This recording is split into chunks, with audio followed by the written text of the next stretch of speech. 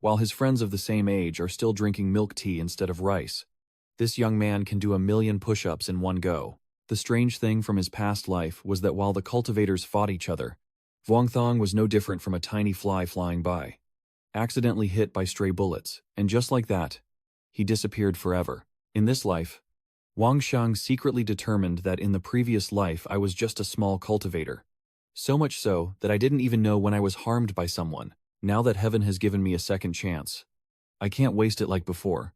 This time, I must prove myself and live as a real person. This afternoon at 41524, Hoa Tian successfully sold it. The time and place match my memories from the previous life, so it means I really have reincarnated back to 57 years old. According to rumors from the previous life, Hoa Tian brought back something from the surface to repeatedly restore spiritual energy over 1,000 years of silence, leading Earth into an era of universal cultivation. If I could be reborn now, I must seize this opportunity. Unfortunately, the remaining cultivation technique from my previous life can only slightly improve my physical body now. Senza believes that the only way to change his fate in this life is through that. Just as Vuongthong was thinking this, his parents returned home. As expected, harmony is life. Kem has arrived, seizing the moment when the two elders were in a good mood. Vuongthong expressed his desire to go to Vodang Mountain to become a Taoist priest. After a chaotic night, Vuongthong finally convinced his parents to let him go to Vodang to become a disciple. Even if the price was a bit harsh, Vuongthong, with a misty face, carries his suitcase and leaves the house. Your mother, tears streaming down her face, looked at her son with frustration, wondering why little Thang couldn't just understand. Wife, don't worry anymore. Xiaothong also said it. It's just a 1-year break from school. Mr. Vuongthong comforts him. I know it's just a 1-year break, but look at how he's fighting. Vuongthong's mother, angry, physically assaulted him, causing his father to beg for mercy. And then both, worried, decided to follow their son to Vodang Mountain. The reason Vuongthong wants to go to Vodang is because there is a specific position there in the top experts of the heavenly list. Since he couldn't officially become a disciple, this time he had to seize the opportunity.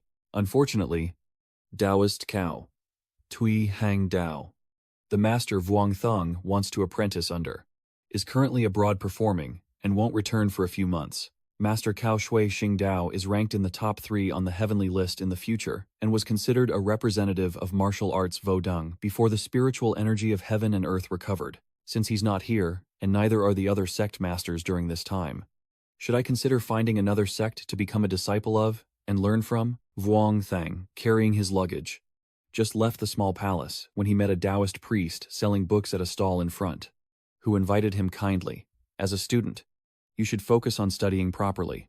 Little brother, don't let the stories and the novels enchant you. If you really want to learn Kung Fu, I can introduce you to some secret martial arts manuals of Vodang, each costing only 300. This is the true inheritance of Vodang's martial arts, which can definitely make you stand alone in the world and laugh freely across the universe. If you need internal energy, little disciple, you can also join the speed training class I teach. Young disciple, today you are very fortunate with martial arts. Don't miss this life-changing opportunity. Please accept me as your disciple. Master Dao, I am willing to follow you in search of the immortal path. Wang Xiang clasped his hands and bowed, secretly pleased. Yes, this is truly his destined opportunity. Isn't this person the Than Ngan too? Or is it the Dao Master himself? In the previous life, this was one of the top 5 senior cultivators on the Tianbang immortal list. This time, I really got lucky. Than Nan Su was confused by Vuongthong's words. Xiaobing Shu, if you talk about learning martial arts, I might find it more believable. But when you speak of immortal cultivation and the Tao, have you ever met someone with real power? The disciple feels that the Tao is a kind of spirit, a perception different from others regarding the heavens, earth, and universe. I couldn't find the person I wanted to apprentice under on Mount Wudang, but I just met someone I know who is not an ordinary person. You're quite interesting, always talking about the Tao, yet still choosing to apprentice. I am just a well-known figure on Mount Wudang, but I don't have much real skill.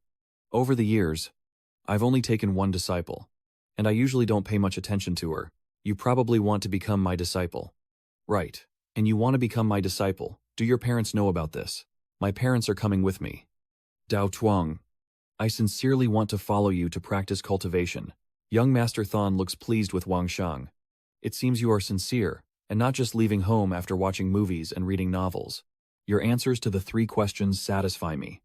Then I will let your parents come and talk. The first question: what is the Tao? According to my understanding, the Tao is the natural order, the law of creation. Question 2: what is the technique of the 5 elements Zan? Y. Destiny. Our general. Divination. Exon is the Tao technique of immortality. E is the Tao medicine. What is Min? Vuongthong confidently answered, causing Ten 1-2 to nod, appearing very determined. So question 3. After I become your master, if you and your father fall into the water and are about to drown, who would you save first? Saving my master first would be unfilial to my parents. The way of the Tao has only one saying: an unfilial person cannot become a true person. Saving your parents first means not respecting your master. A master is like a parent. After some hesitation, Wang Shang decided to reply, I will save my father first. Thon Hin too accepted this answer and decided to take Wang Shang as a disciple. The next morning, I finished talking with your parents yesterday. For now, you're just my apprentice. After the exam, we'll decide whether to officially accept you as a disciple. This is where I live. Usually only me and your senior sister are here. Spend this time with everyone. Yes, master, Wang Shang replied, secretly wondering what the master said to his parents yesterday to persuade them to let him stay on the Martial Mountain. No matter what, I finally succeeded in becoming a disciple. At this moment, Thon Noan Tu called out loudly from outside the yard. Xiao Hujin, isn't that the person you want to see practicing as your junior brother? Come and take a look. A girl dressed simply steps out from the house. Thon Noan Tu pats her head and introduces her as a Quan Huyen, her senior sister. Usually I am very afraid of strangers, but I didn't expect I wouldn't be afraid of you. Hello, senior sister. My name is Vuongthong. I hope to learn more from you in the future. Vuongthong thought to himself. Feeling a bit suspicious, it's rare to meet someone with the surname Mu. Haven't I already told you to stop? My senior sister's name is really Mu Quan Yuan. Than Noan Tu is a bit too angry. Too much talk.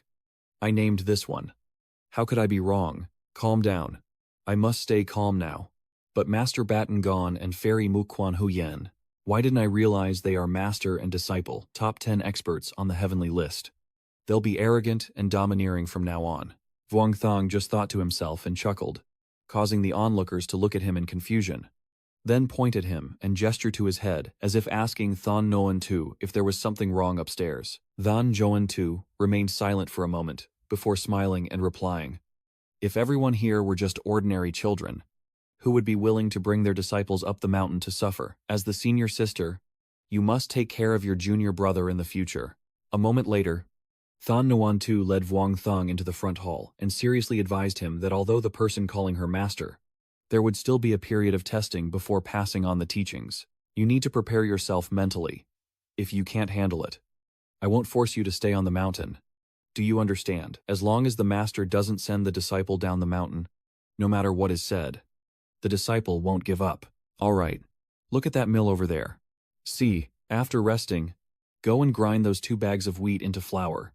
Vuongthong immediately obediently followed, watching the boy focus on milling wheat. Thon Noan Tu couldn't help but feel pleased, then called out to a nearby inn to practice cultivation together outside. Vong Tang Fan Rat Cham Chi Se Lua Mi. Ti Tuang Zung Lai Ngi Ngoi. Ko Lai Quai Qua Nhin Hai Tai Cho Tan Wan Tu. Qua Nien Cho Ju La Tiao Hu Tien Zia Ling Ki. Trien Tua Tu Han Van Chua Zut. Even during the process of calming the mind and focusing, this kind of long-term cultivation accumulated over many years is extremely terrifying. Surely, after restoring the heaven and earth's primordial energy, the speed of these cultivators would surpass that of ordinary people. After passing the training, my master will definitely pass on a few cultivation methods to me. Standing under the big tree is indeed the coolest, but nothing is more important than my own strength. Even if I'm not as good as my senior sister, I can't fall behind in the future. With that thought, Vuongthong continued to work hard without knowing that his master, despite practicing cultivation, was always watching him and silently evaluating, stepping firmly on the ground, not rushing or hurrying, with a good mood. Finally, the task of getting drunk on wheat has been completed. Although Vuongthong had trained his body for a few months before, He was still not accustomed to doing this for the first time, and the pain was unavoidable. At this moment, a servant brought a bowl of water and handed it to Vuong Thang. "Thank you, senior sister." Vuong Thang smiled and accepted. Inside the room, Thon Ngoan Tu's voice was heard saying, "Once you're done, come and tidy up the room." Then he took Vuong Thang to his room. The main house has 2 bedrooms, one for the 2 of them, and one for Tua Huyen. My master's room is on one side, and normally, if anything happens, you concur, find me. After waking up, they went down the mountain to meet their parents to reassure them. A while later, while a young man was playing games, Tang Wan Tu, who had been lurking outside Vuong Thang's room, suddenly waved his hand to signal her to come over. A fellow disciple, also curious, gently approached and then peeked into Wang Shang's room, only to find him practicing cultivation, while his junior brother was also trying his best. Just as Thon Ngoan Tu finished praising, he heard a girl's voice coming from inside the room, making him awkward and scratching his head. It's not really a compliment. Haha. After resting, Vuong Thang went down the mountain to see his parents as his master instructed. And when he returned, he was carrying a large bundle on his back. "My senior sister's slippers are too old. I asked my parents to buy 2 new pairs, so hopefully the master won't blame me. I didn't hesitate to go up the mountain. I must have hurt my parents' feelings, although I don't know what to say. In this era of restoring vital energy, everything is still unknown, and I need enough strength to protect them." But Wang Shang looked at the 2 bags in his hands with confusion. There was spring water on the mountain for us to use. So why did the master specifically tell me to go down the mountain and buy the cheapest 2 barrels of spring water? Forget it. My master must have his reasons for doing that. I'll just follow along. In the end, it turns out Vuong Thang overestimated his master. You look at your master writing sacred mountain water on each bottle you bring back. Speechless. This is my side job. Special because lay practitioners come up the mountain to seek blessings. Each bottle costs between 20 and 100, and more than 10 bottles can be sold each day. All right, let's go to the back courtyard. I will perform a set of martial arts for everyone to see. As a beginner's benefit, Wang Sheng immediately grinned and followed the master to the backyard. After a while, Wang Sheng practiced the martial arts the master just taught and couldn't help but marvel inwardly. When performing the entire set of techniques, my whole body heats up, as if a stream of energy is flowing through me. Although this set of techniques taught by my master is simple, I didn't expect it to contain such profound energy. I didn't expect to learn such a profound set of martial arts just after starting. Today I must practice this set thoroughly. By the time Wang Shang finished his training, it was already late at night. Only then did he notice a Quan Haiyan sleeping outside the door, and he gently woke her up and said, "Sister, go to bed and sleep." "Oh. Yuan responded dreamily and then went inside. Turns out my senior sister doesn't just know how to say listening to my master. I learned that when I was young, my senior sister was seriously ill and couldn't speak like that. I am her junior sister and will take care of her in the future. Vuong Thang just thought of this when a flying shirt hit him in the face. And the shirt was actually smiling. The senior sister has gone into her room to change clothes. Vuong Thang hurriedly pushed a shirt into her room and then closed the door before rushing back to his own room to rest. My senior sister in front of me is completely unguarded. But as a disciple like me, I can't take advantage of her. However, my senior sister now is very different from the immortal maiden image she had in my previous life. Vuong Thang moved slightly. Then a sharp pain shot through his arm. To Han is indeed not so simple.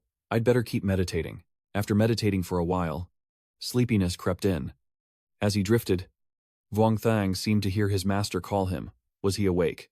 Vuong Thang rubbed his sleepy eyes and was startled to see Thon Non Tu. When he saw Thon Hang On Tu enter the room, his sleepiness was instantly swept away. You quickly sit up and call out softly, "Master." Thon Hang On Tu smiles and says, "Lie down. Don't sleep yet.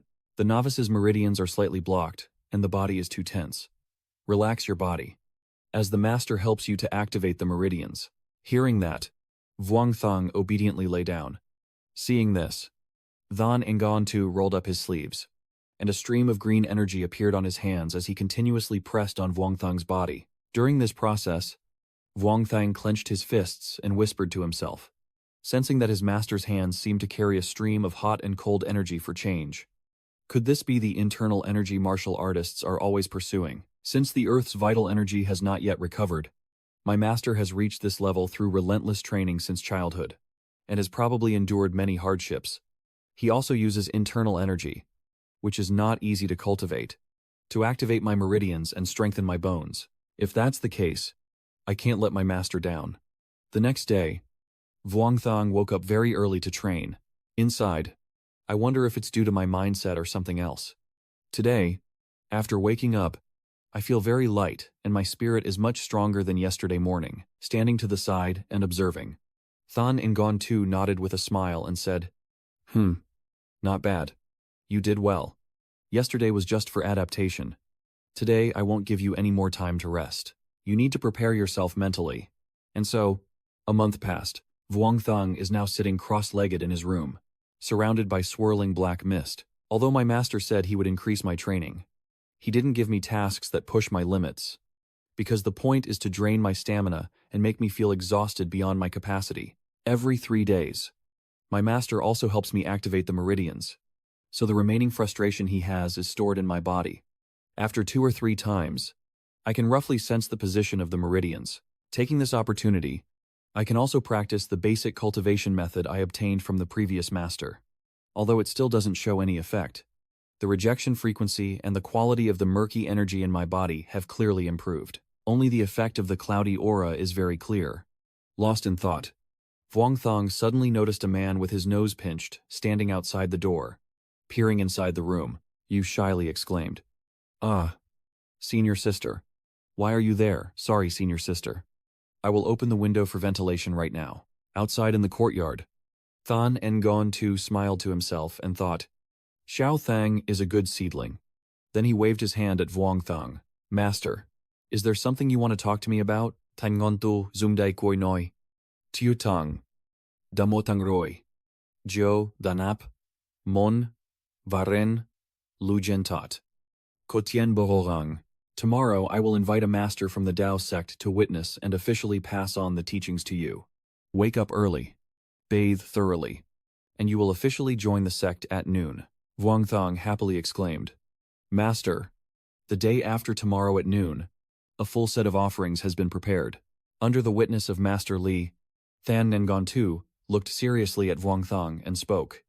Vuongthang stepped forward, responded to an apprentice, then advanced, kneeling before the sword and bowing. "If you have entered the sect, you must inherit the name of our master, the immortal master of our lineage. After entering the sect, you will take the name Yu and the Taoist title of your senior sister as Bu Nu, and your Taoist title as Phi Nu.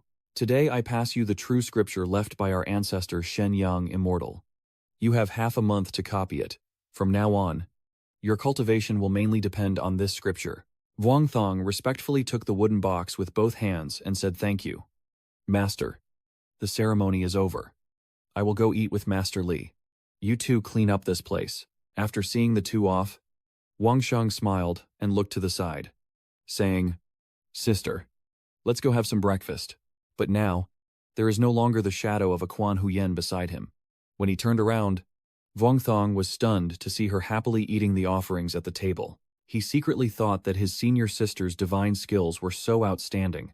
No wonder she was a top-ranked master. But her current appearance really has little to do with the image of that immortal from the legends. After a while, Vuongthang finished tidying up and couldn't wait, immediately taking out the scriptures to examine. The person with 5 bloodlines, the way of the 5 elements, energy full and spirit concentrated. Just as you were reading, a girl holding a plate of grapes approached. She signaled for Vuongthang to open his mouth and fed him a grape. Vuongthang scratched his head and smiled, saying thank you to his senior sister, then continued reading the foot scripture. "The divine is reluctantly wise. The cave is reluctantly peaceful. The Taoist master holds one hand. From then on, life begins anew." Sitting behind him, a young girl clenched her fist to show her determination. At the same time, she remembered her master's words. If these were just ordinary children, who would bring them up the mountain to suffer? As a senior sister, she must take care of her junior brother in the future. Another 2 months passed. After the initiation ceremony, Than Ngon Tu began teaching Vuongthang the cultivation techniques and scriptures, including the key practices of the current Taoist sect. Tuvo, to be precise. is a method of protecting the way through cultivation. When the celestial energy is still abundant, cultivators not only pursue their own path, but also assist in safeguarding the Great Way and practice various techniques, using oneself to protect the Great Way, acting heroically and righteously. Taoist techniques, mystical barriers, the hexagram dual meanings, the great formation of the Tao, talismans, alchemy, and chi pursuit. These divine techniques were once very glorious back then. But later, the primordial energy on Earth gradually depleted, and the art of Taoism became merely a formality. Cultivators without primordial energy must protect themselves and use their close-range skills to fight and amplify their power. This is called martial cultivation or martial way.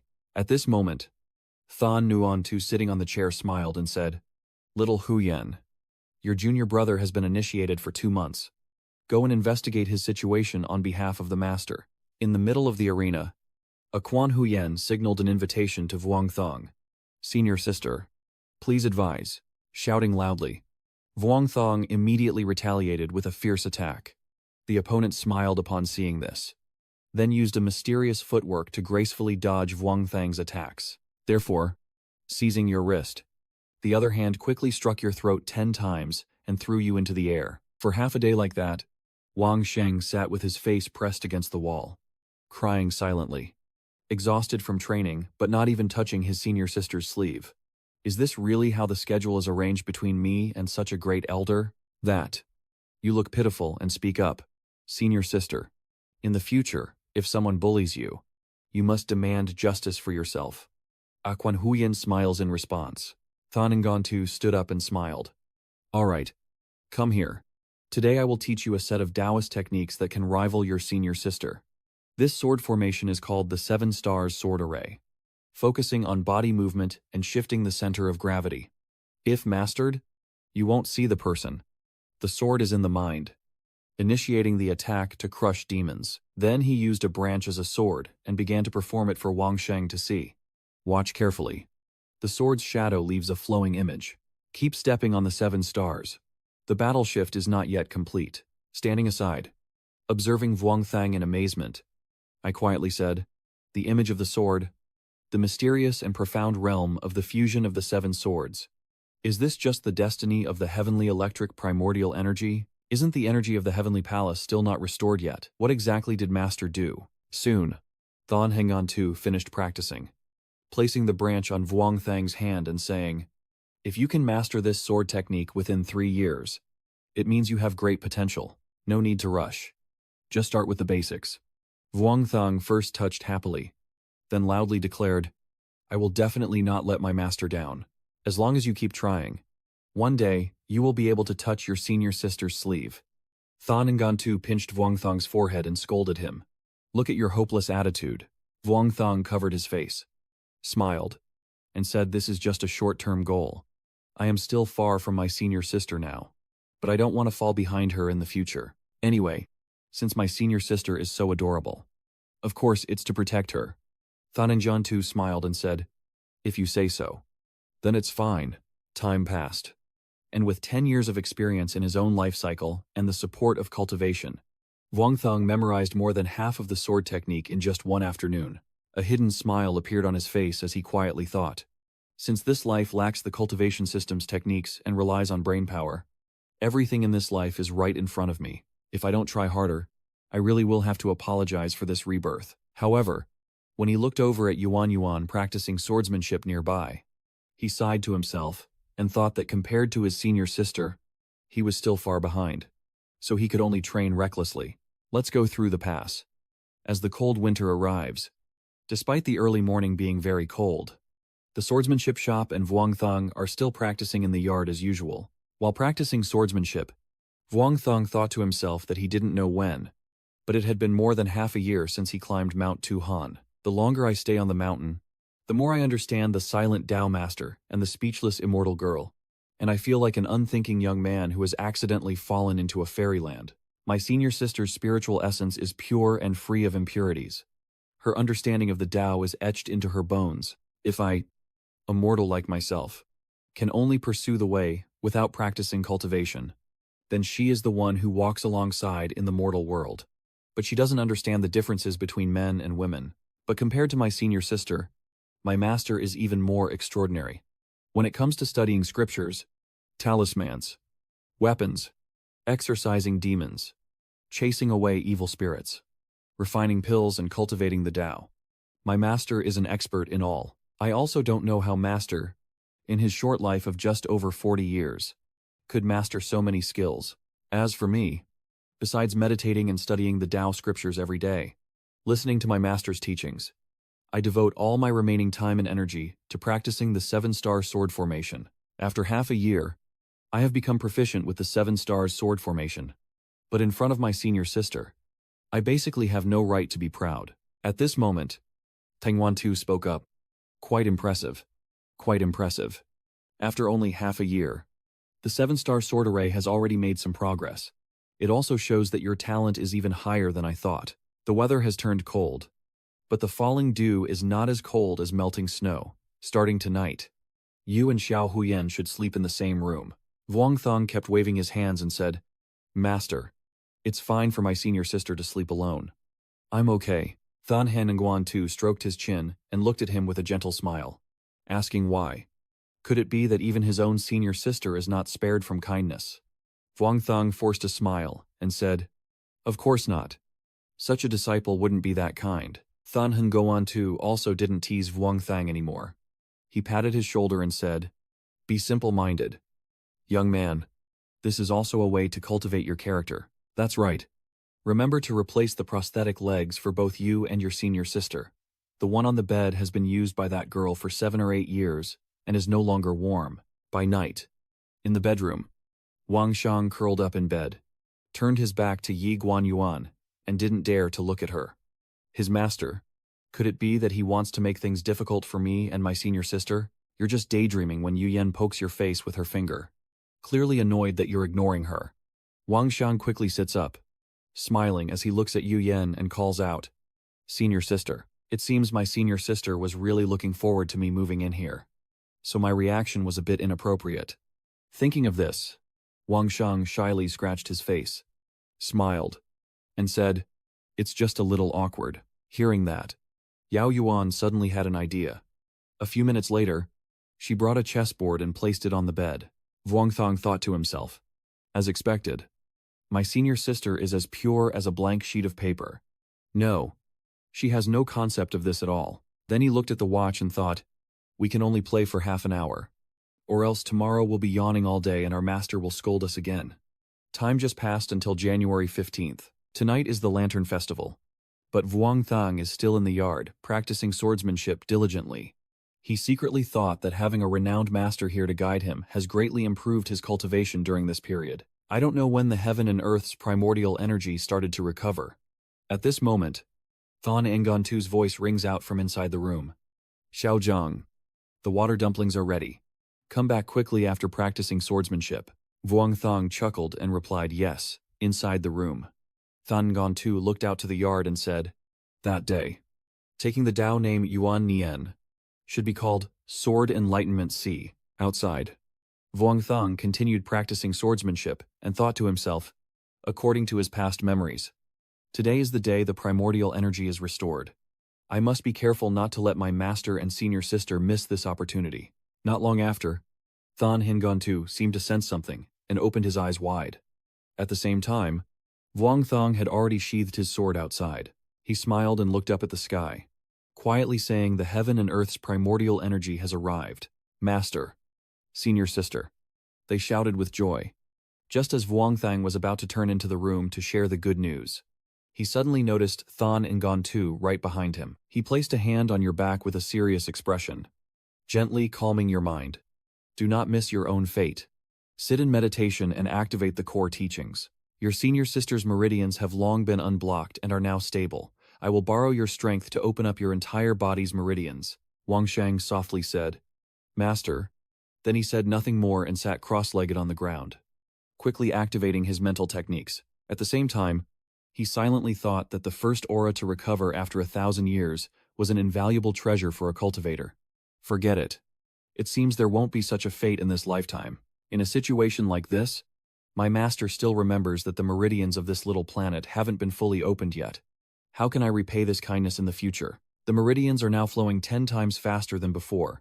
Is this the divine energy from heaven elevating a cultivator? From now on, the earth will enter a new era. A moment later, just as Wang Shang opened his eyes, he saw the smiling Quan Huyen standing before him. Then he asked, "Sister, have you finished your meditation?" A Quan Yuan covered his mouth with his finger and pointed in one direction. Vuong Thang looked and saw Than Ngon Tu sitting cross-legged in cultivation, and he also noticed his realm rapidly increasing. He happily asked, "Master, are you gathering your spirit?"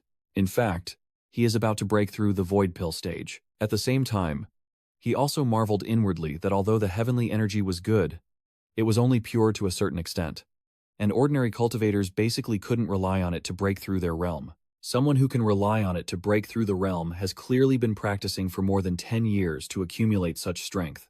My master's accumulation is truly terrifying. The night passed quickly, and by morning, Yuan Huyen and Wang Shang were both diligently practicing. After practicing the 7 stars sword formation once, Wang Shang looked at the wooden sword in his hand and thought to himself, "My senior sister's innate talent is exceptional. Her advancement goes without saying, and my cultivation has also reached a new level. In just a short night, the spiritual energy in my body has become several times more refined, and I have gained more than in my previous life. And by activating the true essence within my body, I have stepped into a new realm of understanding of the void spirit sword formation. The wooden sword used for training can no longer withstand the true essence and sword intent. As for the master, the primordial energy stabilized 3 days after awakening. 3 days later, in the evening, as Wang Shang was on guard for Than Hengon Tu and dozing off against the door, a gentle call suddenly sounded. "Little Shang, wake up." Wang Shang slowly opened his eyes, seeing that it was Than Ngon Tu. T exclaimed happily, "Master, you're awake." Than Ngon Tu smiled and said, "You've all worked hard these days to protect me. Go to the bedroom first. I have something to tell you later." After resting, Than Ngon Tu began to tell Vuong Thang about the world of cultivation 1,000 years ago at a tea house. While also warning them, he said that the way of the world will change and upheaval will inevitably come, and as cultivators like us, we naturally bear a great responsibility. Time passed, and after a short period of training, they returned to their previous cultivation days, with nothing significant changing. But with the help of true essence, they had truly begun to cultivate. In the courtyard, Wang Shang demonstrates the 7 emotions sword formation to Than Ngon Tu, showing that its power has greatly increased compared to before. Than Hengon Tu smiled and said, "Your broken heart sword array has improved step by step. Not bad. Not bad." A nearby guest also happily clapped and praised. Vuong Thang humbly said, "It's all thanks to my master's guidance that I've achieved such progress." That, you shyly scratch your head and point to the big hole in the wall. Then ask with a smile, "But master, isn't this considered damaging the reputation of Mount Wodang?" Brother Than Ngon laughed and said, "It's nothing." Then the 3 of them looked at each other and laughed out loud. Time has passed again. Spring turns to autumn, and Wang Shang has spent 3 years on Mount Wodong. Today, the peaceful days of cultivation were shattered when Master Taoist Li Shuiwu came knocking at the door. From afar, Li Tuino runs over anxiously and shouts, "Senior brother Than Nan, Vo is in danger." Master Than Ngon invites Li Tuino into the room. As soon as he sits down, Li Tuino exclaims, "No matter what, you have to help me with this." Than Hengon Tu poured a cup of tea for Li Tuino, then smiled gently and said calmly, "Don't rush. Drink the tea first and then speak slowly." According to Li Tuino, it has been 3 years since the vital energy recovered, and most sects have regained their own inheritance.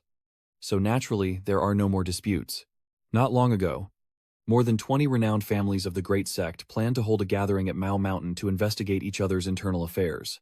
It was because of this Liu gathering that Li Tu No sought out Than Ngon Tu for help. Li Tu No sighed heavily, complaining that all the senior brothers and 2 senior sisters kept saying cultivation was important and pushed everything onto me. But since my cultivation is too low, if someone intentionally probes, I probably won't be able to handle it. So I have no choice but to ask my senior brother for help. Master Than Ngon said, "If you want to find a cultivator at the prenatal conception stage to handle this, I probably won't be able to go." Li Tuino, hearing this, asked anxiously, "Has your senior brother's realm been lowered already? How is that possible?" Than Ngon Tu chuckled and said, It's not that I was demoted. I broke through to the Void Pill realm a few months ago, so this trip doesn't seem quite suitable for me. Hearing that, Li Thui No secretly cursed in his heart. Oh no. A cultivator like you better not pretend to be naive. Just because your realm is higher, the old Taoist is only at the spirit gathering stage. Can he even consider my feelings? At this moment, Thon Ngon Tu continued. Although I am not going, my 2 disciples are quite suitable for your needs. Li Thui No was startled and exclaimed, Huh. Bat Nugu and Phi Nugu have already broken through to the nascent soul stage. Thon Non Tu deliberately sighed and said, Well, my little brother broke through to the nascent soul stage a few months ago. As for Xiaozheng, when it comes to swordsmanship, he started training a bit late, so his level is a bit lower than his senior sisters, and he's only at the late stage of the spirit gathering realm. Li Thui No once again sobbed secretly. Do I really need to boast about having a higher cultivation level and a talented disciple? If it weren't for the lower realm not being as good as yours, I really want to have a life-and-death fight with you. Sitting outside the room, Vuongthong chuckled to himself, saying, The master's archery skills are getting more and more formidable. By nightfall, Li Shuaiwu bade farewell and left. Thon Nontu and Vuongthong accompanied him on his way. When he reached the door, Li Shuaiguo turned back, clasped his hands and said, Let's settle this matter like this. We will set out tomorrow morning. I will take my leave first. Master Thon Ngon clasped his hands and spoke. Brother disciple, go at a leisurely pace. Vuongthong also clasped his hands and said, Uncle Lai, go at a leisurely pace. Shortly after, Thon Ngon Tu handed over a letter to Vuongthong to accompany Li Thu Ngo to the exchange meeting. Compared to you, who grew up in a mountain village since childhood, it's natural that I would receive more careful instructions from Thon Ngon Tu. After coming down the mountain, you can't part with your phone. If you're short on soldiers, remember to use your guard. Yes. Do not talk to strangers or get into others' vehicles. Yes. Men below the mountain are untrustworthy. If there's something, you still need to care for your junior brother. On one side, Wang Sheng was packing his belongings, silently thinking that human hearts are treacherous and are never as pure as the tranquility of the mountain. The pure-hearted senior sister, still as beautiful as a fairy, is also easily deceived by others. But over the years, I've also improved quite a bit. Now I can help my senior sister pack her clothes or even change her realm. Suddenly, I accidentally grabbed an object that made me blush, so I quickly hid it in my luggage. His mind kept repeating, The way of the sword. The way of the sword. The next morning, Wang Sheng dressed in the uniform of the sword sect and carried 2 large travel bags out to the courtyard. Thon Guan Tu approached and asked, Are you done packing? Vuongthong smiled and replied, Oh, strange. We can leave at any moment. Thon Njoan Tu patted his shoulder and said boldly, Xiaothang, this time when you go out, you must not let them bully the weak or boast about your martial arts everywhere. You have to be humble. Understand. Vuongthong patted his chest and assured him, Master, don't worry. Humility is my way. Thon Noan Tu nodded with satisfaction and smiled. Then he called into the room, Little Huyen, we're ready to leave. Everyone get ready. In the room, the laughter of a tea house echoed, and a few seconds later, she stepped out from inside. Vuongthong was immediately stunned by her current appearance, and his face quickly turned red. Thon Ngoan Tu pushed Vuongthong gently and said with a smile, Hurry and stand over there so I can take a photo of you two to post on my friend circle. Vuongthong shyly replied, Master, I told you I should be modest. A moment later, Thon Nguan Tu's laughter echoed in the yard. Haha. Laugh out loud. It turns out that the charm of a Quan Huyen is no ordinary thing. Wherever she goes, she attracts the attention of all the boys, making Vuongthong nervous. Worried that some troublemaker might get beaten up by her, Li Thui No stands in front of a bus, waving to them. He greets Master Shifu, Vuongthong, and a fellow disciple with a respectful bow. As expected of the disciple of Brother Thon Noan Tu, your politeness makes others respect you. Come on. Let's get to know each other a bit. Li Thui No smiled kindly and then gestured towards the 3 people beside him. These 3 are 3rd-generation disciples sent by the Martial Mountain, all of equal standing with the 2 of them. The sword cultivator is Zhu Yinglong, the body cultivator is Qi Ling, and the body cultivator is Man Heng, each introducing themselves in turn. Greetings. Senior brothers and sisters. I speak rather awkwardly. If you have any advice, just tell me, Wang Xiang replied, secretly assessing in his mind that their aura clearly indicated they had also reached the spirit gathering stage. And the strength of the martial arts practitioners truly should not be underestimated. It's just the way of martial arts, with the main cultivation method centered on pure martial strength. And most of the spiritual techniques are also closely related to martial arts. Today, with the revival of the way, martial arts might be looked down upon by other sects. Alright, let's get in the car and head out. According to the plan, the 5 of them each got into the vehicle one after another. One of the brothers chose a spot near the window, always looking outside, making Vuongthong laugh, eagerly awaiting something. One of the brothers took out his phone, selected a few stickers to show his excitement to Vuongthang. This is their new way of talking. I see, Vuongthong replied with a smile. This is the phone that Vuongthang just bought with his earnings from practicing magic. Since switching from a brick phone to a smartphone, a Quanhoin's meme game has entered a new level, now fighting against her. I'm afraid everyone here is just pretending to be wise. I only live until 31, and there are many things I still haven't truly opened my eyes to. This time, everything will change. Moreover, Wang Xiang instinctively looked at a fellow brother, determined to protect the person beside him. Soon, the car took them to the hotel at the foot of Mount Mao. The divine gathering will officially start tomorrow afternoon. Everyone should rest well during this time. And you can also go sightseeing around. But don't overexert yourselves. Li Shui Gudao said a few words and then left. The next morning, a senior brother was sitting outside Wang Sheng's room playing a game. Wang Sheng came out of the room just as she lost her match. Hey, is my senior sister waiting for me? A fellow disciple ignores her. Did I tell you? One of the brothers quickly swiped his phone screen and scolded me harshly.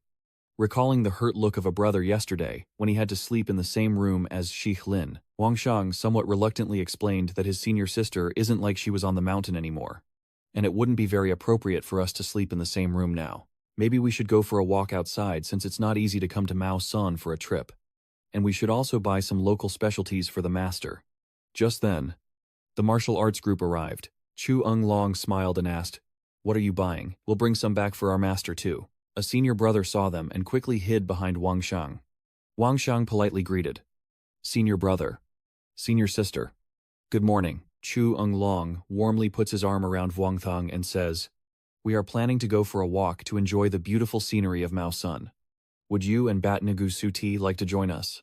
Vuongthang happily agrees. On the way, everyone shared jokes and had fun. Mao Mountain is also easy to climb, Sichlin said. Chu Yulong nodded in agreement. Mao Sun's main peak is only a few hundred meters tall, but the temples are very peaceful and easy to find. If the mountain isn't tall, how can there be spiritual energy? Vuongthang said, then turned to look at a nearby shop, enjoying some delicious cake. Thinking to himself, of course, for his senior sister. It doesn't matter whether Lin is there or not, as long as she's eating. As they were about to continue their journey, a group approached to start a conversation. I wonder which sect they belong to. I am Liu Wenji, from Mao Mountain. Greetings to all of you. I, Li Ventri, humbly bow to the esteemed cultivators of Vodang. Lu Ventri replied with a smile. So it's just a few cultivators from Vodang. Please feel free. If there is any rudeness or oversight in our reception, please forgive us. While exchanging greetings, Vuongthang noticed the unusual gaze of the two people accompanying Lu Ventri. Are the people from Mao Sun here to cause trouble? Or is it just a simple greeting? As Vuongthang thought this, they suddenly took their leave. And as they passed by, he overheard them by chance. Now everyone is cultivating and understanding the way. What is the disciple of Vodang coming to stir up trouble for? Showing off swords and fighting. So they are looking for someone to fight. Vuongthang silently thought, isn't senior brother Van Tri looking for the talented Long Ho Sun to refine his skills? It seems he failed and is heading back. Alright. The golden-haired guy is still talking when suddenly he's hit on the back of the head by a strange object, causing him pain and anger. Who's attacking him alone? Wang Shang immediately turned to look at a shopkeeper using internal energy on a piece of tofu skin. Recognizing him instantly, Wang Shang then grabbed the shopkeeper's hand and pulled him away. Hurry up and go. Doing bad things and not running away quickly. Are you trying to fight? At the same time, the blonde hair keeps looking around angrily, constantly scolding. Who exactly is it? You dare to attack secretly but don't have the courage to admit it. If you see Mao Son's disciples acting arrogantly, come here and show your skills. And his accomplices said, if it weren't for you two talking behind our backs, we wouldn't be in this trouble. Lu Van-Tri calmly looked around, then bent down to pick up a piece of moss that had fallen under the yellow hare's feet. This Tuvai proved to be much better than that arrogant Long Ho Sun. As expected from Wudang, there are indeed formidable figures among the younger generation. In the afternoon, at the square in front of Mao Mountain, seeing Li Thui No leading 5 cheerful young men to ask about other sects at the exchange meeting made some people feel amazed. Wudang over the years hasn't relied on swordsmanship and martial arts to make a name for itself, but also comes to stir up trouble. They even send out beautiful female disciples to attract fame, probably hired with money. Vong Tang. Zum Kach Zo Khomsa. Ngejuok Mai Loi Nai Khom Khoi Fien Long. Dao Tua Vu Khoi Fuk. Martial arts can be understood even if not taken seriously. But fellow Taoists, could you lower your voices a bit in the discussion, otherwise I'm afraid I won't be able to eat my senior sister's cooking.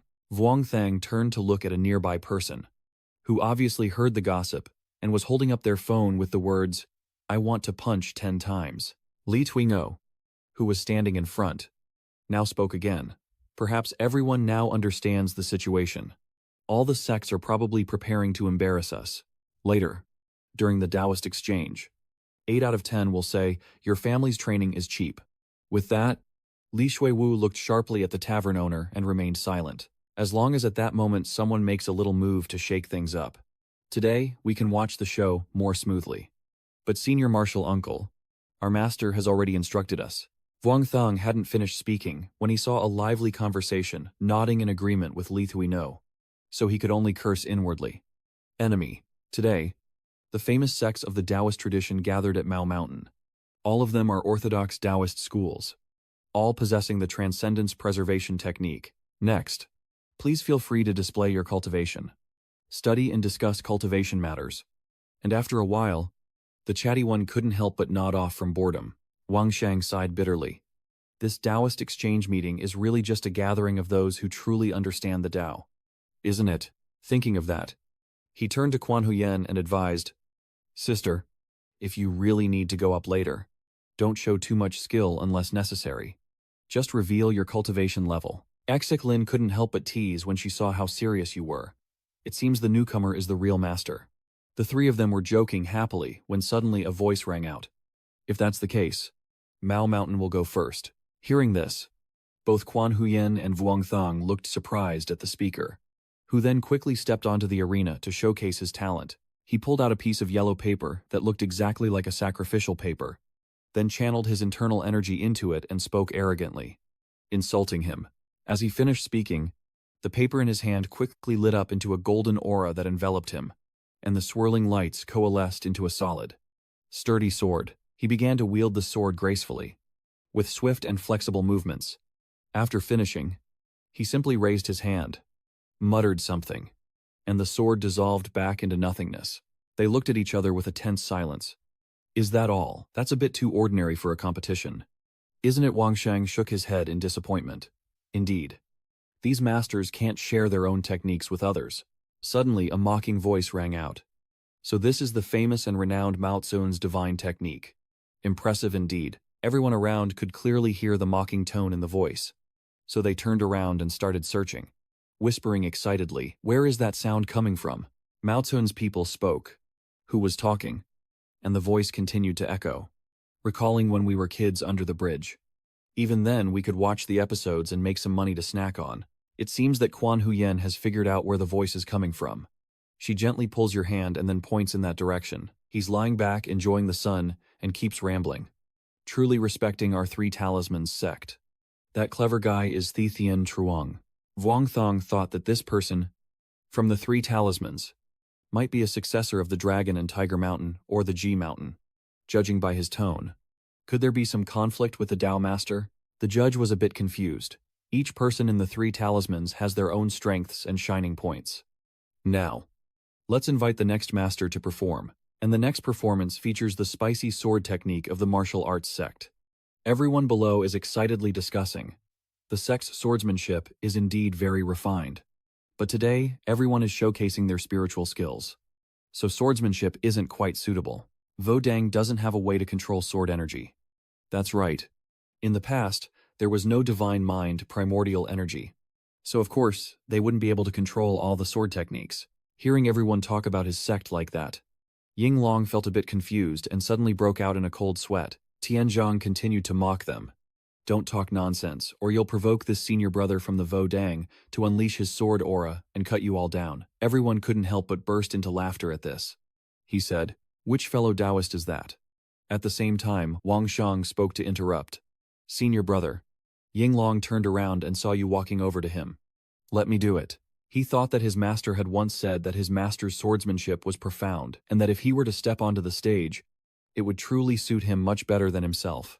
Hearing this, Yinyang sincerely reached out and raised his sword in front of him. "My skills are not good. Sorry to trouble the master." Vuongthong bowed his head respectfully and humbly said, "My senior brother's sword technique is also profound, unseen by the naked eye, and just right to have some intricate sword moves." It was just the right move. And before you could finish speaking, the figure had already swiftly dodged past. Vuongthong gently recites, "The sword awakens the spirit. The sword dances like the bright moon." His swordsmanship. Quan Huyen smiles softly as he observes him, while everyone else here is wide-eyed and amazed. Trong Te stared with wide eyes at your swordsmanship. That is, Vuongthong, like a deity, dominates the arena. Astonishing him, this is not considered a martial art. He looked at the radiant glow constantly emanating from your body, and he was sure this was the intelligent sword heart. Definitely the intelligent sword heart from the ancient texts. Vuongthong moves like a dancer in the air, disappearing and reappearing with his sword in a stunning display. Then he raises his sword straight to the sky, his face full of seriousness. Immediately after, he charged to escape with the treasured sword in hand, twisting his body continuously from right to left. Vuongthong continued to point his sword straight up to the sky, channeling his inner strength, and his illusion, along with the sword, split into many copies. Tianzhong was so amazed that he stood up and watched his performance without blinking. The crowd was stunned. What kind of realm is this? With such astonishing sword intent perception, is that person a sword immortal, or the third-generation disciple? And does he also have a divine realm cultivation? Vuongthong slowly lowered his sword as the surrounding light gradually dimmed, the starry sword flickering. The bustling cityscape faded into emptiness. And at this moment, he slowly opened his eyes. The sword technique is finished. Vuongthong introduces, "The intelligent sword intent is my Tao and law." After finishing, Vuongthong happily hands the sword back to Long. "Senior brother, your sword." Seeing this scene, Yinyang smiled bitterly to himself. Vuongthong, junior brother. He covered his mouth with his hand and whispered, "Well then, I'll change how I address you now. Is there still time to call you senior brother?" Vuongthong was speechless. "Senior brother, you've said enough." The referee announced loudly that the shattered star sword is renowned, and the Taoist techniques from the mountains leave a deep impression on others. Today is the day for the disciples to correct each other's mistakes. A good opportunity to test each other. From now on, there are no restrictions. Please feel free to learn from one another if you wish to train together. It's better to stop here. Don't hurt anyone. Her eyes filled with concern. Seeing her so excited, he couldn't help but ask, "Senior sister, do you want to continue?" She looked around for a while, then nodded at Vuongthong and pointed in that direction. It's him. The one she was talking about is Thien Trong, who has been sitting there all along with a dark expression, watching them. Realizing he had been spotted, he didn't hide and directly stood up and approached them. As soon as Vuongthong saw this, he immediately became suspicious, thinking this guy had malicious intentions towards the senior sister. But something felt off because his eyes had not left you all this time. Vuongthong hesitated, realizing that the person he was looking for was himself, as he was about to approach you. Suddenly someone else moved faster and headed towards Thien Trong. That person also respectfully introduces himself as Lu Vanqi, a disciple of Mao Sun, seeking to learn the great Tao of the Long Ho Thien Tong. Does the Kwai Phi Thien Truong want to fight with this disciple once? Thien Trong looked confused, then sneered and sighed. He scratched his head and said loudly, "So, you're still not satisfied after losing to me last time. Anyway, I'm not afraid of that sword-playing brother from the Martial Mountain who's running away. and it won't take much time. So, let's go. Wang Shang stood here, confused, frowning, angry, thinking, playing with swords, me. Immediately afterward, both of them quickly stepped onto the martial arena, and Thien Trong spoke, saying, "So what are we competing in this time?" Van Try drew his sword as the red-inked talismans surrounded him. Of course, the spell charms. Hearing this, Thien Trong couldn't help but laugh loudly. Echoing across the arena, he quickly set fire to the talisman in his hand, sneering at his opponent, playing with charms. Then he took out a compact, improved talisman from the middle of the knot. Immediately after, he looked proudly at Van Try. "I don't bow to anyone." Vuong Thong watched from afar, slightly surprised, wondering if it was possible to have such mysterious talismans and divine charms. Could Van Try have been practicing since he was young and trained by a major sect? So reaching the mid-stage of the spirit-gathering realm is not surprising. But has Thien Trong also already reached the late stage of the spirit-gathering realm? Over here, Thien Trong has spoken. "Come now. I will let you make the first move." Vuong Thong couldn't help but wonder. With the primordial energy just restored, young cultivators reaching the spirit-gathering stage are all talented individuals. That person must have extraordinary aptitude. Perhaps it is the divine relic of Mao Mountain. At this moment, Van Try also begins to draw his sword, his eyes shining with a sharp and unwavering determination. As soon as his hand touched the sword, a brilliant golden light burst forth, and the talismans appeared simultaneously. Swirling around the blade, Van Try quickly assumed a fighting stance, respectfully asking for guidance, with a cautious attitude completely different from Tianzhong. After speaking, he raised his sword and shouted loudly, issuing a divine decree to summon the lightning. The talismans were quickly drawn into the clouds above, which then emitted a stream of golden light, and from there, a massive, fierce force descended straight onto the target on the ground. But it seems that Thien Trong isn't panicking at all. He easily dodges again. Using the same move, nothing new or impressive. Van Try didn't stop there. He drew out his long sword and unleashed the main lightning technique. At the same time, two talismans, the Divine Action Talisman and the Circle Jump Talisman, were cast to boost power and attack. Tianzhong dodged and provoked at the same time, saying, "Your Maoshan upper-level talismans are okay. Can you add a little more lightning magic? But these tricks are just boring." Finally, he made his move. Does he still refuse to admit defeat? "Little Liu girl, do you think I will let you go?" The two talismans used are the Spirit Snake Talisman and the Hatching Crane Talisman. Tianzhong smugly teased, already wanting to ask what a woman in men's clothes would look like. "Yes. From now on, I can call you Liu Mumu." It seems Van Try is a bit flustered as the two talismans attack him simultaneously. Then Tianzhong pulls out 4 talismans and eyes Van Try with a cunning look. He laughed loudly. "I haven't even had to use my skills yet. I already took some torn talismans. If today you force me to use more than 100 talismans to endure, then consider me defeated." Van Try at this moment seems so provoked that he is furious, telling everyone to shut up. The 4 talismans attack simultaneously, making the situation look quite unfavorable for Van Try. He began to summon many yellow talismans around him to counter Tianzhong's fierce attacks, with a fierce yellow internal energy enveloping Van Try to block those talismans. Tianzhong lunged forward and shot out a few more talismans, delicate as a willow catkin. How could you not hold back anymore? The good part is still coming. 2 black talismans are quickly released and turn into tiny black butterflies, forming a swarm of hundreds that continuously surround Van Try. Surprising him a little, they kept flying out gradually. Not just hundreds, but thousands in an instant, filling the area around Van Try. At the same time, a burst of golden aura quickly erupted from within him, and Van Try smoothly succeeded in driving the black butterflies out of his body. Vuong Thang was so surprised he opened his mouth wide. So that robe is a magic weapon. Huh. Meanwhile, the spectators are still watching the match, and he is assessing. Although the quality of that Taoist robe doesn't look high, and it requires a lot of true essence and spiritual energy to sustain, it's clear that it's a genuine Taoist magic weapon. So this trip won't be wasted. Tian Trong King Tuong, passing down a 1,000-year-old magic weapon to a spirit-gathering disciple, is truly shameless. But our old fire master of Mao Mountain is just as shameless. He looked smugly at Van Ji. But it's no good. They had given me something like that before. The disciples on Van Ji's side looked annoyed and glared, while the elders of Tianzhong nodded contentedly with smiles. Tian Truong looked at the challenger and asked, "So now everyone has no shame left?" Fan Tri was alert, though he didn't know what it was for. But that learning stone was clearly a magic tool. "I've used my trump card. I can't lose this time. So I guess it's best to strike first." At this moment, Van Ji quickly channels his internal energy to strike at Tianzhong, with his sword releasing a powerful surge of energy. The 5 directions divine power. Breaking through illusions.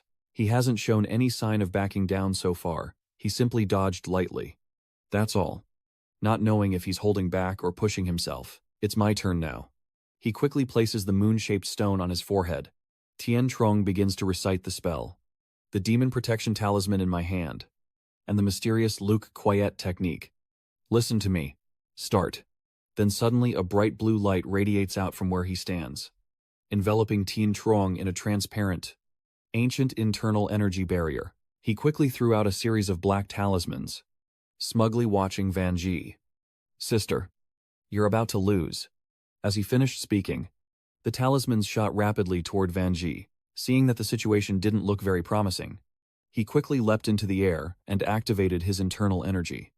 Around Van Ji, a fragile light sphere also formed. Those black talismans suddenly started bleeding, fresh blood of unknown origin, which continuously dripped into Van Ji's light circle. His strength quickly vanished. He didn't expect Tianzhong to resort to such means, so he temporarily stopped his attack. The crowd kept furious and stunned, even resorting to blood sacrifice. Is that really necessary? Has everyone lost their dignity? Then suddenly a black talisman swiftly flew past Van Ji's face, leaving a streak of blood on his cheek. He stops the evil, touches his face with his hand. His eyes become vacant, and finally the sword in his hand slowly lowers. Van Ji bows his head sadly. "I have lost." Vuong Thang watched from start to finish, and couldn't help but marvel. This successor of Long Ho Sun is truly extraordinary. A familiar voice from behind drew the attention of both of your eyebrows. "That celestial sword is not to be underestimated. You're surprised. Does your master know him?" "Mr. Dao has heard of him before. 5 or 6 years ago during the demon imprisonment at Long Ho Sun, before the natural energy of heaven and earth returned. He grasped the fundamentals of talisman magic. After the return of the primordial energy, he quickly understood the seal on the book, and, despite his young age, had already established more than 10 types of talisman techniques. Now he is the top among the younger generation of Long Ho Sun, directly mentored by the elder master of Long Ho Sun, with a bright future ahead. You think, if Tianzhong has such potential, why haven't I heard of him before? Could he have faced some catastrophe and died early? If it weren't for his personality and sharp tongue, how could no one have known about him? On the other side, Tianzhong was proud and bored. Activating this magic tool was no easy feat. Suddenly he shouted loudly, "The young sword player from the Martial Mountain. Let's have a little contest." Without warning, they called out your name, and I was momentarily stunned, pointing at myself and asking if it was me. Remember what my master told me. Don't go around showing off your cultivation. Try to stay humble. Understand, you're struggling inside because your master advised you to be humble before you left. Yinglong and everyone else looked over at him in surprise, and he exclaimed in amazement, "Fingu, if you retreat without fighting, you'll only leave a reputation of cowardice for the martial arts world. So forget it." Then Wang Thong stood up and asked Brother Yinglong to borrow his treasured sword for a moment. The audience kept buzzing. No way. Borrowing a sword from someone nearby on stage. It seems Vo Dang really doesn't take the sword immortal of the future seriously at all. Whether he values the sword or not, right now the young man's cultivation isn't high enough. So he can't let go of the sword. It's very difficult to win. That's right. The opponent can throw dozens of talismans. How could he not get hurt? Senior Quan gently pulls on her dress without saying a word, but his eyes reveal his concern. Vuong Thong, understanding her thoughts, reassures her. Don't worry. Everything will be fine. It seems that her words really moved her, and the young woman's cheeks flushed slightly. Senior brother immediately regained his composure and gestured for him to keep going. Everyone quickly stood up, passing their swords to Yinglong. Careful. Junior brother, Wang Thang said. Thank you, senior brother. I apologize. Master, I want to take this opportunity to test myself. If I can't defeat I will ruin my reputation as a martial artist. He also didn't care and told you to pay attention to your safety. Fine goo. This kind of reputation doesn't mean much at all. So the two fighters quickly stepped onto the arena. With Tianjuan's face full of confidence, Xishling is worried. Senior brother, do you think Pingu can definitely defeat Ti Tiantrong? And Yinglong is also nervous. It's hard to say. He analyzed that even the highest level of talisman mastery of Ti Tiantrong was not to be underestimated. And with the Jade Talisman artifact to support the monk's spiritual sense, it would enhance the power of the talisman.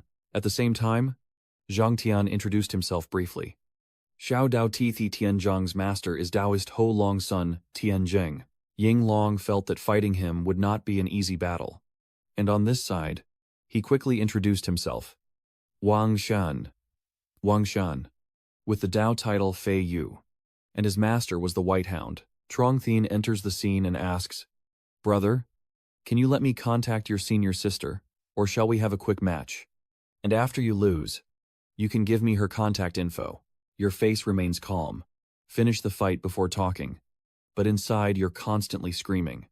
This guy, knowing how to fight like that, isn't easy either. Thien Truong, feeling confident and aggressive, quickly casts the recovery talisman. So it's settled then. Soon after, he also swiftly launches everything towards Vuong Tham. Those talismans turn into large flames when they near his face. He easily sidesteps the first attack with a gentle step. Suddenly, at the same time, a huge shadow appeared above Vuong Thien, making him look up. A massive talisman was fiercely flying toward him, the one he had used earlier against Van Tri. Its giant foot fiercely stomped toward him. But he remained unfazed, simply stepping aside. His legs kept moving, leaving trails of light wherever he went. It seems this is not just a coincidence, but King Tham has his own plans. The crowd below is in chaos. Watching as he passes through the area where the 7 emotions are beginning, he quickly appeared in front of Tianzhang, causing him to be momentarily stunned in disbelief. Tiantrong considers, then plans to lure him away first, and then use a talisman to kill him. But before he could think much, you were already standing right behind him, moving with incredible speed that made him startle. All around him now are images of Wang Shan, and he is stunned and confused. Is this guy really that strong? At this moment, he finally drew his sword, his expressionless gaze fixed on his opponent. As the tip of the sword swiftly pointed directly at Tiantrong's throat, he was so stunned that he hadn't even figured out what was happening. You still calmly looked at the opponent, already conceding. Your move left everyone in the audience breathless, especially your brothers, who were all stunned. Tiantrong Noi. Big brother Dong Kik Dong. Doi Tuye, Jai Kham, Go Iza, Voi Su Ti Kwa Ngoi. Doi Phung Da Zo Tai Zao Hang. Doi Kum Khong Lam Kho. Thanh Kiêm Nhang Chong Juok Tu Lai. Vuong Thong gently sheathed his sword, praising softly, deeply moved. Then suddenly, for some reason, Thien Truong called out to him to come back. Wait. The guy hesitates and stammers. Well, my little brother is a bit dissatisfied. Can we have one more match? If not, I will torment people like Liu Yunji in the future, coming to Mount Wudong every day to challenge them. Hearing this, he turned around with a dark face and looked at Thien Truong helplessly. Why don't the elders of Longho Sun do something about this guy? Trong Thien saw you stay silent like that and started to flatter and beg. Hey kid, can you be my big brother from now on? Let's have one more match.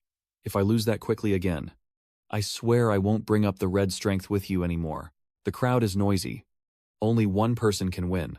You can't let others beat you. It's really domineering.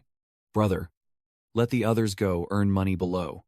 If it happens again, you'll just look more embarrassed. Seeing how sincere he was, you finally agreed. All right then. Tianzhang cheered excitedly. This is great. Immediately afterward, he quickly made the special talisman seal, with sincere encouragement, activating the 5 elements to unite the body, the tiger and crane crossing together, and the protective spell to shield himself. Zhang Tian thought that if he didn't let him lose and become convinced, he would keep clinging to me. If that's the case, he cunningly planned to let him use all his strength first, then pour a bucket of cold water on him, while Thien Truong excitedly shouted, I'm ready. Come on. This time he summoned all 3 beasts, crane, tiger, and horse, and they all stepped forward with great momentum. Yet Vuong Thong only drew 1 sword, and simultaneously cut through the 3 beasts' spirits. This has never happened before. Thien Trong momentarily froze in shock, staring at you. The three beasts representing fire, ice, and water are now attacking simultaneously. It looks like he's standing still, but none of their attacks can reach him. At this moment, Thien Truong's mind is racing, panic-stricken, trembling, as if by nature. A strong gust of wind suddenly blows past, tearing the bag he is carrying, and all the talismans fly out. So the wind blocking earlier was actually your sword energy. The elders below stared in disbelief. Just now, it was spiritual sword energy. No way. That kid is only this young. But right after, the sword also couldn't withstand, and shattered into pieces at the tip.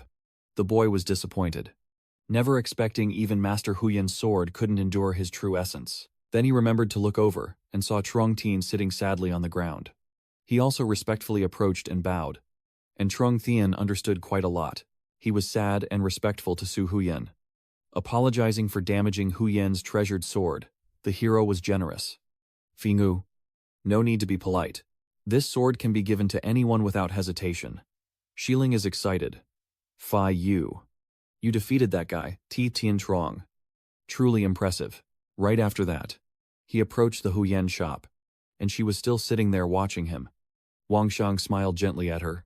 Senior sister. I fought for a month. She smiled brightly and held up her phone screen, which read, Yes. That's great. You smile happily and thank my senior sister for cheering me on. Thinking to myself that I went a bit overboard today. But in the days to come, I'll focus on cultivation in the mountains. So maybe it's okay. Suddenly, she noticed a gaze fixed intently on her. And then the senior sister fiercely glared and stepped in front of Wang Thong. Surprising him, Tianzheng, with a dark face, holding his torn bag, looked at him as if he was about to cry. Everyone was tense and on high alert. Yinglong spoke up. Dao Xie, from Long Heshan. What more do you want? Vuong Thang stepped forward to speak. Everyone. Leave it to me here. Then he directly approached Thien Trong. Is there anything else about Dao Hio? As soon as Thien Trong saw him, he aggressively grabbed the torn bag and rushed forward. Everyone witnessing this scene was startled, thinking he would seek revenge, their hairs standing on end with worry. Alert and cautious, contrary to everyone's expectations.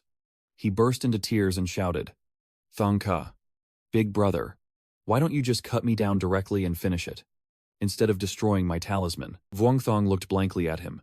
Does this reaction remind you of a 3-year-old? Thien Trong was still complaining that the materials for these black talismans were very expensive, costing me nearly 30,000 each, when suddenly a fierce foot stomped on him, grabbing his mouth. The angry man. All right, stop embarrassing yourself and go back, so the sect can double the materials for you. The boy was startled. Master Uncle, Tianzhang's face was thick. Maybe I should give him 10 sheets of yellow paper to clear his name. Then he punched that little disciple, Thom Lam. Damn it. I haven't even used those papers yet. Let alone you. Hurry back to the city and behave yourself, or I'll take back your magic tools and disband you. Tianzhang begged tearfully. I surrender to this sword technique of Shang Ka. The figure has disappeared, but the voice still echoes. Hey friend, let's have dinner together later. The boy sighed in relief, thinking that after 3 opening matches, this exchange festival has finally gotten to the main point. After many times on stage, I have also regained my reputation for the martial hall. Just as my master said, the whole arena has become peaceful again. Next, only by quietly observing can you experience the peace of the event. The two behind are in an uproar. The Taoist has reached the result of the fetal stage, not going forward to find the little sword immortal to compete for some advantage. The other person sighs bitterly and leaves. Their face is small, and their master is big. Hearing him say that, Wang Shang suddenly understood. Maybe that's how it is. Meanwhile, a fierce blue tornado swept through like a storm. So it turns out this is Quan Huyen's match. Her opponent being swallowed by that vortex with such overwhelming power that the crowd is going wild, foaming at the mouth. But Quan Huyen's face looks a bit sad, not knowing what is on her mind. Under the grandstand, a man with a bright smile, the head of the Lao San sect, wants to request a duel. And Vung Tang, full of pride, proves that ordinary opponents are no match for the senior sister. Finally, as the tornado subsided, The other person was thrown far away. Quan Huyen just turned around and heard a loud thud from the person being thrown. She slowly walks down the platform as many admiring eyes follow her. Wang Xiang quickly runs over and smiles brightly at her. What a formidable senior sister. Her sad eyes looked at her junior brother. Then Quan Huyen sighed deeply, as if releasing all the feelings inside her. She also smiled brightly at him, as if the worries in her heart were just fleeting clouds passing by. Everyone around is covering their mouths and whispering. Such a young age to already be pregnant. Is he the elder? No. This is the real elder. At this moment, her face radiates confidence as she strides forward boldly, ignoring the gossiping eyes of everyone. Thinking back, when we went together, you held up a sign saying, "The living can't come near. If anything happens, contact her junior brother." Wang Sheng feels guilty. Senior sister made things difficult for her. He walks behind, lost in thought, realizing that after today, the sects will have found their own paths. As long as the primordial energy of heaven and earth sustains existence, the great era of cultivation will come again. I fear this peaceful era won't last much longer. You watch everyone laughing and chatting happily, unable to help but reflect. Even after going through hardships, lost in thought, you fell far behind the crowd. Noticing Wang Sheng's strange behavior, you turned around quickly, then hurried ahead, thinking, what's the point of dwelling on these things? No matter how much strength you have, do what you can. If the sky falls, there are people above to oppose it. Whatever happens, this path of cultivation, I just want to walk it upright and honest from now on. I watched everyone laugh and chat happily, unable to help but think that, although I had gone through hardships, in the end, the Jialiu festival had concluded successfully, and I had gained quite a lot from this event. A familiar voice suddenly rang out. Chung Ka. Wait a moment. Chung Ka. Hearing this, your shoulders involuntarily trembled. Wang Shang forced a bitter smile, turned around and asked, "Is something the matter?" Tien Trong excitedly took out his phone. Add friendly super idol. We already talked about this before. Everyone will definitely meet more in the future. So let's care for each other more. He happily, cheerfully said, "Let's go down the mountain together. But this is a good chance for us to talk." Vuong Thong reluctantly said it would be fine. "But I really can't keep those talismans. Tianzhong is generous." "It's okay. It's okay. Just let my master help me find some materials, and I will fake the data. Those talismans must have cost a few thousand yuan each." Vuong Thong couldn't help but sigh. Truly a wicked person. Everyone was about to leave when someone called out again. "Dao Huying, please slow down a bit. Wait for me." Van Tri stepped forward softly. Today I was lucky to have Dao Huyen teach that scoundrel a lesson, which made me feel very pleased. So I had to come and thank Dao Huyen. Vuong Thong also happily bowed and replied, "Are you being polite?" Huyen Tiantrong looked annoyed and asked who he was talking to with such a refined tone. "It's the era of what now? And this Huyen or Huyen, whatever." Van Tri raised his voice and retorted, "Even better than those rude words from others." At this point, Tianzhong could no longer hold back. "Hu, a defeated subordinate dares to cause trouble in front of me." Both of them quickly exchanged glances with their eyes like bullets. And Vuong Thong couldn't help but cough a few times. "You should speak up quickly to diffuse the situation. You're both hungry." "Right. Let's go down the mountain and get something to eat.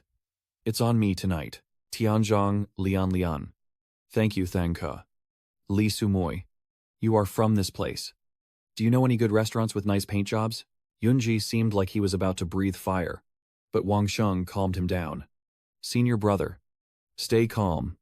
At the gathering, everyone represents their sects. So of course they have to be formal. But after entering the dining room, it didn't take long for everyone to get used to each other. And Vuong Thong naturally served food to his senior sister. To introduce, Ti-Teen is the same age as me. And because of her childish personality, her family sent her to Longhu Mountain for discipline. Her exceptional talent in charms is what earned her the demeanor she has today. As for Liu Yuanzi, I no longer find him unfamiliar. After all, in my previous life, he was one of the 36 legendary figures of the Taoist sect. Since he was young, he has trained on the mountain with his master, and his innate charisma has gained him a large following online. A few years ago, Liu Vanqi went to Longho Sun to train, and Thithian Trong beat him into a coma, leading to their enmity. Then, after achieving some progress in cultivation, He tried to seek revenge multiple times but faced many difficulties, leading to the scene today. My senior sister and I have eased the hostility among many sects at the gathering today. We were sent to foster alliances, which makes sense. But of course I wouldn't be arrogant because of that. Anyway, the current way of the world shouldn't be about arrogance and hot-headedness. Peaceful cultivation is the right path. A voice from this side announced that the Mao San faction had already provided footage from the past 10 hours, quickly selecting the useful information from it. And the girl standing and watching the screen spoke up. There. That girl is still calmly holding a hot teacup in her hand, her eyes never leaving the screens. Suddenly, a female staff member couldn't help but swear loudly. Perhaps something had triggered her. The girl wondered what was going on.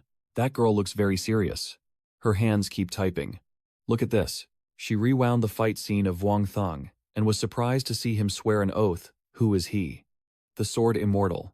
This swordsmanship is only seen in movies. She looked around and then calmly took a sip of tea.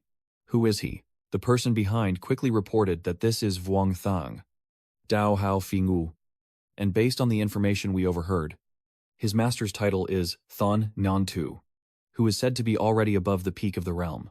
When he heard that, the tea in her hand suddenly fell and shattered. You ask, who is his master? And after the exchange festival ended, Brother Vuongthang returned to the mountain, nervously reminding his senior sister to walk slowly and be careful on the way down. Remembering when you were at home, your mother couldn't help but be happy to see you, Yuan. Xiao Yuan, I didn't expect you to become so beautiful. And your father frowns. Zhao Zhang, how far along are you and your senior sister? When will Dad prepare the wedding for you? You cunning boy. Don't worry, Dad. During the remaining years of my life, I will do my best to have you and her raise the child. The reason for this conversation is that after the grand meeting ended, Master Li kindly granted me a few days off to go home, also to reassure my parents. But unfortunately, remembering that terrifying night, you were bombarded with messages asking, Fang, where is your house? Have you arrived home yet? Fang, when will you come to our Long Ho Mountain? Your silence on the messages only makes it more urgent. Thinking of this, he couldn't help but feel annoyed. And along the way, he received a few threatening messages from someone. Everyone around the mountain couldn't help but get excited when they saw the two of them. Aren't they the Phi Nu senior brother and Bat Nu senior sister? I heard Brother Ung Long say that they were very impressive at the Jialu conference. According to what you said, Brother Yun Long had already returned to the mountain several days ago. For the past few days, news of the Jialu conference has spread throughout Mount Wudong. And now all the sects on the mountain know about your cultivation and your senior sister. But I won't act superior just because of that. Since both sides are still people of the cultivation world, Yuanzi had been waiting for them earlier. And for some reason, his gaunt, sunken face was clearly visible. As soon as they arrived, Wang Sheng and the senior disciple bowed and said, Master, we are back. And he responded, You two, stop for a moment. Gu Tu frowned. Isn't this trip to Mao Mountain supposed to remind you all to be a bit more humble? Senior brother Quan quickly hid behind you in fear. Vuongthang reluctantly explained. Master, there's a reason for all this. His serious expression made him unable to hold back, and he burst out laughing. The source disciple looked at you with satisfaction and said, Well done. Although we are guests of Mount Wudong, and not part of the true Tao of Emperor Zhen Wudong, we are still considered cultivators of Mount Wudong. This time you didn't embarrass me. But from now on you should go home and continue to focus on your cultivation on the mountain. Yesterday, Disciple Li brought some things, including 2 decent items. As a reward for both of you for this trip, since I have to attend the Taihua Council, I will bring the meals back for you two. Vuongthang loudly responded. Yes, Master. Watching the figure of Engon too, he couldn't help but be surprised it's only been a few days. But it feels like Master is about to break through. He looks very ordinary, but is actually extremely talented. If I hadn't lived through this life, I probably wouldn't have been able to recognize my master's true abilities. He looked at the gift box with a thoughtful expression, perhaps because of his gratitude for the support at the exchange conference. And Master Li Shui had specially prepared many gifts for him and his senior sister. The gifts prepared for me clearly show a lot of thought. And Quan Huyen seems to really like the new clothes. You quickly drew out the sword to try it. This ancient sword looks very ordinary, but once used, you'll realize it contains the meaning of a primordial sword. clearly a weapon crafted by a master smith. There is no mystical wine like Luvan Chi's Kim Lu Nok Y, or Thi Tien Trong's Ngok Mak. Though they are precious, they are not top tier. If they are the reward for this Mao Sun trip, it's not too bad. After testing the item, you quickly brought it to the shop to show the master. Sister, look at this sword. She carefully examined every detail on it. Her hand gently brushed over the blade, but she still looked unhappy and shook her head to indicate that using this would not be suitable. Vuong Thong quickly understood the intention and reassured her. Don't worry, sister. I didn't mean to use it for killing. The sword master is fierce. Is my senior worried that this sword might affect my moral integrity? She happily hands me a piece of jade. Vuong Thang was startled and said, Suti, I already have this sword, and the soul-shaking jade pendant of the mirror god is naturally for you. It seems she's very determined to give it to you. So she quickly presses on her phone. I am the unbeatable in the world. You can't accept this. It's a gift from my master to you. I can't take it. Quan Huyen looked at you with tears in his eyes, as if tears had some effect. Then he quickly ran away. Suti, wait for me a moment. Quan Huyen looked on in confusion. He hurried back, hiding something behind his back, his face showing embarrassment. Vuong Thong hesitated, originally waiting for his senior sister's birthday to do this. But now he decided to give it early. He shyly handed over the gift, knowing that if his senior sister gave him something, he should also accept the gift he gave her. Quan Huyen happily presses the branch against her cheek, showing her delight, her face unable to hide her blush. The scene shifts to a few days later, after everything has been settled, and our cultivation life has returned to peace. Now it's time for me to take the next step. Even after a year of cultivating to reach the second stage, you still have to endure fasting. Then, less than a month after we returned to the mountain, some master with a greasy face came to our small courtyard. A loud shout echoed through a peaceful morning. Your senior brother was panic-stricken and shouted for help, saying that Than Ngonzi and Quan Huyen were harmed by Akwi, asking your senior brother to save them. Hearing about the ghost, both your face and Quan Huyen's turned pale. Bring it down to your sect. The scenery here is very deserted and peaceful, with clouds and mountains blending harmoniously. You were sleeping when suddenly you woke up groggily, turned around and saw Quan Huyen lying next to you. Vuong Thang looked confused. What exactly is going on here? He was startled awake, his face flushing with embarrassment. Why is my senior sister sleeping here? Because she's still clutching my robe. His sudden movement also woke her up. Suddenly waking up, she couldn't help but frown, and Vuong Thong felt sorry. Did I disturb my senior sister? Outside, the wind howling through the door created loud sounds that made Quan Huyen flinch. Was Su Ti frightened by the noise? Then Vuong Thong immediately pulled the blanket up to hold Anui. Don't be afraid. Go to sleep. I have to get up early tomorrow to leave. At this moment, Quan Huyen's brows finally relaxed a little, and he patted her back to help her fall asleep more easily. The reason she's like this is because after the senior sister arrived during the day, she remained like that the whole time.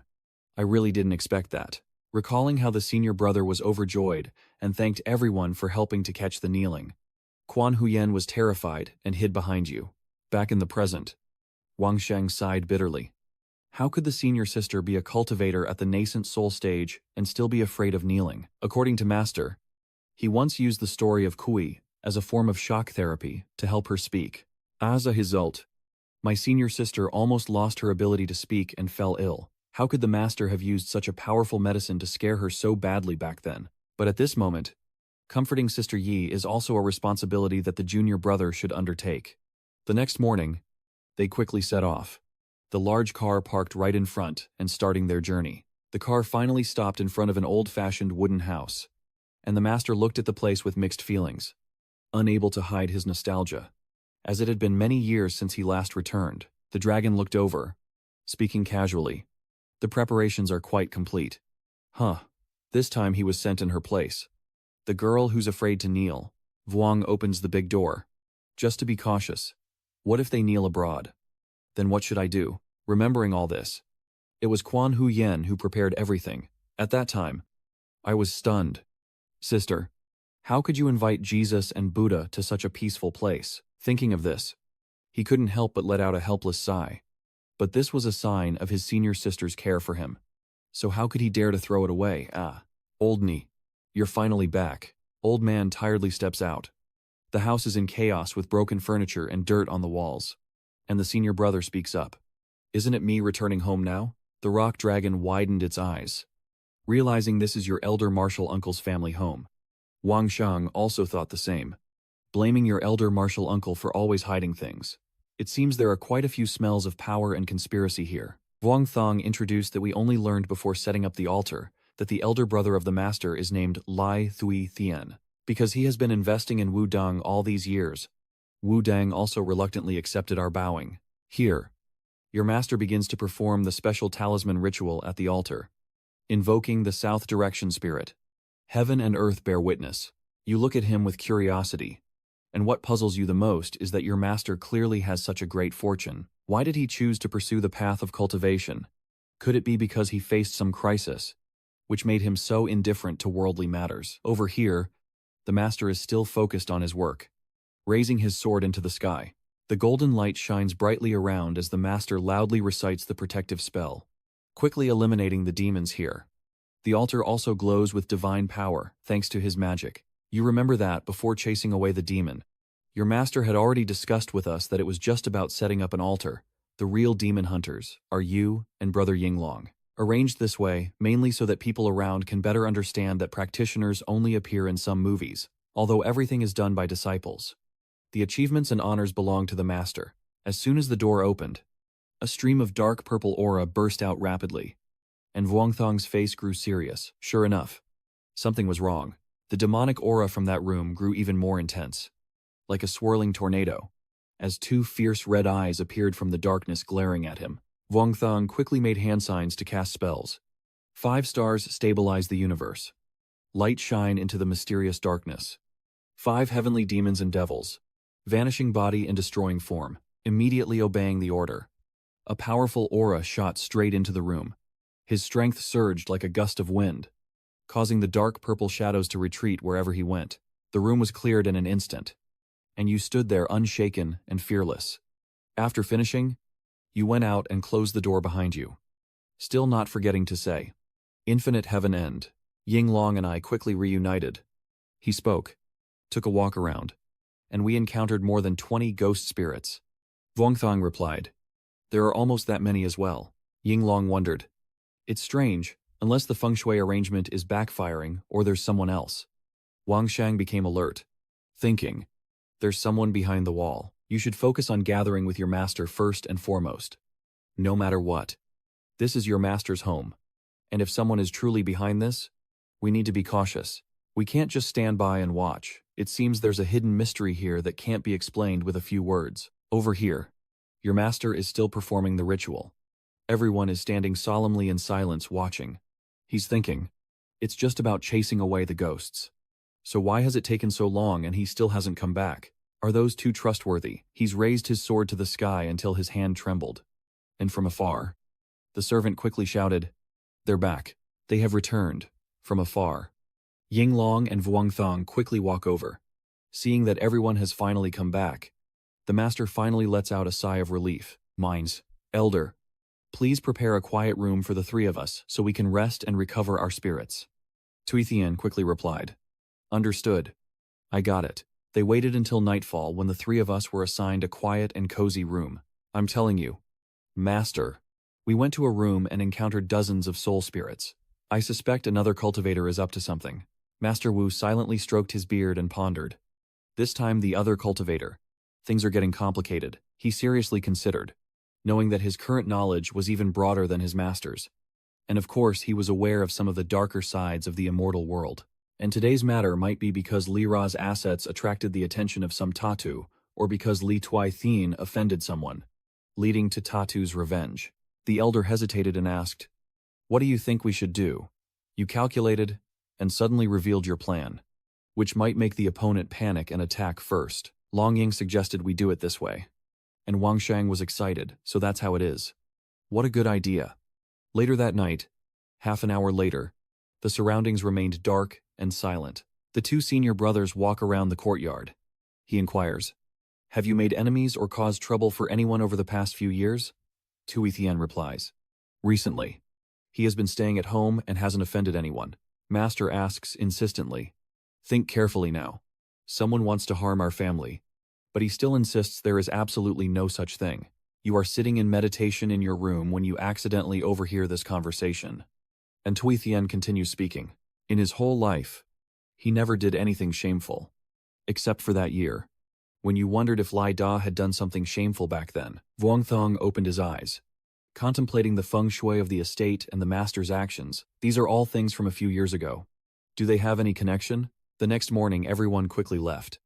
And the master said, Brother, if the evil spirit has been eliminated, we should also return to the mountain. If there is anything else, let me know. Tui Thien is glad that this time the second brother was lucky to have someone. Late at night, it's the scene at the big brother's house of the master, with an extremely silent atmosphere all around.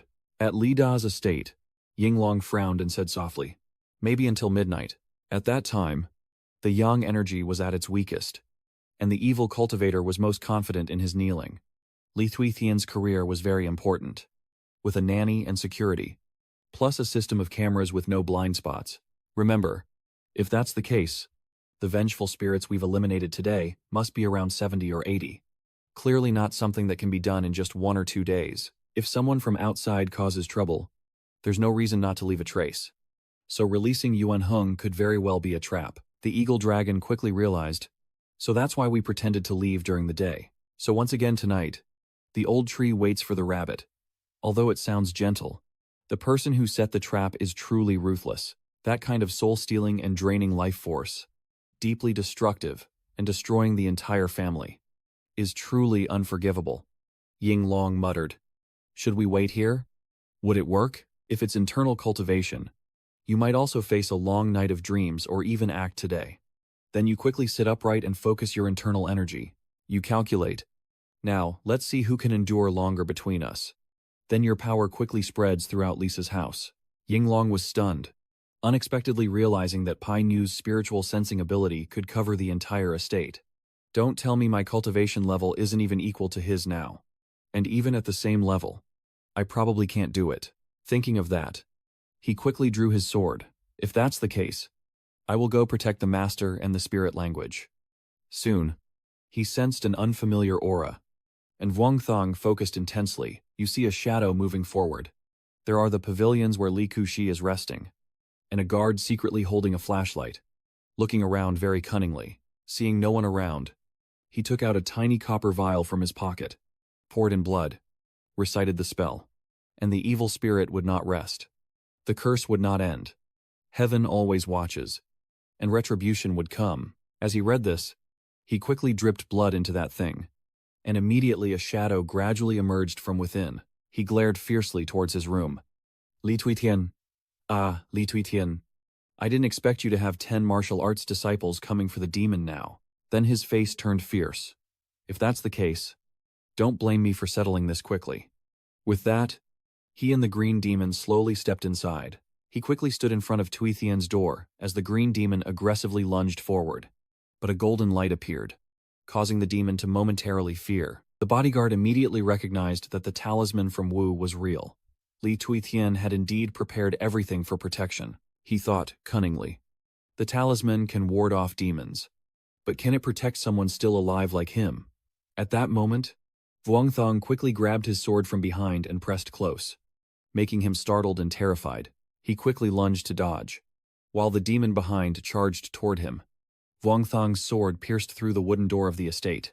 The demon quickly swung to strike at him, but Wang Shang vanished instantly. At the same time, he leapt forward with his sword and slashed at the demon. Suddenly, a flash of light burst into his mind, making Vuong Thong freeze. Not good. The sword swung but couldn't even scratch it, and he forcefully struck down. Suddenly, a commotion from Tu Thien's room startled Vuong Thong. A warning flashed in his mind. Then Vuong Thang quickly kicked toward the demon. Vuong Thong leapt into the air, heading toward Mr.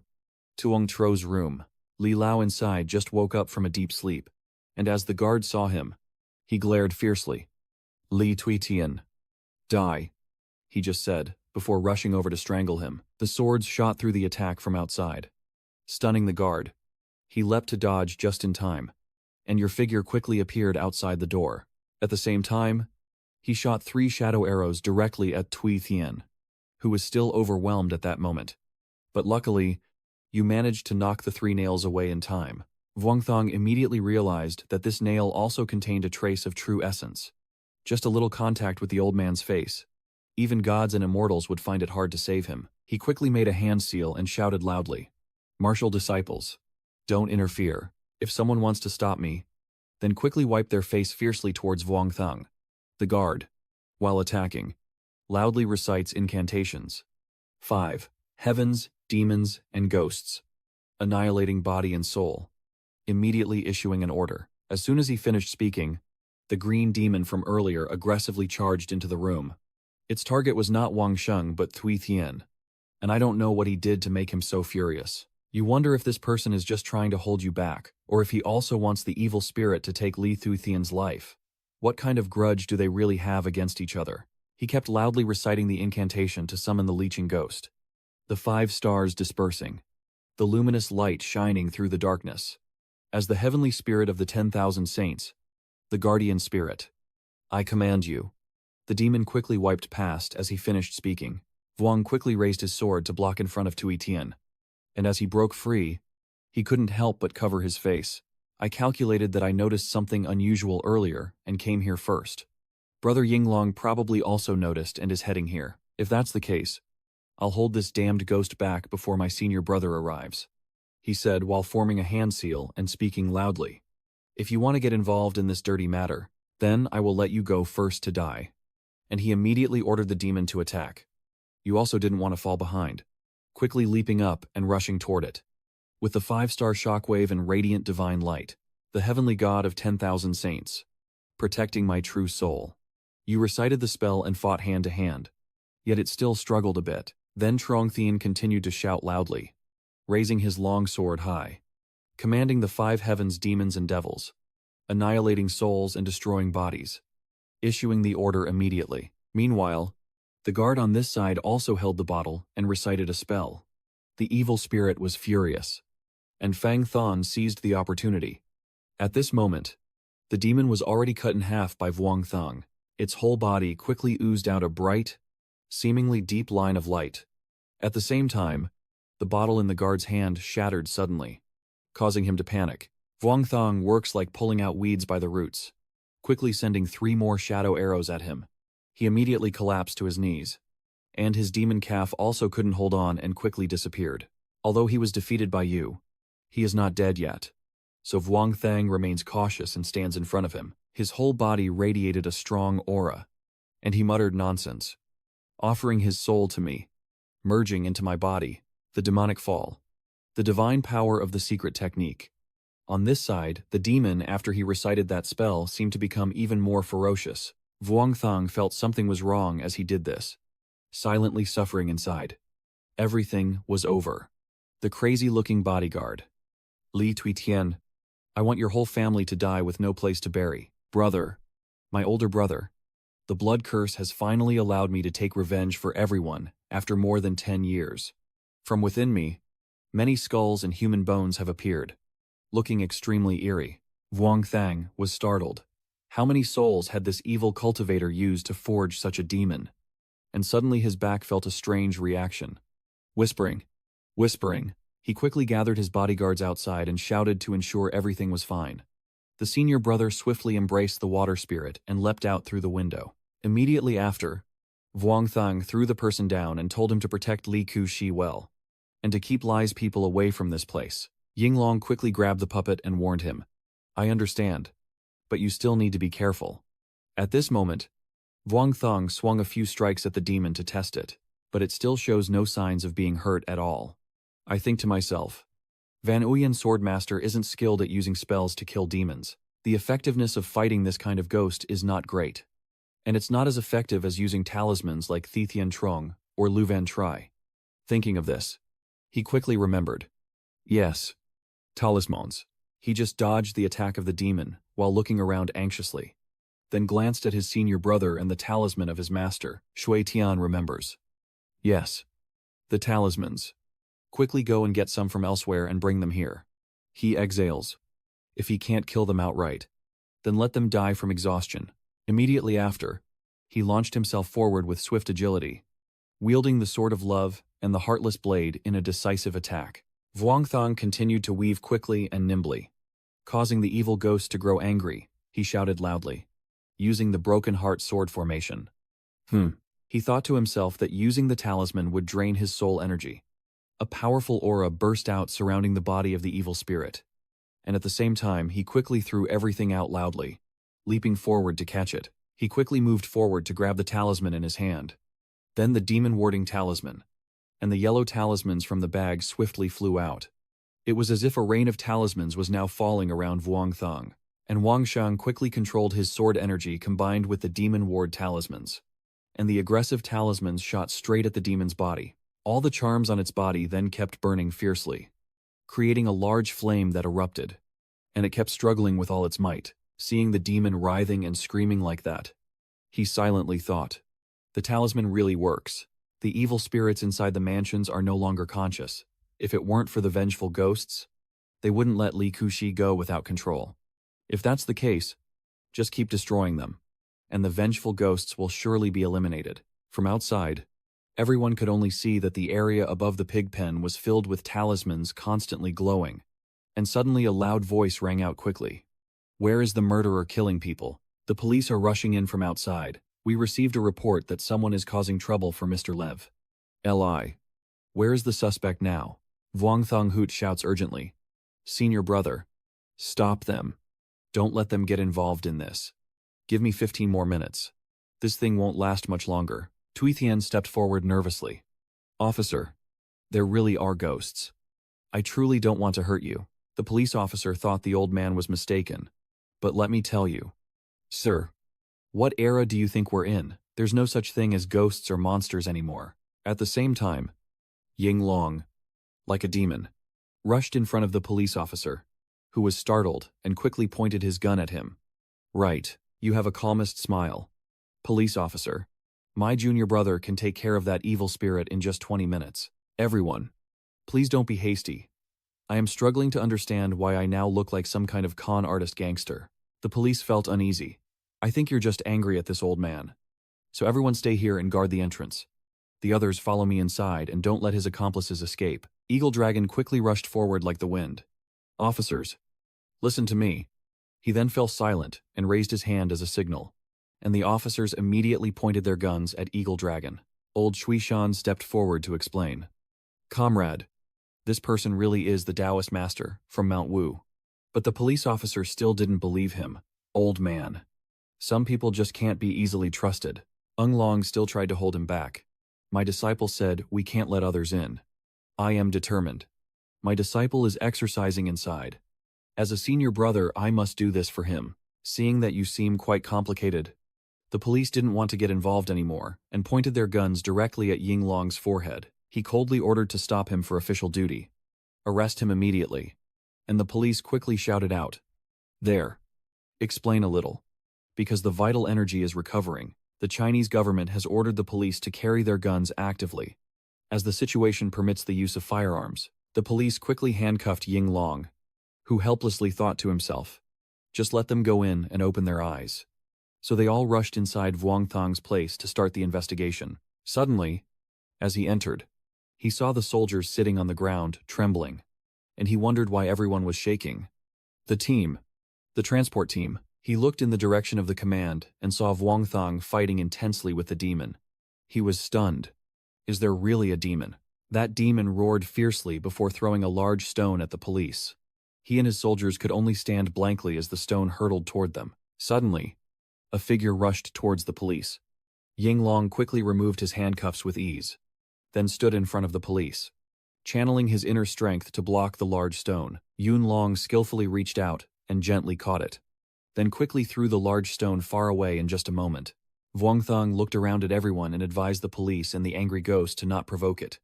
The police and officials were all stunned and open-mouthed at the sight. One of them whispered to him, Captain, this has gone beyond our scope of handling. What should we do now? He still refused to speak. Afraid of what? Just report the situation here to the headquarters and tell others to stay here and cooperate with the priest inside. To deal with the evil spirit, start shooting. You quickly block it. Wait a moment. Normal bullets won't harm the evil spirit and might trigger its aggression. The vengeful spirit is yin. So to eliminate it, you need to find some objects with yang energy. Can you find some rooster's blood here? The best is black chicken blood. One of them hurriedly said, "All right, I'll go right now." Then the demon continued to attack you, and Vuong Thong quickly leapt away while keeping his distance. But at this moment, a big problem arose for Vuong Thong because he had run out of talismans. At the same time, Ung Long quickly threw the blood bags while shouting loudly, telling Su Dia to dodge. Hearing this, Vuong Thong quickly turned to dodge as the blood bags all flowed directly into the evil spirit. It then gradually disintegrated, and the evil spirit howled in pain. The police cheered with joy. The blood of the rooster really works. Then it suddenly changed direction toward Ung Long, who was panicked. "It's over. The Liquai has returned to us." He quickly drew his sword in front of him, channeling his inner strength, casting a powerful spell. With martial arts and a protective body technique, he calculated that the blood of the rooster had severely wounded the evil spirit. And if he could block this one strike, Ung Long firmly believes in his master's skills that there is definitely a way to kill this demon. After that close combat, both Ung Long and the demon are thrown back at the same time, and the police chief and the guards quickly catch him. After the clash with the demon, Yinglong was badly wounded all over his body. His armor was torn, and then he plunged the axe into himself. He quickly leapt forward to stand in front of everyone with a determined expression and said, "Let me handle this." Wang Sheng raised his sword and recited the spell, understanding the true energy of heaven and earth, and channeling it into a powerful attack. At this moment, a beam of light suddenly flashed, causing the demon to cover its face in pain. Then he pointed the sword at it and continued the spell, stepping into the celestial vortex, transcending the heavens, mastering the divine secrets, and wielding divine authority. The demon was overwhelmed by a relentless attack, a wave of pain suddenly washing over it. Wang Shang descended, wielding the jade shield, shifting the yang, and preparing to unleash the Seven Stars sword to confront the demon. At this moment, a fierce glint appears in your eyes, facing monsters like these. Vuong Thong is always serious and fully focused. Its whole body was cut to pieces by the sword energy you unleashed, causing it to thrash and stand dazed. Finally, its entire body couldn't withstand it and exploded, lighting up the sky. Its corpse shattered into many small pieces that scattered everywhere, making everyone cover their faces in shock.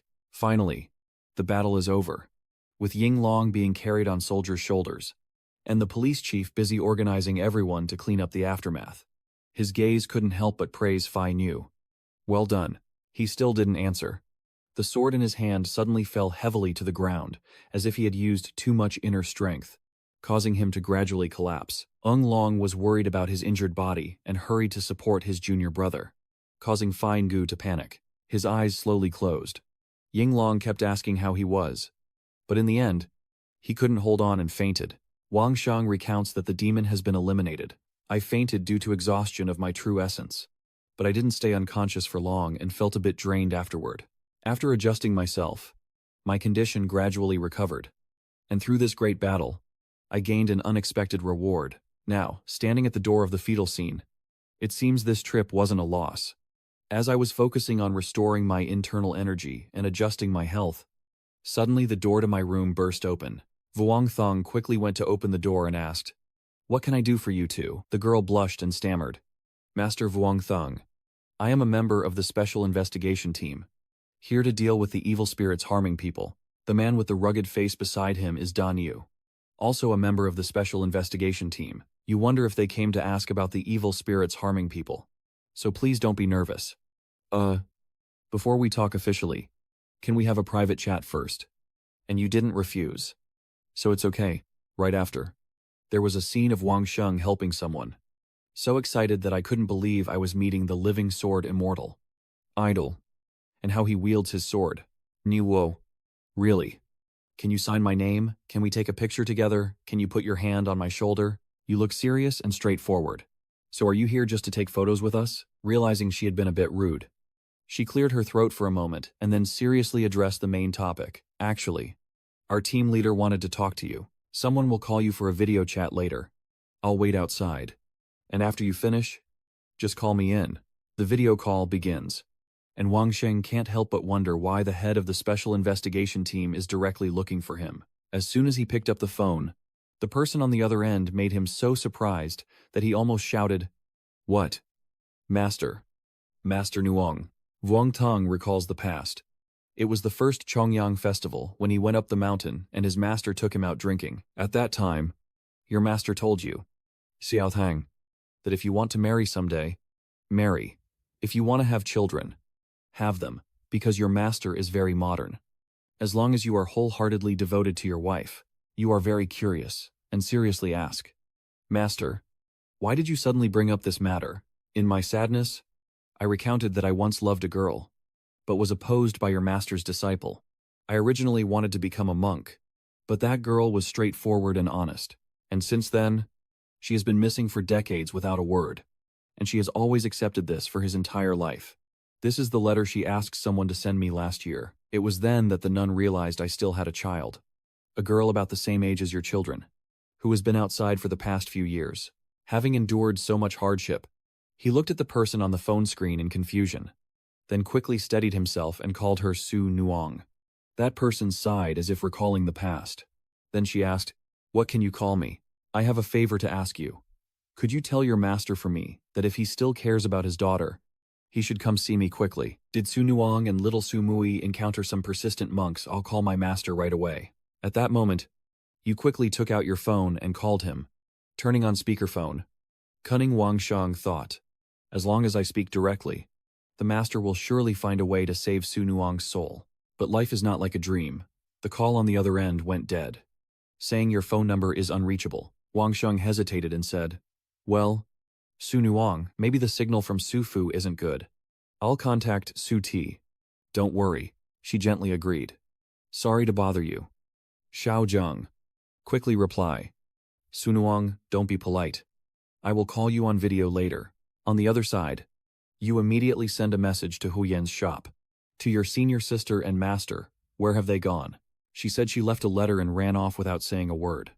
I will take a picture of the letter for the location to see. The letter says that Xiao Zhang and Xiao Huyan will go into seclusion at the southeast mountain to advance to the Golden Core stage. And after they return, they will teach the children. He sighed bitterly and sweat beaded on his forehead. Master, is this your lonely fate?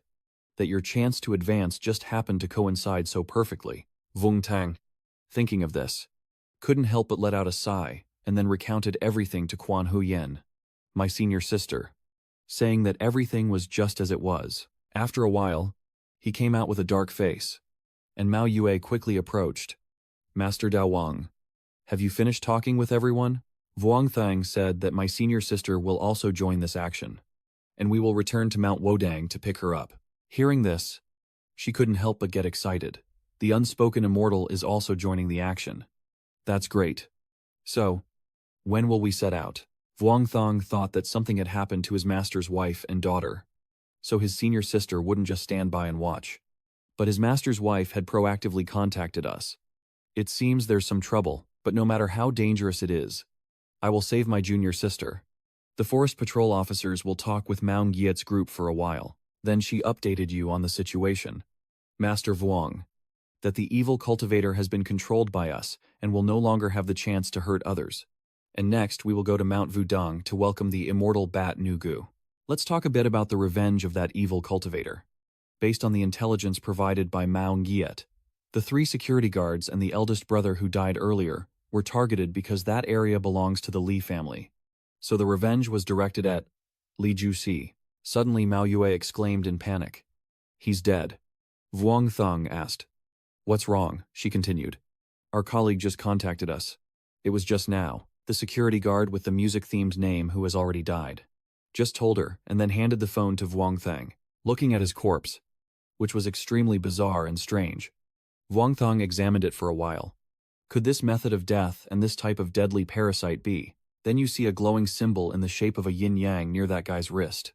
And Vuong Thong realizes it's indeed them. You suspect that the security guard might have died from the yin-yang blood-devouring worm, a deadly parasite that is both yin and yang, and can sense each other. As recorded in ancient texts, are Mao Niet's panic and concern real, or just an act? You zoom in on the picture. And there's also this mark. It looks like a taiji pattern. But actually, it's not.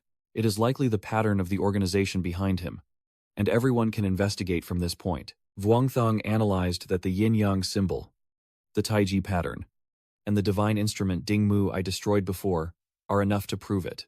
Some tattoo organizations are already large in scale. I think everyone needs to quickly contact the major immortal sects, Mao Nuyet urged. Master Vuongdao, wait a moment.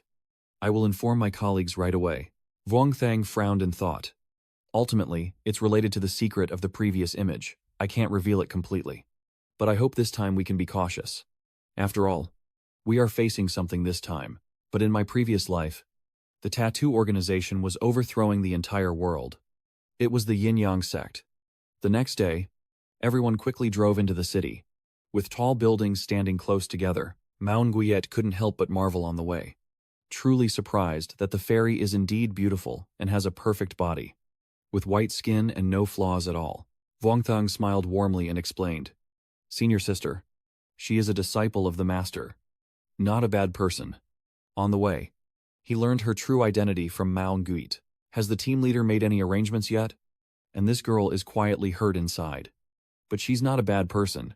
Vuongthang remembered that in ancient times, martial arts were forbidden among immortals, relied on spells to overthrow.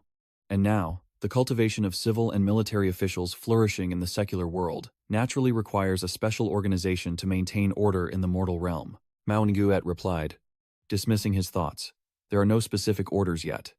But based on the intelligence, it seems entirely reasonable that our monks are involved in this event. From your account, this is a special investigation team, led by the Master Nun. Also one of the privileged departments established by China, targeting the cultivation world to oversee the cultivation community and mediate conflicts between the cultivation world and the secular world. Dainu then spoke, mentioning that it also involved our director's own daughter. So it would be best if the two elders didn't pay too much attention. Vuongthang calmly replied, it's fine. This matter is also personal to us. After all, not only is she the daughter of the team leader, but also our junior sister. Dai Niu was surprised. My junior sister? Could she be referring to the team leader and the straightforward Taoist priest? Mao Nuyet's eyes lit up. Wow, no way. The house's melon. Vuongthang felt a bit scared. Both drivers drive safely. Soon everyone arrived. And Mao Nuyet introduced Vuong Dao Trong. This is our mission location. You're tired from the journey. Rest well. You and the shopkeeper quickly get off the car. Then just leave it to us. Vuongthang recounts that according to intelligence, there is a stone monk and a university campus using secret methods to spread cultivation techniques. And the master is one of the students who was recruited. On this side, Mao Yue instructed Vuong Dao Truong. We will do our best to ensure everyone's safety. If you encounter dangerous situations, please protect yourself. Vuongthang quickly replied, okay, I understand. In your opinion, now that the heaven and earth's vital energy has just recovered, the practice of cultivation remains a secret to the outside world. And at this point, if we spread the teachings of cultivation outside, it's hard to say there aren't other schemes involved. Their current task is to disguise themselves as a couple and enter the school to thoroughly investigate the whereabouts of the opposing cultivator and rescue the junior sister. At the same time, Quan Huyen sent a message asking for potatoes, and upon receiving it, she replied quickly, Sister, is there any update? She said. In the room of the junior sister, they found residual primal energy, probably caused by the talisman. What should we do next? Vuongthang considers it best not to cause a commotion for now. If possible, create an opportunity to get to know the junior sister a bit. He looks at the photo in his hand. His senior sister has also become involved in the character. And she's having fun too. Sweet potatoes have been received. Leave a message at the tavern. And potato, be careful to hide. Just to mention, my little disciple's name is Chivan. She's a second-year student, according to Mao Nguyen, TNT's documents. It seems that some hermits are sneaking into the university to spread teachings.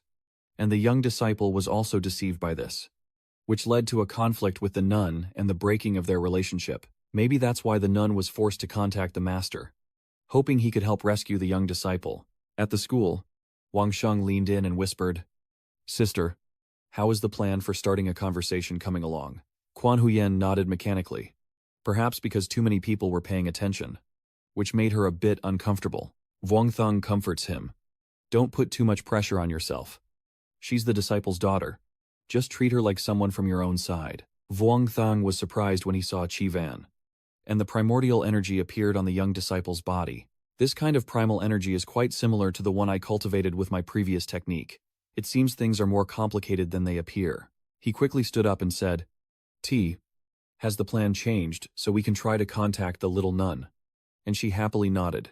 Immediately afterward, he approached Chi Van, who was still happily chatting with her friends and didn't notice him, when suddenly a voice rang out before she could even speak. Vung tang eden daven yu ang chandong den muk chiek dien twai jumtai kung groi sung dat.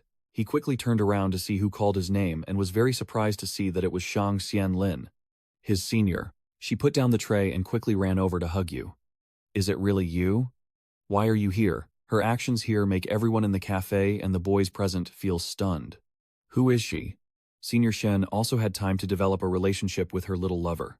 The jealous looks he's getting. I saw earlier that kid seems to already have a girlfriend. I can't hold back. Beat him up. Vuong Thong remembered that the senior sister from the previous act was disabled due to an accident.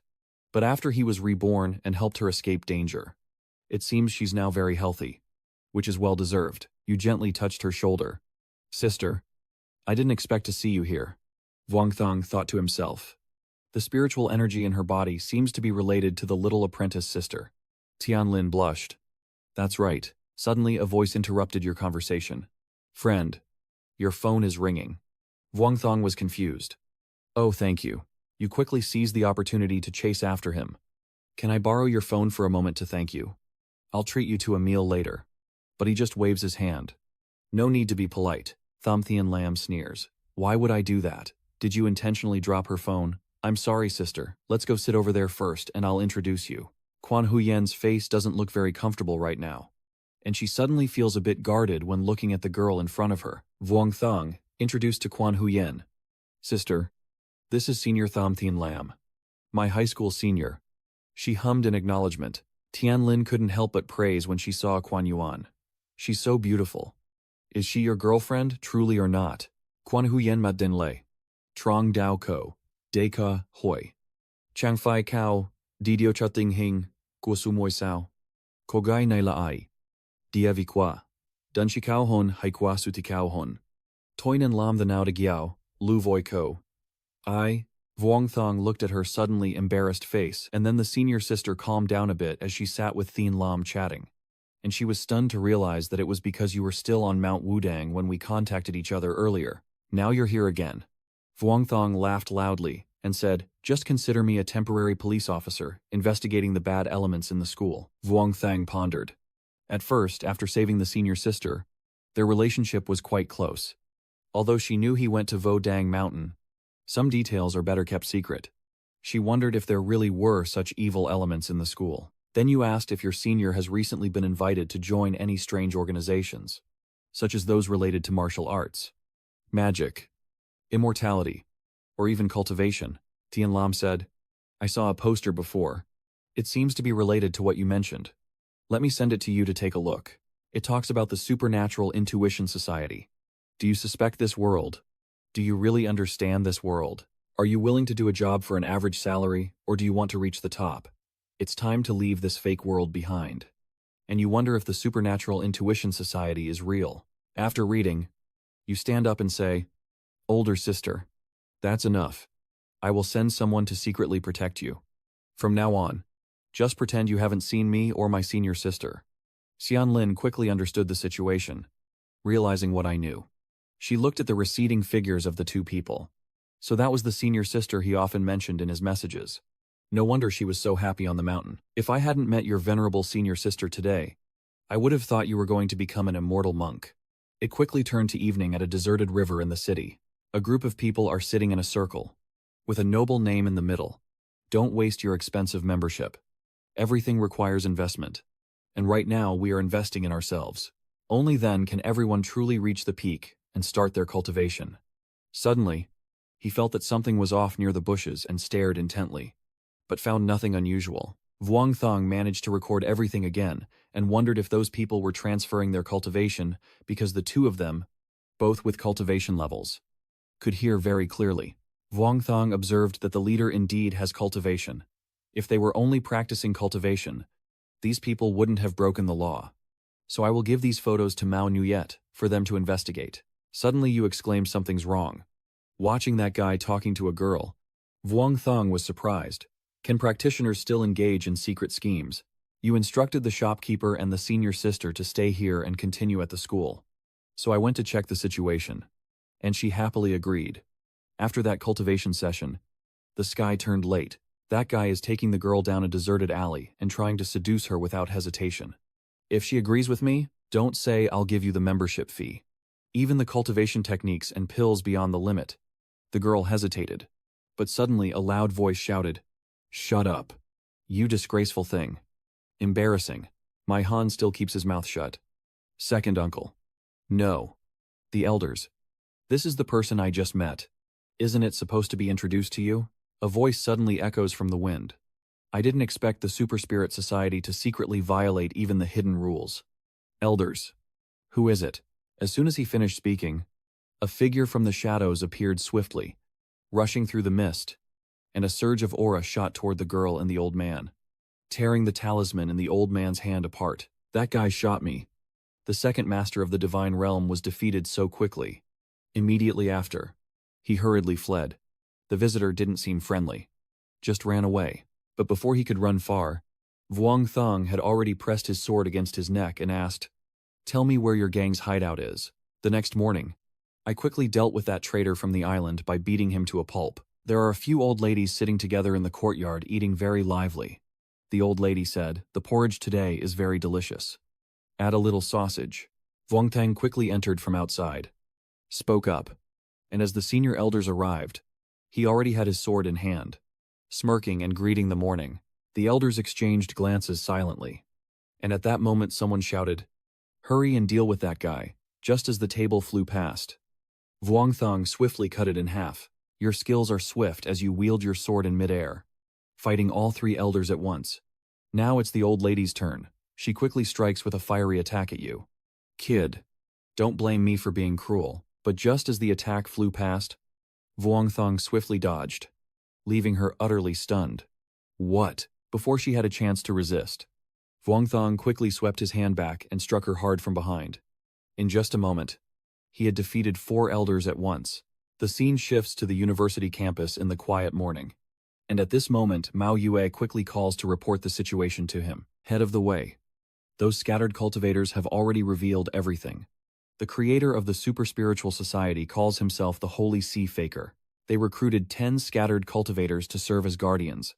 And now they have made significant progress on the path. Ma Qiwen, due to his wealthy family background, is like a lucky charm among the minor leaders inside. Wang Shang said again, "All right, please send me a copy of their documents. I will pay attention to their direction." You think, Holy Flower Sect, the Super Spiritual Society, with such an organization, is truly a criminal group with a background in cultivation. But what exactly is their goal? Could it be just to grow bigger and plunder the chaos?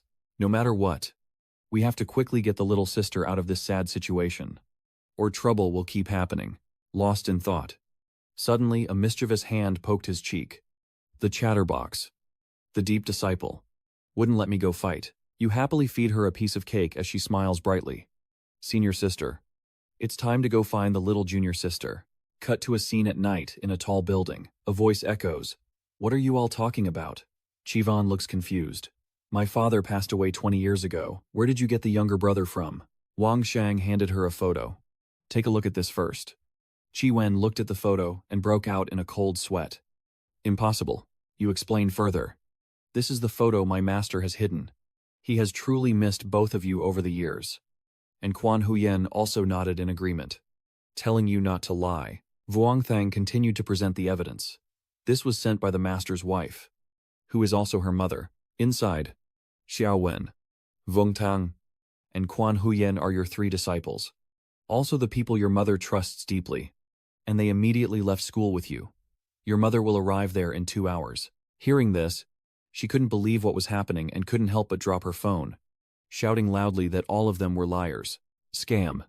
Quan Huyen doesn't know how to comfort others. And seeing Chi Van crying, she feels very confused. From afar, everyone is paying attention to the girl without noticing an arrow aimed straight at Chivan. As the arrow was shot, Quan Huyen quickly sensed something was wrong. She tightly embraced Chivan in her arms while still using her inner strength to forcefully deflect the arrow.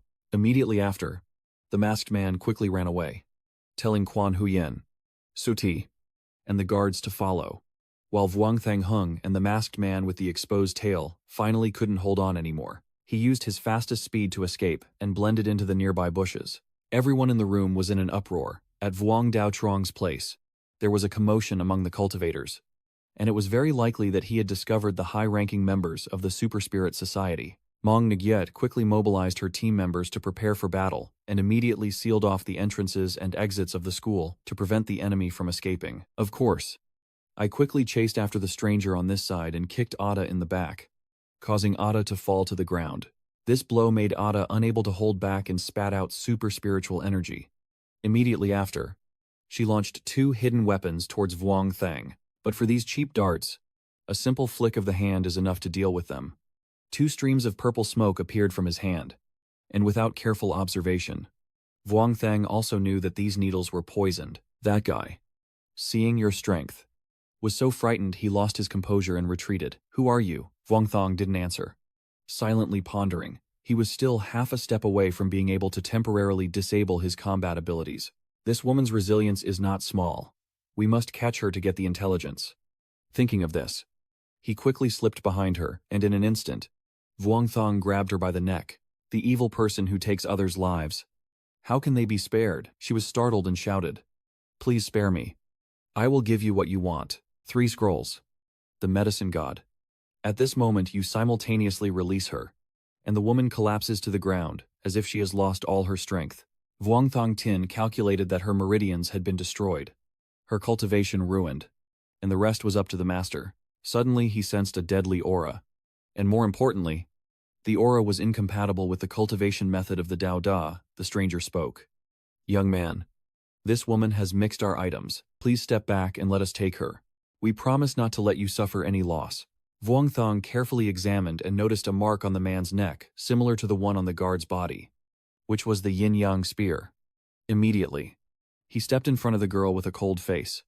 No, my Han didn't expect to be refused so directly and said, Do you know? Did you realize today that you have provoked an enemy you shouldn't have? After saying that, both of them radiated intense killing intent. A fierce purple cloud charged straight toward Vuong Thang. I said you can't. And you really can't. Then Vuong Thang raised his sword to his face and began to channel his inner strength.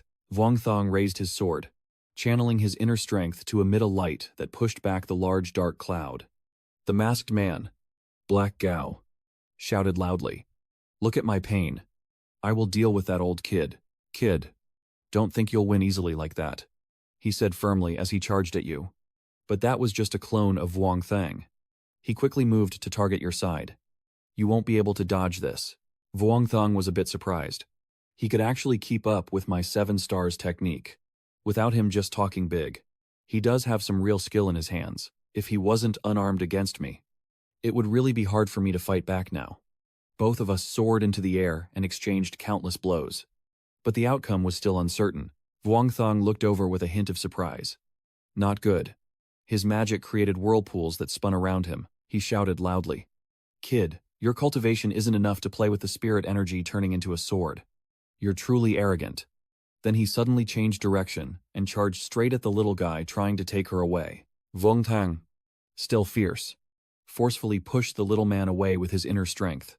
The little man carefully dodged his attack, and at the same time, Vuong Thang quickly grabbed the other person. You think to yourself, at the hidden stage, you already possess a master at the embryo formation stage.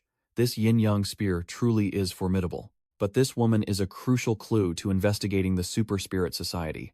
I can't let her die here. At the same time, the skinny man is aggressive and has played enough. Then he drew his long sword from its sheath, seemingly aiming for a decisive strike. He brought his treasured sword to his front and poured all his inner strength into it. Striking quickly and decisively, the skinny man swings his sword into the air, and giant snakes emerge from the sacred sword, opening their mouths wide to reveal sharp, swift fangs. Vuong Thang is a bit startled. This attack is too powerful to counter. While you were thinking, another swift attack came, and Vuongthong also raised his sword to counter with a sweeping strike. A loud explosion rang out, sending both you and the female snake assassin flying away. The fat guy sneers mockingly. A fool who doesn't know his limits, and will pay the price. The skinny guy swings his sword fiercely at you, catching Vuongthong off guard. He's pleased with himself. Now, don't interfere anymore. A sudden burst of internal energy in the shape of a sword struck out, blocking Vuongthong's attack just in time. It was Quan Huyen who arrived, luckily arriving just in time to save him. Who are they? As soon as they saw Quan Huyen, Vuongthong brightened up and called out happily. Senior sister. The scene with the dry branch earlier used as internal force to spin multiple times in the air. Then she reached out and grabbed it firmly. Wang Shang stepped forward and looked directly at those two guys, telling her they are bad people. Hearing this, Quan Huyen frowned and with a fierce expression looked at the two guys. Ready to fight. Chi van da tinde luknai. Kotomu tuarwalen. Tieng. Truktien tuai chai sut mo tuan. Roy nua juang. Nam toi suang. Hai ngoi rotquak muan lam zide. As she reached this point, seeing everyone in front of her fighting endlessly, she momentarily stopped the hostility. Meanwhile, the tavern owner was battling the short guy, and she launched a Tai Chi fist attack towards him. Her ear flickered as she dodged and blocked Hie's relentless attacks. While from behind, someone suddenly drew a hidden sword and ambushed her from behind little girl. Do you want to seek death? At the same time, Vuongthong immediately rushed up and shouted loudly, My opponent is me. He turned around and swung his sword at you. What can you do? Vuongthong at this moment leaps from place to place to confuse the enemy and shouts loudly, Senior sister, don't let them go. She roars and then attacks fiercely at the little man. He was caught off guard and immediately endured a series of fierce blows from Quan Huyen. In the end, he couldn't hold back and spat out a mouthful of blood in horror, thinking to himself, could this young junior be a master of the Void Pill realm? How is that possible? I shouldn't get involved. I need to leave here quickly. Suddenly, at the same time, a fierce internal force shot toward Qi Wen, who, panic-stricken, tightly embraced her head and kept shouting in terror. At the same time, Quan Huyen quickly channeled her internal energy, and both were swiftly enveloped by her circle of power. Quan Huyen's powerful and majestic hand sweep was the Yinyang Hao Nguyen formation. The little guy leaps up and shouts, Let's go quickly, or we'll die here today. The guy holding on is still finishing another sword strike toward Wang Zhang. You quickly dodged to the side and easily avoided his attack. Before leaving, he didn't forget to say, Little one, your swordsmanship isn't bad. Next time, I'll fight 300 rounds with you. Immediately after, Quan Huyen quickly wiped her face. It seems these two are no match for her, but Vuongthong quickly regained his composure. Senior sister, our main task is to protect the junior sister. Meng Juite has obtained the intelligence, and now it's their turn.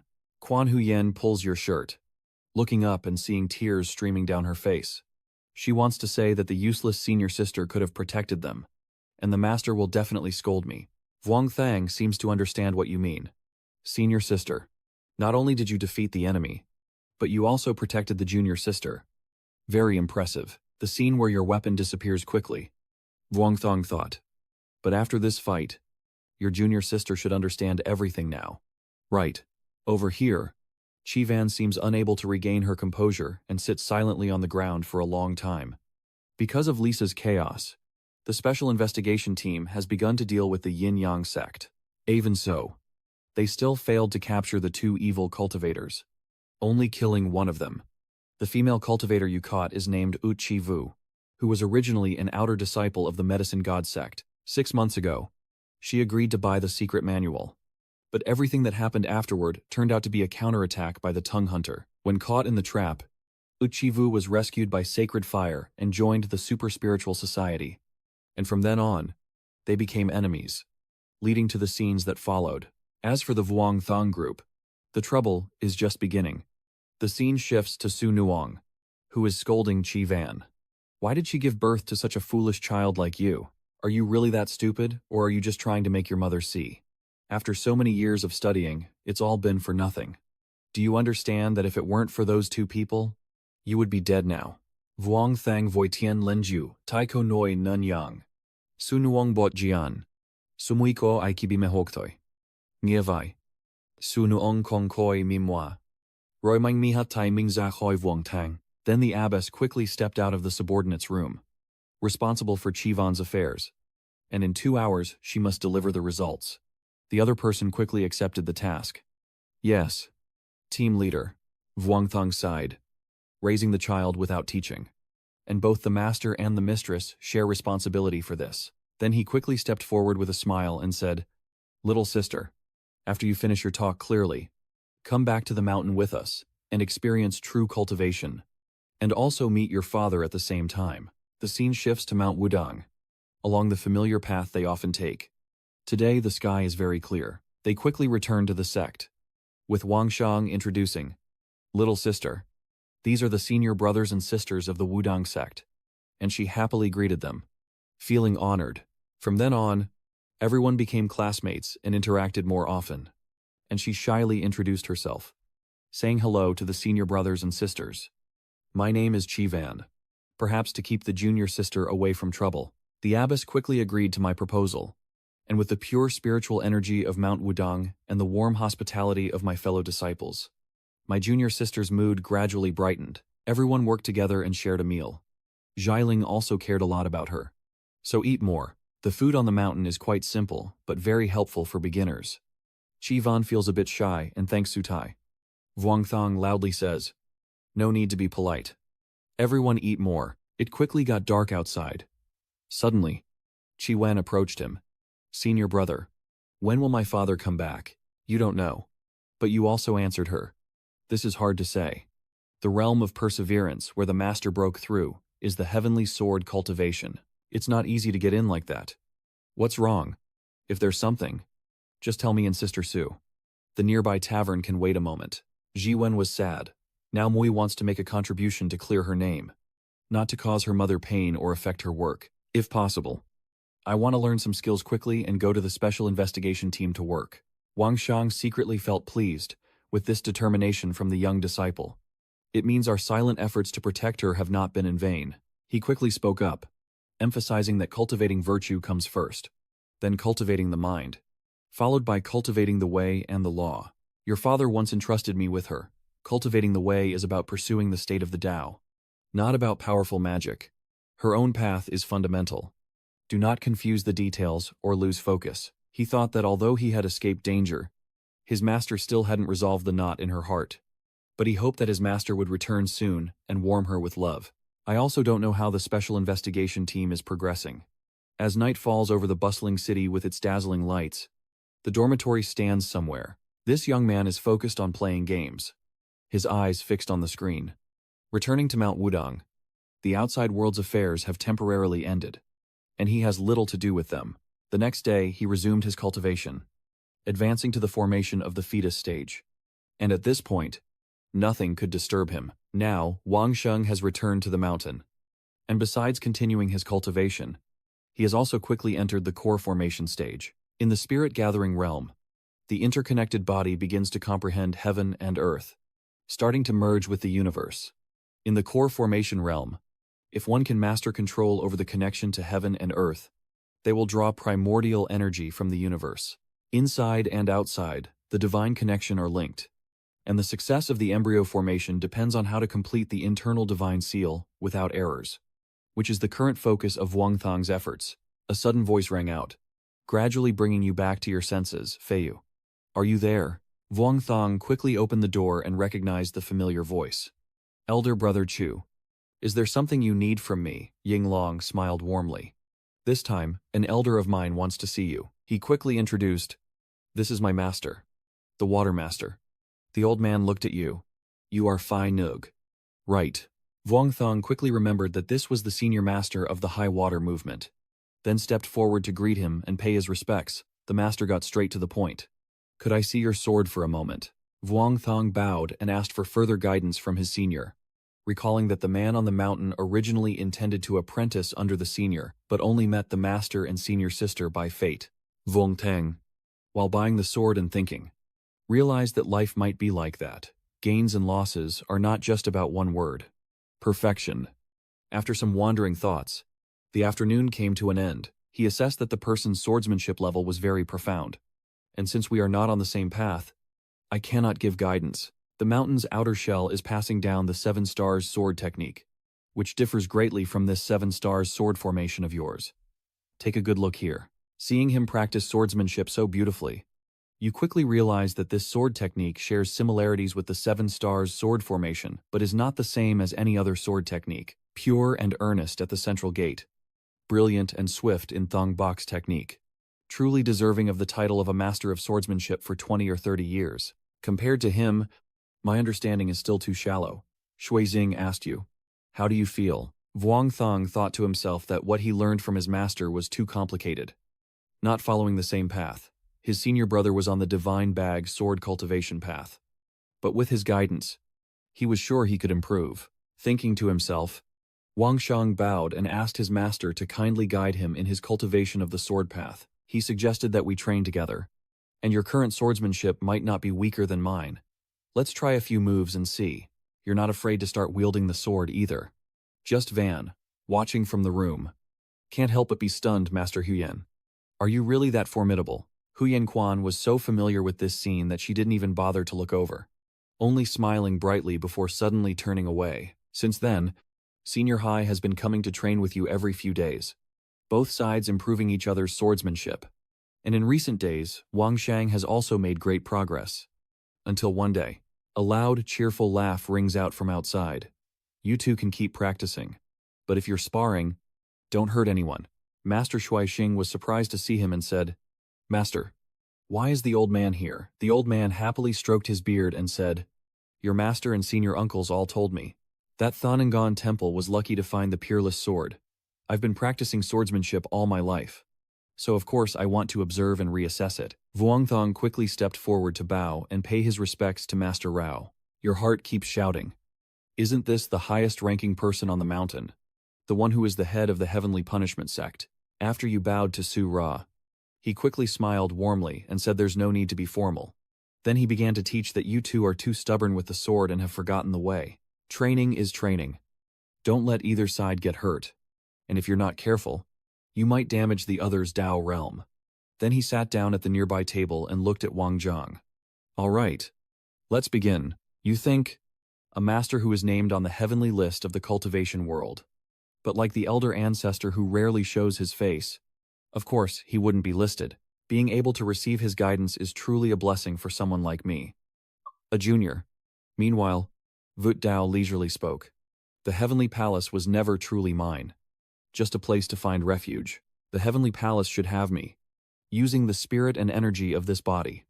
As you listen and fight against Shui Xing, suddenly a powerful aura continuously approaches Vuong Thang and appears before him. Those streams of power flowed into Vuong Thang's 7 orifices.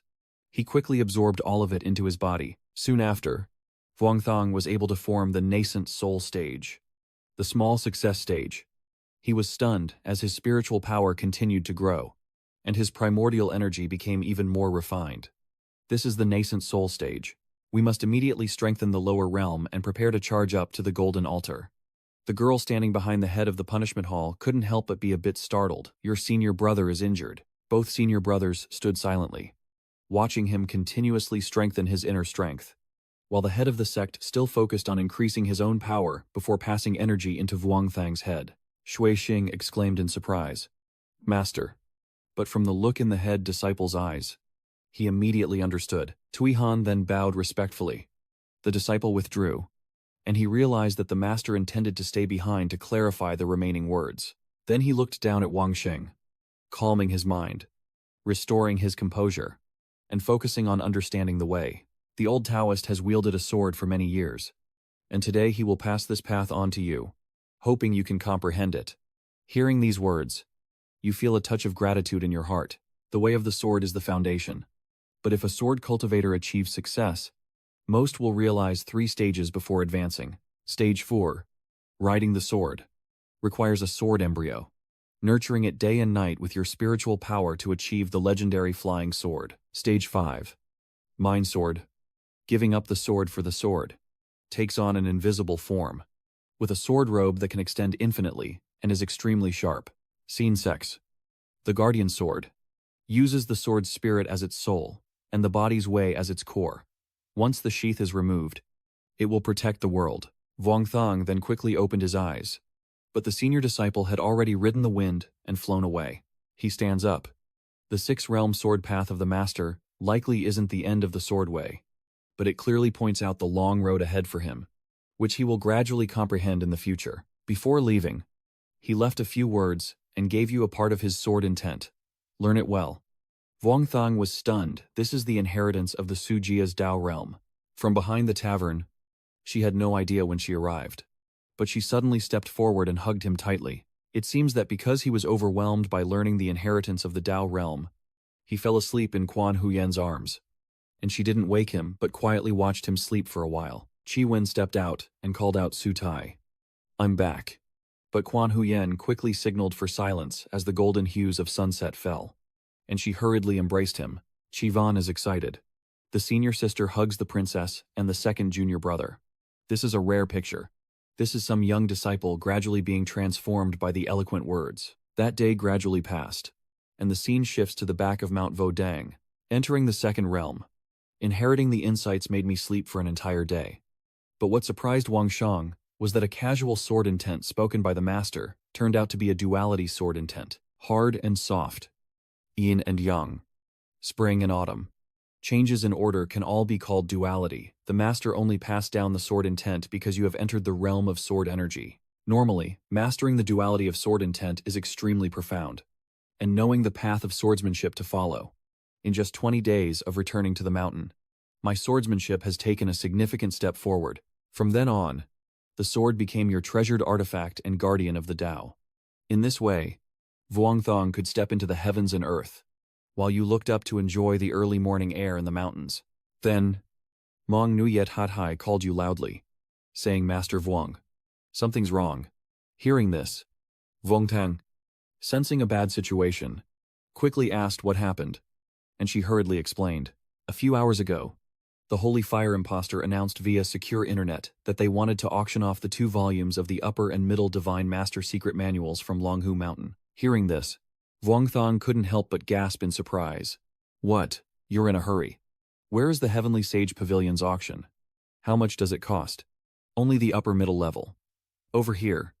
The tavern only cares about food." Mong Nuyet was startled by Vuong Dao Truong's urgent words. Noticing that I overreacted a bit, I cleared my throat and asked if Long Ho Sun's side had any response, or if they had been contacted yet. Long thought to himself, "Stay calm.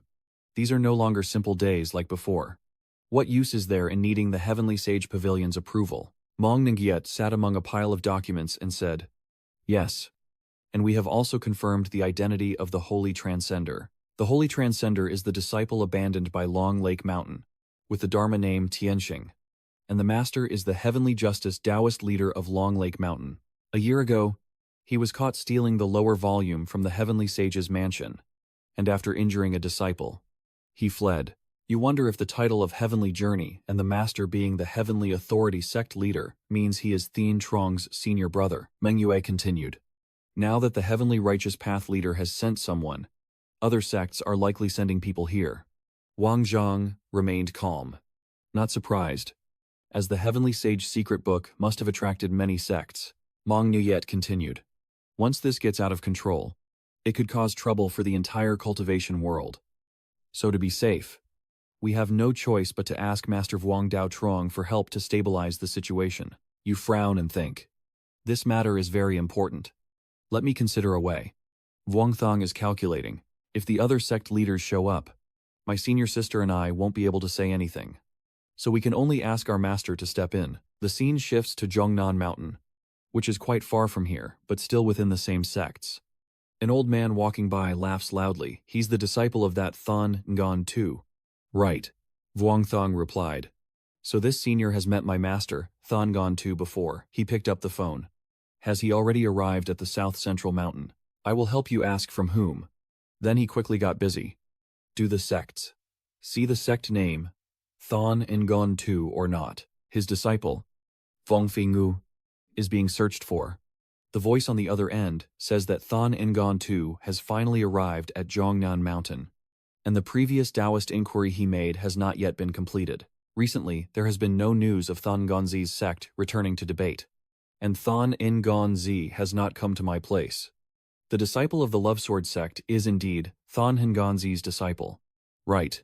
Which house are you at now? I'll go check it out. Did he come to our central South Mountain eye? The monk. Like the sword of cultivation the most, he sweat, as he thought. Each mountain has its own cultivation atmosphere.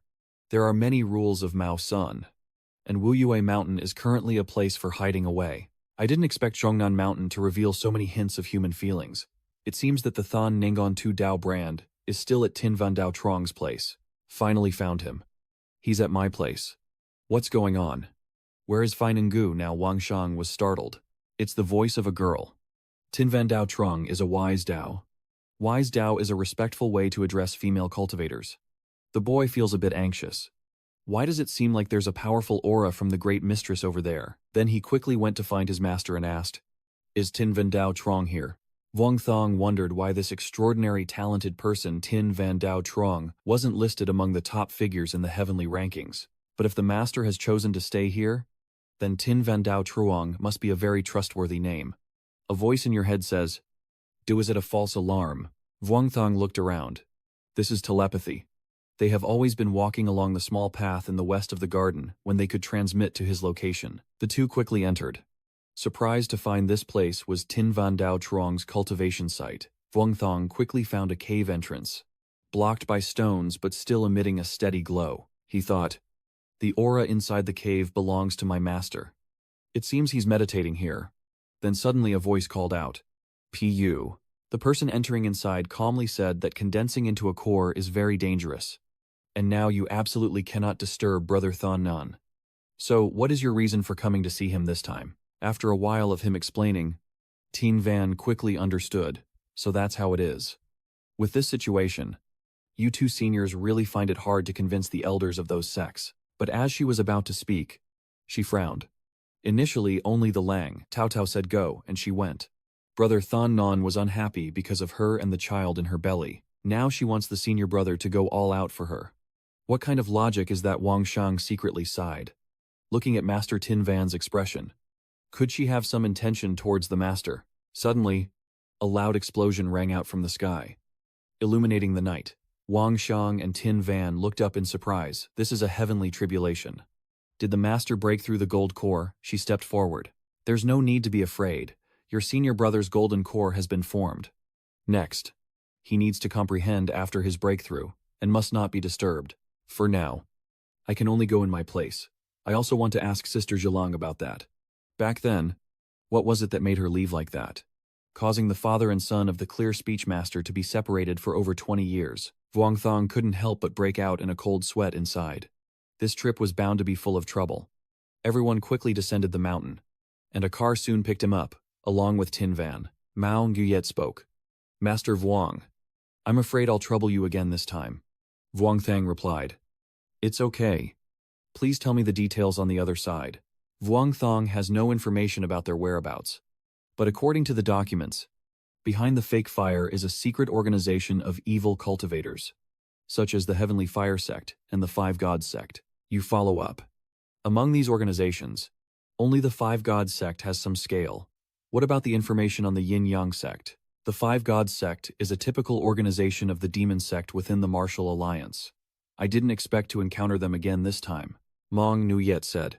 The Yinyang Sect has no clues at all, while the Five Gods Sect has a large number of experts mixed into the city. And they even said they would definitely seize the Heavenly Master Mansion 6. Vuong Thang forced a stiff smile and took the initiative to help the Yinyang Sect attract firepower. Should I praise them or not? Jing Yuan commented. Although not very organized, they are still evil cultivators after all. She just suggested that you and I go up the road later to check it out. If we encounter evil cultivators harming people, we must deal with them. You secretly marvel at how your master is outwardly stern but warm and compassionate inside, with a heart full of righteousness. Vuong Thang said, Senior, I have a friend who has also been paying attention to the situation around lately, so I'll ask her to check it out. You're surprised. A friend. So the person you're talking about is Xian Lin. Her eyes lit up as she looked at Tin Van. So she really is your senior sister. She looks very young. Vuong Thang introduced. Yes. This is my master's junior sister, also the close childhood friend of Master Tin Van, who happily greeted her, saying it's the first time meeting, and asked if she was the senior sister of Phi Nugu. Vuong Thong quickly got to the point. Senior sister. Is there anything unusual at school right now? She held up her phone. I don't know if this counts as unusual. Take a look. So what if only cultivators can practice? We can only be ordinary people. These are all schemes of the orthodox sects, even without talent. Isn't it possible to extend life, avoid illness, and be worthy? Since everyone has the right to cultivate, while martial arts and resources are monopolized by cultivators. Vuong Thong just glanced over and immediately knew that someone here is trying to stir up trouble. And it's likely a false prophet. The Super Spirit Society is auctioning off cultivation techniques, and now even tempting ordinary people. What exactly is he trying to do? At the same time, Tin Van quickly alerts you. Fingu. Something's wrong. Vuong Thong then looked over, noticing that the man was walking with a girl. But the problem was that he exuded a very strong aura of seduction. And he was an evil cultivator. Transition to a large hotel in the middle of the city. A cunning voice says, Master, are you satisfied with this? Inside the old man's room, he's observing the girl Vuong Thong met earlier at the tavern. She's not bad. Her spiritual essence isn't depleted much. And she's much better than the previous ones. Vuong Thong and Tin Van quickly caught up to this point. And of course they also heard the conversation inside. He said cunningly, My master doesn't even know what these women are usually like. So the old man then instructed him to go to the next room and wait, waiting for the master to finish before coming back. He divided some benefits for himself as he spoke, while reaching out to unbutton the girl's clothes. At the same time, the front door was suddenly kicked open with a loud bang. The old man was startled and shouted, Who is it? At the same time, Tin Van quickly rushed forward to attack him. She still gathered her inner strength and loudly ordered, No one is to leave. As soon as she finished, Tin Van rushed forward and struck the old man repeatedly, shouting, Master. At the same time, a fierce burst of energy struck the young man's acupoints, causing him intense pain. Vuong Thang only needed one strike to defeat the opponent, and after finishing, he loudly announced, Master, I've finished over here. Tin Van is still fiercely fighting to eliminate the evil sects, she says loudly. Okay. Protect that girl.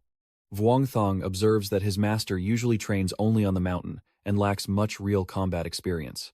Now, only relying on suppressing your cultivation level. Using it for a long time might cause problems. Thinking of this, he quickly shouted, Senior brother, use your strength to subdue the enemy. No need to hold back. At that moment, Tin Van punched directly at the old man's chest, knocking him back and sending him flying out the window like a small bird. Suddenly interrupted like that. The old man roared in fury. I will kill everyone in your family for ruining my plans. Upon hearing this, Vuong Thong immediately guessed that this was a spiritual attack. The old man still spewed dirty words and said he would humiliate the women related to you to death. Wang Shang gritted his teeth, glaring.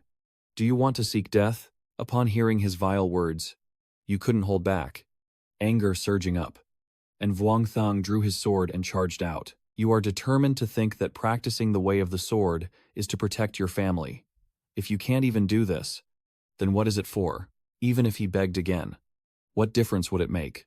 He thought, as he firmly pointed his sword directly at the old man. He was momentarily panicked, making hand signs and thinking, still so young and just entering the fetal stage, yet not afraid of his spiritual attack. Who exactly is this kid? Even more difficult to deal with than that fake pill. Immediately after, thousands of sharp, fierce hands emerged from the old man's body, striking towards Vuong Thang, but he still showed no fear and instead continued to shout loudly as he charged forward, with his sword hidden in the northern style, the Yinyang stone, the sword aura of the court knot. And finally the old man was successfully stabbed through the chest by him. Mong Jiet and everyone below suddenly saw the old man falling from above, and they couldn't help but feel frightened. The old man was pierced in the middle of his abdomen by your broken sword, because you rushed down from the high floor. Your legs are now bleeding heavily. Vuong Thong raises the broken sword with a sad look in his eyes. You look at the sword, your heart heavy, and two words echo in your mind. I'm sorry. During the investigation, Mong Nguyet quickly reported that the organization chief had thoroughly investigated the identity of the evil cultivator. He was a fugitive, wanted for numerous crimes, and had killed dozens of people. After the primordial energy of heaven and earth recovers, he will rely on dark methods to drain yin and supplement yang to become a master. Not long ago, he became an elder of the Five Gods Sect, with the Taoist name Wood Yin God, Heavenly Flower Taoist. Hearing this, only Lang couldn't help but sigh. If they had already discovered the whereabouts of this evil cultivator, then there are more than 100 ways to deal with him. You really are responsible. Jumping straight from the 18th floor to strike that person. Vuong Thong forced a smile. I didn't think that much at the time, Tin Van angrily shouted. If Fei Yu hadn't gone down the mountain to help her, how could she have been injured? The two women exchanged fiery glances, and he was momentarily panicked and hurriedly intervened. Master and Aunt. In the end, they chose to stare each other down, and Vuong Thong let out a sigh of relief. Glad they hadn't fought. When a calm voice suddenly spoke. Don't worry about others anymore. Your tendons and bones are injured. You should rest for a bit. I also need to return to school tomorrow to cook a pot of bone broth for you. Vuong Thang was also polite. Thank you, senior sister. Tian Lam smiled happily. It's nothing. Take care of the younger brother. I should do my part. Immediately after, Xian Lam went home alone. And on the deserted road, a car was already waiting there. As if knowing something, Xian Lam quickly moved closer, and a man dressed as a bodyguard stepped forward. We had a hard time finding you. At the same time, the old lady sitting in the car spoke. Young master, I am sorry I couldn't get out to pay my respects. Please forgive me. Xian Lian was surprised and asked, Why are you here now? The old lady said, We're worried. So we came to protect you. And tonight, the young master probably won't be safe. The initial auction tonight will be held at an unspecified time, and transactions can be made with cash or through cultivation techniques. The Celestial Sorcerer's technique of the Spirit Seal is one of the top cultivation methods, naturally attracting many practitioners who seek its deadly power to kill and steal, causing harm to countless ordinary people. Vung Tang, because he was injured, still couldn't go there. Luckily, Elder Tin Van stepped in to help Mistress stabilize the situation. With Tin Van here, the special investigation teams from both sides are proceeding smoothly. Now it's just waiting for the fire fake to appear. Master Vuong, this trap we set is truly a divine net. We will definitely catch him. What's the date today? Mao Yue wondered. October 18th. What's going on? Vuong Thang thought. What was I doing at this time, in my previous life? I just have a feeling this event might be related to my past life. Suddenly, you remember. The saintly one. The holy fire. Could it be that a familiar voice suddenly echoes loudly from outside the door? Sheng Ke. Sheng Xia. Again. Tianchun is crying and clutching your leg, saying, I want to die.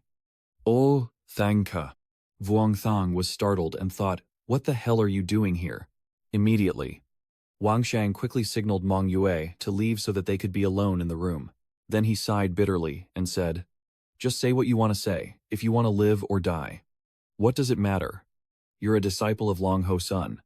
Don't let others mock you.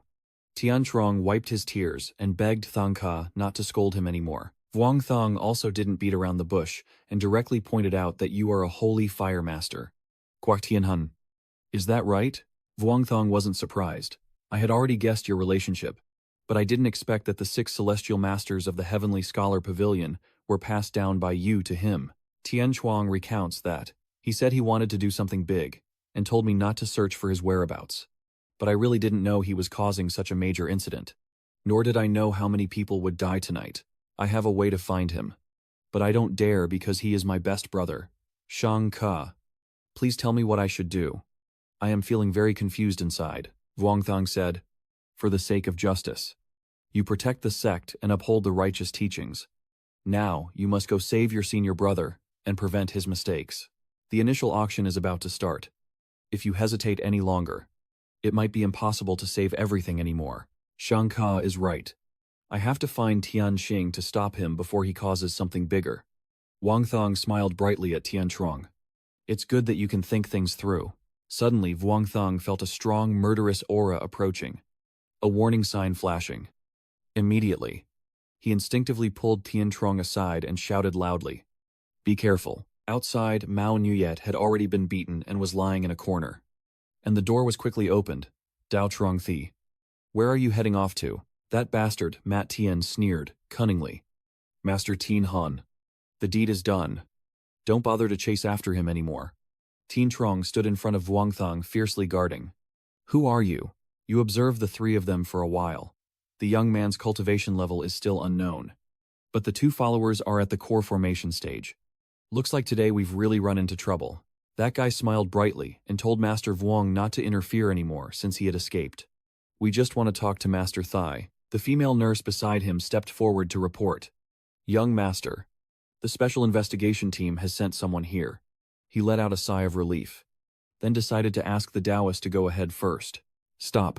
As he finished speaking, two men beside him lunged towards Tien Trong. She fiercely spun her two blades and was just about to cut his neck. An quickly uses his internal energy to shield himself with diamond armor. Enduring the painful sword strikes, the masked man swings again. How can diamond be indestructible? Then I will cut a few more times. An Chong leapt away to dodge the deadly attacks. Tien Trong quickly jumped out the window, determined to fight to the death. I will go out myself. Don't involve others. The young master ordered them not to let him survive and leave the hospital. Both of them rushed after him. Vuong Thang observed. They only want to target Tien Trong. As long as I don't get involved, maybe I can get through this danger. But I feel extremely uneasy inside. Do I really have the heart to watch them die without helping?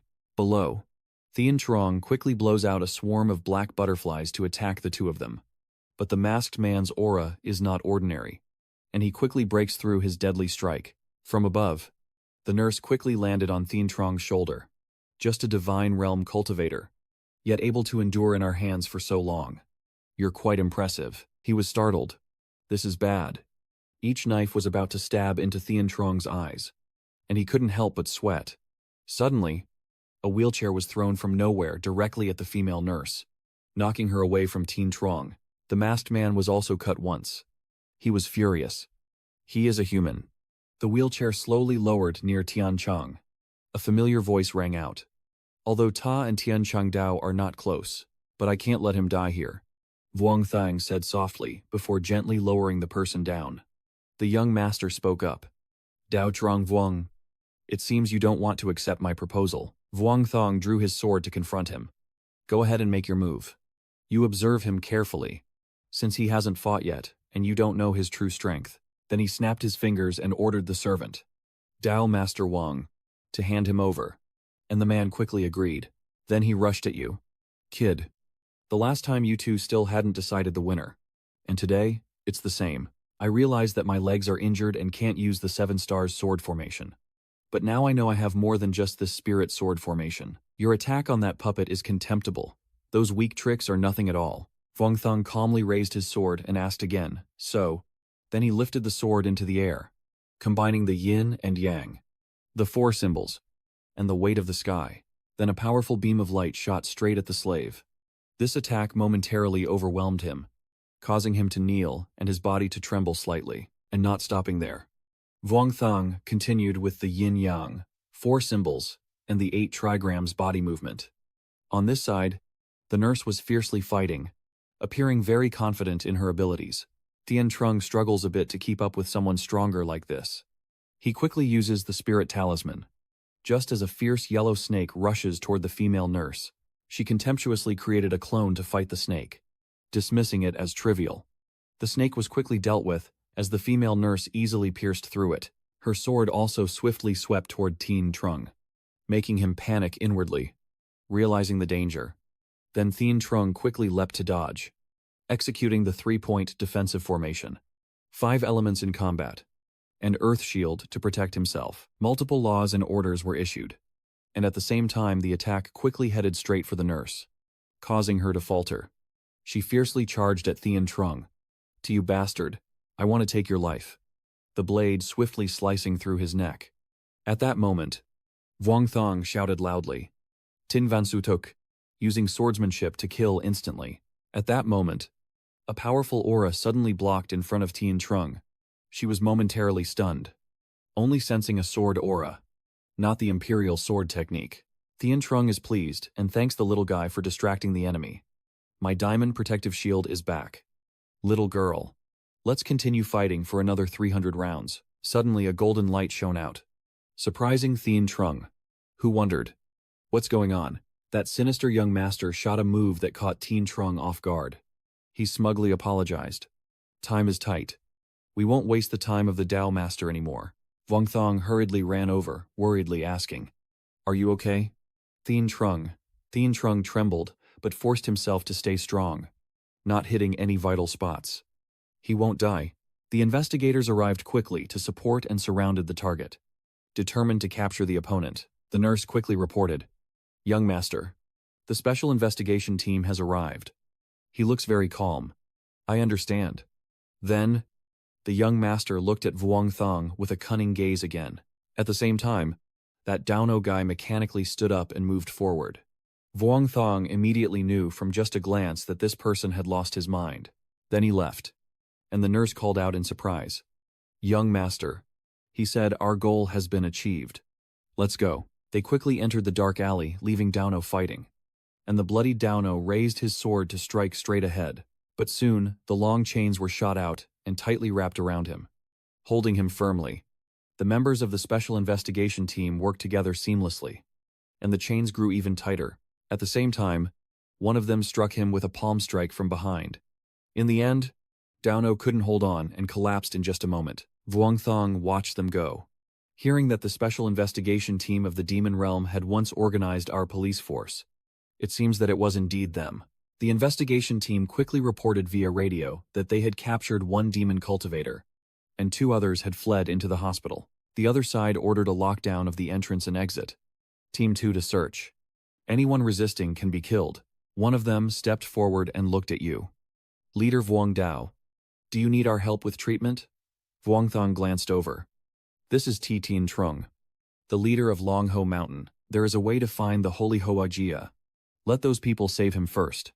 After this, Vuong Thang seriously thought, it seems that now he finally understands why he never cared about Thien Trung's name before. Immediately after, Thien Trung was quickly given medicine and bandaged. Vuong Thang thought that the evening auction of St. Hoa Jia could expose the cultivation world to the public, surely causing a shock to society.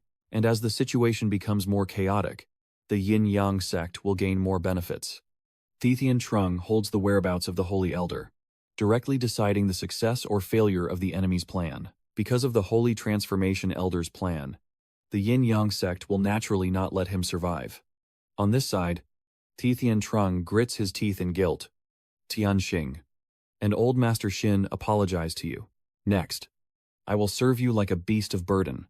After saying that, he releases a bird carrying his blood into the sky. The special investigation team immediately began their operation, with Team 1 staying behind to protect the 2 Dao Masters, while the others followed. They quickly informed the headquarters and used all means to seal that talisman. Vuong Thong looked up at the sky, releasing the blue talisman, knowing he was safe now. Tears streamed down Thien Trung's face uncontrollably, but he clenched his teeth to hold back his cries. Vuong Thong only said, after crying, to wait with me for the result. In the end, the Mong Nuyet report was captured, and the Taoist Vuong, the fake Manhwa, has been caught in the net. We are about to ask him. Vuong Thong said, please take me there, right now. He's the only one in the room. Everyone else is outside, watching through the glass. He coughs a few times. So go ahead and ask whatever you want.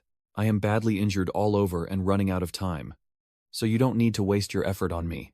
Just speak up and tell us the schedule for the Heavenly Sage Talisman auction. He used a match from his pocket to light a cigarette. There was basically no auction happening at all. Although I am a trader of Long Ho Mountain, I cannot hand over the Heavenly Sage Talisman to evil cultivators, and the secret cultivation techniques I plan to exchange have already been entrusted to a trusted person. Next, they will use the internet to transfer these cultivation techniques out. The Investigation Bureau quickly announced and immediately contacted the Internet Department to monitor these 2 websites. Heighten VN. Me and Heightens. Tot. Tianxing spoke. The primordial energy returning to Earth. So why can't people cultivate? He continued. I am just a pioneer. There must be others behind me. At the same time, Qilang suddenly shouted to cut him off. Enough. Quickly escort him and watch out. Serious face. Tianxing calmly replied. No need to waste effort. My time has come. In his final moments, he was worried about his close friend, wondering if Tianzheng was okay. Just now, he looked for my Qingling. So why did he bring Huet Vu along? As he thought of this, the medicine in Tianheng's hand also fell to the ground, and he bowed his head in silence, never to speak again. Zhilang stood outside, furious, punching the wall hard, this ungrateful bastard. Then she quickly ordered to release the news of the saintly transformation's death, and to restore everything to normal as fast as possible. While the cultivators outside were still gathering and causing trouble, whoever needs to be captured, catch them. Whoever needs to be imprisoned, imprison them. Subordinates, carry out the orders quickly. Wang Sheng looked at him with a slightly sad face. The cultivation method from his past life was indeed passed down by the false saint, stolen from the saint and given to the wounded. In a way, Quach Thien Han truly lives up to the name of the saintly cultivator. The saint transformer has died, but the chaos he caused has not yet been quelled. And under Vuongthong's combined pressure, the cultivators who try to stir trouble using this don't cause too much upheaval. Because of this battle, Master Tin Van said he didn't like it, as it suited the filth of the mortal world. So he returned to reconnect with his master to leave the sect. But you are staying in the city to recover, hoping to take this opportunity to train your body. The scene shifts to the special investigation team, the Taoist researcher, and then Qi Lang has made other arrangements for himself. Turning back to Vuongthang, he hesitated and apologized, asking him to leave all his work behind and go with me. I hope Yue is happy. It's fine to tour with Vuong Dao Trung. This is basically my only break this month. Vuongtang, upon hearing this, felt a bit courteous and said, then it must have been hard for you. Suddenly my message notification popped up. The sender is the tavern owner. He was very surprised and told me to wait there. I will come over right away. Then came a series of threatening icons, and he broke out in a sweat, recalling how his senior sisters and junior sisters had previously gone down the mountain to protect their master, Master Dao Wang. We are here. An old man from Mount Wudang spoke up, a former friend I haven't seen in a long time. These people are representatives of Longhu Mountain, Maoshan Mountain, and Cactao Mountain. Vuongthong bowed his head and greeted the Dao Masters, thinking to himself that even the monks from the subsidiary 3 sects have already arrived here. A man steps out of the room. If young Master Vuong Dao Trung has also arrived, then we can begin the meeting. Today's main topic is the secret of the heavenly aura's recovery. Hearing this, you can't help but be amazed, and your inner voice keeps growing louder. What inside that person's room? It started to tremble. A year ago we began searching for the dark side of the moon. This can be considered a great act of a nation. At the beginning of our search, we encountered an unbelievable discovery. Now, please watch this secret video. This video was recorded before the night of primordial energy recovery, the night of the family gathering that year. It was locked inside the ship's hold, and it is also what we obtained from the dark side of the moon. That beautiful girl suddenly appeared from nowhere, lonely and mysterious, with a radiant presence, a spring jest, a human smile, a human clown. Incredibly extraordinary. Everyone was startled and discussing. It seemed like ether was emanating from that girl, and even through a screen you could sense her cultivation level. It was terrifying. The woman is dressed in celestial robes of the highest quality. Who exactly is she? He continued. This celestial prince was discovered by us while searching on the dark side of the moon, and he had been in a coma ever since. Later, when we went to the moon to study, everyone surrounded her to examine her until we brought her back to Earth. After Wang Sheng left that room, he kept thinking. On the eve of the Lunar New Year, almost the entire family was worshipping heaven and earth. Could it be that this celestial being has awakened and thus awakened the primal energy of the earth? What is really hidden on the moon? Why can the celestial ruler guide the primordial energy? And also, why do I keep feeling that the celestial ruler and my senior sister look so much alike? Suddenly a voice calls you back to the present. Little King Dao Master. Wang Sheng is surprised. Professor Ma, come on in. I've been waiting for you for a long time. Let's talk in my office. He seems to be searching for something. I heard that only Ling is your master, and my wife has been her close friend for decades. Today, since you've come here, an elder like me naturally has to give you something good. I got this sword from a friend of mine. Take a look and see what you think. Vuongthong looked surprised and asked about the sword, and he explained that it was one of the results of their research. Unfortunately, the price was too high to upgrade. He continued, saying the materials are assembled quite well, and the manufacturing cost is 3,000 per moment. Wang Shang was stunned. Does that mean 3,000 per moment is like plucking feathers to save the nation?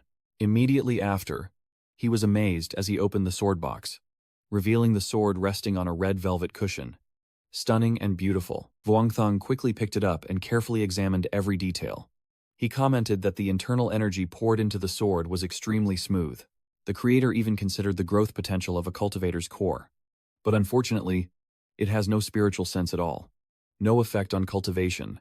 Only for fighting. You wonder what this sword is called. Professor Ma. Uncle Ma. He says it still doesn't have a name. So why don't you name it?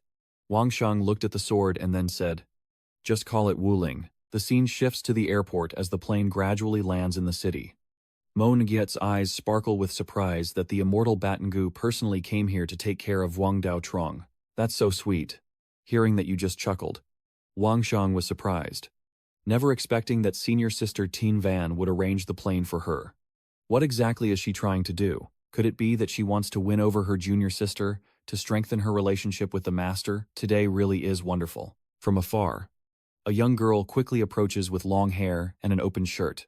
Her figure stunningly beautiful, like a shining star stepping into the scene, radiating a dazzling light. As soon as she saw Wang Shang from afar, she quickly hurried over, waving her hand and calling out loudly, "Senior sister." Her face is as dark as a pot.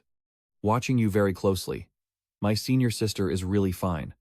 Maybe the wound will heal by tomorrow." Quan Huyen turned to look at Mao Nguet, thanked her, and quickly waved her hand, saying there's no need to be polite.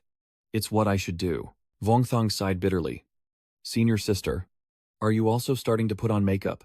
Now I sense danger inside me. It seems senior sister is still angry. I just need to coax her a little." Suddenly, a piercing scream rang out. Flying sword Dao Tan. Is it really a person? The ancestor's divine appearance is truly manifesting. Quick, the old man shouted as he walked away, urging him to return to him and save the mountain as if saving his life. The girl chasing after him. "Master, wait for me. I will catch up." Quan Huyen quickly stepped forward and stood guard in front of Vuong Thong. The young man politely spoke up and asked. Vuong Thong silently wondered in his mind. This elder just now spoke with a Shu Yen Thuk accent. Could he be the elder from Thukshuan Sect? "Mr." Vui bowed politely, so excited that he forgot to introduce himself. "I am P. Luyen, from Thukshuan Sword Sect. Here especially to find you." Vuong Thong also bowed respectfully and greeted Master Fei Yunzi, but couldn't help but wonder why the Sword Sect wanted to find him. Immediately afterward, everyone got on the carriage together, and the flying cultivator seemed very interested in him. "Mr." Vui said happily. "Our Sword Sect's flying team all depends on you now." Vuong Thong forced a smile, thinking the elder was joking. After a short exchange, he finally understood the purpose of Elder Fei Luyenzi's visit. Before the primordial energy of heaven and earth was severed, the Sword Sect established a trial called the 72 Swords. After the primordial energy recovered, the trial was reopened, according to the records of the Sword Sect's points. As long as you can pass the test, you can acquire all the sword techniques. The problem is that until now, not a single disciple of the Sword Sect has succeeded in passing this test, let alone entering it. Vuong Thong scratched his head. So it turns out that's how it is. But the young master Fi Luyen's cultivation and virtue are still shallow. So even if he leaves, he might not pass the test. He is so confident. How could he fail? Fine Ju is the leader of the new generation of sword cultivators, and this sword body is truly that of a swordsman. Hearing such praise, his mind couldn't help but spin with dizziness, and his face turned stiff and pale. Wang Shang remained silent for a long time, his hands clenched tightly on his knees as he seriously pondered. Then I spoke up. "I really cannot refuse this matter, but I can try once. Maybe in 2 days my leg wound will heal, and I can set out to return to the Thousand Swords Gate." He thought to himself that the sword technique of the Sword Sect, which many have desired for 1,000 years but could not obtain, is an opportunity he cannot miss. Luan Tu happily agreed. "This is easy. And just at the right time, I brought the divine sword from the 10,000 worlds here." Wang Zhang spoke. "I have accepted the good intentions of the master. Actually for me, this small wound is not hard to recover from now. My leg injuries seem serious, but healing them won't be difficult. I just need to seize this opportunity to strengthen my bones and step up to the next level. The mysterious tavern suddenly shook violently, as if to say, "Do you still dare to mention your legs?" Wang Thang's face twisted in pain. My senior sister.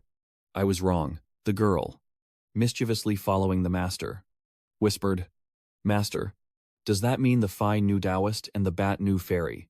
Upon hearing this, he chuckled and said, "I understand. Your vehicles are still moving through the city." A loud voice asks, "What did you say?" Meng Yue quickly asks if your master's leg can now recover. I just received news that a part of our team was infiltrated by evil cultivators, resulting in serious casualties and injuries. Wang Shangzhang exclaimed. What the scene then shifted, as everyone quickly moved away by helicopter. Meng Nuet reports that the demon cultivators from the Five God Sect have now fled to Hai Dao Island. They say they have over 100 hostages, and want to negotiate about the order of the cultivation world with the government. You frown. And since they are from the Five God Sect, I suspect they have other demands. After hearing the report, Meng Guiet trembled. They demanded that he and the team leader negotiate, threatening to kill a hostage every 3 minutes if they refused. And now they have started executing hostages. Vuong Thang's face darkened. I understand now. Then you quickly bandaged my leg. Vuong Thang calculated. A dead spirit in my hand. They let me go only if they want revenge to hand someone over. Wait a moment. I will protect the master to buy us more time. Everyone, just keep going. You suspect that if the false Than Hoa is just a troublemaker, then this is truly a conflict between the evil sect and the government. The Five God Sect is not afraid like this, blaming that in my previous life I was taken away by a group. I told Quan Huyen and my senior sister to unleash their full strength, as their legs can fully recover. Later, sister will wait for me at the camp. You don't need to intervene in this matter. Quan Huyen said something, trying to speak slowly so Vuong Thang could understand. He watched her intently, realizing she meant, we go together. You know I can't stop Quan Huyen either. So we will go together. Everyone here is discussing the plan, and the entire Hai Dao Island has already been sealed off. The elite team of the combat unit can arrive in 15 minutes. By leveraging their numbers and peripheral firepower, we will definitely be able to catch the enemy. The enemy is easy, but we should still prioritize protecting the hostages' safety. Only Lang is thinking. The evil cultivator holding hundreds of hostages clearly had a well-thought-out plan long ago. But according to the combat readiness protocol, the enemy cannot retreat, and they must not let them escape from this place. At the same time, you and everyone quickly arrived, and Wang Sheng spoke up. Master, when you hear his voice, she quickly turned around. Xiao Sheng. He anxiously asked, what is the current situation? Jilang said casually that it wasn't as he hoped. The enemy has a few false pill masters and hundreds of evil cultivators. The key point is they still hold hostages, and even if we hold back, we're afraid of breaking the jar. You're in a hurry. Let me go alone. After all, I have cultivation and can think of a way to buy more time. She said, now is not the time for feelings. If they want us to go over there too, then using my life to exchange for the safety of the 2 hostages makes it all worthwhile. Even if I have to sacrifice myself. The subordinate hurriedly ran over and reported that the reconnaissance and intelligence teams have responded. The demonic cultivator has agreed to a video call with us. Qi Ling hurriedly said, all right, let me see what exactly they want to do now. Can we identify the opponent's identity? The subordinate quickly reported that it has been confirmed based on the document's evidence and display. The person speaking to us is the leader of the Five God Sect. Shui Ro Shen. The voice on the other side sounded as if they had just found someone to lure the old man out. Qi Lang, the leader, still thought that if it weren't for the person appearing in this video. Stop for a moment, he continues. We will kill everyone here. You still remain calm. If you are truly confident facing us, then why bother capturing innocent civilians? He retorted. You're wrong. And you are the one carrying the guilt. Dying at my hands is just his fate, he said without a hint of emotion. Jilang checks the time.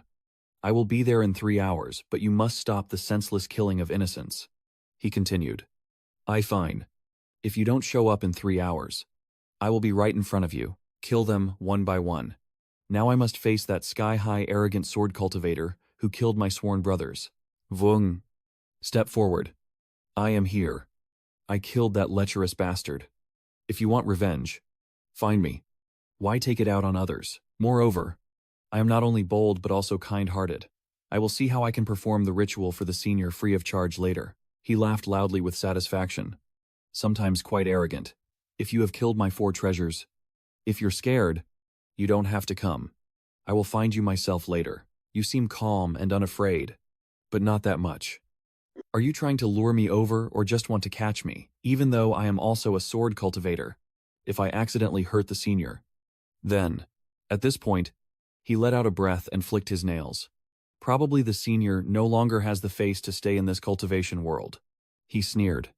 That brat is just arrogant and talkative. Bring your sword and also bring 2 of your companions. I am not afraid either, senior. Please step forward. The disciple of the sword sect, Fei Lugentu, will surely learn from you. And Quan Huyen is also prepared. He continued. In 3 hours, if you do not appear before me today, the island will be destroyed, and people will die. Anyone who dares to interfere in the affairs of the cultivators below will bring disaster upon themselves. Lu Yentu happily praised you. Your words of encouragement weren't bad either. You scratch your head. Luckily, the sect master reacted quickly, adding 4 more people to the island. Jilang quickly responded and reminded everyone to prepare well. I already gave an extra half hour. Enough for the battle groups and major sects to get ready inside the city. Lu Yen too calculated that the battle team and the major sects are not the senior alchemy realm experts. And these evil cultivators are not fools either. Directly risking a confrontation, Vuong Thong asked whether using experts to ambush could succeed. Given that the senior cultivators had just arrived for the exchange meeting and encountered this situation, he let out a breath. And even a gold core expert probably couldn't guarantee defeating so many cultivators in an instant. Wow. If you can level up your core to that extent. Your understanding of the Tao has become a bit too extreme. He hesitated. And the Void Spirit Tao Master was right. I was too naive. Wang Shang sighed happily. We indeed are cultivators of the Golden Core stage. But perhaps he won't make it in time. The scene shifts to the Zhongnan Mountain, the Namvong Peak. At this moment, Tin Van and Chi Van are sitting outside the cave where their master is meditating. She is monitoring the situation through her phone. The Five Gods sect was a former righteous sect. So aren't Fei Yu and Bu Yu in danger now? Suddenly a sleepy voice sounded. Zo fragrant. Did my junior sister finish cooking for me? Tin Van was startled. Senior brother, why didn't you say a word before going out? Nguyen Tu Van also doesn't know why suddenly his passion interrupted his enlightenment. He just focused on the exam. He looked at Chi Van with a puzzled expression and thought, where did this apprentice come from? But as soon as he looked more closely, he couldn't hide the surprise on his face. She truly resembled her mother too much. Nguyen Tu's whole body seemed to turn to stone as he stood there staring at Chi Van. And he asked, immediately afterward. Nguyen Tu quickly rushed toward her. Xiao Wen. You're Xiao Wen. Right, seeing how confused Chi Van looked. He was startled and suddenly realized he seemed to have made a mistake. Nguyen Tu then released her sadly and said, I am your father. Maybe you've never met me before. He hesitated. Wait for me to wash up, and I will come to see you once I am clean. Tin Van stepped forward. Master Huying. I'm afraid Huying doesn't have time to talk with Xiao Wen now. Batngu, Finu, and even Sister Chi Lang are all in trouble. Upon hearing this, the father and son both exclaimed in shock. What the scene shifts to Vuong Thong's group, where 3 aircraft quickly land. Everyone quickly entered the island, their faces all very serious.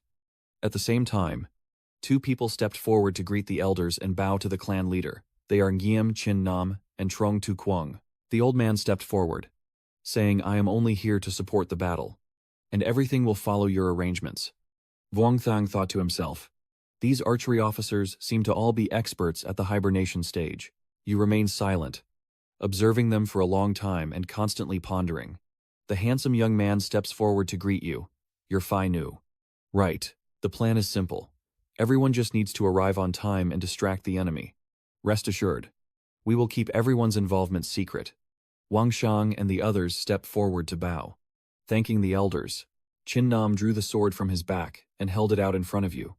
I heard your sword was destroyed before, so this one is a gift for you. Vuong Thong felt embarrassed. Senior, you're too polite. Chin Nam was generous and accepted it as a gift. Otherwise, the talkative one would definitely cause trouble for me. Hearing this, Wang Shang no longer held back and said, Thank you. Senior, The junior awkwardly forced a smile. It seems this senior is also an old friend of my master. A familiar face. The sky over the island quickly darkened, and around the 4 empty pools everything fell silent.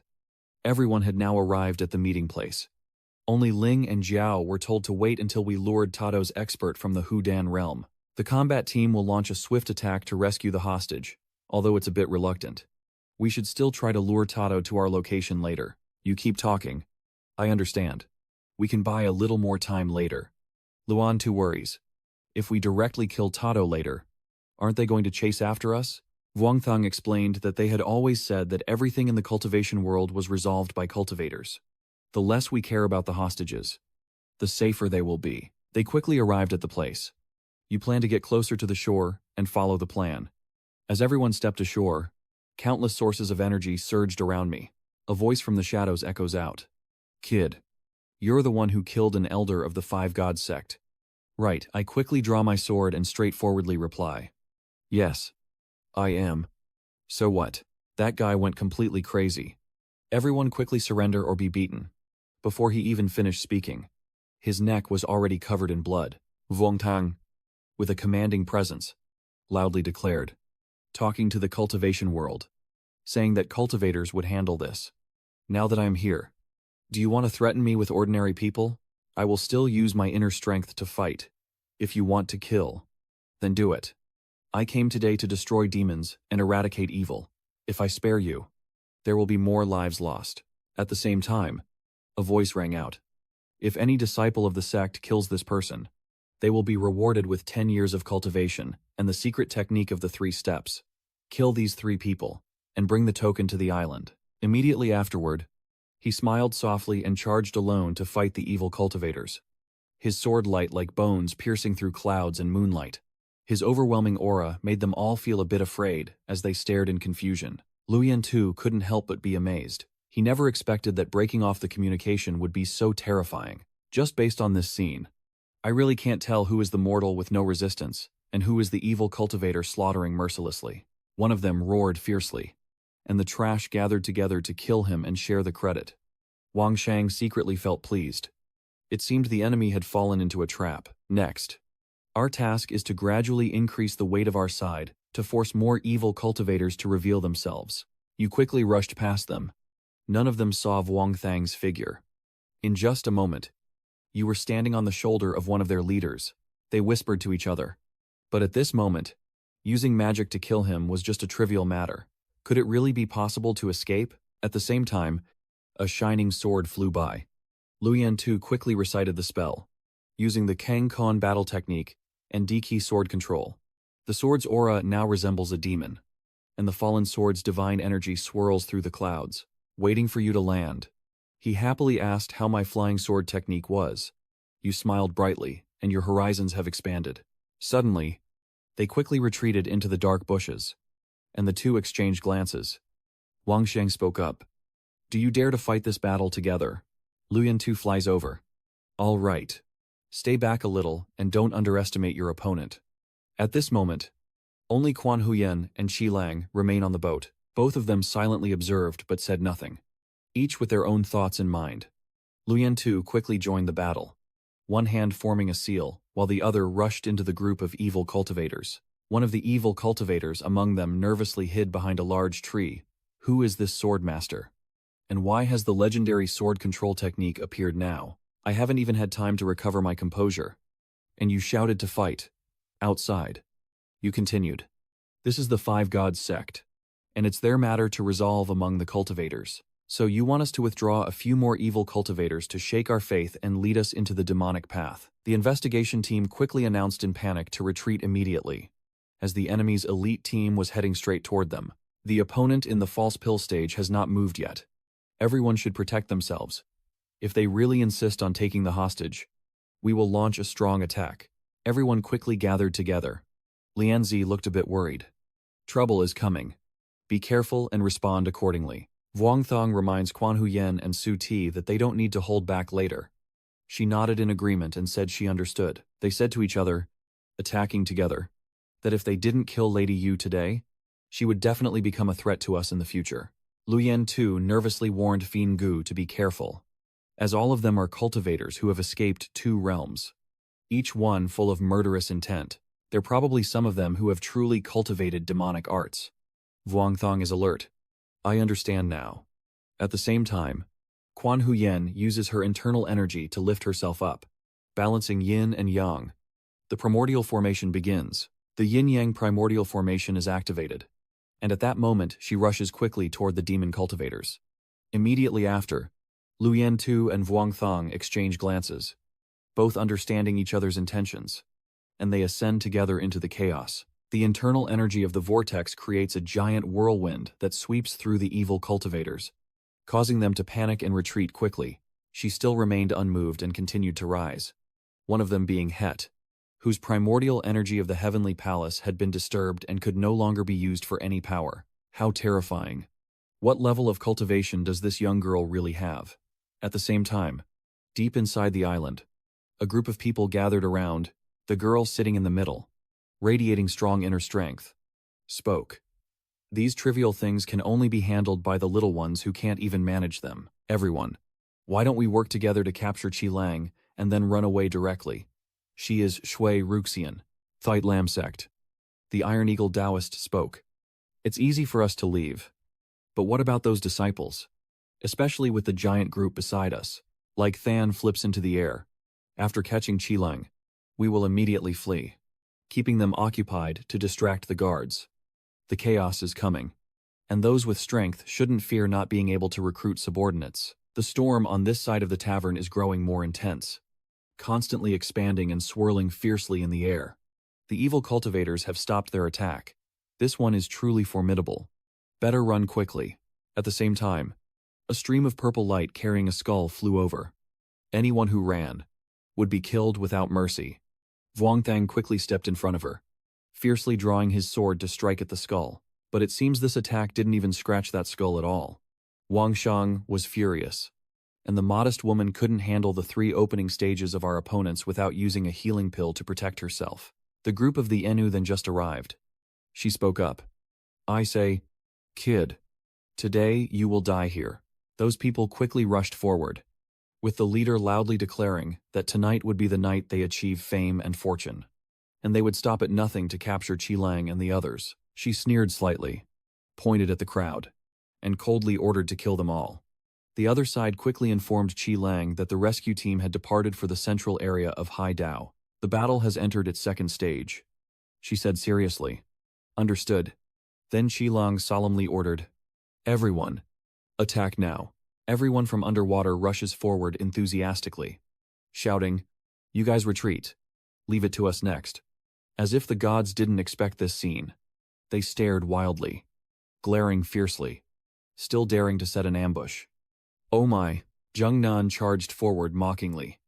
War does not only harm, but also deceives. Tantu is strict and upright. Learn from the gentle water god. A strike just now made her panic. This person's cultivation level is beyond mine, and I can't suppress him in a short time. Thinking of this, Nuthan quickly ordered, Theat, go catch Qi Lang. Luan Tu quickly prepared. Fai Nu carefully. The difficult-to-handle enemy is almost here. Suddenly, a slender hand quickly touched their shoulders, revealing herself as Quan Huyen, who skillfully threw the 2 men behind her. Vuong Thang Hut was so frightened he shouted out loud, Senior sister. Right now in front of Quan Huyen is a huge, fierce man who was much larger than her. The old man on this side took a puff of his pipe and then exhaled a dense stream of deadly aura toward the 2 people. That so-called righteous man mocked, claiming the 3 Sect's talismans don't practice on the mountain and came here to do evil for me. It's not good. Killing you might just give me a chance to talk to the world. The so-called prestigious sects are just names. They also quickly used their internal energy to activate the talisman. Chaos among the evil cultivators. So I naturally had to step in and stop them to show you what true righteousness is. Immediately, a huge force violently struck the Iron Man, causing him to momentarily startle. Under the attack of the 2 Taoist priests, he was quickly sent flying like a tiny bird. The 2 old men stroked their beards as the evil cultivator raged wildly, thinking he could leave the sea of chaos with his own strength. But little did he know that the clown was actually himself. Today, your fate is sealed. After speaking, A stream of blue light continuously enveloped him. He quickly used the heavenly thunder fire and the five waters thunder talisman, acting swiftly as if following a command. The spellcaster just finished chanting, and the entire sky here was almost covered by that evil power. Over here, Quan Huyen and Tiet Than are also confronting each other. He looked at her and couldn't help but admit that she was very strong, but only at the stage of forming a fetus. Chan Hu is too foolish. Today you must die. As he finished speaking, he quickly gathered his inner strength and charged toward her, while Quan Huyen also moved swiftly, reciting a spell to calm the spirit and activate the yang energy. Yin and yang follow the heart, and the magic circle expands outward, immediately beside Quan Huyen. A vibrant green dragon appears with a mighty aura. Immediately after, the dragon opened its mouth towards the Iron God. But he sneered. Too slow and too weak. No doubt about it. I told you so. He charged up to grab Quan Huyen, who now looked so small compared to his opponent, yet she still had no chance to fear and quickly gathered her inner strength to unleash a move, causing the Hao Yuan Qi Nu to be cast out. Quan Huyen's small figure swiftly descended, her hand decisively striking upward at the Huyen Tiet Than. His eyes sparkled with admiration, and he couldn't help but praise her, saying she's very talented. Outside, Lu Yen too was amazed. Having heard that Bat Nagu Tien Tu's strength was unexpectedly formidable, even the Huyen Thiet Thun couldn't do anything in her hands. And Thang Tai's words praised the Taoist master quite highly. Lu Yen Tu continued. No. I mean it sincerely. Dealing with the divine metal god alone is enough for her. We should focus on protecting team leader Ji Shi better. Everyone was so focused on watching the fight that they didn't notice behind Zhilang. A shadow was slowly drifting up, but Wang Shang quickly realized it and warned the master. Be careful. Then swiftly leapt back. The little brat lost the scent of that fierce guy. Kid, you're asking for death. Don't blame me. His face was bleeding from his attack. But luckily Wang Sheng was still able to hold on. Lian Zi urgently shouted. Fly away. Quickly get the team leader out of here. Immediately after, he slipped his hand around her waist. Senior sister, I apologize. Like God looked over. Old Third had failed again. As if the opponent was only two nascent soul stage cultivators. As long as I can hold on a little longer, I will definitely be able to catch Jilan. Disrupt these people's minds a bit and buy some time for Lao Tam. Just as she thought this, the man suddenly swung his sword fiercely. As the deity cried out in pain, the Five God Sect will kill all those mortals here, leaving none alive. At the same time, a voice sounded, announcing that all the hostages on the island had been rescued, and the three of them were all startled. What? Everyone begins to present their plans for the second phase, unifying the strategy to eliminate all evil cultivators. Special forces surround them, ensuring no one escapes. Meanwhile, everyone here is still dividing up to deal with the leaders, and another announcement rings out, allowing one of them to escape, so they all self-destruct to prevent him from fleeing. At the same time, Vuong Thang took Tri Lang to a safe place and advised her. Su Nuong, I will go over there to help. Tri Lang, emerging from the box, couldn't hold back her vomit and warned him. Be careful. You open the box again, the light shining as Vuong Thang smiles firmly. I understand. Su Nuong, the guy on this side smirks confidently. The swordsmanship of the Sword Sect is interesting. But he hesitated for a moment before continuing. Just a small obstacle. And yet you dare to block the way of the master, not knowing your limits. Then he quickly unleashed a burst of power towards everyone. Luan Tu thought to himself, I must get the right to control the flying sword. If not, I will only be killed by him. Don't even think about stopping him. Suddenly, a shining light appeared in the sky, drawing his attention. Wang Shang finally arrived, stabbing his sword from above, and the evil demon endured death. The evil cultivator sneered and stood his ground. Come on, let me see how powerful you really are. And with that, he quickly transformed, his entire body covered in armor. Vuong Thang thrust his sword, but he remained completely calm. Just a simple martial arts sword technique. Is that all? Suddenly, something made the evil cultivator freeze. Wait, that's not right. Your fierce sword stabbed deeply into his chest, a murderous glare flashing in his eyes as an explosion erupted nearby. Vuong Thang was thrown back, quickly stabbing his sword into the ground to keep balance. He was wounded and unable to hold back, spitting out a mouthful of blood, and Quan Huyen looked on anxiously, afraid that my senior sister might be distracted. I loudly reassured her that I was fine.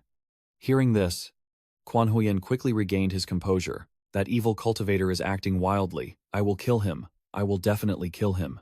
Luyen Tu approaches you, whispering, surround the special team members. Let's work together to catch him. Don't let him escape. Hearing this, you quickly stood up, gritted your teeth, and looked ahead.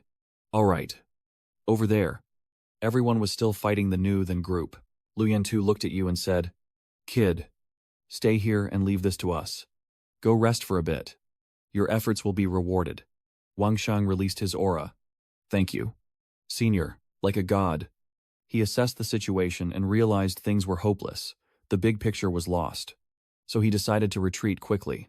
But in the middle of their escape attempt, they were blocked by a huge Yinyang 8 trigrams formation. She was panic-stricken. What is going on? Could it be that? From this side, the divine weapon roared and charged towards the tavern. Young girl. The tavern keeper gently extended his hand and delivered a powerful punch to Nuthan's chest. Oh. I was startled. I knelt down. Is this little girl really only at the pregnancy stage? At the same time, the man with a fierce expression shouted loudly. Their dangerous situation hides a deadly curse. So frightening. As he spoke, he suddenly thrust a sword straight at Nuthan, catching her off guard. In the end, Chinam also succeeded in defeating the evil, and she collapsed motionless on the ground, no longer breathing. He raised his sword to the sky and shouted loudly. The water-nurturing spirit is dead. Everyone unite to destroy the battlefield. Tonight, we will fight to the end. Everyone is full of fighting spirit. Do you understand? And in the night, the water nymph was killed. The fate was sealed. All the evil cultivators no longer had the strength to resist. As for the leaders, they too were slain by your combined efforts. Among them, the Huyen Theat god was captured, and the 8 spear officials surrounding him were also killed in a tragic manner. Their bones shattered all over their bodies, breaking through Han's protective aura. Meanwhile, with a master at the Void Pill stage leading the rescue, all hostages were saved. The combat team arrived, and the cleanup operation was underway.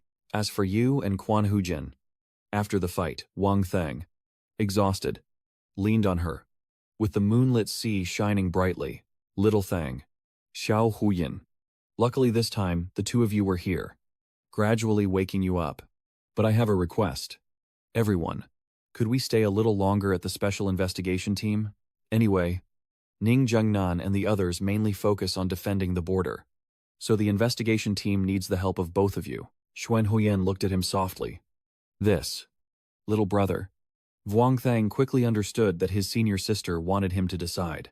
Vuong Thang spoke.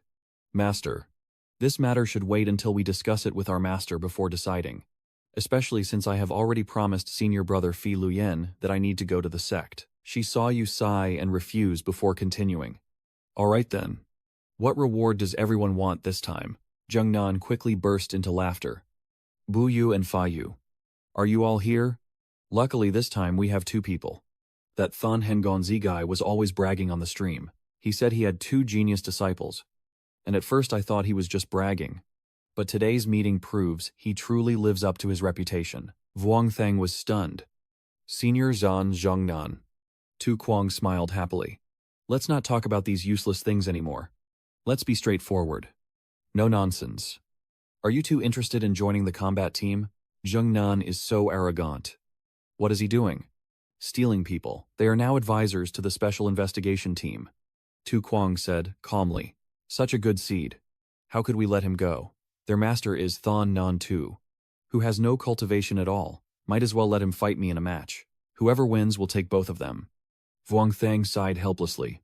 2 seniors. Please stay calm. Seeing the confusion of the 2 elders, you again think of Tianzhang, which can be considered a specialty of Mao Mountain. Wang Thong was stunned and couldn't help but sigh. Mao Mountain looked so similar. Suddenly everyone realized there was someone on the middle stage, and they all panicked. The other side quickly ordered a defense. The command was issued swiftly, and those below the Void Dan realm hurriedly left. They are Kim Dan realm experts, so prepare to fight at any moment. The main male character is nervous and annoyed. When did the Five Gods sect suddenly have a golden core expert? And Ziqiang also quickly prepares pills. Wang Shang raised his hand to interrupt the two elders. It seems that above there is my master. Hearing this, only Ling Yi was momentarily confused. Then she silently looked up at the moon for a long time. Ingontu, the sword master standing in the sky, shouted down in a booming voice. Where is my cultivation? Vuong Thong shouted loudly. Master, I have already been destroyed. Please come down first. I guess my trip was in vain. My demon has been destroyed. Which is even better. Tia Uyan. Tia Dung. Are you hurt? Your cultivation is quite low. Don't cause trouble for others. Zikang was surprised that those two still had low cultivation. Zheng Nan continued. There is some truth to that. Their master is a golden core elder. Seeing Ngon Tuku flying up there, Qin Nam looked up and loudly said, Tengon Daohuyan, why don't you come down here to meet us? In response, Zheng Nan said loudly that I came in a hurry. My clothes are not tidy and not suitable for appearing. Xiao Sheng, Xiao Hujin, if you have nothing to do, come here and talk with your master. Both quickly went to a quiet place and then spoke. Flying to see their master, he turned around and said, So you two haven't caused trouble outside during this time? Right, I heard from Tin Van's junior sister that as soon as you encountered trouble after leaving the sect, I immediately flew here on my sword. King Thang saw his appearance and couldn't help but chuckle softly until his face turned pale, leaving him speechless with a stiff expression. He felt a bit embarrassed. This outfit was torn by the wind while flying. But it's nothing serious. Immediately afterward, he quickly put down his things and took off his clothes, becoming a useless disciple to make his master worry. Guan Tu immediately covered his face and scolded the child for having inappropriate thoughts about his master. His senior sister is so beautiful. Why does he still have such strange fetishes? Vuong Thong was stunned. Indeed, the master is still the master. He grabbed his clothes with both hands. Surely the master has met my junior sister before. Right, senior sister. The mother of my junior sister is here. Guan Tu couldn't help but sigh and walk away. After all, we will meet again someday. His face shows a sad expression. Master, change your appearance before these people and go hide for a bit. Then he mischievously winks at Quan Huyen and quickly calls Su Nuong over, who obediently follows his instructions. The married couple stood apart, gazing at each other after so many years of separation. The source of life, dressed in ceremonial robes with neat hair, exuded an aura of divine elegance everywhere he looked. Silent, Qi Lang frowns. I still have a lot to do. Tell me what's wrong, but keep it as simple as possible. Then he immediately rushed to hold her in his arms. You've been hiding from me for 20 years, tormenting me until I went crazy. I don't want to lose you again. And Qi Lang's face changed from surprise to gentle acceptance. She also held Nguyen Tu tightly. I truly feel guilty for leaving that day. Please don't treat me like that. Who? Right now I don't have much mood to care about anything else besides work. Nah. Too serious, do you know? If your special investigation team is still recruiting more cultivators, I don't want to be separated from you anymore. Perhaps this way we can also get a few more cultivators for Xiaozhang and the others. Qi Lang quickly agreed. All right. I will give you the best treatment, so you won't have to do any hard work. Xiao Thang and Xiao Weiyin, according to the standards of the strict and upright men, receive medicinal pills and spirit stones every month. Guan Tu wondered. What about him? Qi Lang roughly pulled his hand and whispered, You have to work for me for free. Nguyen Tu quickly agreed. Fine. Working for the lady for free. What's wrong with that? Vuong Thang couldn't help but marvel. Is it really over, as expected of my master? A loud voice suddenly rang from afar. Who is your wife? Why are you such a hateful person? I told you from behind the bushes where the main male character was, that Pu usually calls Chief Qi Master. So there must be a problem here. Ziqiang looked confused and thought, Damn. The team leader of the investigation team. A cultivator at the Golden Core stage. Is that even possible? Lianzi is also excited. The infinite heavenly sovereign. This melon is probably very popular. Vuong Thong cried inwardly. Elders, do you really treat us like this? Then he looked at his master and his senior. But still, it's okay. Qi Lang is still questioning. Pay attention to your image. Now you are my superior. You have to call me team leader. Yuzi said happily. There. Team leader. Vuong Thang also felt happy. as his master's long-cherished wish had finally been fulfilled. A few days later, at the Sword Sect gate in Shubei, Luyentu hesitated, and Fai Nug really did put him through a lot this time. Vuongthong continued, carrying Fi Luyen to Dao. This is something I should do. He was moved to tears. Finally, our sword sect has been saved, his disciple said loudly. Master's image. After settling everything at the Five Gods sect, he went to Mount Shu with Pai Luyen Zi Daoche. Although it was meant to support the sword sect, in reality it was also an important part of your cultivation. He remembered that in the previous chapter, Wang Sheng had come to the sword sect several times in search of a chance. Unexpectedly, after reincarnating, he came here again to help. Everyone just arrived to find a group of people already waiting there, and the old man smiled happily. The young hero, Fingu, had been waiting for a long time. That was the great elder of the sword sect. He praised him without holding back. Young in age and carrying two sword intents, Fai Nu truly lives up to being a genius of swordsmanship, and the junior respectfully bowed. The senior already praised enough. The duality of my sword intent was gifted by the master painter, Mr. The great elder. I never expected he had also comprehended the way of the sword and even gifted it to others. Luan Tu Ho just reminded us that our elders shouldn't be talking about the main matter. The sword sect smiles kindly and calmly. We should prepare a little too. Rest first. And after everything is settled, we will discuss the trial. You were channeling your inner strength and thinking. The sword sect of the mountain mainly focuses on swordsmanship, but the Tao energy and martial arts also have their differences. It seems they have also guided me, thinking about it. His face shows a contemplative expression. How should I draw my sword in the future? Anyway, this time I came here and showed some signs of recklessness. Remembering what the master said, I risked my life to fight and die for my cultivation. My leg is still injured and not fully healed. Yet I forced myself to go and save others. Arrogance is originally a trait of the young, but in cultivation, one must first cultivate the mind. Becoming an immortal starts with being a person. Even the 72 sword formations are also a destiny for people. I cannot stop you, but after the trial, I want you to return to the mountain for 3 years of closed-door cultivation to focus on your inner training. Summarize what you've gained during this time and write a single steady character in your heart. You seriously reflect on yourself. Since coming down from the mountain, you've indeed become quite arrogant. After all, you still lack the original heaven and earth. Suddenly a loud sound made the boy open his eyes. A bell ringing, something was off. Vuongthong analyzed that this was the sound of meditation, and next to the sword sect, there was also the Buddhist temple. In the morning, Yu and Luyen Tu practiced swordsmanship together, and hearing Vuongthong mention it, he was a bit surprised. He said the Tu Nam temple had existed for over 1,000 years and was already in decline, because there is a complete Buddhist inheritance.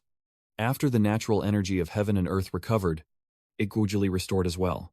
Hearing this, he couldn't help but wonder why the sword sect didn't let them move away. Luyen Tu took a deep breath and said, I also asked about the monastery gate. I heard that it suppresses many thousand-year-old demons now that the vital energy of heaven and earth has recovered. I wonder if those demons have come back to life or not. Wang Shang looked up at the sky. There are too many secrets of this world. It's better to take the chance to broaden my horizons. Suddenly, I had an idea and asked Luyen Tu if the Dao Chuang could take me to Tu Nam Temple. He smiled happily.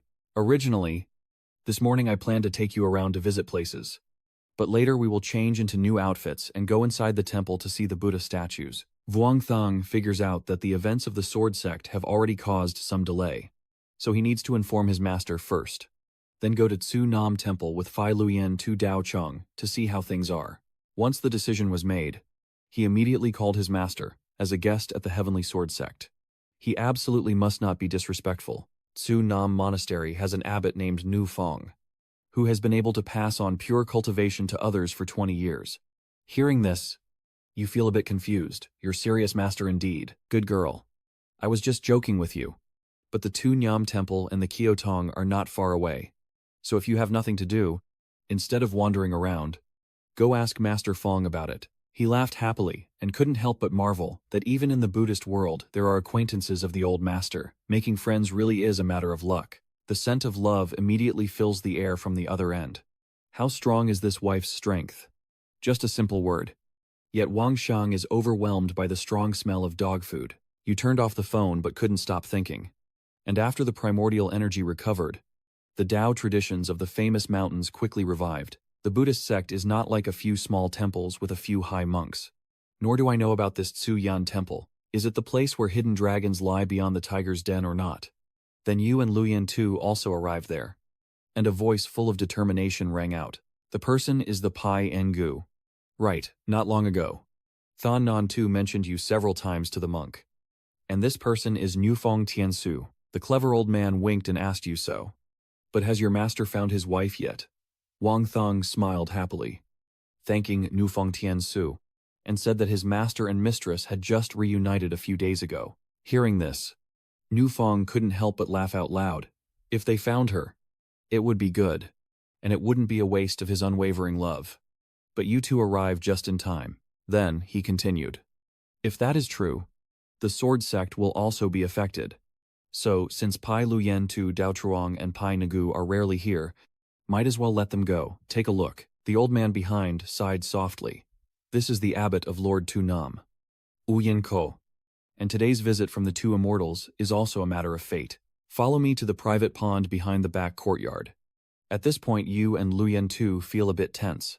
As soon as they arrived, the abbot mentioned that this place is called Ling Feng Demon, rumored to hide a great demon formation that suppresses a 1,000-year-old ancient demon. Before the heaven and earth's vital energy recovered, you could see a cave beneath this secluded place. Luyen Tu didn't understand and asked again. Like Feng Tin Su. The abbot's meaning was, like Feng. Quickly continue. After the spiritual energy recovered, the great array inside the cave was activated. The cave disappeared. But last month, changes happened here again. Specifically, everyone can tell at a glance. Wang Sheng immediately turned pale as he recognized this as demonic energy. He continued, you're right. The Great Formation has endured for thousands of years and is no longer just a heavy burden. At any moment it could be destroyed. And when the ancient demon is suppressed, it will likely awaken, causing chaos across the world. You can't help but feel overwhelmed. This ancient demon, after 1,000 years of suppression, still hasn't died. Even nascent soul cultivators in a time of depleted vital energy only have a lifespan of over 800 years. Given the depleted aura and still surviving for thousands of years, what level is this ancient demon at? If it truly can escape, it would be an absolute disaster for Trantha. After learning that the ancient temple suppresses the 1,000-year-old ancient demon, Wang Sheng immediately contacted the special investigation team. Meanwhile, Fei Luyen Zi also informed the elders of the sword sect to come and assist with the investigation. Although the ancient demon has not yet awakened, no one dares to provoke it at will. After all, it is connected to the 1,000-year-old demon, and even the special investigation team can only adapt to the situation. In the end, the special investigation team invited a high monk to assist with the Great Formation, purify the demonic aura, and they also conducted geological surveys around the area to plan their strategy. Meanwhile, the sword sect also made a promise that they would immediately come to support if the ancient demon showed any signs of movement, making the 30th sword trial the most important matter for the sect. Anyway, with an extra part of the Tao, they all have a better chance to deal with the ancient demon. At this moment, the scene shifts to him standing among a crowd, when an old man speaks, saying the 72 sword test is a blessed training ground of our sect. There are a total of 8 levels with 70 doors. As long as you can reach the 7th level, you can obtain the treasure of establishing the mountain of Thuksun. The master told his disciple that from today on, the entire sword sect would help Fai Nagu to perfect his sword intent and smoothly break through the barrier. After all, the 72 sword hall has been passed down for 1,000 years, and the key point lies in whether the sword intent is perfected or not. To increase the success rate of leveling up, King Thang can only be sure of the sword intent after refining it successfully. In the evening, after encountering thousands of sword intents, he was almost completely drained of his spirit. According to the way of the sword sect, this is the easiest time to comprehend and break through. A bead of sweat couldn't help but flow down his face like a shower, and his face couldn't hide the exhaustion. It's already late. The Grand Elder told you to stop here today. You need to go back and reflect for a day, and then continue training the next day. Vuong Thang stood up, trembling all over, bowed his head, and saluted. Then said, I shall take my leave. Seeing you gradually leave, Luyen Tu sighs. It's a pity this Thonbao sword isn't ours from the sword sect. The elder smiles contentedly. The sword technique passed down by the Grandmaster is right here before us. Over here. Vuong Thong sat in meditation, pondering. Although the sword sect's head took their own sword intent into their sword formation of the 7 stars, what exactly is their ultimate achievement? Could it be the highest level of swordsmanship? The sword intent of the 7 stars is changing. But if this is just a realm within it, and not the highest level, then what? Starting with the Ziwei star as the axis, the sword formation is fundamental. But if the Ziwei Emperor star controls the beginning of the refinement, then what? So I can make the sword formation move with me, at will, without disturbing the sword intent. But with such a sword formation, how can I unleash techniques? Heavenly Earth Sword. Vuong Thong was focused on his training, but it seemed like a shadow in the distance was constantly watching him. After using the Heaven and Earth Sword, a powerful aura suddenly appeared, making him stop in surprise. Vuong Thong thinks that a sword is just a weapon, no matter how much he hasn't awakened his spirit. He uses the sword only to kill enemies, but if all the changes in the celestial pattern are removed, leaving only the sword intent, Vuong Thong raises his hand to the sky, and the 7 stars sword array appears, shining powerfully into the sky. Everyone here saw that bright light and couldn't help but be amazed. The sword intent was truly powerful. But that direction was where Phi Nu's place was. Could it be that he is already? Finally, the bright light disappeared from the sky, leaving only shimmering streaks. I realized that being from the void, controlling the 7 stars, this is the true 7 stars sword formation. I understand now. I finally understand. The Luyen Tu and Sword Sect have quickly arrived. He hurriedly asks, Fingu, what just happened? Vuong Thong shyly scratched his head and said, Senior brothers, it seems my intent of the 7 stars sword formation has unintentionally become perfect. The scene shifts to Ngon Tu, who is surprised and asks what the hell. Can the 7-star sword formation really be reversed? Remembering that Vuong Thang called him earlier. This is the real 7-star sword array. Right. Then he recounted everything in one go. And Ngon Tu felt a bit satisfied, not expecting that the person would realize it on their own. Not bad at all. At this moment, he wondered if the sword formation was truly the one the ancestor had modified based on the 7 stars sword formation. Ngon Tu was thinking, as he took out the leather object from his pocket. Could it be that he originally planned to wait for Xiao Thang and Xiao Huyen to finish refining their gold pills so they could open the leather to reveal the ancestral treasure together? Now I want to open the skin again to see what the ancestor really left behind. The scene shifts to Vuong Thong. It's already morning.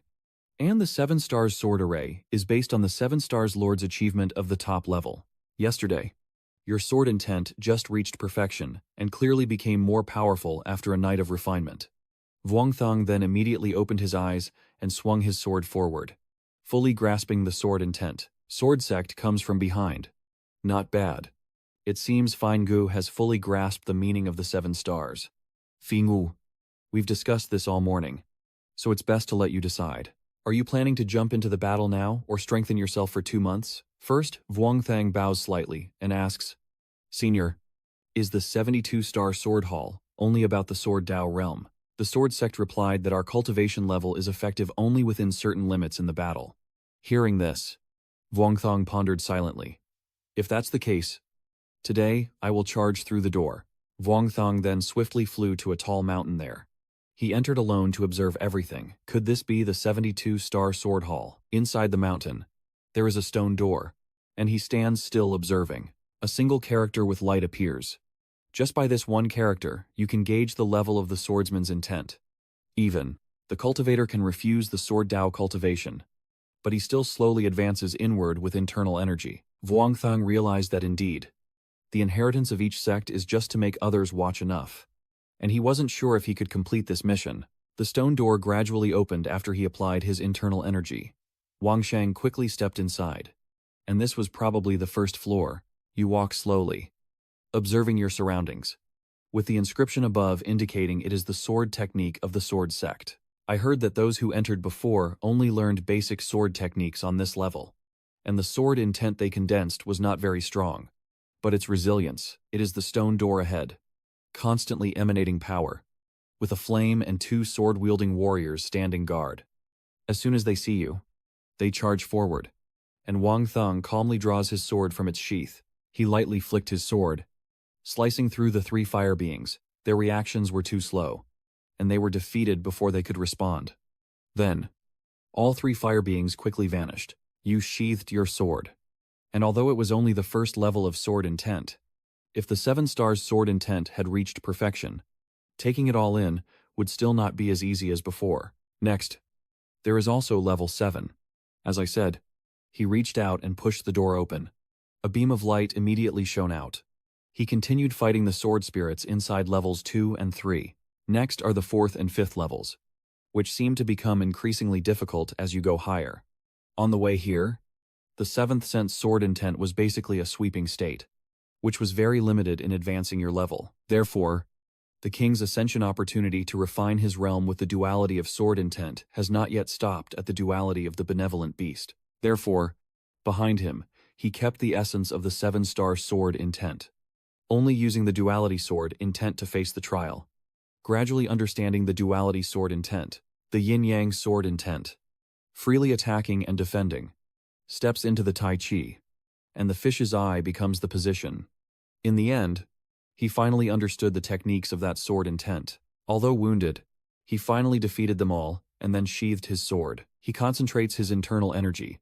The duality sword intent has fully upgraded.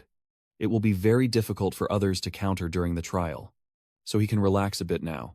Next, after entering door 54, you can proceed to the next level. Immediately afterward, he stepped into a low room filled with bright torches. Inside, a powerful internal force made him startle and stop.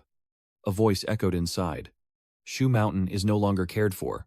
Who is Wang Shang, that he was so surprised? The voice echoes again, stating that I am the Sword Sect's founding ancestor, Thonfeng Daoren, the Sword Spirit, responsible for guarding the Great Formation. You are not a disciple of Thuxun, so why are you here? I also humbly introduce myself. I am Wengtang, a sword cultivator from Mount Vodang, here at the invitation of the immortal elder of Thuxun to find the lost sword technique of Thuxun, which has been missing since the primordial energy was severed 1,000 years ago. The aura inside the door is gradually escaping. Controlling the sword is fundamental to Thuxun. How could those bastards let it be lost again? The old man in front of you is the spirit array of the Sword Sect. And he continued, what evidence do you have to prove that spiritual energy has disappeared for 1,000 years? King Thang Tien smiled happily and said, Elder, let me tell you what happened. Many years ago, he pondered that when I was immersed in deep sleep, the primordial energy of heaven and earth was indeed continuously thinning out. So just forget about it and see for yourself. Then I will start from the outer courtyard. That's how it is. And right after that, you begin rambling and recounting from the beginning.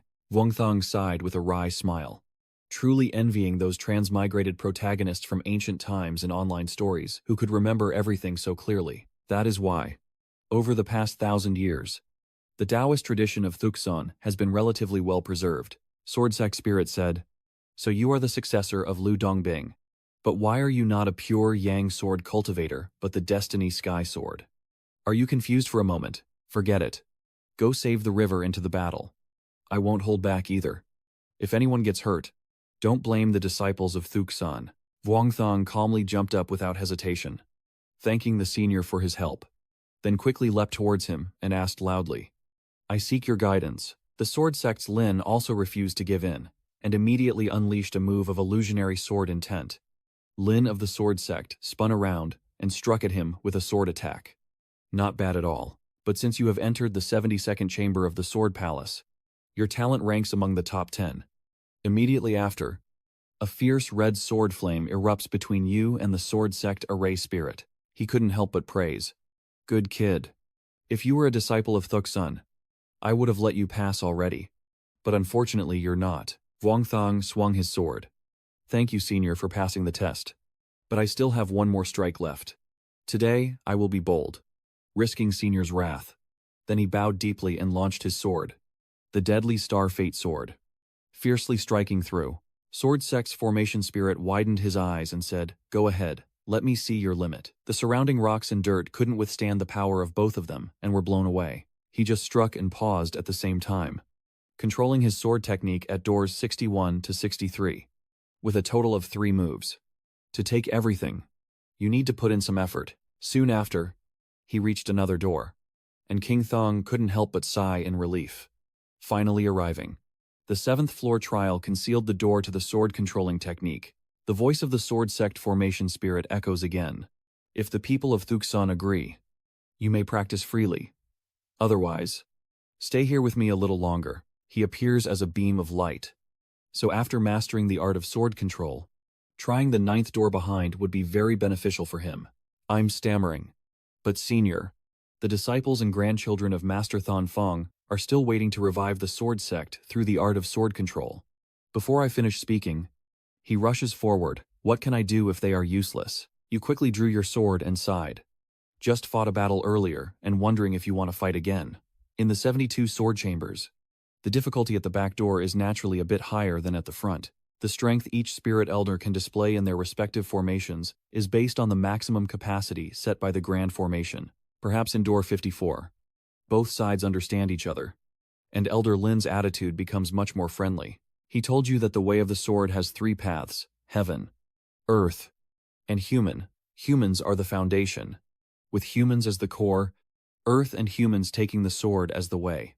The Z-Way sword belongs to the way of the sword, formed from the power of heaven and earth. He not only frequently points out the flaws in your sword techniques, but also deliberately teases or guides you with a few words whenever Wang Thon is pushed back.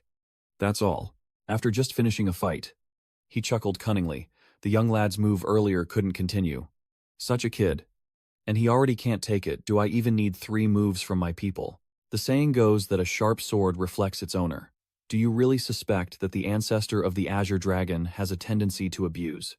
If he didn't bring out the sword, how could he take pleasure in mistreating others? Time has passed so quickly that a year has gone by and the stone door slowly opens. Vuongthan smiles brightly, finally stepping outside. From inside, the voice of the sword sect, Zhen Ling, echoes. Kid, you forgot your thing. Catch it quickly out of reflex. Vuongthan sings confidently. This is... He quickly appears. Using the language of the youth these days, how could there be no reward? This is a finished flying sword. Take it. The sword completion is a type of sword that incorporates the term sword, based on divine treasures to forge a matching weapon, usually stored in the Tao realm to nurture. It can be used to fly and strike enemies. I bow respectfully and thank the senior for the gift. This battle spirit senior has given me a very great present. The impatient temper of the elders is obvious. He immediately glared and told him to get lost.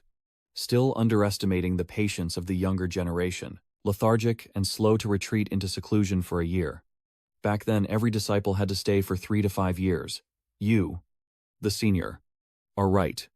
I humbly accept your guidance. When mentioning him, he sighed bitterly with a stiff face.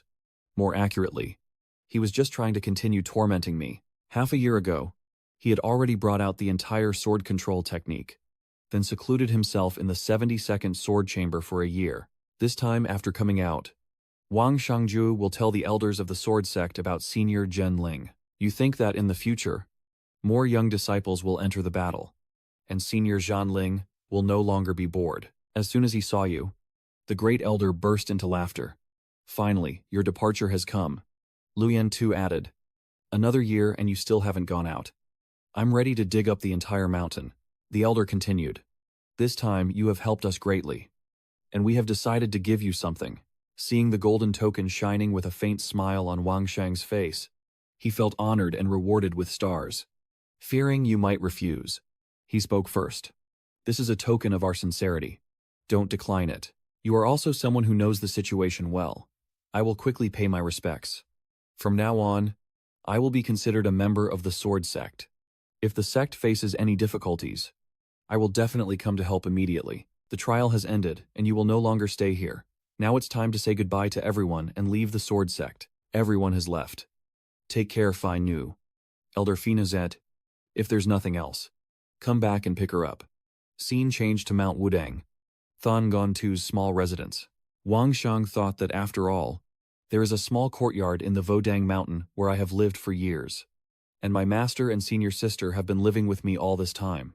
It's been a year since I last returned, and I don't know how my master and senior sister are now. I quickly messaged Quan Huyen and then tidied up my place. The message says, Sister, I've returned to Mount Wudang now. And her expression on the other side startled him. Wang Shang hurriedly explained.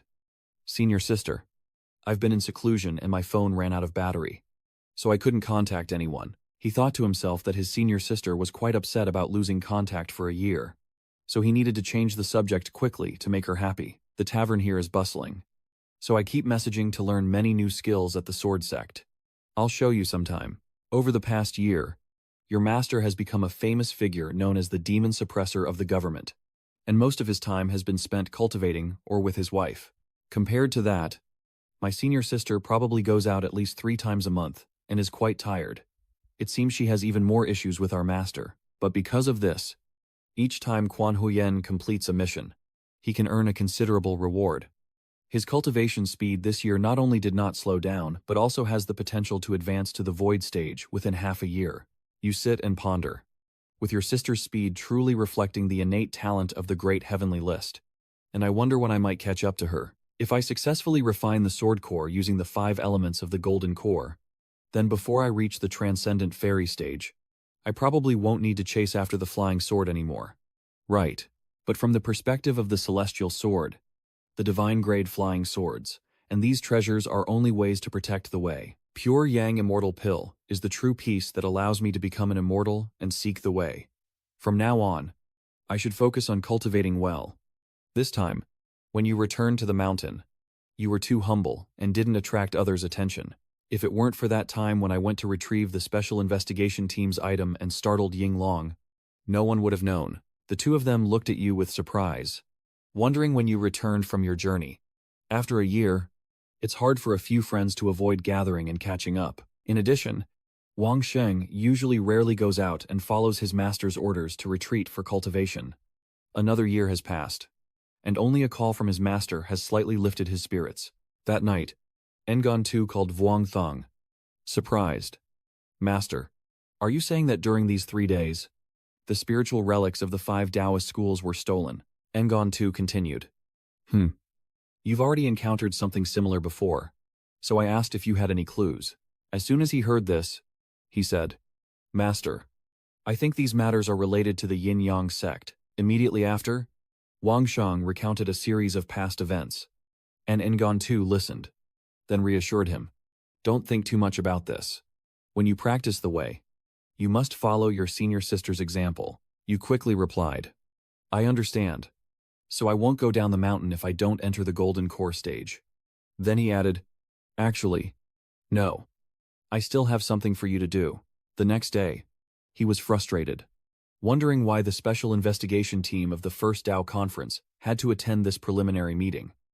Even himself, on the other side of the phone screen, Mao Nuet entered the tavern, saw you, and immediately excitedly shouted, Vong Dao Trung is online. The chatting quickly brought the face that looked like it was biting a chili close, and the junior brother said he wouldn't come here. Bao Bao got angry. Vuong Thong sighed with a wry smile. It's been a long time since he saw his senior sister. On this side, Mao Yue hurriedly calmed everyone down. Bu Yu Xianxi. Stay calm. To stay calm, only Ling spoke up. If everyone has arrived, we can begin. Mao Njiet stated that first, more than 2 years ago, we organized this under the guidance of Elder Vuong Dao Trong.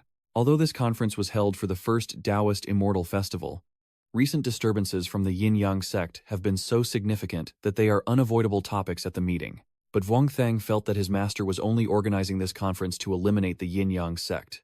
Zhilang spoke up, using the righteous path's power to suppress the evil cultivators. This was originally our policy, to see if we could break them apart. Vuong looked around and, after a while, night fell, and Vuong Thang sighed. Tortured all day. It's finally over. Judging by the arrangement of the master, this time the Yin-Yang sect has probably fallen into a trap. Suddenly everyone shouted in panic. It's not good. It's not good. The monks have been attacked. Quickly go put out the fire. One of the guarding disciples is injured, and the 3 Qiandian teach have been taken. Quickly block off the mountain and investigate. A disciple is wounded and dead. Anyone with a way to save him, come quickly to help. You quickly run over. It's not good. The Yin-Yang spear has indeed attacked the martial mountain. Everyone here is still in chaos. The patrol orders are investigating the thief's whereabouts with full force. Suddenly a thought flashed in Wang Sheng's mind. This can't be right. This huge fire is just meant to cause chaos. The thieves clearly know there are many experts on the mountain, so they must be disguising themselves and sneaking into the city amidst the confusion. Thinking of that, he looked up to the sky and shouted, "Senior uncles and aunts, wait a moment. We can't let them escape like this. We must stop them." Tuhan quickly reached your side. "Pingo, do you have any clues?" Wang Thang urgently said. "Master, please stop the pursuing disciples immediately. The enemy might have mixed in among them." His face grew serious, and Xu Xing spoke up. "Let's split up and chase them." While pursuing the target, he also assessed whether they were indeed the people he suspected. But neither side was the right one. Wang Thang silently thought that he had encountered several groups of people without any trace of the assassin, and he also didn't know how things were going on with Senior Marshal Uncle's side. Suddenly, you turn around and sense behind you that the wave of primordial energy is from Senior Master Cao. The two intruders whisper to each other. The old monk calls for reinforcements. "Kill him quickly. The warriors from Wushan are coming soon. Strike fast and win fast." A voice suddenly echoes from above, threatening to destroy the sect's hall and injure my disciples. How can the Martial Mountain allow such a person to continue threatening us? Those two, hearing such a terrifying sound, were momentarily frightened and looked up at the sky. A huge hand then appeared. Clearly visible, Senior Elder Qian punished the two of them, while others assessed the damages to the sect. Furthermore, the elders have never secluded themselves to reflect on their mortality. Although the senior disciple tried to control the assassin, there were still losses. The Martial Mountain was not only robbed of its land, but also 4 guards were killed. But Master Yinglong and Master Huyin, despite their efforts to save him from the fire poison, couldn't survive the severe injuries and could only cling to life by a thread. Wang Thang took out a pill, and Su Ra was studying and researching the pill at his place, which could stabilize Su Huying's wounds. In this critical moment, life is not to be taken lightly. Tonight's actions by the Yinyang sect have sealed their fate with the Martial Mountain. Soon after, a meeting was held, and the enemy resorted to killing, to seize the deed and burn the Taoist priest. The time before and after was truly too short. If it weren't for Fai Nugu reacting quickly, those 2 thieves could have taken the opportunity to escape amid the chaos. Shui Jing spoke up. "Master, the household registration is not on the 2 thieves. Maybe they have hidden it somewhere." Head of Discipline Qian analyzed that the thieves clearly planned this for a long time with a detailed plan. If they didn't have the fill-in record on them, then they must have an accomplice hiding inside the martial hall. Hearing this, everyone couldn't help but be surprised, meaning that the martial arts hall has spies. The man wearing glasses looks angry. "Now I will go catch that traitor and force him to confess through torture." Xu Xing steps forward to stop him. "Su Huying, don't be angry." Immediately after, the head of the sect asked you, "Vina, whether you and the investigation team are close, and if you know any intelligence." Wang Thang reports that in recent years the Yinyang sect has been mixing in the records of various factions, and they probably have figured out their methods. The lost and mixed secret records are probably hidden on the spy. And as for how to retrieve them, as long as Master Huying wakes up, the enemy definitely won't be able to escape anymore. Early in the morning, everyone was gathered, and one person wondered why the head of the sect had called us here. The person next to him said that there had been a theft on the mountain, probably to reassure us. Wang Thang sat in the room listening to everyone constantly discussing. "I heard that an insider appeared on the mountain and wanted to investigate the death of the disciple. We don't know how Yunlong's wound is doing, but the master said his injury isn't too serious, so he will probably be in a coma for a while." Suddenly, a fierce voice rang out in the main hall. "Long is awake. He asked who the spy is. Well, I won't let him go." Wang Thang watched as some of the disciples acted, including a sneaky-looking guy glancing around, and he guessed it was definitely him.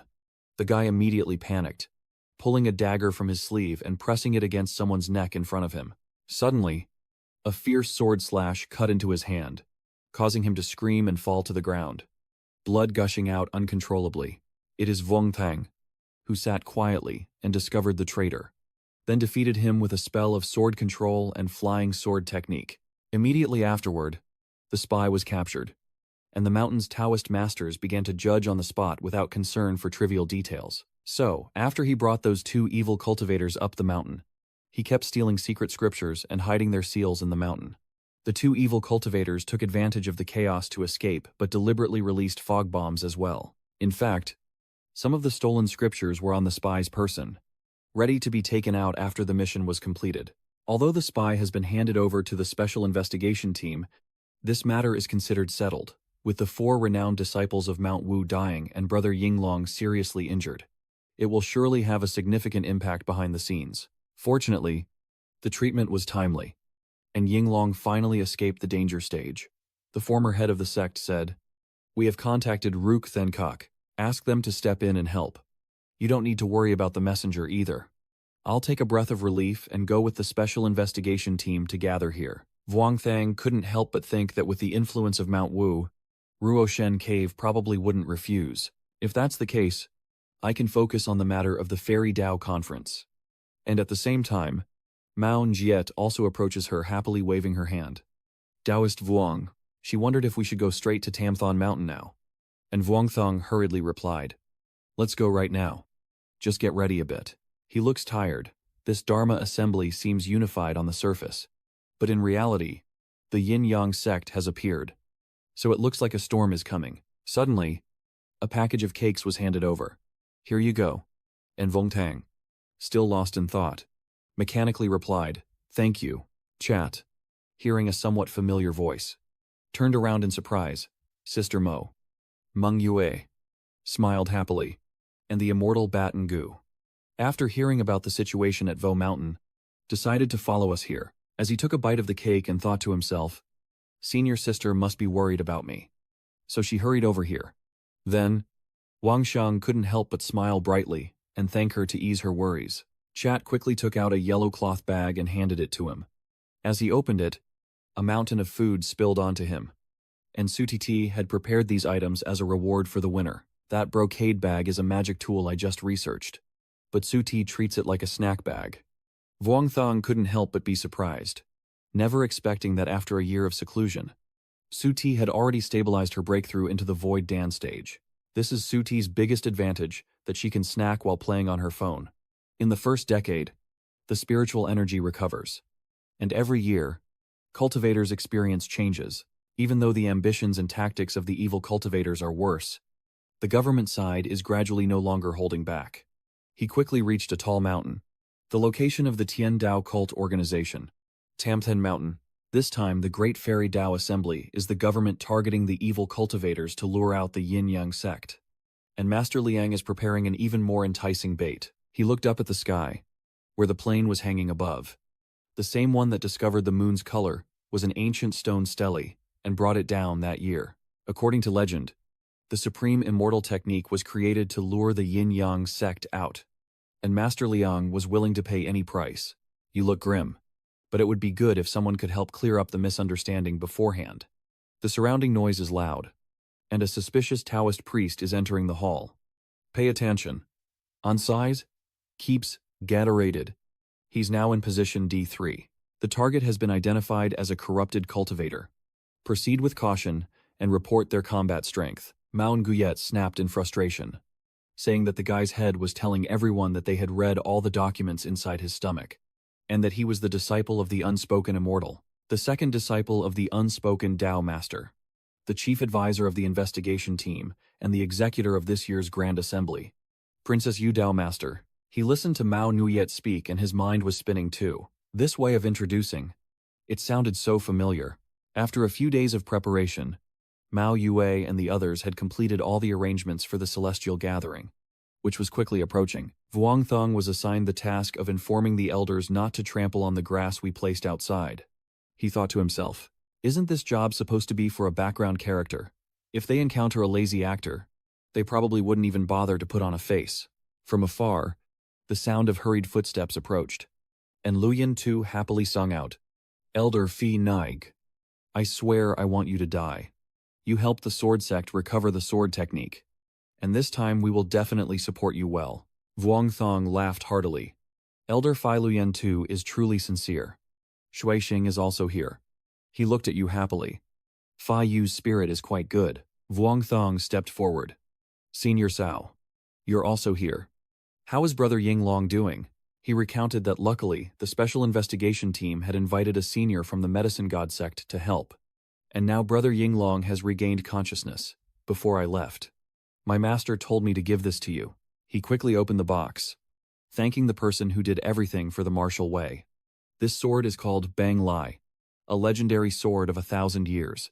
I trust you will not disgrace it. You carefully examine the sword, noticing a hidden cold aura inside, enough to even influence your own sword spirit. The longevity of this sword can be called a divine weapon. The Luyan too breathes long. The sword is good but not suitable for Gu, or it should be exchanged for another one from the mountain of martial arts. Tu Han rebutted. This sword is a handheld object that extends the mind, originally an external item. Holding the sword in hand can be called sword cultivation. So why would it be inappropriate? Tu Luyen also expressed his opinion. But this statement is incorrect, although the sword is a weapon. It is connected with oneself, and only then can one reach the sword cultivation transformation stage. Tuiheng replied, I do not agree at all. The way of the sword is one's destiny. If what the elder said is true, then wielding the sword would inevitably harm others. Tu Luyen replied that although he was wounded in spirit, he still grasped the essence of the sword path. Tuihan retorted that, without that, perhaps all of heaven and earth and everything in it would be outside the sword. As if questioning the true heart of the sword, Luyen Tu refuses to admit defeat. And it is true that heaven and earth and all things are within the sword. Resonating with it, Wang Shang watched their debate in confusion. Master Shifu, the sword cultivator, Lu Zhen too. Shuixing was annoyed, saying that in the end, there's no proof. And since our cultivations are close, we might as well just spar. Lu Yen too, of course, isn't afraid. I just happen to have this idea, maybe we should find a place without people don't cause more trouble for Gu. You sweat and smile bitterly, saying they're just sparring. But they are definitely fighting seriously. Vuong Thang felt helpless, even though they wouldn't fight. He still should tell Mao Nguat. And everyone was noisy. The two martial arts masters from the Wei and Sword Sect are fighting. But don't misunderstand, they're just training together. Just watching a movie. Vuong Thang looked at the sword. The Bang Li sword, although it enhanced the effect of his true essence. But his level-up speed was not fast. And right now, his senior sister didn't have a weapon in hand. So this sword would be for her. At the same time, a piercing scream suddenly rang out. Startling you, my older brother. Vuong Thang broke out in sweat upon hearing the voice, no way. From afar, Tian Trong rushed over like a whirlwind, shouting non-stop, you really have no conscience. Thang. Last time I was seriously injured. And you didn't come to visit me. Vuong Thang was surprised, why did he come so quickly? Suddenly, a bunch of long chains shot quickly toward Tian Cheng. Kid, just stay quiet for a moment. Vuong Thang stepped forward respectfully. I greet you, senior. You just arrived. No need for formalities. Tian Trong smiled happily. Brother Thang. Thank you last time. This time I bring my gratitude to you. In the past, although cultivation valued elegance, it didn't mean that cultivators didn't care about the reputation and honor of their sect. Therefore, for inner disciples to surprise others, establishing a reputation is the best opportunity to widely introduce their sect. Therefore, the participating cultivators at the Heavenly Tao Conference are very enthusiastic, eager to advance and pay respects, having not seen each other for a long time. Furthermore, this is the most grand Taoist assembly since the spiritual energy of heaven and earth was restored. This year's Taoist assembly focuses on the strength of the young disciples, who earn points through trials, with their rankings determining their sect's standing. Finally, the sects that rank in the top 8 inches accumulated points will earn the right to participate in the Immortal Encounter Stele as part of their reward. Although this plan is a bit risky, your master has arranged it this way. Not only to deal with the Yinyang sect, the more I hope to leverage the power of the immortal cultivation world to take a step closer to uncovering BNA's secrets. Student, today, it's not easy to invite you all here, but you want to take the magic tools to refine, showcasing the tactics of the sects. Taking this opportunity to scare off thieves and demonstrate the might of my immortal path, I hereby declare the first immortal sect assembly officially open, and everyone below is filled with joy. This is some tool or official serving as a referee, and they must also distinguish between heretical and orthodox cultivation. With Mong Nuyet standing nearby, you just pointed at a monk calmly eating a cake while speaking. Mong Njiet looked over, So this is a Buddhist practitioner who hasn't fasted. What's the problem with Han? Vuongthang analyzed that only the elderly have trouble with water. Similar to Han. Either they have already fasted for a long time and are not used to eating. Or perhaps, it is that the main Buddhist sect's rice bowl contains no fat. Soon after, Vuongthang quickly approached this person. Tiantinsu. Earlier, the opponent who judged the outcome of the match asked if I could accompany him on a trip. The monk who enjoys eating replied happily. No problem. Please lead the way. Vuongthang asked around.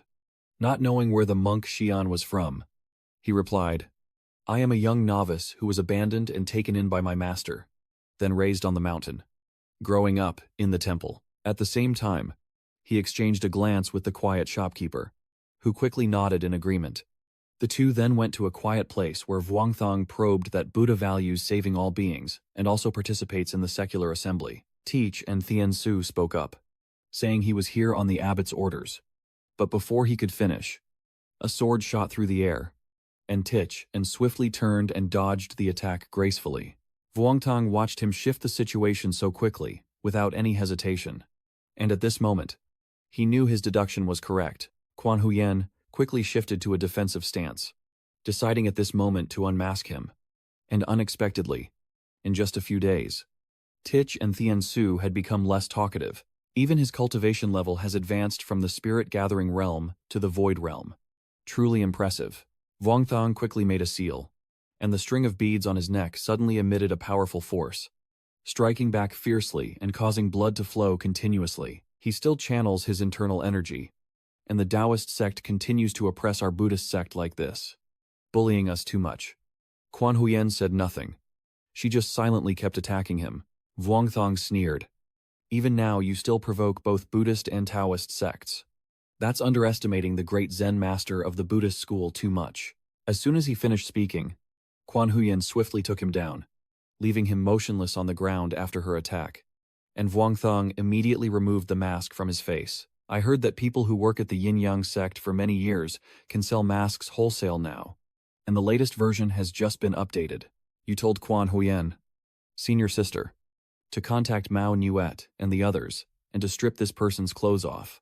Hearing this, she couldn't help but be a bit startled, as if struck by lightning. Vuongthang hurriedly explained that the point was to check if he had any symbols of the Yinyang sect, not to molest him. In the interrogation room, the man lowered his head and whispered that yin and yang transform all things, and this body is a vessel for spirits. Through the newly developed truth serum, everyone learned that this evil cultivator named Van Lam Hien is a minor leader of the Yin-Yang sect. But through his evidence, we have obtained quite a lot of information about the Yin-Yang sect.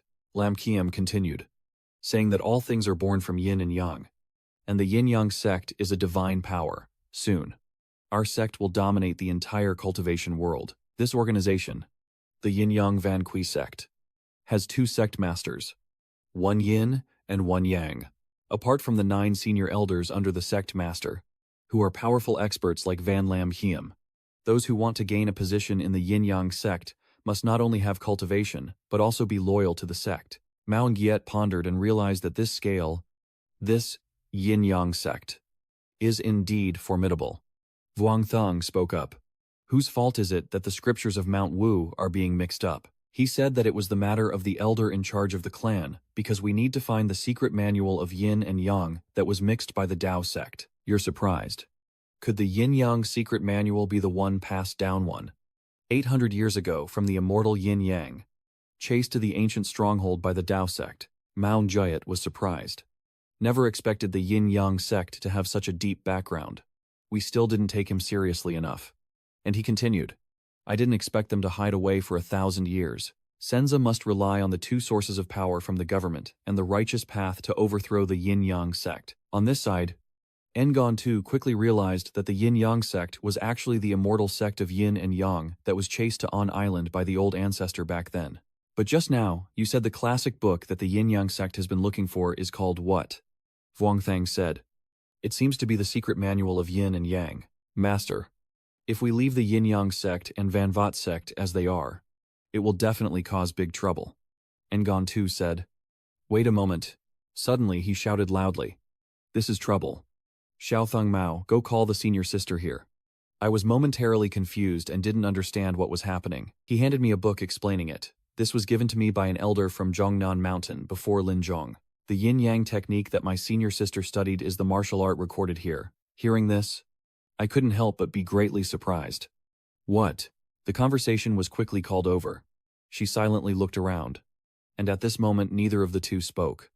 Wang Shang and Ngon Tu kept pacing in the room. She sat in the middle, watching these two master and disciple for a long time.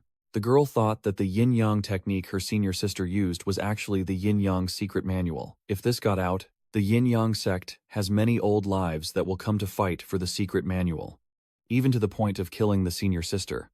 Thinking of this, Wang Shang had an idea, Master. Maybe I should temporarily prevent the senior sister from practicing this technique. Ngon Tu said, maybe your senior sister has already attracted attention after years of going down the mountain and traveling around. You frown. Maybe it's better for your senior sister to go up the Biquan Mountain for a few years. Wait until she deals with those evil cultivators. Then they can't just pop out of the ground and cause trouble for us anymore. Ngon Tu looks very serious. I will call Alang first to ask how big this Yinyang sect really is, at most. I'll trick the sects and join forces to deal with this Yinyang sect. At this moment, Yuan fell into deep thought. My master and senior brother are really terrifying. Why don't I understand what they are talking about? I'm pretty smart too. I can actually help come up with ideas. I'm starving. Bao Bao is too tired. Ngon tu vuong ezien toi song mat kang kang thang lan nai fien fukroi. Vong tang kung nong root. Su fu. Su nuong noi the now. He said that now, the Yinyang sect has almost recruited half of the dark sect's experts, and the sect mistress also wants to deal with them. But we need an opportunity to provoke the factions so they can unite, because the master is working on an essay about the Yin-Yang secret book. But that still causes trouble for little Huyen. If we connect the Yin-Yang secret book and the immortal stele, maybe we can expose the Yin-Yang sect properly. Right. Quan Huyen hurriedly looked for her phone, just as the two of them were busy finding the opponent. A message notification rang simultaneously. Quan Huyen sent a message. Master, if my cultivation technique is targeted by evil cultivators, let me face them myself. My junior brother is still young, and your family has only recently reunited. The disciple has no worries and also understands what it means to eliminate demons and destroy evil. Yuanzi gently pats her head and reassures her that it's not a big deal. The master can still handle it. Suddenly, Wang Shang awkwardly smiled and said to her, "But, senior sister, could you please clarify a bit? May I ask where our junior brother is?" She quickly channeled her internal energy to her sleeve and smirked slyly, wanting to ask him if he dared. Vuong Thong secretly broke out in a sweat, unsure if there was any flirtation. The next day, everyone quickly gathered at the competition arena. The scene was very lively. Lu Yantu saw him and couldn't help but wonder why he was holding the Vo Lin sword and Fingu outside. Vuong Thong said that if the great sects and evil cultivators see our celestial cards and are allowed to have their wishes granted, it would become a joke. Ngutu continued as a judge. Having gone through the entire day's competition, disciples of each sect do not belittle their own teachings. Strength today does not determine strength in the future. Over here, Lu Yantu looks at you. But it's not your turn to fight. With so many experts around, what are you trying to do to stir things up? Little one. Shui Xing continued. That's not just your business. You don't need to put too much pressure on yourself. Vuong Thong also appeared very receptive, saying both are right, and he will pay more attention. Over here, Yuanzi is still speaking. Everyone's path is equally valid, regardless of rank. Although the rules are rules, the immortal tablet and immortal techniques can only be used by the top 8 strongest to comprehend. But since you are all so enthusiastic, I should share a few words. What I said earlier won't affect your cultivation. The unity of Qi transforms yin and yang, culminating in the creation of all things. Hearing this, he smirked slyly, lowering his lips, wondering if she would take the bait. The universe hides the sun and moon. This path gathers the mysterious essence of the emperor.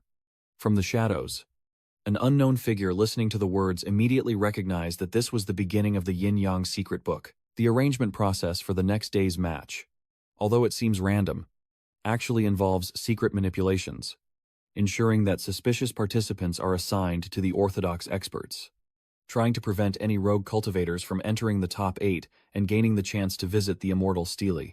Moreover, Master and Mistress have prepared several backup plans to ensure the singing plan proceeds without any mistakes. The referee announced. Step back 10 paces, everyone. The two people on the stage this time are, one of them is Hoai Kin Hoa Thuong, of the Lord of Yunnan Tianlong. Wang Thong heard that he had been practicing at the Heavenly Dragon Lord since he was a child and was a candidate for the Buddhist sect this time. He had long ago participated in the investigation plan to trace his background afterward. On the other hand, the person from the Tantu family, under 35 years old, and a famous retired Dan realm expert. The gap is already clearly visible. The referee's voice sounded. Ready. When suddenly a voice interrupted. Wait. And the name of Tantu turned and stabbed straight into the ground. You said, the match doesn't prohibit using bows and arrows, but you can't accumulate force beforehand. Or else your opponent will just become a target to hide behind. He was annoyed. What kind of reasoning is this? If I can use my skills to prepare myself, why can't he? Vuong Thong then used his internal energy to overpower. Does this mean the referee doubts his professionalism? Of course, this person isn't your opponent. Just now. Vuong Thong released his internal energy and made him unable to endure. You continue. The match goes on. And remember not to use a bow and arrow to store power. You look over and think for a moment. The chi is suppressed. The Dao heart is affected by my sword intent. I don't believe anyone can win. Remembering earlier, you told me to blow the black whistle. There's no sportsmanship at all. I hope Yue says, if we don't fix these tattoos, our plan can't move forward. Thinking of you.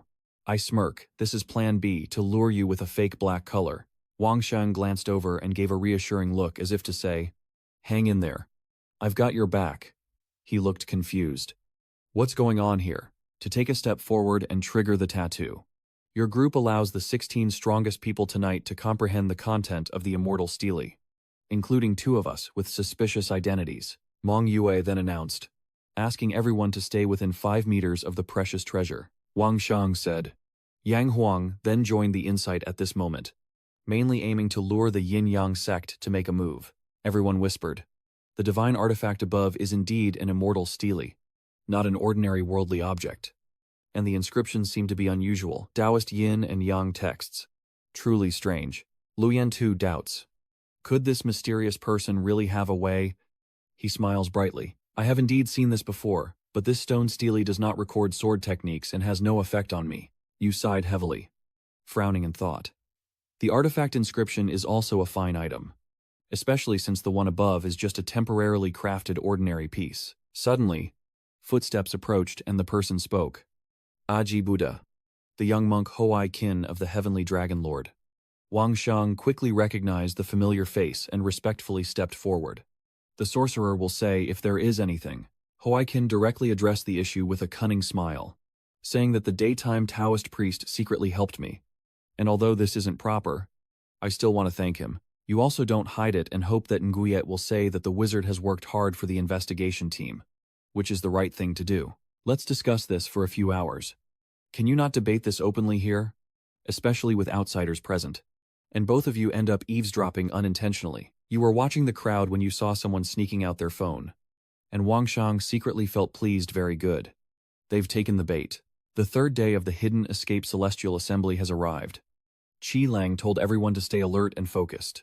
Our task today is not just to protect the immortal stele from being taken away. Everyone responded in unison. Got it. The girl among them reported that the squad leader has more than 10 low-level demon cultivators appearing under Mount Tam Thon.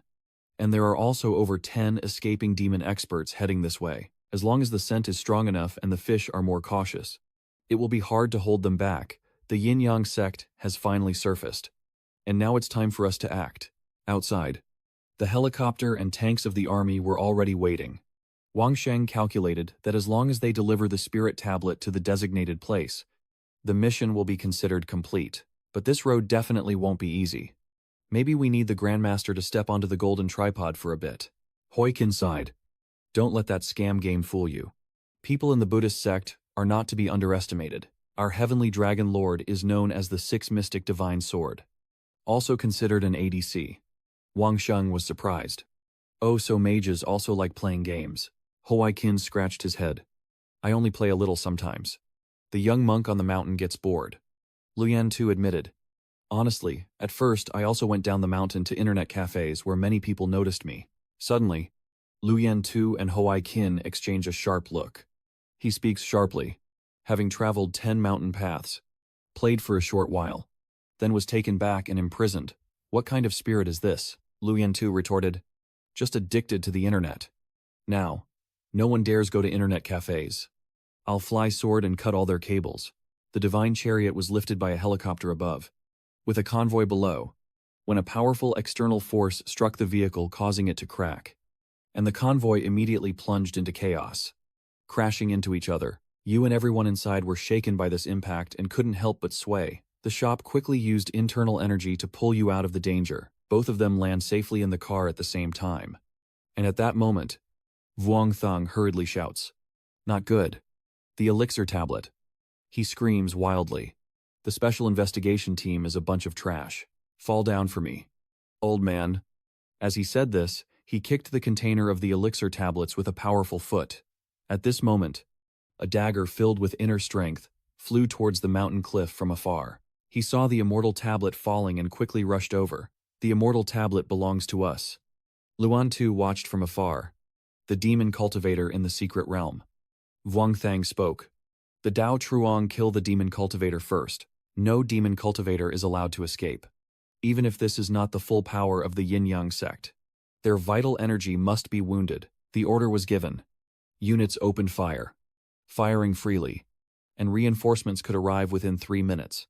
On this side, the evil cultivator laughed loudly before trying to destroy that box. He was filled with relief. His 1,000-year wish finally fulfilled. But what greeted him was a sword pointed straight at his chest. Inside isn't the fairy blade but Tin Van, who has sneaked in from the sect to trap him. Vuong Thung fights while observing the situation on the other side. You marvel that Master Uncle managed to hide inside the sun. The Master's security work is really excellent. The evil cultivators quickly realized it was you. They whispered that you are the martial wife of Mount Wudang. And without eliminating this young man, victory in this battle would be difficult. Isn't this just a conclusion? Teaming up to kill him. So they all rushed forward to attack you. But of course Quan Huyen couldn't just stand by and watch. She quickly recited the spell. Hao Yuan in the air. Yin and Yang at will. The gate of dual armor. The 10,000 swords fully guarded. At that moment a surge of powerful inner strength quickly encircled them. They are now a bit panicked. The Yin-Yang Hao Yuan formation is unbeatable. My true energy can't move. At the same time, Vuong Thung also thrust his sword down. The heavenly reversal begins, and the death flame leads the way. The 7 emotions sword formation was immediately summoned to encircle the evil cultivators. And at that moment, they were blown apart by your overwhelming power. Vuong Thung couldn't help but marvel. The Yin-Yang Hao Yuan formation of his senior sister truly is the key technique that turns the tide of battle. Vuong Thong remembered his reluctant childhood friend.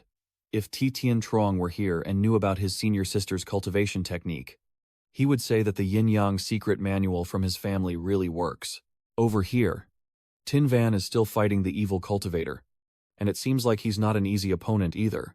At this moment, everyone split up to fight, with the main battlefield involving Vuong Thang and the others, along with Tin Van and Elder Thenlong. Over here, they are fighting with Hoai Qin and talking among themselves. Come on.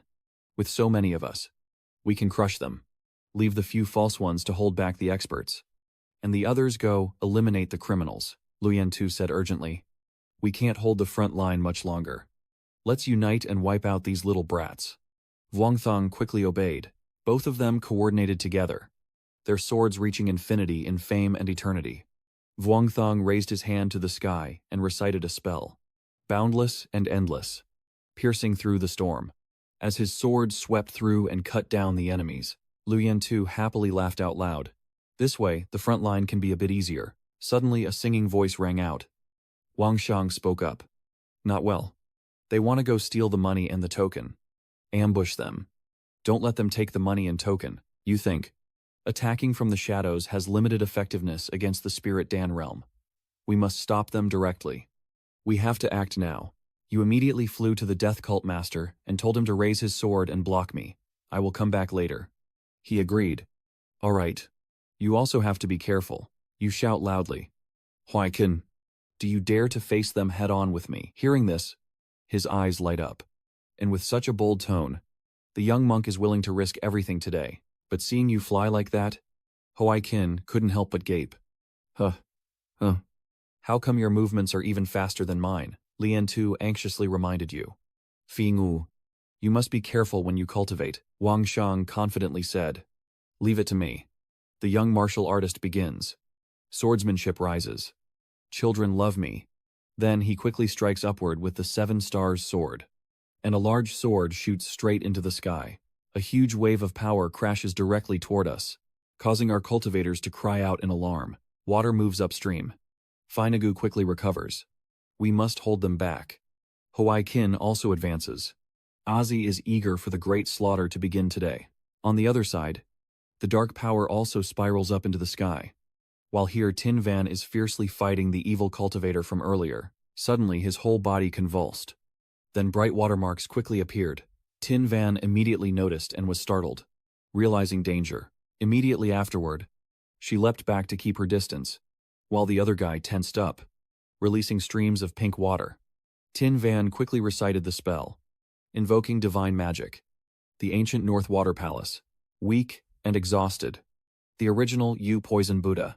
Then 2 powerful energies burst out fiercely to either side. That evil cultivator also isn't to be underestimated. He clenched his fists and shouted loudly.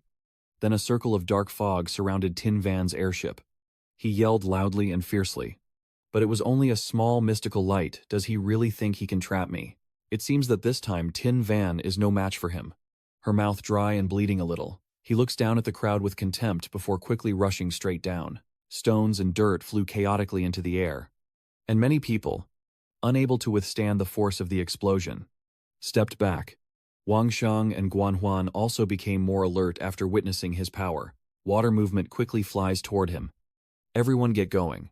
Hoai-kin shouted. Boundless Buddha's power, pouring people into the sky. At that moment, the evil cultivator only used his internal energy, but it caused the water travelers to be seriously injured and bleeding. Luan Tu quickly strikes, but he sneers contemptuously. Is this little bit of skill enough to hurt me? Vongthong clenched his teeth. After that earlier sound, the evil cultivators who had no regard for their lives revealed their true strength. Could it be caused by some forbidden spell? You quickly calculated that I have the 7-form movement technique, but your senior sister won't let him retreat easily. I must stop him here. Seeing that your attack still doesn't faze him, he's just a kid. Vongtang, worried about Quan Huyen, quickly rushed forward. Your senior sister. Your sword has successfully slashed across his neck, leaving a long cut. But this made the evil cultivator furious. He roared loudly. Kid, this sword of yours is really annoying. As he spoke, he threw a fierce punch, causing Vuongthang to spit blood uncontrollably. Vuongthang was immediately thrown back after that attack. A bit surprised. That move was really powerful. I must open my meridians right away, or I'll explode and die. As you prepare to use your internal energy, a hand suddenly presses on your back. Vuongthang turns around. It's your senior sister. Over there, the evil cultivators are all gathered, under the order of the Yinyang Sect. Kill them. But at the same time, a fierce sword streaked past their pairs. Tin Van quickly stood in front of her 2 juniors to protect them. That strongest evil cultivator girl shouted out, I will kill her. The army's helicopter arrived quickly from above. Reinforcements are here. Hold them back. Don't let them escape. That damn immortal stele was just a trap all along. The reinforcements announced. The team prepared to fight, ready to attack and eliminate the demon cultivator, to protect the orthodox cultivators. Everyone quickly united and charged at the demon cultivator. He is surrounded by a dense array of talismans, and hundreds of sharp auras rapidly strike towards him, leaving him no time to react. He thrust his weapon into the ground, channeling his internal energy, and his body began to glow. The members of the special investigation team quickly activated their internal energy, and Ziquang immediately realized his intention to blow himself up. He gathers all his inner strength and unleashes the 10,000 sword sect attack to deliver a final blow. The sharp, long swords cut through the wind and rush straight at him, leaving the demon cultivator unable to defend. Dozens of swords finally pierced through the body of the evil cultivator, who stood there, stunned, blood gradually flowing everywhere. The righteous path also has many shortcomings. Perhaps this is the brutality of our own battle. Luen Tu speaks. Understanding the way of the sword. After this battle, when will we launch a full-scale attack with the Yinyang spear? He responds. It's complicated. Although the investigation team hasn't yet confirmed that their base is in Yingdao country due to the international situation making action difficult, this debt cannot be ignored. Then he whispered that, once I break through to the Golden Core stage, I will definitely deal with him. And Luyan too also lowered his voice. My comrade's thoughts are very dangerous. I have decided to go and monitor that person. Hoi Qin contributed advice. The monk Beach Bee is committed to saving neighboring countries from evil cultivation. The young monk will not refuse. This side's guest gave you an icon of a cherry blossom. Wang Sheng quickly replied. Yes, yes. This is the cherry blossom kingdom. How come their senior generation are not afraid of the chaos in the world? Hearing this, her eyes lit up. Vuong Thong sighed with a wry smile. Almost forgetting that her senior sister liked comic books. The first major battle has ended, and the immortal Stella was successfully taken away. The Yinyang All Things Sect lost an arm, and will now become an enemy of the righteous path. The Longhu Mountain was attacked. The 1,000-year-old divine weapon was burned by the great fire. And the righteous cultivators escorting the immortal Steely were wounded but not dead. The righteous sects display their terrifying power against the Yinyang sect, reaching a consensus to eliminate the Yinyang sect. After this, Hoi Qin excitedly asked Wang Thang if their team was short of people, and he forced a stiff smile. Of course, they were short. Meanwhile, Hoi Qin also officially joined Vuong Thang's group, thinking to himself, Master, the spiderweb is sick. It has to be dealt with. Anyway, working with him, Yuan Quan Huyen also gained the combat power of a core formation expert. A few days after the Great Battle, in Zhongnan Mountain, Vuive said everyone should focus on closed-door cultivation here during this time. Quan Huyen, Vuive, agreed. Then looked at Vuong Thang and said, I'll help you carry that stone to Dang Yen Dang Lan. Why are you carrying it up the mountain? Vuong Thang still persisted. Senior brother, this is something my predecessor from the Sword Sect lent me for cultivation. Tin Van expressed his opinion that cultivation should follow nature, that forcing it is wrong. And Quan Huyen also agreed. Vuong Thang did not object, saying the senior was right. Immediately afterward, he quickly sat down to cultivate. After reaching the Hu Dan stage, cultivators can continue accumulating true essence but cannot stop practicing. Furthermore, once I advance to the Hu Dan stage, all my primal energy will transform into spiritual power, making it impossible to stop practicing. The sword sects vow to me to forge the Dharma sword means I will use it after I cease cultivating primal energy to help myself. So after I advance to the firmament stage, my magic power will become even more refined. Lost in thought. A cough brought me back to the present. Seeing Qi Wen look at you with surprise. I didn't expect my junior sister to also reach the spirit gathering stage. And the playful girl looked at you bareheaded, still without a senior sister yet. Vuong Thang felt a bit helpless as he advanced in cultivation. She increasingly resembled the master. Then he quickly dismissed it, knowing that among cultivators, when two eyes meet, they understand what each side needs enough already. Go ahead, I need to test this stone magic sword, but she still doesn't stop. Can the senior brother handle it? Immediately after, Vuong Thang continued to activate the stone on his body, following the cultivation method. After channeling his true essence into the stone sword, he needed to use sword intent to refine it. And now was the time to test its effectiveness. He quickly grasped the sword and began practicing intensely. Chivan sat nearby watching intently without blinking. Vuong Thang was sweating all over, truly exhausted, as just a few simple steps nearly drained his energy. But the greater the consumption of energy, the more evident the effectiveness of the stone magic sword becomes. No matter what, I must at least finish practicing this sword technique. And as he said that, he suddenly shot up into the air, startling Qi Van, which was not good. Before she could react, he had already fallen straight back down to the ground. Seeing the large patch of land, Qi Wen anxiously stepped forward. How is the senior brother? He lay flat on the ground, inner voice crying out. Yet in an instant, he depleted the true essence within his body. This sword technique really is powerful. When practicing swordsmanship, don't force the sword to be perfect, or you'll end up crying. Although the process was tragic, the primordial energy in his body has indeed become much purer. So Wang Sheng always keeps the stone pressing on his sword, ready to repeat or be forced again. Seeing you constantly being pressed down by the stones, Quan Huyen couldn't help but worry and shed tears. But despite all that, your endurance has improved. And you're still pushing yourself to do push-ups. Shu Ti Yen. Don't worry. It will be fine. A month later, the primordial energy in his body clearly advanced. And Vuong Thong himself reached the peak of the Foundation establishment stage, ready to enter the Hu Dan realm at any opportunity. Suddenly, on that snowy day, your father called, and Vuong Thong was a bit surprised. Hello, Dad. Is there something you need? The other side coughed a few times. Xiao Theng. Something big has happened at home. Dad needs to ask for your opinion. Vuong Thong was stunned after hearing this. Then he started texting on his phone while laughing and patting his chest. Chi Wen couldn't help but look at you with concern, saying that the senior brother trains too hard and risks losing himself in fire. Quan Huyen quickly showed her a picture of an adorable baby wrapped in a blanket. Chi Wen was so surprised he almost shouted. What? Your senior brother is going to be a big brother soon. In the past, your parents often talked with your master to improve the living environment for the three of you.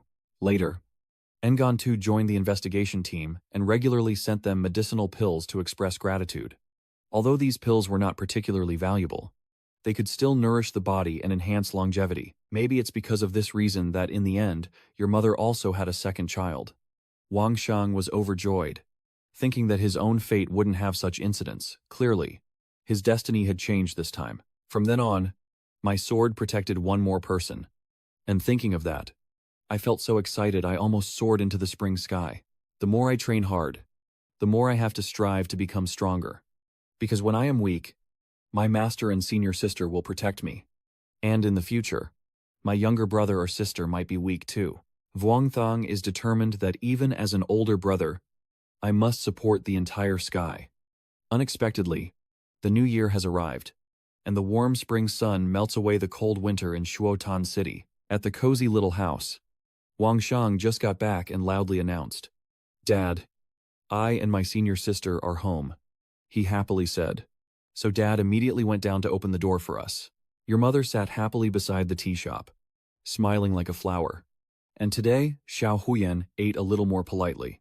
Near the new year, my martial uncle took my junior sister to find our master.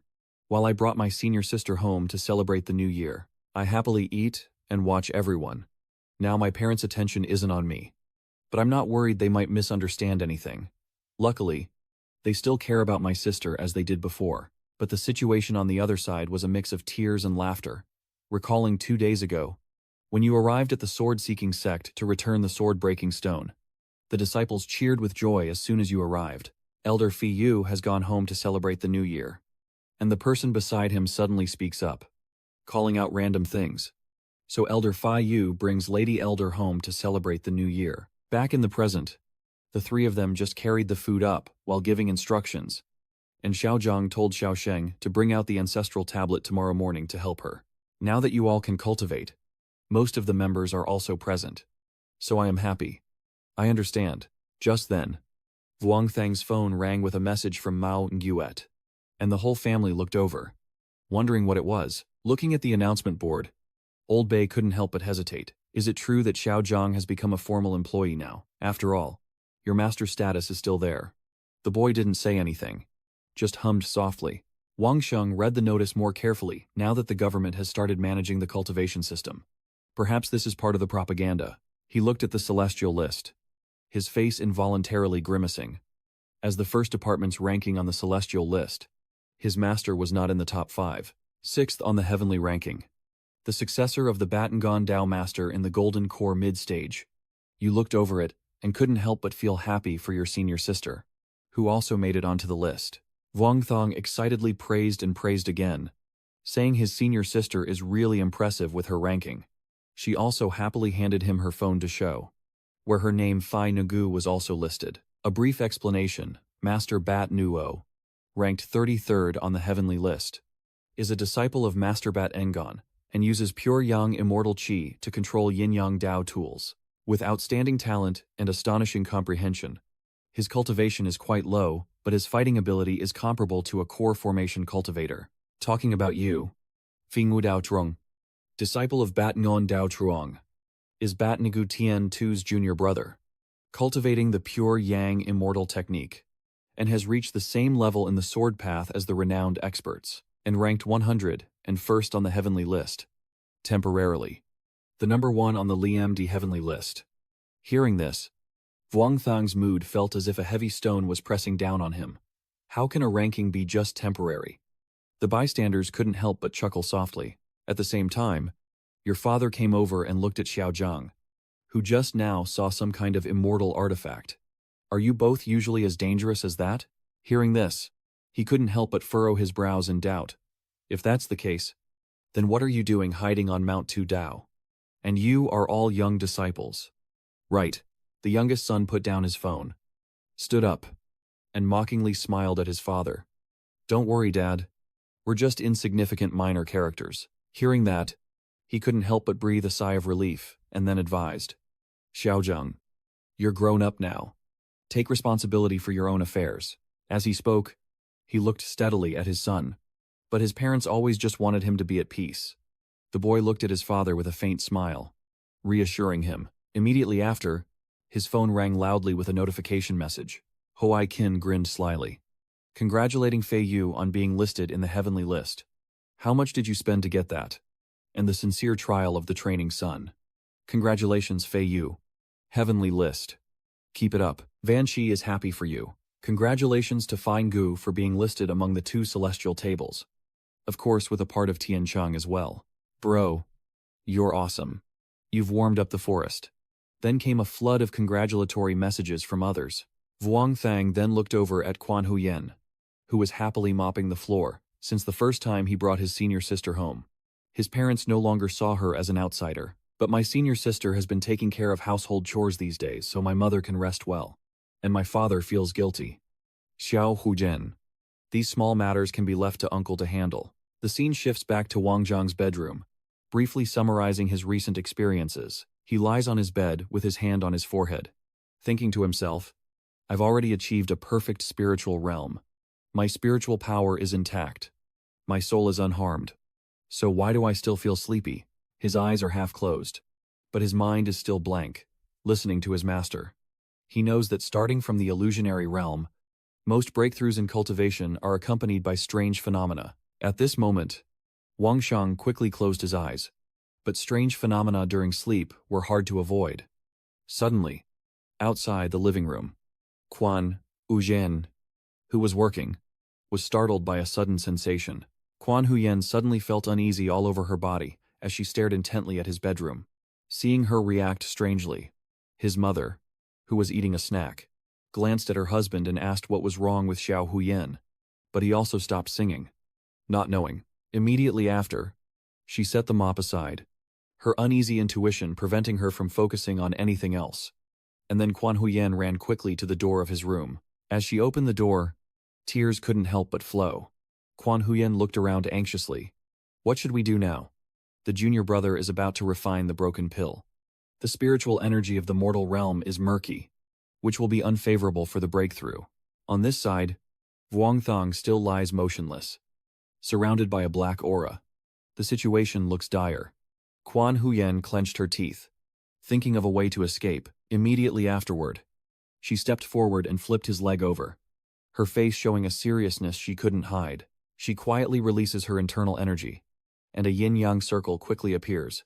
This is the transformation of yin and yang, protecting and balancing each other. After finishing the incantation and gesture, she stood between the yin and yang she created, forming the half-moon shape. Her face was solemn, and she skillfully clasped her hands together, supporting the primal energy to generate life. Using the gathered energy, he condensed it into emptiness.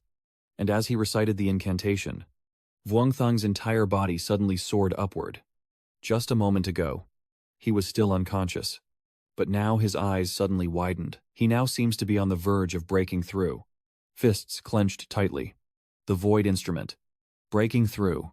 Time quickly passes, and outside it is now night. The surrounding atmosphere is extremely quiet. After successfully breaking through to a new realm, Wang Shang slept continuously until now, and his eyes gradually opened. Wang Shang sat up drowsily, dazedly observing his surroundings. Hearing the breath of someone, he turned to rest and thought, it's already dark outside. How long have I actually slept? Quan Huyen was still sitting in meditation on the chair, feeling a bit tired. So she nodded her head up and down. He couldn't help but blush at the scene. And Vuong Thong suddenly wondered to himself why his senior sister was here. Her intuition was also incredibly sharp. She had just woken up not long after he did.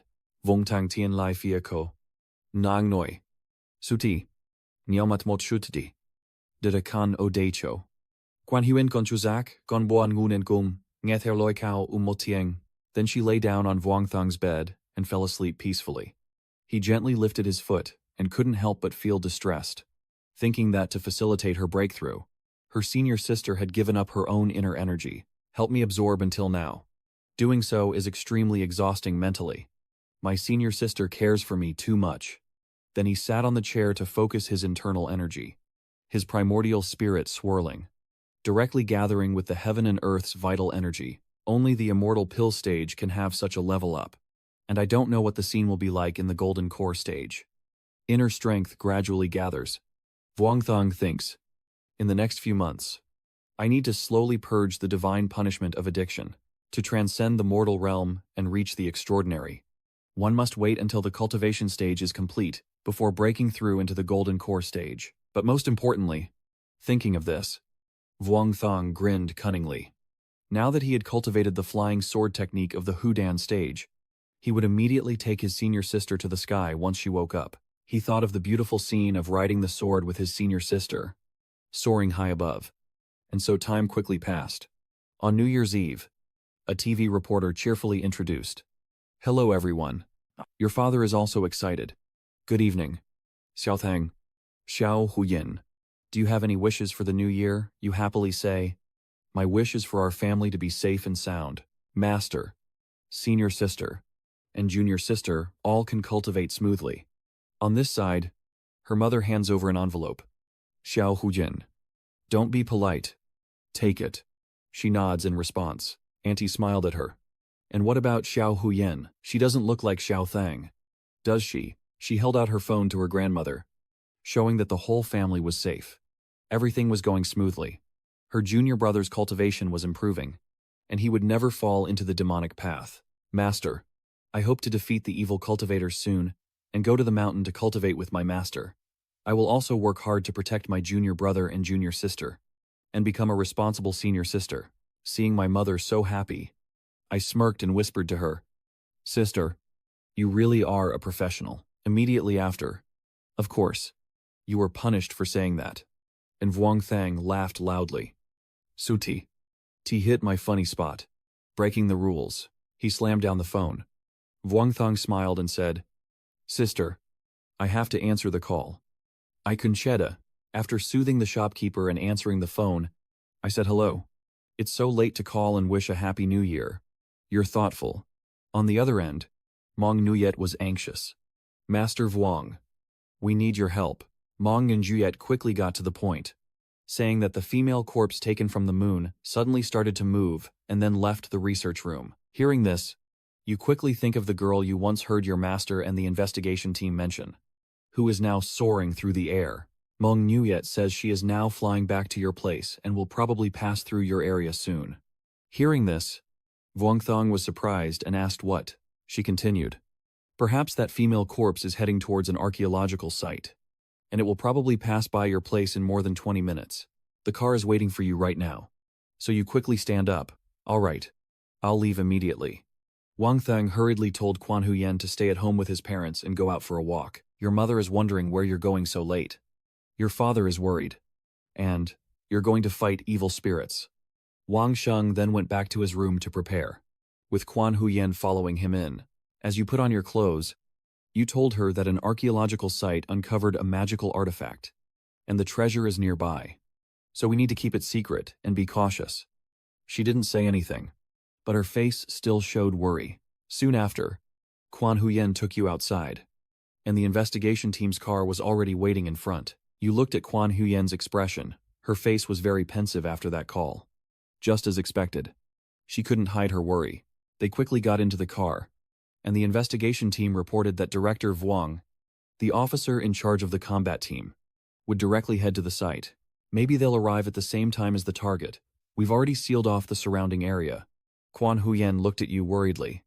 And Vuong Thong quickly replied, Okay, I understand, the driver said as he drove away. The target appeared earlier than expected. Where are they going? The target has entered Director Vuong's house. Hearing this, you couldn't help but feel anxious. What's going on? Quan Huyen also looked very worried, unable to hide her surprise on her face. Wang Sheng was anxious and quickly called his family. Are your parents okay? Is everything all right? Your father replied, sweating. Little Fang, your parents are fine. There is a divine being visiting the house. They said to find Xiao Huyen. And it seems they said she is a hard person to find, not a wandering spirit, which makes me very pleased. This is the immortal girl everyone has been talking about. At this moment, you feel a bit uneasy and quickly ask your father to pass on the message to the senior, saying we will return immediately. He closed his eyes but kept thinking. According to ancient texts, there were immortal beings who left behind teachings during the era of the early sages, until 1300 years ago. Most cultivators followed the immortal masters to leave the mortal world, and the vital energy of heaven and earth was cut off, so there was no longer any cultivation. Thinking of this, he grew tired and leaned his head back on the chair, his mind constantly calculating, not yet considering how far the immortals had advanced in their battles. That fairy isn't the last survivor, but since she's a divine being, she probably won't pose a threat to the senior sister. You open your eyes and observe. Quan Huyen is staring at you coldly. Vuong Thong makes a self-judgment, but with an old friend like that, the immortal senior sister Ha Fam Yi must have her reasons. The car carrying you and Guan Yuan quickly returned home, but the seniors arrived before you and are now surrounding Vuong Thang's house. Because the opponent is an immortal maiden, they temporarily hold their ground. But Ngan too can't help but worry. Hearing the sound of the car in front of the house, he quickly looks down, his face unchanged. Vuong Thang hurriedly ran in and couldn't help but ask anxiously, Master, how is the situation now? Although aware of the danger, he still reassured his two young disciples, Xiao Zhang and Xiao Huyin. Don't be afraid. Your master is here. I don't know when the immortal has been behind Wunanzi. Vuong Thang was very worried. Careful. But it seems the warning was a bit late. She quickly reached out her hand and lightly brushed. Ngan too only had time to glance over, her speed so fast that no one could react. And immediately after, a burst of dazzling light of power erupted from the figure of the fairy. Her flowing robes fluttered in the air, just like the immortals described in stories. After dealing with Ngan Tu and the others, she gently descended in front of Quan Huyen, while Vuong Thang anxiously stood in front of his senior sister. Everyone here is under control now. Ngan Tu can't do anything but watch anxiously. Quan Huyen shrank back behind him, and Vuong Thang looked at the fairy with a wary expression. The girl slowly opened her eyes. Her face, that of the supposed immortal, exuding an indescribably cold aura. She reached out her hand toward Quan Huyen, causing Vuong Thang to sweat nervously. Please be polite. The senior just now has entered Van Boy's house. If you want to meet an old friend, it would be better to return with the senior sister and sit down to have a chat. The immortal did not speak, only staring intently at the two of them. But then a voice rang out, disturbing us. Wang Sheng was startled upon hearing this. It was a voice change. Your face stiffened as you silently assessed the girl, the black energy on her forehead seeming to be from qi. Could it be that this immortal still hasn't fully recovered? And then, the three quickly moved to your room. Wang Sheng spoke to start the conversation. Senior, is there something you want to say to my senior sister? My senior sister can't speak much. She has to use writing or images to express what she wants to say. The fairy looked at Quan Huyen because her soul was damaged. The cycle of rebirth couldn't be avoided. And at this moment, Quan Huyen was still scared and quickly hid behind him. Hearing this, Vuong Thang couldn't help but wonder. Senior fairy, how could my senior sister's soul be injured? Did you meet her in a previous life? She looked at him thoughtfully and said directly, asking too many questions won't benefit anyone. The hesitant girl gently lifted her phone, displaying the message, who am I and where am I?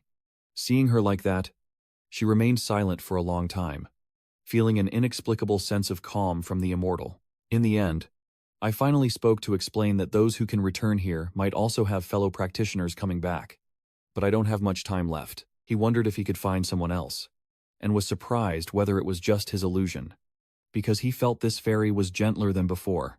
After speaking, She directly stood up, and my robe fluttered in the air.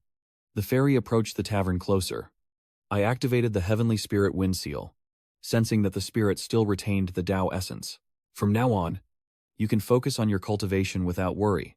And for now, this world can be considered peaceful. Vuongthong looked at his phone screen and asked his senior sister, the senior immortal, if he could recover to his original state, and if there was anything he could do to help. She gently reached out her hand and said, "The person in front of her is the immortal Bang Thon Ngok Kiet.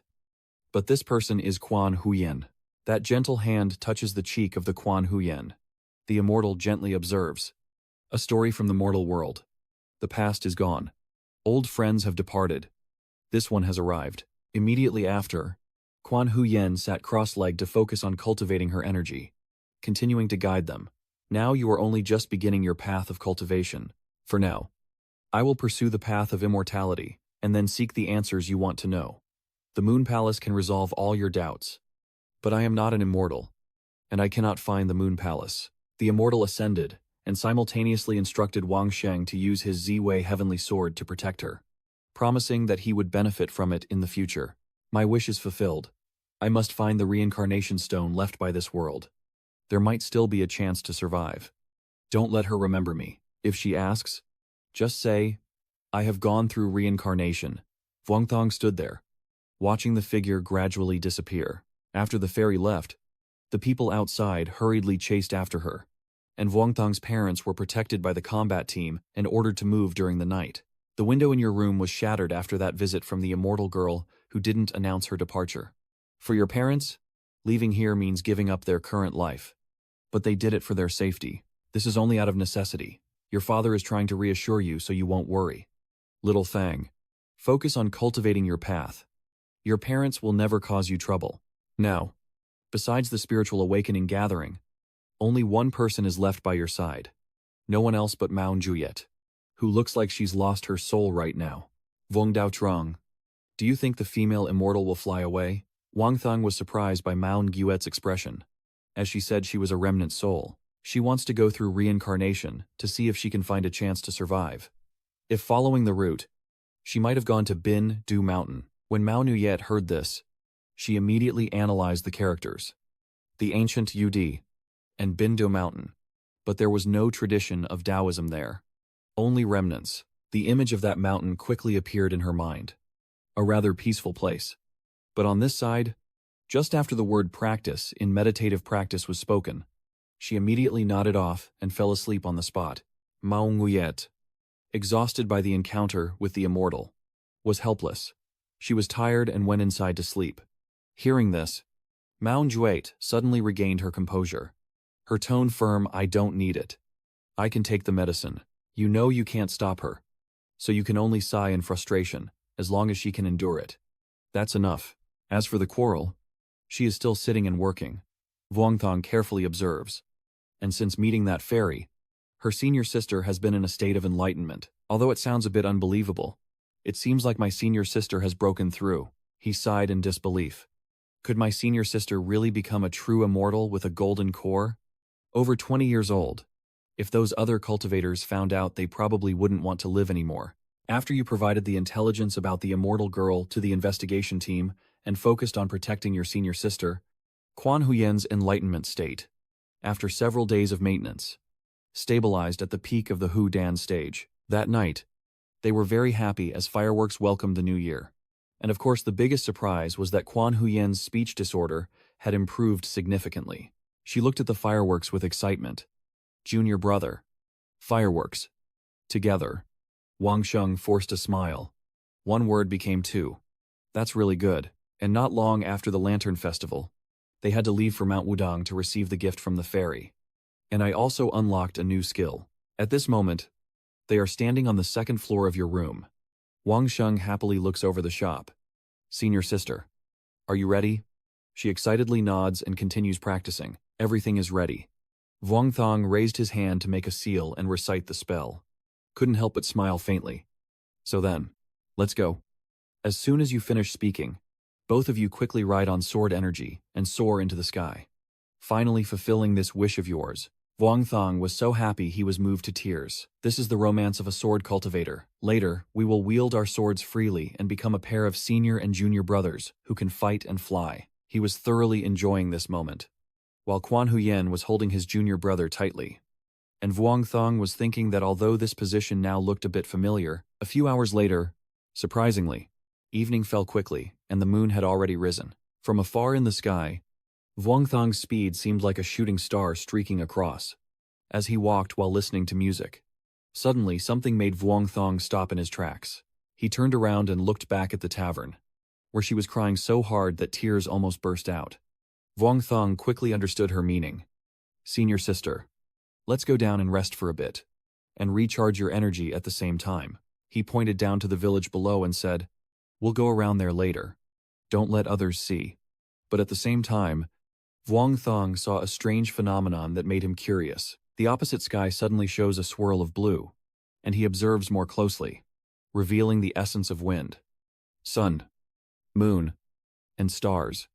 Vuong Thong quickly informs his senior sister that there is a cultivator here.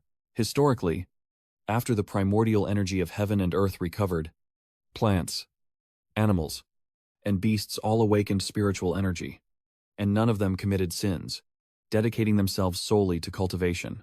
According to what you know, if they are contaminated with human aura, the danger on them is that they are demons.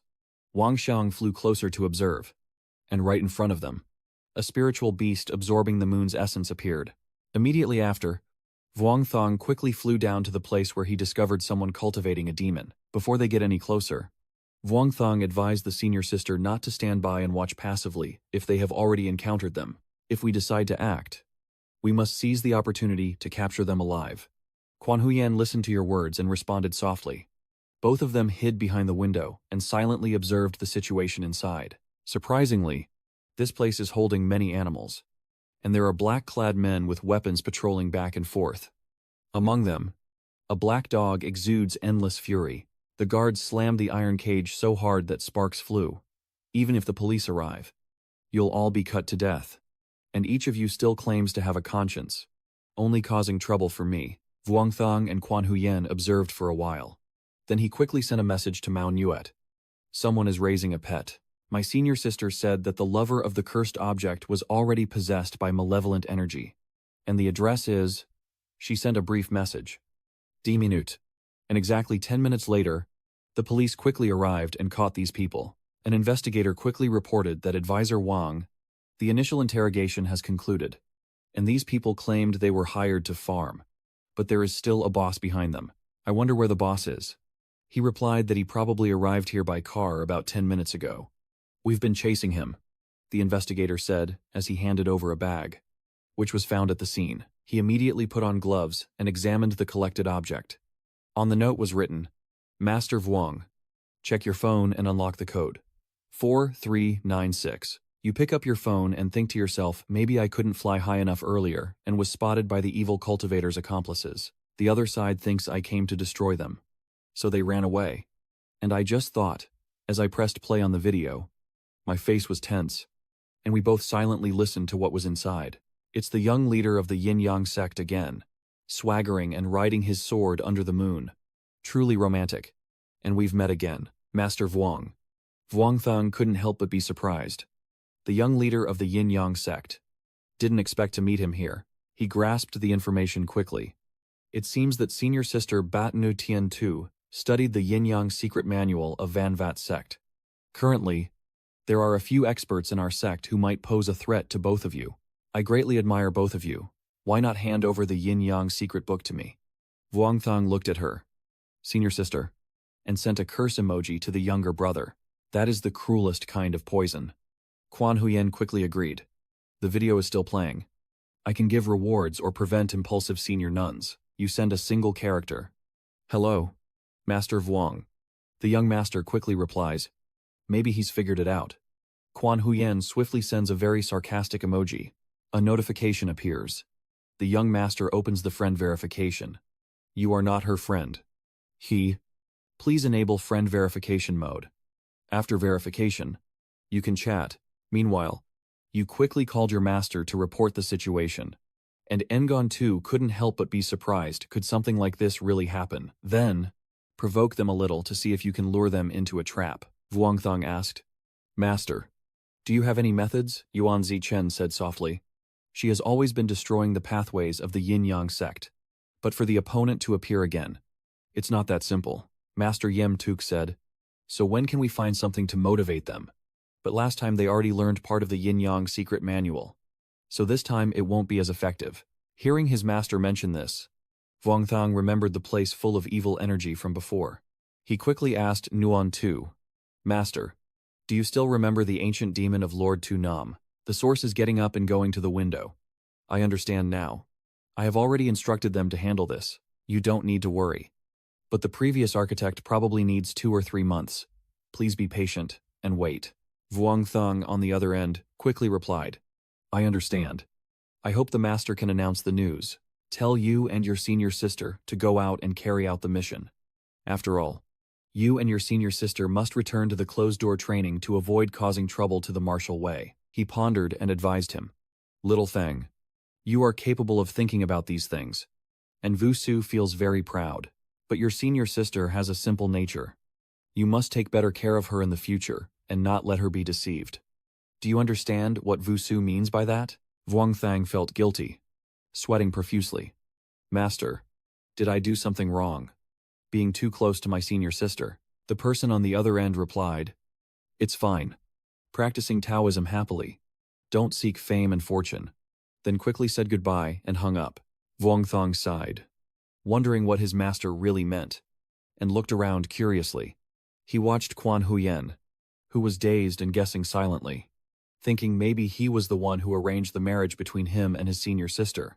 A few days later, at the martial arts mountain, the scenery remains as peaceful as ever. Inside here, Luyan too seems like he's about to scream. Aoun is exhausted.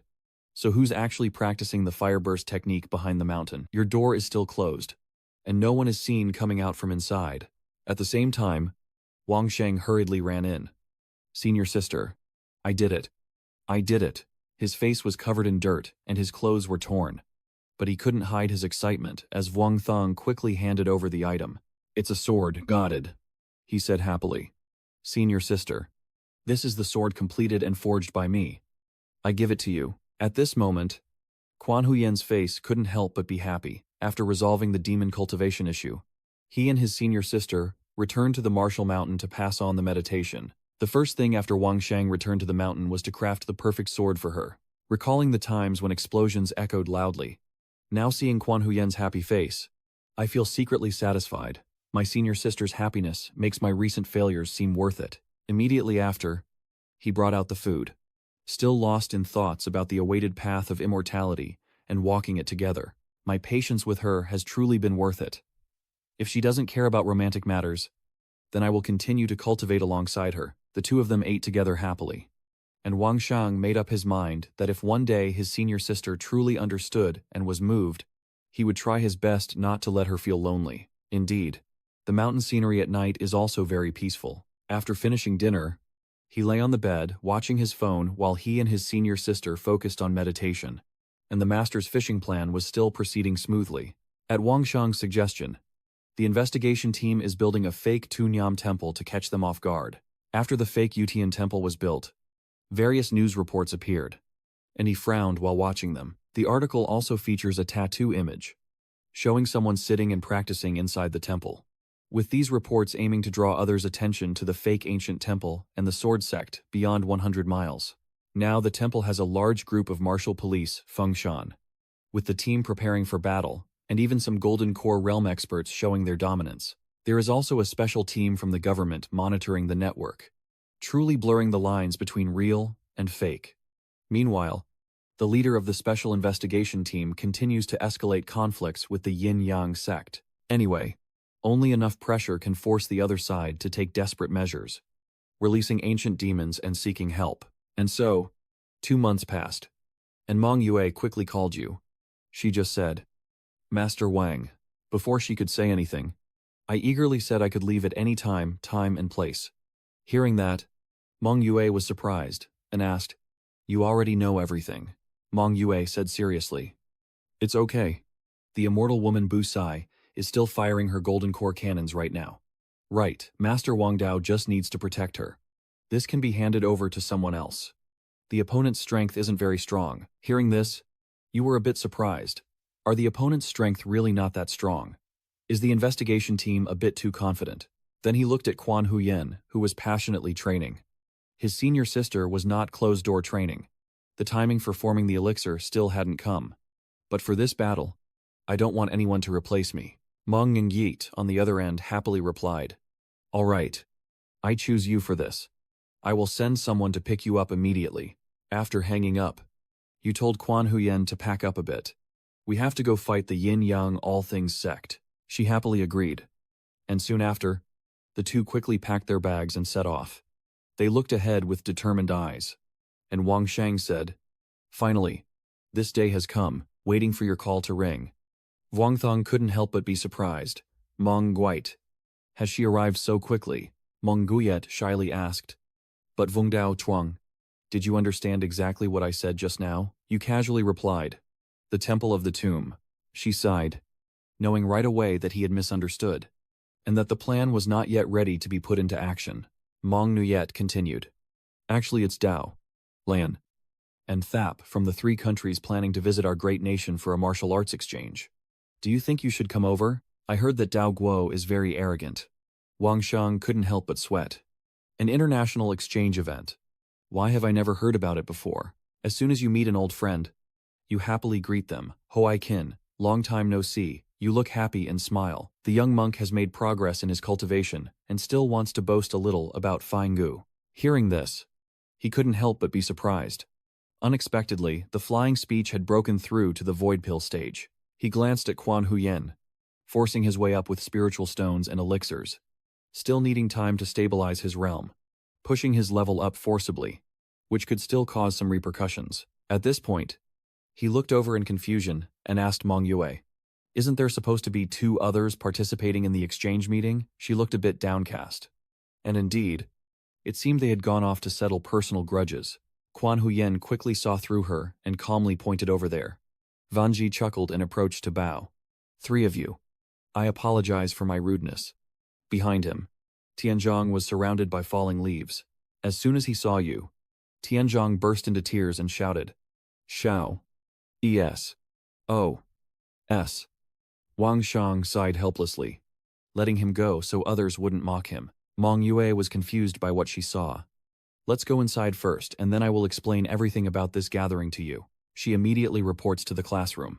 Whether the recovery of vital energy benefits not only our great transformation, countries since ancient times have had their own cultivation methods, but due to their management issues, overall development has not been as peaceful as ours. That's why, in recent years, there have been international rumors about threats from the great flower cultivators, mainly aiming to force us to reveal our cultivation methods. To put it simply, they just crave it too much. This time, the other side came here to see our true situation clearly. That's why, Tianzhong whispered excitedly, and Quan Huyen couldn't help but lean in to listen out of curiosity. Tang. According to the news, a few cultivators have started to get arrogant, but they were slapped back by Thon Ningon from the sect leader. So they've toned it down. Meng Yuechan spoke passionately. If we win this exchange completely, there's no need to deliberately lose to them. After all, this isn't ping-pong. It doesn't really matter this time.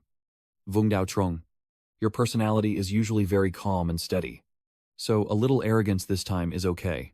He sighed helplessly. And as for this, the guest here, because the meeting was too long, they leaned their heads on your shoulder and fell asleep. Tianzhong excitedly said, Don't worry, this kind of performance is my specialty. Brother Thang doesn't understand, just ask me. Seeing his enthusiastic expression in front of him, he couldn't help but smile softly. I understand now. The scene shifts to a grand hall where everyone has gathered. The elders are seated together, and Thien Trong's senior and master sit side by side. Quan Huyen and Tien Trong are sitting together with Vuong Thang.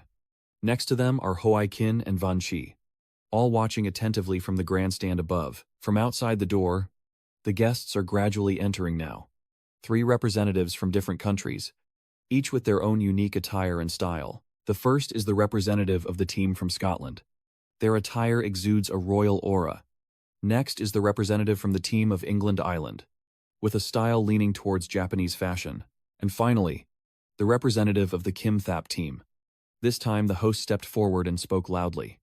The youth are the future and hope. Today, the three countries are visiting China to hold an exchange. His demeanor was extremely dignified. And the speaker continued, hoping everyone could help each other, progress together, and contribute to the stability and peace of the world. The representative of the British Isles quickly stepped forward, feeling regretful after losing to Thon Hengon II yesterday. For the first match, let my Earth disciple face Thon Hengon II's Earth disciple. Immediately after, Wang Sheng was appointed to compete first in front of the audience. The other person stepped forward, looked at him silently, then introduced himself. I am Ma Bei, from Jiabui. Please advise. I also smile lightly and bow. I am Vung Tang. Please advise. Then, Wang Thong gently draws his sword to prepare. For some reason, when facing you, Ma Bak couldn't help but sweat. Then he summoned all his strength, clenched his teeth, and charged forward with his sword. Ma Bak fiercely stared at Wang Thong as if he saw an old enemy, then swung his sword with great force, releasing a powerful burst of internal energy. But what surprised Ma Bak the most was that his attack against you seemed like a gentle breeze.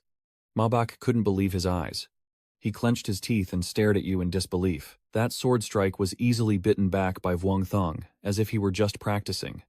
And even more surprisingly, his face showed no sign of movement. The girl following the representative took a deep breath before continuing. Ma Bak had just put all his strength into a single attack. A reckless move. He watched your move with surprise. But that person just with a small sword easily dispersed it. Using a little force will make Ma Bak fly out. A bit less strength, and he would be overwhelmed. It seems Ma Bak's strength and yours are too far apart. Even when attacked, he still maintains his composure. Your hand seems strong, yet you hold the sword in a relaxed manner, skillfully chasing after your opponent. Wang Thang swept with his sword, and he couldn't help but marvel at how well controlled that person's strength was. Truly astonishing. The outcome is clear. Wang Thang respectfully clasped his hands and told Ma Bak that he was conceding. His eyes showed reluctance, and Ma Bak shot a sidelong glance at him. Then he suddenly launched a sneak attack on Wang Thang.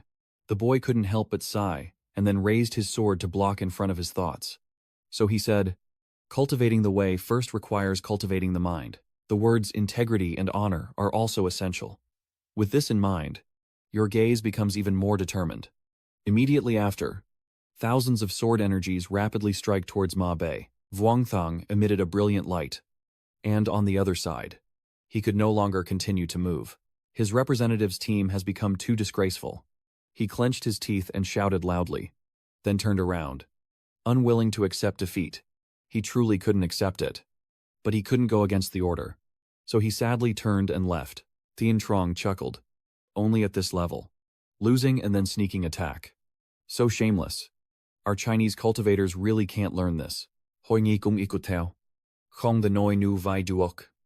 Do la mot loai ting tan kin quang. Vin vien khong chu huat fuk. The cunning one replied. The monk is not wrong. But we shouldn't learn from it to avoid being expelled from the sect. It's just a humble origin. The young disciple is a bit rebellious. Don't take it to heart. Everyone here is a guest. This bit of spirit, we should still have China. Everyone, my disciple was lucky to win this match. Do you want to continue? At this moment, Wang Shang still stood frozen on the spectator stand. The representative from Kalon Kingdom stepped forward. Such extraordinary swordsmanship is quite different from the sword techniques we pursue. In terms of power and speed, honestly, this excites me very much. Let me try a duel with this skilled swordsman. Wang Shang happily drew his sword and modestly said, please advise. Immediately after, the girl glared and raised her sword with inner strength. Her power shines across the arena. Hoai Qin feels it is normal. Thon Kai's state boosts her strength. Tian Chuang puts on his glasses. I know today. Excalibur, over here. The tavern owner remains calm, thinking to himself that there's no point in fighting his disciple. So he just continues eating peacefully. Over here, that girl raised her weapon high over the lake, her sword judge shouting for justice. And at that moment, a blinding light burst out everywhere. Wang Thong couldn't help but laugh secretly, thinking to himself how chaotic it sounded. Then suddenly, The representative from the neighboring country forcefully slammed his sword down. The sword aura was about to strike you, but Vuongthang still kept his gaze fixed. Immediately after, he also gripped his sword tightly, channeling his internal energy straight into the air, causing Vuongthang's sword to emit a brilliant light unmatched by anyone. The sword barrier of the representative from Kashlan shattered loudly, causing her to drop her hand and fall back. In the end, she still couldn't defeat you.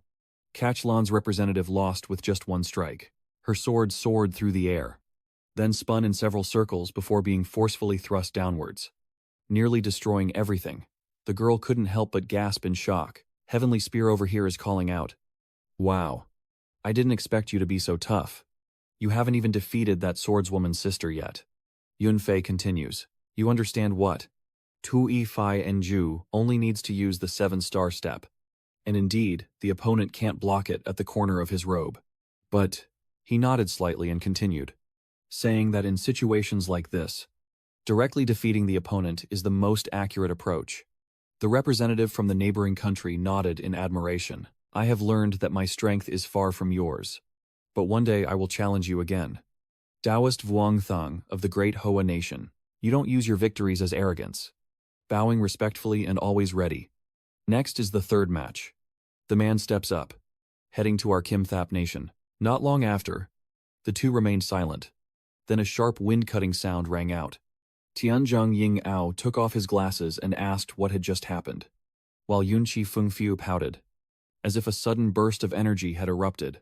The two evil-looking people looked at the one lying on the ground, then one immediately. Huaiqin explained that the opponent used a technique called Huyan Tuat to attack Njingu, but was countered by the sword intent. So, on the surface, the two just stood still. When he mentioned this, he suddenly coughed. As a master of the Kim Tower Kingdom's tactics, the information indicated that those two were a bit nervous. So that's how it was. After the match, he returned to where Master Ngon Tu was sitting and said humbly, "Master, disciple was lucky not to disgrace your teachings." He looked at him with a satisfied expression. "Well done." After speaking with the master, he returned to his seat and watched intently. She winked and signaled with her hand. "Well done." Vuongthang just saw her smile brightly, then nodded with his finger, thanking his senior sister. At this moment, Ngon Tu spoke loudly, saying that the incompetent disciple just mocked and laughed at him. "Today, if this is a friendly exchange, how about this? The young male disciple after me, please feel free to choose someone to compete with. How about it?" Hearing him say that, everyone here fell silent. As soon as he finished speaking, Thien Trong grinned cunningly and raised his hand. "So, Bat Ngon Taoist, may I introduce myself first?" The other 4 people were stunned, looking at him with suspicion, wondering what he was planning to do next. Ngon Tu turned to look at Thien Trong, waiting for him to speak. "I hesitate. Pretend to cough a few times. Humble monk." After a moment, seeing that I might have said something wrong, Thien Trong quickly corrects himself. "I, the junior, dare to say 2 words. Actually, there is a reason for the seating of our 5 people. You can choose your opponents based on your strength. This is also a little concern from our great Hoa nation." Tianzhong began to explain, describing a bit. "I am simply the difficult one." Then he pointed to Yunji, whose good looks and talent nearby are considered average. Yunji couldn't help but feel annoyed, as if he wanted to punch this loudmouth in the face. Next is Huaiqin. Aikin, the heavenly sage beside him, is considered difficult. Then comes Vuongthang, the sword cultivator with handsome demeanor and extraordinary martial prowess. The one just now is considered difficult. To hell. Finally, there is the tea house, where the nearby celestial being is difficult to deal with. Like heaven, as if he can easily lead others to heaven. Yet she remains calm, eating her cake without caring about the world. He started bragging and spouting nonsense. Even your master would probably be beaten up by the immortal girl if he tried to guess. Huaiqin couldn't help but feel annoyed now. Later, Xiao Sheng must have a proper discussion with Tianzhong about the way of the sword. Van Qi did not hesitate and glanced at Tianzhong, giving us a share. He clearly intended to direct the firepower at both of us. Van Qi guessed that any family could face off against Tien Trong, but people are no match for their opponents. Tien Trong's face turned pale, as if water was about to come out. No wonder. There really is someone with a fierce face stepping forward with a sword. And the other quickly ascends the stage. I am also the weakest competitor in our delegation. He looked at Tianzhong with little friendliness. So it's better to get closer to you. And we can also prove ourselves to each other. Tianzhong, furious and aggressive, raised the talisman and asked for a fight, secretly thinking that this scenario was wrong. It wasn't supposed to be Yuanian who directly fought Liu Mumu afterwards. Behind Hoai Qin stifled a laugh of mockery. Aji dafat Tianzhuang, Xian Shi, stay strong. Van Ji also barely held back his laughter, having entrusted you with an easy task. Hearing these words, he couldn't help but scold. The other person immediately drew their sword and attacked first, shouting loudly, then charged forward. But then, Thien Truong's talisman gently floated over. He couldn't help but startle, and a loud explosion quickly erupted at the same time. Next, a pair of golden wings quickly appeared, shining across the area. Tianzhong smugly flew up and asked again, "Am I really just facing a simple challenge? Why are you so hopeless? You just said that while making hand seals." At this moment, the opponent has started to waver, and the other person is unsure how to react. At the same time, Thien Truong's flames shot fiercely forward.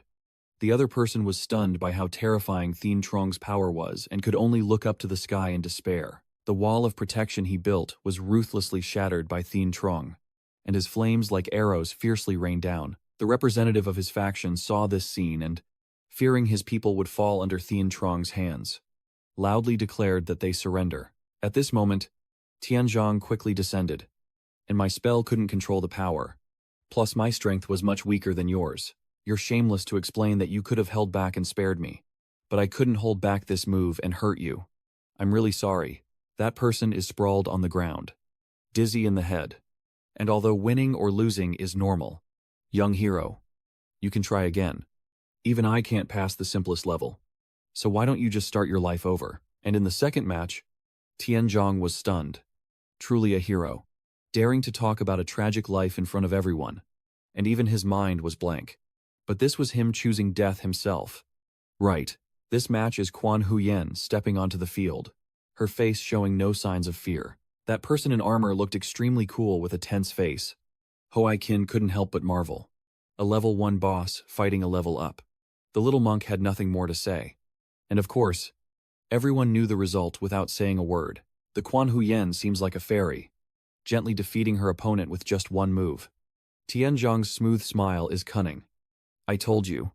It's a heavenly level of difficulty. After a few battles, as the prestige of the On-Dao person gradually faded, they no longer appeared as proud as before. Vuong Thong scrutinized them, and it seemed like the British island was holding something back from the start. What exactly are they trying to do? Immediately after, the representative of the British Isles stepped forward to speak, and the interpreter said, "Today we are fortunate to meet such a talented young cultivator. This is a rare opportunity. And although it goes against our principles, our request is too unreasonable." He is targeting Vuong Thong, hoping that the swordsman can step into the arena again. "So you're doing this just to compete with our top archers," he thought to himself with a small smile. The translation continues.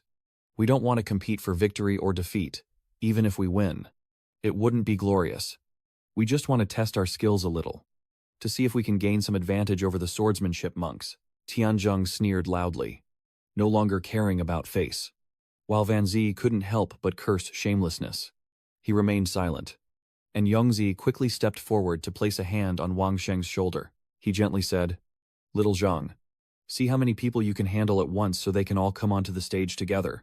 If they want to lose face, then I'll help them do so with the Heavenly Destiny Sword." And he quickly responded with a yes. And right after that, his representative brought 2 girls onto the arena. And Wang Thang quickly stepped forward. "You immediately drew your sword to face the opponent. It's just a piece of iron. No need to be overly formal. You don't have to distinguish between young and old. Just go all out," he said as he swung his sword. In the Falstan realm, at the core, as the sword swept past, the 2 girls behind couldn't help but cover their faces. And he stood firm and said loudly, "If that's the case, please kindly give some guidance to the 2 young ones behind me." The representative of the sword sect couldn't help but be amazed inwardly, clenched his fist tightly, as this young person's strength was not weaker than his own. Chinese cultivators truly should not be underestimated. Wang Sheng silently observes his opponent, knowing he cannot underestimate them, as the three stand still, eyeing each other, while the two girls also begin to gather their internal energy. Suddenly, the two quickly reached out and took off their discreet clothing.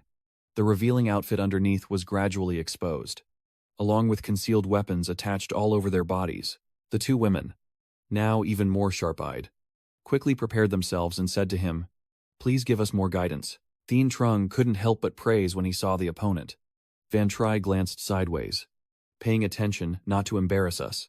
Hoaikin also added, "Aji Dafat. It's just pink bones." At the same time, all three couldn't help but be alarmed as the other radiated fierce aura and stared fiercely at the opponent. The mysterious figure like a demon looked at the two girls in front of him, again seducing his junior brother, shamelessly wanting to fight them all. "Can I take my place on the field instead?" Vuong Thang's face was full of confidence, unchanging, as he looked at the fiery opponents. At the same time, two pink figures quickly disappeared, leaving only two internal energy clones behind. Both of them fiercely attacked him relentlessly. But of course, those were just copies created by Vuong Thang. One of them quickly pulls out a dart and shoots it straight at him. Wang Sheng easily dodges, but he can't help but wonder. Their movement techniques seem familiar, as if he's seen them somewhere before. Suddenly, he remembered the fierce battle back at the hospital. It was that nurse. Yes, it was her. Vuong Thang quickly found the answer. The Yinyang Sect indeed has connections with the higher-ups of the An Dao. He began to draw his deadly sword and made up his mind. If that's the case, then he wouldn't hold back anymore. Looking at the two women, Wang Sheng felt his eyes burn, old wounds and new grudges. Today he would settle some scores. "The so-called techniques of yours are nothing special. Do you have more advanced techniques? This little footwork is just a simplified version of the Bazi Dunjutsu from the Great Han Kingdom." You started to speak loudly. Back then in the Great Han Empire, you all followed many different paths of cultivation, unless they have all been lost. Do you think you are a bit too arrogant? Then he stepped forward to introduce himself. "Hikawa. To learn from you." On this side, Tianzhong couldn't help but be angry.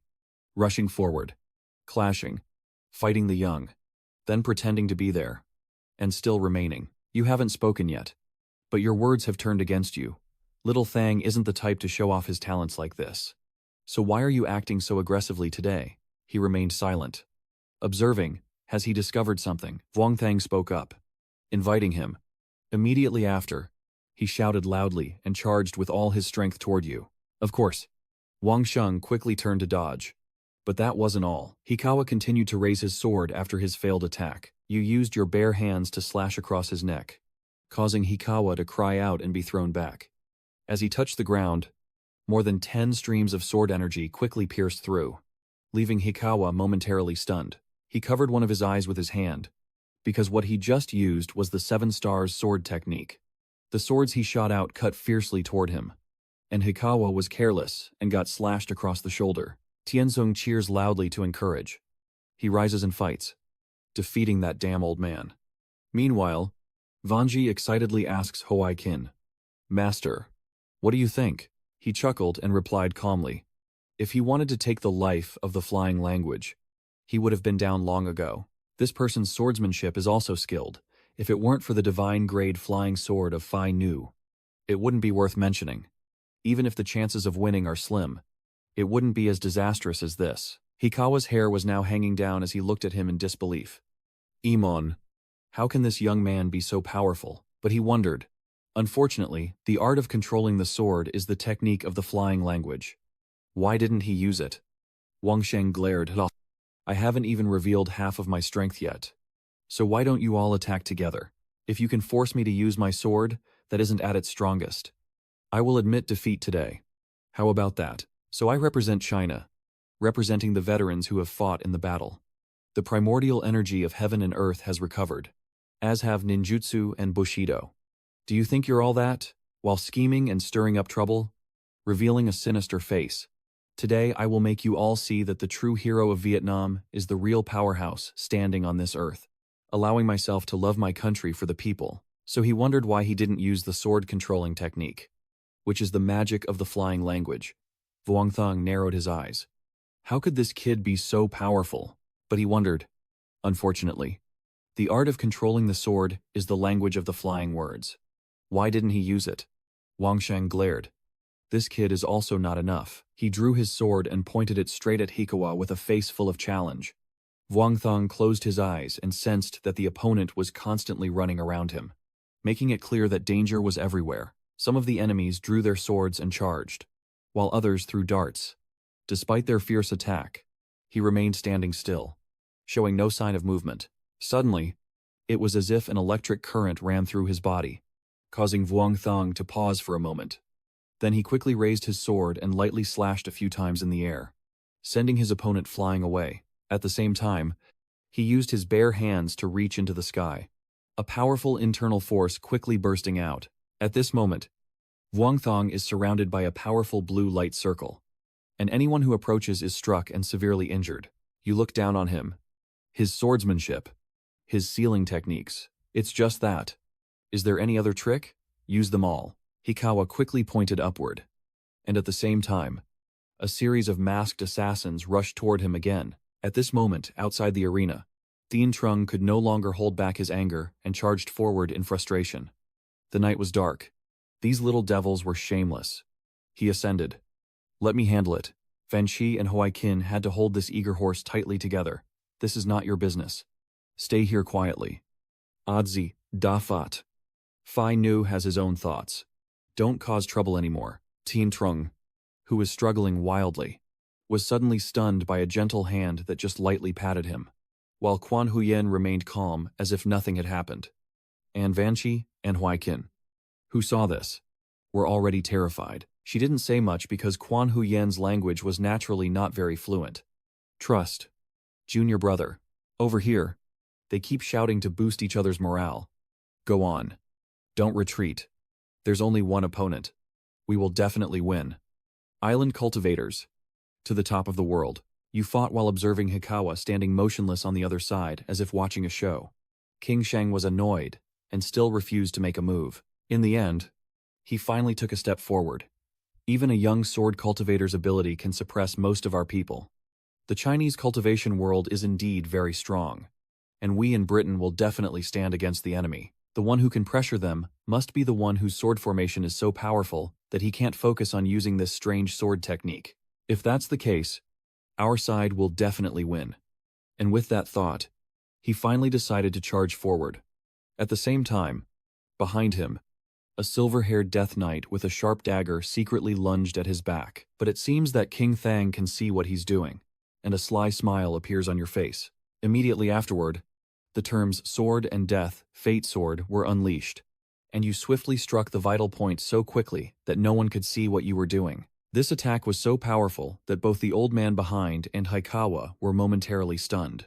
That internal energy shot out like a missile piercing through the city wall, followed by a loud explosion. Hikawa even dared not look back. If he had been hit, it would have been hard to save his life. But it wasn't just Hikawa. Everyone, including the young master, was stunned by this attack. Wang Thong then said, I am still too young. My swordsmanship is not enough in the end. I have used my strongest. According to the rules, I have lost. And as I speak, you let out a long, exhausted sigh. Then Wang Thang continued, Congratulations. You have won. Hikawa is still not fully recovered from his rage. Over here, the three of them with broken rings smile mischievously. Tianzheng's straightforward personality, this is the highest level of losing. Have you learned? That moment for Brother Thong was truly a moment of breaking the ring. Then he sadly turned away, leaving Brother Dao Dao's group standing stiff as statues behind him. You approached the master to bow, but had already secretly sent a message to inform your master. As Wang Thong sat down, his phone in the middle of the table buzzed with a flood of messages. So, they had formed a group called the Fixed Immortal Cultivation Team, and little monk Huai Qin invited Liu Yunji from Mao Family Mountain to join the chat group. And little monk Huai Qin also invited Thi Tianzheng from Longhu Mountain to join the chat group. Huai Qin invites you. Aji Buddha. Those young people of your Aji Dao might be psychologically affected. Thien Trung calmly replied, even though it was Aji Dao who set the trap. No one forced them to jump in. Someone shameless enough to surround and attack us but still get beaten up. What's there to pity? Yan only replied. That makes sense. Aji da Fat. On Dao has a grudge against us. No need to hold back. Thien Trung begins torturing everyone. Brother Thang is formidable. Brother Thang Vipro. I want to have a child with Brother Thang. Right after that. Thien Trung from Long Ho Mountain was banned from practicing.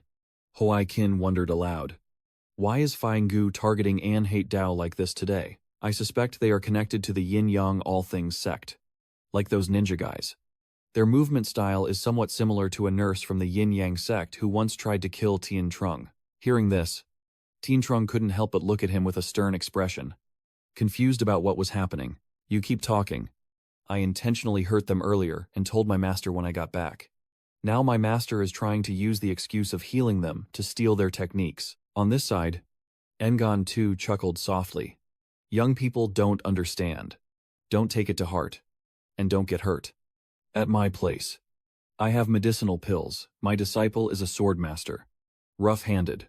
And if offended, it won't end well. The innkeeper wondered.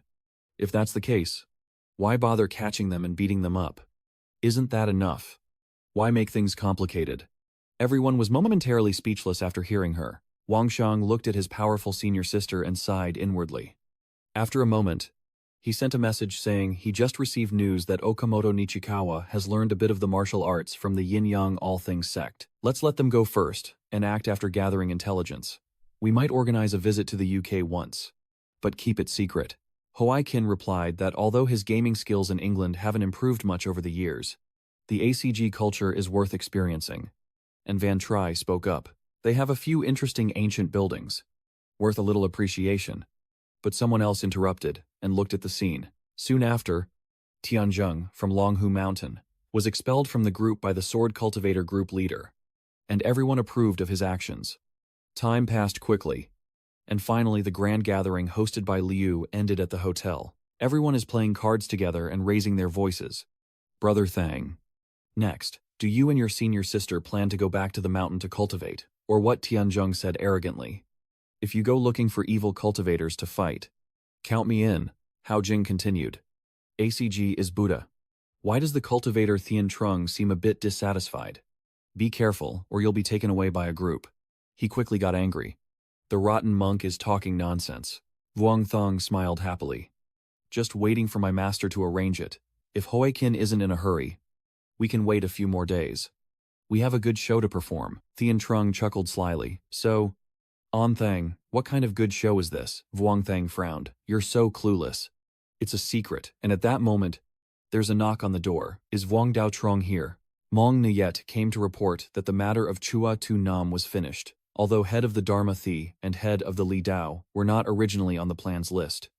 Their masters also participated in the action, so they can hear it too. Through the plan, we have revealed many false illusions of the ancient demon outbreak and Chua Tu Nam, causing the evil cultivators to believe that the righteous cultivators suffered severe losses in the great battle, prompting them to strike. According to the plan, in the next few days we will launch a nationwide crackdown on the evil cultivators. At this critical moment, chaos erupts on Chua Tu Nam's side, and then you will receive news of rescue, saving Chua Tu Nam, and the plan will begin. The plan was originally like that, but due to some reasons, it will be slightly changed. Senior Vuong Dao, I sincerely apologize, although the team leader has always helped to prevent the research institute before. This time the research institute has found someone higher up. Maybe I'll meet you and the unspoken fairy. He hid. I understand. What's meant to come can't be avoided. You quickly sat down at the meeting table the next day. Shaosheng. This time I've gathered everyone here, mainly to focus on the previous Heavenly Maiden No, Linling Yi, and about what they have been involved in. Tranan. Chuma. Rest assured, I will definitely tell everything I know. The source of the death just let out a few coughs. And there is no connection to that fairy mentioned by the two kids. Nor does the fairy know some of the information. I can add more. But I hope that after you hear this, you won't be overly pessimistic. Master Wang Thung Nuong H. Isn't this the secret treasure of our sect passed down by our ancestors? Inside the golden plate? A voice echoed. My face. Is there anyone else? Half an hour later. Professor was surprised. Tangon. That is Lu Dong Tan, the immortal. What is this footage? Why do we only see him speaking there? but cannot understand his language. The source speculates that this is probably a communication jade talisman used by the immortals, which cannot be activated unless one is at the nascent soul stage. Lu Zuji probably used the ancient language of the fairy clan. I have prepared a translation. The letter says that the world is unpredictable, which truly moves people. I never expected that Lu Dongtan would also leave a farewell letter. I will recount everything, hoping that in the future, when you ascended beings leave this world, language differences won't cause disasters. Long ago, the universe was a chaotic mass pulled by the great Tao, and the celestial realm gradually took shape. As a result, beings of various races were born, and the original immortals also appeared, driving out the alien races from the immortal realm. Hundreds of millions of years ago, after the Hao Tian unified the immortal realm and the spirit realm into the immortal world and attempted to assimilate the universe's great Tao, he unexpectedly encountered the great Tao descending to stop him, causing not only his loss but also the involvement of countless immortals. The fairy race was in chaos, and countless strong beings they had previously expelled took the opportunity to strike back, ultimately destroying the fairy world. At that time, the leader of the fairy clan, the Emperor of Destiny, and the celestial court gods, protected the children of the heavenly Emperor Hao Tian and then entered a forbidden fairy place. The professor was extremely surprised and said that the so-called immortal is a super advanced civilization. After being defeated, they fled to Earth to escape, and I will say the rest. Initially, on Earth there was a branch of the insect race with the same origin and lineage as the immortals, called Hyo Dam. After the immortals discovered Earth, they immediately used formation techniques to hide it and transmitted the Tao inheritance to the Hyo Dam race, leading to the great Tao of unity. Although the Tao inheritance had been passed on, the immortals were unwilling to accept defeat. Plus, time on Earth passed 100 times slower than outside, so they could no longer delay. They have completely sealed off the Earth's vital energy to prevent enemies from finding this place. But once the alien race learned of the appearance of the immortals, they immediately united their forces to launch a full-scale attack on the immortal clan. The gods suffered heavy casualties, and 13 princesses among them died on the way back to Earth due to their severe injuries. At this point, he couldn't help but sigh, and the Great War Organization finally brought this box back to Earth to warn us.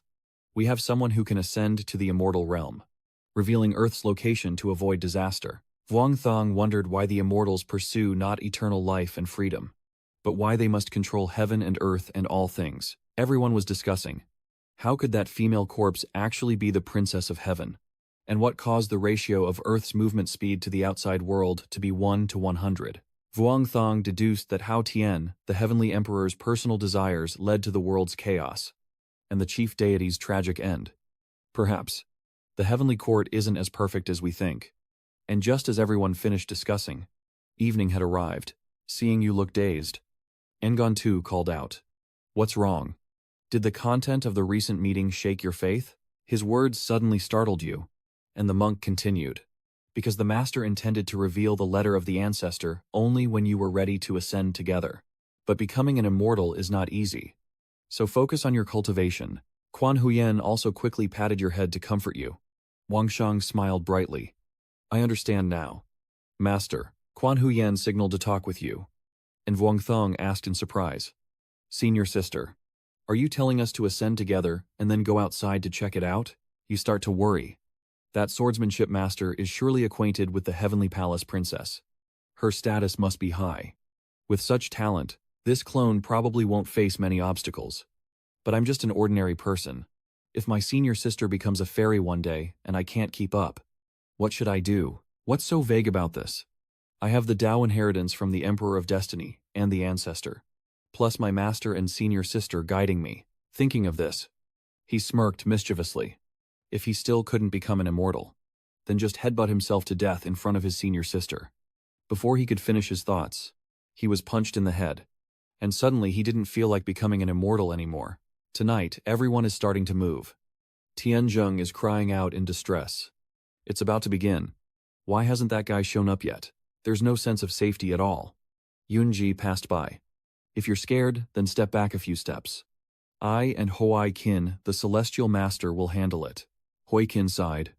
I am a disciple of the Central Heavenly Master Sect at Long Lake Mountain, yet I am probably more afraid of those demon cultivators. Hoi Kin said. You two don't need to be tense. Tonight is just a small scene. Very quickly after that, the police shouted loudly. The people inside lay down on the spot, and the police began to chase the dangerous criminals. Of course, the evil cultivators would not cooperate. Killing these police officers would earn a reward of 5 pills. Manhwa reports that the main culprit has taken advantage of the chaos to escape from the warehouse. The drone quickly locks onto their target, teams 5 and 6. Pay attention. They are heading in your direction. These demon cultivators are fleeing in frustration, shouting angrily. Damn it. These government dogs. Their noses are too sharp. Hoikin immediately rushes forward to stop them. All 3 of you, act at the same time. And the Buddha, to be, your heavenly Lord, will also forgive you. Immediately after, Hoikin quickly shouted loudly, activated his internal energy, increased his defensive power, raised his endurance limit, doubled the critical hit rate, recited a spell, and the great Vajra became Han, with Buddha light protecting him, unwavering in all directions. The 3 evil cultivators were startled and whispered to each other, planning an ambush to kill the monk quickly. But of course Hoikin wouldn't let them succeed, so he quickly drew his weapon and fiercely struck one of them. The Buddha's light shone around, causing the enemy to be slightly startled, and he opened his mouth in shock and anger. The talismans surrounding Hoikin continuously emitted bright auras, causing the evil cultivator to be thrown back. At this moment, Van Chi also refused to be outdone, quickly channeling his inner strength and combining it with the techniques, the Shangthon Law Order, and the Tat Loi Lead. The protective circle they used to defend rapidly developed many long water-like cracks. One female demon cultivator among them concealed her identity completely, remaining silent as she continued to channel her internal energy. Her fierce attack shot toward Van Chi, just as he was also unleashing his rising momentum. Seeing Van Chi in danger, Tianzhong quickly comes to assist. Xiaoluzi, don't be afraid. I'm here to save you. The 2 gold leaf charms and the primordial energy talisman were quickly pressed onto Van Chi's body to boost his strength, but the one waiting to strike ended up sticking to his 2 cheeks. Van Chi, furious, shouted angrily, damn it. I'll fight you 300 rounds when I get back. Tianzhong smirked mischievously. Wow. Little Liuzi. You don't understand people's hearts. Both of them quickly coordinated to deal with the female demon cultivator, and a strike from Van Chi made her so frightened she fled to avoid the attack. But in the end, they were still struck by that lightning, and the female demon cultivator cried out in pain. At the same time, another guy trying to escape was caught off guard by an attack and couldn't react in time. At the same time, another attacker fiercely charged at the 2 boys. Both of them looked on in horror as the sharp internal force rushed toward them, realizing they were too late. At the same time, a powerful sharp internal force charged fiercely at the demon cultivator, stabbing him forcefully. The female demon cultivator was also slashed in the neck, and the fat demon cultivator being pulled down looked at his teammate falling and felt a bit terrified. Seeing Wang Shang standing there confidently like meeting an idol, he happily shouted, Brother Thang. Immediately afterwards, he quickly descended and asked why only everyone was blocking the demons and not arranging a few more people. Hoikin explained, we have too many people acting tonight. It's a bit crowded. Move quickly inside and withdraw. We'll keep watch here. Vuong Thang smiled brightly. No need. My senior sister has already gone in. And loud noises are coming from inside. Quan Huyen single-handedly wiped out a group of demon cultivators inside with just a gentle flick of her hand. I don't know what she did, but even the walls cracked. Tianzhong looked pale. Brother Thang, are we still short of followers? That kind of shouting loudly like that. Wang Shang secretly sweats. I guess we probably don't need to pay any construction costs or anything.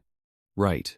A meeting was held shortly after, and Meng Yue reported that the interrogation results of the captured evil cultivator showed he was just a subordinate.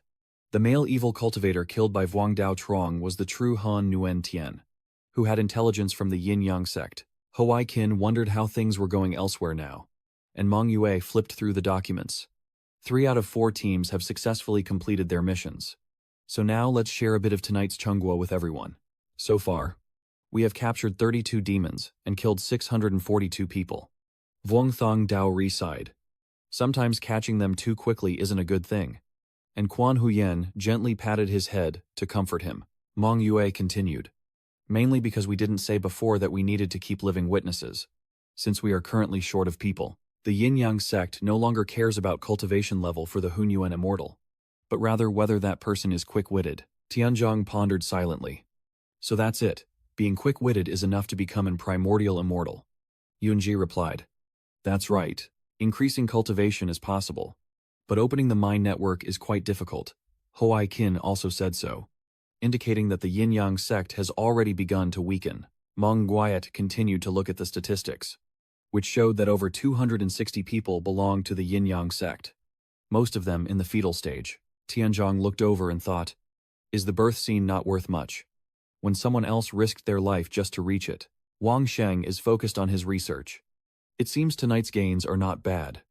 ELA has already spent all the intelligence collected by the investigation team during this time.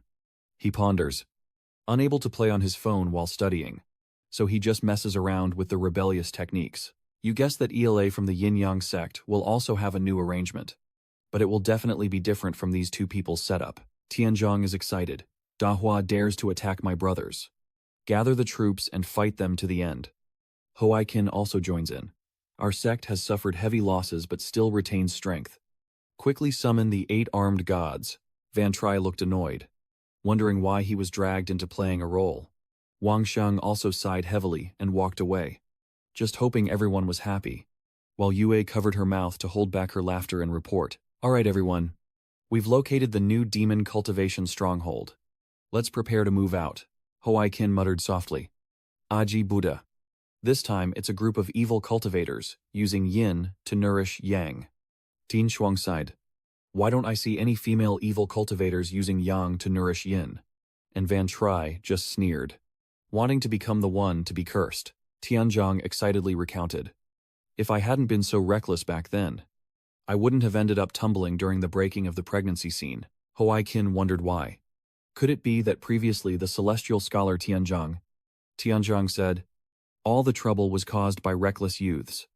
Back then, I didn't leave my side even for 3 meals a day. The special investigation team's convoy quickly rushed to the scene. Meng Yue hurriedly announced, everyone, there's an urgent situation. Quickly. Wang Shang quickly got on the vehicle. What exactly happened? Meng Nuayet handed over the item. To Nyam Tu. Something has happened. We just received news that the ancient demon in Nam Tu has shown signs of activity. There are now dozens of great masters going to suppress the demonic energy. We need you to support us. Wang Shang said. Quickly inform a few more experts to join. That way we can have a bit more assurance. Meng Nuet quickly replied. Master Vung Dao. Rest assured. We are mobilizing people. You are worried. But the plan has already begun. Yet, for some reason, I feel an uneasy sense of unease. Several hours earlier, at a different location, a sinister voice echoed. The sect leader had 14 Hunyuan immortals killed or captured, and we have already suffered a 15% loss in our strategy. The remaining names also responded. Sect leader. Dazhou has been preparing for a long time, and they will surely continue their attack soon, making it very difficult for us to find a hiding place. The sect master ordered the disciples to continue hiding and the elders to keep their concealment. I received accurate information that the great Hua kingdom is just trying to lure us out to reveal our strength. And he has given the command, move down. Take it. No matter what happens.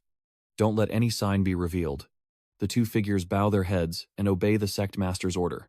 Then his phone suddenly rang, and he cut straight to the point. So I changed my mind.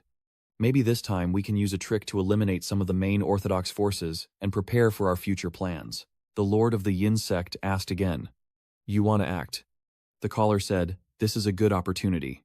Even if we fail, it won't drain too much of our strength. I have been to the Death Pit Temple and observed the arrangements there.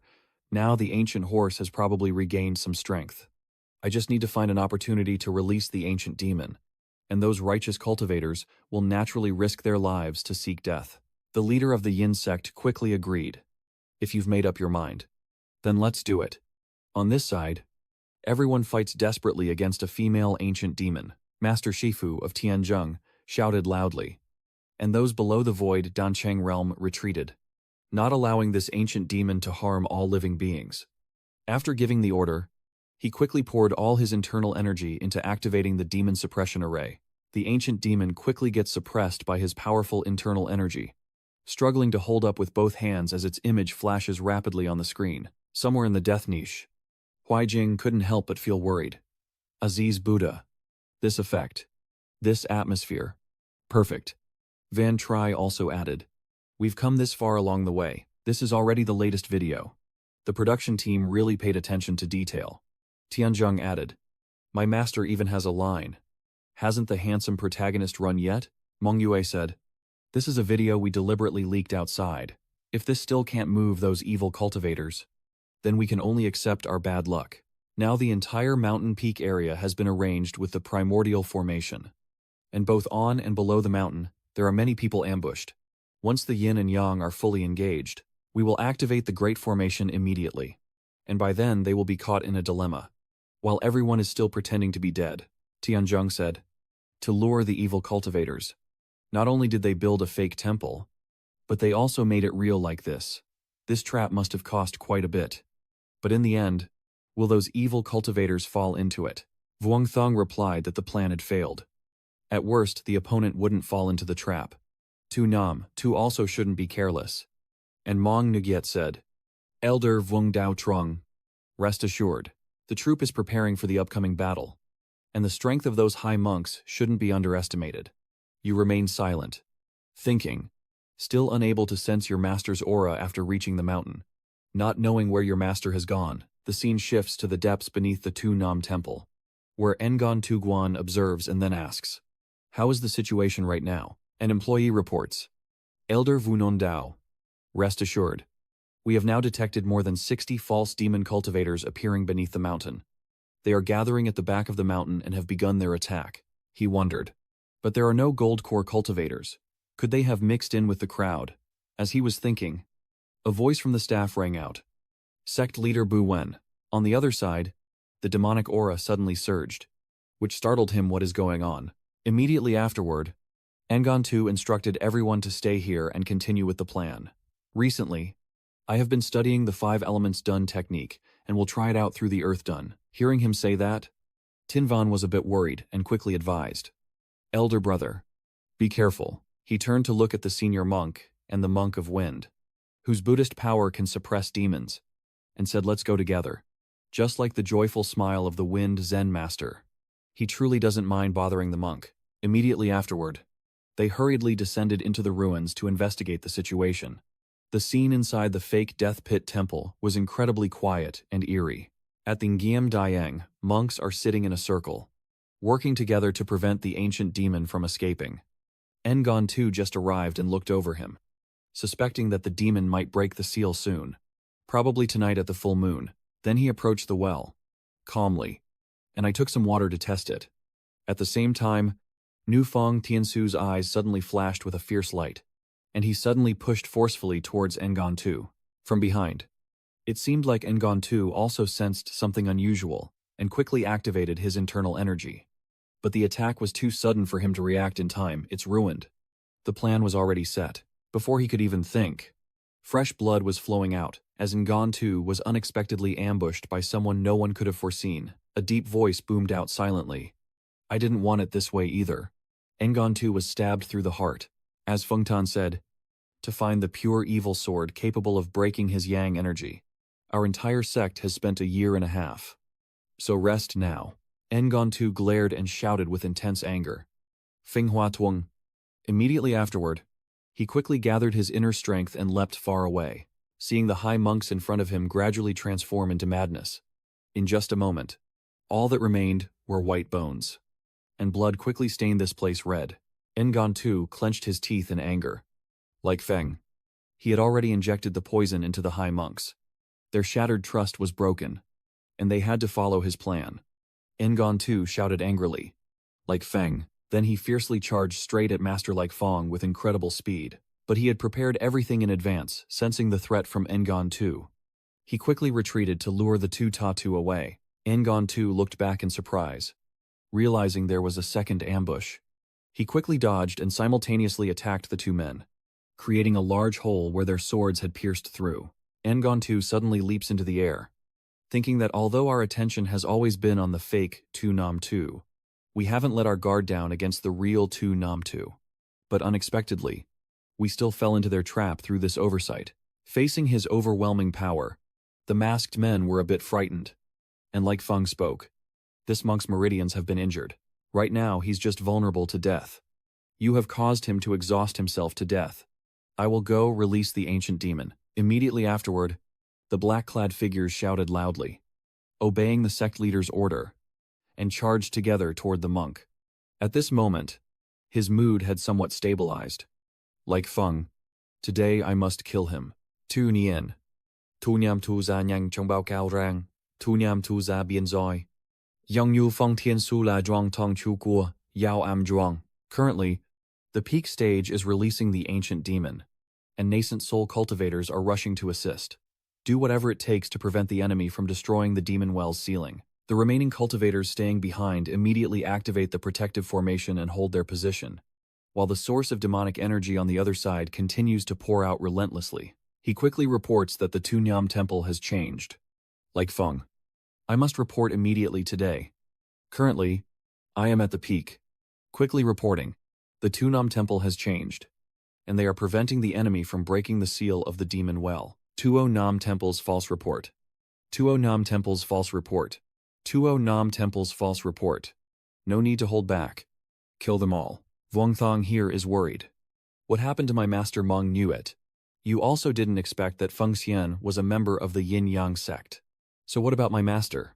Meng Yue quickly reports that unspoken Taoist master was ambushed, seriously injured, and is currently fighting alone at Tunyam Tu, which makes him very worried. Immediately after, he endured the sword energy and told Quan Huyen and his senior sister, "We should go help our master." As he finished speaking, the two of them rode their swords swiftly toward Ngan Tu to rescue him. Everyone dispersed to act, and the illusionary scene intensified as the flying rune master and reinforcements from the Death Pit Temple arrived, while the Yin-Yang sect members charged forward, biting at these people. On this side, the great elder of the Sword Sect and the senior brother of the Heavenly Sign are also fighting fiercely. He shouts loudly, "Flying talismans. You all come here first." At the same time, Vuong Thong takes out two talismans, the Core Energy Talisman and the Return to Origin Talisman. You told Quan Huyen urgently, "Senior sister, give me your true essence." But she said nothing and agreed directly. You were angry and blamed yourself. If I hadn't come up with the plan to use the ancient demon to lure the evil cultivator, we wouldn't be in this situation today.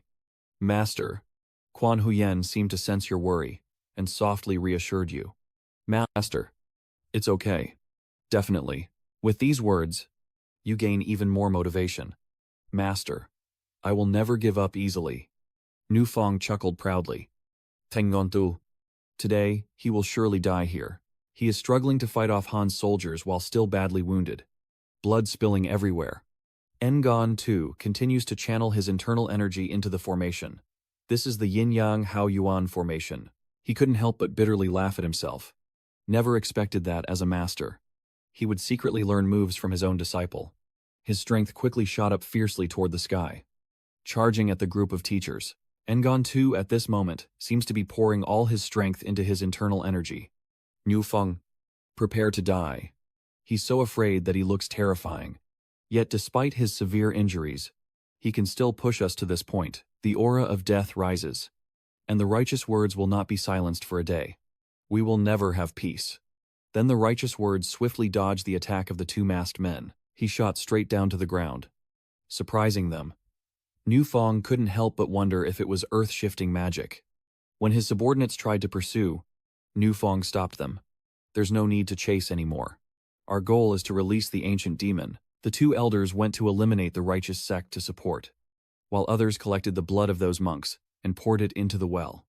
Han began to channel his internal energy again, ordering them to move quickly, and they quickly obeyed the command and disappeared. Immediately afterward, a surge of powerful internal energy erupted. I was about to activate the ancient trap. The scene shifts to Nong Tu, who has escaped safely, and he must quickly return to target point 2, the drunken cliff, while still conscious. Tell the others the news, just thinking about it. He couldn't hold back another cough and spat blood. A familiar voice called from afar. Master. The two words Xiaozhang just uttered made Ngontu's vision sway. You quickly took him to a remote place to treat him. And this time, with a hoarse voice, "It seems you have disappointed your master and embarrassed your 2 children." His body still weak. He couldn't hold back a cough. And you worriedly interrupted. "Master, please don't speak. Don't say anything for now." He is not worried about his own safety. "Little Zhang, go quickly and inform the others if we can't stop the ancient demon from ascending. Using modern weapons won't solve this. There is a relic seed in the earth core of the tomb. Master, reinforcements are coming soon. Tell them, don't do anything reckless. Leave the matter to your master and the government. If the demon escapes, the Feng clan might leave immediately, and you won't let him get away. Even if you're not their opponent, you must hold them back to give the premonitors more opportunities." Quan Hujian cast a spell. A stream of blue light full of energy emanating from her hand toward Vuong Thong. Surrounding him, the space is filled with light, as a giant Yinyang symbol appears to hold Vuong Thong back. Njantu, standing behind Quan Huyen, looked at you in shock, seemingly heavily affected by his wound, coughing a few times. "Stop. Don't force yourself." He frowned, his face showing clear signs of confusion and exhaustion. As if the master monk couldn't die, Vuong Thang immediately responded, still not turning his head towards his master. The sword just a centimeter away. If it were any bigger, his master's heart would have already been cut out. He sighed in frustration, his eyebrows furrowing and teeth clenched. His eyes now clearly bloodshot. "The one who taught me the path of cultivation. But my parents, master, and senior sister, none of them are allowed to be touched." Quan Huyen looked at his junior brother with surprise, his hands still casting spells. Vuong Thang continued, the light beam growing stronger than ever, shattering the surrounding rocks and breaking his Dao heart. "Secluding myself for decades can make up for everything. If I lose my master, I will find him again. Today, I must become an ordinary person before I ever practiced cultivation. Use revenge to settle the score. Today I won't die easily. And tomorrow I will chase him to the ends of the earth." After finishing, he sped away riding on a strange blue light, leaving his master and senior sister standing there with a fierce look.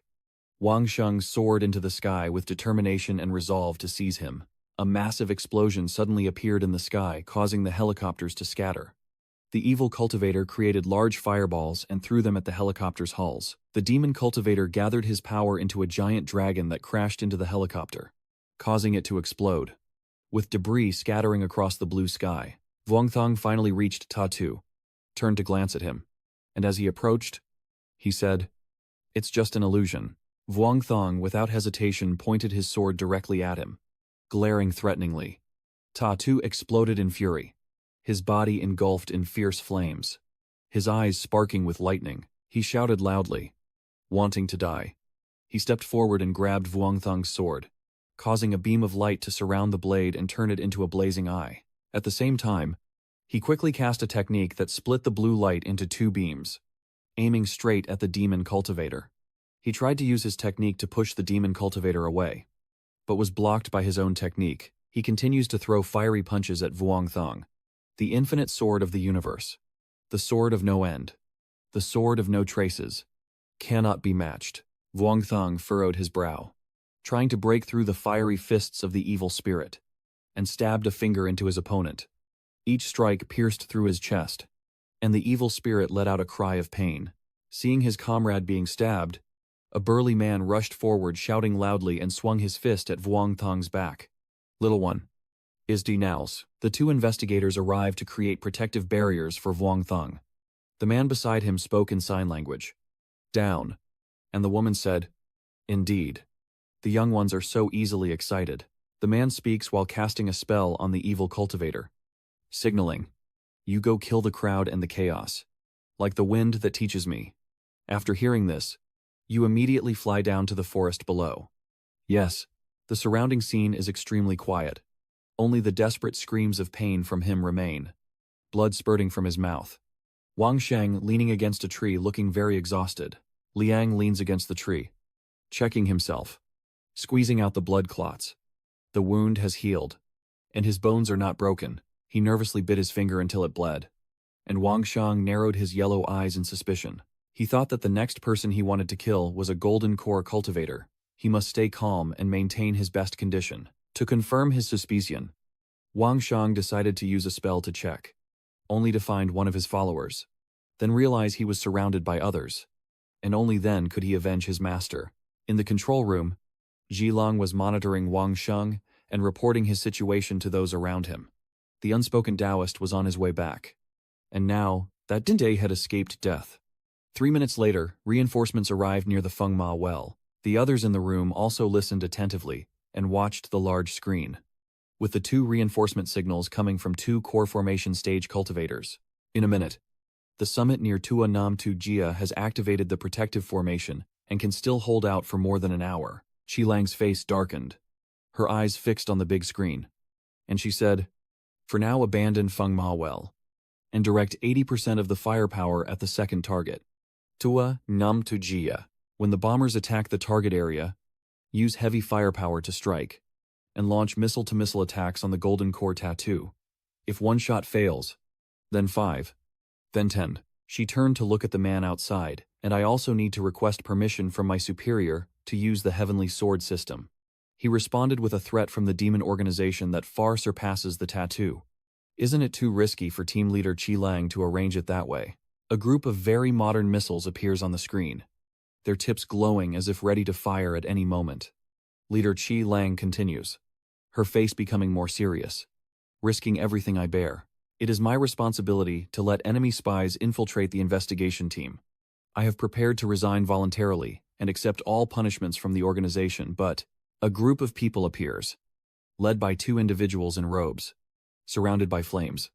Above them, the Yinyang symbol is visible, and she continues to say that all tattoos of the Andao Quoc must be preserved within our great nation. Suddenly, the woman spoke. Team leader, the giant pilot captured a large ninja from the enemy, gathering near the main entrance of Tu Nam Tu. According to the report, the team leader and the master of the flying language have arrived at Tui Nam Tu, surrounded and attacked by ninjas. Qi Lang, feeling helpless, pinched the bridge of her nose while thinking. These master and disciple. A streak of dull blue light flashes, forming beautiful arcs. Vuong Thang rushes forward, moving incredibly quickly. He created a curved beam of light, trying to escape from the henchmen. Qi Lang continued to think, why can't anyone let others be at ease? Vuong Thang tried to knock away the entourage, but they quickly dodged his attack with practiced skill. 2 of them restrained him with swords infused with dark purple light, failed to succeed. He rose up and used his magic to push back the 2 attendants. Then, Vuong Thang expanded his spell to unleash countless beams of light, driving the enemies away. The light burst out like a blue flame, and he stood before it, looking extremely serious. Master Vuong pressed his communication device, and the voice on the other end immediately reported that Master Batten Gon had been taken back to the base. He looked towards the mountain, where a house at the foot of the mountain emitted a strange green light from its tiles. The other person continued speaking, the silent immortal still transmitting her true essence to him, and his injuries are now stabilized. After hearing that, with a serious expression, he responded to the other person. All right, then I can fight with all my might. How are things on your side? Meng Yue responded with a satisfied smile. Don't worry about us. After receiving the news, monsters kept attacking the mountain, and a monster said, haha, the so-called righteous path is just a bunch of cowards. The sky is overcast and raining heavily. You say, this time the government has really shot itself in the foot. With such a big show, that storm is probably an infiltration. And I wonder how your brother is doing. Hoai Kin sat in meditation with her eyes closed and said, even the evil cultivators are not fools. They will also probe the government. He slowly opened his eyes, his eyebrows furrowing. They are relying on the nationalists to cause trouble. Maybe it's their covert action against us. Tian Chang jumps out of the plane, making a loud noise. Right after this, our faction shoots him once. Van Tri raised a finger in front of his face to signal the 2 to be quiet. Listen. Both of them panicked, eyes wide. Tian Trong asked in a low voice, did it explode? The enemy is dead. 2 long-looking planes, appearing advanced, ignite and speed away rapidly. They start their engines, launch missiles from behind, and drop them into the forest. Van Tri, with a calm expression, says, a large plane just flew by earlier. Hoai sighed and responded to Van Tri. Then no soldiers jumped out to take photos here. The investigators immediately reported that the first bombing run was over, with 70% of the demons still alive. And the demons began fleeing in all directions. Zhilang looked at the big screen and said, but it was only based on their cultivation level to resist the bombing. Their primordial energy wouldn't last long. She looked up again and said with great determination, then immediately launched the second bombing attack. Absolutely must not let them escape. They quickly obeyed the order from the team leader as soon as they heard. Yes, blue glowing spots flicker and vanish all over the city as the earth trembles violently, causing cracks and debris to fly everywhere. This city is truly too numb to. New Fong Zen Master's eyes lit up as he cast a spell that intensified the light, pushing the crowd back and causing one of their prayer beads to scatter everywhere. After eliminating all the people, with a stern expression, he ordered his followers to throw the bodies into the abyss of the demonic storm. Upon hearing this, the followers immediately obeyed and sealed the area. Many monks continued to perform their spells, creating a large pit with scattered body parts of the victims around its edge. The entourage all desperately pulled the corpses into the pit. Neem. Ozzy Defat. The attendants quickly threw the remaining body parts into the pit, while the sect leader performed the ritual, saying that the senior brother had not yet broken the seal. He looked serious, his eyebrows furrowed, and below, the parts were immediately pulled down into the seemingly bottomless pit, waiting for nothing. Deep inside the pit, a fox sealed by golden steel coils around its body stands on a platform. Below, the skulls of innocent people who were unfortunate enough to be killed are crowded together. When a terrifying hand suddenly appears out of nowhere, the fox opens its eyes, and its eyes emit a purple light. A purple beam of light spreads out instantly into the night sky, its immense destructive power shattering the surrounding rocks and blasting a group of people away. Rifeng laughed loudly with satisfaction. Haha, we did it. The man among the entourage suddenly shouted out. The opponent's commander and reinforcements are coming to attack. Nu Fong stood there, still not facing the man, and continued. You all quickly escape and look for a chance to leave. He just checked his sleeve and told his subordinate that by dropping blood from his hand, I would use the blood spell to help the senior exit the prison. Those who consider themselves righteous will surely be disrespectful to the senior. It's just a pity that I am too weak to do much. A beam of light suddenly appears, and someone rushes forward, loudly calling out Nu Fong's name. Vuong Thong quickly rushed to Nu Fong with a look full of resentment, casting a spell to point his sword at him. A streak of blue light appeared from the sword, aiming straight at the monk. Nu Fong also performs his spell, his internal energy gathering into a giant figure resembling the deity, while Vuong Thong is trying to strike at him. He looked at you and sneered. I also like you very much, but you have shown murderous intent towards me, so I cannot spare your life. And at this moment, the giant suddenly opened its eyes. Nu Fong commands the giant, delivering a powerful strike straight at where you stand, saying, die. Vuong Thang quickly slips behind the statue and casts a spell on Nu Fong. Nu Fong looked towards you, holding a glowing orb with a lotus flower inside. Vuong Thang gently used his magic to slice at Nu Fong's waist. The two giants behind Vuong Thang suddenly appeared, launching a series of attacks on him. Thanks to his quick counterattack, Vuong Thang immediately turned to retaliate against the two, causing a powerful strike that shattered the surrounding earth and rocks. Seeing that the situation was not looking good, Nu Fong quickly decided he couldn't waste any more time with this kid. He transformed into a lotus flower and floated away to escape, while Nu Fong continued to look for an opportunity to leave quickly. At this moment, Nu Fong had flown some distance above the ground, while below, Vuong Thong was still trying to face the two giants from earlier, thinking that as long as the demon's neck awakens, the purple light continues to rise into the sky, surrounded by tiny sparks, with dust and debris flying everywhere. Nu Fong is extremely surprised and panicked. Don't tell me it's him. The dark purple beams of light disappeared, revealing only the previously sealed death fox, whose face was beginning to show traces of tears. The empty eyes of the death fox suddenly come to life, while the black figure with a red face kneels in extreme oddity. The purple light suddenly rushes in again, and Nu Fong stops. Everyone present dies here. The bright light radiated from the spotlight, causing the surrounding rocks and earth to shift and deform, while Nu Fong was now flying quite high above the ground. In an instant, that bright light drew everything around it like a tornado, growing larger and beginning to destroy everything nearby. Vuong Thong paused and looked up at the tornado, While the ancient demon was swallowing the surrounding vital energy of heaven and earth, he looked at it with a very serious expression. Suspecting that the ancient demon had broken the seal, Vuong Thang was struggling to fight off the two minions while thinking, the ancient demon has broken the seal. And right now, that giant is continuously shouting. Looking at his achievement, Nu Fong couldn't help but feel joyful. And he said, the great task is done. Nu Fong flew farther and farther away. And he shouted loudly, today is the end, for you self-proclaimed righteous ones. Vuong Thang stepped over the pile of dirt and stones, looking up at Nu Fong below. His face suddenly turned serious, his sharp eyes fixed on Nu Fong as he cast a demon spell that struck his cheek. He frowned, gritting his teeth in frustration, as the giant prayer beads around Nu Fong's neck snapped, and blood spurted from his mouth. Vuong Thang continued casting his spell. Multiple blue beams of light appeared simultaneously, creating cutting rays. The shattered flower causes Nu Fong to lose his balance and fall freely downward.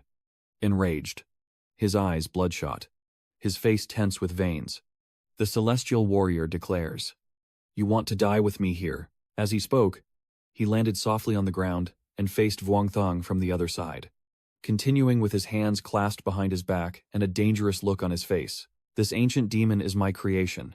It has absorbed 3 drops of my blood and cannot kill me. Vuong Thang immediately recalled his master. Clothes torn, stabbed in the left side by a sword, blood pouring out, the fire within him boiling, his eyes full of hatred, teeth clenched, blood streaming down his jaw. He recites a spell with determination to kill him. To kill this demon. Countless powerful beams of light shoot towards Nu Fong. He held the lotus flower-filled orb while skillfully dodging Vuong Thang's attacks. He said, do you really think you can kill me? Suddenly, the magic sphere in Nu Fong's hand was pulled into the tornado. Nu Fong was caught off guard, staring at the tornado in shock, and thinking, it's over. The ancient demon is absorbing the essence of heaven and earth. He leapt into the air, thinking to himself that even his own magical power was being swallowed up. Nu Fong suddenly became furious, veins bulging all over his body, making a protective barrier appear around him. He clenched his teeth and could no longer stay and deal with this kid. I must kill it quickly and leave. He shouted loudly, the one who wants to exchange his life with mine. I am surely afraid of you. I have been practicing since age 3, and now I have reached the gold pill stage. Vuong Thang frowned and looked questioningly in his direction. Nu Fong continued speaking, holding countless treasures. As the yin and yang, all things sect in his hand, had now reached its peak. The dark purple luminous worms twist and merge, forming a strange fortress in the sky. Yu Feng said regretfully as he wiped his hand on Wang Sheng. A lucky little Taoist who dared to challenge me. And at this moment, he didn't notice that the purple-black worms had gathered into a 9-tailed fox. Nu Fong looked up in horror. Vuong Thang also raised his eyes in surprise. And suddenly the fox opened its eyes wide and yawned widely. The giant monster quickly approaches where Nu Fong is standing, trying to hold on with all his might. Dark purple swarms rapidly envelop the monk. Despite his desperate resistance, the fox spirit still channels its inner strength, directing its attacks at Nu Fong, who pleads for help. Senior. The strikes are too powerful, causing him to vomit blood, and he says it was the junior who released the senior. Blood splattered everywhere. Nu Fong is now barely breathing and collapsing outside. He immediately falls down, blood pouring out from him. And seeing that, Vuong Thang stands there in shock. Suddenly, a flash of yellow light burst across the sky, dispersing the dark clouds. The fox demon looked up at the sky with its glowing, strange eyes. Vuong Thang also opened his eyes wide in amazement as he transformed into a giant. A streak of orange-yellow light shining straight down to the ground, causing the earth to shatter. Vuong Thang clenched his teeth, narrowing his eyes as he tried to keep his balance. The powerful beams of light emanated from the spaceship in space. It kept firing those beams at the giant monster, causing a powerful shockwave that made the ground tremble violently due to the overwhelming force. Vuong Thang lost his balance and fell to the ground, trying to support himself with his hands, thinking that the heavenly sword's power was too strong if it suddenly erupted. He definitely wouldn't be able to withstand it. The fox spirit is still being suppressed by the light from the spaceship. Vuong Thang has now cast his magic. You jump up in that moment, quickly assessing the situation, blocking the spear tip first, then looking for an opportunity to act. Smoke billows from somewhere, and Vuong Thong stands beside the crater, gazing up at the pressure. Suddenly, that beam of light shone down on him. Vuong Thong looked up in astonishment as the enormous beam illuminated the entire night sky. In the dark space, the master of the Tu Nam Tu 3 sect keeps awakening Vuong Thong. Little friend, you are dazed as you open your eyes. Surely the little fellow who fell into the ancestral relic of Thuk Sun. My little friend. He asks, are you a disciple of Thuk Sun? Vuong Thong looked at the round thing talking in front of him and couldn't help but be startled awake. Wow. Something this big. Then Vuong Thong suddenly felt that the large relic in front of him looked somewhat familiar. Could it be? It made me think of the words my master said long ago. And I opened my mouth in amazement at the relic my master mentioned before. Vuong Thong immediately took out his token and said, I am an honorary elder of Thuk Sun with the Dharma name Vuong Phi Hu. Then you also slowly explained how you got the token, which was given to me by the sword sect of Thuk Sun back then. This made the head monk gasp in surprise, and he muttered about being a lifetime honorary elder. So the sect master chuckled and sighed. Shu Mountain has also kept up with the times. Vuong Thong clasped his hands and bowed, saying, Senior, defeating demons and monsters should come first. He couldn't help but be angry. Because the real monsters are you, the divine beasts that I have raised. Then the head monk also said, of course it's because of a few things that its current state isn't good. But don't worry, I keep the relic here to soothe it in times of need. Now that the heaven and earth's vital energy has been restored for many years, only after reaching the spiritual void stage can one advance further. The spiritual void realm is small, but dares to challenge our little Heelin, who has already ascended. But your restraint is quite commendable. After hearing that, he felt speechless and thought to himself, this person probably talked a lot when he was alive. After a while, he couldn't help but wonder if the reckless fighting with that fake monk was to avenge the Golden Core Taoist. And Wang Shang nodded. That person is my master's teacher. The Master of Wisdom replied, oh, respecting the teacher and valuing morality are commendable qualities. And what's important is the courage. Over 20 years old. With 6 years of primordial energy, he can already forge a false pill. After speaking, he immediately flew into a triangle shape in front of him to praise, with a hint of sword intent from the heavenly sword, which is not bad at all. Vuong Thong, hearing the praise he received from him, was at a loss for words and thought to himself, Senior, you're not choosing a son-in-law. The relic quickly emitted a golden light, and the master teacher calmly told him, consider it a stroke of fate for you. Then he immediately revealed his original form in front of Vuong Thong. Your potential is not weak, and it cannot be considered a disgrace to Heelan. The master of the Mind Sect pointed at you and issued a command. Little friend Nao, step forward and take your place.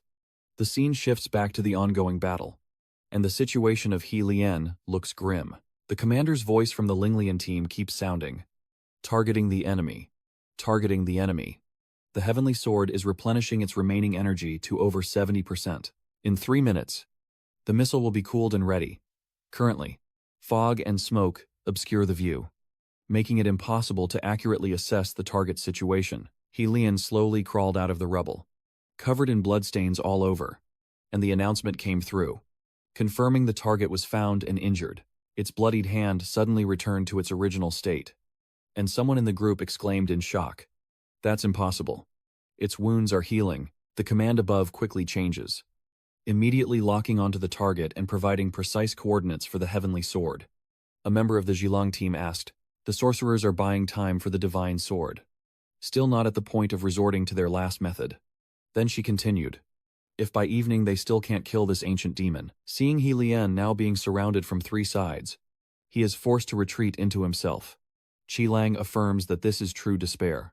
He Lian, pushed to the brink, was furious. He gritted his teeth and looked at them.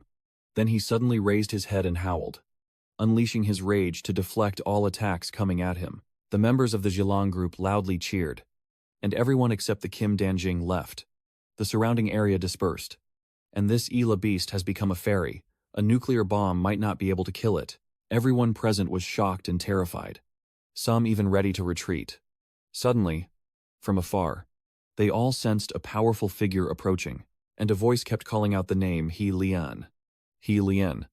Wang Shang appeared, emanating the aura of the first master of the Tu Nam Tu Tam Tong. leaving He Lian utterly stunned, seeing that the newcomer was you. The members of the Zhilong group sighed in relief, muttered in surprise.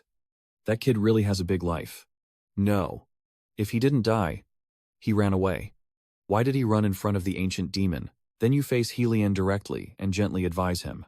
He Lian, don't make a big mistake. Then its wide-open eyes. Wang Xiang continued. I have been waiting for the main character to tell you the truth about that man.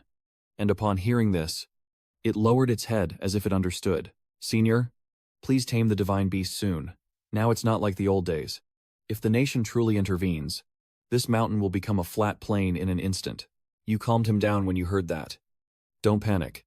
It's been sleeping so long, and the resentment in its heart has already eased a lot. Wang Thang told them that Lao Nap would naturally take care of it.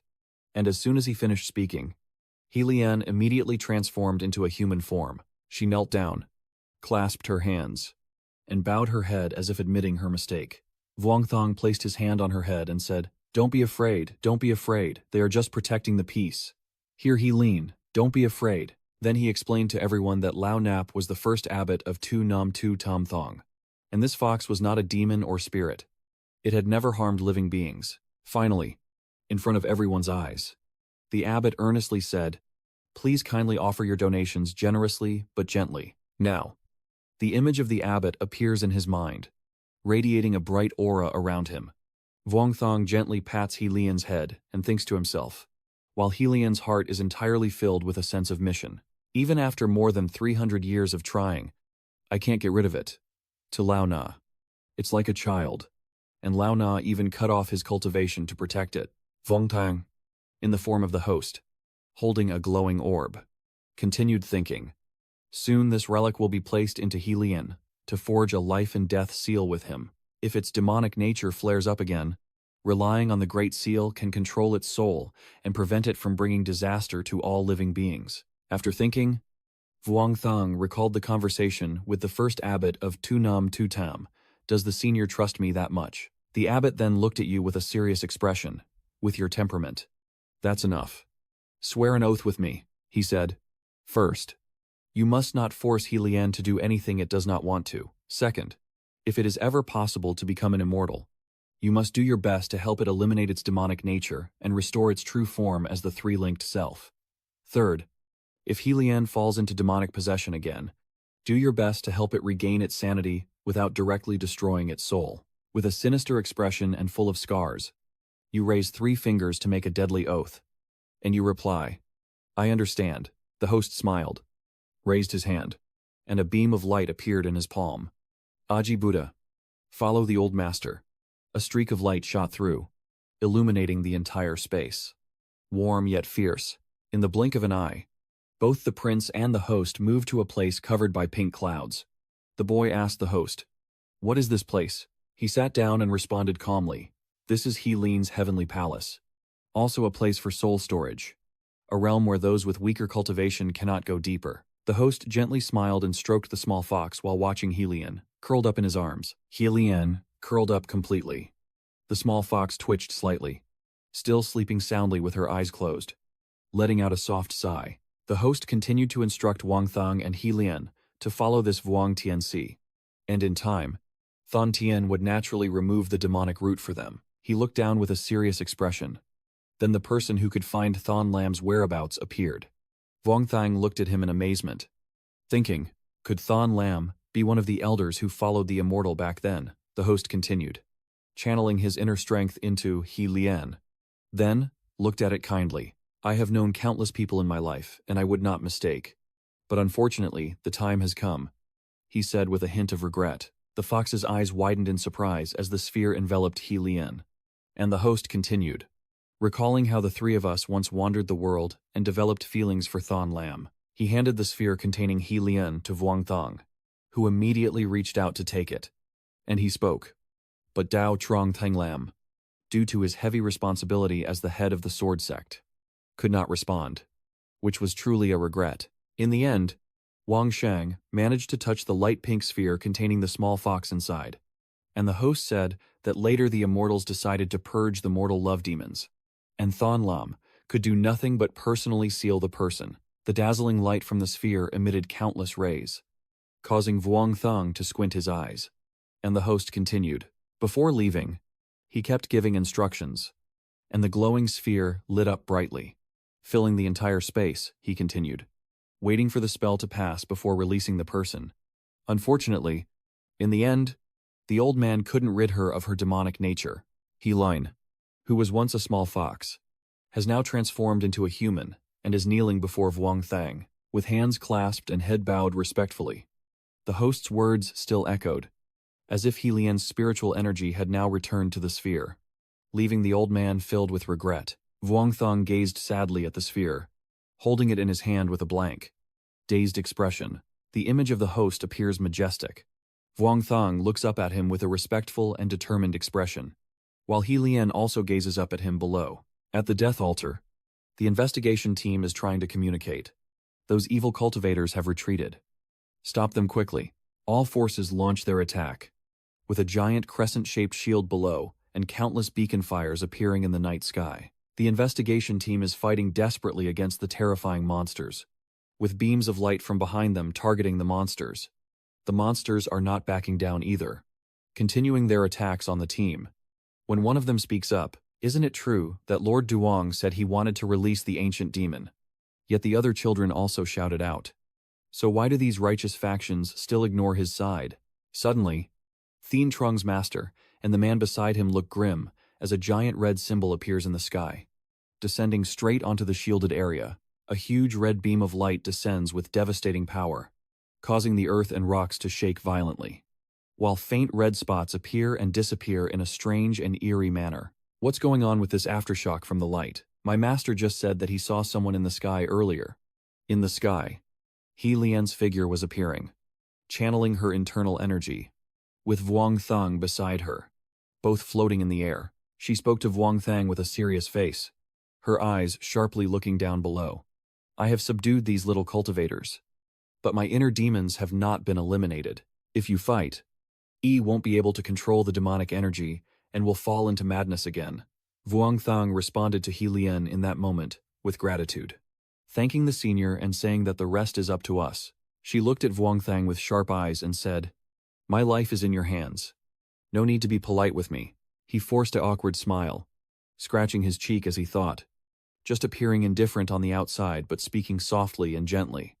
This might actually be able to hold on. Master Thon Lam's spiritual cultivation truly is extraordinary. Finally, the sky is clear, with shining stars and the peaceful night sky outside the house. Inside the house, Yinyang sat upright in the center, while Thien Trung and Hoi Kin sat in the corner, their faces showing hesitation as they looked toward Yinyang. Vuong Thang stood on the left side, looking at her while thinking. In just a moment he raised his hand and suppressed hundreds of cultivators, his body half immortal, half demon. This is a human-shaped nuclear bomb that could explode at any moment. Vuong Thang gazed intently at Yinyang, then continued thinking. The fate of such a master resting in his hands, the pressure like a mountain. Suddenly, a look of surprise flashed across his face as his yellow eyes widened. Quan Huyen, just as she approached, looked up at him with an equally surprised expression and let out an ah. Vuong Thang opened his mouth to say something but was quickly interrupted when Quan Huyen suddenly ran over and embraced him tightly. Suti. Vuong Thang looked down at her with tender eyes, shining with gentle affection. It's okay now, senior sister, Vuong Thang said softly, patting her shoulder gently. Lian tightly hugged his sister and looked at her with eyes full of longing, promising that there would be no more of these things in the future. After this battle, except for the leader of the Yin sect, all the evil cultivators and their leaders fell into the trap, and the unrighteous people were quickly captured. Thanks to Lian, the capture of the evil cultivators went smoothly, and everyone was guarding the suspects. But how to handle Lian has become the biggest headache for the investigation team. Lian has set a semi-immortal barrier, so of course the government won't ignore such a strong strategy. Wang Sheng painfully explained. Everyone, I have taken the Tao for myself. I won't force the elders to do things they dislike. As he spoke, he looked grim and forced a bitter smile, trying to pass the buck. But it was no use. Suddenly, a sobbing animal cry behind him made Vuong Thang startle. Little clown, half kneeling on the ground, only wearing a soaked shirt. Tears streaming down his face as he looks at you. Now I can only rely on you. Do even you no longer need me? Vuong Thong sweat profusely. Senior. We're not that close yet. He hugged himself dejectedly, muttering that this would have a bad influence. Just then, the waiter from behind approached with a charming smile and looked at him. Hoai Kin nearby spoke up. Aji Buddha. Fi Yu. There's really no need to make a big deal out of this. And Van Ji also added that Fi Yu truly needs someone to look after him right now because of this senior. Tianzheng couldn't help but feel excited when he saw the beautiful woman in front of him. So he ran over and shouted loudly, volunteering himself. Brother Thang, seeing your murderous expression. Thien Trong quickly pretended to ignore it, feeling that the weather today wasn't bad. And then he stupidly smiled. The next morning, everyone had arranged everything with senior sister, He, Lien, and temporarily stayed with you and your master at a villa on the outskirts, taking a rest. The ancient demon plan to summon Ta-Tu is considered quite successful, but with Ta-Tu defeated, everyone's confidence in the relationship between Ta-Tu and An Dao Quoc has grown stronger, but the sects are also filled with resentment towards them and plan to form a team to take revenge in An Dao Quoc. But it seems the Great Han government has advised against it, delaying action so far, and Xiaolian can't help but be surprised. In Anadao Nation. It's Hoa Nation. Right. Speaking of the magic treasures, she said with admiration. Isn't this phone of yours really special? And each person has their own. Quan Huyen showed her the camera function. But since Tulian was from the older generation, she was quite unfamiliar with these things. However, she immediately felt excited when she saw her own image through the camera, seeing her beautiful face. Xiaolian's eyes couldn't help but light up.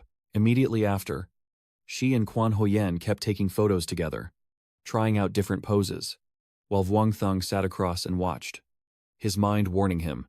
Yet once again, someone was lost in the moment. The scene shifts to the morning as Wang Shang quickly heads to the hospital to visit his master.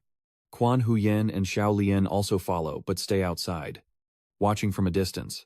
Goen Tu looked at him with a gentle smile, unable to help but wonder. Little Fang. Why doesn't the Zen master with 3 insights give me any benefits? You handed over an apple and said humbly that senior brother is here to take care of you. This benefit is already quite significant. Goen Tu couldn't help but feel satisfied. Quite good. If my master gets bullied in the future, I'll tell you to bring this great official over. His face looked a bit hollow. Goen Tu recounted. Su Nuong is about to resign, so I can finally relax a little. Vuong Thang expressed his doubt. Master, I'm afraid Su Nuong won't be able to step down. The government has established a new department along with a mutual oversight team. But in reality, it is just a disguise to revoke some of Su Nuong's power. Actually, Ngoan Tu already knew this, but hearing it from your mouth made it even more certain. So he sighed deeply. Then, while holding a piece of orange and tears of frustration, he watched the happy life he was about to have slip away, and he sighed bitterly in resignation. Master, you are truly talented and hardworking. Few in the cultivation world can balance both their career and love. Hearing this, he sighed tiredly, leaned on the pillow, and left. Even the nun can't dedicate her life to the country. Why wait until her strength fades when I can lead her into seclusion deep in the forest instead? And it's you who will come along too. As he spoke, he took out his phone. And at the same moment, your phone also rang. It's a message from Ngon Tu to him, telling you to check your phone quickly. He feels that speaking in front of the senior is unsafe. So we talk here. And Ngon Tu can't help but be curious and ask you, because right now, is the senior considered single or already taken? Vuong Thang recounted. And the fate of Than Lam Dao Truong is still uncertain. So this is hard to say. I also have some doubts here. But my master always reminds me to erase the records of such matters. He asked further, when do you plan to tell her about what happened that year after the Heavenly Court left? Vuong Thang decided that it might be better to wait a bit longer, especially since Than Lam Dao Truong's life and death are still uncertain. And Nan Tu couldn't help but feel worried. What should I do if this great immortal traitor is taken advantage of by someone when he's vulnerable and then meets Master Than Lam because he's a lovesick person? This is not a joke, he calmly replied. Then cheat on him. I can't believe my own words coming from my mouth. Vuong Thang pulled up the message from his master, saying that this fallen immortal is a lovesick person. This is not a joke. Then you immediately perform an action. Your phone shows a notification. A system message indicating you have recalled a message. Then Vuong Thang replied that his senior sister would always be by his side. And his master should not think too much about this.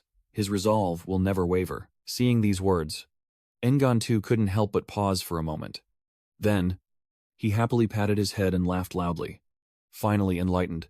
Outside, the onlookers overheard the laughter and chatter from inside. And Vuong Thang pondered. It seems that in the past, his master truly intended to match him with his senior sister. All right. For now, I can be considered as following my senior sister's orders.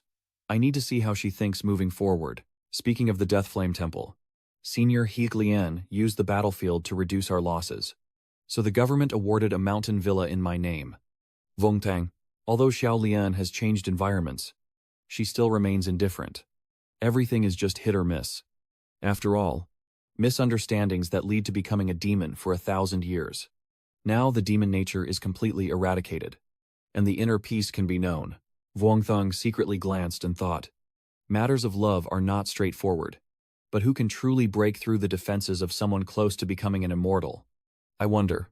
Thinking of this, he immediately remembered Quan Huyen and could only invite a secret weapon aligned with his senior. Meanwhile, upon seeing Quan Huyen, Tu Lian swiftly soared into the air. Time passed quickly, and before long a few days had gone by at his villa. Xiao Huyen was sending her a bunch of links to stories with messages. Senior He Lian, I highly recommend the most romantic comics I've ever read. At this point, she learned to use her phone thanks to Quan Huyen, and Xiao Lian happily replied, That's interesting. You don't need to call me senior. Just call me by my name. I don't have many rules. Then, Xiao Lian quickly finished reading and looked for Xiao Huyen, sending a friendly message, Huyen. Why not send me more stories using pictures to express yourself? That's also very interesting. When she sent more stories, He Lian immediately replied with a happy icon and a message thanking the senior for the resources. Vuong Thang accidentally received a call from the senior sister. Read the message and sighed bitterly. As expected, the senior sister took action and handled me perfectly. Then he continued planning, starting the secret operation. No 2. The next night, everyone gathered for a farewell party. They happily raised their glasses, saying, Tomorrow you guys have to leave. So today, no cars, no going home. Vuong Thang was also excited, worried about everyone, and didn't allow using spiritual energy to sober up. Just drink. Then, the two young men quickly raised their glasses happily. Cheers. Drink it all. Sich Lin worriedly reminded. Senior brother just recovered. Drink less. Mong Nagyet couldn't help but feel heartbroken and tearful as she bid farewell. This cup of wine was precious to her.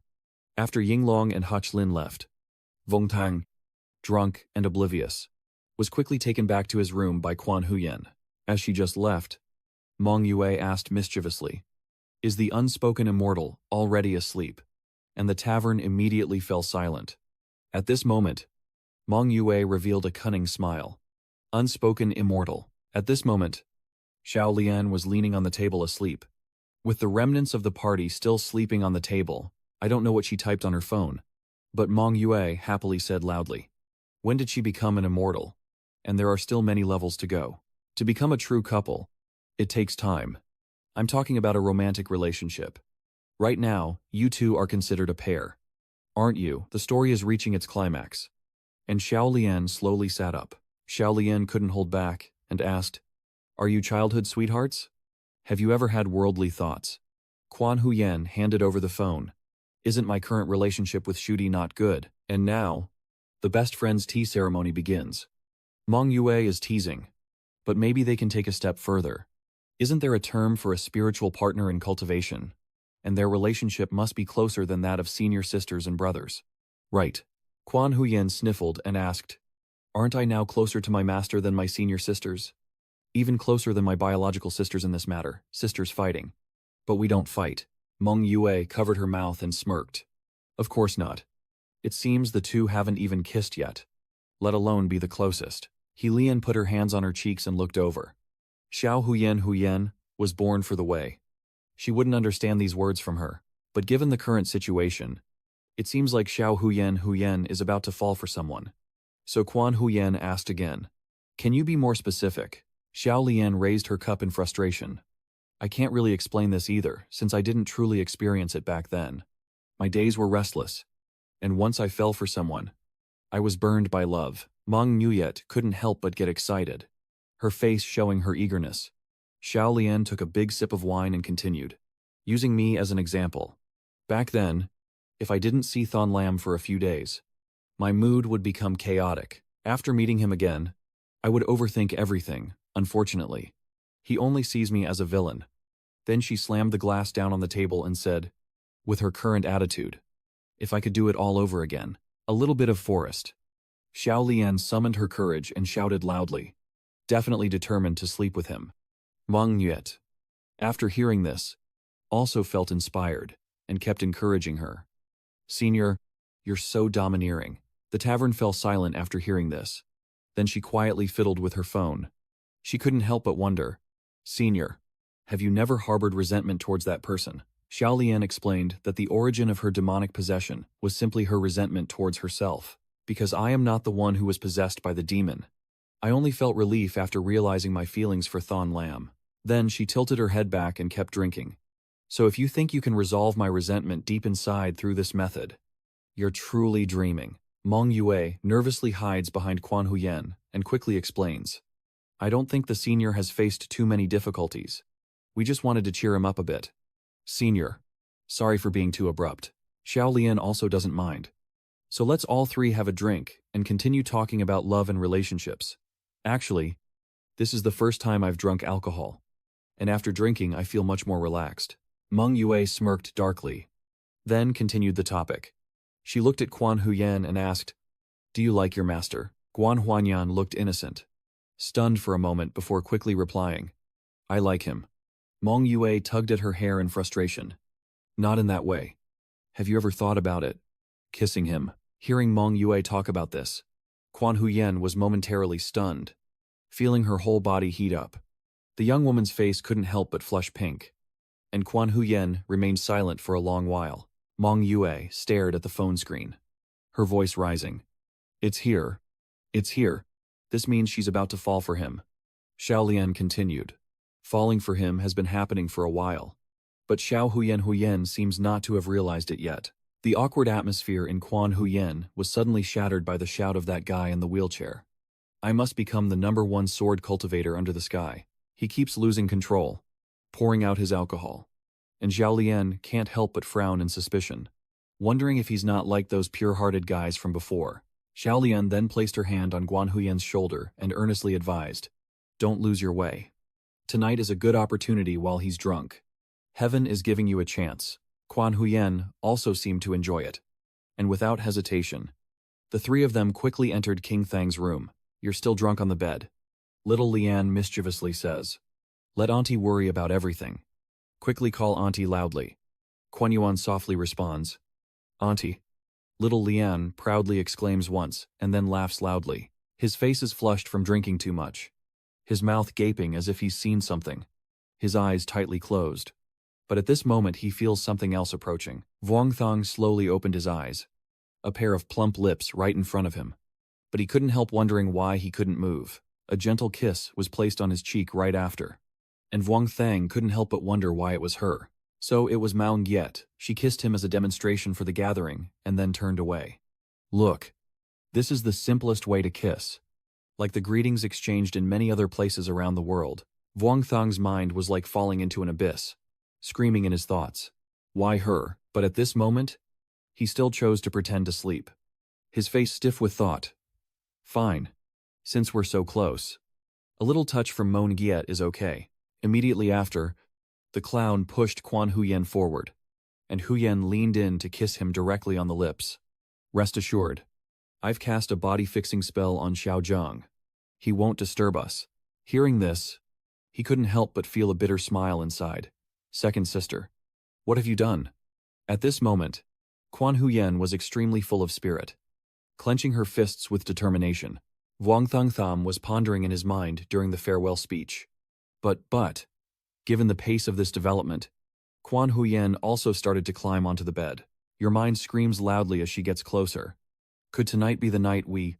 Just as their lips nearly meet, A loud voice suddenly shouts out. Quan Huyen froze in surprise, while Xiao Huyen was still excited, her ears twitching constantly. Meng Yue blushed and said, "But isn't this a bit not right? My first kiss with a girl is very important." Xiao Lian nodded and agreed. That makes sense.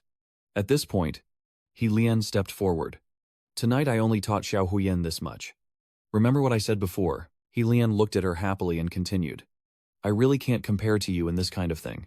Meng Njuet blushed and said, No. It's just, I'm a bit shy." He Lian laughed loudly. "It's okay. There are only 3 of us here. Xiao Fei is still sleeping soundly. Let me tell you first how women like men, and how men like women."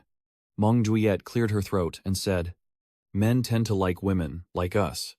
So we need to pay attention." By midnight, he tiredly sat up, his mind exhausted from overthinking and discomfort all afternoon, finally breaking free from the illusion. He then glanced sideways at the people beside him. But when he saw the 3 girls with their clothes completely torn, he felt helpless. They had been too careless around him all day. Vuong Thang looked to the side, a warm glow in his eyes. Quan Huyen was sleeping peacefully beside him, completely unguarded. Vuong Thang gently looked at her. It seems that after the senior sister drank, she really fell asleep and didn't wake up.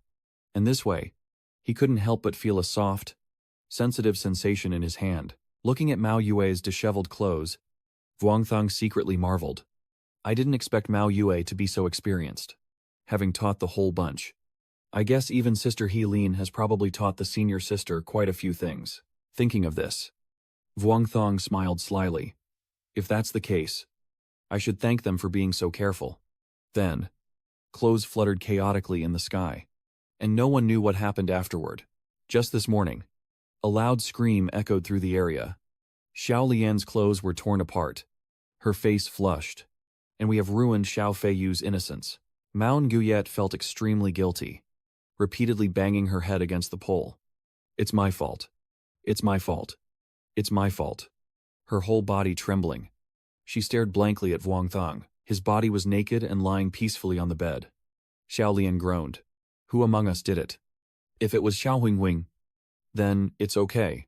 Mao Nguyet screamed in despair. It must be me. Vuong Dao Trong is so handsome, and I'm so obsessed with men. I've had too much wine. They kept talking to each other without noticing that Vuong Thang had been disturbed by the noise. Little Lian, and heroically speaks up. It's okay. Since I've accepted this person as my sister, I will bear this responsibility. There's no need to compete. I am Huo Liting. What is there to fear? Brother Quan Duke Coat said if it doesn't work, let me confess to the junior brother and tell him I like him. Hearing this, Vuong Thang couldn't hold back his laughter and burst out laughing, causing the 3 girls to look on in confusion. And you are still rolling around, clutching your stomach and laughing like crazy at the bed. The 3 girls are now furious from being teased and scolded. And you already know what your fate will be without anyone telling you. A fierce battle of rage broke out, and Wang Shang had to face this fury alone. The next morning, at Mount Wudang, Yinglong hurriedly came out respectfully to welcome the arriving fellow cultivators, apologizing for the informal reception, while Wenjie smiled warmly as guests arrived. We just want to meet that senior who sold the fairyland. But we're still a bit worried, Shichlin quickly added. That senior is very approachable and completely like us. Young people. There's nothing to worry about. After the greeting, Yinglong led everyone inside happily shouting, Brother Wang. Let's see who has arrived. As soon as the door opened, the scene before their eyes startled Yinglong, Huai Jing, and Tianzong. Van Tri also couldn't help but blush, shouted shyly, and then turned away, covering his face. Over here, He Lian was sitting leisurely, eating fruit, her hand still continuously striking Vuong Thang with internal force. As he hung upside down and was beaten until he was sweating, He Lian coldly ignored him. The third master once said that handsome men are often charming and clever. She looked at him coldly, surprised that the seemingly innocent young man could have such a scheming heart. Hoping Nu Yet would speak up for him. Sister He Lin. Just forget it. Vuong Dao's friends are no longer watching. Over here. The innkeeper just transferred internal energy to him, while tears streamed down her face. Big sister. You're worried, and thinking. What should we do if the junior brother is injured? and his Dao heart and Dao realm are affected. The junior brother will be hurt by the bindings. And others are watching. Seeing the good disciple in such pain, Xiaolian couldn't bear to watch any longer and stood up. She looked tough and warned Vuong Thong. Remember this. Will you dare to bully Tu Huyen again? Her heart was secretly smiling happily. Vuong Thong sighed and said, Of course I won't bully my senior sister. I was just joking earlier. Please forgive me. I whispered to himself. To keep a steady mind. I must act tough, immediately. She raised her hand and said this time, I'll let you go. The rope was quickly untied. Vuong Thang gently bowed and said respectfully, Thank you, senior. I will continue entertaining friends. First the innkeeper nearby quickly brought over the clothes. Chishlin happily approached. Senior, I came to play with everyone. Little Lean happily agreed. Yes. Yes. Let's play our game. Forget those guys. After saying that, the girls all moved aside, and Vuong Thong wiped the sweat off his face as he walked over to the group of Yinglong. Fun Trai, usually quiet, couldn't help but smile when he saw his face. Only Tianzheng was the only one not interested, lying on the ground, laughing wildly, with Brother Thang at the top of the leaderboard, a name on the heavenly list, an outstanding young talent of the great Hua Dao realm. Yet here he was, laughing so hard he couldn't speak anymore. Tianzheng wiped away tears of laughter. Brother Thang, what did you do? And the senior kept hanging you up and hitting you lightly. The boy felt a bit shy and cleared his throat. Just joking around, Van Try spoke up to clear the awkward atmosphere, saying that today's incident with the flying words was as if it never happened. Just then, Yinglong suddenly jerked and exclaimed, Vuong Thong frowned and approached with a dangerous smile. Brother Zhou, can I borrow your phone to take a look? Yinglong was sweating and stammering. I forgot to bring my phone. Hoai-kin sneered cunningly at him. It's too late now. A few minutes ago, our two groups' messages were already forwarded. Hearing this, the smile on Vuong Thang's face disappeared completely, and he turned pale with sweat breaking out on his forehead. Immediately after, a series of comments appeared, praising our high morals and refusing to use bodyguards for the safety of the cultivation world. If Master Finagu wants to find more cultivators, you might consider my senior sister, if Brother Fai Nu can't handle it. I can share a bit with you. Wang Shang struggled to hold back tears, feeling that his lifelong reputation was falling apart. This time, Vuong Thang and his group are returning to Vodong as a matter of family affairs. Today, they brought Brother Ung Long to see them off. Hoai-kin and the others plan to return to the mountain to practice and take the opportunity to discuss some matters. Hoai-kin said that after this great battle, the Yinyang sect would remain quiet for a short time, but their base in An Dao country is probably still holding back and preparing for a counterattack army. Yinglong continued, if it weren't for the government's orders, the sects would probably be admiring cherry blossoms on Mount Fuji right now. But I think we should follow the government's lead. Suppress first, and then take the initiative. Yunji agreed with this, raising his cup for a toast. Indeed, the diplomacy between the two countries is not just about enmity. It requires comprehensive consideration. Tianzhong was both calm and excited. After all, fighting in the Flower Kingdom will definitely involve me. And after returning to the mountain, I will retreat for cultivation to avoid becoming a burden to An Thang. Vuong Thang awkwardly praised, saying that recently An has grown a lot. About 3%. Ung Long looked at him seriously. This time, the journey might be our only chance to meet in the future. Vuong Thang smiled brightly. We can't just stay in the mountains for hundreds of years anyway. There will be chances to meet again. Thien Trong sat aside, feeling down. Only 3%. Van Chi also suddenly suggested, how about this? Maybe in a few months, Taoist sect will have to go to An Dao country to deal with the tattoos. And when that time comes, as long as we're not in seclusion, we can go together. What do you think? At that time, we will reunite and fight those tattoos together. It seems Vuong Thang and Ung Long are in agreement.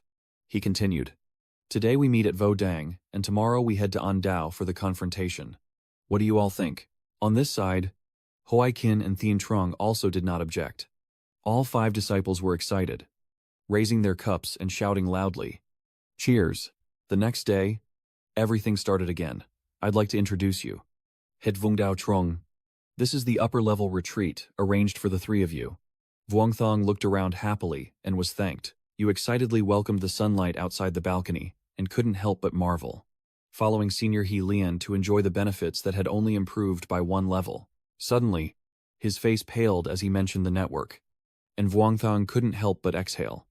Mong Nagyet whispered, "We have designed the Parental Management Authority. Vuong Dao Trong can disconnect the network at any time." I hesitated and asked again, "Do you think I dare to cut their connection a moment later?" When no one was left in the house, Vuongthang heard laughter, and curiosity got the better of him to go and see. I don't know what I saw. I hurriedly ran inside, muttering to myself, "Don't look. Don't look. Don't look." In the distance, a small hot spring flows endlessly, creating a very picturesque scene. Quan Huyen and Tu Lian are soaking in it. Mong Nuyet is standing on the shore with a small tube watching. "Elder sister. Looks like I've won," she happily continued. "I told you so. Based on my understanding of Master Vuong Dao, he definitely wouldn't spy on us." He Lin stood up and approached Quan Huyen. "All right. Just as I thought. He's just like Then Lam Dao Trong, the body of the fox spirit. As bare as a lotus root." Gradually approached the tavern. She lifted the tavern's chin and said, "Xiao Huyen Huyen. You must hold your nose tightly." And the tavern looked dazed and let out a muffled sound. On this side, Mong Nuet shyly touched herself and wondered silently why there was such a big difference. Immediately after, He Lian set up a barrier to prevent Vuongthang from peeking, her cunning voice echoing, "I didn't expect little Huyen Huyen to be so full. Compare a bit with little Yui Yu." Moon Moon shyly said loudly, "Elder sister almost told on us. And of course, you heard every word." Vuongthang was talking to himself to distract his thoughts. It had been a long time since he could focus on cultivation like now. And he mentioned his senior sister still stuck at the peak of the Hudan stage, not knowing when she would break through. Before he could finish speaking, He Lian shouted loudly.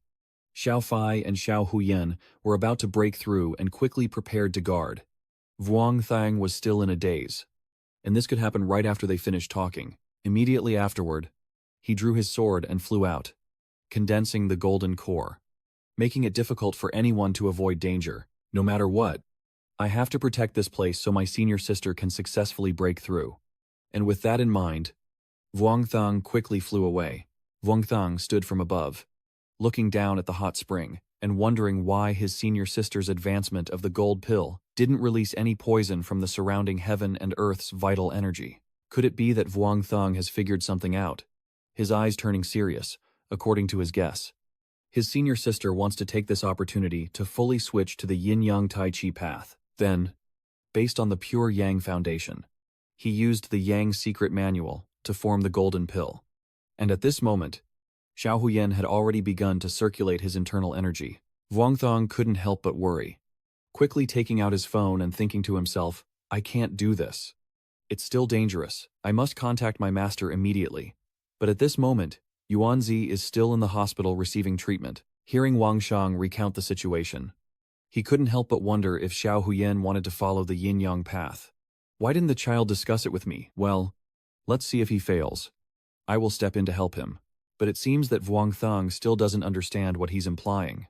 So he quickly asks again, "Master, please explain more clearly." Yuanzi immediately explained that your foundation is based on the divine Yang and the ultimate. And if Xiao Huyen fails, you will transfer your internal energy to him so he has a chance to chase after the divine Yang and the ultimate. Vuongthang's eyes grew even more determined as he firmly replied, "Yes, I understand." At the same time, He Lian also swiftly flew closer to him, eager to pursue the duality of the great Tao. "I can't get anything out of it.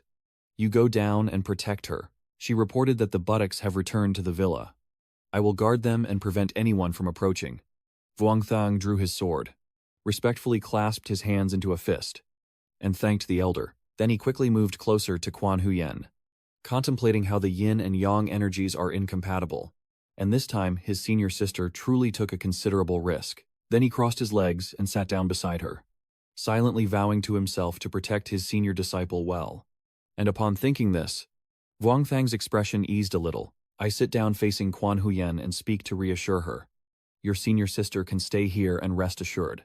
Time has quickly come to evening, but Quan Huyen still hasn't succeeded in breaking through. Vuongthang watched intently, feeling increasingly worried. Because for a cultivator, a failed alchemy attempt on the first try means the chances of success decrease with each subsequent attempt, because it would leave behind a mental demon and also cause the loss of power, risking death and damaging the foundation. Watching Quan Huyen focus on enlightenment, she is now wielding the dual yin-yang sword intent. But I still can't stop worrying. That's why my master entrusted me to immediately transfer my true essence to my senior sister if she fails in her alchemy, so she can quickly condense the divine yang core. I thought as I observed her movements, the two poles of yin and yang in Quan Huyen are still shining constantly. And the process has not stopped yet. Seeing the power emanating from her, Wang Sheng couldn't help but feel shocked. He never expected these two yin and yang energies to pull so strongly around her. Even I couldn't keep my balance. His hand touched the sword, his thoughts still swirling. But the yin and yang energies had already proven that his senior sister was on the right path. Once the Hudan condenses successfully, he can break through and escape the golden core. Before I could think further, suddenly Quan Huyen raised her hand to the sky. The pure, intense power continued to emanate outward, and Quan Huyen looked like an immortal, her clothes fluttering lightly in the breeze. Vuong Thong was momentarily stunned by this power, his eyes wide as he let out a cry of surprise. You can't help but stare in shock, your mind unable to stop thinking. Senior sister feels that with this false pill, it can already be condensed into a superior elixir. Isn't that how a solidified elixir is formed into a star? From Quan Huyen's body, a shadow detached and soared into the sky. A pure, fiery figure, resembling Quan Huyen's soul, gently ascended. That version gradually opened its eyes, no longer bearing Quan Huyen's gentle expression, but instead a sharp and fierce look. Wang Shang stared in amazement, unable to hold back a loud gasp. That soul is continuously ascending, heading toward the lightning in the sky. Quan Huyen seems to be approaching that lightning, her soul drawn like a magnet, constantly pulled forward. Wang Thong below has been watching every move closely, wondering if this is Dan Keep. That power source made him momentarily lose composure, and he feels a bit confused. His inner voice kept warning him that this was not good. Currently, the void pill of his senior sister only balanced the yin and yang forces, and if Loi Keep broke this balance, the void pill could shatter at any moment. He tried to open his eyes, observing Quan Huyen's soul while thinking. At this moment, Quan Huyen's soul had come very close to the lightning in the sky, which Dankiep was now unleashing even more fiercely. Vuong Thong became alert, clenched his teeth, and gripped his long sword tightly. The Quan Huyen sitting before him was still channeling her internal energy, transferring her power into the yin and yang, and the soul of Quan Huyen above has drawn closer to the lightning. Her face remains unchanged, so now in the sky, Quan Huyen's soul has fully merged with the Dao Keep, a brilliant light shining out. After a while, her soul gradually descended safely. Vuong Thang still sat there watching, afraid to speak, worried she might fall into madness. Finally, the soul and body of Quan Huyen have merged together. Her body rises above the water. But at this moment, Quan Huyen remains in a state of enlightenment. Vuong Thong quietly breathes a sigh of relief. Startled but unharmed, he calculates that, as long as he overcomes the lightning barrier, his senior sister can condense the golden pill. Suddenly, he was startled and looked toward the spiritual realm, where she was undergoing a strange transformation. A glowing circle appeared on her abdomen, and Vuong Thong was surprised. Oh, a cake. He looked at it with curiosity and wondered if this was also a Kim Dan. No. Has my senior succeeded in forming the Dan Wang Sheng, just returned to Helian, and asked, "Did you succeed? You said it was successful. But senior, does the gold core have to be spherical?" Helian explained that the divine instrument of the Tao is just a symbol of harmony and completeness, with no fixed form, similar to Buddhist practice, which even avoids forming a divine instrument. Knowing that the sect hall is safe, you breathe a sigh of relief and say, "All right, I will go inform my master of the good news and then guard my senior sister during her seclusion." He reports the good news to Engon too, that the master and senior sister have succeeded. But her golden pill is a large yin-yang shaped disc. He advised not to worry. The golden pill follows the great Tao. A round shape also symbolizes harmony. As long as it's not a staff, there's no need to be overly concerned. Hearing this, he didn't ask, in surprise, "What about the staff?" Engon Tu asked again. Are you afraid that when you form the core, a sword-shaped gold pill will appear? Wang Thong told himself that the master said not to worry. But how could he not worry if his senior sister's golden pill had problems, which could potentially affect her entire path of cultivation and the future of the celestial immortals and the celestial way? All right, if this path was chosen by my senior sister herself, I have nothing more to say. If we really encounter the ancient relic, I will do my best to help her break through the realm. And at this moment, I am still in seclusion. You sit across from her, initially focusing on your inner strength, with your senior sister hoping for a long life. And after a long while, Quan Huyen successfully transcends her tribulation, and the only thing left is for you to comprehend there's nothing to worry about. So you immediately calm yourself and meditate in seclusion. Vuong Thang gradually opened his eyes after more than 20 days of comprehending the balance of yin and yang and the duality sword intent of his senior sister. He Lian was excited. Well done. Xiao Huyin. Huyin. That's how it should be. After her enlightenment and breakthrough, Quan Huyen's appearance changed slightly, looking more profound and saintly than before. He Lian happily replaced her. Jiao Huyin Huyin. Now that she has advanced to the golden core stage, can ride objects and fly. This Bailong magic weapon is like my congratulatory gift, making it much more impressive than just smashing swords and destroying enemies. Wang Sheng also stepped forward to congratulate his senior sister on reaching the golden core stage. And from now on, she has also become a golden core cultivator. Quan Huyen looked at you confidently, thinking to herself, she is a master. From now on, she will enjoy good food and drinks, and protect her junior. Vuong Thong happily asked her, Senior sister, what do you want to eat today?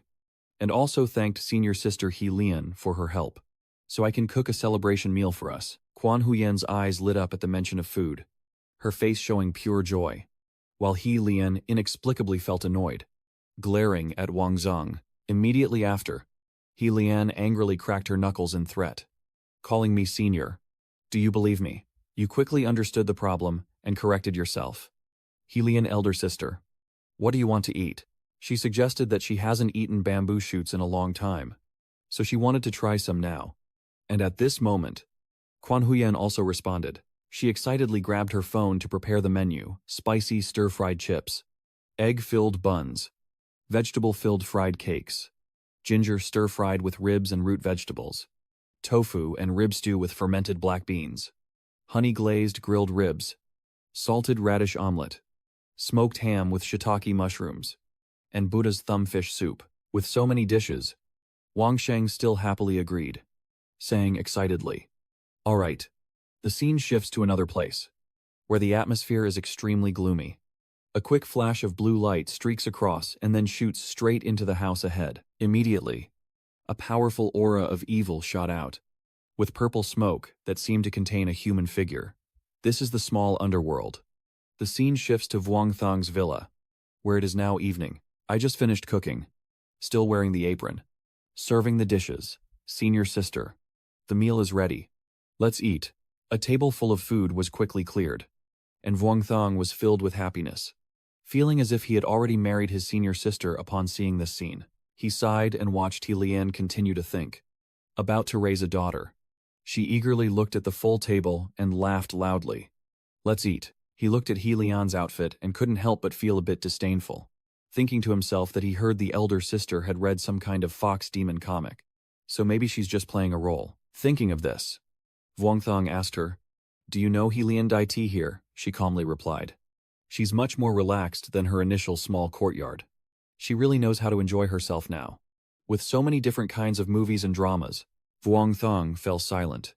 Glancing over at the shop, He Lian also looked at her and said, Xiao Huyen Huyen.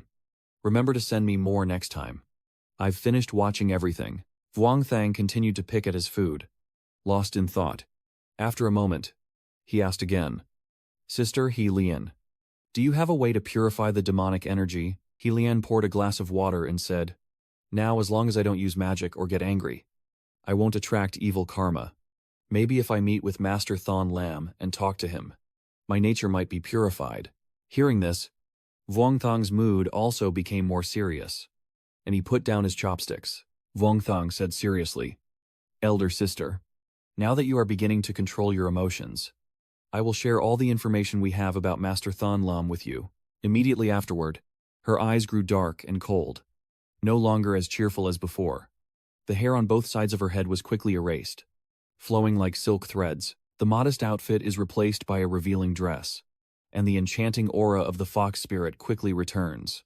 She looks at Vuongthong coldly and says, "Let's go." And after confirming that Sister He Lian would not easily give up her demonic path, Lian recited the entire contents of the ancestor's letter, including the differences in the flow of time on Earth and outside, the story of the immortals' distant journey, and the peril they faced. Fortunately, besides initial shock, He Lian quickly regained her composure, as if she thought this was nothing.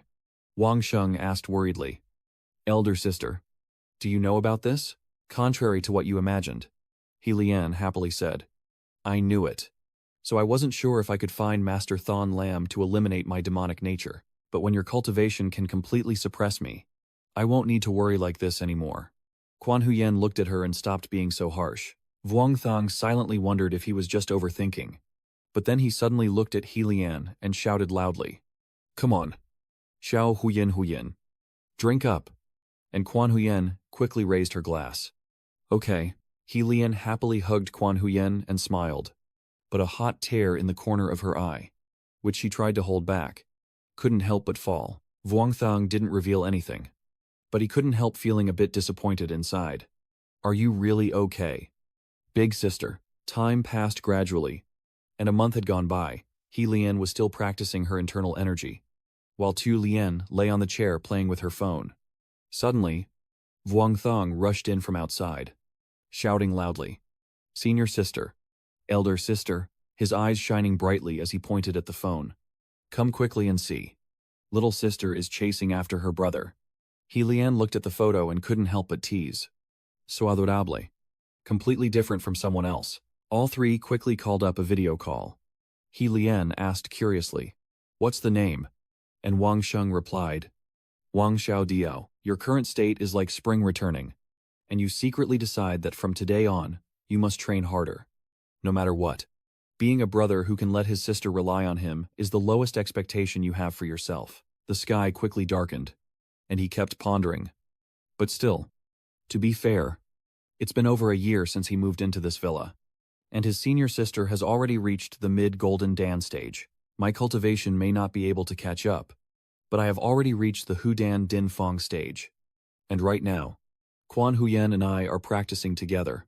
According to the words, this is the Yinyang Great Tao of my senior sister, which greatly accelerates my cultivation speed. To prove this judgment, the master even specifically suggested they meditate together in the same room. Quan Huyen slowly opened her eyes, glancing at Vuongthong, then gently placed a soft kiss on his cheek. Vuongthong opened his eyes in confusion, while Quan Huyen quickly retreated to her seat. Realizing the situation, he blushed and looked at Quan Huyen with a dazed gaze. Suti. He didn't dare look directly at her and just softly hummed in response. Seizing the moment, he stepped closer, reaching out to hold Quan Huyen's hand, his words hesitant. "Senior sister. Junior." Suddenly, a loud noise cuts through the romantic atmosphere between the two, making him startle and frown. Both of them stop and glare sharply toward the source of the sound, feeling uneasy inside. In the empty space, a brilliant, dazzling light shone down. Vuongthang looked over, and that was Bin Do Mountain, a powerful ancient energy radiating straight from the ground to the sky. That evening, Wang Zhang and everyone sat together, and he anxiously called Mao Yue. As soon as he answered, Wang Zhang quickly got to the point, asking what had happened there. Mao Nguyet reports that Bin Do Mountain is experiencing energy disturbances. With recent major earthquakes, we are conducting rescue efforts. Based on the situation, it has been confirmed that this energy is caused by the female storm corpse beneath the ground. She continued, "Leader Vuong Dao, you were with the fairy Banyu before with Big Sister. I will add you to the group later, where we will share intelligence promptly." Vuong Thong focused immediately. Then he replied, "Okay. I'll contact you immediately if there's any news." Mao Ngyet hung up after reporting. Soon after, he looked at He Lian and said, "Big Sister." The gossipers also involuntarily looked on. He Lian was drinking water, and upon hearing him call her like that, she responded with a sound. Seeing how serious he was, she said nothing, only silently turned around and left. Then the fox girl pretended to blush. What are they planning to do? Little Paiyu, are you about to evolve from a beast into something worse? Vuong Thong was speechless.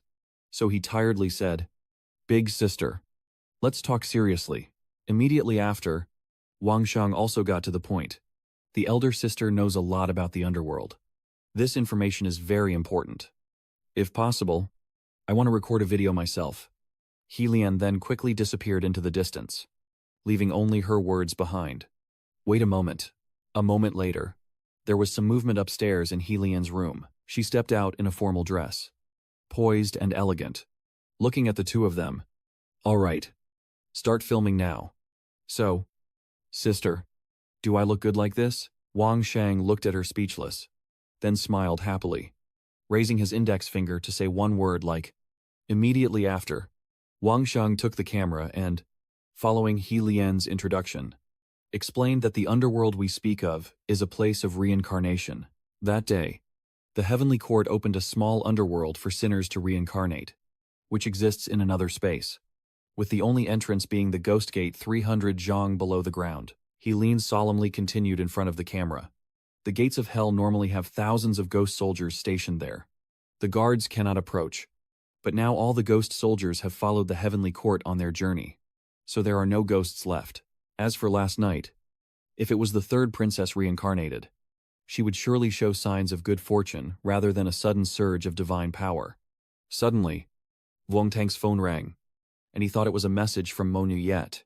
Seeing the message on the screen, Vuong Thong couldn't help but startle, especially Quan Huyen, who was eating a pastry but also turned pale in shock. The scene shifts to Bindo Mountain, where Mo Nuyet quickly calls to inform you that leader Vuong.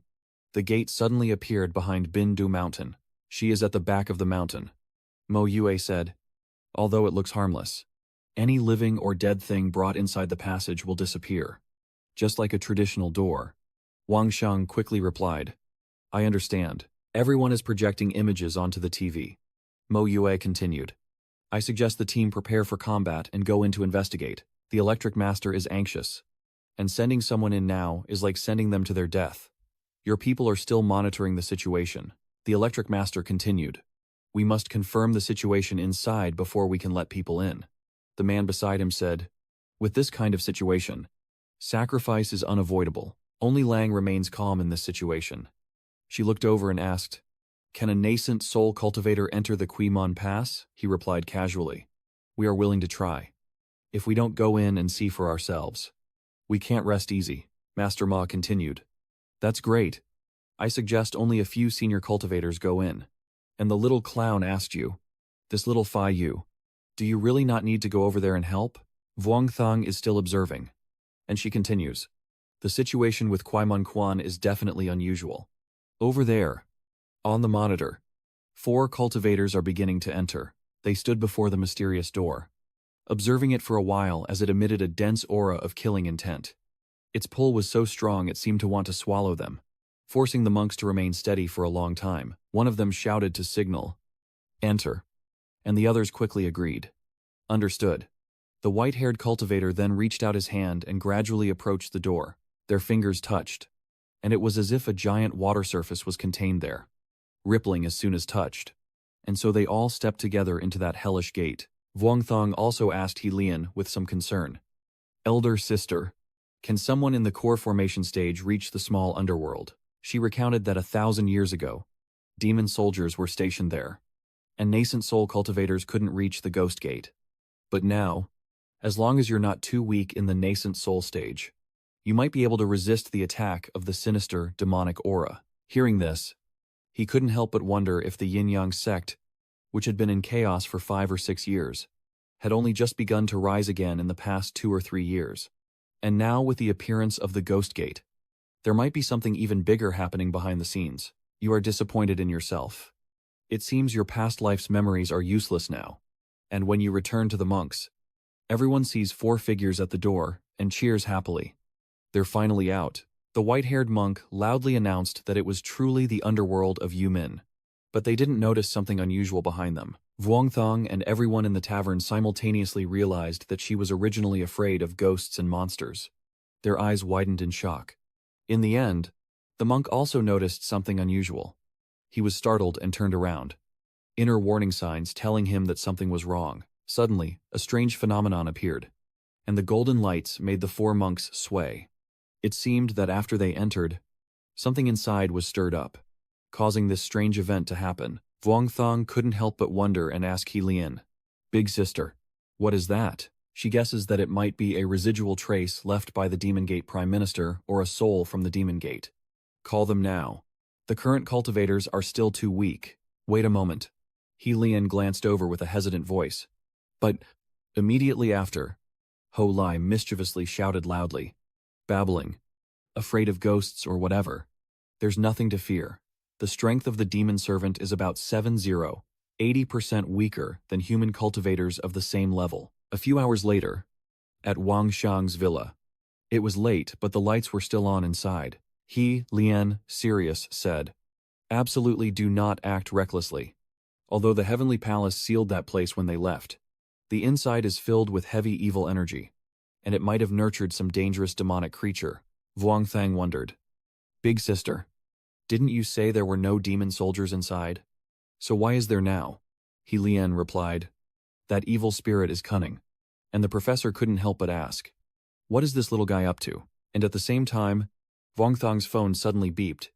The professor, just now, not understanding what she said, asked again, "Miss He, what did you mean just now?" He Lian explains that the demon hunter is someone else.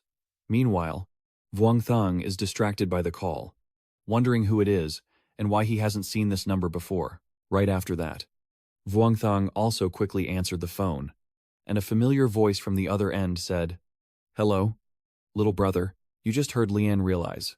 Senior sister, did you change this number? Why didn't you tell me?" Thian Lam said, "I moved to another city after graduation, so I changed my phone." Sorry, Vuongthang also didn't beat around the bush. "Big sister, is something difficult happening to you? Just tell me if I can help." Thian Lam seemed to be in a mood right now. She was silent for a moment, as if it was hard to say. Then Thian Lam spoke up, saying that the Gate of Hell had appeared on Bin Do Mountain, and the government had started deploying troops to the small local prison. There are now 27 people entering the Ghost Gate heading towards the underworld entrance.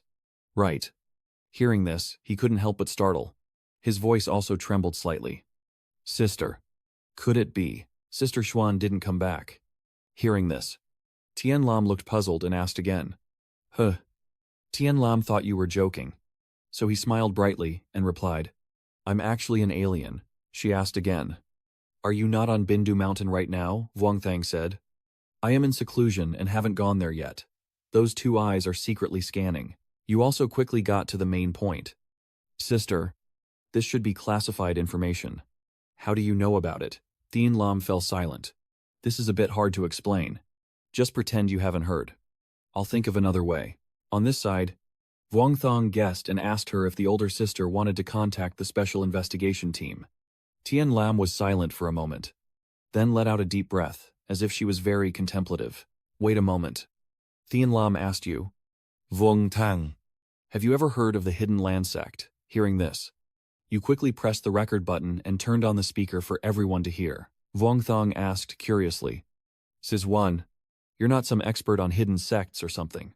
"Right," Thian Lam continued. "It can be understood that way. But the Diantong sect is not just any sect. It is the descendants of the immortal." And then Thian Lam recounted a series of stories. When he hung up, Wang Shang quickly sent a message to Ji Lang, who was surprised to learn from his senior sister's news that this hidden land sect was founded by ancient immortals of the underworld and had been guarding the small underworld for many years. He replied, "Yes, they have a treasure that can monitor the situation in the underworld, and there is also a sealing place on the Yellow Spring Road, which can be unsealed remotely. Then countless ghost soldiers will appear on the Yellow Spring Road, slaughtering the Taoists entering the underworld, and they have been in charge of guarding the small underworld for many years." On this side, Ji Lung quickly proposed a solution. "I will notify the team not to enter Huangquan recklessly and will assign someone to contact your senior." "Wait a moment," she said. "We'll decide on other matters after we've contacted the hidden sect." Having finished learning and passing on the information, Wang Shang quickly closed his laptop. He sighed tiredly, his mind racing. As long as the Hidden Land sect is within the Great Hua Kingdom, finding them won't be too difficult. The problem is, the female immortal who reincarnated failed and is now frantically searching for another way in the underworld. I recall that even the clown princess with semi-immortal strength could directly confront and throw weapons. Vuong Thong was a bit tired. If a celestial being fell into madness, it would be chaos indeed. Before he could think further, his phone rang. It was a notification message. It seems like Qian Yuan is trying to say something to you. Quan Huyan means that the senior immortal only has a trace of her soul left.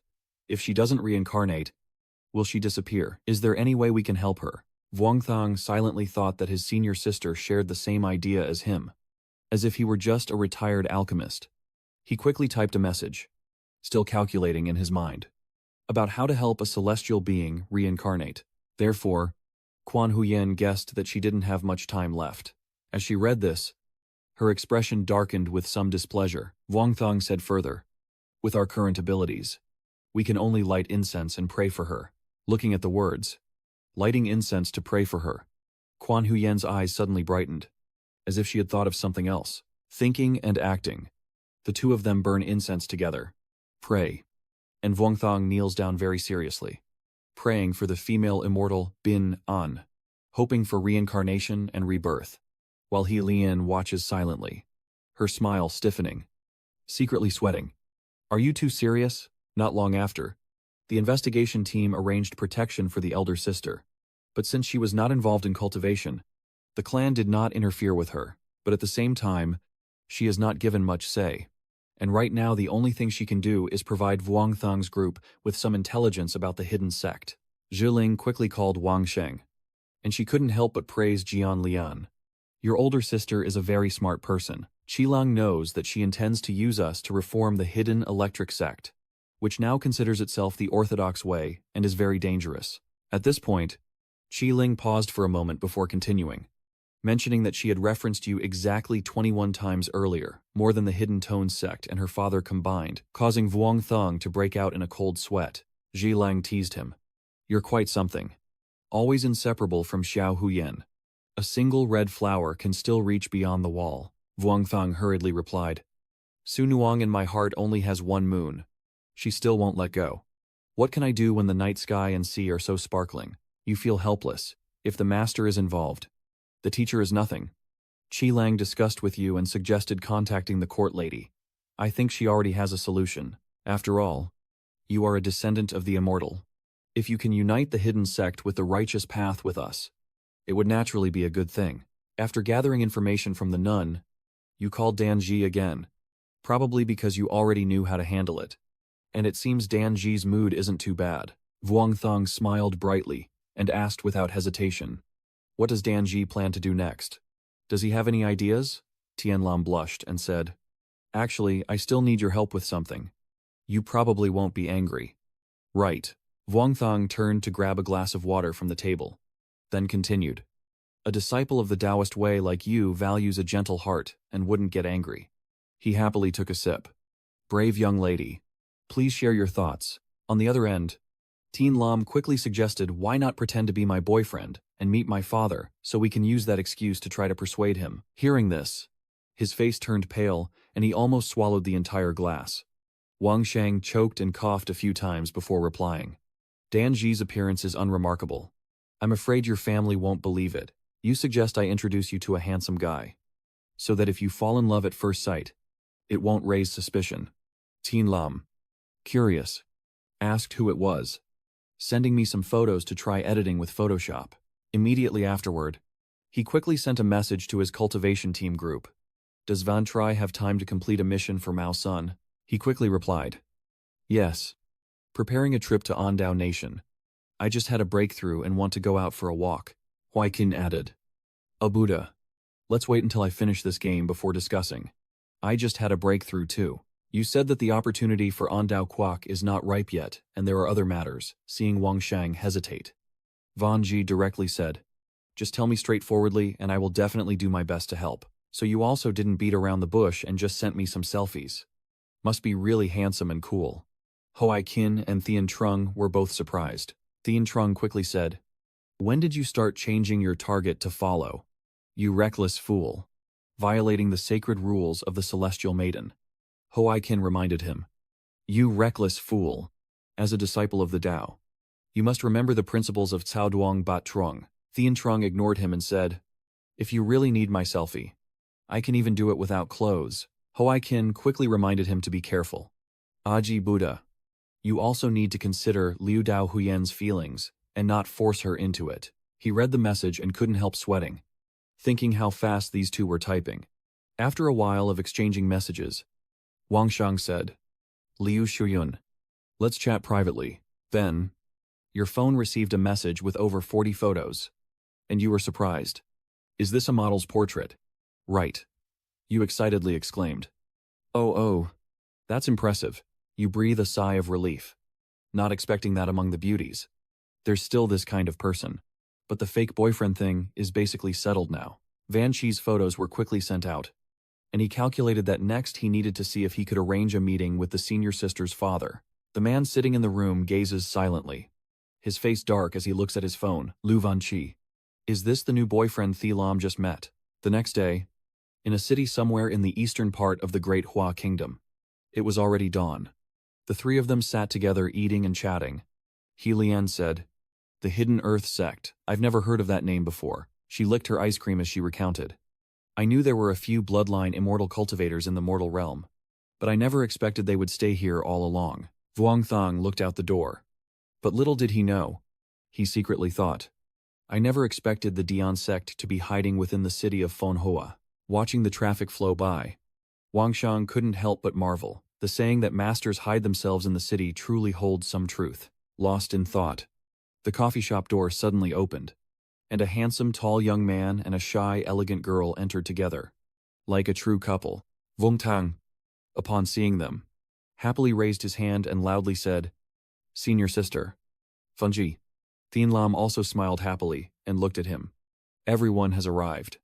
Van Chi blushed, embarrassed, and looked at Vuong Thang. "Brother, it seems that this is Van Chi's first time doing this."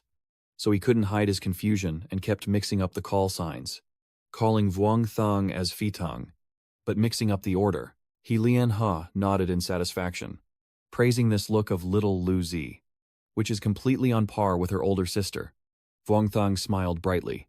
And brother Lu Dao truly is the most eye-catching.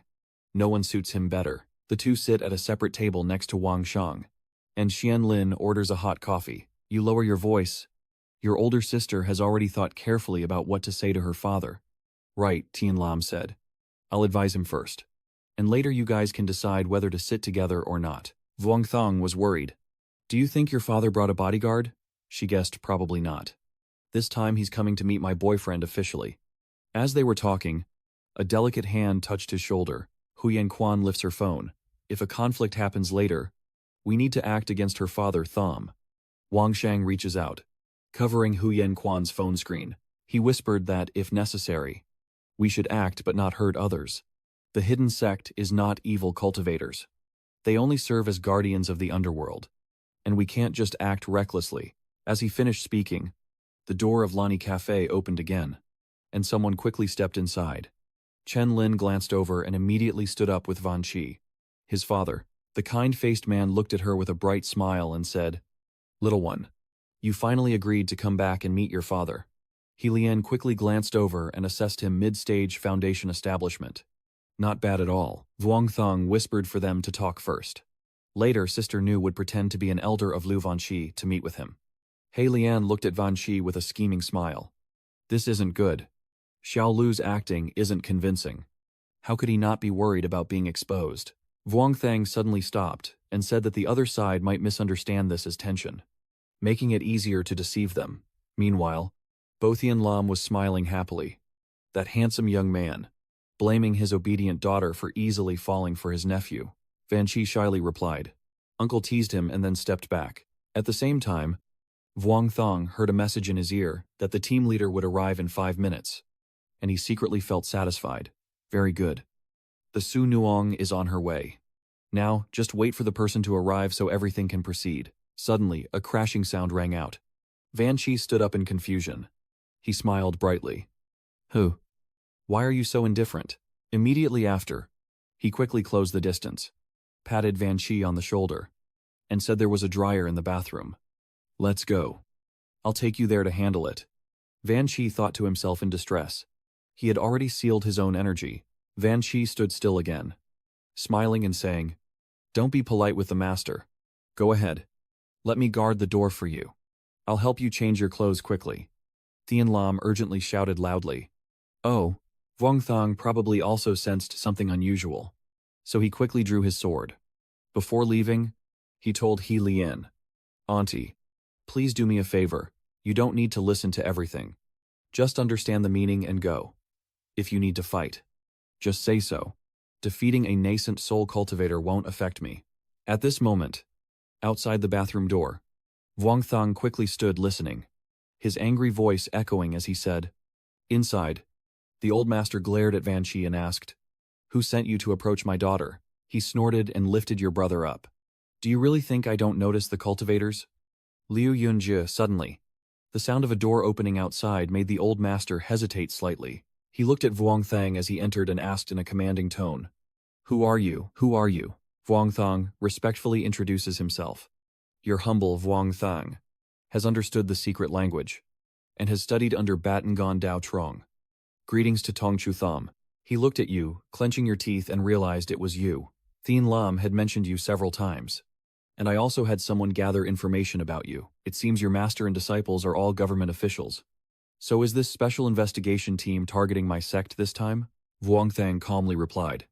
If it weren't for your noble ones attacking the cultivators Jin and the little underworld, we wouldn't have come to see your senior. The Hidden Land sect usually avoids conflicts. But the Ghost Gate suddenly opened, which is what the government cares about most. Before you could finish speaking, he shouted out unnecessary words. Van Chi was released on the ground. He then shifted his focus to Vuong Thang. I will take you first. Then ask your master to come meet me and explain. You remain calm and set a condition if we are to fight. Why not this, if I am lucky enough to defeat you in one move? Would you be willing to calmly and peacefully negotiate with us? Stand up straight and speak clearly. If you can withstand 10 of my strikes instead of just 1, I will admit defeat. How about that? Hearing this, his face hardened, and he said, I apologize. Then Vuong Thang shouted loudly. And just then, he remembered that Sister Fox had told him that if he needed to withdraw, he should kiss once. Mr. Thom was stunned. But for a moment he didn't move, just staring blankly at you. Vuong Thang's sword now quickly pointed straight at Mr. File Tam's neck. Don't be complacent and say, I have conceded. My cultivation is too low. I can only seal the senior a little. You observe his expression and continue. But do you think my sword could hurt you right now? He closes his eyes and accepts the outcome. The young hero has learned his lesson. I concede and we exchange. Although you say you borrowed the power of Sister Lian to control the old master, he not only fails to recognize the elder sister and the senior sister, they even mistook that move as my true strength. The Dion sect overestimates itself and looks down on gathering intelligence, revealing their average level. Right now, Van Zi is providing information to him. This is the official website of the Alliance, with some forest details above. Or perhaps they feel that not participating in the fight means just maintaining themselves, living honestly and freely. Wang Xiang thought, but that kind of confidence is clearly too much for a powerful force. Suddenly, a voice rang out. Are you Mr. Tham Tuyan? He turned around instinctively. She stepped forward and introduced herself to him as Zhao Ji's mother, Qilang. Tham Tongchu stood up and said, Qilang, there's no need to be so formal. Let's get straight to the point. Master Tham. Qilang is straightforward. It seems you already partly understand the purpose of my visit. Soon after, Qilang sat down and asked, Our main concerns are exactly these two issues. First, does the underworld contain the existence of ghosts and spirits? Second, can the Ghost Gate return to its original place? Judge Tham was surprised. I thought you would ask if we could control reincarnation, while the scholars sitting at the separate table fanned their faces to cool down. He recounted that the Hidden Earth sect is merely a descendant of the immortal beings of the underworld, and that all we can do is monitor the various places within the underworld. The underworld contains a large number of prohibitions, and there are definitely threats related to the secrets of the Bon Tong. Hearing this, Qilang quickly put down the cup of water in his hand. She stated that if the underworld gate cannot reveal itself, it would be considered a secret of the hidden Earth Sect. But now that it has appeared on Bindo Mountain, it could threaten the stability of social order. At this point, Qilang said seriously that Master Tham should make a choice: either cooperate with us or stand against us. Teen Lam declares that sharing intelligence is the prerequisite for cooperation. If it weren't for the Gate of Hell, we wouldn't need this meeting. Dad, if what's inside the Gate of Hell appears, we also have to bear the responsibility of knowing but not reporting. Mr. Tham began to recount that the underworld is actually a parallel world to the mortal realm, and the Ghost Gate is the place where the two worlds intersect. Once the two worlds reach Mount Bin, due as the endpoint, the nearby 1,000-mile area will turn into hell. He added that there are countless vengeful spirits and evil ghosts in the 18 levels of hell. At this point, his expression grew a bit complicated, and the hundreds of monks who had the intention to seize the underworld 1,000 years ago might not have fully perished. Only Ling seems to understand how serious it is. So Li immediately spoke up. Can you be more specific? The judge added that back then, the primordial energy of heaven and earth was sealed. But to ensure the continuous flow of vitality, the immortals left some primordial energy in the underworld. Therefore, the unfortunate ones who refused to return as ordinary people planned to attack this place and forcefully assault the underworld. And it can be seen that everyone was very confused at that time. The Hidden Land Sect bears the responsibility of protecting the underworld, but most of them were slaughtered by those people. And, ironically, they were blocked outside the prohibitions of the temples. They cannot access the place of reincarnation. And in the end, these monks disappeared without a trace, possibly willingly falling into the 18 levels of hell, still filled with lingering energy. He continued. And now perhaps she can understand why we don't want to have contact with the cultivation world. Qiling continued. Back then, at least tens of thousands of monks stayed behind, and individual actions couldn't represent the entire sect. Jilang wondered and asked further. But if the underworld already has a way to let immortals reincarnate, then what is that female immortal like now? The magistrate pondered deeply. Pause. He recalled that destructive power. It nearly brought down the entire underworld. According to what the magistrate said, when the sun goddess entered the underworld, the Dian sect immediately sensed it. After she entered the cycle of rebirth in the underworld, the divine chariots in the underworld shone brightly for several days. But after a few days, the immortal suddenly let out a long cry, then broke through the Yanluo 10 hells and descended into the 18 levels of hell, causing chaos throughout the depths of the underworld. The Hidden Earth Sect originally planned to enter the underworld through an ancient route to contact the immortal girl. The female immortals suddenly erupted in violence, causing the entire underworld to be filled with divine energy and triggering continuous earthquakes around Bindo Mountain. Then Mr. Shen and Ji Ling stood up together and shook hands, which means he is now an ally of Fita. Mr. Shen continued. I can invite the government and the experts from the Great Gate into the clan territory, but the decision is not solely mine. I can't guarantee that I can persuade the others any further. Wait a moment. Trilang interrupted. If sect leader Tham needs us to do anything to convince the elders, go ahead and say it. On this side, Van Tri is observing and lowering his voice. Fing Yu? What do you think? Wang Shang replied. Just watch. Hearing Wang Shang say that, Van Tri couldn't help but wonder. Isn't he planning to act? Wang Thang replied. Whatever our abilities are, that's what matters. We just need to follow the organization's orders. Immediately after, Zhelang spoke. Fingyu, please let the juniors go again. We need to quickly resolve the matter at the Ghost Gate. Your master will also gather with you all. Upon hearing this, Vuongthang immediately stood up and replied yes. Su Nuong. Vuong Dao Truong promptly obeyed. Then, you happily said to Quan Huyen and your senior sister, let's go say hello. She quickly agreed. Okay. As everyone greeted each other, Mr. Tham smiled and told you that today, you have truly learned the legendary skills of Master Phi Nu. Living up to your reputation, compared to Tuian's friendliness. The kids leaving my place have a bit of your skill. I could have retired long ago. Chen Lin was puzzled. The top spot on the heavenly list. Is my junior so formidable? Van Shi proudly pointed to Quan Huyen, who is currently ranked 21 on the heavenly list, cultivating in the same stage as the Golden Core realm. But even when she was in the Void Pill stage, She could already contend with the Golden Core realm, suddenly being praised like that. Quan Huyen blushed for a moment. No way. The two Thom father and son looked stunned. And Thien Lam was surprised. Is the senior sister also so formidable? Her father couldn't help but marvel. Truly a hero born in his youth. Suddenly, Mr. Thom stepped forward, patting Wang Thung on the shoulder. Saying you're a talented young man, he laughed heartily, praising without reservation. Surpassing a great realm. A single finger that left me crippled. If it weren't for that finger, I probably wouldn't have agreed to cooperate with the investigation team directly. Wang Thung decided to confess that it was actually the silver-haired girl sitting with me who was responsible. This beautiful, intelligent, talented, and elegant woman with her stunning white hair is a cultivated fox spirit. 1,600 years ago, he followed the head of Monthuk's son, who was then the Green Dragon Taoist master Nukthu Lamfeng and the Great Wise Triple Insight Zen master. You took her from the elegant fox spirit. And Van Boy's finger just now was merely this senior's casual use of a body stabilization technique. Vuong Thang looked up and said, I lied to the senior, but still asked him not to blame me. The elder forced a smile, his face full of veins from anger. You have potential. Immediately after, the senior took a breath and looked at you, saying nothing more about this, later. I will ask Xianlin to take you to the clan territory to check it out. And I want to talk to you outside about some side matters. Vuong Thang looked confused, unable to hold back a cry, and the two quickly went out for a private meeting.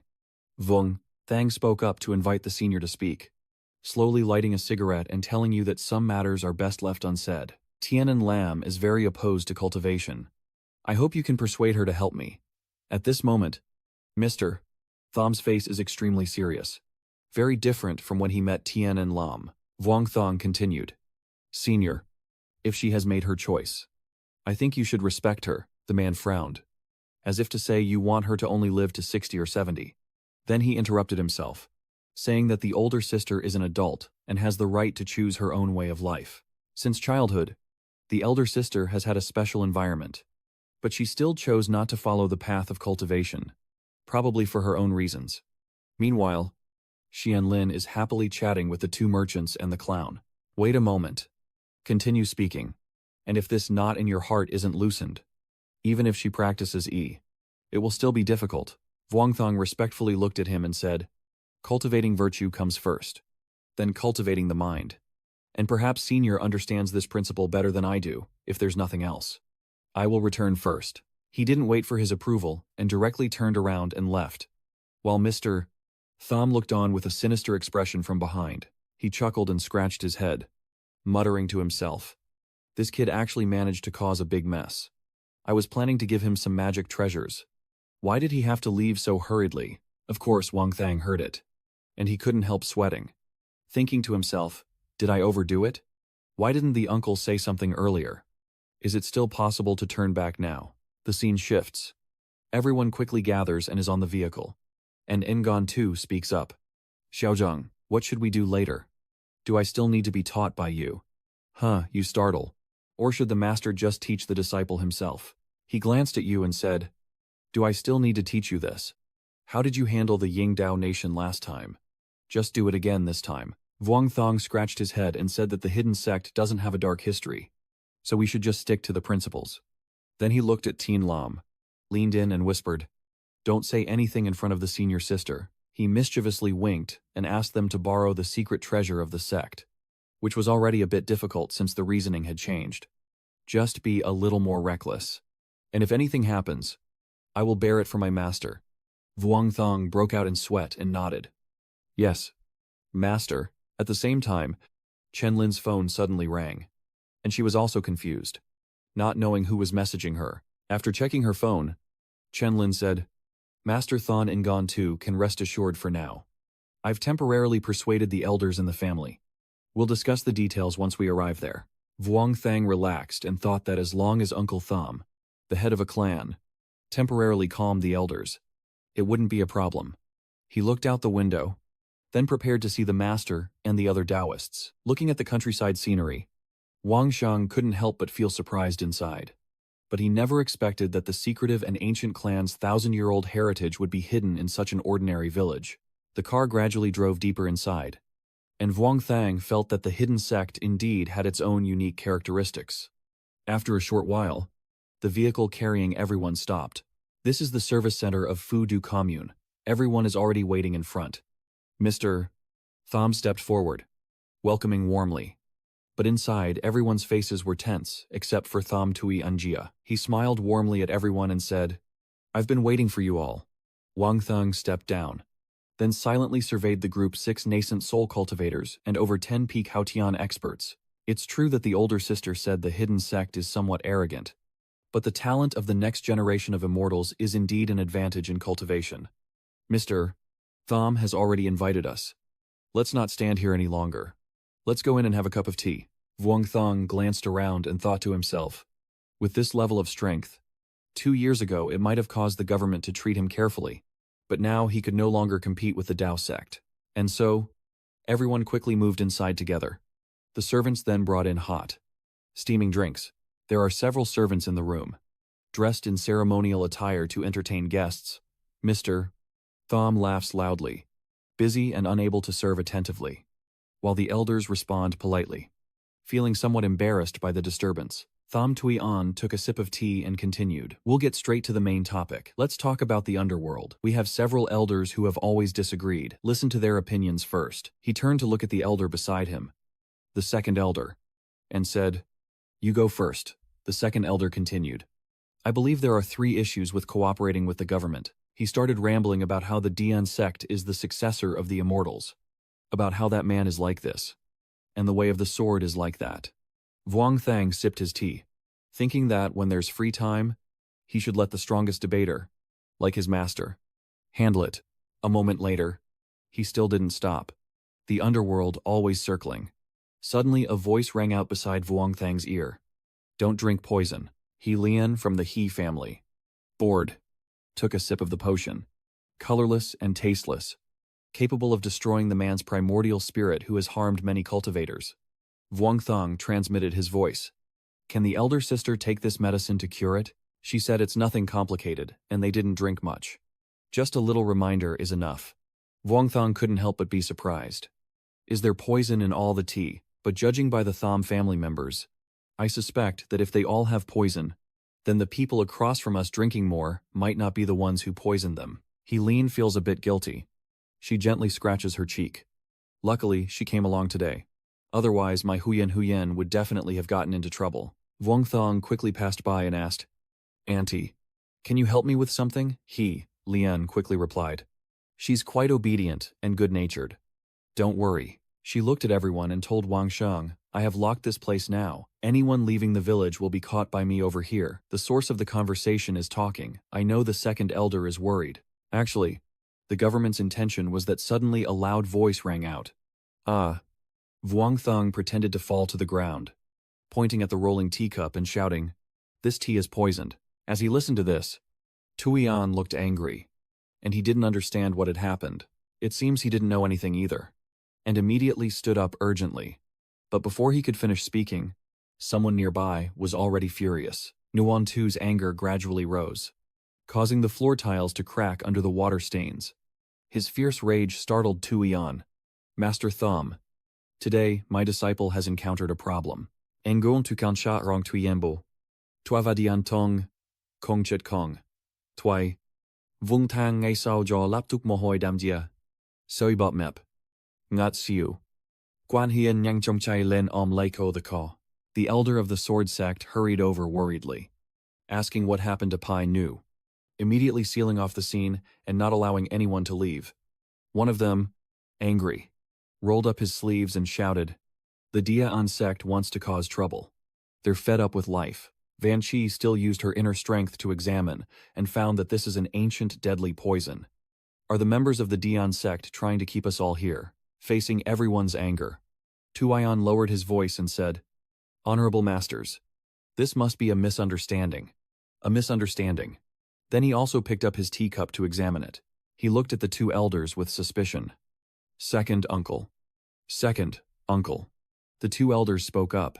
"Why would the sect leader suspect us of poisoning? How could I do such a despicable thing?" Immediately afterward, Tui An, ordered quickly to check if his tea was poisoned, and those who drank it should detox immediately. Quan Huyen looked worried for him and glared at the others with a deadly stare. Then, Vuongthong raised his hand and looked at Quan Huyen. He whispered, "Thank you, senior sister, for detoxing and pulling me out. I'm fine now." Vuongthong smiled happily, thinking that he couldn't bear to leave his senior sister's embrace. But if he kept acting, it would give him away. Seeing that he was fine, she couldn't help but breathe a sigh of relief. Quan Huyen, angry and glaring at him, said, "You scared me to death. Your acting is too exaggerated. And yet you're such a deceitful scoundrel. Are you really okay?" Yuan Zi quickly approached Wang Shang, unable to hide his concern. "Let me see," he asked the boy. "This poison is extremely toxic.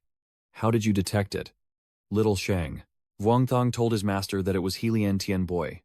Nuan Tu quickly stepped forward to thank the senior for saving him, but Helian calmly replied that there was no need for formalities. She couldn't bear to see Tio Huyen get into trouble. Immediately afterward, he went to Tuyan, the sect master, and ordered the people to stay here and guard the poison. He turned to report that Elder Ra Ka, from Danqian Elder's watchtower in the sky, immediately caught anyone fleeing, regardless of life or death. Elder 2, step forward. Can the Buck Ngon Taoist give our Dian Tong some time? Are you sure that if we don't catch the poisoner, I will end my life as if I had poisoned you all? Nguyen Tung Giam nodded seriously and agreed. Within 20 minutes. Then he immediately took out his phone and hurriedly called Mao Yue from the investigation team. Mao Yue quickly said that backup will arrive within 2 minutes. And if the Buck Ngon Taoist can break through the encirclement, he should do so immediately. We can also blow up the area outside this village within 30 seconds to increase pressure on them. Vuongthong forced a bitter smile. No need for reinforcements or explosions. For now everything is fine. Quan Huyen secretly exchanged a glance with you. Is this the insurance that the master's wife arranged for the master? Vuongthong smiled brightly. Clearly. At that moment, everyone called in to report that a third force might be secretly poisoning. Luckily, it was detected in time with no casualties, and a drone was sent to scan the area if anything unusual is found. Inform us immediately. Helian was playing with her phone and said, 30 voices coming from the southwest. Nep Fong Von Tavern. Nam Kim Dan.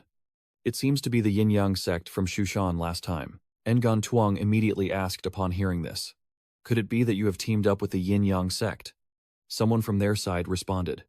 How could we know the Yinyang sect isn't good people? Why would we do wrong with them? Tui An stepped forward to stop his family. Now is not the time to avoid conflict. Then he immediately turned and said, Uncle 2, Aunt 3 stay inside to find out who poisoned them. The others follow me. The Yinyang sect wants to harm us. We cannot let it go unnoticed. Ngon tu noi, doizi kum gak ngoi, nyung ta tu zo, khom de zang tai zoi fia. Vuongthang looked outside, lost in thought. The Yinyang sect truly is a lingering evil spirit. If it weren't for Sister Helian, I'm afraid both us and the Hidden Earth sect would have to stay here. Everyone hands over their phones for inspection. The one communicating with the outside is the spy. A day full of chaos and turmoil for the Hidden Land sect. Has the sky already turned dark? But the spy still hasn't been found. And, at the same time, a big argument breaks out. Are men really so low in status nowadays? I'll give you 100 children for him. You treat me like this again. I can't forgive your betrayal of love. Let's divorce. Do you treat our marriage like this? The three of them, Wang Sheng, stood there stunned, having uncovered several cases of infidelity. He smiled and explained to Mao Yue that those people had done some wrong things. She considered that a husband and wife seemed to have a good life in this era. Helian Bu Nang Mo. She joked to herself. I once wanted to become a concubine for Master Thon Lam, but now I realize I've underestimated myself. But her emotions quickly stabilized. He, Lin, looked at Quan Huyen and asked shyly, Do you feel anything seeing this scene? Quan Huyen remained silent, his face as red as a corner. Don't be afraid. With your current performance. Vuongthong couldn't help but sweat, crying out internally. Senior sister. His face couldn't help but turn pale. Sister. What does this mean? Telling me to be brave and pursue girls in the future. Or that I won't kill me. Then he immediately looked at Helian and said, Sister, please don't talk about these things anymore. How is my master doing now? Don't worry. I'm in the school, and those troublemakers won't escape. Chat. Helian's eyes suddenly stopped moving. She stood still with her eyes closed, muttering to herself. It's happening. They're fighting. Vuongthang couldn't help but feel anxious. What's the situation? The junior was confused, looking at Quan Huan's expression, and couldn't help but wonder, even though the master also went there. If the opponent fought back desperately, it would definitely cause a big misunderstanding. Wang Sheng was sweating, his mind racing. If the Hidden Abyss sect and the Yinyang sect had secretly cooperated all along, then, at this point, he couldn't help but feel anxious. Suddenly, He Lian excitedly exclaimed, "Wow! The amateur fight was amazing. But when she saw you faint, she corrected herself. No, the expert duel was even more spectacular." And so, He Lian stepped into the role of commentator, recounting what she saw with great clarity and coherence. According to her, after being attacked by Ngon Tu, they are now beginning to fight back. Vuongthang glanced at the tavern. Senior sister. Normally, letting the elder sister play fighting games isn't good for her mental state. She nodded repeatedly. He Lian continued her role as commentator. Now that the enemies had successfully been subdued, she calmly looked over. As the opponents had escaped the range of her spiritual sight, everyone held their breath. Vuongthang glared at her with a dark face. He Lian was surprised and asked, "What's wrong with you all? Are you worried and asking?" "Big sister, that you can't find the opponent's trail anymore," He Lian calmly replied. "Yes. 2 of them used teleportation magic to escape, but your master has caught one of them." Auntie 3 stepped forward respectfully. Without Senior E, the consequences would have been unimaginable. "Thank you, Senior, for your help," He Lian said coldly. "There's nothing to worry about." She asked Vuongthang if these secret sects that sound very prestigious always thank people. And he awkwardly replied, maybe they haven't figured out how to thank her yet. Thanks to everyone's efforts, they quickly captured an elder and the poisoner of the Yinyang sect. As mentioned earlier, if it weren't for Sister Helene, the enemy's plan would have succeeded, and the interrogation of them only began after the special investigation team arrived. But luckily, this operation by the Yinyang sect pushed the Earth Hidden sect closer to the government. During the meeting, everyone was very emotional. I didn't expect that, even though we intended to hide and cultivate peacefully, trouble would come knocking. The second elder spoke up, saying that over 1,000 years have passed since that matter, and many things should be revealed now. Someone else spoke up. That's right. What era are we even in now? Enduring is pointless. And Guozi, sitting nearby, couldn't help but frown. Time quickly turns to night. The cold air makes dry leaves rustle as the Vuongthang group walks along the road. And Thien Lam speaks first. Perhaps the matter can now be resolved smoothly. I really don't know how to thank everyone. Vuongthang continued. There's no need to thank us. Something might happen to cause conflict later. I told Chen Lian that this time we mainly came to borrow your treasure for research. Seeing Xian Lin walk ahead, he didn't forget to ask, Senior sister, you still don't want to pursue the path of cultivation? She hummed in response. Zenlam then turned around and looked at you, saying, I feel very happy with my current life. Moreover, from now on, there's no need to worry about family matters. You can focus on being a wealthy office worker, find a trustworthy husband, and have a child. He Lian suddenly stepped forward and spoke, saying that although she wanted a peaceful life, her appearance suggested otherwise, and she would definitely face many dangers in the future, so she still needed to be careful. Vuongthang and Quan Huyen hurriedly ran up to speak. Senior sister, don't mind her. It's just Auntie reminding you. But inside he was secretly guessing that Senior Sister He Lian doesn't seem to like the senior sister. When Tian Lam heard this, she said nothing more, quietly watching He Lian respond. Fine. And at this moment, Ho Li Tt had turned her face away. The scene shifts to Tham Ra's house, where everyone is performing a ritual. A familiar voice echoes, the unspoken Taoist, as all the treasures related to the underworld left by the ancestors are here. Tuian points to the painting on the wall to explain that we can monitor the underworld through this picture. But with these 2 flags combined with a secret spell, we can command the demon soldiers. He Lian asked excitedly, is the drawing in the picture depicting the underworld? And why is the outside of the water wall so large? The person next to him quietly explained that below that waterfall is the entrance to the 18 levels of hell, which are arranged in an inverted tower structure. Suddenly, Helian exhaled and brushed past the Thom group, saying, "Come on. Are you blind or pretending to be stupid?" Then she looked at the painting and said, a small black dot appeared above, as if something had emerged from the hell. Thom Tui An was startled upon hearing this. His attitude became more urgent. "It's over." Hearing this, he became clearly frightened. Indeed, there are evil spirits in hell that haven't died. Let's go there quickly. Everyone standing here can't help but break out in sweat. That night, at Mao Mountain, the eerie darkness of the foggy forest makes one's spine tingle. At the entrance to the gate of the underworld, a hurried voice reports once again that a storm has erupted inside the gate, and an earthquake of light intensity has occurred nearby. The helicopter is flying overhead as reports continue from the team there, indicating that a large number of evil spirits are emerging from the 18th level of hell and gathering towards the gates of the underworld. All members prepare. Non-combat personnel immediately retreat. Everyone inside the helicopter is tense. Nguyen Tu Buok Len Noi. Elder Thumb. The target of the demons might be the gate of hell. Tuyen Khan stands up urgently. So I must immediately unleash the demon soldiers. Nguyen Tu quickly reassured them. No need to rush. Based on the energy reactions, these demons are only comparable to Chukko stage cultivators. If the firepower can be used now, keep the demon soldiers in reserve. Quan Huyen was still sitting nervously, fearing these evil creatures the most in her life. Wang Sheng quickly comforted her. Don't be afraid. Those are all monsters. Quan Huyen nodded instinctively. Nguyen Tu also smiled and said, do not underestimate the current strength of the great Hoa nation. Let's wait and see the situation first. 2A. Unagreed. You're right. Let's wait and see. He Lian patted her on the back to encourage her. Xiao Hujin. There's no need to be nervous. With so many cultivators around, you might not even have to fight. Nguyen Tu looked worriedly over. If Xiao Huyen can't manage. Wait a moment. He smiled and continued speaking. You won't go to Bindu Mountain for now. Rest assured that the master can handle it. Wang Thang tried to comfort her.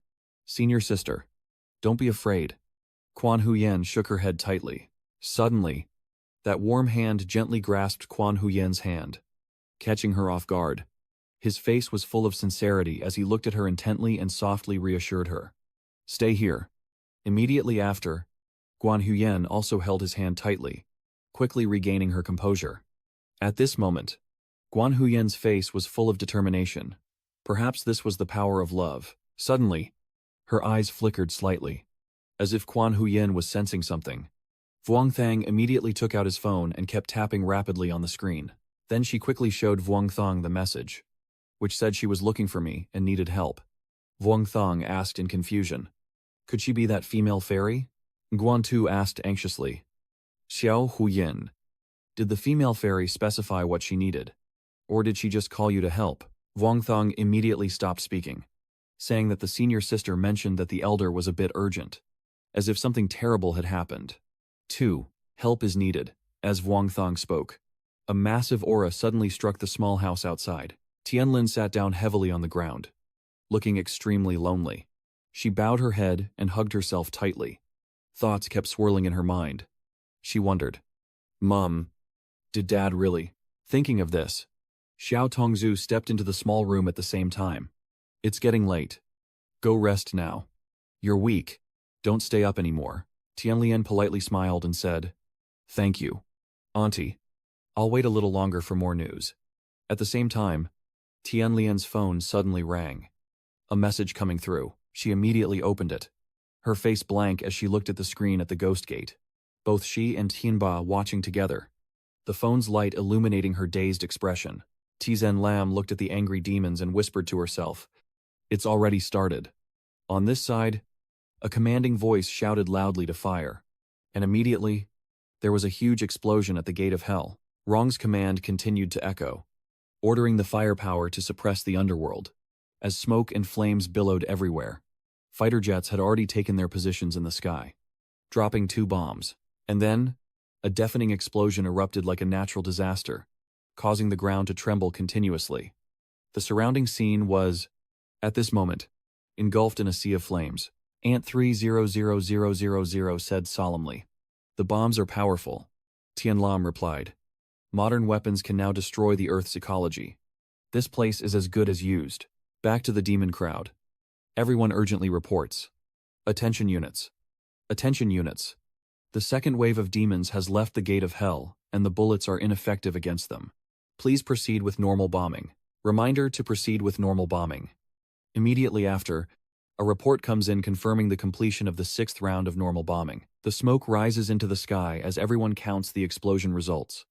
With 1,642 Type 1 targets, 2,370 Type 2 targets, and 30 Type 3 targets destroyed, the scene shifts to a secret base, where everyone is at the temporary frontline command post in Mount Mountain. One person speaks up. The standard bombs have been tested once, but target Type 3 still remains undestroyed. Others are urgent. I agree, and we will activate another standard weapon test. The professor spoke up. I oppose it.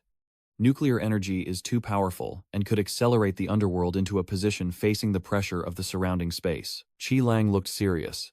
The latest situation is that the female immortal who escaped from the underworld has contacted the immortal Bat Nugu.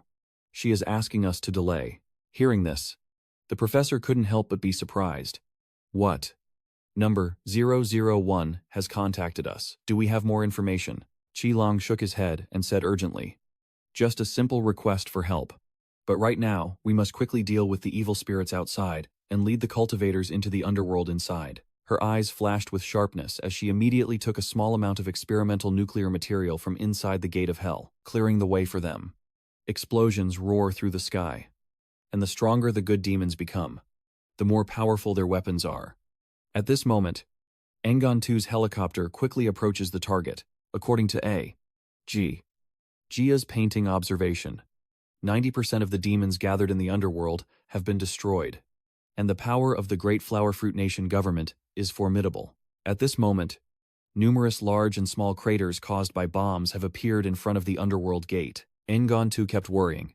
Clearly the government was cautious about triggering a chain reaction, so they limited the power of the nuclear bombs. Although its range of damage could just cover the evil spirits, it probably wouldn't cause enough harm. He Lian asked him, Zhao Fiyu, why didn't you use this to deal with me back then? Vuong Thong scratched his face. And after this type of weapon explodes, it will affect the surrounding environment. Also, just as she was about to leave the prison, he paused for a moment and continued. There are several larger nuclear warheads waiting nearby. Hearing this, He Lian quickly imagined the situation and couldn't help but shiver. Vuong Thong asked her, do you think the assassin's poison and the ghostly aura from the underworld could affect the elder sister? He Lian said that there would indeed be an impact, but as long as no excessive force is used, stability can still be maintained. Vuong Thong advised that the big sister is actually the one most capable of helping the immortal. Later, it still depends on the specific situation. If you don't need to act, then don't. He Lian looked up and replied lightly. Got it. The other person chatters even more than Master Thon Lam. And at this point, she quickly transforms. Since Director Thon has returned, He Lian advised him to regulate his breathing and stabilize his mind first.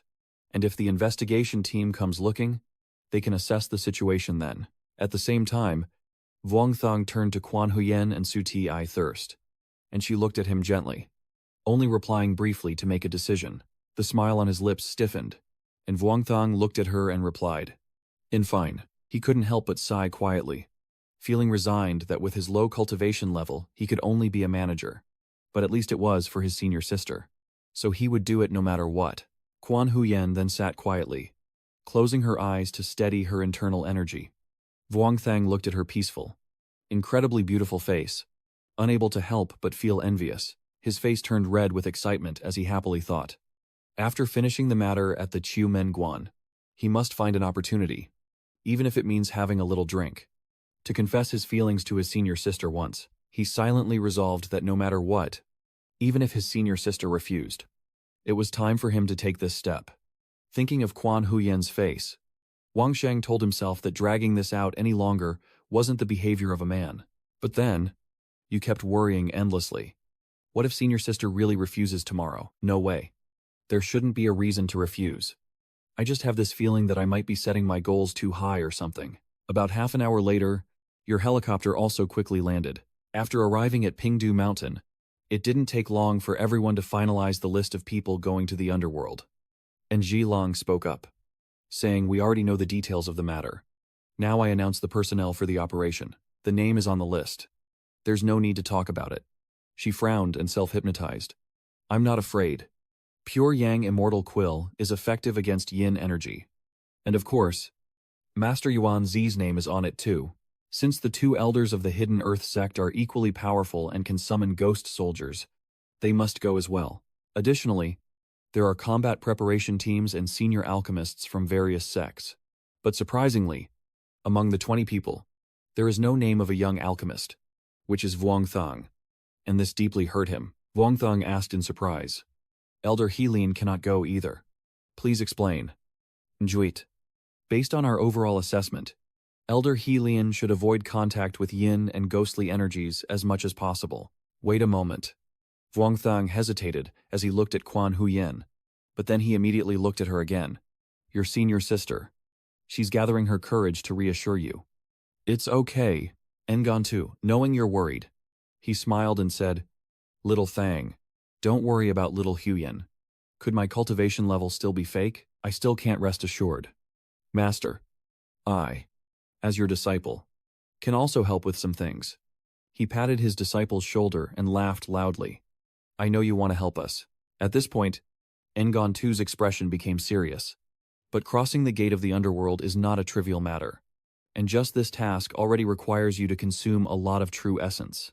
Moreover, the surrounding death energy is thicker in the underworld. And just resisting it already consumes a lot of mental energy. You clenched your teeth tightly, countless thoughts swirling in your mind. And if I were at the Golden Core stage plus a top-grade flying sword, the government would definitely actively invite me to act. If even my master can't protect my senior sister, then going there would only cause more trouble. But right now their goal is to help that female corpse if she has lost her consciousness.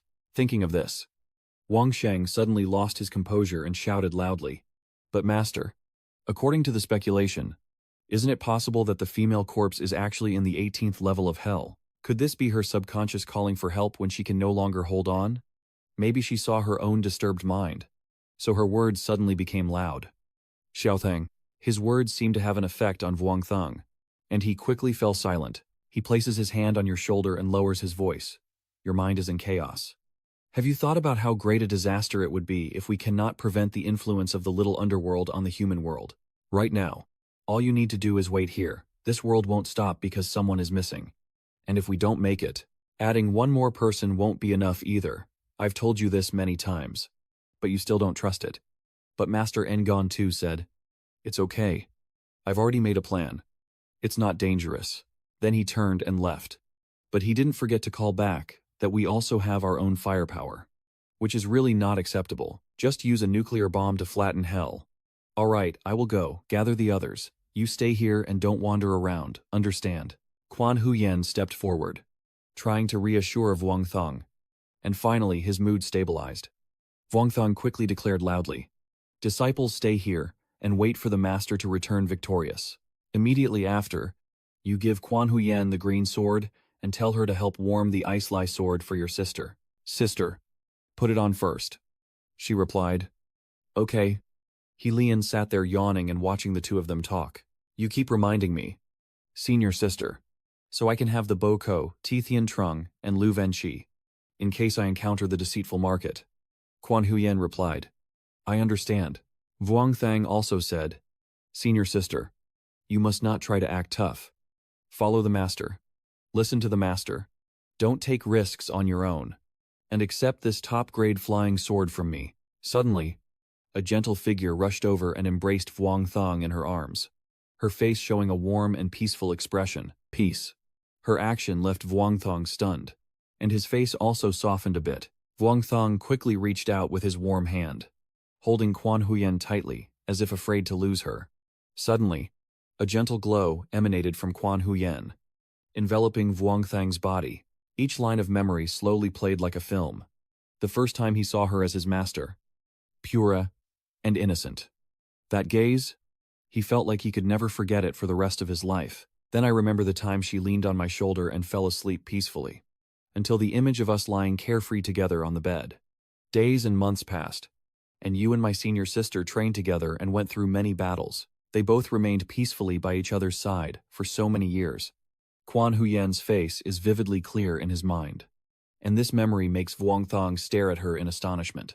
But when you regained consciousness, Quan Huyen had already left quickly, and Vuong Thang hurried after her. He Lian on this side calmly watched the lovers cling to each other. He watched the helicopter fly overhead. The image of Quan Huyen's joyful smile and waving hand appeared again.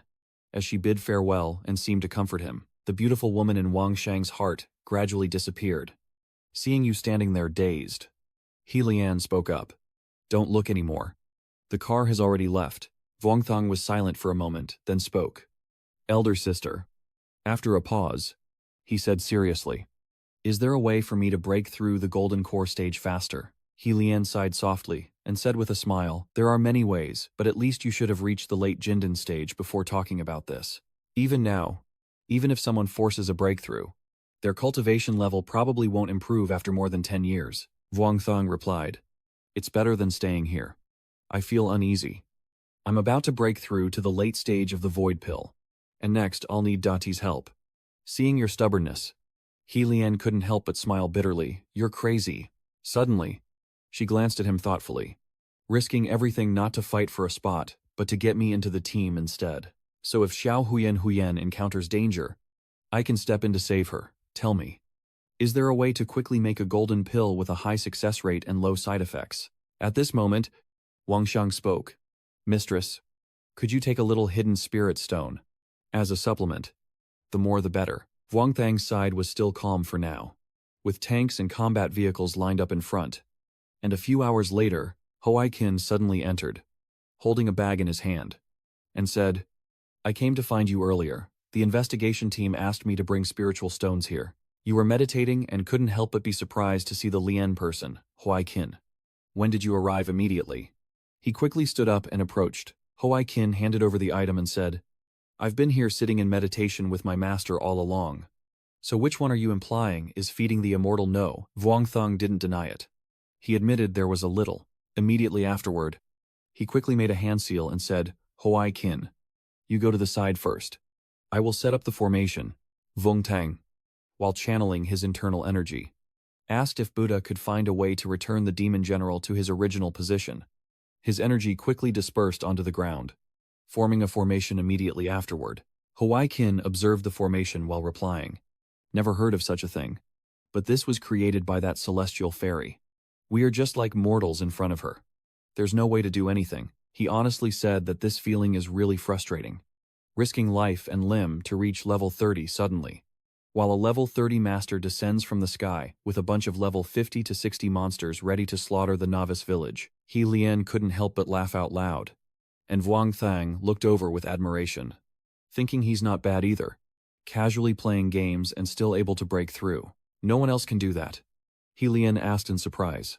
Is this kind of cultivation possible? Are you playing an online cultivation game? At this point, his eyes sparkled as he rambled on. Oh Buddha, everyone thinks the little monk is just playing a trick game. In fact, the essence of online games lies in the interaction between people, especially the chance to encounter keyboard heroes and insults from them. I keep attacking the tower, fighting the group, farming in the jungle. Every time I have a moment of insight into my state of mind, I naturally make a breakthrough. He Lian and Vuong Thong are speechless, and she can't help but wonder if that's really okay. She couldn't help but shout loudly, or scold those who dared to belittle Buddhism, while Hoai Kin remained calm. Aji Buddha, this is indeed a matter of mental state. Vuong Thong sighed bitterly. I have some insights into cultivation before. You two can continue your conversation. He closed his eyes and told himself, maybe this state of mind will help my cultivation breakthrough. At the same time, a large yin-yang circle appeared, and Vuong Thong was still lost in thought. The pure yang immortal was not just about exaggerating and replenishing yin and yang energies, but about maintaining the coexistence of yin and yang on a foundational level. Your internal energy quickly shifts into the extreme yin and yang, focusing solely on cultivating your own yin and yang energy, without harming your own yin qi, to maintain the balance of the two energies in your body. The sword technique is dancing wildly in his mind. Vuong Thong recites the incantation. Not too yang. Not too fierce. Not too refined. not extreme. Vuongthang continued to recite the sword techniques in his mind, capable of unleashing a mighty and domineering power like thunder, yet also able to extend and grow like all things in nature. Forcing his cultivation made Vuongthang a bit exhausted, and he took a deep breath. Outside, the immense power shot straight into the sky, truly deserving of the words immortal decision. And it was also the most proud method of cultivation for the ancestor. Hoai-kin over here looks fierce, and Fai Yu is risking everything. Are they really aiming to reach the golden core stage? He Lian couldn't help but laugh out loud, then said to Hoai-kin, "You guessed right. Night falls and everything returns to a peaceful silence. This night feels incredibly long for Vuongthang. And soon, dawn breaks with the bright sunlight shining directly onto the tent. Vuongthang slowly opened his eyes, feeling a bit tired. The surrounding seal symbols had lessened, and after sitting like that all night, he had now broken through to the late stage of the Void Dan, but he was still not satisfied. Lian sighed in disappointment. Just a little short. He Lian stepped forward, having advanced 2 levels in a single night. Enough, and even faster, so people wouldn't fear the backlash from her. As soon as he saw He Lian, Lian couldn't help but feel anxious. Has the news already been delivered? She said everything was normal. He Lian continued to talk about how, after entering the gate, she received the affection of the female fairy and warned them to be careful on the way. She would do her best to suppress and wait for them to pass through. Hearing this, Wang Sheng couldn't help but startle, suppressing what He Lian calmly replied. Who knows? Maybe some kind of head injury or something. Hoai-kin replied, maybe it's not some kind of demon head. He thought about the appearance of that immortal girl as she continued speaking, and recalled that I had previously discussed this with the investigation team. It's very likely that the female immortal is suppressing herself, Hoai-kin solemnly mentioned, slowing down as the body disintegrates. He Lian speculated that if she used too much of her divine power, it could indeed cause her long-dead body to shatter. Could it be that she needs a new body? Or upon hearing this, Vuongthang suddenly turned pale. He Lian continued, maybe she also wants to borrow Xiao Huyen's body. Thinking of that look and face, they suddenly felt unfamiliar one day. Wang Shang couldn't help but feel angry at himself, biting his lip to suppress his emotions. Immediately after, the sword swiftly returned to his hand. He gripped it tightly, his back cold and lonely, with worry clearly visible in his eyes. Immediately after, Vuongthang silently turned his back and went to practice swordsmanship for a while. He Lian and Hoai-kin could only watch silently. You stand alone in the quiet tent, focusing on your thoughts. Sister Nuang Dan's foundation is also based on the pure Yang sword technique, but having stepped onto the path of yin and yang balance, perhaps as a sword cultivator, your sword intent also carries the meaning of condensation and pill refinement. Then he slashed out a strike, combining sword and primordial energy. The 2V heavenly sword with the pure yang immortal technique are all parts of his path. Merging sword intent with the pure yang technique is the key point, the true way of himself. Thinking of this, Wang Shang realized and looked up sharply. A sword ray rising to the sky, thousands of sword energies quickly dispersing around. He leaned Sihid and said, Xiao Hujen isn't here, so I'm the only one who can stand in for you in this situation. Hoai-kin looked at Vuongthang with curiosity, wondering why he suddenly broke through right after leveling up instead of waiting. He Lian explained that it's not that easy. Right now, he's just preparing to stabilize his core. If he were to shake his core now, his mind would have already collapsed long ago. He practiced while thinking, with a pure yang sword blocking, one inside and one outside. The sword path is different from pure yang. It seems impossible to draw out just one then. How should these two things be combined? And how to do so? Suddenly made him glance at something. It's unclear what Vuongthang has discovered. He looks towards the sun, secretly rejoicing in his mind. That's right, immediately after, Lian made a hand seal, secretly realizing that the sun's destiny and the stars contain different paths, but all are the way of the stars. The Destiny Starry Sword is the sword of the Imperial Realm, and the light of the Destiny Star is its own essence. A burst of energy erupted from the sword wielder, and at that moment, a powerful beam of light shone through. Vuongthang's body immediately floated in the air, and his sword continuously radiated strength. As your training time quickly passed into the evening under the starry sky, suddenly the swords in the box began to ripple. As long as they are the nearby swords, They are continuously shaking and being affected. The two enlightened monks looked around, and it could be said that they hadn't seen such a strange phenomenon in a very long time. Hoai Kin looked on in confusion, and the Buddha above seemed to be shouting about enlightenment. He Lien couldn't hold back and spoke up. This little word, yet she is walking the path of Master Thon Lam again. A faint warmth appears on her face as memories from the past come back. Right after you finished practicing, everyone returned to the tent, and He Lien shouted loudly, "Zhao Fi Yu, you're really not in seclusion anymore. You're in a hurry." "No need. Although Shuanong agreed to let me enter the underworld, we've wasted quite a bit of time. So let's quickly pack up and see if we can catch up with the masters and senior sisters." You smile brightly and ask your friend, "Huai Qin, do you really want to go to the underworld with me?" Huai Qin confidently said, "Xiao Tang not only drives, but also provides Buddhist rituals to purify evil spirits. Buddhist methods are effective against negative energy, so Xiao Tang will definitely not be a burden to everyone." He Lian quickly interrupted and said, "Xiao Tang, just go ahead and relax."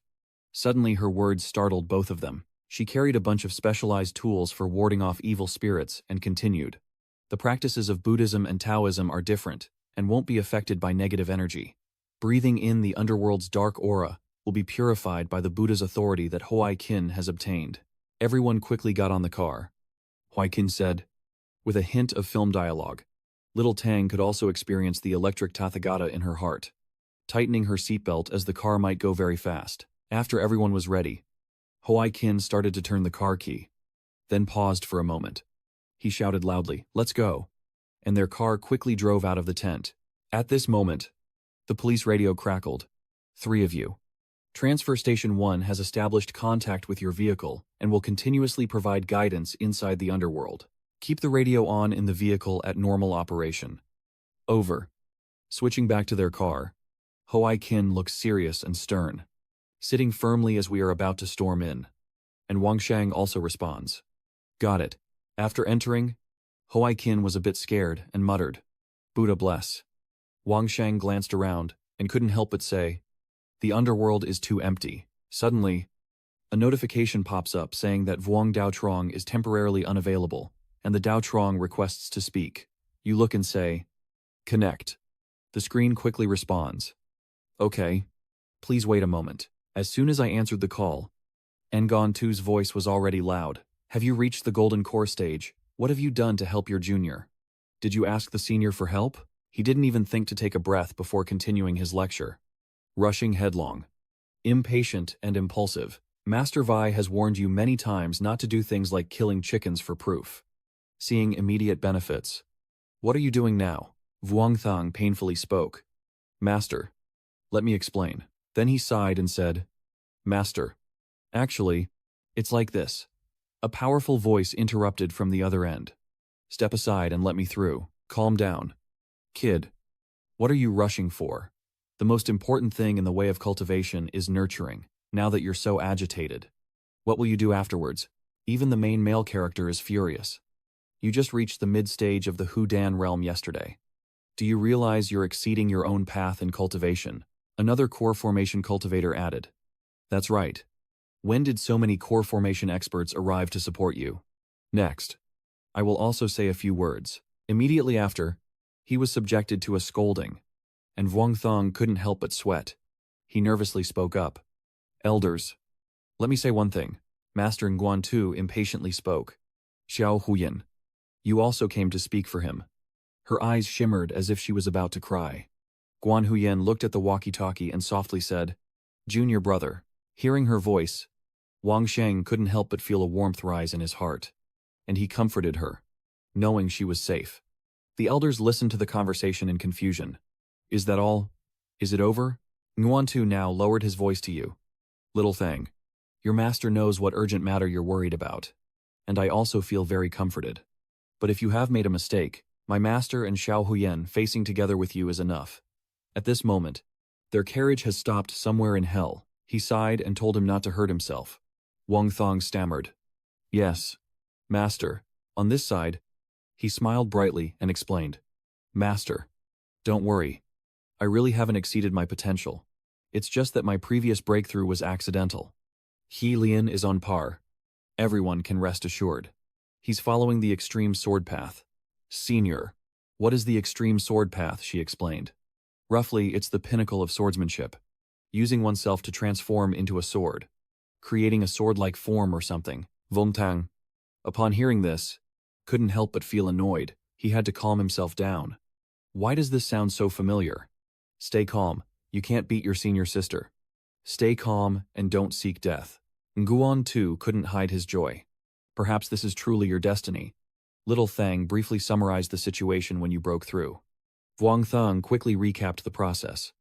And after a while, Nguyen Tu chuckled happily and said, I'm sorry. Although our entire sect has only 3 people. In terms of number of gold core experts, we are not inferior to many great clans. Self-reliance sneers at mockery. Only 3 people. Only my master is slightly outdated on the old path. Nguyen Tu laughed so loudly he could fit a pomelo into his mouth. As long as my disciple is powerful enough. Hearing his master speak so proudly about his disciple, Wang Shang couldn't help but force a smile on the other end of the line. Xiao Huyen stepped forward, reached out her hand and said, Sude. Nguyen Tu nodded and then handed her the walkie-talkie. Quan Huyen raised the radio close to her mouth and said 2 words. Dangerous. I understand your feelings after just hearing. So I reassure you. Sister, don't worry if there are more situations like this. I will be careful. Nguyen Tu then said. All right. I appreciate your concern. Don't forget your original vow to cultivate the way. Nguyen Tu was both happy and worried. Thinking about his 2 disciples and how strange their path was, he truly didn't know how to teach them in the future. Hearing this, Vuong Thang felt a bit heartbroken, stammering, and Master He Lian looked out the door with a sigh, also thinking highly of your master. Suddenly, the voice from the other end of the line rang out. The unspoken Taoist from Team 2 had already struck. He quickly said, Go over there and support the hospital. Vuong Thang pondered quietly after hanging up, wondering if his original wish to pursue the way of cultivation still mattered as much as his current ideals. Holding the sword, clenched fists, carefree wandering, eternal life together with my master and senior sisters like this. As he thought about it, his face was filled with determination. Vuong Thang wants to continue on the path of cultivation with everyone. But suddenly a tremor causes him to stop. In front of them, a dazzling stream of blue light keeps erupting. Hao Jing exclaimed in shock. The fairy orb spewing out, this is the 3rd time already. The 3 of them quickly got off the vehicle and approached the fairy orb to observe more closely. Vuong Thang frowned, knowing he couldn't delay any longer and had to go there immediately. He landed beside He Lian and anxiously said, My aunt, I will fly you over there. Try to limit your use of magic as much as possible. He Lian agreed immediately. After all, I'm almost 2,000 years old. As Vuong Thang stepped forward to support her, another tremor struck, even more terrifying than before. The fairy realm was erupting more violently than ever, the light like a raging waterfall. Vuong Thang clenched his jaw, trying to figure out what the great immortal was doing. Could it be that this was the process of the celestial being losing their divine power? Vuong Thang was observing the celestial gate and calculating in his mind. If that great immortal was involved in the fate of the senior sister, maybe she won't go through with stealing her senior sister's body. So Senza called her over just to give her some benefit. Suddenly, Helian's eyes flickered slightly, and she frowned before falling silent for a while. Then he told Vuong Thang that little messenger. It seems my demonic nature has been triggered by this environment, and Senza can't draw out much. Vuong Thang looked at her worriedly and asked if she could hold on. He Lian remained silent, for now. Dakai can use his spiritual power equal to the nascent soul stage, but cannot sustain it for long. Moreover, just a little movement with demonic energy and killing intent could trigger my demonic nature. At the same time, Hawaii Kin below shouted, Fino. The unspoken Taoist is looking for him. He turned to He Lian and said, Let's go down first. Those evil spirits have probably been taken care of by the nuclear bombs. Moreover, before the heavenly court leaves, they certainly won't spare the fierce demon lord in hell. He Lian looked dejected. That's true. Contact your master first. Immediately after, he connected to the walkie-talkie and asked the master what the situation ahead was. The source quickly replied that there was nothing for now. But the fairy who just arrived seemed to have pushed back the 18 levels of hell. He recounted the situation. The water basin has now formed a mountain in a circular shape resembling a volcano's mouth. Hearing the elder of the Earth-hidden sect say that the 18 levels of hell are an inverted protective tower, and that place is the first level of hell, Wang Shang couldn't help but worry. Do we all have to explore the 18 levels of hell? The source said that the decision is still pending for now, but the aftermath in the underworld has been mostly dealt with. Only a small remaining ghost is left. Inform you first that there's no need to rush. Take your time and come over gradually. Vuong Thang quickly got on the carriage. Master, now that we are heading there, Senior He Lian can temporarily deploy the strategies of the nascent soul cultivators. He replied, That's good, but the closer you get, the stronger the aura will be. So if you can avoid fighting, then don't. All right. I'll go gather with Team 2 first. He also reminded me not to rush and to take the time to understand a few things I've gained along the way. Then he quickly hung up, and Yuanzi also felt a bit worried. The main male character speaks, suggesting Fai Nu and He Lian Sr. to come here. At the same time, a small hand gently pulls his sleeve, and Nuan Tu turns around. Master Huyan handed over the phone, saying, Teacher, we did it. Nguan Tu spoke up. Our second elder ghost soldier has a time limit. 5 minutes before this strange Toba arrives here. We should make the exchange. Second elder silently agreed and said, All right, I will go prepare. Another elder added, Why do these monsters want to come to the underworld after escaping from the 18 levels of hell? From King Kwang's shoulder. Maybe there's something here that attracts them. If you encounter a powerful opponent later, don't try to resist. Hearing this, he couldn't help but feel excited. As long as we protect the underworld and wait for the support from the rear, we'll be fine. Ngon Tu quickly advised his disciple, Tiu Yuyen, to step back a little later. She was determined to answer. If she couldn't fight, her junior brother would have to. As the senior sister, she must bear the responsibility. After seeing her words, Ngoju couldn't help but smile faintly. Such a small demon. Then he looked at the swarm of demons and thought to himself, maybe after fooling Xiao Sheng, the boy wouldn't be angry. Right. Thinking for a moment, he turned and said, Second elder can handle summoning the demon soldiers, but we should decide how to command them. Second elder responded, Don't worry, elder.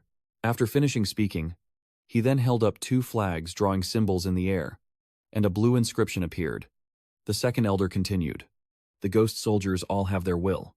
Then a flash of light quickly appeared. He continued explaining and could judge the enemy himself. But as he finished speaking, the ghost soldiers appeared. Just as they responded, they quickly drew their bows and aimed at the demons. A heroic voice echoes, as the defenders retreat and fight back. Archers ready their bows. On this side, the ghost soldiers step forward, drawing their swords, the sharp blades gleaming brightly. The leader of the ghost soldiers shouted loudly, daring to invade the underworld and destroy both their bodies and spirits. He roared at the ghosts to attack, ordering the archers to fire and the soldiers to charge. Immediately after, hundreds of demon soldiers charged forward, their fierce momentum clashing with the other demons. The scene shifts to the underworld, a car speeding along to the melodious music from the radio inside. As the monk Huai Jing excitedly says, Here, here, here. I'll give you the 2 diet cat Tuong charm. Vuong Thong leaned on the car door, observing his surroundings with suspicion. This road feels too peaceful. I can't shake the feeling that something's wrong. He Lian, sitting in the back, listening to the fragmented questions, said nothing is untrustworthy. Your master is also very good. Every time he scolds you, he hits the mark. I could tell she didn't understand. So I explained. Elder sister, I feel that the message from my master just now didn't seem right. Then Vuong Thang fell silent, deep in thought. Perhaps the teachers had already arrived in the underworld. And logically, they should have tried to enter the 10 hells of Yama by now. The continuous images keep flashing in my mind, and I wonder why the masters didn't mention it earlier. Could it be that they still haven't escaped from the underworld? Seeing that you didn't say anything, little Lian gently poked your cheek teasingly. Remembering Xiao Huyen, I didn't expect you to also be a lovesick little Taoist. And you helplessly thought, what's going on here? Hoai Kin commented while driving. Asida fo. Hong Han is also exhausted. Romantic relationships in the mortal world are just fate and karma. She again pretended to be playful and ordered him not to listen to these Buddha sayings. Play some sad love songs to soothe the seniors' minds. And he eagerly agreed and responded, "Sure." I wait a moment. The scene shifts to the area around Master Ngan Tudao, where everyone is fighting fiercely against the demons. As the Grand Elder of the Sword Sect commands loudly from above to report the situation, Master Ngan Tu, there are too many demons. The demon army is about to collapse. After speaking, he also jumped into the fight alongside everyone, leaving the others from Master Ngan Tu's group unprepared. A loud, stern yet trustworthy shout from Master Ngan Tu rang out, commanding everyone behind to act.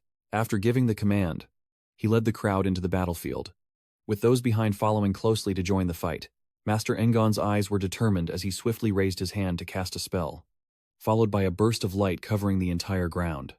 And then everything seemed to shatter. From above, you can see the source of light gradually forming the symbol of the Taiji diagram, enveloping the people and demons below. Quan Huyen also did not fall behind, showing a strong attitude as she forcefully sent the evil spirits flying up from the ground to the central area. Master Ngan Tu and the two above fly past her. He speaks softly, reminding Xiao Huyen to focus her magic energy to maintain her strength. "You just need to focus the two yin and yang energies for us, and the yin-yang Hao Yuan formation will do," she replied seriously. Then the three of them descended to the center of the battle, and the immense pressure pushed nearby people away, creating a gap right in the middle. The main male characters, Ren and Zheng Ziqiang, each placed a hand on Ngan Tu's shoulder. The three of them were surrounded by talismans, as they transferred their energy to the monk, who quickly performed the spell with swift hand movements. Then suddenly he raised two fingers and shouted loudly at the demons. Then, suddenly, a blinding beam of light appeared, containing an immense source of power. The demons caught in its glow gradually disintegrated and eventually vanished completely. And so, the beam of light swept away all that was evil and filthy like a whirlwind. The scene shifts to Vuongthang, where three people are still sitting in the car, with the lively sound of music on the side. You don't know what to do about the actions of the two people talking, as the investigation team's radio used for communication is now playing music. "You two are pretty good," Hoai-kin replied without a worry. "Don't be tense. It's just entertainment." He Lian sitting in the back cheerfully singing along to the farewell song. "Let's party." "Yeah." Vuongthang looked at the two people like that, then forced a awkward smile and thought, how many sad love songs has Dati bought lately? After this is over, I must take Ti to karaoke for 3 days and nights to prevent her from getting so upset she loses control. Xiao Lian ignored you and focused on singing along with the music playing in the car. Suddenly something caught his attention, making his eyes widen in surprise. It was 3 planes flying across the sky, and Vuongthang still couldn't believe it as he stared at them in disbelief. I muttered to myself, "Drones. Maybe something's wrong in the underworld." Immediately, I pressed the button on the control panel to contact Cham Trung Truyen and ask about the situation. "Cham Trung Truyen, this is Vuongthang. You ask worriedly what happened in the underworld and if we have any casualties." The sound from the other side echoes. "The battle situation in the underworld is stable, and we have no strategic losses. Just now, a group of demons emerged from the 18th layer of hell to break the seal. The Prince Taoist relies on the terrain of the underworld to eliminate them. Currently, we face no pressure, and once the bombing team arrives at the underworld, the battle will be over. Master Vuong Tudao Trong is not worried, so he told us not to bother informing you about related news." Hearing that nothing dangerous has happened, Vuongthang let out a relieved breath. "Thank you. Just keep me informed if anything new happens in the future." He Lian's voice came from behind, teasing, "Only bringing Xiao Yuan along to fight and kill. The driver still cares about the master the most." Hoai-kin, who is driving, also asks if they haven't contacted Taoist Ngan Tu. Wang Sheng calmly replied that the master is currently in a fierce battle with demons, so don't distract him. He was worried before, but now that he knows what happened, he can finally relax. Suddenly, He Lian suddenly raised her hand to poke his cheek, interrupting his words. She spoke to negotiate. "Little brother you. Big sister wants to discuss something with you." It's as if he understood her thoughts. He calmly responded, "All right. If there's nothing else, just go if you want to visit the Earth Spirit. Just be careful. Don't let your emotions get too stirred up." It seems he has understood her feelings perfectly, which makes Xiao Lian marvel. No wonder he can handle Xiao Huyen so well. He truly understands women's minds. Wang Xiang disagreed and explained that it was because the elder sister's thoughts were written all over her face, but then suddenly blushed and asked, "What do you think? If I want to confess to the senior sister, what would be the best way?" Your words made both people in the car look surprised. After a month of hesitation, Helian clapped her thigh excitedly and said so. Finally determined to take action. "I told you. 2 first loves with perfect chemistry. Just dragging it out won't work." Even Huai Jing, while driving, suggests there must be roses. Find a large square, a circle of candles in the shape of a heart, a bouquet of roses, shouting that he wants to care for her for a lifetime. The fairy of poetry would surely be crying softly. The two of them looked at each other with disdain, making him break out in a cold sweat. She spoke up to dismiss it, saying it was meaningless. For a gentle and quiet child like little brother, it can even have the opposite effect. Wang Shang added, "How can a cultivator have such a kind heart?" Then she asked him casually, "Even though little Hyun Hyun likes you, he only has a vague understanding of love and relationships. As for what you think, just understanding each other is enough." She listened and then smiled and said, "All right, leave this to Auntie to handle. You can't just call her Auntie without reason, but you still show no reaction." "Thank you, Auntie." She doesn't bother to reply. It's a small matter. A small matter. Suddenly, she thought of the scene where they were together and muttered, "But if the two of them become a couple, wouldn't I have to watch their love every day?" Her words leaving the other two at a loss for how to respond. The scene shifts to the battlefield, with her wireless earphone playing music as she fights. The music soothes her, but her movements are fierce, each strike destroying a demon. After her attack, the demon gradually dissipated into the air. She looked around seriously while launching attacks to eliminate the remaining demons. The source priest spoke with the person beside him. "The demons have been sealed for a long time. Now we just wait for a normal bombing run. Let the demon soldiers harvest. We rest for a while and prepare to enter the 18 layers of hell and those 11 great towers." But the man standing nearby said that the 18 levels of hell keep being pushed up and that the woman's body must be underneath. The source of death also questioned what exactly is down there. The drones flew overhead, and he watched as they released bombs from above to eliminate the remaining demons. Juan Tu continued, "We will find out later." When the demons saw the bombs, they were stunned and looked for places to hide in panic. The bombs have fallen and exploded one by one, destroying the demons, piece by piece. Some were burned to ash by the explosions. Others vanished in flames.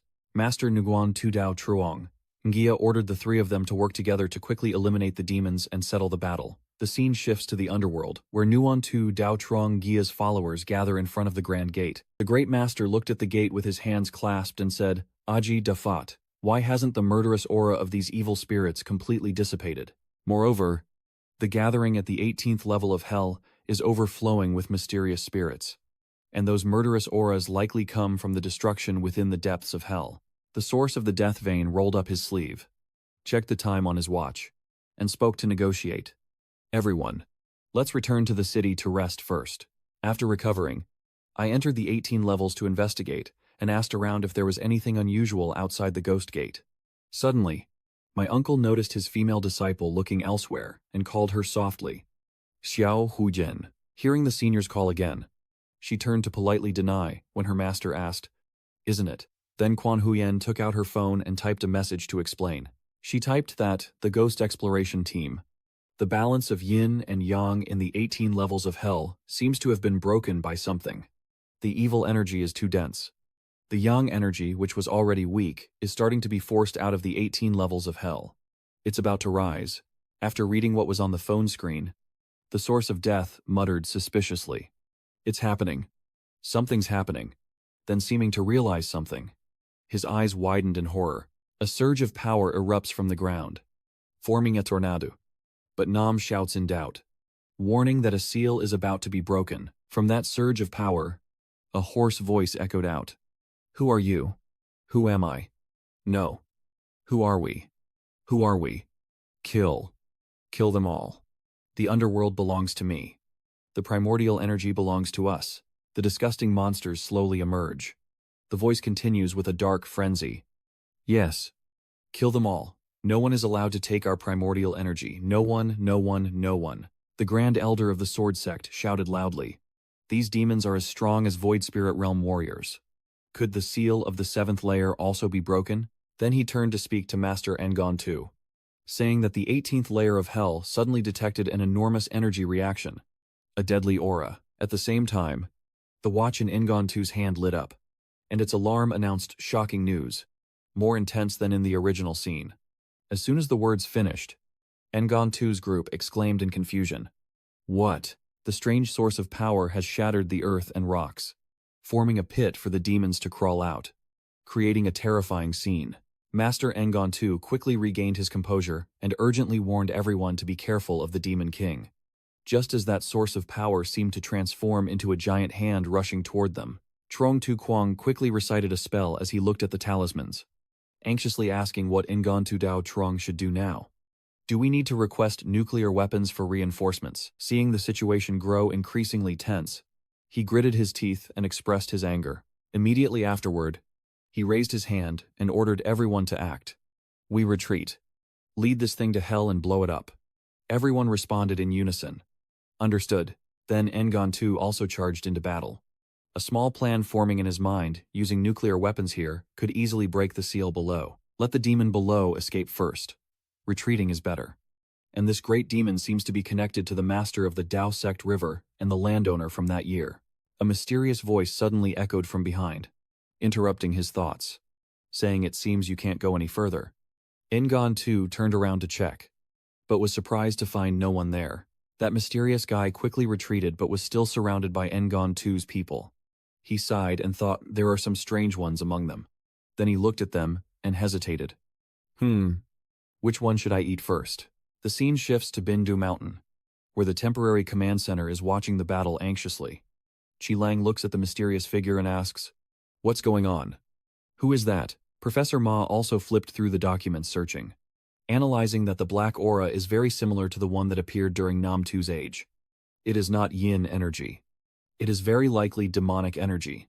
Another person standing nearby clenched their fists to stay calm, nodding and saying it must be them. It's definitely them, he said with a furious tone that the experts of the Great Gate deliberately entered the landowner's territory, into the 19th level of hell from 1,000 years ago. Yet not all of them have died. The scene shifts to the battle between Engon 2 and the mysterious man. Their fight intense and fierce, with their immense power radiating outwards, forming two clearly opposing forces. And then an explosion occurred between the two, sending them flying in opposite directions. Master Engon 2 landed on the ground and stepped back a bit due to inertia, but he immediately returned to his fighting stance. After fighting the mysterious man, he concluded that this person might be a great demon of the Tu dynasty, but his strength is probably only at the peak of the core formation stage. The group of Engon 2 also didn't give him a chance to rest, continuously launching attacks at him.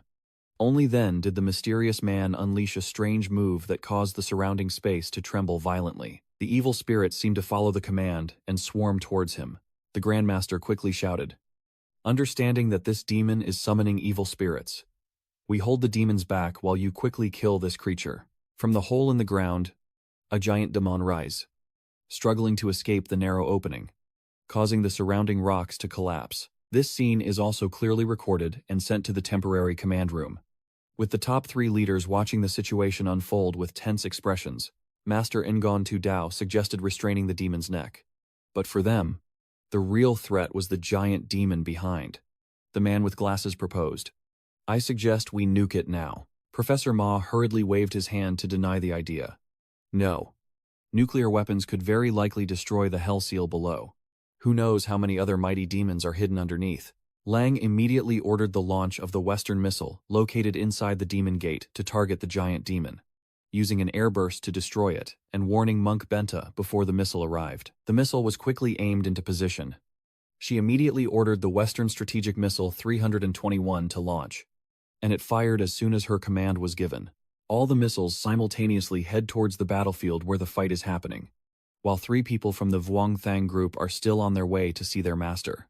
A message from the radio announced that King Dao, master of the underworld, has appeared, a creature capable of controlling demons, and a giant demon at the core of the Gold Pill stage. Team leader Qilang has ordered the use of Western missiles to support the unspoken Taoist priest. Knowing the current situation with the master, Li Sai signals to the person behind, and Dati and Helian immediately understand his intention and nod in agreement. The car suddenly slammed on the brakes, and Helian immediately kicked open the door, while Vuong Thang opened his own door anxiously, thinking, I never expected a giant demon to appear in the Gold Core realm. If the elder sister can make it in time, she might be able to face it directly.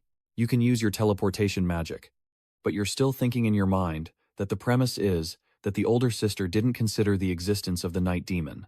Immediately after, the two of them flew into the air at the same time. Wang Shangjian warned, Tia, fly with me, and don't use your magic power recklessly.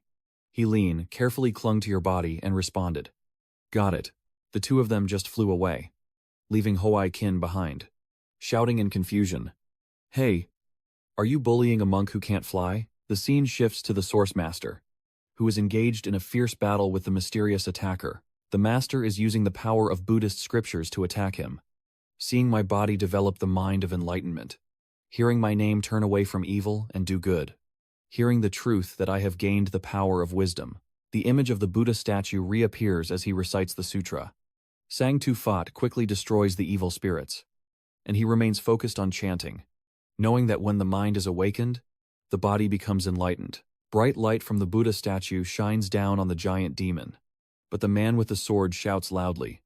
Tu Kuang quickly steps in to stop the grand kneeling demon. Zhang Zikuang immediately unleashed his controlling power to counter the attack, and then a massive weapon formed from spiritual energy appeared. The weapon emits a light and flies toward the Buddha statue, which sees living beings suffering from evil spirits and feels compassion. Suddenly, the statue moves, its hand gripping the weapon tightly. Then the statue slowly opened its eyes, its face gradually changing from compassion to fury. The compassionate Buddha statue transformed into one filled with rage, using the power of the immovable king to slay demons and evil spirits. The giant demon Kwai also refused to give in, clenching its fist tightly before suddenly punching the Buddha statue with incredible speed. The Buddha statue was forced to retreat a bit after being caught off guard by the giant demon's attack. And immediately afterward, the Buddha statue had to bleed from the pain of the strike. This statue step was caused by the great master Hoa Thon Thon, who has now completely vanished due to his injuries. He fell back and was promptly supported by the monks, and the chief elder immediately stood up to face the battle while protecting the others. Big brother, everyone else, quickly fight those evil spirits. Nan Chin, Nam, and Trong Tu Kuang also rush forward. Tu Kuang excitedly says, We'll buy a little more time. He bravely charged forward while teasing them. If we handle it, we go straight away. If not, remember to come save us. Ha ha ha. Then, Trong Tu Kuang laughed out loud happily. Ha ha ha. But Nan Chin Nam realized something was wrong and shouted in panic. It's not good. He observed the movements of the giant monster Ma Quat, the big-headed one targeting us. At that moment, the monster reached out and unleashed a wave of power that knocked both of them back. Trong Tu Kuang, unable to react in time, was hit and thrown backward by the force. Nam Chin Nam anxiously looked at his shadow and shouted, Tu Kuang. Suddenly, a flash of light containing immense power shot towards the giant monster. The Buddha statue stepped back into the fight, striking the monster to draw its attention, while Tu Kuang was knocked back and fell freely. Fortunately, the great elder appeared just in time to save him, calling out to the silent immortal. Two Tai Chi diagrams appeared above and below, tightly surrounding the monster. Yin and Yang, annihilation. From afar, it looks like the two Taiji diagrams are placed on her hands. After preparing carefully, she performs her technique, the Cancun Demon Palm. Then, her yin-yang circle hands pressed together, and an astonishing thing happened. The giant monster was squeezed by an invisible force from the Tai Chi diagram. The great elder witnessing this scene couldn't help but marvel at how the unyielding immortal could suppress the demon lord. Trin Nam remained tense, not relaxing in the slightest. No. The strength of the great demon far exceeds that of the core formation stage. He also sees the current critical situation of the shop. And Wu Yu. She can't hold on for too long. Only Ling in the command room is watching anxiously and asking when the Qi Firepower Institute will arrive. The support staff behind the control panel hurriedly reports that it will take another 15 minutes. Immediately, she issued the order for the waiting monks to gather and prepare to enter the underworld to assist the Qingyun sect members. Professor Ma also announced, Team Leader Qi, the second nuclear weapon request has been approved. Director 2 immediately took action. We quickly replace the conventional warhead with a nuclear one and will transfer the detonation authority soon. The female team member behind quickly reports new information. Team leader. One of the missiles fired earlier shows data discrepancies. The drone captured some images. Lang Chi ordered to display the video on the big screen. And the female staff responded seriously. Yes. Then she operated the keyboard to project the video for everyone to see. The screen just lit up, leaving the authorities here stunned and unable to believe it. The scene shifts to the battle, where Quan Huyen is using her technique with 2 trigrams to trap the monster. A sudden surge of power erupted inside the monster, filling it with strength to resist her attack. And then it effortlessly shattered her formation. The monster's attack caused Quan Huyen to go into anaphylactic shock. She spat out blood and, exhausted, staggered backward. Tu Dao Trung, witnessing her condition, was deeply worried. The current situation at the shop is very dangerous, with many demons surrounding her and her wounded from anaphylactic shock. And suddenly a beam of light appears in this tense moment. That beam of light quickly swept through each demon, slicing them into countless pieces. Vuong Thang appeared just in time to protect Quan Huyen, holding her in his arms and calmly saying, "Suti, hold on to me," as she, despite her injuries, looked at him intently and responded with a smile. The huge and terrifying hand of the monster suddenly reached out. Vuong Thang immediately used his inner strength to protect Quan Huyen and avoid its attack. The monster's attack was terrifying, shattering the surrounding earth and rocks. As a blinding flash of light filled the entire space, Yinyang appears in her fox form, in a fighting stance, casting a spell with her tail, eyes, and a crescent moon symbol on her forehead emitting red light, while countless missiles are continuously fired from the sky. In an instant, Yinyang leapt up with lightning speed, her movements incredibly swift and light. She bared her sharp teeth, then slowly drew her claws to charge at the monster. She opens her mouth wide and bites into the monster in an instant, her sharp fangs sinking into its flesh. Yinyang quickly flips the monster over, gaining the upper hand, while thousands of monsters rise from the mouth of the pit below. On Vuong Thang's side, right behind Yinyang, everyone is fighting desperately against the monsters emerging from the hole. Vuong Thang and Quan Huyen both look up in astonishment. In front, Yinyang is trying to fight the giant blue monster. Behind them, 2 men, one casting dark magic to fight the monsters, and the other holding a shield approached as the humanoid-shaped monsters charged forward. At this moment, Vuong Thang spoke, Quan Huyen standing beside him with a serious expression. If Senior Yinyang's hair begins to turn red, please loudly recite the 2 Tai K of the Thong Kiem sect. But the senior male, do you know the Minyu sword technique of the sword sect? The senior male glanced at him and replied, yes. Vuong Thang continued, raising his hand to hold the flame charm. And if the 2 Tai Ka Kiet has no effect, then he will unleash his full power to perform the sword technique. For Senior Yinyang, witnessing the strange phenomenon of Min Hin Yuet, these 2 things left the deepest impression that Master Thon Lam had ever given her. While everyone is trying to hold off the monsters and the surrounding dust is thick, someone's clothes are already torn to shreds. Quan Huyen suddenly spoke. I will go help my master. Please everyone here pay attention to Senior Yinyang. Using internal energy, I cast a spell that summoned countless hands to attack the little ones. He thought. I was careless, still hoping to absorb the spiritual energy of these juniors to recover my magic power. But unexpectedly, the pure yang energy cultivated by this junior can suppress the evil death within my body. The little one looked extremely terrifying, with a deformed face, dark purple body, and a face that was swollen and black. It spoke to Engwan too, the junior, saying, I am your master. I perform a spell. A light emanates from my hand. Then Engwan Tu punches and shouts loudly at the junior. The master looks at it with a terrifying face. Get out. His punch was incredibly powerful, echoing through the sky and creating shockwaves with blue light after the strike. Once again, the source force rushes toward the young disciple, thinking to himself, damn it. What kind of strange legacy is this? I can't keep dragging this out. I should go back to rest and then come back to deal with these little ones. The master pushed the junior away again.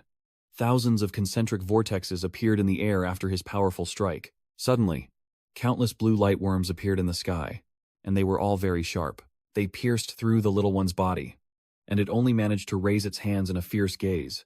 This is the 7 stars sword formation of the sword controlling technique. Vuong Thang suddenly appears, holding a sword in his left hand, with a very heroic expression, the young disciple floating in the sky. Thousands of shining worms piercing through his body. Ngon Tu, at this moment, descends to Vuong Thang's location, calling out to him in his voice, Tu Thang. Vuong Thang hears this and looks over in surprise. He turned to salute his master respectfully. Master. Ngon Tu spoke again. Don't let Helin Sr. enter the demon realm. Let's go down quickly to help. Vuong Thang, with a serious expression, handed his sword to his master and said, Use this 2v-teen sword. Master. Vuong Thang handed the sword to Ngon Tu, which was emitting a mystical light surrounded by small blue glow spots. He took the sword, smiled faintly, and said, All right. Losing face in front of my disciple is already a given. After finishing, Ngon Tu and Vuong Thang both flew away together, and the master slightly furrowed his brows, speaking in a firm voice. Although my current spiritual power is somewhat lacking, I have at least trained the Destiny Heavenly Sword, so I might be able to use it. The image of the monster appears, looking pained, its face turned upward, with its lower part seemingly torn apart. Helian bites down on a piece of flesh from the monster, her entire body now covered in red. She bites off a piece, then looks up, her claws trying to hold the creature's corpse. Helian at this moment looks wild, as if she's just acting on instinct. Watching the screen, the man's face is filled with panic as the image shows. Helin, trying to tear apart her prey. One side is a face full of shock and scars. With a cold voice. Quickly. Painju repeatedly instructs. Quickly use the Tute Ka technique. Qilang's eyes widened in shock, her face filled with disbelief as she said, This is the true power of her demon at Tu Nam Tu. The investigator replied, raising his hand to his chin thoughtfully. So, we'll let the silent and speechless ones stay day and night to shame her. The professor sighed softly, looking awkward. Cough, cough. Wait until this is over, and think about how to make it up to them. Under the gray sky, Jinnam, Tu Kwang, and Hoai Kin are channeling their inner strength to cast magic, their hair standing on end, their robes fluttering, and gentle light emanating from each of them. He Lian now looks incredibly terrifying, with pitch-black, deep-set eyes and red pupils, her sharp teeth bopping. She is losing control. Suddenly, her eyes gradually changed back from black to white like before. Her eyes widened, and finally her eyes returned to their original state.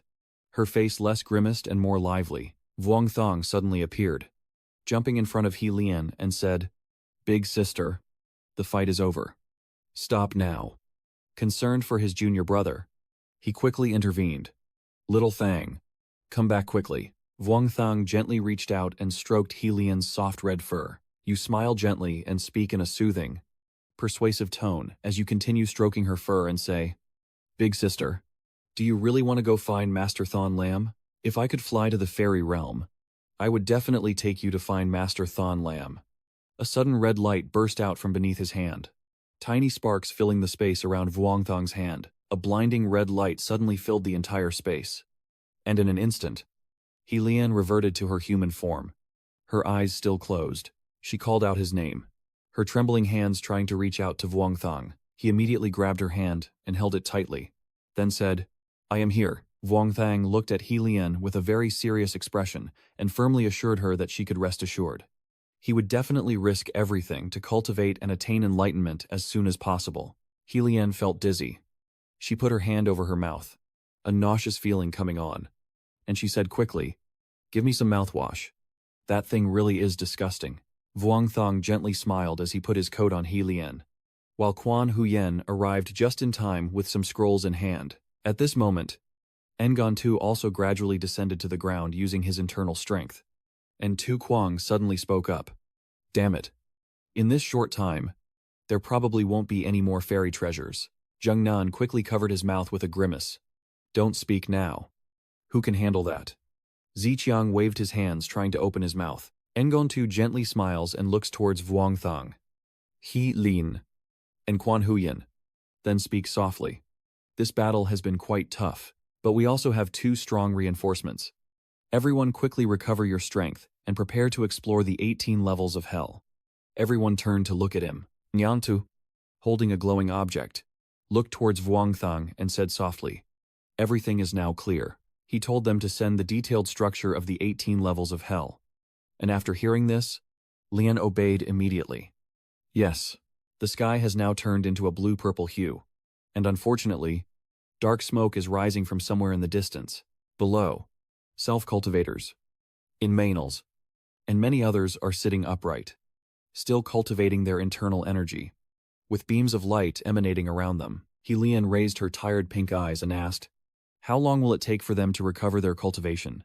Vuongthang answered, Lian, while examining the ring his master gave him.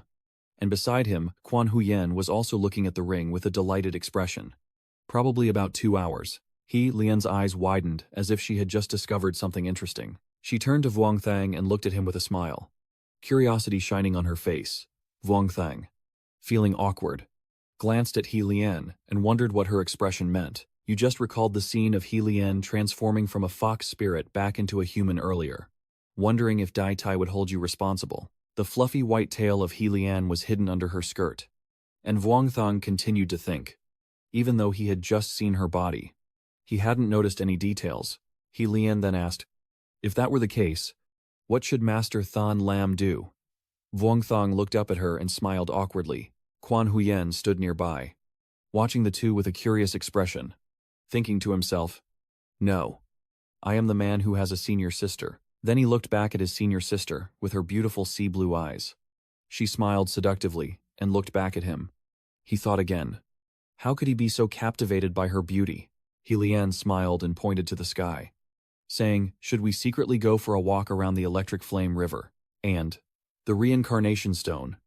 Aren't you curious why there are countless stones evenly spaced in the sky?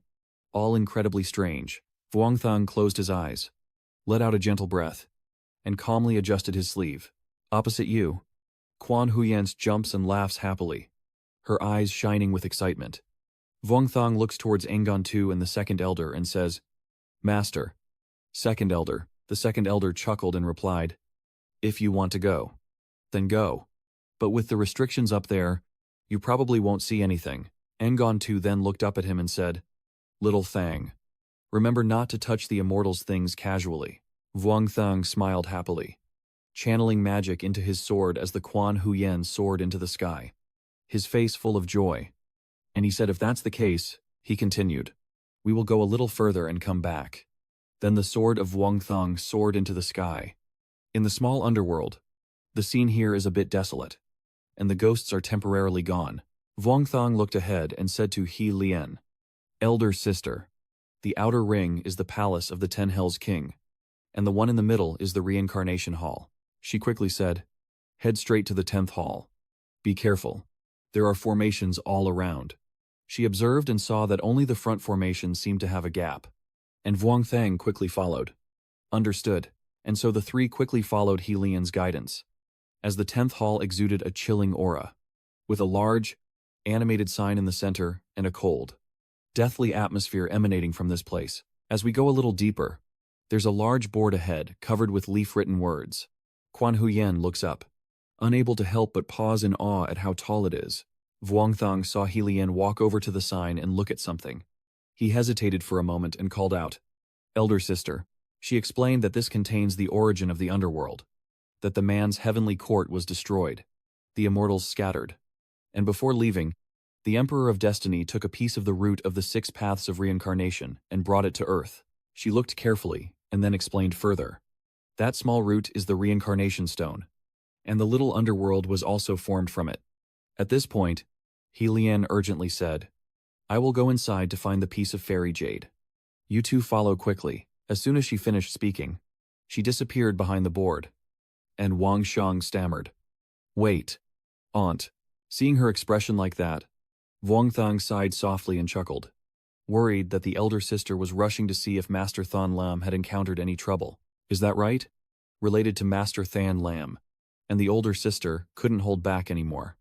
After a while, Lian shouted loudly. The fairy sword floated in the air. "No. There are only 2 people above." The two quickly came to see that Xiao Huyen was an immortal. Her rambling words left both of them wide-eyed, and they didn't understand what she was saying at all. He Lian in this scene smirks proudly, claiming that I, the Fox Fairy, have accepted 2 reincarnated immortals as my disciples. Vung Tang, flying over, says, Miss, even reincarnated immortals must cultivate step by step. With this talent, becoming an immortal is just a matter of time. At this point, he suddenly paused and said, Wait, you two. He Lian smiled brightly. I didn't expect that, little prince. You are also a reincarnated immortal. Vuong Thong was stunned, confused. If I were a reincarnated immortal, that female immortal wouldn't have failed to recognize me at first. He Lian guessed. Maybe that person was just a low-ranking soldier with a spear, so it's normal that they didn't recognize him. He also looked at the board with curiosity and then couldn't help but startle. He Lian spoke. That's not right. Why can't you find your past life? Vuong Thong replied indifferently. Maybe it's a mistake. Just check the strength of your senior sister. My past life doesn't matter, anyway. I have to try hard in this one to see if I can become a fairy. But still, your mind keeps racing. You can't find your past life, which means you have no past life at all. You start to doubt whether perhaps your previous life could be reborn by borrowing the light of the little girl. He Lian loudly proclaimed that in the east there is an immortal named Hoa Khan, a flower of the divine from the eastern spirit realm, a celestial spirit who followed the eastern extreme green flower to save the suffering heaven lord. Her past deeds in the previous life once shook the eastern heavenly gate, defeating 76 powerful beings from various realms and shocking the divine army of our heavenly court. In the 12th battle, they left the forbidden zone with wounds, continuously fighting strong enemies, and lost due to severe injuries. The celestial immortals usually protect their divine souls by returning to this world, where the divine soul is repaired within the reincarnation stone. Now reborn as Quan Huyen, He Lian was even more excited, continuously praising Quan Huyen, the innate divine spirit, following the Eastern Extreme Emperor. Hua Kun Fairy. Hoa little novel. Your past life was so powerful. Quan Huyen just blinked blankly and hummed a few times. No matter what, I am proud to stand tall and say I am who I am. He Lian couldn't help but wonder. You say you have no past life. Little Phi. Is it true you really have no past life? Vuong Thang appeared calm. There's nothing strange about this. A small landlord who hasn't moved in 1,000 years isn't immortal, yet still ages and dies as usual. He let out a gentle sigh and continued, saying that most people don't have past lives or future lives, just live in the present. He Lian smiled brightly upon hearing this, and she also felt very clear-minded. Quan Huyen at this moment was holding her phone, and tears were welling up. She still had something to say to her junior brother, but her phone had run out of battery. Wang Sheng, understanding her feelings, stepped forward and gently held her hand, looking at her with affection. You speak softly. Senior sister. It's okay. No matter who you were in your past life, now you are the immortal woman in charge of beauty in the cultivation world, the disciple of our master. A little forest. You said that this senior sister of Huang Thang. A wave of indescribable happiness rose in her heart. Quan Huyen chuckled softly, and then suddenly, He Lian at this moment is like a street lamp. 1,000-year-old demon fox. A destroyer. An atmosphere. A professional dog-eater. In the end, she couldn't hold back anymore and blurted out. And since the relationship isn't officially confirmed yet, she's already stuffing food into their mouths. Are you planning to fatten up my big sister in the future? Vuong Thong smiled and changed the subject, saying, let's go see the resurrection stone. Not long after, Vuong Thong and the others entered the transfer hall. His group finally arrived at Nantu's location. Vuong Thang called out, Master. He looked at his disciple with warm eyes. Little Thang. Finally, you all have returned. Immediately after, Wang Shang quickly descended to the ground while the rubbish Lian teacher looked around. And he quickly reported the situation. Our master just arrived at the transfer palace, and the Reincarnation Institute went to a room. Then he looked over hesitantly and continued, realizing that the reincarnation pearl was broken. Hearing this, all 4 elders fell silent. Ngon Tu frowned and said to everyone, let's go take a look. At the transfer hall, that stone still stood there, but now it was covered with cracks all over its surface, and at this moment, the watermarks on the stone became more and more concentrated. Not only that, a large pink hole also formed in the middle. After seeing Lian, Ngon Tu asked her jokingly, Was this caused by that woman's corpse, so it was a sudden outburst of anger? Or perhaps, stop for a moment. She glanced at the two brothers because the immortal book only listed the names Xiao Feiyu and Xiao Huan. Hearing this, everyone was stunned. Engon too opened her mouth in shock. Tu Tung, are you also a reincarnated immortal? You glance at the cunning old fox hiding his smile and feel a surge of anger, secretly calling out in your heart. Big sister, seeing you like that. She even poured oil on the fire, making Huyen and Tu Fiyu seem truly extraordinary, laughing loudly in praise. Fiyu is impressive. Even the men feel a bit itchy. Fingu, weren't you a divine general in the heavenly court in your past life? You're just joking. It's very likely that the angel with a name listed in the pavilion of the imperial treasury. The two elders clicked their tongues, wondering if it's some particularly powerful figure. Thousands of questions from everyone made Wang Thung and Guan Huyen blush with embarrassment. I sweat nervously and deny repeatedly. Everyone.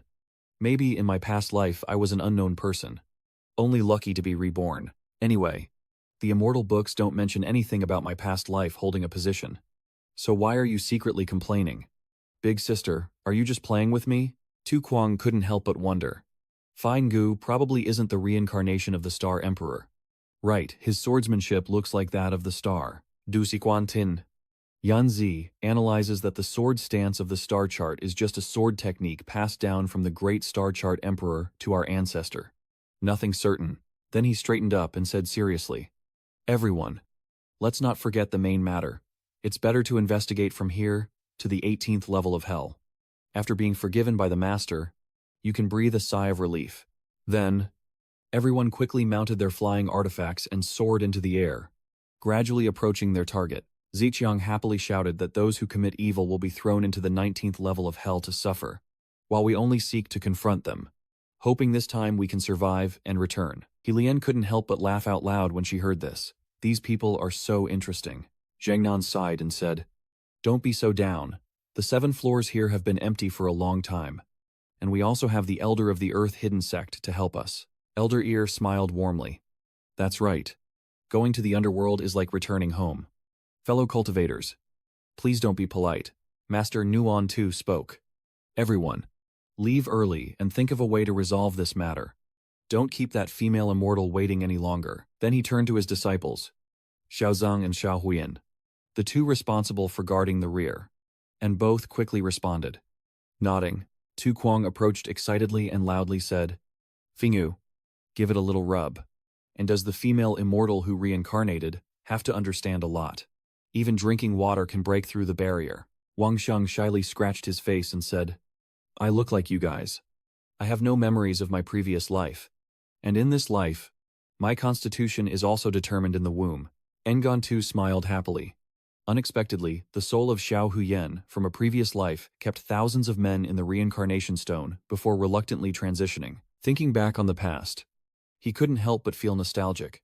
No wonder that after being born with insufficient innate talent, it took me 16 years of effort to preserve the child's resilience. Back then, the Taoist Association subsidies were often not enough to buy herbs, so I had to do other business to make ends meet. Helan, not bothering to hide her cunning, told you I heard from the investigation team that you were selling martial arts secret manuals and holy spring water from Mount Wu. Right. Which made you a bit guilty. So she quickly cleared her throat. Feng Tang, seeing that your master is shy, quickly changes the subject. Elder sister, are you worried unexpectedly? He looks at Quan Huyen, who was brought back by the Celestial Palace. But why do I feel vague about being reborn through the reincarnation crystal? He speculates that maybe his sudden return to being 17 was just a moment when his consciousness suddenly awakened. Thinking this through, Vuong Thong shrugged and thought, well, I don't have any evidence that I rely on the small underworld to be reborn. Noticing that I was staring intently, Quan Huyen also turned around. In her eyes right now, there was only the image of the handsome young man in front of her, and at this moment he continued to think. If he kept thinking, he was afraid his Tao heart would become chaotic and affect his cultivation. The two hold hands and move forward together, the vast path ahead slowly unfolding. With only a sword in hand, Wang Shang is determined, no longer thinking about the demon realm, but focusing on what lies ahead. Suddenly, The source of the death energy froze. He shouted a warning. Everyone quickly reacted and stopped. Then Ngan 2 explained that something was about to emerge. A stream of purple light like two eyes keeps scanning in all directions around everyone. A familiar voice rings out. Abbot Bat Ingjon. This is a transfer station. We will connect through a device to maintain continuous communication with you and to warn of danger. Everyone was startled, and Batnon couldn't help but raise his voice in response. Understood. The other side continued to report that the 18th level of Hell has a special death trap device that lost contact. And we haven't found the special passage mentioned earlier. Ngan 2 still moved forward. And the officials continued to advise. You need to check yourself. If not, you can find a way down from the outer ring. The two elders spoke up. It's okay. I know where that path is. Follow me. He took out a compass and instructed. Later try to fly close to the ground. Maybe there's an unknown restriction somewhere. On this side, a delicate, weak hand tugged at Wang Shang's sleeve, making him turn around and look back. The conversation was becoming increasingly intense, and he was sweating profusely, forgetting his lifelong enemy. The senior sister, he smiled confidently, holding her hand tightly, whether it's my senior sister or the elder sister waiting outside. Quan Hujin, though afraid, was determined not to go. Vuong Thong looked at her with resolve. So let's go down together. He Lian sighed mockingly from behind. I'm old now, and you don't even care.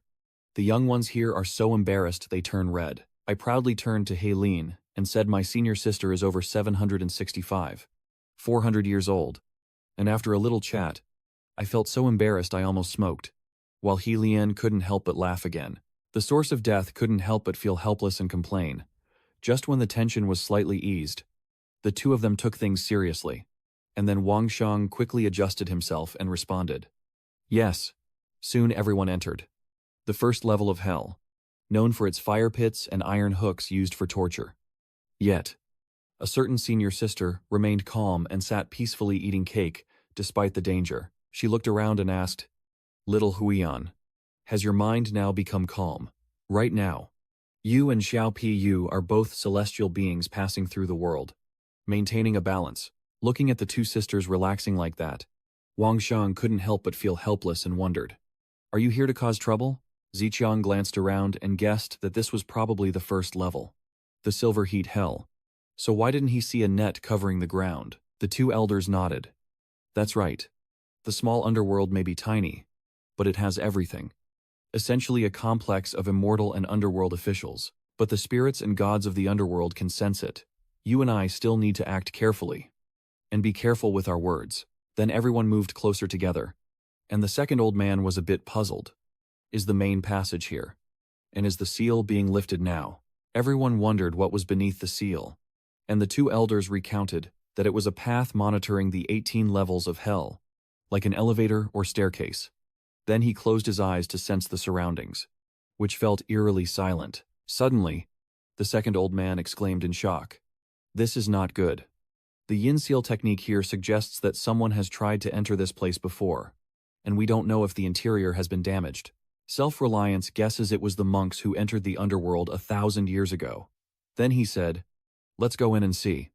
Open the way. The second elder immediately drove a wooden stake into the ground with enough force to shake the earth, then began to chant a spell, as the rope around it quickly emitted a golden glow. Immediately after, around the second elder, his magic tools spun like a long scroll. The door quickly swung open, and after he recited the talisman, a black bag appeared inside. The golden lotus platforms flowed out, pure and bright against the dark underworld. He Lian and Guan Yuan are a bit frightened, trembling behind you. And the second elder speaks. Ladies and gentlemen, please. And so, those lotus platforms carried them through several levels, this being the 8th level of the Ice Mountain Hell. After passing through a few floors of the underworld, everyone fell silent. The male protagonist looked around and said, Indeed, on the 8th floor, there are still fierce, ghostly kneeling sacrifices not yet cleared away. Tu Kuang also glanced over. In front of him were all ghostly kneeling sacrifices, their eyes shining. Looking at the icy mountains in the middle, there are also a bunch of bodies pierced by ice spikes, still firmly stuck there in extreme horror. Wang secretly thought that those bodies were probably members of the sect who tried to enter the demon lord's territory. As the old lady said, "Hey, now that you've entered the demonic path, your face shows a bit of sorrow when you think about this." And Quan Huyen fears and tightly closes his eyes. The second elder has guarded this place and his family for many years. But seeing all this, he couldn't help but sigh. Let's continue going down. In an instant, everyone reached the 18th floor of the demon prison, and it was still the same scene of death and destruction. The second elder said, "We are about to reach the 18th floor. There is an exit below that leads straight outside the hell." Suddenly, a loud noise made everyone here tense up. Lian reached out and said, "Below there are many corpses." Among those piles of corpses like mountains, Lian recognized that they are still breathing. A sweat on Lian's forehead dripped like leeches. And she warned, "Little Hyen, don't shoot yet. That dried corpse is no longer human. It can be said to be neither human nor demon." Lian uses her divine power to reveal the scene deep below. Based on her deduction, these people seem to be members of the spiritual sect from the river and hell. Vuong Thong observed carefully. Although weak, his breathing was steady. Clearly still alive. What should I do with them now? Gung, eager to break their arms, didn't know if these people had already become demons. So just kill them all with one swift strike. The young man spoke carefully again. "No. If there are seniors from the sect here with a good reputation, what should we do?" One of their true monks spoke up. "Aji Buddha, even the birds know to seek life. Those men just want to keep living too." Vuong Thang frowned and argued. "Even the famous sects have their rules. If wanting to survive can harm others around, then what is this if not evil spirits?" The source of the incident spoke, leaving this matter to the elders of the earth-hidden sect to settle. The second elder, enraged, bit out at Jiang, saying if they didn't kill them, they couldn't quell the hatred in their hearts. "But I also can't control this matter. Use the forbidden spell to capture them first. Then hand them over to the Dayan sect and the Taoist world for interrogation." Vuong Thong observed for a moment and then said, "Kien Dan life spawn Kohadik Sansata." Everyone looked at him. Lian stepped forward, then turned to look at him. "Little Thang, I will seal them first." And as soon as she finished speaking, Lian surged forward and unleashed a powerful attack. You look at Lian and can't help but wonder. Kien Dan, lifespan 800 years. But everyone below had already entered the underworld thousands of years ago. In terms of cultivation level, they are probably above Kien Dan. Vuong Thang couldn't help but frown when thinking about this. If they find a chance to restore their cultivation, the consequences will be dire. And the Taoist world will also be thrown into chaos because of this. Lian's power quickly forms a dense area of orange energy. She sweats profusely, then turns around and says, "All right, the self-destruct has been prepared. I have reinforced the seal. Cultivators below the decline stage cannot escape." And the monks vigilantly seal their hand gestures, staring intently at her. Lian quickly understood the meaning. "My hair still hasn't turned demonic. Is it really that serious?" The elder turned to ask, "Second elder, how can we break the barrier below the 18th level of hell?" He replied, "I have a talisman."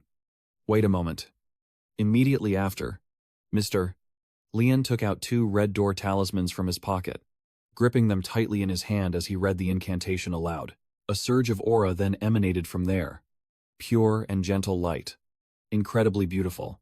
Soon after, a monster-catching formation appeared on the central knot. A long beam of light shines down from the sky like a beautiful silk ribbon.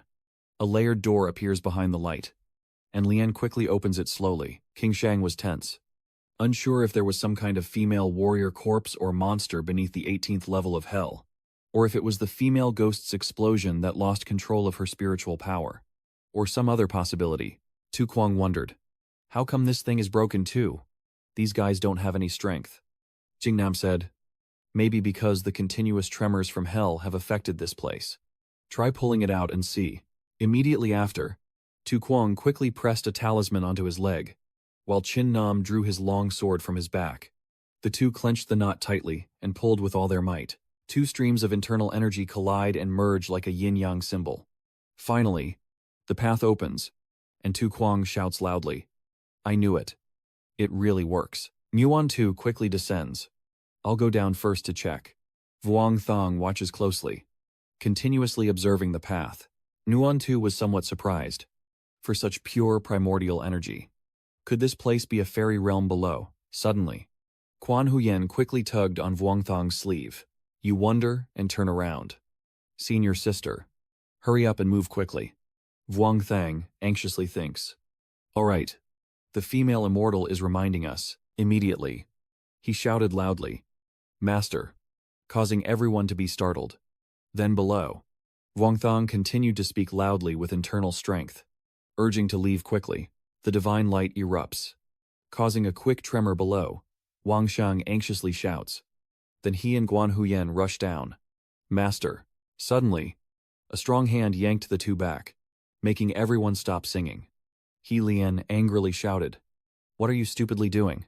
You're asking for death over there. Quan Huyen's eyes also became unusual at this moment. She almost shouted.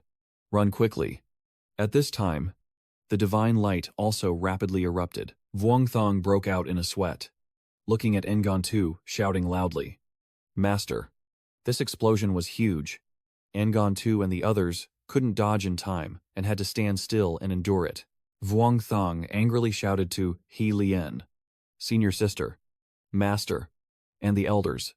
Just escape with whoever you can, and quickly reached the 17th floor.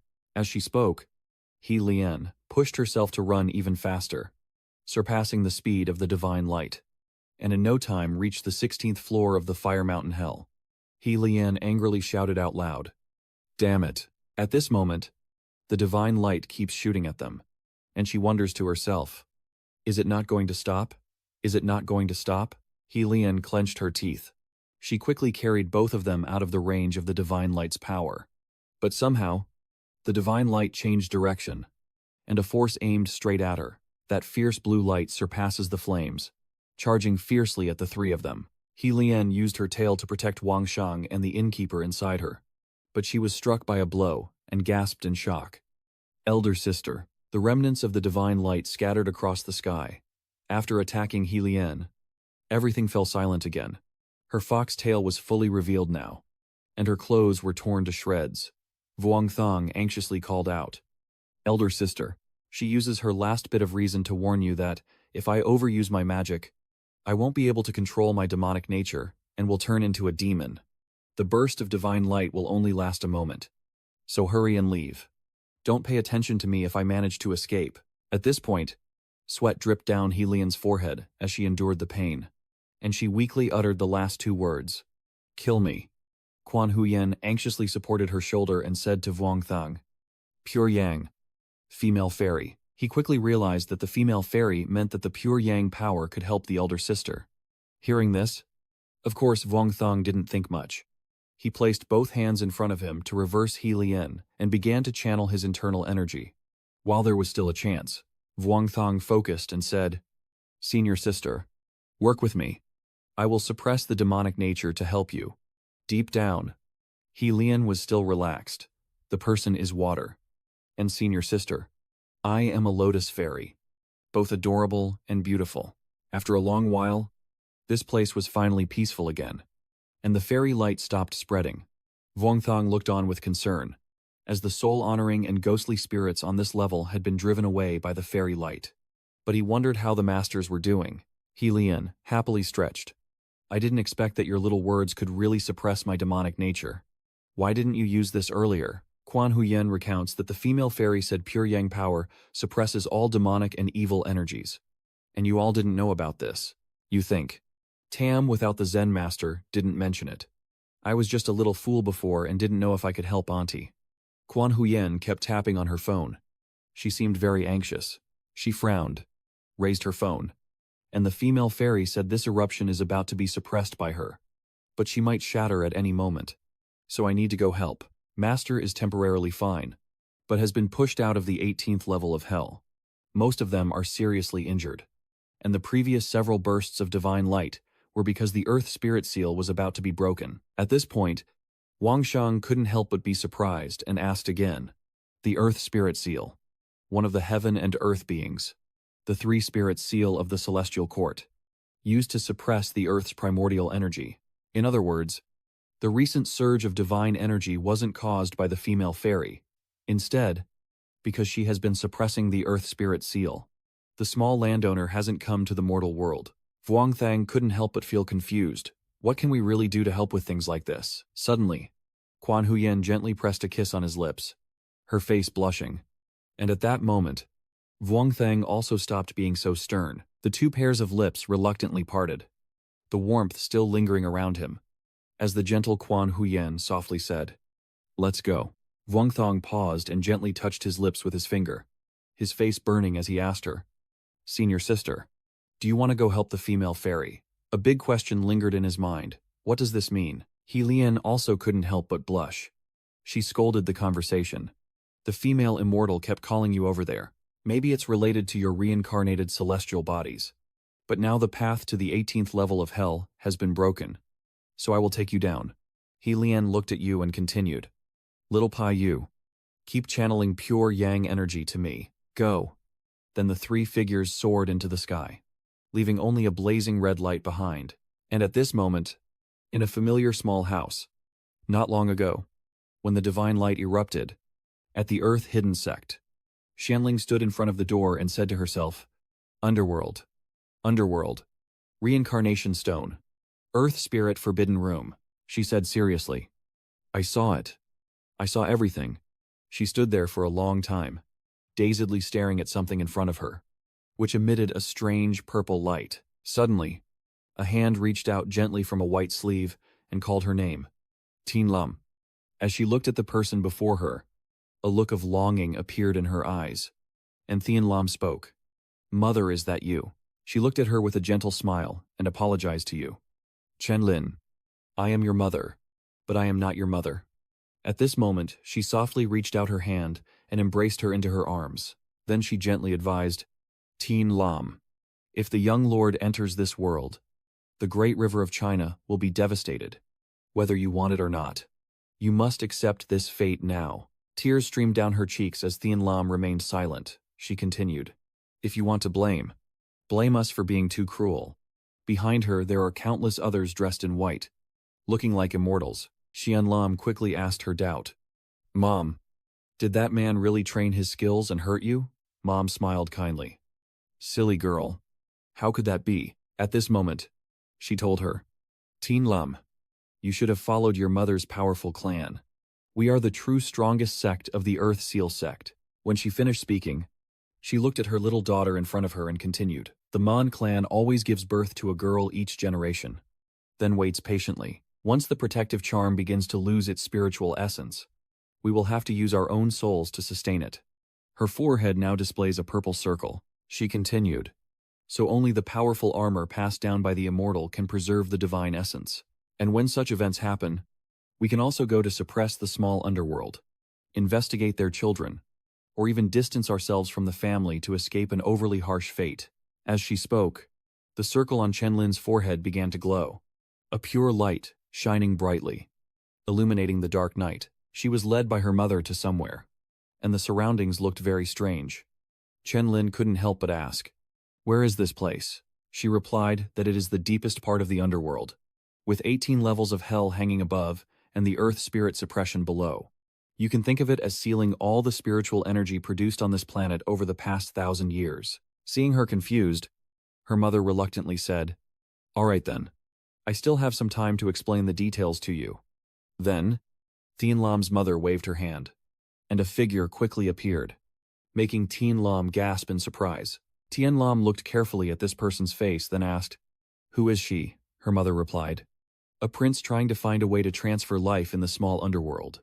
She is reading a fairy book. This figure looks familiar, and now she wonders why only the two of them returned. Oa Khan is fine, but who is his child? Then Lin couldn't help but gasp. Stepping closer, on it was written about him. Reading this, then Lin was extremely surprised because there was the name of Vuong Thang and his senior sister. Her mother continued. She didn't know why the resurrection stone in the small underground palace had been used with the power it possessed. So the prince's battle mark had died and could no longer be reborn, including herself. Seeing this, she continued. That day the prince, overwhelmed with grief, shattered the reincarnation stone, broke the 10 electric seals, and also caused the destruction of the spiritual wind seal. Because of that, The 18 levels of hell gradually rose as the primal energy of the hidden dragons surged in. And upon the prince's discovery, he immediately used himself to block the earth spirit's forbidden formation. She continued. Although His Highness temporarily suppressed the earth spirit's ban, this is not a long-term solution. Once the primordial energy pushes the little landowner into the world, the 3,000 surrounding villages of Bindo Mountain will immediately collapse. At this point, their face and body gradually fade away into water, and the evil aura of the landowner will break the balance of yin and yang on this planet, making casualties unpredictable. She showed her what was happening inside the small underworld. We were shocked when the second elder was awakened by the ghost soldiers. Now, the healer still hasn't fully recovered, and this is the time when we need help the most. The image of He Lian and Vuong Thang's group appears, and Ba Tiek Nui says, if we can wake up earlier, things wouldn't have turned out like this. Tian Lam immediately recognized and was startled. Wang Shang Tian Lam was now anxious. Mother, what should we do? How can we help them? She remains calm. Don't worry. Her strength has not fully recovered yet, and we need to wait another 10 minutes. Then, she took her hand and continued. Come on. You go first to the healer. Throughout the generations, from the ancestors to now, you are the luckiest and most protected person. Come on. I will guide you. Then the two of you will stand in front of a white love dress. Chen Lin sadly lowered her head and asked her mother, what should I do? Mrs. Giang stretched out her arms and told her to put her soul into the protective robe. And Thien Lam's back looked lonely. She quickly understood that she might have to die here. She looked at her little girl, tears streaming down her face. Just like us. For a moment, she continued. But our soul power will turn into restraint for you. And in the future, you will control everything of the protective clothing. So you will not disappear because of this. I leave the corner of the wall where it appeared out of nowhere. She continued. This is the only compensation we can give. Let the descendants take over. And at the same time, Tian Lam slowly picked it up. The scene shifts to Tuian. A voice quickly reports that the entire team of Taoist masters has been found. The rescue team immediately turns back, and they breathe a sigh of relief. It's all good. Suddenly, her father's phone rang, and he couldn't help but wonder about Thien Lam. As soon as he answered the call, a sad voice rang out, saying that over the years, you've spoken many hurtful words to your father, but he has never scolded you. Tuian was surprised. Thien Lam, what are you suddenly saying? Dad, cut her off on this side. Yes, I can only go suppress the underworld, right? He quickly understood the situation and shouted, who told you these things? Don't do anything stupid. That shirt is fake. The call on the other end kept ringing. Shenlin, don't. And at this moment, she had already pressed the sharp object against her neck. On the other end of the line, her father kept shouting, Shenlin. But she had already hung up the fake phone. My mother's voice echoes, my child. I'm sorry we at least lived a longer life. But you haven't had the chance to experience anything yet.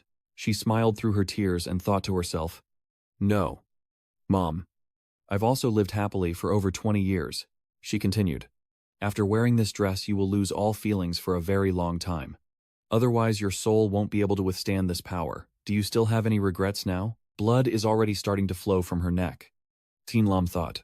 If it was regret, then she must have once had it. But now she no longer feels it so strongly. She remembers the time when the prince saved her after a car accident, and quietly thinks that if she had been able to express her feelings back then, maybe that summer would have a story worth telling. At this moment, on the 18th level of hell, the place is Dao Residence Hell.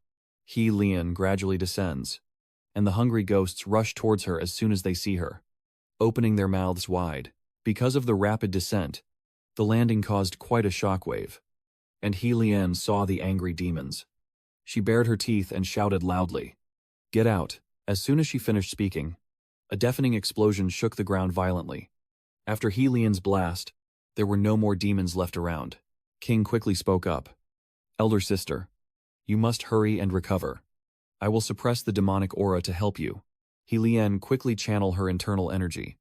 Understood. You just transmitted to He Lian, then glanced at the demons, who are getting closer and whispering to each other. Pure blood. I must drink all their pure blood and kill them. Our bodies are already almost withered. Eating this demon fox will surely greatly increase our strength. He Lian is now like a madwoman, shouting loudly. telling the two of them to quickly go help that celestial being stabilize the land's protective formation. Remember, as a celestial who has inherited the world, she can definitely do what ordinary people cannot. Immediately afterward, she rushed away, and Wang Shang shouted loudly, "All right, big sister. You also have to be careful." He Lian quickly transforms into a fox spirit, her fierce eyes glaring at the demons, relying only on you, wanting to attack Xiao Faiyu and Xiao Huyen as well. He Lian roared fiercely and stood in front of them to block. Vuong Thong also charged forward, slashing at the demons to clear the way. You turned to Quan Huyen and Su Ti, urging them to use their strength quickly because we're almost there. But she suddenly lets out a muffled cry. Two demons suddenly appear beside you, rushing forward and overwhelming Vuong Thong. The sharp claws nearly touched him, and Vuong Thong cried out inwardly, "It's over." When they attacked together, luckily, Quan Huyen managed to block in time, but it seems these two demons are too powerful, attacking more fiercely together, and gradually, the cracks in Quan Huyen's protective barrier become more visible. In just a moment, she was knocked down, and Vuong Thong quickly caught her. Quan Huyen felt a wave of pain wash over her, and she couldn't hold back, spewing a mouthful of fresh blood.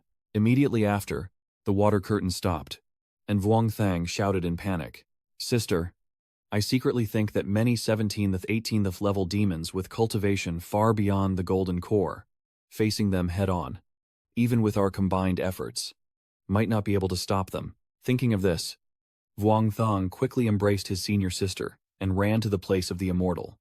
As soon as he arrived, he shouted loudly, "Female immortal, senior fairy," but was met with a silent space. The two remaining weak strands of immortal energy, the space around is silent, and there is no response to his words. Wang Shang cannot help but wonder.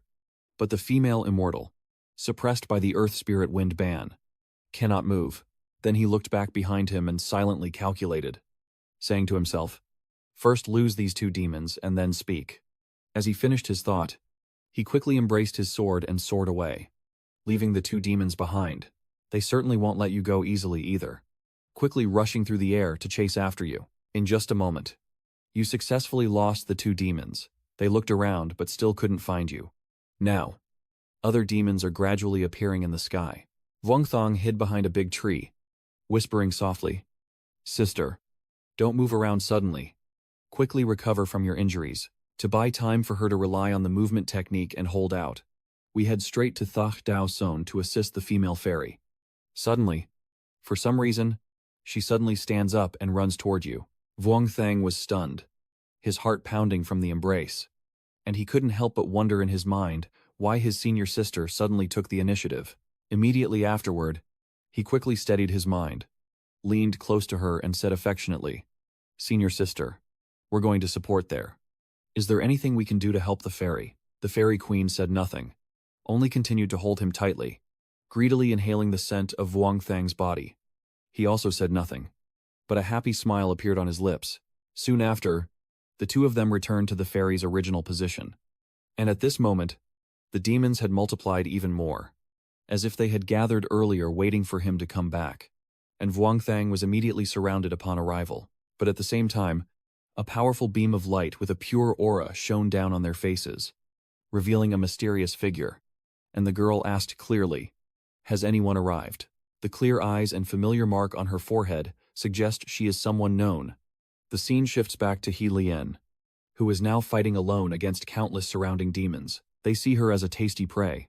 All of them grin slyly and keep closing in on He Lian. The figure in pure white swiftly descends, raising her hand to the sky and chanting loudly, "4 directions of vengeful spirits, 8 corners of fierce souls, committing evil in the underworld, unforgivable, game over." As she finished speaking, she pointed her hand straight at the demons, releasing a divine aura that dispelled the evil. The female fairy continued, the fierce ghostly spirits turning into dust, and then her power transformed into fierce lightning strikes. Around those spirits, they were quickly shattered and their colors scattered everywhere. At this moment, He Lian was also affected, standing dazed as she was thrown up into the air. A whole group of demons quickly disintegrated into nothingness with a snap of the fairy's fingers. He Lian, still in her fox form, saw the demons being torn apart like that and kept retreating, then used those around her to cover her escape. Then, the female fairy quickly descended in front of Yinyang. Thang anxiously thought that things were not looking good since the senior was now at the edge of entering the demon realm, with no clear plan. At this point, he shouted loudly, "Senior, please have mercy on my subordinates." As you predicted, Yinyang suddenly became aggressive, and he roared loudly at the fairy. "It seems she has listened to you." With a finger extended, a faint purple light instantly forms into a small circle. She stands before Yinyang, gently emanating her own power, as if trying to soothe. Yinyang's eyes quickly softened, and the female fairy had no ill intent towards her. Soon after, Yinyang stretched and returned to her human form. Her eyes and entire body are enveloped by the energy of the fairy, which is probably what keeps Yinyang from unleashing her demonic aura. The fairy princess continued to wave her hand casually, as if it had a great effect on Yinyang. And in just a moment, she quickly and neatly handled everything. Thang and Quan Huyen immediately flew over on their swords, and she also landed nearby. He was very surprised and exclaimed when he saw her face. Her face. The senior sister, Tianlin, said nothing and flew straight back to the pyramid. Wang Sheng watched happily and said to Quan Huyen, "Let's follow her. With her maybe we don't need to help anymore." Thang silently wondered to himself that this immortal likely has some connection to the land and the palace, and can also deal with those vengeful spirits. She can even gently control a half-immortal beast crossing the fairy realm. Her strength must also be at the level of an immortal. As Xianlam ascended, a large explosion occurred above, and she quickly flew out of the pyramid. You can't help but marvel internally. She has a 9-part certainty of success. Wang Thang and the attendant stand watching with puzzled looks, wondering to themselves, is it over now? Right after finishing, Chen Lin spun a few laps around the central hub. Then, she finally met the respectful person and humbly apologized. "Your Highness, I am powerless and beg for your forgiveness." Inside the exploded pyramid, a small golden light-emitting sphere responded. "It's fine. The successor's divine vein comes from the powerful Amti clan. Originally, she wasn't on the path of fighting for immortality. After all, she was just someone who relied on the soul spirit heavenly robe to mobilize the power of the small underworld. Only then can they confront Trantian." As the three of them gradually ascend, the voice continuing, "But that does not mean they have the strength of Tran Tien." Hearing these words, Wang Sheng couldn't help but be surprised, and he looked at her with 2 big questions in his mind. A powerful clan, or a strong woman? "Hua Han, come here please. Sorry, I rushed in and still need someone to help." At this moment, Quan Huyen gently closed her eyes as if that voice had just called her. She then glanced at Lam beside her, and the voice sounded again. "I don't know why." Before the prince entered the underworld, the Earth Spirit Seal was already in a broken state. The immortal continued to transmit her internal energy silently, but relying on the 18 layers of the Hell of Suppression. No aura was released, and it had nothing to do with the Crown Prince. Time was limited, so let's not talk about these matters anymore. Immediately after, she slowly opened her eyes and asked, "Who are you?" Wang Sheng hesitated. "Senior, we have met before." The immortal cut in. "I asked who you were in your previous life." Thang replied, "Maybe I wasn't a fairy in my past life." Then he asked again, "Senior, do you have a way to seal the Earth Spirit Seal?" Because the immortal said it was just a risky test. Thang couldn't help but wonder and asked again, "What kind of test?" Suddenly, at the same time, a stream of blue light shot straight up into the sky. Somehow, he was suddenly thrown far outside, moving at a very fast speed, and Thang was extremely surprised. "Senior sister," Guan Yun only turned around, then looked at him with a gentle smile without saying a word. Seeing himself being pulled away from Guan Yun, of course Thang was not pleased, so he quickly made a hand seal. His sword energy immediately chased after Quan Huyen, aiming for her waist as it surged forward.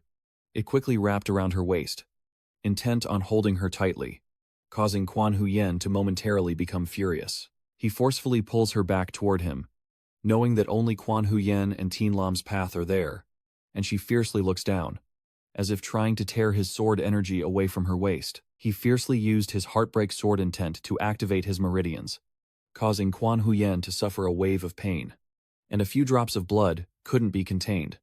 spitting out of her. Vuong Thong finally succeeded in pulling Quan Huyen towards him.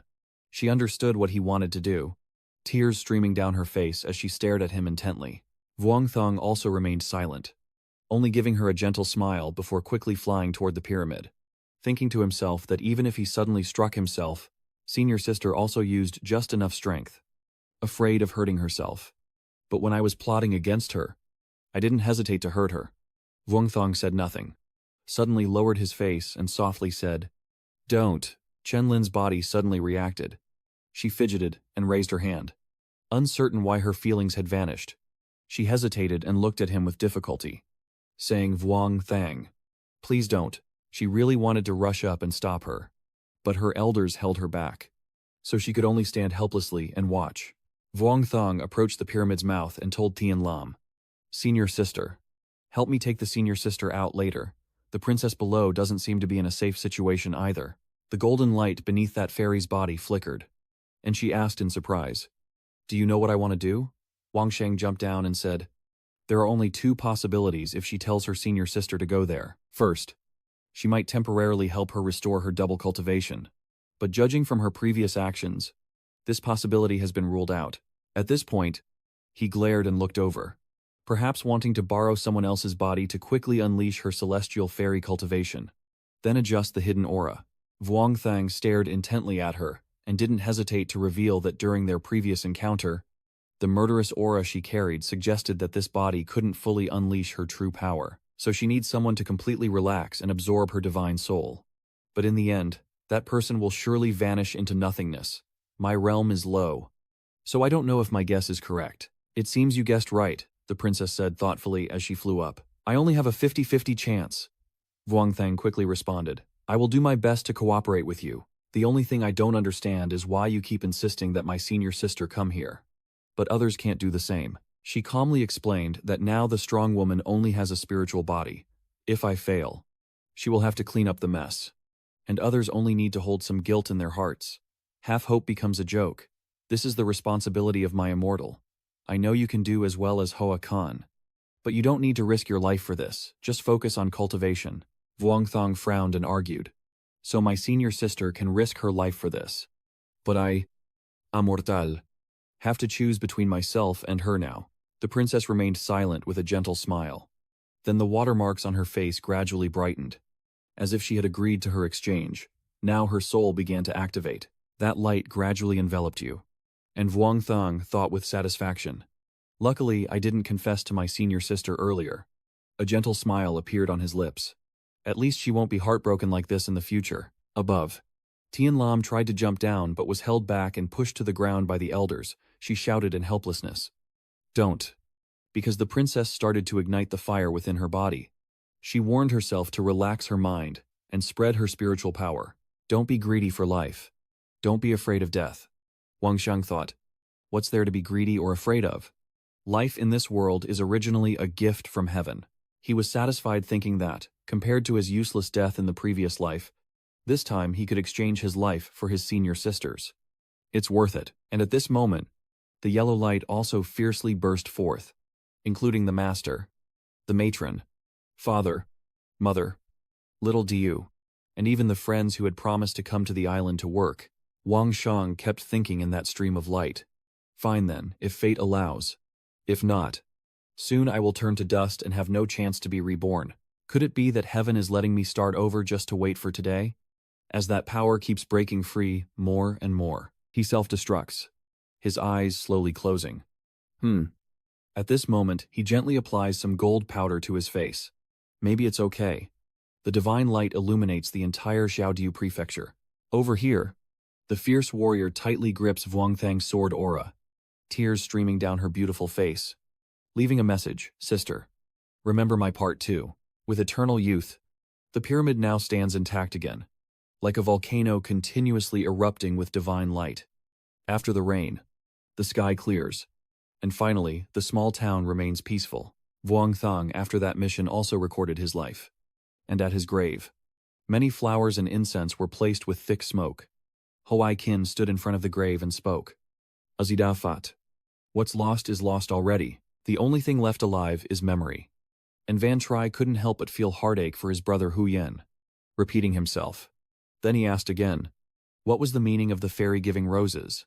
And Tianzeng, crying like rain, explained, don't misunderstand. We don't want to tarnish Thang's pure reputation. I just think Thang is a very bright person who definitely likes lively colors like this. Van Tri sadly continued. It's a pity for the Immortal of Silence. They were almost together.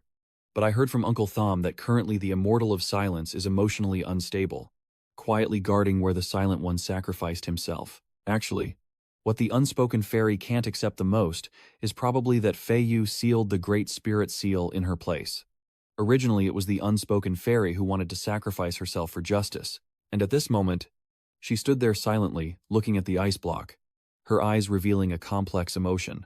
Over here, Van Tri looked up to the sky and sighed. If I had been there and taken Phi Nu's place on this trip, there would be one less person suffering in the world.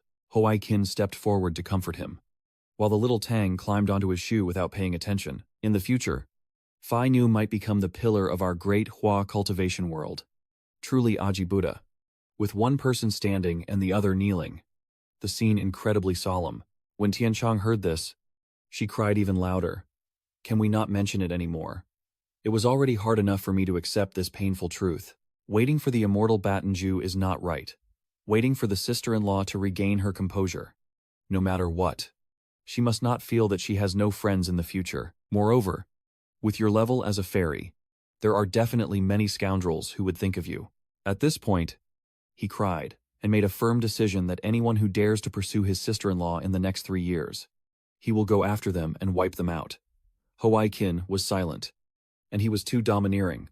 Aji Buddha. By then, I must bring little Tang along. I am speechless. These matters are private to the immortal Bat Nu. It can't be like this. Tian Chang shouted loudly. I don't care. Right now I am Thong's widow. I mean his younger brother. I must be the one to keep face for Thang. Not them. They all call me the bastard of the Tao gathering. So I'll show them how truly wicked I can be. As the two of them walk over from afar, he sighed sadly, his dark circles deepening as he whispered to himself. If only I had taught my child less about loyalty and integrity back then. It would have been better. Senior sister. My heart aches and I feel helpless. So I don't know how to comfort her. Let her stay a few more days by my side in the underworld. He looked at your grave with a heartache so deep that if you still had a future, you might have gone to the martial arts school to become a disciple. And perhaps I would have already become an immortal.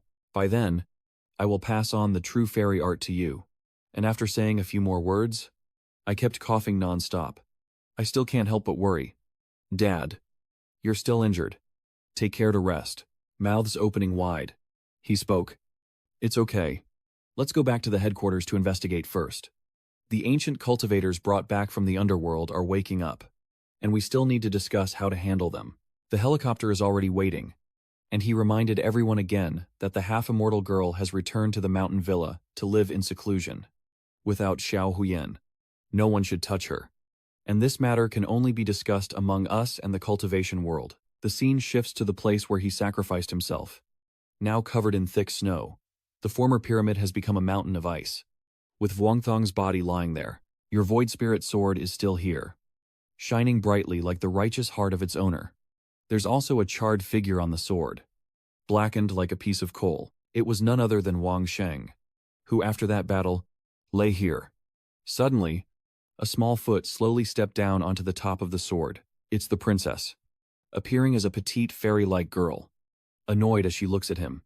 It's been 3 months, and he still hasn't woken up. How weak have you become? Suddenly, the sword begins to glow, and what's strange is that it shifts from this bright white to deep black and mysterious. It is planted near the place where King Thang is lying, as if trying to say something. At the same time, his blackening skin suddenly reveals the white flesh inside. A voice echoed in the head of the statue, saying that only through virtue can one be revered, and that the vastness of the 1,000 realms and all things understand the spirit. Immediately after, dirt and water flowed out. A familiar gaze widened, and an inner voice echoed again.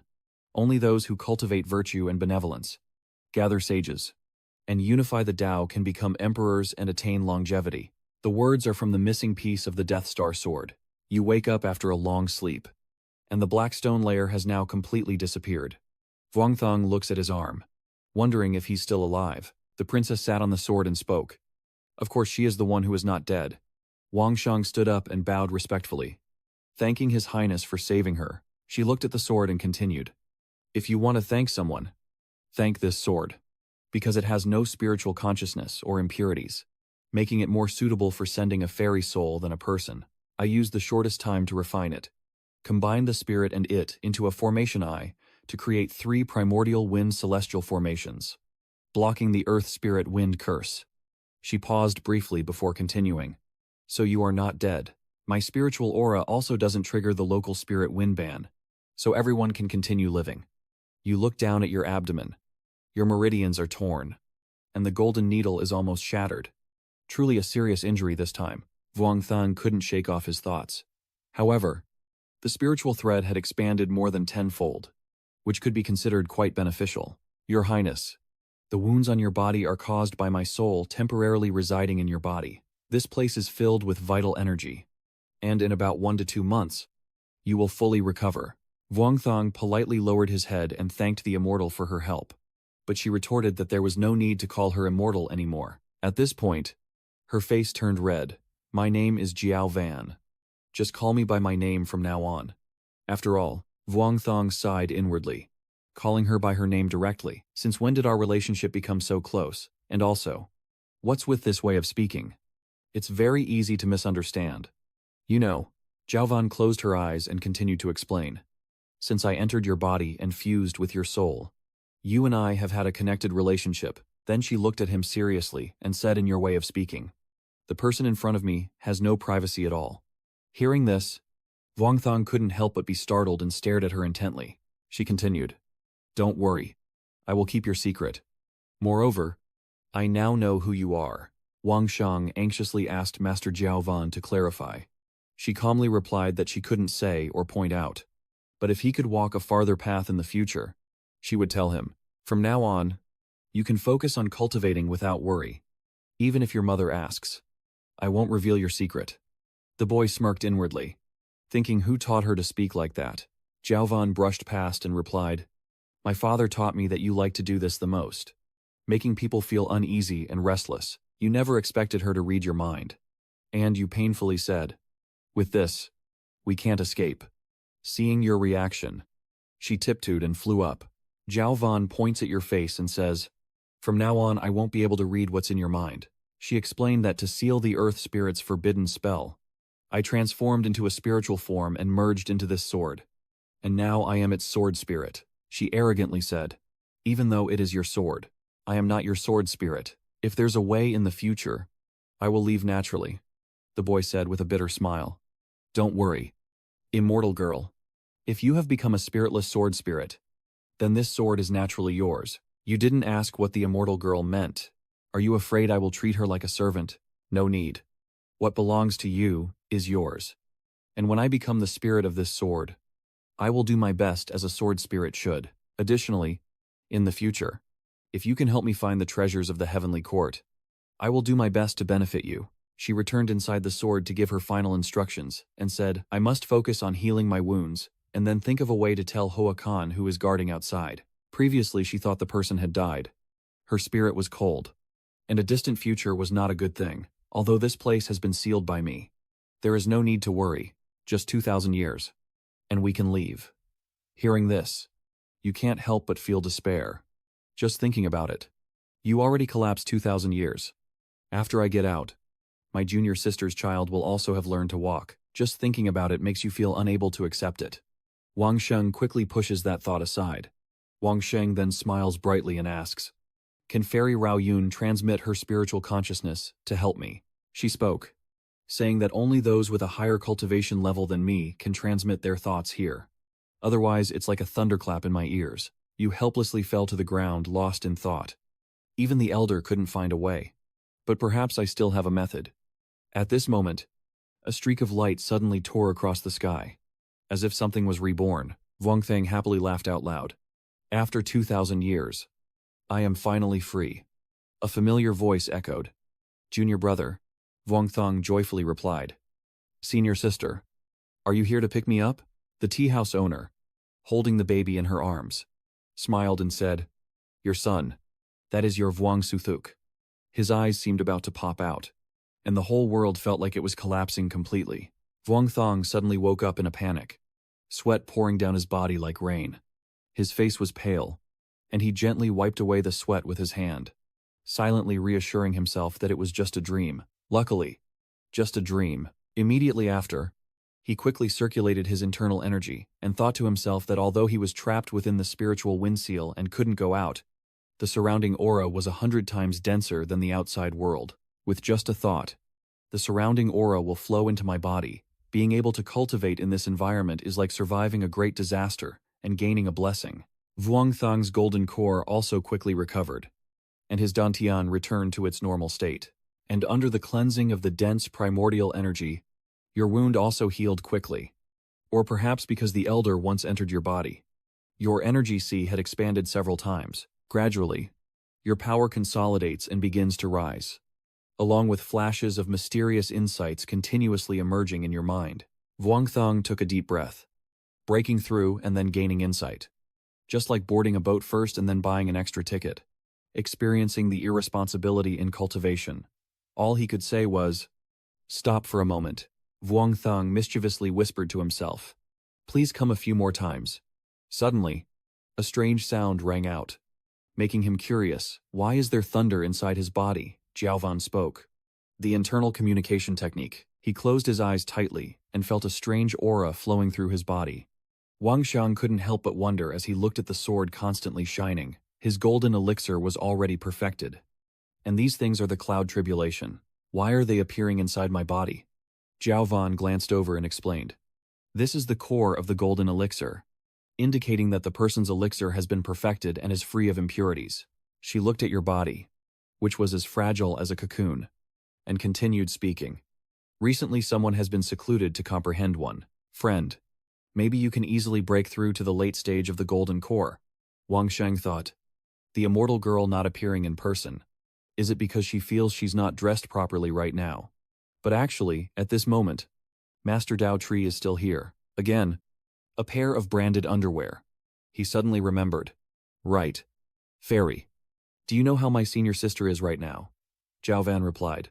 She is guarding outside. Quan Huyen is now deep in thought, her hand trembling as she touches the icy cold ice block. Zhao Van inside continues. Right now, she is beyond your reach from Tram Trong.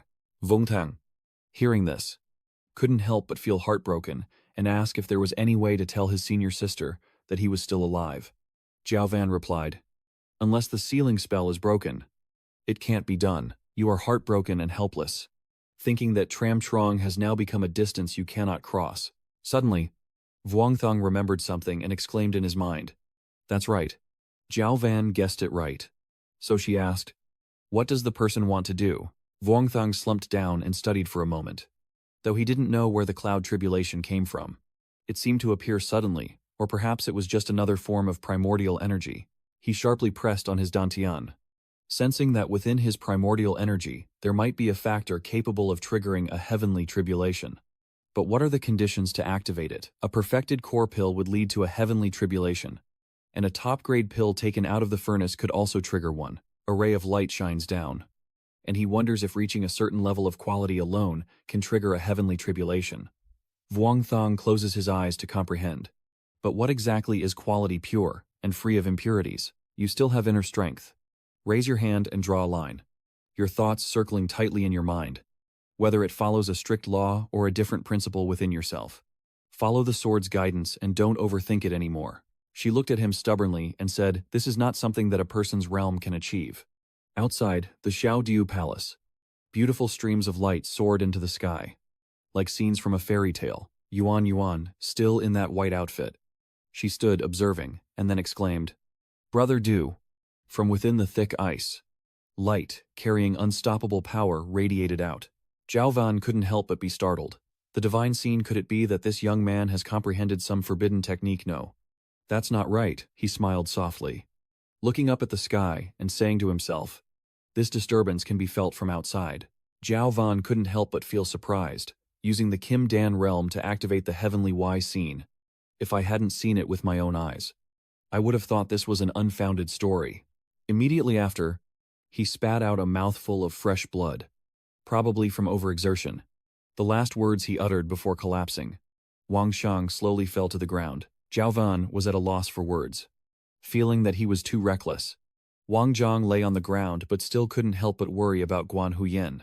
You asked. Zhao Van Tian. 2. How is my senior sister right now? Zhao Van sat cross-legged on her sword and said, She is now sleeping in her own reeds. Suddenly, his face became tense as if he saw something shocking. A pair of yellow eyes appeared out of nowhere in the middle of the scene. Vuong Thong asked, a little worried. Fairy Jiao Wen. Just now, I felt as if there were eyes staring at me from the sky. Fairy Jiao Wen explained. That is the celestial eye, or what is called the appearance of the great Tao. Simply put, when the path one comprehends threatens the great way and the stability of the universe, it issues a warning. She looked at the glowing eyes and continued. This is only the first time, but if you do not repent and exceed 3 attempts, it will lead to the divine thunder tribulation.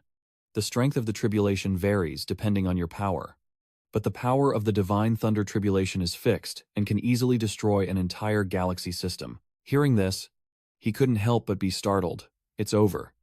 Using Hui Qin's words, the heavenly tribulation adjusts its attack damage based on level.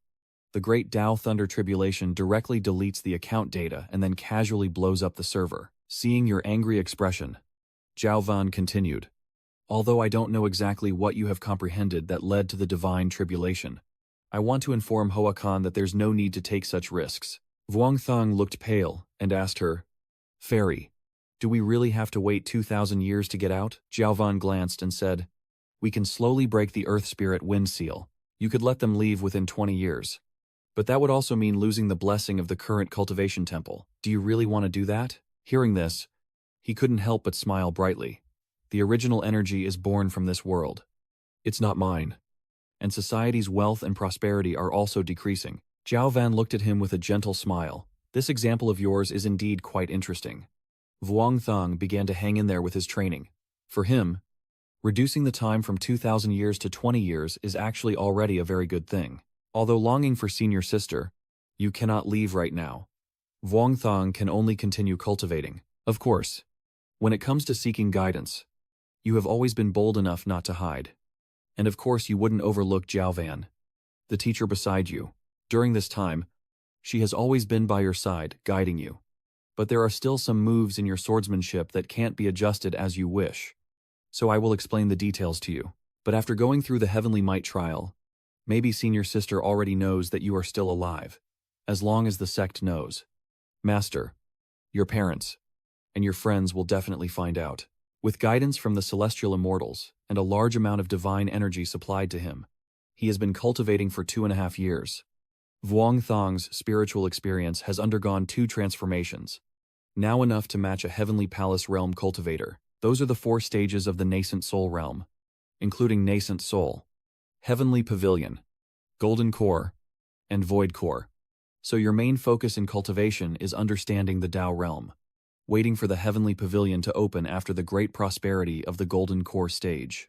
The luminous divine fetus shines brightly, forming the heavenly palace and the soul spirit once exchanged. It can reside in the palace. Vuong Thong sat meditating and cultivating while contemplating this. Your soul quickly emerges now, heading toward Quan Huyen, a faint light gently passing through the ice. At this moment, your soul can pass through that layer of ice and move outward. While Quan Huyen was still sitting there practicing, she was always waiting for you. And Vuong Thang responded in his mind with the words, Senior sister, you look at the girl you've always longed for, and gently smile. Waiting for, Quan Huyen was still closing her eyes. But it seems she heard Vuong Thang's voice and gently smiled with a hum. 3 years later, Vuong Thang's original appearance finally returned as it once was. At this moment, he was still sitting there practicing mental focus, surrounded by a continuous surge of powerful immortal energy. Not only that, the features on his face have become sharper, and at this moment he was quietly pondering if this was his own heavenly palace.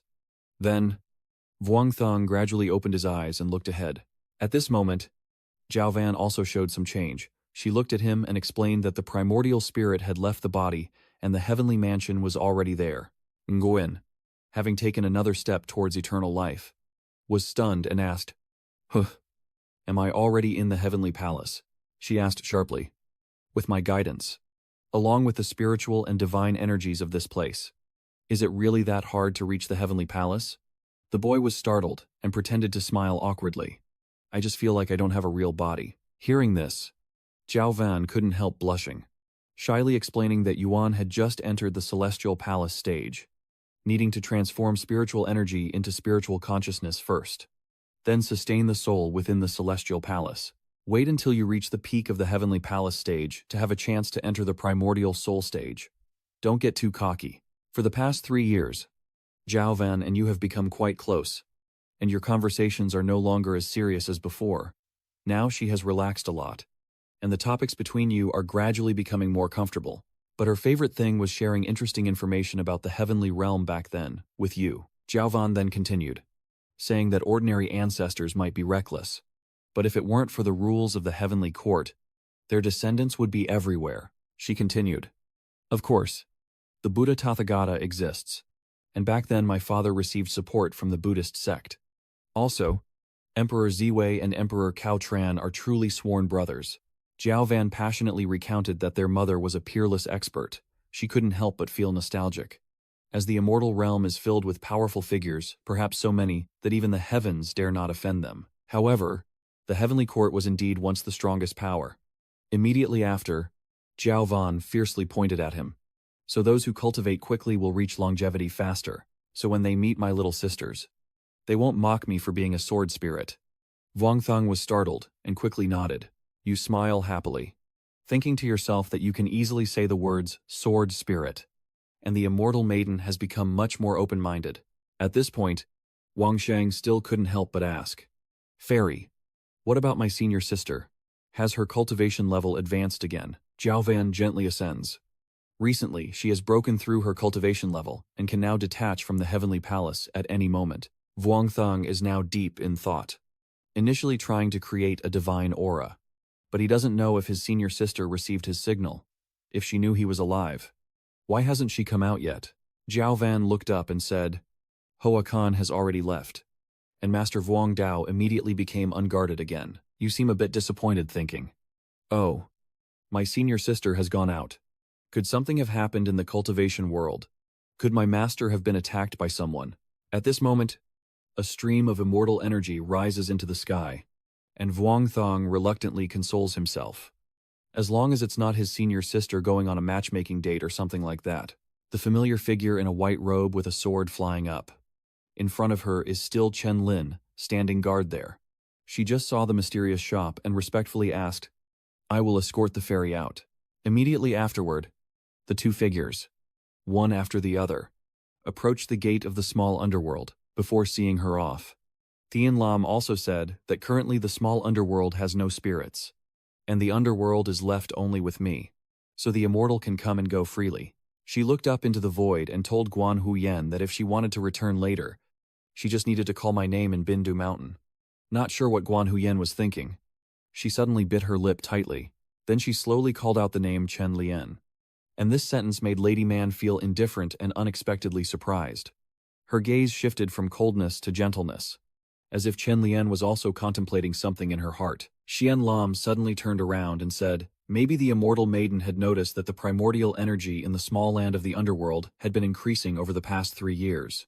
I wonder if the immortal maiden still remembers when the Earth Spirit Mountain was recently restored, and suddenly the heavenly might appeared. The master of the mysterious shop seems to still not understand. So she continues to explain that heavenly might refers to the warning of the great Tao. If a cultivator violates the forbidden spell, they will be warned by the great Tao.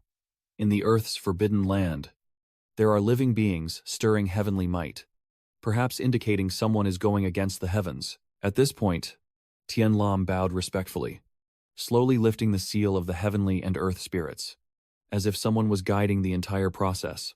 In other words, the remnants of the Giaovan prince's soul are not lost, but must be entrusted to the body of the non-verbal swordsman. Based on this reasoning, Tian Lam deduced that perhaps they are all still alive. Hearing this, Quan Huyen couldn't help but look up in surprise at Chen Lin, and suddenly tears streamed down her face, suggesting that perhaps her years of waiting had been in vain. The scene shifts to a scenic mountain with clear feelings, where white clouds drift peacefully and endlessly. Luyen too also sorrowfully poured wine and spoke. Fingu. After he left, I dared not visit him, afraid I wouldn't be able to hold back my tears here. We are lifelong friends, traveling the sword path together, now separated by life and death. It's been 3 years, alas. Everyone here can't hide their sorrow. After finishing, Luyen too poured the wine on the ground, said nothing more, and raised a glass to you. Suddenly, from afar, Zhilang saw a familiar figure. She shouted loudly, Batnigu has already gone out. Batnu has already gone out. On this side, Quan Huyen rides a sword and flies over. She quickly knelt to pay her respects, and the master helped her up. Xiao Huyen quickly stood up. I cannot take good care of both of you. You have endured hardships this year. I will go through this difficult time with you. Little Sheng surely doesn't want to see you give up, but completely opposite to what he thought. Her face now looks very bright, and her eyes are also more delicate, but Quan Huyen still couldn't speak. She called out 2 words, Master. Then her limbs flailed wildly. In the end, she couldn't hold back and furrowed her brows in frustration, taking out her phone and typing rapidly. Immediately after, Quan Huyen showed Ngon Tu the message she wanted to convey. The junior brother is not dead. Manba said so. The junior brother and the female immortal are still alive, and they will definitely return someday. Ngon Tu seems to doubt her. He sighs tiredly, but still tries to smile warmly and comfort her. Xiao Yuan. We have to learn to face reality. Avoiding it won't solve the problem. Can your inner peace still remain calm? Quan Huyen glanced and saw the heavenly robes and the primordial energy of the underworld continuously increasing. She firmly said, Elder Ba the Immortal has evidence. If the master doesn't believe, he can go ask her. Ngon Tu choked back tears and shouted, Tia Huyen, don't be like this. It hurts Su Fu to see you like that. Jiwen couldn't help but run over, holding her tightly as she cried and said, Senior sister. Every letter. Surely Senior Huyen is safe. Quan Huyen still stubbornly explained that the younger brother was truly still alive and that she seemed to hear him calling her before. He sighed again, realizing that the more he explained, the less logical it became, seeing that no one in the family of 3 believed her. Quan Huyen looked at the 3 Huyen brothers of Wangthong to seek sympathy. Huai Jing turned to another place and said, Aji Buddha Fai Yu has the Buddha's protection surely reborn in a peaceful land of Buddha Wen Pi. Wu Li Bu Li too said nothing wrong. Fine Ju will live forever in our hearts. The heavens cry out, hoping she stays with us. The infinite celestial beings. She looks at them and her mind spins. She is so frustrated that she crushes her phone, then falls silent. The scene shifts to Donghai, where the chaos of the 5 God sect is feared. And He Lian is so happy she almost cries. Little Huyen, the one who scared the big sister to death. Going outside is good. Going outside is good. She tightly embraced her little sister she always loved, holding her close and comforting her after learning that the person had gone outside. I immediately flew to find the person. If you're sad, you need to say it out loud. Don't fall into the demonic path like the big sister. Quan Huyen smiled softly and said, I know. Helene looked at Chivan and asked, That's right. What are you all doing here? She calmly replied that they were preparing to fight against An Dao. Helene excitedly exclaimed, Oh, so you're not fighting each other anymore. Now that's more like it. Everyone is a cultivator. If you can't clearly explain what the conflict is about, then Quan Huyen also wonders why we have to fight An Dao. Chivan sat down and started rambling. I will tell my senior sister. She recounted that 3 years ago. The Great Han Empire sent a delegation of cultivators to visit and discuss Yinyang teachings with the British Isles. But the exchange ended without results and even led to a dispute. Then everything started to accumulate. And other countries, in order to limit the power of the Great Hoa nation, began secretly supporting the cultivation circles of An Dao country. Although Dahua has always held back, the more patient they are, the easier it is to be bullied. A year ago, a major TV station in An Dao Nation proactively interviewed a new elder on the Yinyang religion. This elder has begun openly recruiting talented young people to help them on the path of cultivation. This action was a serious challenge to the righteous path of Great Hoa country. So, with the implicit approval of the Great Hoa government, more than 10 sects from our country went to Britain during the live broadcast that day to kill that so-called elder. Mr. Che also looked very displeased. Was pierced through by Thon Kiem. Then they caused chaos amidst the encirclement of British Island experts. And finally escaped. This slap was extremely loud but also doubled the anger of An Dao towards the cultivation world of Dai Hoa. Afterwards, more and more An Dao cultivators provoked, and the Yinyang sect gained various forms of support. On the other hand, because of continuous provocation and taunting from the opponent, Long Ho Sun launched a biological weapon with wide-area lethal effects. After studying English on the island for 2.5 years without swearing, he single-handedly caused a scandal among nearly half of the spiritual community of the island nation. A divine spectacle. Quan Huyen remembered his sly, smiling face and couldn't help but startle. Finally, after months of accusations, the monks of the British Isle voluntarily issued a challenge, which the monks of the Great Han Nation happily accepted. But today, the top cultivators of the Great Hua Kingdom are preparing to head to the Central Sea area of both countries for a joint brawl. The scene shifts now to somewhere in the South China Sea, where the monks of the Great Han Nation are challenging the monks of the An Dao Nation to a fight. Lian's surprised voice rang out. No way. In that situation 5 years ago, Xiao Feiyu had no chance of returning alive. She hesitated before continuing. And if he's still alive, my soul link with him might still be intact. She patted Quan Huyen's chest like a mountain to coax her. Xiao Yuan, come live in the villa with me this time. I am very lonely on my own. Quan Huyen, pouting, handed the phone in front of her. I want to wait outside for her to come out. Leave her there alone. And she can't even use her phone. Lian looked at her phone with a hint of sadness. My silly little girl. She thought to herself. Her mind and state of mind of Xiao Huyen were fine. But in this aspect, she already had an obsession. Lian guessed that perhaps a shadow of Xiao Feiyu had been formed in her heart. Suddenly, a gigantic creature floated up from beneath the water. A frightened voice shouted, Senior, be careful. This is a ferocious beast from the sea raised on Tatuan Island. Lian's eyes immediately turned red as she looked at the creature and snorted coldly. The deadly aura and inner strength radiating from Lian's eyes frightened the creature, causing it to immediately retreat and hide back in the water. Quan Huyen quietly stepped forward, and Lian asked curiously, Little Huyen, where are you going? She turned around, rolled up her sleeves, and smirked. Fighting. Lian forced a stiff smile and advised them to go. Don't get hurt, even though the opponents were just small fry. A few minutes later, the limbs of the monsters floated on the water. All of them had been completely wiped out by Quan Huyen. The surface of the sea has calmed again, with a large seagull soaring high above. Below, Lian's large boat continues to move forward. Lian in a bikini, sitting in front of a sunbathing pool like on vacation. Ung Dung said they had prepared for half a month.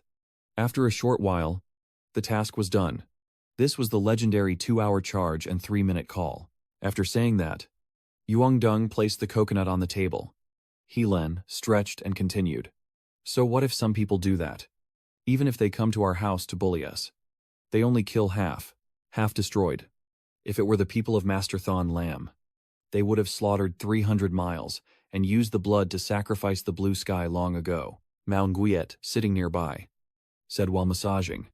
Given the current situation and the different political environments, we need to establish a gentle and warm image. Lian removed her glasses, her gaze darkening with thought.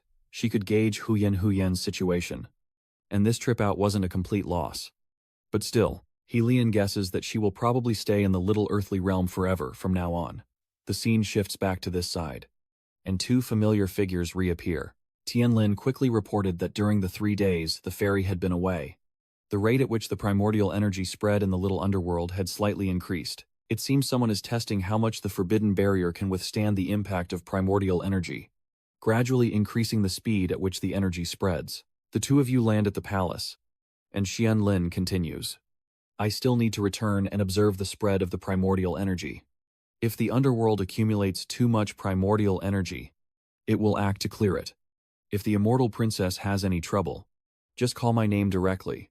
After hearing this, Quan Huyen happily looked at her, smiled softly and said, Thank you. Tin Lam. Now is the time to bow low. She also said, casually. No need. Quan Huyen sat on a large ice block, forming hand seals, quietly saying, Junior brother. Are you inside? Can you hear me? No one responded. No reply came. But she continued. I am here waiting for you to come out. Inside here. The king's alchemy still focuses on practicing swordsmanship. Her inner voice still echoes. Whether it's 10 years or 20 years. Waiting for my disciple to come out. We won't be apart no matter where we go. She closed her eyes and focused, while he was now covered in sweat. And so, then there was a part that isn't too important. Time quickly passed. 2 more years after the Great Sea Battle. Meng Guiet Hot Hai rushed in. Than Nguyen Tu Dao Truong and Fin Gu Tien Tu refused to take part in this action. But she sent him a letter. Than Nguyen Tu, surprised, stood up and shouted. What? Quickly, let me see. He took the letter and gently stroked his chin, thinking. Xiao Huyen has been locked in the small underworld for several years. I still want to take this opportunity for the girl to go out and relax. This letter from her must not be a farewell letter. The content surprised him. Quan Huyen Hai Huok wrote, Rescue the soldiers who are tired. They need to rest too. If you really can't fight anymore, just call my son. Okay, he hurriedly folded the letter, feeling helpless. Being a master is indeed not as good as being a disciple. An adopted daughter is still just a chicken.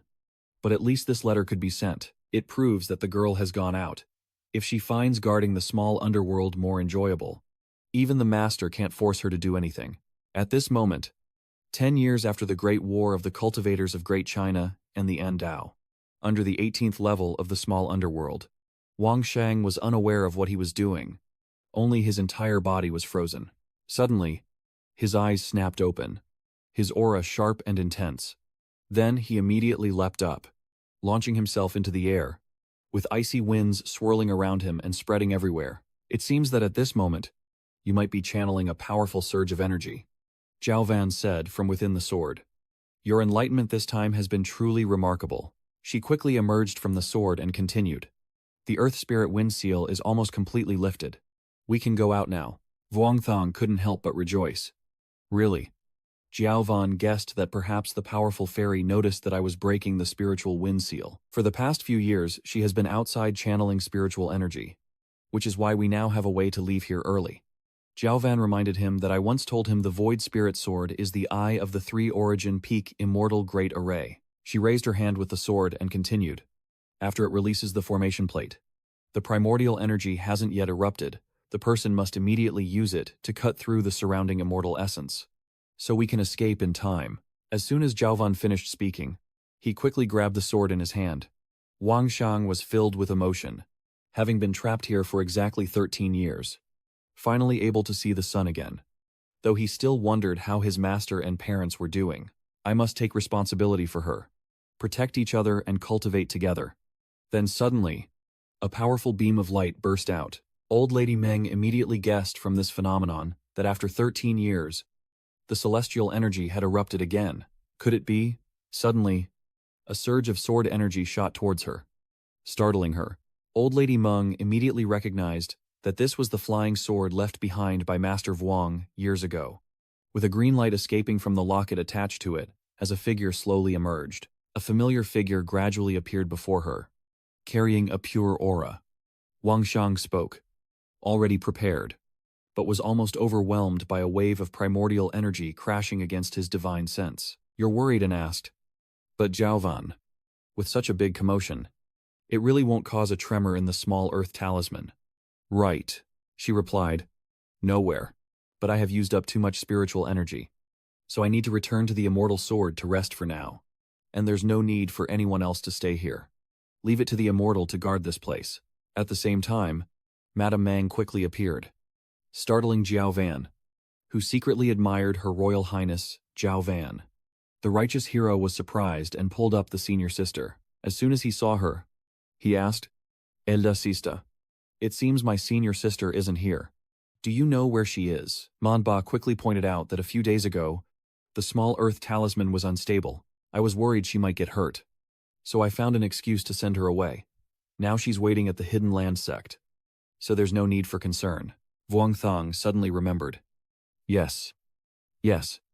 Jiao Van Immortal once said, Elder sister, as long as you keep practicing, in a few hundred years, you can escape the situation of your soul being suppressed, like now. Hearing this, a jolt of electricity seemed to run through her mind, causing Manba to pause her pressure for a moment. But she still kept her emotions hidden and replied indifferently. The righteous warrior cares. Sister, take care. If you need anything, just ask the Earth-hidden Sect to find me. Immediately after, he looked back towards the exit with a pensive expression. 13 years have passed. I finally got out. And then Vuongthong swiftly flew over on his sword. On this side, the door to the small underworld keeps rippling with waves. Everyone, along with Quan Huyen, stands in formation, all looking tense. Her face and the elders kept turning away from that door. Suddenly, a familiar figure she longed to see quickly appeared. As soon as Wang Shengjian smiled and stood in front of her, Quan Huyen's heart raced. And only when they looked at each other did they realize how hot and cold this heart truly was. Only after reuniting with him did she realize the bitterness of parting. Covering her mouth to hold back tears as they streamed down her face, Quan Huyen quickly leapt forward, soaring up towards him. They have been apart for exactly 13 years, and both of them understand their feelings for each other. He reached out, holding the soft hand he had secretly longed for, hesitating as he lifted his mouth. Senior sister. Everyone here was terrified. Oh my God. It's a ghost. Vuong Dao Trung's soul has come out of the underworld, holding a talisman and coming here. Get ready to exorcise the ghost. Don't hurt Vuong Dao Trung. What are you doing? He's alive. Vuong Dao Trung is still alive. Everyone quickly rejoiced around him. Truly unbelievable. He's still alive. Unbelievable. What are you saying? Honest people are protected by heaven. Yet unbelievable is still alive. Quan Huyen's hand gently touches Vuongthong's face, both blushing as they gaze at each other. The surrounding atmosphere filled with awkwardness. Quan Huyen whispered to herself, still alive and warm. Vuongthong clenched her hand painfully and said, Sister, it's terrible. She's back. She quickly ran over and hugged him. And Vuongthong also rested his head in her soft hair after days of longing, while everyone silently felt happy for them. At this moment, a voice sounded from the phone screen. Phi Nigu is not dead. How could that be? It's obviously fake news. Fan photos of Phi Nigu must be Photoshop. Right, using the sealed space seal and the forbidden zone. How can a gold core realm withstand it? Keeping up with the news about the stars should be enough. Right, ask the investigation team. The news has quickly spread to the investigation team, and today's morning seems to be an unexpected day for everyone. Zhulang was so startled that he shouted loudly, spilling his water on the table. What? Phi Yu isn't dead. It must be him. Her secretary nervously replied, Yes. Yes. The news from the hidden sect has just been confirmed. She quickly steadied her emotions. The unspoken Taoist is on a mission, and the current location has a strong signal interference. Find a chance to report this to him. The secretary quickly replied. There. Her heart couldn't help but feel happy. Phi Nigu is still alive. That's good. That's good. Right now. On the scene. A recording of a spiritual listening program from a certain TV station in the Great Hoa Kingdom. The man pointed loudly. And the monk from Great Hoa country struck our monk to Saros to carry out the mission. This is extremely shameless behavior. Your actions are colluding with the Saros Empire. That person sat cross-legged and calmly asked again. Colluding in wrongdoing. Do you even know how to use that term? So you went to Saros to cause trouble. And my senior monks happened to be there fishing and taught you a lesson. So, you're an acquaintance. Now, you're known as a large-scale destructive weapon, specializing in verbal battles with the island. Ranked 12th on the continent. Tien Trong Vin Vao continued. This also ends up harming you. So why collude and do wrong together? At this point, Tien Trong's face darkened as he shouted, A few years ago we supported you a lot.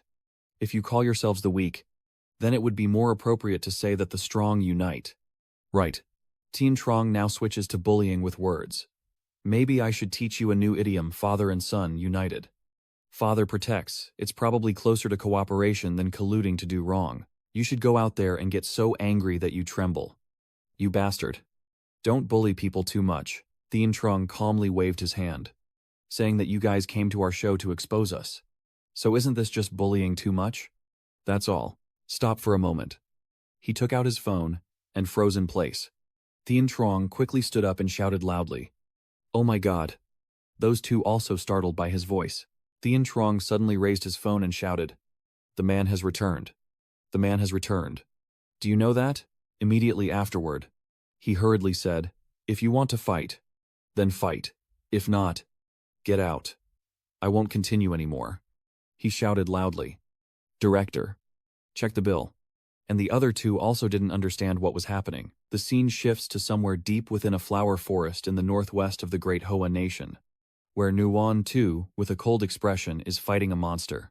Under his attack, their bodies quickly developed many holes. At this moment, Nuan Tu swiftly channels his internal energy to finish it off. Another investigator shouted a warning, "Be careful of the unspoken sword technique." And at the same time, a swift sword strike was directed at the giant monster. It screams in pain. Then blood keeps gushing out. Guan Tu is stunned, eyes wide open, thinking to himself, how can this sword aura be possible? Master. Xiao Zhang is worried. After so many days apart, now I painfully explain. Master, I really am not impersonated by someone else, nor possessed by some demon. Guan Tu, wait a moment. I am checking if you have hidden wounds. After checking, he couldn't help but be surprised and puzzled. Why he could no longer see your cultivation level at all. Vuongthong shyly said, Master, I am now at the peak of the Heavenly Palace stage. Perfected. Half a step to nascent soul. Hearing this, even a teacher like him couldn't help but feel pleasantly surprised. And right after that, he burst into a hearty laugh that was even more joyful than finding gold. He proudly said, This time I really can't teach you anymore. Quan Huyen looked behind him with curiosity. Thinking this sword is so strange, seeing that it was unusual, Quan Huyen reached out to test it lightly. Vuongthong immediately recognized, smiling happily as he took back the sword and warned, Senior sister, you can't touch it. Ngon Tu wondered.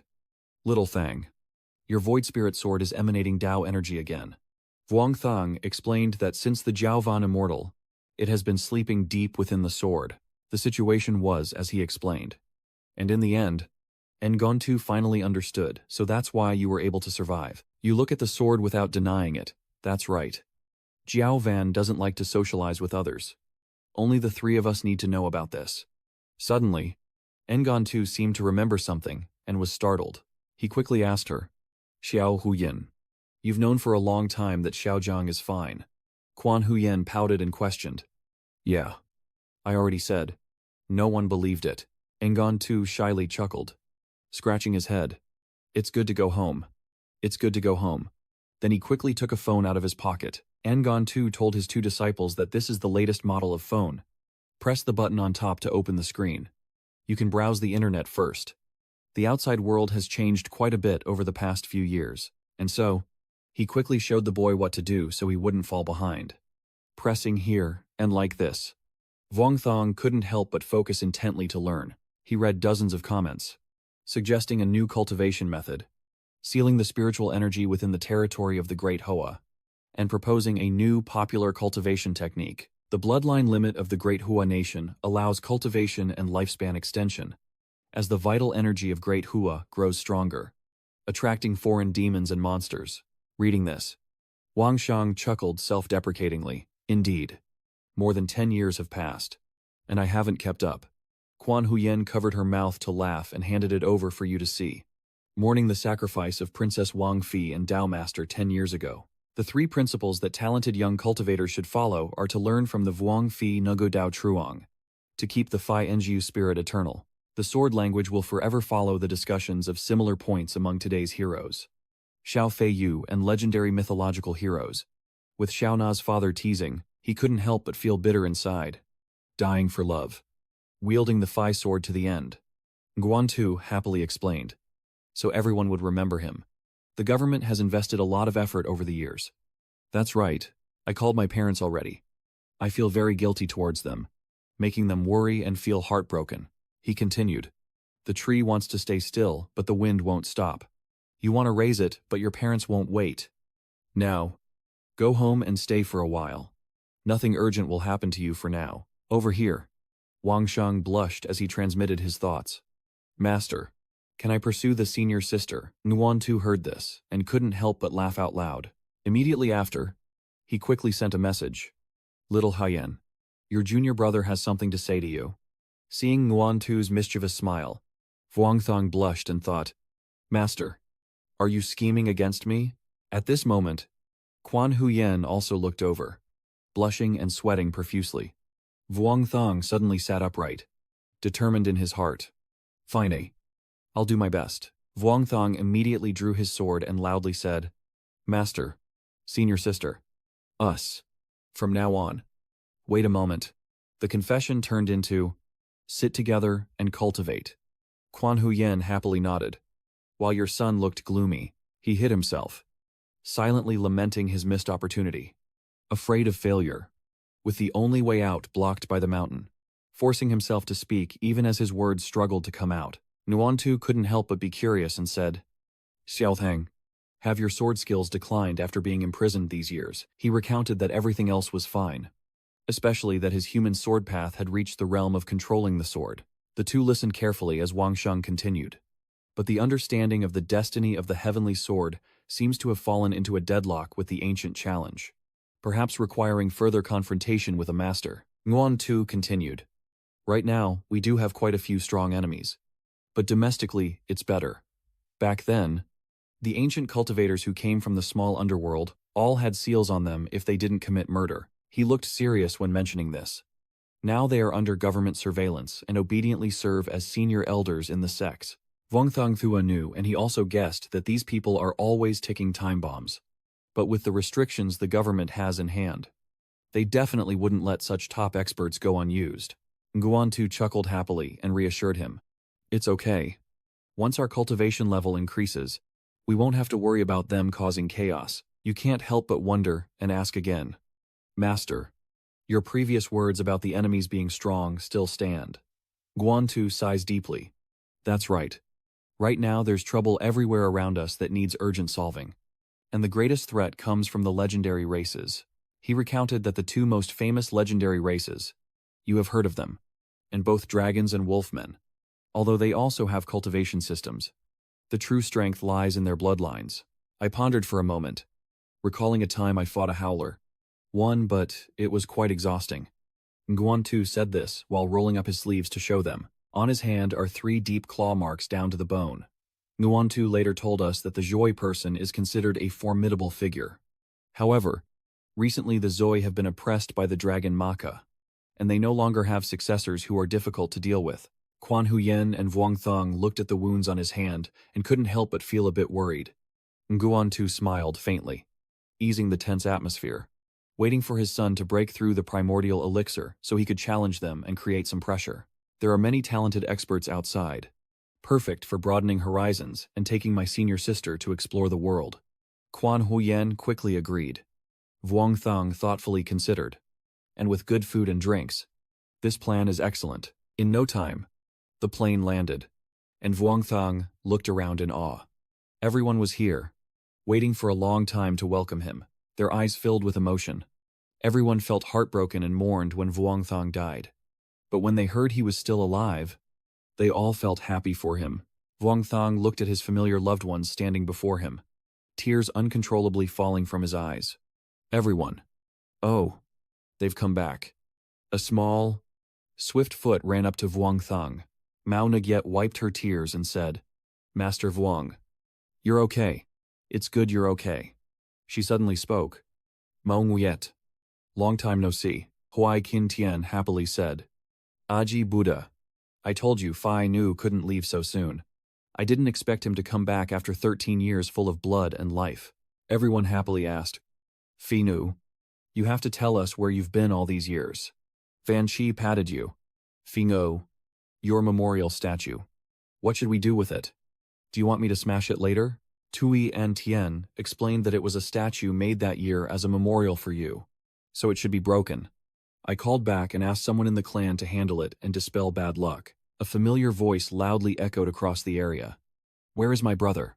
Where is my brother? Tianzhong rushed forward, shouting non-stop. Brother, I miss you so much. Suddenly, his face quickly collided with something like a glass shield, and Thien Truong's face contorted in an instant. Then, he fell from above at an incredible speed, hitting the ground hard. The mysterious hall fiercely blocks in front of Wang Thong. I have to protect my junior brother. Everything deep must be driven away. I am the super top senior sister. It seems she didn't recognize me because I was covering my face. Thien Trong quickly took off his mask and said, Suti. It's me. Tears in his eyes.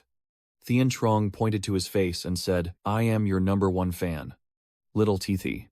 Everyone here couldn't hold back and burst into a joyful laugh. Wang Thong happily put his arm around Thien Trong and said, let's go down first and talk. The lively scene around them naturally made everyone feel warm. Everyone was filled with joy. The hero is not dead. The martyr has returned. Everyone gathered together. Music played. This was a celebration for Master Phi Nu Dao's return. Tianzhang excitedly jumps and cheers. While on this side, Xuan also has shining eyes and quietly feels thrilled about the food. Wang Thang looked at the two people and couldn't help but sweat nervously. This title, you quickly turned and said, it's been many years. Everyone has grown a lot. Huai Qin took a sip of water and replied, 13 years. Everyone has just been practicing cultivation. I don't know about others. But right now Tianzhang is much more trustworthy.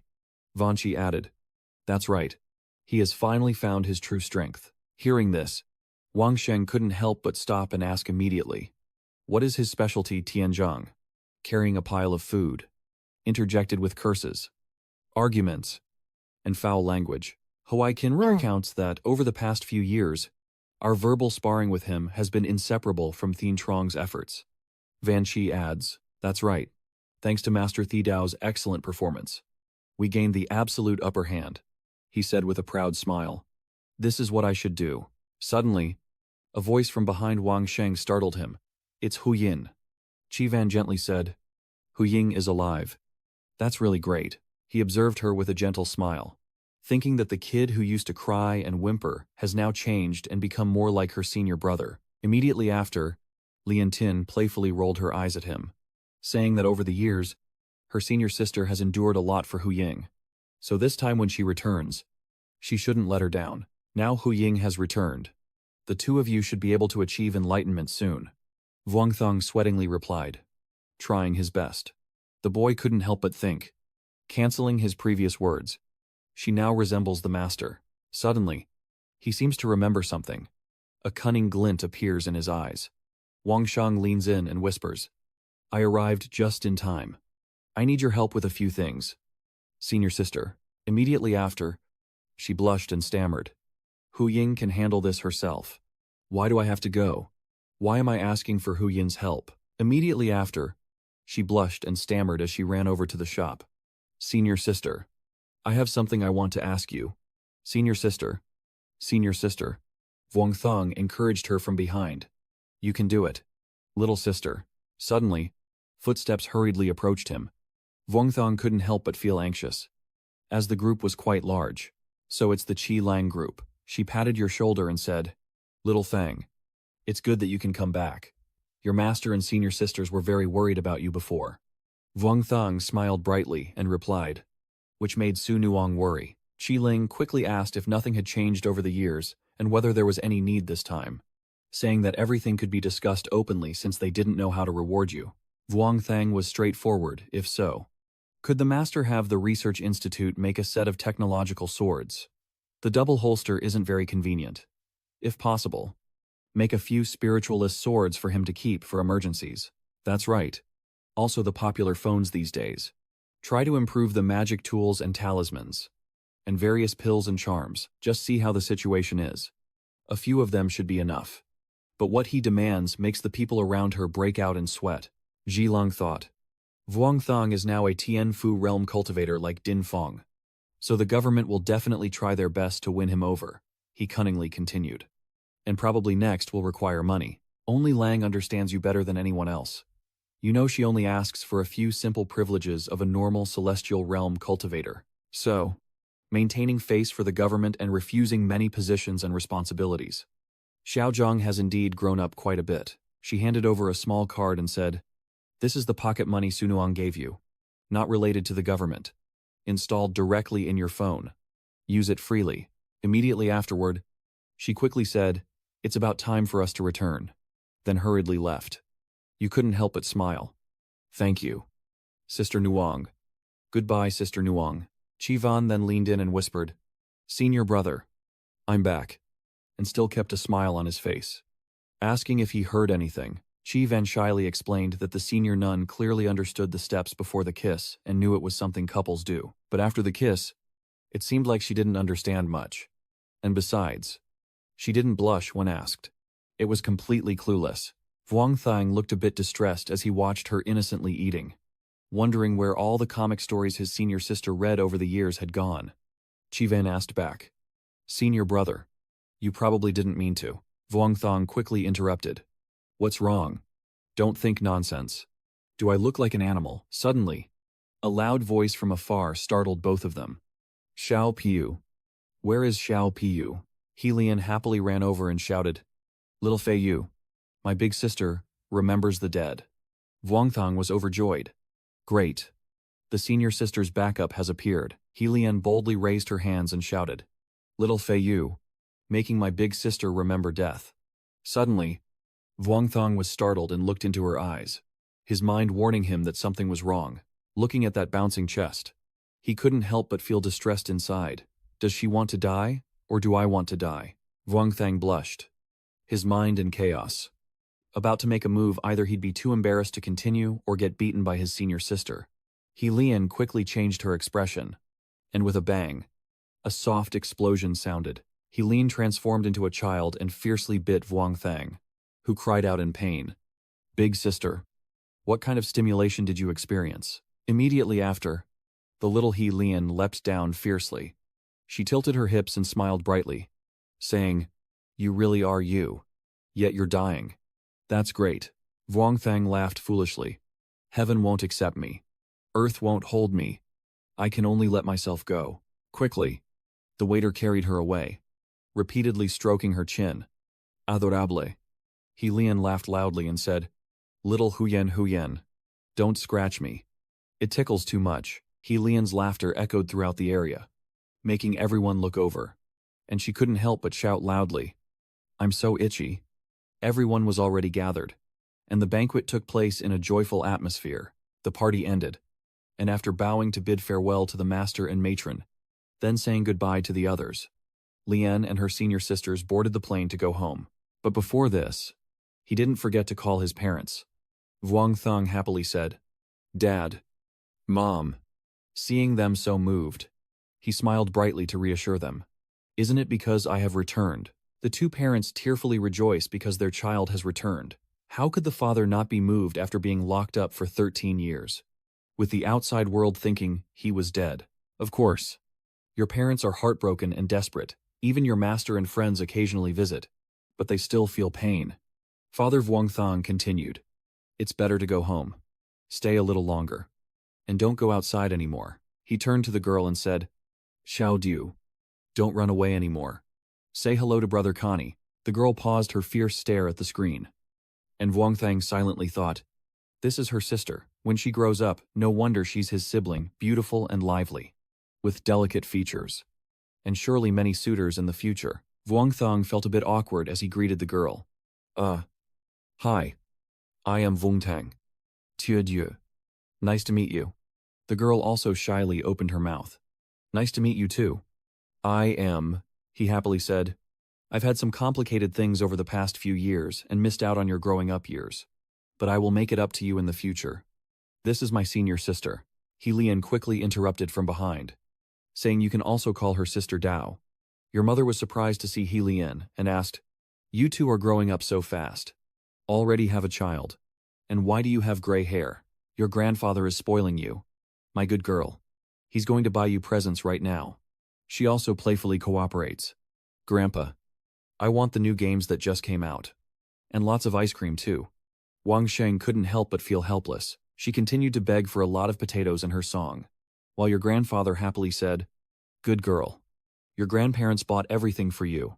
At the same time, in Saros airspace, north of Daihoa country, on the plane, two strangers with matching identities are sitting and checking information. Xe Sin speaks up, but the Taoist priest is still alive. Sule, sitting nearby, is startled and asks, What? The flight attendant immediately placed the glass down on the table, and Xe Shin excitedly continued. It was the spiritual master who was close to her at that international exchange that year. He's still alive. Look, as they were about to speak, suddenly the glass emitted a strange light. Both of them froze, thinking to themselves that something was wrong.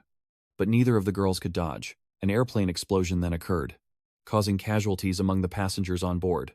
The scene shifts back to Vuongthang's house. And a question echoes in his mind. How can I get closer to a girl who is 13 or 14 years old? His father is now waiting to play with He Lian, while his mother, as usual, is very close to Quan Hu Yen, making her blush. Vuongthang and his sister stand on the balcony. Inside he's shouting, waiting online, very urgently. While waiting, he kept pacing and sweating. Little Rue, how have you been doing lately? The girl touched the flower in front of her and replied, that's fine. He couldn't help but hit his own head, wondering what silly question he had asked. Xiao Rou hesitated for a moment, then glanced at her older brother, while he kept repeatedly pressing his face into the flower bush in front of him. Suddenly, she asked, so, that thing, big brother, how powerful is your cultivation as a cultivator? Vuongthang felt like he had grabbed a life raft, and excitedly replied, I am interested in cultivation too. The girl said, okay. The mid-school exercise is actually a cultivation technique. And I heard if your physical condition is good enough, you can be selected to start training early. The boy asked further, don't your parents allow you to cultivate? Vuongthang thought to himself, strange. There haven't been many monks around Xiaoju in recent years. He secretly wondered if at least the master had considered nurturing the young disciple. So why isn't she practicing cultivation? The girl recounted that no one forbade her, and some monks who often visited our house had said they wanted to take her up the mountain to practice a few years ago. Our parents also asked for her opinion. But, she gently touches the flower, afraid that our parents will truly become lonely old people, so she chooses not to go. Seeing how understanding my sister is, I can't help but feel heartbroken and silent. Vuongthang gently pats the girl's head and softly says, I'm sorry. It's all because of what happened to me over the past few years. You just put so much pressure on me. Little Ruo asked confusedly, did something happen to you? I only know that it seems you became a hero saving the world. Vuongthang begins to close the distance with his sister, acting so grand. He looks at her with a bright smile, his hand gathering sword energy. It's okay now that I'm back. I will stay by everyone's side more. Immediately after, he and his sister soared into the sky. Just before that, the light of his sword energy spun in circles in the air, Vuongthang controlling his sword as he and his sister soar through the sky. The girl clutching her brother's hand nervously for the first time. The little girl couldn't help but cheer excitedly. Here it is, brother. So cool. This will definitely win first place in my cultivation show. I wonder what Tutu the Heen is. I've been locked up for so long. I'm a bit out of touch with society now. Xiaoju proudly explained that it was an immortal entertainment show that's been super popular in recent years. He didn't understand. But it's okay. You just need to help guide him. Suddenly, Xiaoju cast a sidelong glance at you. But since the girl is now used to it, she didn't hesitate to ask directly. Your senior sister really is sister-in-law M. A.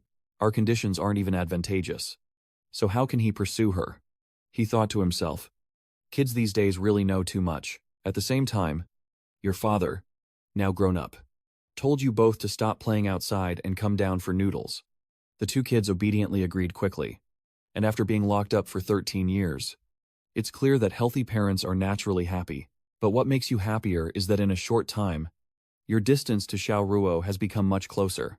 At this moment, the TV displayed a news bulletin reporting that a passenger plane departing from Saro's capital was suspected of being attacked by terrorists and had exploded. The reason Xiaoju looks like this now is simply because she's a bit nervous. In reality, she's a very cheerful girl who even actively shares her food with you. The television continued reporting that 192 passengers and crew members on the plane have been confirmed dead, with the rest still missing. My three brothers looked over and said, over the years, the outside world has become more chaotic, but we have become more peaceful. Suddenly, your phone buried in the noise of the shop rang, and Vuongthang recognized it immediately. An emergency mission. You can't help but be surprised. Is it really possible to send missions like this now? An S-rank emergency mission, the master priests with strength definitely above level S. If you are willing to accept this mission, Please press the green button below. The message is that a group of people was attacked on the plane, and 3 important national treasures are now missing. This mission is to recover the treasures and save the people. Wang Thong couldn't help but be surprised. National treasure, Quan Huyen, looked over and asked him, "Do you understand?" Wang Thong was still worried that the Fituang department might assign the monks some malicious missions. At this point, he grimaced with a cunning smile. But there was a sense of relief, no malicious intent. Wang Thang was still worried that the special departments might assign some malicious tasks to the monks. At this point, he grimaced with a cunning smile, but with good intentions behind it. Wang Shang was still worried that the specialized departments might issue some malicious missions to the cultivators. At this point, he smirked slyly with a dark face, but with the support of the main. Perhaps this kind of problem won't happen. He Lian loudly calls out here. Xiaofi Yu, don't study anymore. Come quickly to play cards and see how your big sister. Win everyone today. Wang Shang enters and says, betting everything isn't good. Maybe switch to something else. They started protesting in a very extreme way, choosing medicinal pills, while Xiao Diao wanted to draw a turtle on her face. He Lian laughed so hard she almost fell over. Luckily, she drew a turtle on her face, instead of writing characters directly on her leg. Vuong Thong couldn't help but wonder what exactly the big sister has been witnessing in her tumultuous life over the past 13 years. A while later, your father announced that the room was cleaned, and you could rest or practice, He Lian quickly said. Uncle, I'll sleep with Tu Dieu so they can sleep together. Vuong Thang grinned mischievously and thanked the eldest sister for her help. Your father couldn't help but smile bitterly when he heard He Lian call him uncle. Uncle, your age is enough to make my grandfather's grandfather's grandfather's grandfather's father. Isn't it? He Lian shook your hand and said, I've done everything I can. The rest depends on you. Vuong Thong couldn't help but feel happy and thanked elder sister for her help. If he failed, he would cut off his own meridian. The two then exchanged mischievous smiles, Xiao Diao covering her mouth, wondering if this look of his could still win over the senior sister. Realizing he had help, that evening, Vuong Thong placed his sword neatly on the table. Immediately after, Lian secretly glanced at the tavern to observe. Vuong Thong silently calculated in his mind. Finally, the moment had come. Today, he was determined to take the first step toward beginning his life as an official couple with his senior sister. Then he quickly sat down beside her, and they both fell silent. Wang Shang blushed and leaned closer to the tavern owner, softly saying, Master, senior sister. His hand couldn't resist, and slowly reached for her soft hand. The two quickly clasped hands together as he slowly said, We down. Suddenly, in the middle of the tense moment, the phone rang, startling both of them. Vuong Thong looked at the screen and thought to himself, I have to answer my master's call. As soon as he picked up the phone, Ngon Tu got straight to the point. Have you two seen the latest news? About the Saros Plain incident. Vuong Thang spoke up. Yes, I saw it. We also received a mission issued by Phi Tien Pagoda. Master, has something happened? He was silent for a while before saying there was a small incident. But you don't need to intervene. Ngontu asked him. Little Thang, do you still remember the female swordsman from the Kalon Empire who fought against you? Vuong Thong quickly remembered and replied. With some impression. Ngontu continued. Over 100 years ago, many of our national treasures were lost abroad, including 3 items taken by her family. Stop for a moment. He continued. Now our two sides are in an alliance, and her family intends to return the treasure to us. To avoid being hunted by hostile forces, they disguised themselves all the way. But unexpectedly, while passing through Saros, something still happened. The first rescue team is now searching for their whereabouts. King Thang couldn't help but be a bit curious. Master, what kind of treasure are they sending back? It seems the government is very worried. Ngon Tu recounts that the 3 treasures were originally kept in the Imperial Museum of Kalan. According to the records, a relic of the Buddha, an ancient Taoist scripture, and a scroll of citrus. The most valuable thing here is that ancient Taoist scripture, it seems to record the same teachings as the immortal stele. The 6 immortal steles, according to Jiao Vantian Tu, are with us on the southern earth, and the Research Institute continues to study and interpret them. Now, a clue has appeared, and of course the government is paying close attention. Hearing this, a look of indifference appeared on his face. So that's what it was. When Ngon Tu heard this, he couldn't help but wonder, Little brat, it seems you understand those immortal tablets. You smile and say, yes. Jiao Van Ferry once mentioned the tablets to you. And one thing is certain, you guess that understanding the content of these 6 immortal steles requires not talent and comprehension, but a cultivation realm like the Emperor of Destiny. Ngon too quickly understood. So that's the case. Then the importance of this matter can be lowered by 2 levels. I will make a summary video tomorrow and send it to the Research Institute. Then he immediately contacted the first rescue team, saying they didn't know what was happening on the other side. Only hearing Ngon 2 shouting loudly about something, he quickly told the 2 to come over. Little guy. Little Huyen. Hurry up. Let's start the battle. Vuong Thong recalled the mystery of that immortal stele, only learning about it during a certain conversation with Jiao Van. At that time, Wang Shang was curious and asked, Fairy, why is it so difficult for my senior sister to cultivate the balanced yin and yang of the Tao? Jiao Van quickly explained. The 3 divine fires each bestowed the primordial 6 paths to the heavenly court. The yin-yang of the Tao is one of them, and the 6 stone steles brought back from the Moon Palace with me are the original 6 paths. She said that those 6 immortal tablets were the root of all chaos. And that man became crazy because his father fully understood the Great Way. Later, Emperor Destiny sacrificed his life to retrieve the immortal tablets, and only a few people could see the small part of the mysterious secret. Maybe. At first, the Celestial Emperor saw that the heavenly court would ultimately be defeated. So he brought the immortal tablets back with my body, but those 6 great paths are not beyond him. His own Tao is the foundation of everything. Keep practicing, Vuong Thong at this moment recalled, and couldn't help but think that the 6 divine tablets hiding the great cosmic Tao are truly beyond what we can reach now. He raised his sword. Still dazed. But unexpectedly, something so distant could cause an international conflict. Moreover, the master was so furious could something truly serious have happened. Before they left, your father couldn't help but worry. Xiao Zheng. Why did something suddenly happen? Vuong Thong calmly said, this time it seems a bit serious, and the master is clearly angry. So we too don't really have the luxury to stay and think. He said sadly that although he didn't want his children to risk danger, what they are doing now has meaning. If they can contribute a little to protect the country, it would be a way to apply the skills they have learned. Aunt quickly pushed her husband aside, her aura turning fierce as she said, all right, I understand. Son A.B. Son. Go ahead and be assured. After all, your parents aren't too worried about you. The last big incident didn't affect you. You're lucky. Hearing her say that, Vuong Theng couldn't help but laugh out loud. He immediately asked He Lien, Auntie, are you staying here for a few days or waiting for our news at the villa? He Lien casually said, while eating, if you want to fight, you must bring me along. You go ahead. I'll finish my meal and catch up later. Vuong Thong then asked the shopkeeper if he could send her off. She nodded in agreement, and they both held hands tightly as they stepped forward.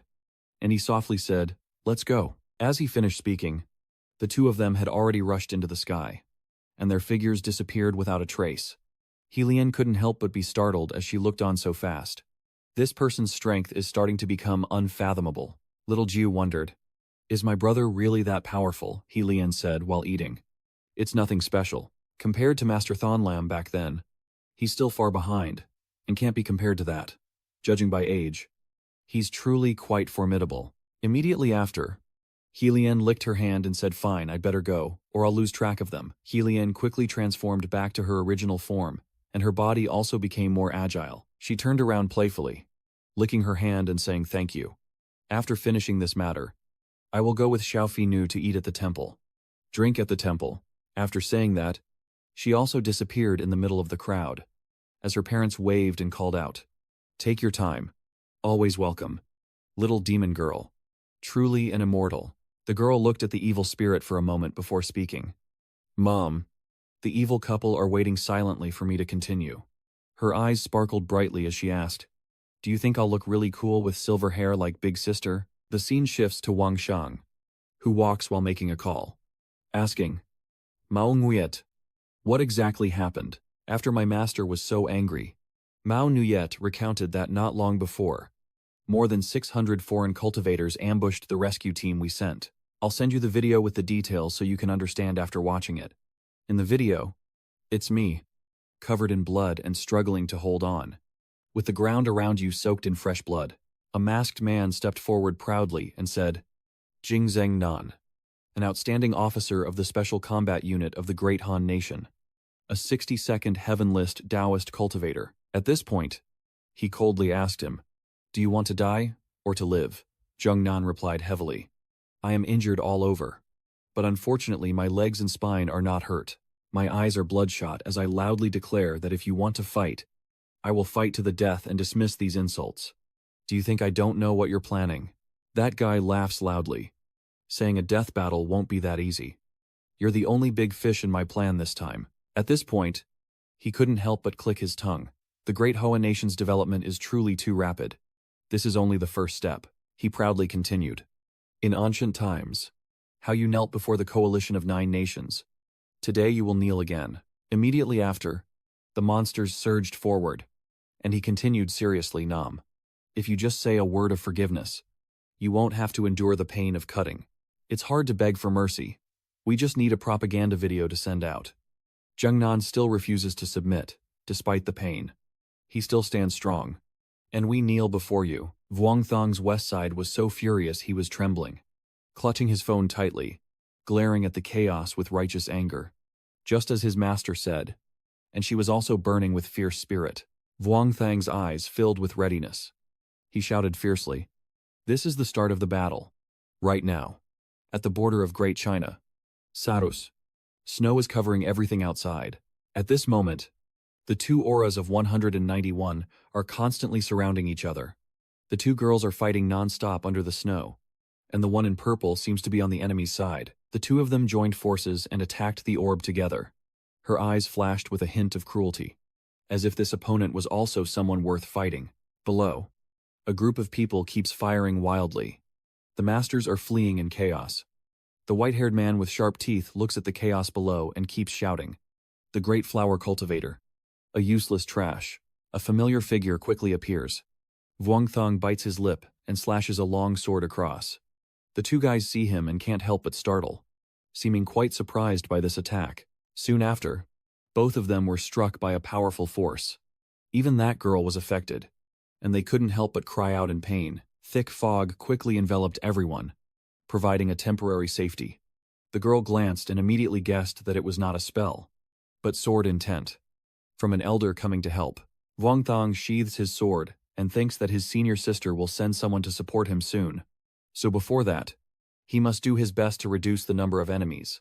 Vuong Thong quickly realized that there were the ring-bearers from Dao country, medieval European knights, as well as burly men in disguise with half-human, half-beast faces and sharp blue features, not finished yet. The tribal warriors in animal hide, wielding spears, and a pair of ugly blood-sucking demons with wings. Zhao Van also quickly appeared to assist. Vuong Thong thought to himself, making a rough estimate that there were at least more people and different hostile forces.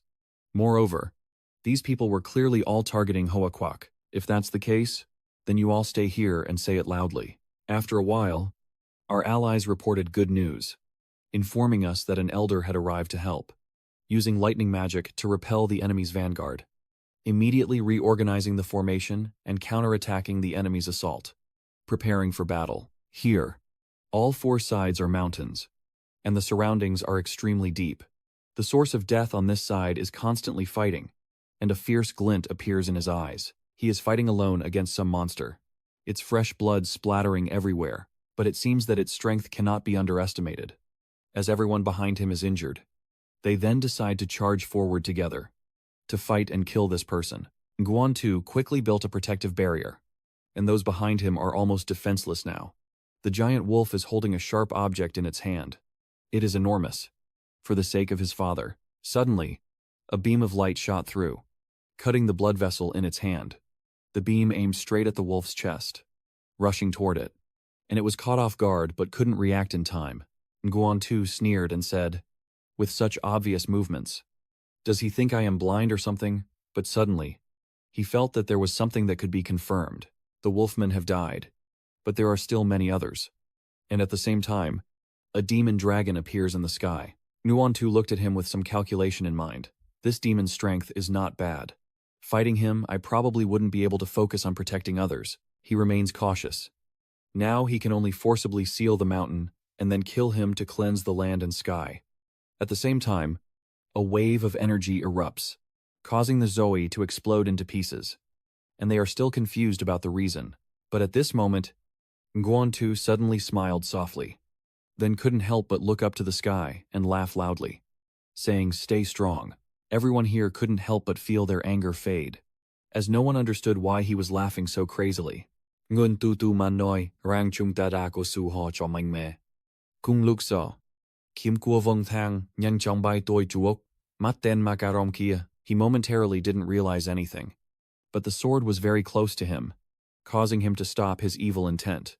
The boy thrust the sword forward, but the demon dragon quickly escaped and appeared behind Wang Shang. But you quickly realized that Vuong Thang's eyes flicked agilely to the back. So you swiftly swung your sword fiercely around yourself. The demon dragon's clone also gathers inner strength, and a red orb quickly appears. Wang Shang thrusts his sword fiercely toward him, aiming with force. Meanwhile, he also strikes toward you, and two opposing forces clash continuously, leaving the outcome uncertain. Then suddenly, an explosion erupts, causing the ground and rocks to shake violently. Your sword fiercely pierces through the dragon's power and strikes directly ahead. Not only that, the sword successfully aimed straight at the heart of the demon dragon and stabbed fiercely, causing it to bite down tightly in pain. The demon dragon's eyes froze as it stared intently at you. And then, webs of swords quickly spread across the sky. The claws of the demon dragon and the demon wolf were also shattered and torn apart. Nuantu watched the situation and couldn't help but think that although Xiaothang had been imprisoned for 13 years, his body had been purified by spiritual energy for exactly 13 years. And his cultivation had now reached the top among the cultivators of the Great Peace Kingdom. He looked at his disciple, and it seemed that over the years he not only focused on strengthening his cultivation, but also used it to achieve divine transformation, reaching the peak of his abilities. The demon dragon at this moment split into 3 clones, and he began to gather strength to continue fighting. But Ngantu immediately knew that this was just a single demon beast and was no match for him. Your sword energy swiftly pierced towards him, hundreds of blades flying through the air. In the end, the sharp blade fiercely stabbed into the dragon demon's head. Vuongthang remained expressionless as he drove his sword deeper, blood pouring out continuously. Then a huge explosion erupted, and the limbs of the demon dragon flew everywhere. One of his arms was knocked off and taken away. The boss has died. And of course, the others quickly fled in a swarm. Vuongthang casually looked at them. What blood-sucking demons? After all, aren't they just fallen spirits? But of course, Vuongthang wouldn't let them go. He decided to pursue and eliminate them to the end. Vuongthang quickly thought to himself, aren't these fallen ones actually the primordial spirits of the blood-sucking demons? He couldn't help but look up at the sky in deep thought, wondering what exactly the blood-sucking demon's inheritance really was. Over here, the demon dragon group hurriedly whispered to each other, Lord no. No way. Vuong has already failed.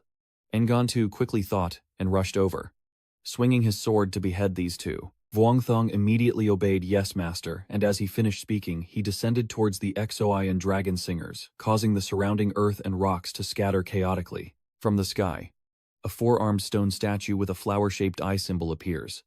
A faint female figure materializes and says, I'll hold this great flower cultivator here. You all run quickly. Vuongthang was initially a bit stunned, feeling dazed and confused. He clenched his sword tightly and quickly regained his composure to think carefully. It's another spiritual attack. A purple figure at the same time flies straight toward the falling group at incredible speed. The blonde is annoyed. Yet he wasted the royal eye bestowed upon me by my ancestor. Who exactly is that Eastern monk? Why is there no information about him? The falling person spoke. Lord No also died at his hands. Her treasure will not be wasted. The fallen name continued. Once he returns, King Gu will surely compensate you. So, let's get out of here quickly. Today feels like I've been through a nightmare. At this moment, Vuongthang's entire body is completely frozen, standing motionless below. Suddenly, a bolt of lightning unexpectedly strikes from the sky, startling them all. The fallen person panicked and turned around. What's going on? Is this divine punishment? The blonde woman quickly recognized him from below and shouted loudly, "Run now." The prince's eye cannot imprison him. On this side, whatever is freezing, the prince gradually melts away. He tenses himself, and everything shatters like clouds breaking apart. Vuongthong couldn't help but breathe a sigh of relief, thinking that just now he was worried these falling demons would seize the opportunity to attack him. I didn't expect them to turn and run. But the sealing technique wasn't a magical power but some kind of energy. The source of death quickly reached you. Little Thang. Luckily you arrived just in time. If it weren't for today's real trouble, with Xiao Huyan and the other Taoist masters arriving to assist, you wouldn't need to worry anymore. Remembering that blonde girl, you couldn't help but feel regretful as you lowered your head and said, "Master, I'm sorry. I let the key figures escape." The source guesses that it might be the eye gouged out after the bloodline prince died. If you can resist it, it shows you are now capable of facing the bloodline prince directly. The biggest threat to the Great Flower right now is those bloodline princes. So you shouldn't feel discouraged. It really makes us old guys ashamed. After being imprisoned for 13 years, Fai Nu has now become a soaring dragon. Well done. Well done. Nguyen Tu modestly interrupted. Seniors, please don't praise him. Youth is easy to lose confidence.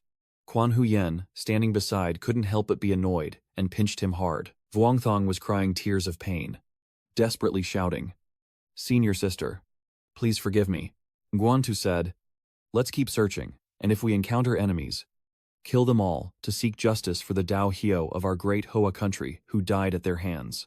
Then, he quickly instructed, "Little Zhang, Little Huyen, you all go together, but you must pay attention to safety." You said, "Master." The rescue team and the senior male protagonist. Nguyen Tu recounts that although the main disciple was seriously injured, he barely managed to keep his life. And as for the others, the forest was a bit of a loss. The prince sadly added, "Apart from those we rescued, everyone else had been killed." Hearing this, a trace of hatred appeared on his face. Immediately after, Vuongthong quickly entered Quan Huyen, riding his horse and sword soaring through the sky. Both saw a herd of elephants ahead and fiercely chased after them to catch up. Below, someone had fallen, while masked assassins and lurking figures hid in the forest. Vuongthong, wearing a black robe, instructed his senior sister that killing people was fine as long as it was in the underworld. And Quan Huyen quickly let out a muffled sound. He mournfully thought, "Reborn and imprisoned in the underworld for 13 years. I still practice swordsmanship, and the sword fame has no beginning. The fame of the sword has no end, so that no one dares to bully the great Hoa nation, so that the family can live without worries." Immediately after, a powerful sword aura shot out fiercely, sending hundreds of sword waves toward the monsters. The boy calmly thought and made up his mind. Anyone who dares threaten us must be killed. At the same time, the communication device rang out. "Master Vuong, in front of you. You are in a small town on the border of Saros. The recent battle between you and the blood-sucking demon has alarmed the Saros army. They want to negotiate with you." Wang Shang quickly agreed to connect the call. "A great Han monk. This territory belongs to the Saros Empire." The voice on the other side questioned, "This is a declaration of war against the Saros Empire. Please stop your innocent slaughter. The people I killed are not Saros citizens. You can quickly verify their identities." Vuongthong continued. 10 minutes ago, dozens of evil cultivators attacked my rescue team from the Great Han Nation who had infiltrated this city.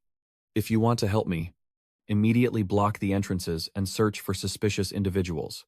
He remained stubborn. "You have no right to kill people arbitrarily on our territory. Please stop causing a crisis, or we will formally protest to the Great Han Empire." Vuongthang, of course, doesn't take anyone lightly. He continued, "I am not killing randomly. This is simply revenge." Immediately after, beams of power rapidly descended from the sky toward the tower. The people in the city saw this phenomenon and couldn't help but look up at the sky in amazement. The streams of sword energy kept shooting out, fiercely tearing through the wind as the demon dragons were quickly pierced through. Unable to react in time, there are even more tragic ones, as those beams of light directly strike like thunderbolts capable of splitting the earth apart, leaving clothes and bloodstains scattered across the ground. Vuongthang coldly retracted his sword and counted. This was the 26th person. Quan Huyen looked at his expression and couldn't help but worry.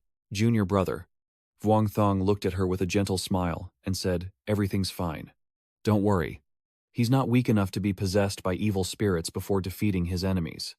Suddenly, at that moment, his phone rang. Vuong Thong took out his phone and was surprised to see that the caller was Master Nuong. Jilang couldn't help but wonder. "Little Shen, you've become an immortal. So how did you survive the heavenly tribulation and transform your body? Explain." "You still don't have a primordial spirit," Vuong Thong awkwardly continued. "It's just a minor spell I've only understood over the past few years. Its power isn't great." "Su Nuong, where did you see me turn into a deity?" She sighed and continued. "You have attracted attention online. And basically, the refined and gentle image of our monks has been instantly destroyed. But you are protecting the dignity of the great Hoa nation, which is commendable and has also recorded your achievements. But still, your recent hunt for the blood-sucking demon has successfully attracted the attention of Wu Chivat, the vampire prince, who has just arrived at the capital of the Saros Empire. They are requesting a fair fight with you. Vuong Thang and the officials are now watching from above. You ask in surprise. The blood-sucking duke. A fair fight. Zhilong further explained that, based on the intelligence we gathered, Wu Chivat is the current generation's prince of the Vat family. Among the known princes, the third strongest is still weaker than that unidentified ancient prince. And the blood demon you killed earlier was a Marcus, slightly weaker than Wu Chivat. Zhilang couldn't help but worry, and honestly, if it weren't for his calm performance when killing the blood-sucking demon earlier, she continued to instruct. "I will only teach you and Xiao Huyen now and then, return immediately. I won't talk to you like this anymore. Stay there and wait. I will go inform your master and a few experts to support you." Vuong Thang asked about the main issue. "Sister Nuong, I want to know what the government's attitude is. Do they need me to win?" She replied that it is necessary, but I don't want you to be under too much pressure, whether it's thinking for me personally or to protect the future of the cultivation world. Vuong Thang looked into the distance and replied, "If the country needs it, then go win a battle. But there's no need for the master to get involved. The time for us to gather is the same as the time for the enemy experts to assemble. This cannot be delayed. And if possible, it would be best to force the opponent to confront you directly." Only the wolf replied, "So just try to win quickly. Backup will arrive later. And as for provoking the opponent you mentioned, I can ask someone to die, but I don't know if it will succeed." Immediately afterward, he quickly hung up.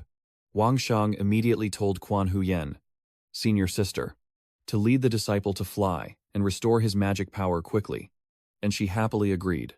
So, Quan Huyen raised her sword to help you ascend into flight. Wang Shang kept thinking.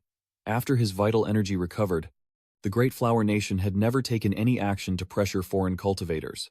He remained silent and focused inward, still calculating. But that didn't mean the Great Hua Kingdom was truly kind and would let others bully it to the door without taking any action.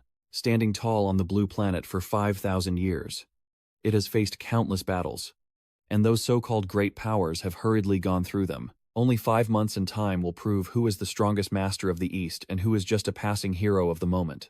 Cultivating the way is for eternal life and freedom. Practicing the law is to protect the way and safeguard oneself and those around. If a cultivator is born in the mountains and grows up in the mist, they cannot be blamed for their devotion.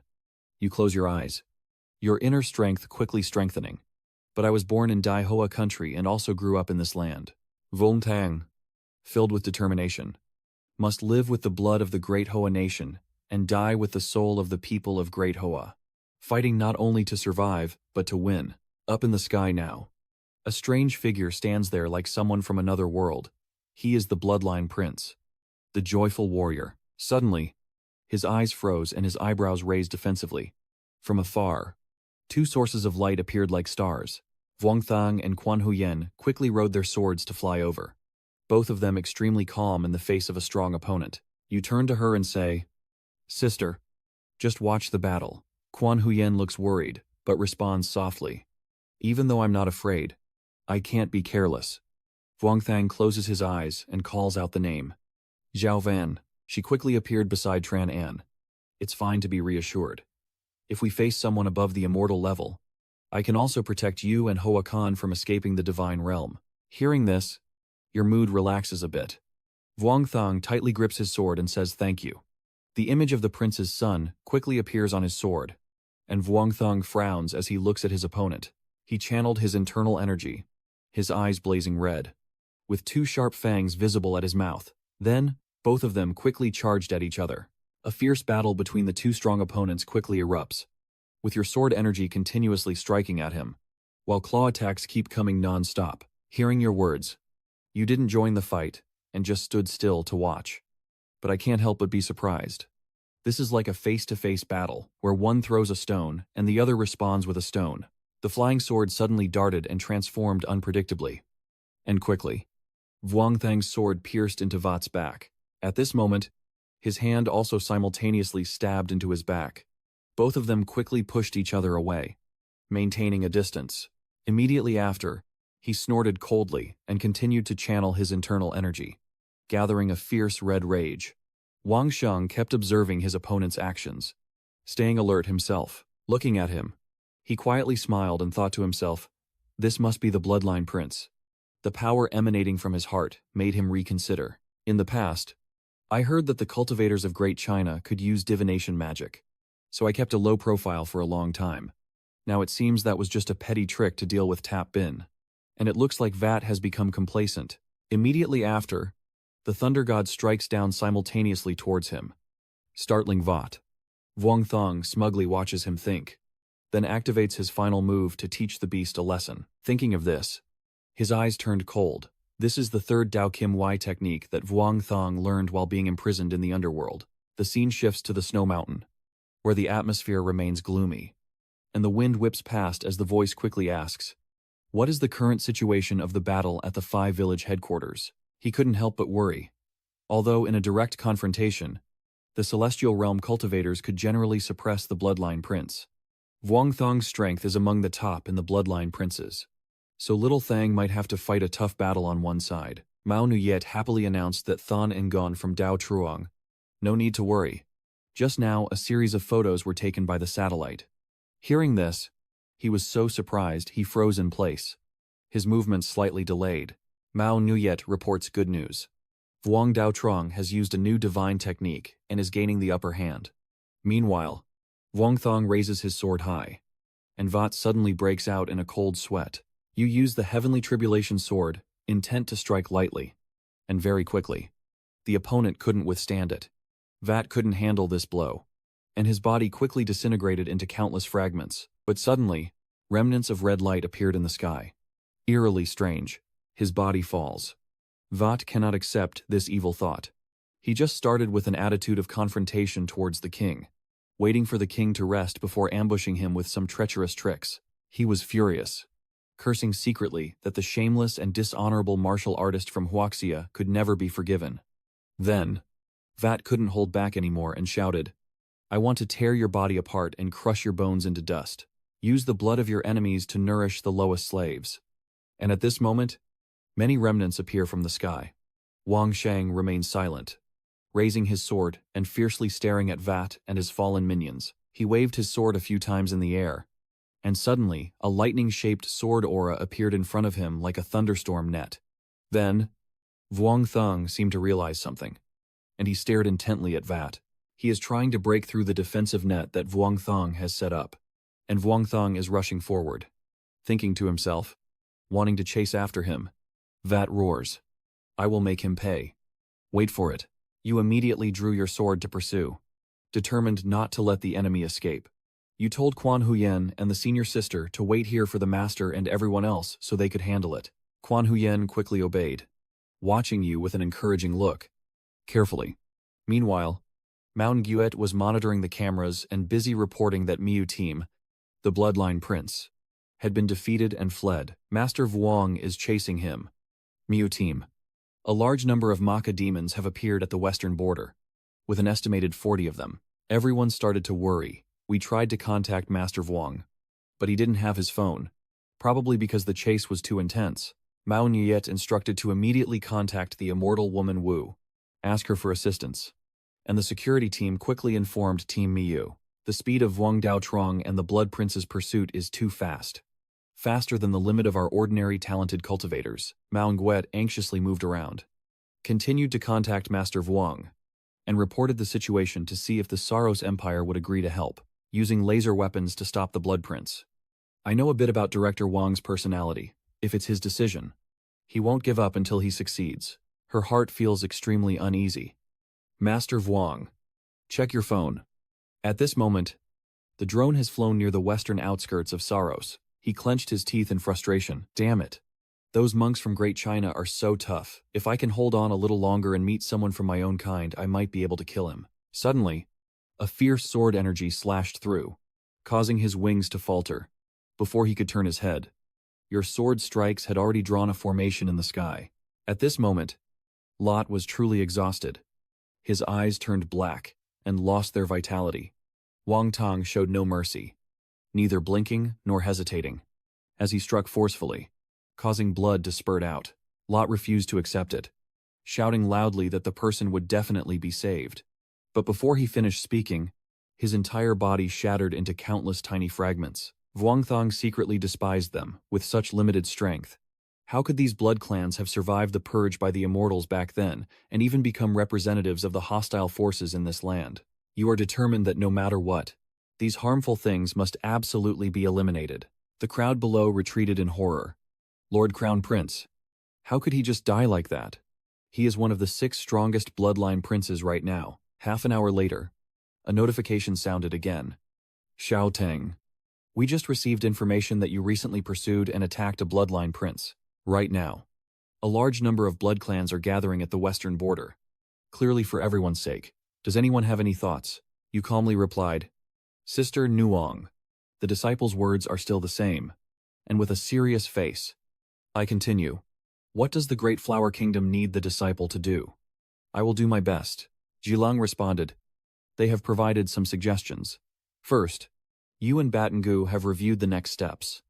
Then you can decide how to counterattack. Of course, if Feiyu has any plans that can be carried out, just present them directly and we will seriously consider your proposal. Vuong Thong then turned to the tavern and asked, if it's about tactics, does Sister have any ideas? She suggested Yinyang transformation.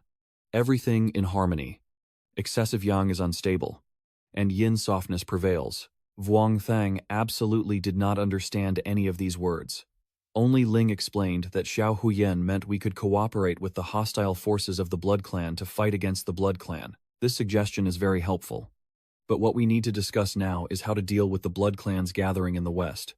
Vuong Thang sneered and said, Sister Master, if that's the case, my disciple also has a way. The crowd shouted fiercely that they would avenge Prince Lot and that those disgusting cultivators of the Great Hoa Nation must be crushed into dust. They are planning against each other. Once they have avenged the prince, we will take advantage of the situation to enter Great Hua and reach our entire Great Hua city, our training ground. First, we need to drag out the Dai Hoa monk Mu Haithan Vuong and turn him into the lowest blood slave, slaughtering his people and kin before his eyes. Vuong Thong looked around and said, Sister, your magic power is enough now. She asked worriedly, do we still need to fight against students from other countries? Vuong Thang glanced over and thought to himself, in the end, this will eventually lead to a fight. After all, the amount of reincarnation cultivation on Earth is limited. Currently, the spiritual energy is dense, so nothing is visible. But once it recovers to normal levels, all problems will suddenly erupt. Instead of waiting until then to fight, it's better to do it now, so you can gain more reconstitution for future growth. The action of flicking the sword just now disturbed the Dao Yun, and she quickly appeared to ask, what's wrong? Vuong Thong calmly replied, it's nothing. Just a careless mistake. Worried that you all don't know that the spirit array can't activate the formation. She looked at the fallen people and asked, are there still people not resting? Watching over them nearby. Immediately after, she merged back into the sword, and Vuong Thang sighed bitterly. Perhaps this elder was showing concern for him and his senior sister. Then, he advised Quan Huyen and his senior sister to follow the plan they discussed earlier, and she firmly said, be careful. Soon after, he headed straight alone toward the fallen group. His face remained calm as they swarmed like ants, each one looking fierce and dangerous. Wang Shang did not hesitate, riding his sword and charging forward fiercely. You still have inner strength. A surge of power quickly emerges from your fingertips. Wang Shang, full of youthful vigor, breaks through the encirclement alone. One of them screams loudly, It is he who accidentally killed the prince to avenge the prince. Vuong Thang quickly draws his sword, and a blue light appears. The river around him now is filled with countless accumulated lightning bolts. And Vuong Thang often says, "It's just a few people. Even draining my energy won't work." That vortex of power is like a giant magnet, constantly pulling people to their deaths. Vuong Thang poured in more internal energy, shouted loudly, and continued to unleash lightning bolts. Thunderbolts struck fiercely, causing many to fall and perish. Wherever your power swept across, they scattered and disintegrated. Vuong Thang observed and thought, most of the blood demons attacking him are counts. At most a few dukes. But they definitely won't rely on their numbers to attack me. I can sense that. He looked at the lightning and realized that among these dragon Maka there was something existing. Perhaps a prince-level creature waiting for an opportunity to attack. Hearing this, he gave a slight smile. No matter what, Vuong Thang calculated in his mind that as long as he could lure all those blood clans here, with the sky now filled with thick fog, that would be our victory. And Quan Huyen on this side was also gathering her internal strength in preparation. She reached out her hand, still gently channeling a source of power. Quan Huyen remained silent as a sphere quickly formed in front of her. The 10 groups of people fall into panic, looking up at the sky and asking each other what's happening. Where did this fog come from? Quan Huyen begins to set up the formation, silently reciting in her mind. The Soul Rescue Spirit Formation. Now, the Great Dragon Maka calculates that once it enters, I'm afraid no one will be able to escape. Han spoke. I warned you long ago. You can go anywhere, but the only place you cannot go is the Daihoa country. Over 1,000 years ago, we once revealed our ambitions for Daihoa. But back then, our strategy was dozens of times stronger than now.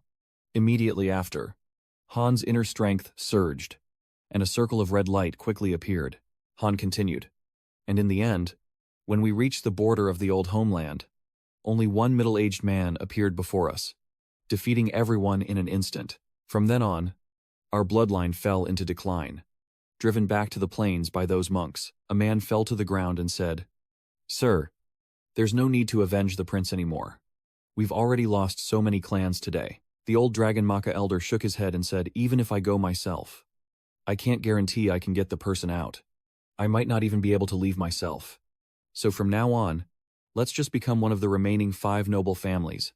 Han carefully calculated that their prince was foolish and could only use them to make amends.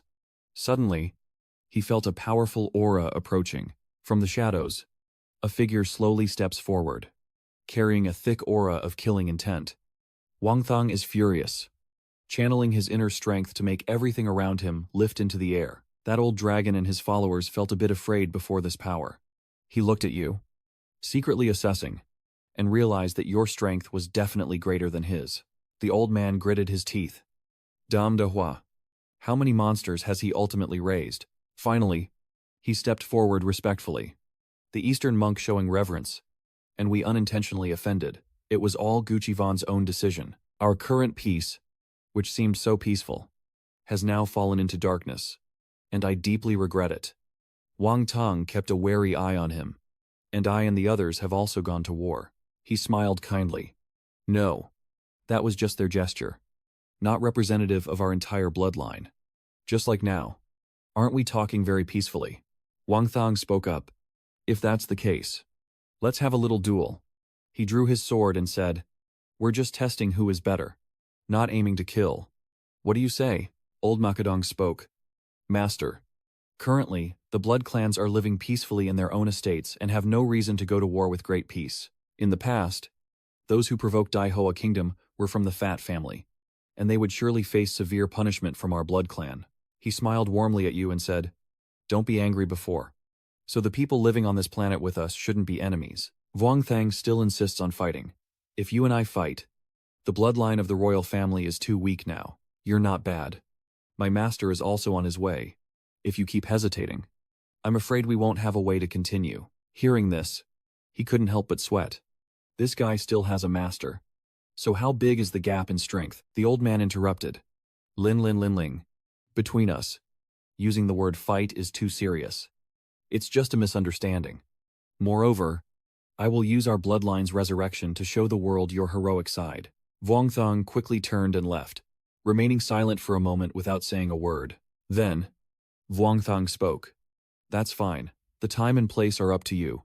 If you dare to leave, then I will do the same in the future. I will visit each of your clans, inquire about every detail, with words full of intense suspicion.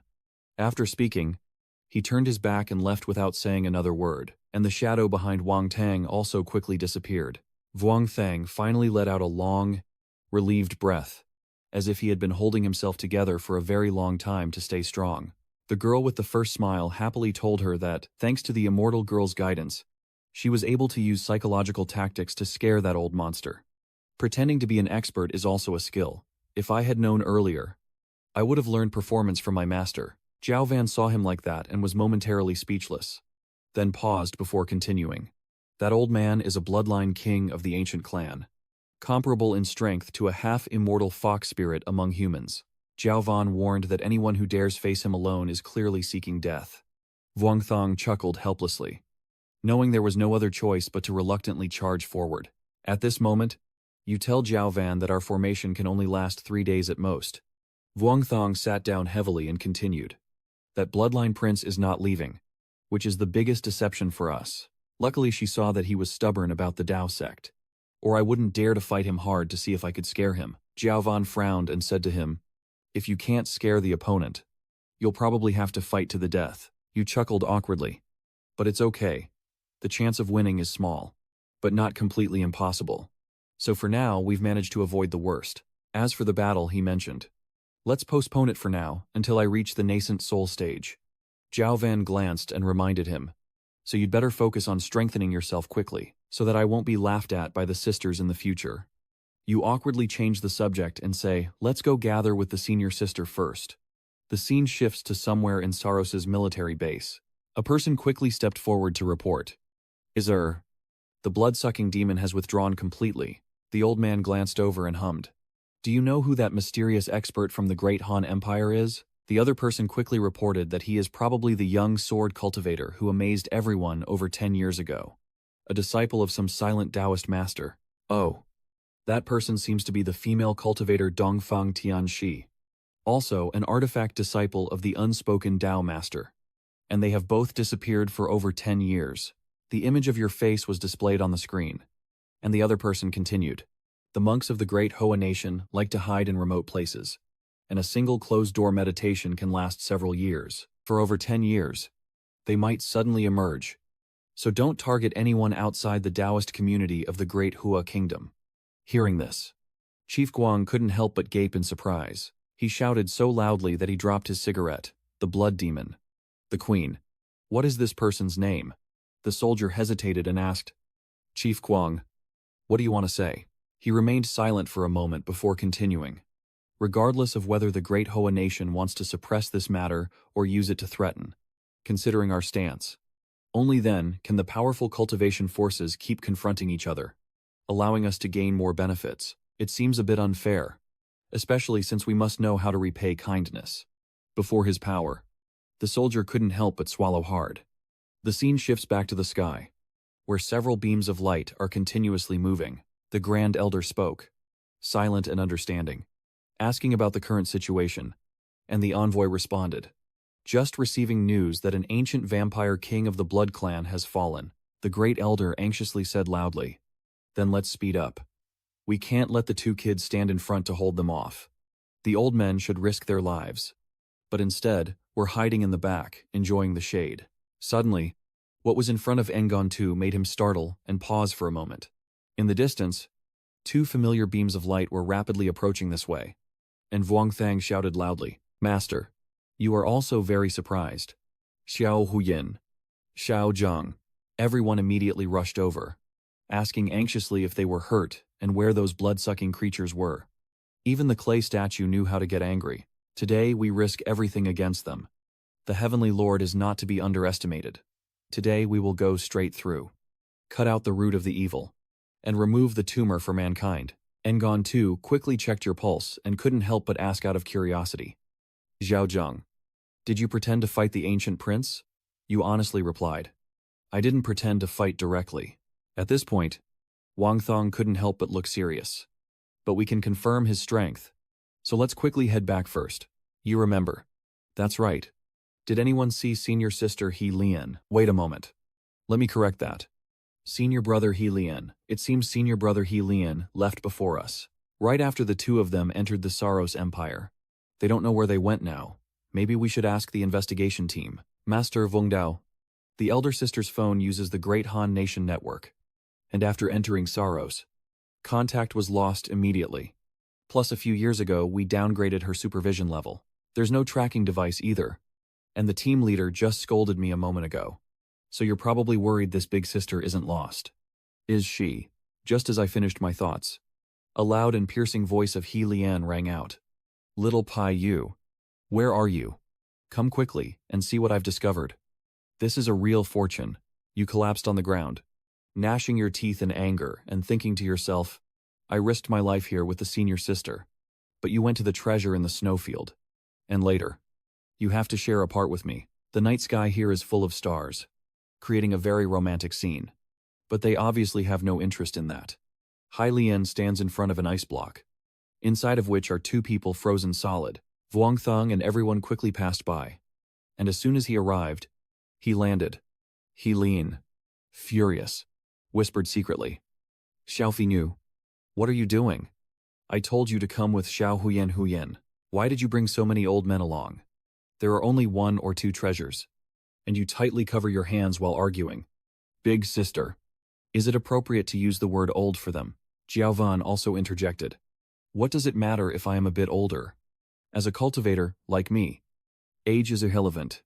The so-called mind shapes the appearance. Whether there is a price outside depends entirely on one's mindset. Vuong Thang couldn't help but feel helpless. Yes, everyone is right. He Lian was stunned and confused. Who is that venerable figure in the divine realm of Little Fingu? Jiao Van replied. But that was in the past. Now I am only the spirit of the sword of the girl. He Lian chuckled flatteringly. So it turns out she's the heavenly princess with noble status. Truly unworthy of her.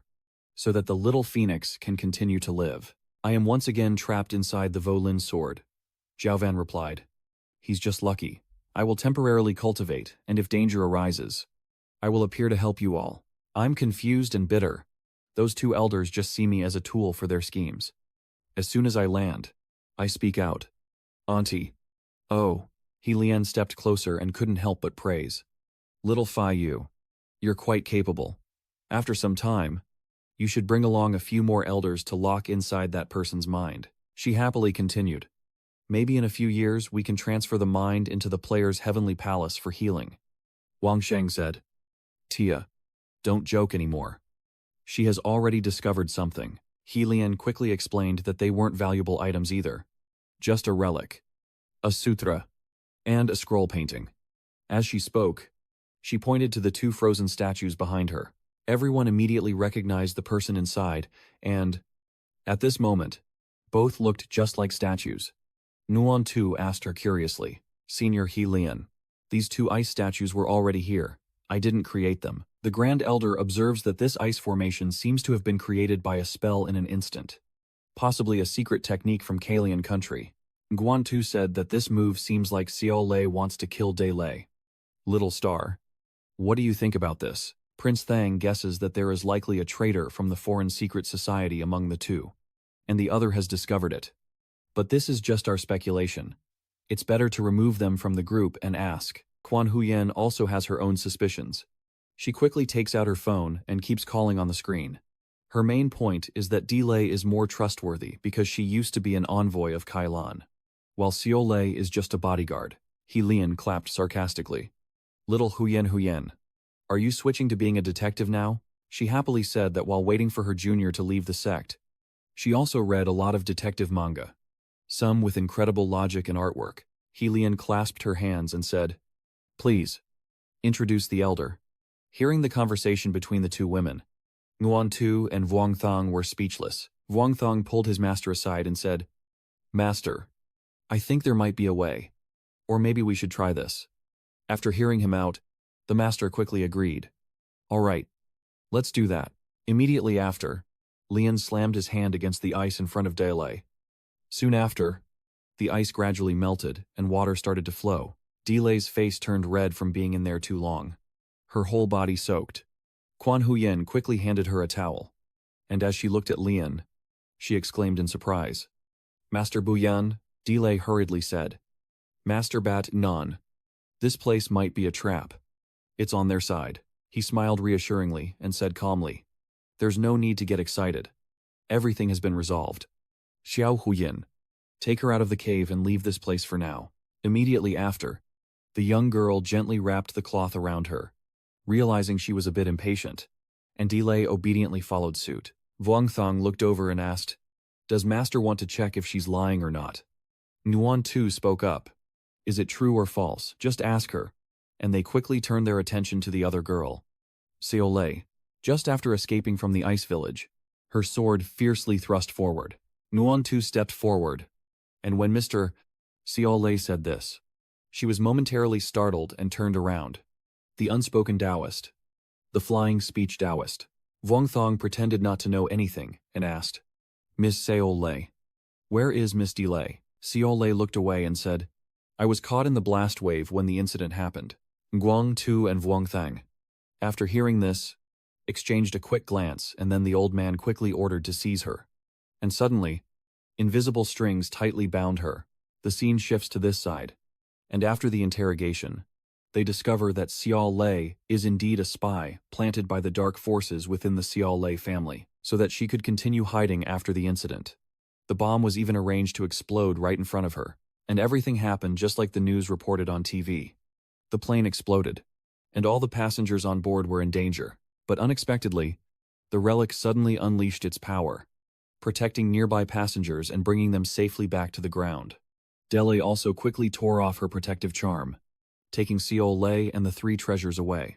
It was this incident that led Xiao Lei to believe her plan had been exposed, and she immediately launched an attack on Dele. Fortunately, Dele's reaction was quick, activating her protective treasure to freeze the 2 of them in ice.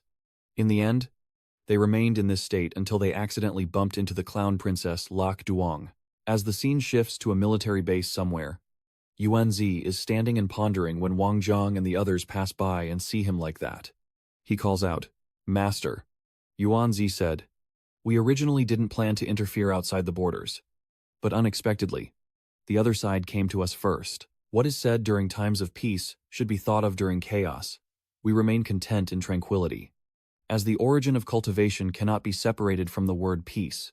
Then he turned back, smiled brightly, and told them all right. Let's head back first. The rest will be handled by the investigation team. Both quickly bowed their heads and replied in unison. Yes. Vuong Thang quietly worries and thinks. Although the master appears calm, his expression clearly shows he is still furious inside. As a disciple, I must distinguish between good and evil. Suddenly, he shouted loudly, causing both of them to startle. The sinister source chuckled and continued. That's right. After today's events, Little Thang, you've become quite famous internationally. So in the future, be careful when you go out. Huh. You were surprised. Huh. Immediately afterward, a series of headlines appeared across all social media platforms about the lightning controller, the blood-sucking demon of eternal ancient times failing, the divine sun descending for punishment, the enforcer of divine wrath, the divine sun falling, the sword wielder, the king, the mighty, and others. You can't help but frown and secretly think what's going on here. Quan Huyen showed you a bunch of comments, and she also couldn't help but feel happy. Wang Sheng sighed and thought, well, as long as they're happy. Then I suddenly remembered and asked, Right, Master. I once watched a documentary video. Who exactly is that face of the demon leading the ambush? Senor Ngiem Xingnum. Source 2 replied, Yes. We have confirmed his identity. The young sect leader of the Yinyang All Things sect. He recounted that back then, as we swept through the Yinyang All Things sect, the cultivators of his faction gradually split into 2 forces. One being the peaceful and compliant faction supported by us. The other side has joined the Western Dark Sect, and that young sect leader is the typical representative here. I heard he even has a Dark Master as his adoptive father. Vuong Thang is determined. Today's events will surely make them pay the price. He pats your shoulder and says, This is only natural. But I just received some news. There's a small matter as important as you. Wang tu nhang chong noi. Con nhang chai đi một chuyên. Đi xâm về xóm. Chi tiết su việc là. Sau khi nghe xong. Cao jo khóc jo quay. Su phu. Chuyện này cụ phải là con gì sao? En ji guan tu noi. Bis bat buộc. Kak con thai. Bis su di một chu yen. Chung koi nu de giai huai. The scene shifts to Vuong Thang's parents' house. Now it's morning. And Tu Dieu is standing lost in thought on the balcony when suddenly she startles. All three of you flew back on your swords. The girl was delighted. Brother, you're back. Right. Ngon Tu couldn't help but wonder. Xiao Diao, why are you standing on the balcony? Where are your parents? The girl sighed. Her parents are inside. But at this moment, it's not the right time to go in. Your father is suffering and begging on the ground. Listen to my explanation. I just woke up and have nothing to do with it. No. That's not right. Isn't he Athena's father? He's a man. And your aunt is scolding him fiercely. You're impressive. Still thinking about Athena at this age. Isn't this like the cartoons we watched in our youth? With that divine horse and celestial power. I don't care. He's definitely got issues. Your father is trying to flatter you. Yes, yes, yes. My lady. Don't be angry. It's not about increasing lifespan. Will menopause come later? Auntie, she sneered irritably. And he immediately complained about how terrifying her temper was. Your mother still refuses to stop. She clenches her teeth. It seems she's not going to discipline him today. Our married life can't go on like this anymore, he said helplessly. Listen to me. Dear, hearing a loud noise outside. Your mother quickly glanced over. Wang Sheng opened the door, sticking his head in with a cheerful voice. Dad. Mom. I'm home. Mom hurried over happily. Tu. Tongue. You're finally back. My bulletin board is full of news about you. Your father excitedly asked. Tung. Are you now a master-level expert? He awkwardly explained that he was just using some magic and couldn't really control lightning. His mother proudly smiled, feeling accomplished. My son is truly the best. Immediately afterward, the whole family sat down to chat. Your mother and Helian got along very well. And Quan Huyen still sat quietly listening. Little Ru whispered, Big brother, you're so cool. Killing the Blood King, repelling the old king from 1,000 years ago, and causing such a big commotion in Sorrow City. Xiao Sheng couldn't help but be surprised. These news have already spread everywhere. The girl replied, No. It's just a couple of photos of you fighting. I saw those news on your friend circle. Thi Thien Truong. And after hearing it, you couldn't help but gape. Your brothers in the group chat are buzzing. And Huaikin said, The evil cultivator from the alien realm is too arrogant to mess with our great flower. Lately there haven't been any fun games. So why not meet up with some friends and go to a different realm for a bit? Van Phi spoke. Phi Yu is about to become a primordial alchemy stage expert. Our generation can only barely reach the golden thread. You really are a tiger's strength. Thien Truong. When did you break through? Just enough. Huh, I need to retreat for closed-door training. You're at the peak. Tian Zhang quickly composed a song praising you. Majestic and grand. Evil cultivators have no home. From a different realm they dare to offend. With a sword to protect himself. The bloodline prince was slaughtered. The ancient bloodline prince of the blood clan retreated. The silent disciple of the Taoist master.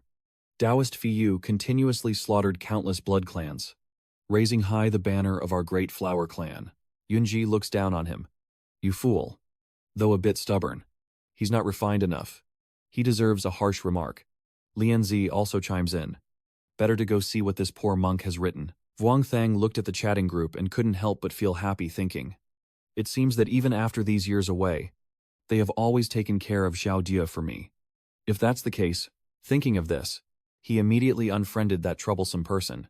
Vuong Thang looked at the girl smiling brightly and advised her to be careful when making friends. Bad friends like Thi Thien Trong. Just have your brother add friends for you. Classmates from senior high, and a fixed team for cultivation. Vuong Thang messages everyone. My master assigned me a task. Does anyone want to join? Yunji says up front. The task is assigned by the silent Taoist master. Unfortunately, I am in seclusion and cannot join, Hoei-kin said. Amitabha. Our fixed team hasn't been active for a long time, and the dirtiness level is increasing. Yinglong and Shichlin are also participating. Tianzhong obviously can't be absent. Where he is, I will be there too. Tell me, Brother Thang, what's the mission this time? You said my master mentioned escorting some senior scientists to England for study abroad. Tianzhong was excited. Oh, Master do England. Everyone else already understands. Right after that day, they quickly arrived at the airport as the plane was about to take off. Vuong Thang couldn't help but wonder. What are you all planning to do? Hoai kin vui ve? Aji da fat. Nếu chúng tôi qua cho thì cũng không có gì. Quan trọng là lan này ji kung phi nhu. Yunlong spoke up. That's right. We also think it's better to be prepared. Lord Vuong. Wherever we go, big trouble is sure to follow. And this time, Tian Truong Dao Hio is also coming along. You are a common enemy of An Dao, which surely has launched a series of exciting tourism activities like assassinations, ambushes, and dirty tricks. Tianzhong laughed loudly, reassuring you that we will never hold you back. And if any emergency arises, we are still capable of responding properly. You looked at this chatterbox and couldn't help but feel headache, and the waiter hurriedly came to support you. Helian excitedly asked, Xiao Fei Yu, are you going to blow up the Fulu Mountain this time? Or do you want to deal with the 4 hidden villages? And you replied, There. I bathe in hot springs. Enjoy the flowers of Andao. Wait for the scientists to finish their work. Then return home to live for a while. Tianzhong talks endlessly. Senior, don't worry. A Shuang has never caused trouble himself. They always come to him willingly. Wang Shang frowned and asked, Can you be a little nicer to me? Then, he suddenly remembered something, and his eyes became lively. Wang Shang asked Tianzhong if he dared to try. If something happens this time, I will fulfill one of your requests. But everything went smoothly. Help me find a suitable master for Xiao Di to practice cultivation. Tianzhong said, with a sly smile. Wang Tang. You said that. Everyone was excitedly agreeing, and he also raised his hand to join this challenge. Hoai Kin had not yet finished speaking when everyone started to shake, and the announcement sounded that the plane was encountering turbulence and might shake a bit. So passengers are advised to fasten their seatbelts and stay calm. Vuong Thang couldn't help but complain. Is it possible that I really might cause trouble? Later, at an airport somewhere in the United Kingdom, the plane quickly landed, and everyone came forward to tell you that the turbulence earlier was actually normal for international flights. He began to explain that because we established the air channel, leading near the national border, the flow of primordial energy caused complex and irregular phenomena. Vuong Thang's face darkened as he thought. So the problem lies with the energy channels. He glanced over at the group behind him, smiling slyly. Clearly setting a trap for himself to fall into, Vuong Thang asked, What research are you going to Andao for this time? Is it to attend a scientific conference? He continued. Although we are the most knowledgeable, have the deepest research, and have achieved the most results with primordial energy. In this field, foreign scholars are ahead of us. He continued, Our techniques are no match for theirs, so we can only work hard to learn, and we can't claim to have achieved anything that would look down on researchers from other countries. Vuong Thang smiled brightly, kept exchanging ideas, and moved forward together. This spirit is truly commendable. Hearing you say that, he excitedly ran over and asked if your help was related to the inheritance of the Emperor of Destiny. And you were startled. Vuong Thang couldn't help but frown and think. After talking about science and technology, he finally asked himself this question. Quan Huyen spoke up, saying that there have been widespread rumors that the 2 disciples of Than Non Zi are both celestial beings passed down from the heavenly court. And we already know their backgrounds, he interrupted, saying that your talent and understanding of swordsmanship, along with your knowledge of the heavenly sword and your ability to control the heavenly tribulation, make it impossible for us not to speculate this way. Dao Van transmitted a voice to you. You are not the one. No need to guess randomly. Just focus on cultivating your path. The answer will be waiting for you ahead. Vuong Thang nodded seriously and said, I am not. Vuong Thang couldn't help but transmit a message back. Thank you. Zhao Ven. You think about it. Whether the immortal master is from the world or some native of Earth. I am just Vuong Thang, with the Dao name Phi Nuo, studying under Than Ngan Tu, liking swordsmanship and practicing the way. Then he clenched his fist and whispered happily to himself. And senior sister, don't worry about what happened before. Just focus on the future. Everyone then left the airport.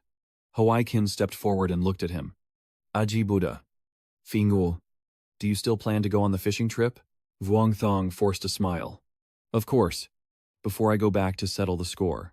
I don't believe that in this peaceful world, there's anyone who would randomly want to fight or kill us, Hoi Kai loudly said. Congratulations to Phai Nu for achieving success. 2 consecutive sentences in perfect harmony. The group of you rush forward to scold him. Tiba Ka. The country is safe because of you. But you don't rejoice. Instead, you challenge Thien Trong to a fierce battle of 800 rounds with me. Vuong Thong glared at him, while Thien Trong pretended to ignore him and looked away. Hoai Kin asked, So, Fingu, is the case still being considered? Wang Shang insisted. Of course it has to be counted. You firmly said. Because of this deceiver's actions. It's not within the scope of the mission. He shirks responsibility. Let's get in the car first and let him handle it himself. Vuong Thong shouted. Vuong Tang. You can't leave me behind. Stop talking and quickly settle this. Commander Tian quickly shouted. Immediately after, he angrily looked at those people and shouted, Hey! Hey! Hey! Having not spoken for days, he stuck out his tongue and kicked it out, causing the group to turn pale. Wang Thung broke his arm. Forgot what the nickname of the little girl was, but his nickname is the unbeatable big-footed cannon leg. Get ready. Thien Trong quickly took out the talisman and began to channel his inner strength. He cunningly stuck the talisman on his chest, and Thien Trong smiled proudly. Immediately after, he quickly assembled the chant Kumbawa Konichiwa Abasu Lasu Labakasuka. The sewer insists on competing with the ocean. The canal claims to match the hydroelectric dam. Kumbawa Konichiwa Abasu Lasu Labakasuka. Vuong Thong saw you standing there with a sinister look. This guy has truly found his place to showcase his talent. You look at Tianzhong, and if I say, in the world of prisoners, I am the top among the younger generation. But in the martial arts world, between me and this guy, there are still 999 keyboard heroes. Immediately after, those people were all cursed out angrily. Vuong Thong turned around and said, Let's go. Thien Trong cheerfully responded. Okay. Tianzhong laughed loudly and shouted, Someone quickly find more archers here. Your people aren't enough for me to shoot. If you want to deal with me, send troops here quickly. His cunning face continued. Especially since my idol rarely visits An Dao.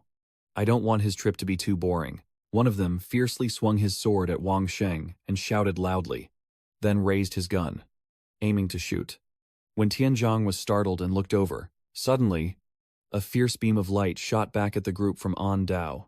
After witnessing this phenomenon, everyone was stunned and confused, as if struck by lightning.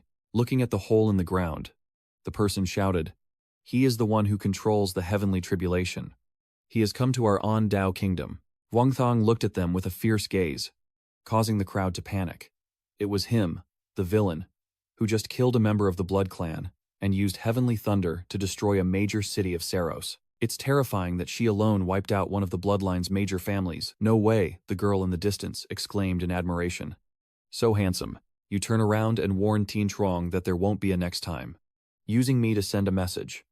And you're quite clever. Thien Trong smiled sweetly and flattered him, reassuring him that I was just using his authority to scare them. And moreover, Dao Quoc used fake power to bluff. The stronger you get, the more domineering you become, and the more they admire you. Maybe you already have a fan base now. Up in the sky, a plane is flying non-stop. The distance is now very close to the ground, revealing the green of the surrounding trees.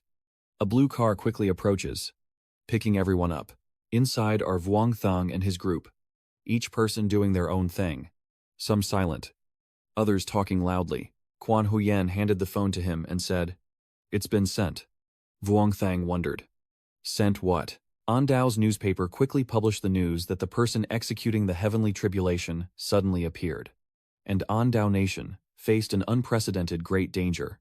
Our cultivators should unite and work together to face such a powerful enemy. Don't fight. Don't fight. The upper-class cultivators are spreading the news. Don't fight. You read the news with a grim expression, while Tianzhong couldn't help but get excited, praising Brother Thang as the best. You grow annoyed and quickly grab Tianzhong by the collar. Vuong Tang, with veins bulging on his face, asked, "Am I that scary? Wasn't I dragged into this by you?" Thien Trong trembled a little. Tang, this really has nothing to do with me. I'm just here, surrounded by keyboard warriors. All those heroes behind screens. Seeing that you are still angry, Thien Trong continued, using a bit of reason to think. If we really go over there and cause trouble, what kind of punishment will the An Dao Quoc government give us? Huai Qin, seeing the tense situation, kept running to help, feeling reassured that with this kind of support, An Dao Quoc would surely send people to protect us. Right now, their government is most afraid of the martial artists from both countries fighting. After all, the last two conflicts set them back over 10 years economically. As they argued passionately, suddenly a loud scream made you jump. Be careful. Everyone is calling out to the driver. There's someone ahead. It's coming up fast. Brake quickly. Look. There's someone standing in front. He's making a hand gesture and reciting a spell. Suddenly, at the same moment, Lian quickly raised her hand. Her movement gentle but powerful enough to knock the man off the beam, pressing his face against the car wall. Her fierce sweat and strength distorting his face. The driver lost control due to the incident, and the car sped uncontrollably forward. Everyone inside was panicked. Hardly anyone dared to sit down, all sweating and watching anxiously. Then Vuong Thong told the driver it's okay. Keep going.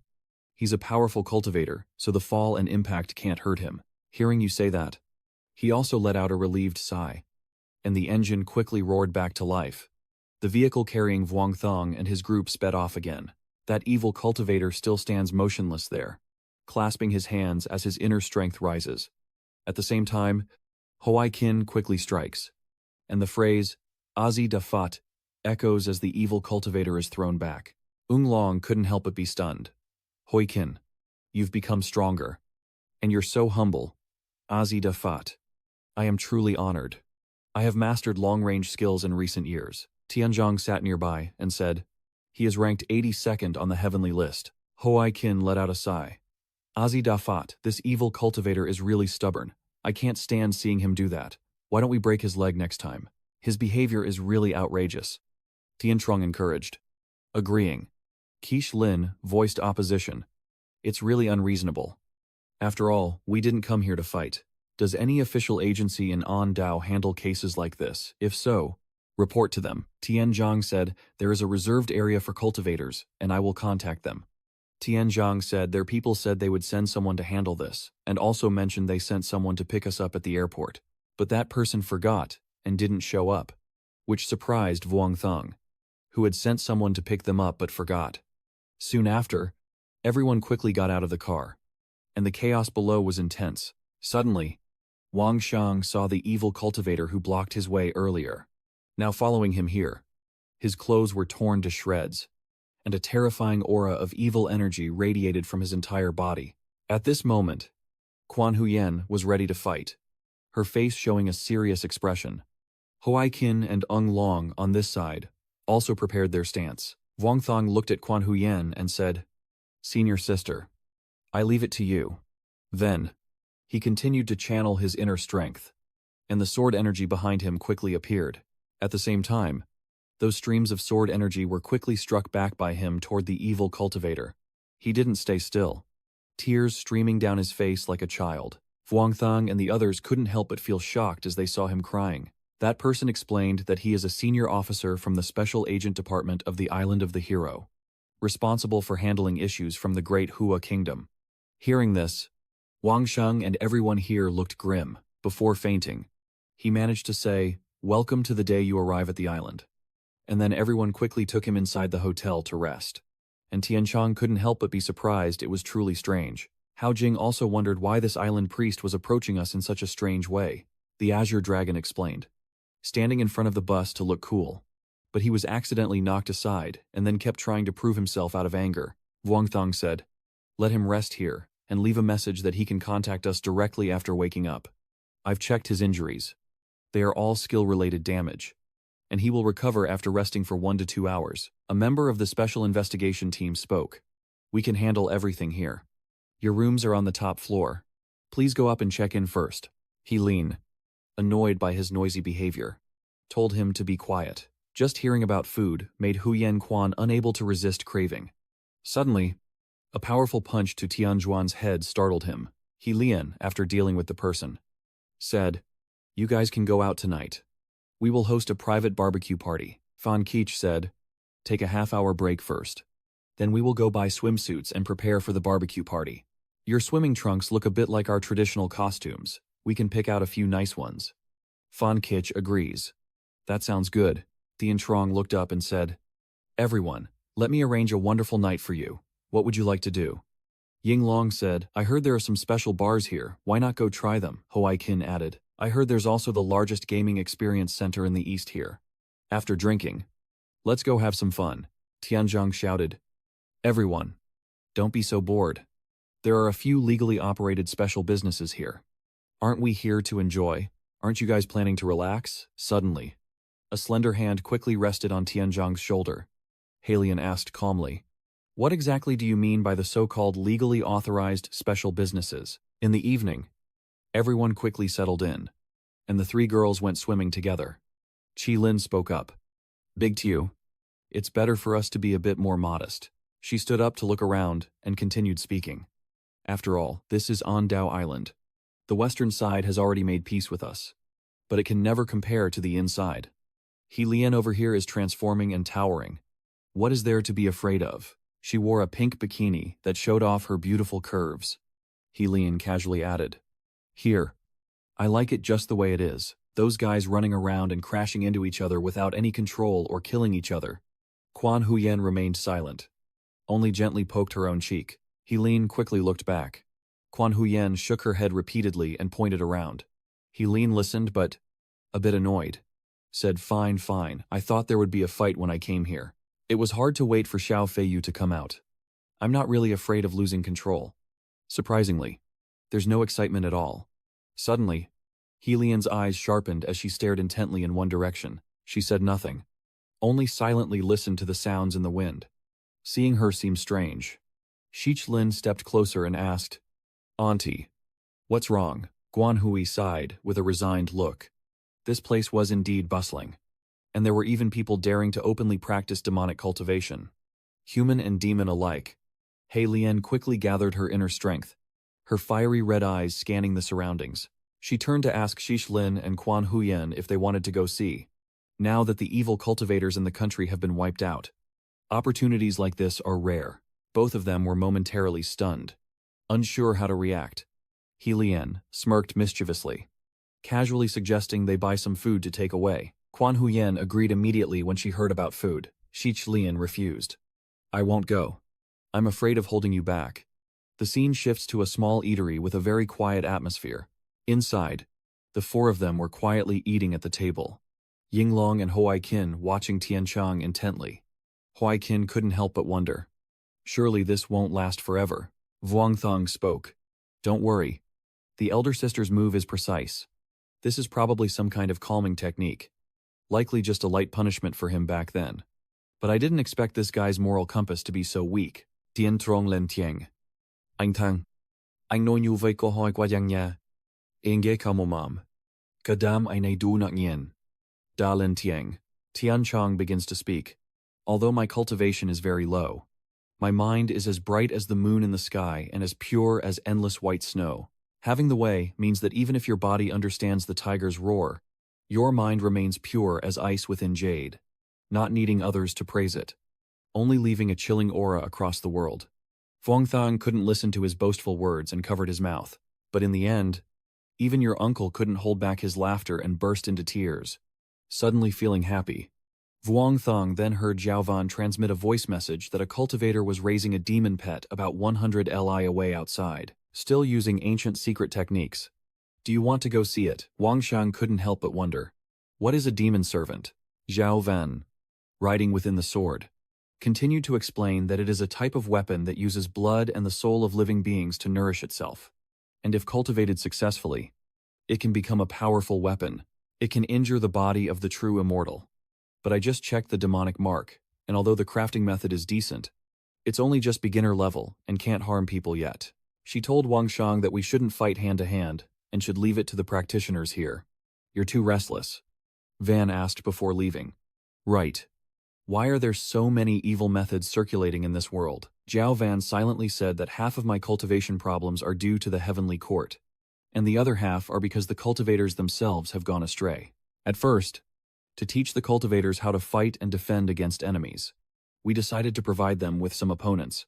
She recalls the time when she was teaching the way, when the heavenly court governed the three realms and countless beings' birth, aging, sickness, and death, of course including evil immortals and evil gods.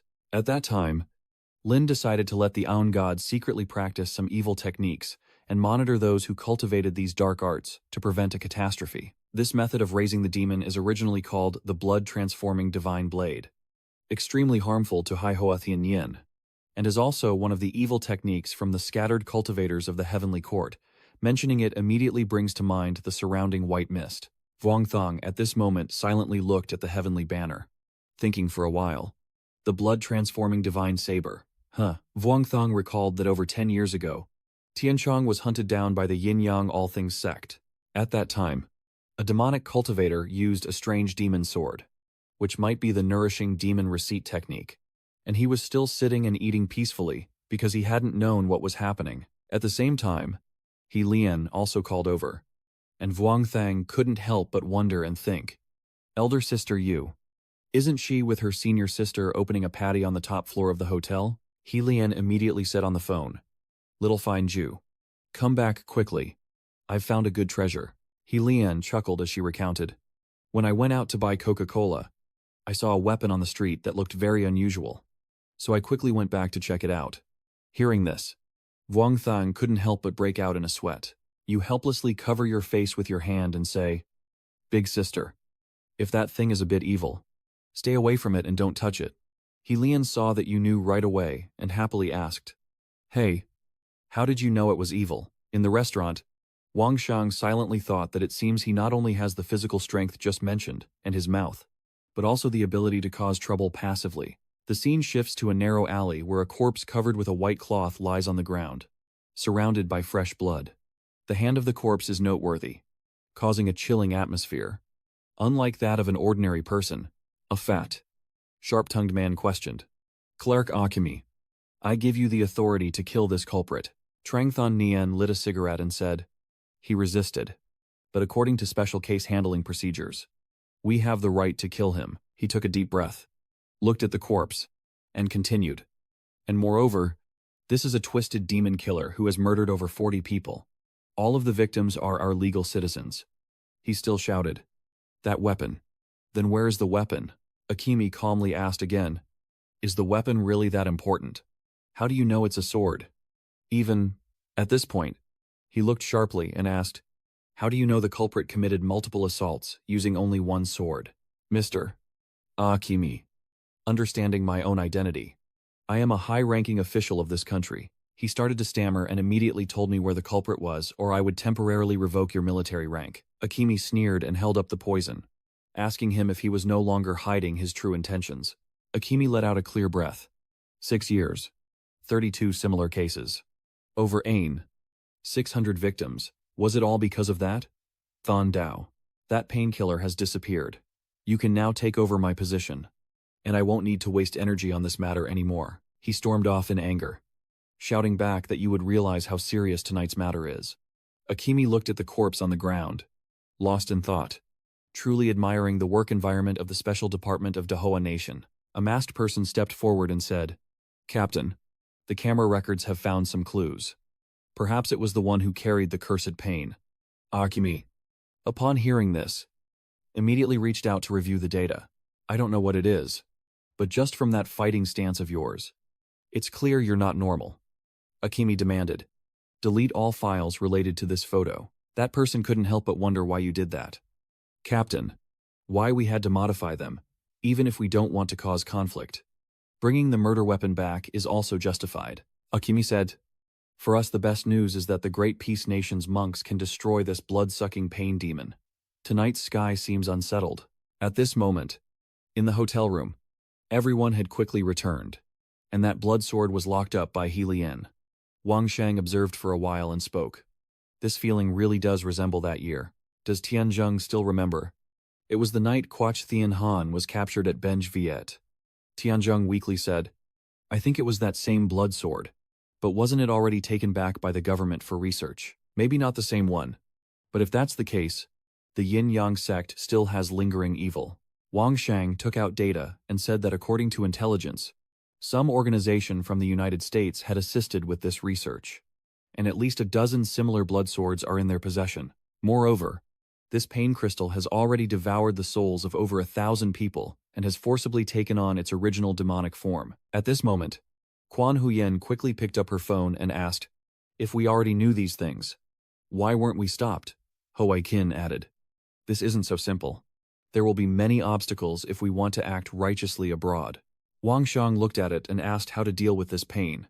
Rong Long said, destroy it. This thing harms people a lot. And the surrounding air kept emitting a sinister aura. Suddenly, a loud shout rang out, and He Lian Hung Hang said, wait a moment. She snapped her leg up fiercely. This was something I picked up myself. How can you say cancel it when you want to cancel? This painkiller has great power and is similar to a martial art. The pain is better than demon pain. It depends on how the user wields it. Shish Lin standing beside comforted her. Big sister, stay calm. Stay calm. Vuong Thong turned around with a bitter smile and said, big sister, please sit down first. This divine pain truly cannot be kept. He Lian sat down angrily. Fine. I'll listen to you. Really. It's hard enough to find a treasure. Jiling sighed in relief. Tianzhong walked over and asked, Brother Thang, how is it? Vuong Thong looked at it, knowing that although this painkiller couldn't be kept, destroying it like this would also mean losing the connection to the other 14 painkillers. Vuong Thang suddenly came up with an idea. Or we could use this pain crystal as bait. At the same time, Vuong Thang's phone rings. Qi Lang called. She got straight to the point. No nonsense. Did you manage to get a demonic pain? Vuong Thong couldn't help but sweat nervously. This broken phone not only monitors the guard but also serves as a communication device. Once this is over, I'll replace the person in charge. Vuong Thong honestly showed her the phone screen. Yes. Master. The pain is here. Qi Lang on the other side said, destroy it immediately. Vuong Thong couldn't help but feel regretful. He sighed and replied, yes. He quickly drew his sword to think, originally intending to use this sword as bait.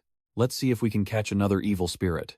If the nun said so, then just destroy it immediately. Thinking of this, he fiercely swung his sword at it. It snapped quickly from both sides and broke apart, with a stream of dark energy emanating from the middle. Vuong Thong remained steady. Everyone watched in silence. And gradually, it emitted more and more. Seeing the sword showing signs of recovery, Quan Huyen quickly stepped forward to help. The sword that was cut in half had already healed rapidly, but now it was enveloped by the extreme yin and yang of Quan Huyen. She gently lifted it, took it outside, and very quickly, the extreme yin and yang, along with the evil sword, were shot far away. A loud explosion rang out, and a burst of light like fireworks lit up the sky. Qi Lang saw that, and let out a relieved sigh. This way. We don't need to use this sword to study anymore. This type of demonic sword has previously caused destruction in various places, especially in Africa, and there are often intelligence reports related to it. Vuong Thong, upon hearing this, immediately asked, Lady, who is currently in possession of these demon blades? Qi Lang was reviewing the documents and explaining that the Carrington Weapons Corporation, a steadfast force of the dark side, also supplies scientific and technological support to the dark faction. The demon sword is considered an unpunished asset of the evil and good sect. But let's talk about this later. Right now, your situation might be at risk, she continued, saying that although I haven't received any intelligence related to this, the back of this demon sword must be connected to the Carrington Corporation. Yinglong couldn't help but wonder and asked again, isn't this place in the Cherry Blossom Kingdom? Hoai Kin clasped his hands and said, where there is a military point of the American Empire, there will be shadows of this corporation. The enemy has definitely left a way out. And now Senza has already locked on to our target. He Lian calmly sat drinking soda and said, the person who previously contacted us is heading upstairs. Guang. There are 74 weak cultivators heading towards this hotel, probably attracted by the commotion from earlier. Only Lang looked at him and continued speaking. Now moving the bishops. At this critical moment. You cannot trust the Japanese government. Remember this. The Carrington Corporation is entirely an enemy. She said that the encounter in the large snowfield before was a low-level experimental product of their corporation. And if they wanted to retaliate, you need to be prepared to handle it. Please do your best not to harm the civilians, but either don't fight or fight hard enough to hurt them. Vuong Thang quickly spoke up. Outside. A few masked men are secretly climbing in. Vuong Thang quickly hung up after calling Qilang, then hurriedly turned off his phone. Inside the house. Everyone was still unsettled. Vuong Thang spoke. Ti. Please protect the elders. He couldn't help but worry and said, please do your best to move them to a safer hotel. Kile. The hotel we opened in Dahua is the best. Josu Hui. Hak Su Ti. Thien Trong. Everyone support the elder sister. Long and Scarlet quickly agreed together. Tired. Thien Trong thumped his pillow and said, Brother Thang. I'll rest here for a while and then join you. As soon as he finished speaking, he fell asleep. Outside. Akimi quickly jumps onto the balcony of Vuong Thang's place. Quan Huyen is reading a book but immediately notices and gives a light flick of her hand. Immediately outside, Akimi was overwhelmed by her yin-yang energy, and he shouted in panic. Everyone. It's me. Akimi Mao. Vuong Thang looked around at everyone, and they all nodded silently. Then he turned to Quan Huyen and spoke. Sister, you still haven't looked back. Just eating your cake and waving your hand lightly again. Immediately. The chaos outside quickly dissipated, and Akimi experienced a moment of panic. He let out a sigh of relief, then neatly arranged his shoes in front of the door before entering. As soon as he arrived, Lee immediately got to the main point. Everyone. I must admit we captured images of the two young ladies at the crime scene. His eyes were dark circles like a panda's, and his face showed signs of exhaustion. I just wanted to confirm whether that dagger had been destroyed or not. Wang Shang confirmed that just now. When the eldest sister went out to buy something, she picked up a demon blade on the way home. But I saw that the blade was too evil, so I destroyed it.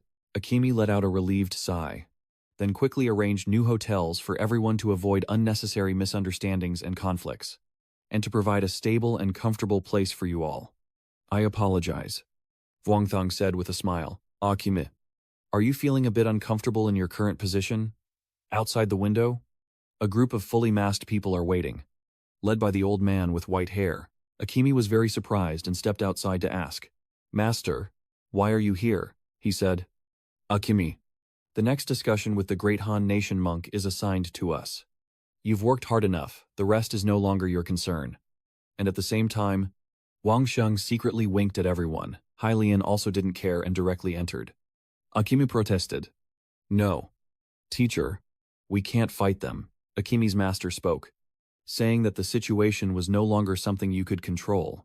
The next steps are ours to handle. Vuong Tang, Quan Huyen, and Hoai Kin will stay to observe the situation. Tranan, Akimi, rest assured, we will not do anything to shame this country. But the people of the great American Empire are coming, and we must give them an answer.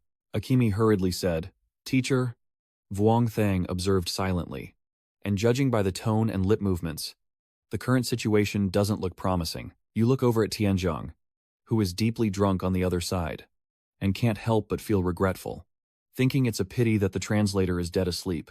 Otherwise, at least, you could know what they are doing. Then he suddenly pushed him hard. Now, get out of the way immediately. If we can't assert our authority here, then we only have one choice left. Akimi was quickly restrained by two men, bloodied and with swords pressed against her neck. Vuong Thang stepped forward, thinking to himself that he once regretted not being able to join the great battle of the Great Flower Japan back then. And now it seemed it was all arranged for him. Hinan directly asked if they came to ask for the sword. Vuong Thang smiled cunningly and thought to himself, well then, let's prioritize peace and see what they say first. Immediately, he released his internal energy and spoke with a tone of threat, hoping they would cooperate with us, the cultivator of the great Hoa nation. Around him, evil energy constantly emanates. Vuong Thang sighs and nods. All right. It seems a fight is inevitable. Akimi nervously shouted. Master Vuong Dao Trong, please calm down. I don't think he means any harm. Inside, he was desperately worried. This was not good. The master didn't usually read news or go online and had no idea about what happened to Vice Commander Wang. He looked at the shop on this side, starting to gather internal energy. And Akimi knew well that if the teacher insisted on making things difficult for Vuong Dao Trong, the consequences would be unimaginable. Hearing this, Akimi shouted loudly, "Teacher, they are." Before he finished speaking, a huge wave quickly swept toward them. With the Yinyang Tai Chi Hao Nguyen formation in the open tavern, Akimi's master was no exception. Quickly overwhelmed by the water, gasping for air as he was dragged under, Akimi sat on the ground, looking over, unable to help but worry about his teacher. But there was nothing he could do since it was clear they had started the fight. Seeing this scene before their eyes, Hoi Qin and Vuong Thun also felt fear, and Quan Huyen muttered a word, clutching his fist. At this moment, those people were no longer submerged in water, slipping and sliding as if on a slide. Immediately after, they fell freely from above like straw, and Akimi couldn't help but startle. He anxiously ran out to the balcony shouting, "Teacher," but there was no response. Fortunately, they didn't fall all the way down but got stuck on the wall, and the old man was still trembling below but couldn't hide his anger. Wang Shang stepped forward and said, "This is just a warning. This time we are here to escort our country's scientists. Not to start a fight. But if you want to fight, we will follow. Even if we face punishment afterward." There are a few things about Akimi's interference that I think you understand well. How things unfold is often just in the minds of some people. At that moment, Ung Long reported, "Fingu, the scientists, under our escort, have entered the elevator, and He Lian Sr. is on the top floor watching over." Vuong Thong turned and went inside. "All right. It's time for us to go too. Senior sister, Huaikin, don't fall too far behind." Tian Trung is carried on Huaikin's back. "Who tells you, Fingu, that it seems a large modernized army is heading toward us?" Vuong Thong also doesn't pay much attention, quickly slinging his sword on his back and leaving. "From what you observe, this island nation truly shares the same lustful nature as the Empire of Da Mei. Although you didn't cause trouble, it seems this old man still likes to fight." He shouted loudly, "Move aside. Akimi Meo, you stand in front and ask, 'Teacher, do we really have to anger the great modernization nation?'" I struggled to persuade him, "Master, that the best way now is to avoid conflict and even stop the army of the great empire. They trample on our sovereignty at will, using our people's lives for research. It's disgraceful." Before you could finish speaking, a sword was pressed fiercely against your neck, and Akimi was quickly subdued by the two others, their swords crossing in front of him. The old man turned away and sternly said, "Akimi Meo, you have been controlled by the monks of the Great Transformation."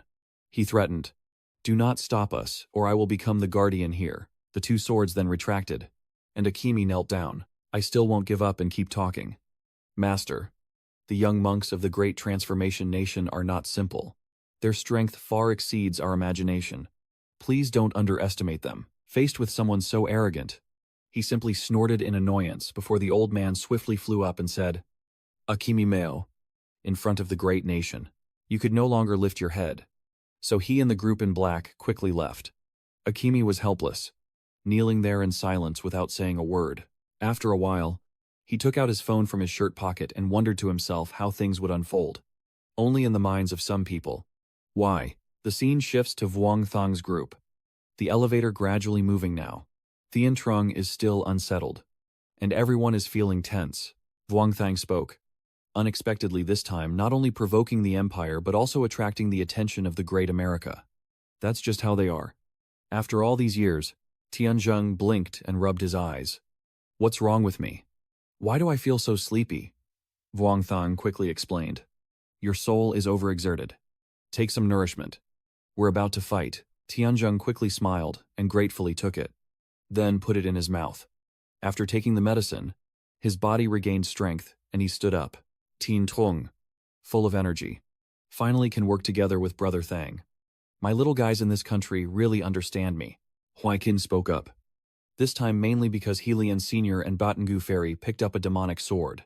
So it's not like they initiated trouble. "Don't slip up later. We must fight with reason." Wang Sheng continued. "That's right. If we're going to fight, we must do so with reason." Quan Huyen looked at you, blushing slightly. And Wang Sheng kept speaking passionately, so that in the end, the other side could only bow their heads and admit their mistake. We still need to be reprimanded by both sides. But we must be careful not to harm the civilians. She thought to herself, my junior brother is growing more mature. I am gradually falling behind. At this point, she couldn't help but feel distressed inside, as the respect for the elder sister had completely faded away. In just a moment, the flying machine quickly descended, and the door gradually opened. The old man also just got off. He blocked the door and loudly said, Esteemed monks from the great Hua kingdom, please wait here for a moment and cooperate with our work. Tian Trung quickly asked, What is your work? Are you serving as dogs for the great Mi Empire, or are you just human shields? He couldn't help but be angry as he looked at him. Tian Trung's words are just as rumors say. Not very tactful. And today, we won't discuss other matters. But many people will be holding old grudges against you. Of course, Tianzhong wouldn't give in. Ving Val continued. Oh, I'm actually afraid of you guys. Immediately after, he turned to Hoaikin and said, The monks just now said they want to burn your heavenly dragon temple, cut your life thread, and destroy your model statue cabinet. The masked group was startled and raised their hands to deny it, saying it wasn't them and not to talk nonsense. Hoaikin slowly drew his magic weapon and asked, Do you really think I don't understand the language of the pirates? Hoaikin looked mischievously and said, Fine, I accept this match. And this thing, when the holy light surrounds you, it's quite charming. He just drew his weapon and then immediately gathered his inner strength. A powerful beam of light surrounding Hoaikin. The masked group couldn't help but panic and shouted, A cultivator of the great Hoa nation. This is your trick. Stop your dangerous behavior. Taoist of the great Hua nation. This is your final warning. Tianzhong cheerfully laughed and loudly said as if it meant a lot. But in reality, he couldn't wait to act. The others immediately said, Stand down or we will act. Tianzhong asked carefully, So, Brother Thang, do we really not need to help? The venerable Wang Thang reassured him. Don't worry. Their strength can't touch Hoaikin. Immediately after, Hoaikin swiftly leapt forward, surrounded by a radiant Buddha light, making him incredibly dazzling at this moment. The onlookers could only stand and watch. They didn't even recognize Hoaikin's moves. He moved in and out freely, surrounded by a protective Buddha light, but they were barely a fingernail's worth of threat. After repeatedly dodging attacks, Hoaikin shouted loudly, Aji Dafat. As he finished speaking, he directly stabbed the opponent with the trident in his hand. A powerful punch to the face made the guy spit out blood. Tianzhong commented that Hoaikin still prefers this simple and straightforward style of attack. And he's bored. Vuongthang added, It looks simple, but every move Hoaikin makes is calculated based on the opponent's movement pattern, and they can't escape. Tianzhong tiredly chuckled. Even a monk can't handle this. Who gave these little pretenders the courage to try and hold us back? Vuongthang continued. Hoaikin has eased up. After all, at this point in Andao Kwok, we need to consider the future developments. Tian Trung added that whether those heavily injured can practice in the future is uncertain. The old man saw the situation was unstable and shouted an order to use the formation to kill him. Immediately after, a thick fog of smoke appeared in front of Hoaikin. Hoaikin then clasped his hands together, and a golden light emerged. He slowly ascended into the sky, and the Than Chuthu was already waiting. Hoaikin spoke, Namo Aji Buddha. If you remain deluded and uncomprehending, the Dharma protectors can no longer hold back. Suddenly, Tian Trung grabbed the loudspeaker and shouted loudly, You deaf fools. Our heavenly master has already said it. Your teleportation techniques are just a copy of the tricks from the great Han Kingdom's Taoist arts. Vuongthang shielding his face in front of the shop. He was stunned. Where did that speaker come from? While Tianzhong was still shouting loudly, Go away quickly. Don't embarrass yourself here anymore. Then, Tianzhong took the talisman and turned to ask for your opinion. Brother Thang, I also feel like trying. Is that okay? Vuongthang smiled brightly and replied, as he was surprised and pondering internally. Strange.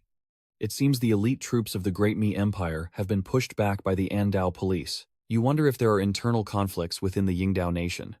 But these police daring to block the imperial army of the Great Mezzo truly surprises people. Inside the machine now, Akimi makes a call reporting that I am the team leader. Akimi Meo. and that what happened tonight must not involve the monks of the great Han nation being attacked. Immediately after, Akimi quickly answered the phone, thinking to himself that everyone who could call already had. But still no one could send help. Right now, I can only rely on myself to support the previous Heavenly Tribulation Enforcer and temporarily stabilize the situation. I slapped myself a few times. I can do this. Stop them. Protect my country. I can. Akimi silently vows that now, even if the master and senior brothers are all killed, he must endure and not let the young monk vent his anger on the entire city. The machine quickly moved down to the first floor and then stopped. Akimi silently resolved that no matter the situation, he must not lose his temper or lash out. In the darkness, a familiar voice cheerfully echoes again. Yes. Follow this rhythm. 1, 2, 3, 4. Work with me. Tianzheng excitedly exercises with his group, shouting, Your waist must be soft. Movements gentle. Yes. That's right. You're doing very well. Akimi just arrived and saw this scene, making him unable to help but stop in shock. Tin Trung stands in front of the crowd, continuing to cast talismans.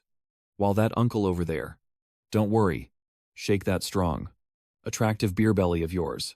Healthy. Healthy, next. They are attacked with guns and bullets, and the others keep firing at them.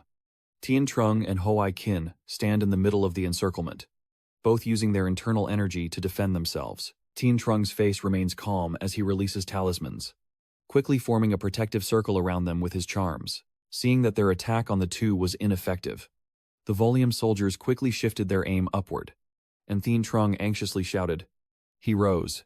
Vuong Thong immediately drew his long sword and quickly faced the incoming bullets without hesitation. At the same time, a deafening explosion erupted, filling the air with smoke and fire. Hoai Kin excitedly shouted, This small battle won't hurt the mercenaries. Let's break through first. Tien Trung laughed loudly, attacking directly, as always. Meanwhile, Quan Huyen also quickly moved forward to join the fight. Her sword swept through, causing countless people to fall. Quan Huyen angrily thought, How could they bully my junior brother? I must kill these villains. The radio quickly crackled to life.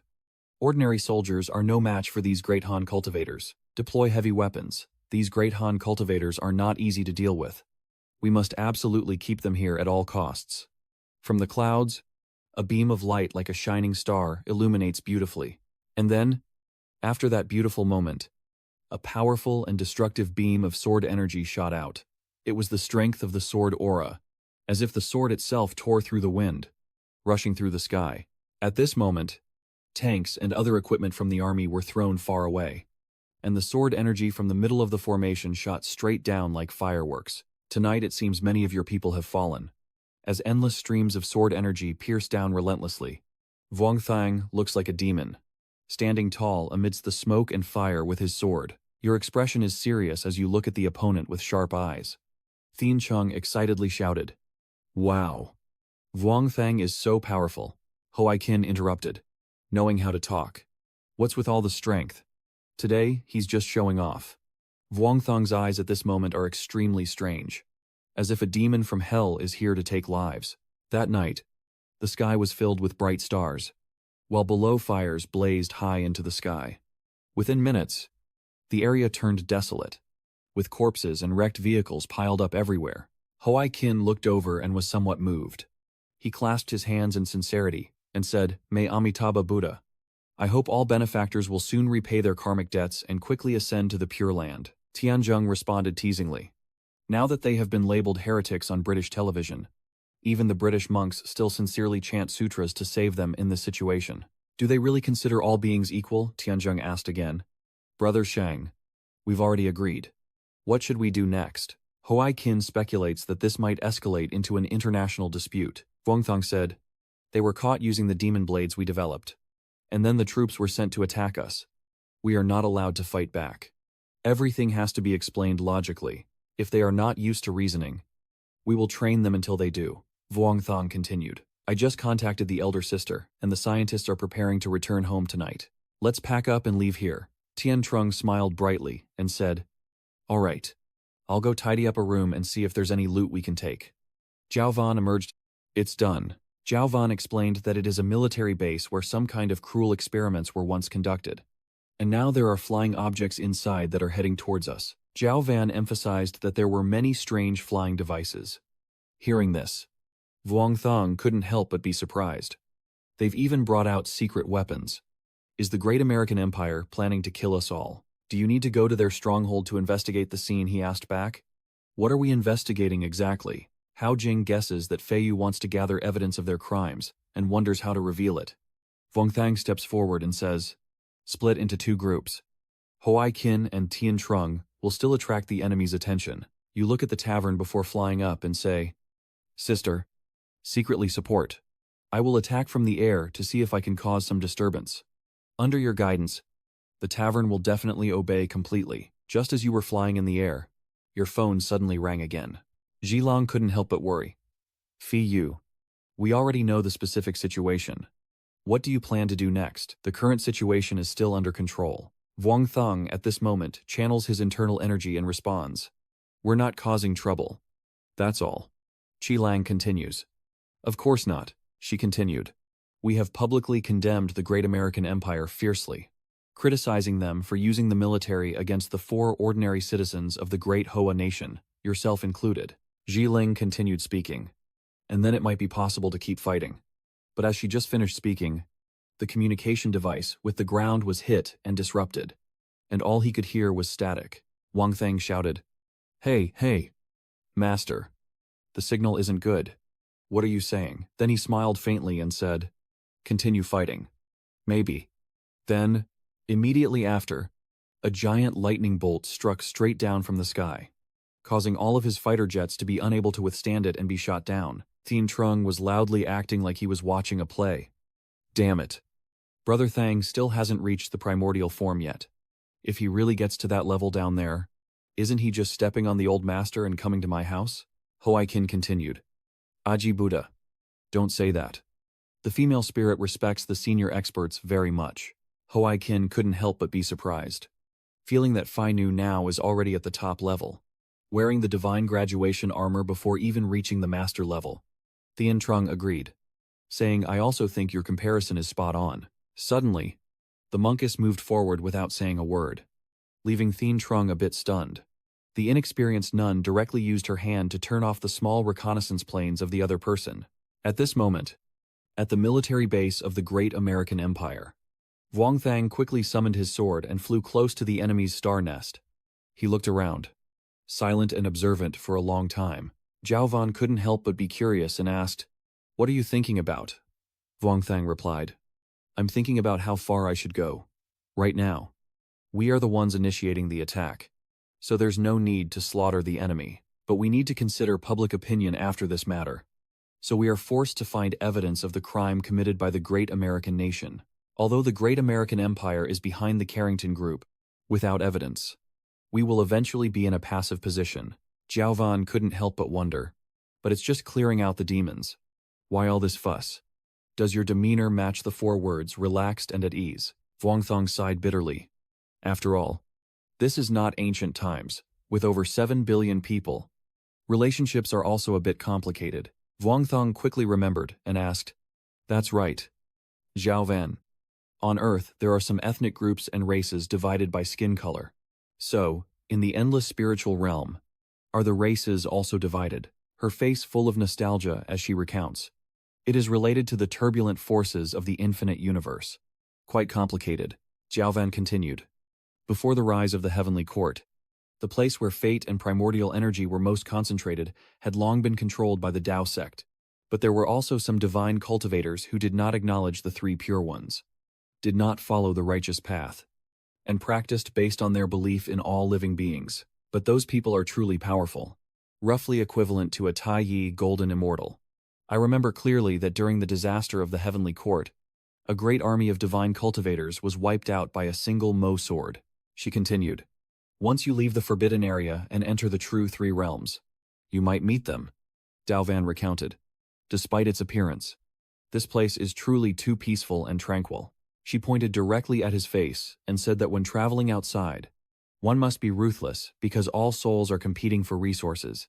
If you don't control your emotions well, I won't let you go out there to find your death. Don't even think about bringing Hua Kan with you. Got it. Wang Thong replied with a bitter smile. Yes, yes, yes. This child will learn his lesson. Just then, 4 strange bright objects fiercely shot toward Wang Thang. You quickly dodged to the side and immediately recognized this as laser fire, a high-tech weapon of the Great Mi Empire. The 4 cannons immediately shot straight into the sky. And at the same time, lightning seemed to be charged and crackled fiercely. Wang Thong immediately deduced that this shot was not aimed at us, but rather to help the sky cloud charge up, possibly increasing the power of the heavenly tribulation. At the same time, he quickly drew the sword from his back. He raised his sword toward the sky to absorb the lightning strike. On this side, your security team is watching everyone, constantly monitoring you. A secret order is issued to target them.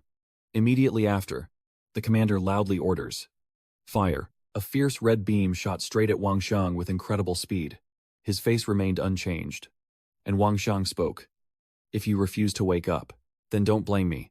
As soon as I finished speaking, he fiercely swung his sword towards the source of the attack. At this moment, lightning bolts continuously strike down on the city. Deafening explosions echo everywhere. Specialized planes and fighter jets, as well as people, have suffered significant losses. Cut to Wang Thang's house. His mother happily says, "Xiao Diu is awake now. And your brother appeared on the news while you were sleeping." Your father laughs loudly. Your brother is truly the pride of the Vuong family. And even Dao Quoc is here too. Tu Diu sits on the bed reading the news. The girl watched the news silently thinking, "Bad guy. So the master uses powerful charms. And the monk playing games with me is so strong." Looking at the scene, she couldn't help but be surprised that her future sister-in-law could look so beautiful, even when fighting someone else. The girl happily rolled on the bed and said to herself, "But the coolest one is still her brother. Her cool brother." Suddenly, Xiao Diao saw a newsfeed. A talented person in the first-person perspective, leading you directly to the military base of the Great American Empire. On the bulletin board, he clearly states hello to the esteemed viewers watching this live stream. I am the disciple of the 3 great Dao. Long Ho Sun Thi Thien Trung. We are with Mr. Thang, the princess and the king's master, traveling in the United Kingdom. At this point, his face grew serious. Unfortunately, during the trip, we discovered that Tatu Luyen had created a powerful aura, and my brother Thong destroyed it in one strike. Then, we unfortunately encountered the revenge of the Great American Empire's army, which is what this trending video is about. Thien Truong, with a proud face, continued, "Everyone knows that my brother Thang hates evil like an enemy, since the other side wanted to kill us. Of course we had to fight back. Vin Vao Kuilon, Denmak Kon Hoi To Ang Tang La Ai, Tien Kan, Kao Lan, Thunat, Na, Tue Hu Kong Kwai Bat Luke. Thien Trong Dao Trong That Lam Loi." Thien Trong continues, now showing everyone the results around. These are the outcomes caused by Thong's actions. Then Thang will end here. And he just transmitted the sound for us, so we can broaden our horizons. Huaikin spoke up. Aji Buddha. The words of the Buddha spread out. Thien Trong continued, "I think it's better to enjoy together than alone. Everyone has always lacked evidence to prove that the Great American Empire is conducting dangerous research. But just now we discovered 2 identical weapons here. Today, let us reveal the true face of this military base and uncover what secrets it is hiding." Hearing the order, one of them stepped back. Tian Chong shouted, "Thinking about cutting the live stream. But we still have a few people with free time. No need to go around. No more words. These ordinary infrastructure designs are nothing to see. Let's directly take the elevator down underground." After the video ends, Xiao Diu quickly puts down her phone. The girl is extremely nauseous, as the researcher uses living beings as guides, modifies living bodies, and plans to merge humans and beasts. She couldn't help but vomit, her head spinning, although the experiments conducted by the Great Empire are truly evil. The things that Han Chuang Dao Trong recorded are just too excessive. The girl is now lost in thought, wondering if we can live peaceful days. And if those people and second brother have always been fighting against enemies like that. At this moment, a voice rang out from the TV. "Do not harm my love." Xiao Diu, hearing the call, was in the laboratory and called out, "Dad, Mom, we are home." Immediately after, He tiredly relaxed and laid on Quan Huyen. Your father brought up some fruit and asked worriedly. How is Xiaozhang? Are you hurt? You smiled happily. Feeling a little dizzy. But it's nothing serious. Your mother asked Quan Huyen again about the news. Wondering what you all did.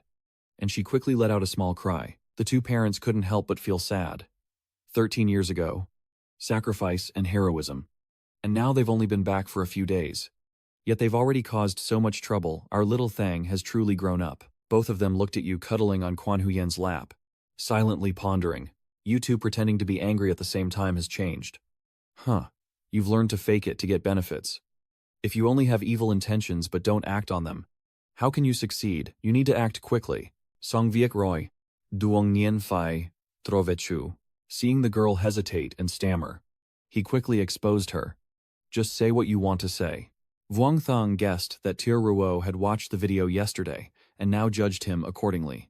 Hearing this, her eyes lit up brightly. Then came a series of questions from Xiao Ruo about Dao Guo, and she kept talking non-stop. Vuong Thong lay there silently, the petty older brother pretending to faint to avoid answering questions. And little Ruo spoke up. Big brother. The wicked old lady turned to look at their parents and asked what was going on. The wicked couple secretly sweat, thinking, is this really our daughter? Vuong Tiru, 13 years old now. Quan Huyen handed over the phone and said that when we act, we don't consider the consequences much. And Tiru thinks very thoroughly. It's just that all those things are thought up by their master. And this time's actions are also planned by their master. So there probably won't be any big problems. Vuong Thong said. Yes. The master said we can continue fighting. At this point, the girl suddenly burst into tears in unbearable pain. Your mother shouted, Zhao Ruo, you usually don't study properly in class.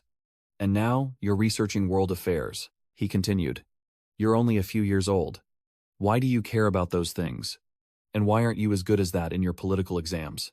Turu explained indignantly. Mom, as teenagers of our era, we're very interested in international affairs. And Dan Ma even has an average level of a great scholar. Wang Shang added. Dad. Mom. And Xiao Ryu were just asking out of curiosity. He quickly remembered and said, That's right. Master and big sister Tam Xiao will come here in the afternoon.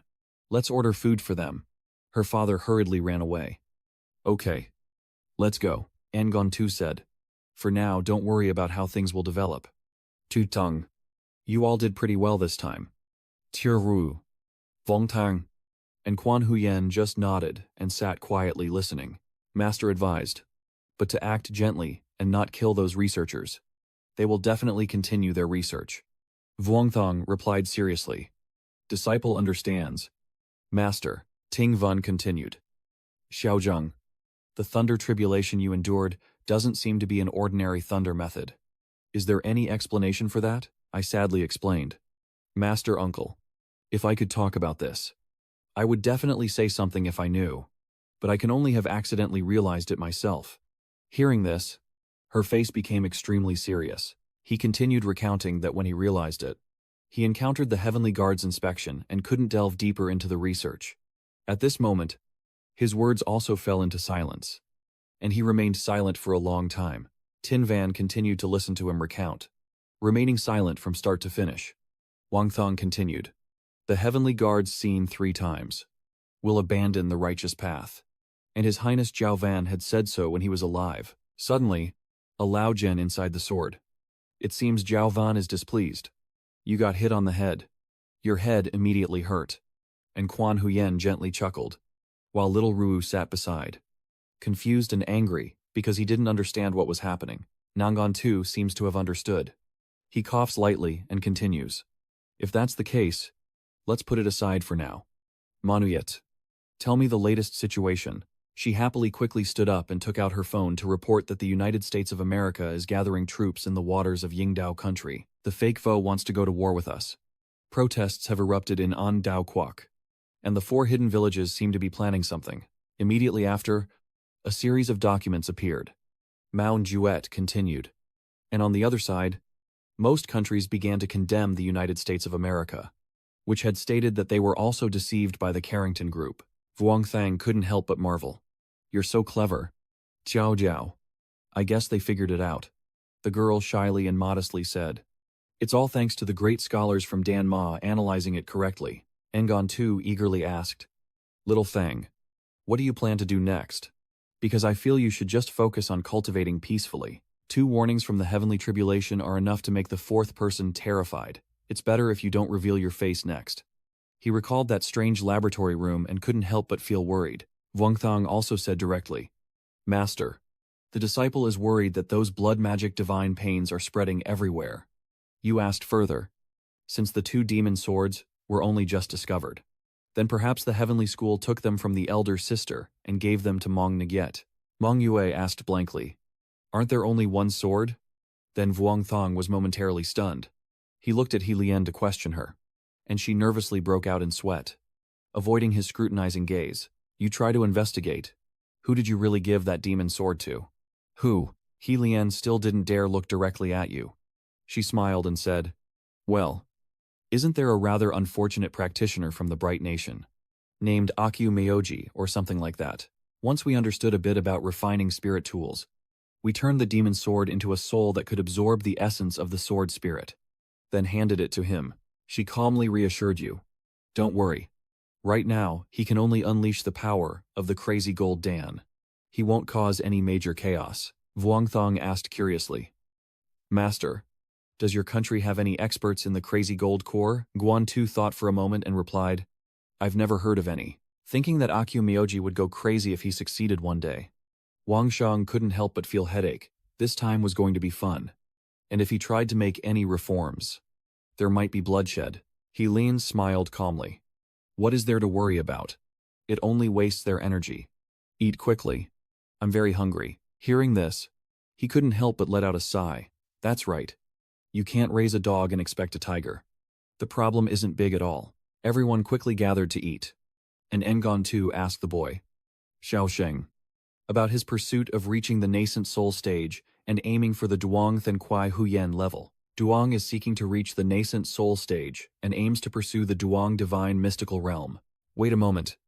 Mr. Jian said slyly.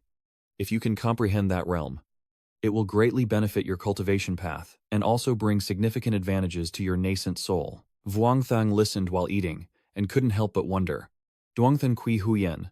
Engon Tu explained that the so-called Duangthen Kui Huyen is best achieved by completely refining the pure yang qi's origin. He proudly recounted that he still possesses pure yang qi, which will save him a lot of effort in the future, especially because of his master, who forces him to exhaust it due to his master's wife sitting nearby.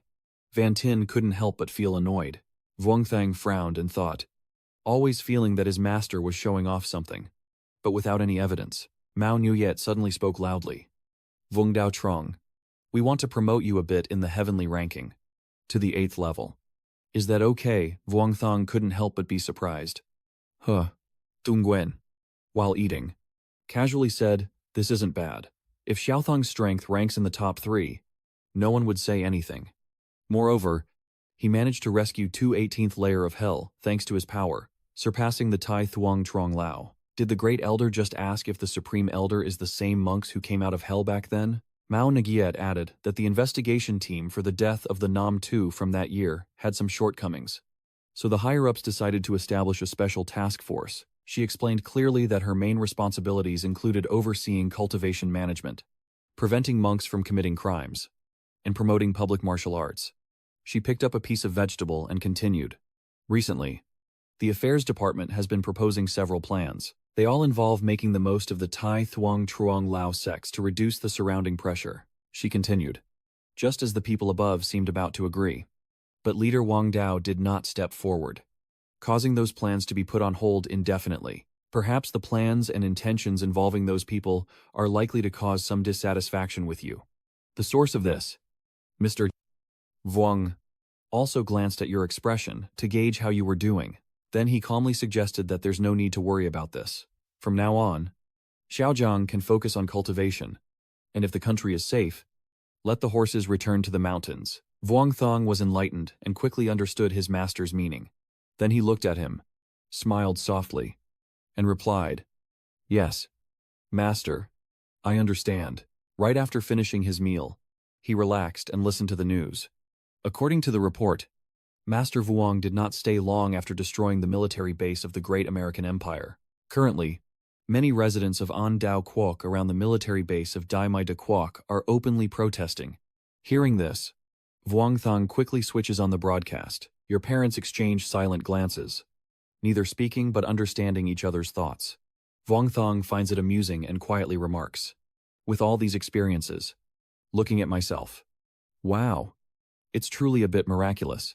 The TV continues to report that the senior officials of An Dao Quoc condemn the actions of the Great American Empire, but remain silent and do not mention Master Vuong's actions. Some experts believe that this time An Dao Quoc secretly allied with Dai Hoa to oppose Dai Mai de Quoc. Suddenly, you glance at the pre-cut watermelon on the table.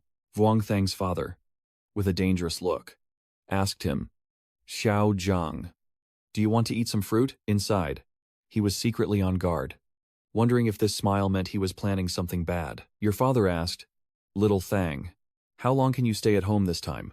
Dad knows that the energy in your legs isn't as pure as in the mountains. So if it interferes with your cultivation, just stay at home with us for these 2 days and then go up the mountain. Your current state has eased up a bit. Vuong Thong let out a small sigh of relief. So it's just this. He quickly reassured him.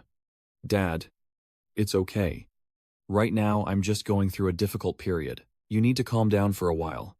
Maybe stay at home for about 2 months. It's been many years, and it's time to take care of both of you. Saying this kindly, you lightly poke and tease his belly. Vuong Thong smirked slyly. But Dad still needs to practice. The progress of the Pushi technique can only be considered just enough. The old man chuckled foolishly, saying, I understand. You can rest assured. My wife and I can now live to 150 to 160 years old, still considered healthy and vigorous. Then he quickly put the melon plate down and picked up the apple. His face looked serious, and he said, Tutang, earlier, Tudu said she wanted to cultivate with you. So you should consider this. His eyes lit up as he asked again, Does Xiao Di want to cultivate now? Vuong Thong excitedly cheered up, then began explaining the teachings to him. He eased his tone and said calmly, Xiao Die wants to cultivate with you, so you can guide her. Vuong Thong sighed and said, Dad, my current strength is okay, but I really don't know how to teach someone to cultivate. If Xiao Diu is determined to practice, from now on just support her more, but don't put too much pressure on her. And the main thing is, I want you and Xiao Diu to spend more time together, fostering their relationship. Actually, that year we wanted to have children because we thought if you could truly become an immortal someday. Vuong Thong listened to these words and couldn't help but feel heartbroken. Then, he gently patted his son's head and said, Why not let Xiao Huyen accompany Xiao Dio while waiting for her to become a disciple, so she can learn the basic techniques. And when she's talented enough, she can practice with her master. He is very confident in Xiao Dio. She's still young now, but if she waits until she's a bit older and a handsome guy comes along, he might become indifferent to her right away. Vuong Thong smiled brightly and reassured him. Don't worry, Dad. I will take good care of Xiao Diao. I'll go find someone to apprentice her tomorrow, maybe in the future. Everyone practicing martial arts can keep advancing. And you and Mom might live longer, Mr. Thu Tai lay down on the chair and said, When I was young, I also had the dream of eternal youth and immortality. But people will gradually grow up, right after that. He launched into a long, rambling speech, and Vuong Thong was distressed. Dad, are you okay? Who could read through such a long passage like this? The man smiled slyly and said, This is you discussing life with your son. It's a bit much, but you should understand that. The boy asked in silence. With such a strong Buddhist influence, do you want to try practicing Buddhism? He angrily hit him and said, Don't talk nonsense. Everything can come true. Wang Sheng stubbornly continued, Maybe he could even become a Buddha. Instantly, he looked at his wife and her whole body suddenly jerked. Her eyes looked at her husband as if to say, Get to the point. Immediately after, he coughed a few times to catch his breath and prepare to speak. Your father smiled and continued speaking. But Xiao Diao Zhongui is only your sister. Sooner or later, she will marry someone else. And there will always be a distance between you in life. So, that's what I think. At this point, my father's eyes flickered. I wonder what you and Xiao Huyen are really like now. Although my parents are not young anymore, they still want to hold their grandchildren. Vuong Thong smiled to himself. So this was what he was waiting for. Then he reached out and took the apple. And as he spoke about this, he smiled brightly and said while peeling the apple with his hand, "Dad, how did you and Mom fall in love back then?" He continued, "What else could it be? From getting to know each other, to falling in love, to sleeping together, and then getting married. Isn't that a very natural process?" Vuong Tang, with a red face, hurriedly asked his father if there was a specific method between the second and third steps. But his father paused awkwardly, and he wasn't sure. Suddenly, he remembered, "That's right. You were already training on the mountain at 17. Immediately after, your father took his phone out of his pocket. The father and son sit together reciting, the father blushing as he points at the boy. On the third page, with a blue image in this review, a 6x6 code. The contents inside are very useful." He smiled happily, patting his son on the shoulder and said, "Keep going if you don't understand anything. There's no need to hide anything between us." Your mother secretly sneaked behind and whispered mischievously, "Your dad is really something." And Vuong Thang quickly went outside, while he stayed silent for a long time. Vuong Thang blushed and thought, "This secret my dad is hiding is a bit too much for a rookie like me. But still, with both my lives combined, I'm almost 70. How could I not understand these things?" Immediately after, he opened the door, still lost in thought. And the main issue now was that he looked at Yuan Yuan sitting on the bed, his mind disturbed. And his senior sister wouldn't understand this. There's no way she would be fooled into doing something bad. His face grew hot as Vuong Thang felt a current of electricity run through his body. Guan Hu Wen Ngai Ta. His whole body seemed to radiate purity. As soon as you looked, it was as if you were struck by the arrow of love. Vuong Thang couldn't help but turn away, as your posture kept struggling. Perhaps the more intense the pure yang energy, the more excess yang qi there is. That's right. Master once said that after reaching the fourth stage of the nascent soul, breaking the seal would no longer hinder cultivation. But perhaps the senior sister practicing the balanced path wouldn't need to wait until the nascent soul stage. Then he shook his head and whispered to himself, "Forget it. I should wait. After all, I do have some masculine charm. So here, I'll quietly go to my bed, so as not to disturb you. And then I'll sleep first." Vuong Thang thought to himself that with patience and time, he could still achieve enlightenment with his senior sister. Quan Huyen was still sitting there, while he hid under the blanket with his face covered. But Vuong Thang faintly heard voices outside the room. Your parents are pressing their hands to listen. And your mother asked her husband, "Why is there no response?" "Dear, didn't he already give that treasured boy to him long ago?" He smiled brightly. "This needs the right atmosphere and opportunity. Don't rush. Don't rush." He stayed silent, closing his eyes to block out the noise, while his mother outside sighed worriedly, wondering if the cultivation path might lessen that desire. Vuong Thang quickly sat up. "My father worries too much. There's probably no need. Madam Wife, I'll go to sleep first. The kids will figure things out on their own. We don't have to worry so much." Vuong Thang also looked at her. "I'm a bit shy to say this.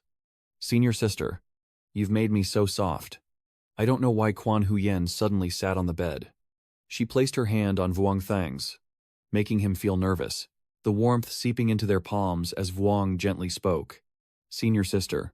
Then suddenly, he bravely placed his hand on her cheek, this face Vuong Thang had longed for during his confinement. Quan Huyen stared intently at him, her face flushing, the surrounding atmosphere incredibly romantic. She closed her eyes tightly, her lips fuller as if waiting for something. Vuong Thang also no longer hesitated. Leaning in close to Quan Huyen's face, a sharp voice suddenly interrupts, breaking the romantic atmosphere. "Before the wedding even takes place, planning such a grand ceremony is somewhat inappropriate." Vuong Thang glared angrily. "My prince, what era are we in now? These things are no longer important." Zhao Van shouted loudly. "Disrespectful and out of order. What does the era have to do with it? Hoa Khan is my celestial maiden from the heavenly court. She has a name and a surname recorded in the celestial register." Zhao Van quickly asked, "First, you don't have a marriage certificate. Second, you don't have a birth ritual. And third, you haven't reported to the heavenly court." The red-faced shopkeeper looked at Zhao Van and said, "Shopkeeper. No." Hua Haing, seeing her say that, Zhao Van was momentarily at a loss for words and didn't know how to respond. In the end, she finally relented. After all, it wasn't appropriate. "Forget it. I won't interfere with you two. You can continue. I'll just block off the external spiritual senses. Vuong Thong sighed in his heart. But there was no longer any air left. Outside, her little brother kept banging his head against the wall in frustration. He Lian gritted her teeth and said, "Little brother is about to succeed." But a certain Jin Rao Kim suddenly appeared. "I can't hold on much longer. I want to go to the Than Kim seal room." Xiaoju angrily asked, "What? Sword? What? Can we talk normally now?" He Lian briefly explained that the Than Kim has a significant background, including a senior inside. She paused for a moment before continuing.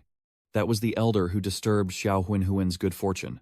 Nowadays, people have many children without marrying. So what's the point of her joining in the fun? The girl who studies poetry said, "I think what the Sword Saint said isn't wrong. Their older brother isn't married yet." Little Ru couldn't help but wonder, just because others do it, does that make it reasonable? He, Lian, annoyedly slumped onto the bed, saying, "You're not wrong, but I just can't stand their hesitation and indecisiveness." He Lian cunningly licks her fingers. It seems that in order for them to take the next step, I, the immortal traitor, must show some innate racial talent. Tu Ruo asks with a sinister look, "What do you mean by innate racial talent?" He Lian smiled and said, "Little Ruo, I am a fox spirit who was cultivated for 1,000 years. Didn't anyone tell you that?" The girl shook her head repeatedly and said, "I don't believe it. Big sister, don't lie to me anymore." He Lian quickly transformed herself back into a fox with 9 tails, showing Tia Ruo, "Look at this. The adorable small fox with 9 tails." She asked proudly, "What do you think?" Suddenly, the girl slammed her hand down on the bed, turtling Helene, and Tia Ruo's gaze revealed a hint of desire. Helene quickly realized and shouted, "Little Ruo, you're scheming against me." The clever girl said, "Big sister, just a moment. I only need a super quick one." Vuong Thong thought that although he wasn't practicing now, his senior sister couldn't stay in the mortal world for too long. So a week later, he will advise his sister to go back to the mountain together with sister Helian to cultivate, while Min stays at home to continue caring for his parents and little Ruo. Meanwhile, Xiaoju also started school and gradually said goodbye to friends. After all, during this period of cultivation, he hasn't attended classes and needs to understand the ways of cultivation and prepare for becoming a disciple. Vuong Thong was still sitting alone in his room, thinking to himself, being stuck for 13 years was actually a once-in-a-lifetime luck, even if only for a short while. You can no longer suppress your cultivation level. The original plan was to wait for the storm in Peach Blossom Country to pass and then find a quiet place to break through to the nascent soul stage. But before he could even think about it, the TV announced that after many days of searching, the location of the Celestial Tribulation Executor was finally revealed, and Vuong Thong nearly spilled his drink. Everywhere on TV are images of you. The heavenly ranking is being updated. Loi Chun Tu is now in the top 10, and the Outsider Alliance is launching an assault, seemingly targeting the Celestial Enforcer.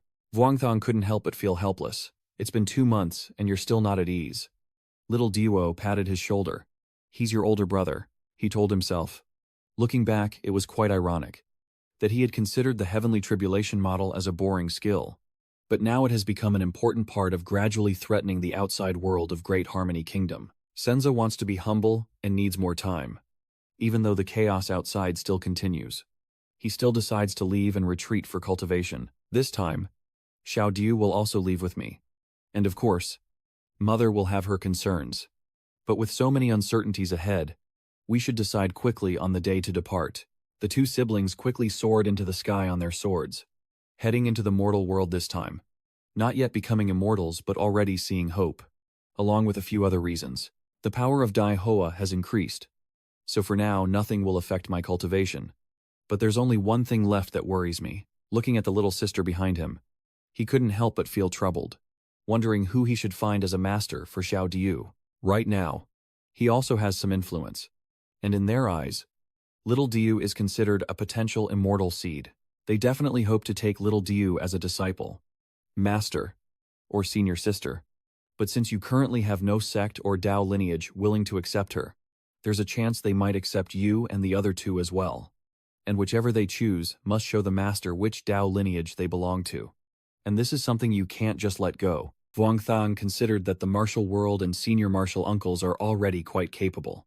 And although the mountain doesn't have the best cultivation methods, they can borrow Tudu's techniques. Mao Mountain. Whether Van Chi is sure to take care of Tudu or not, it could easily affect her cultivation and living with fellow disciples.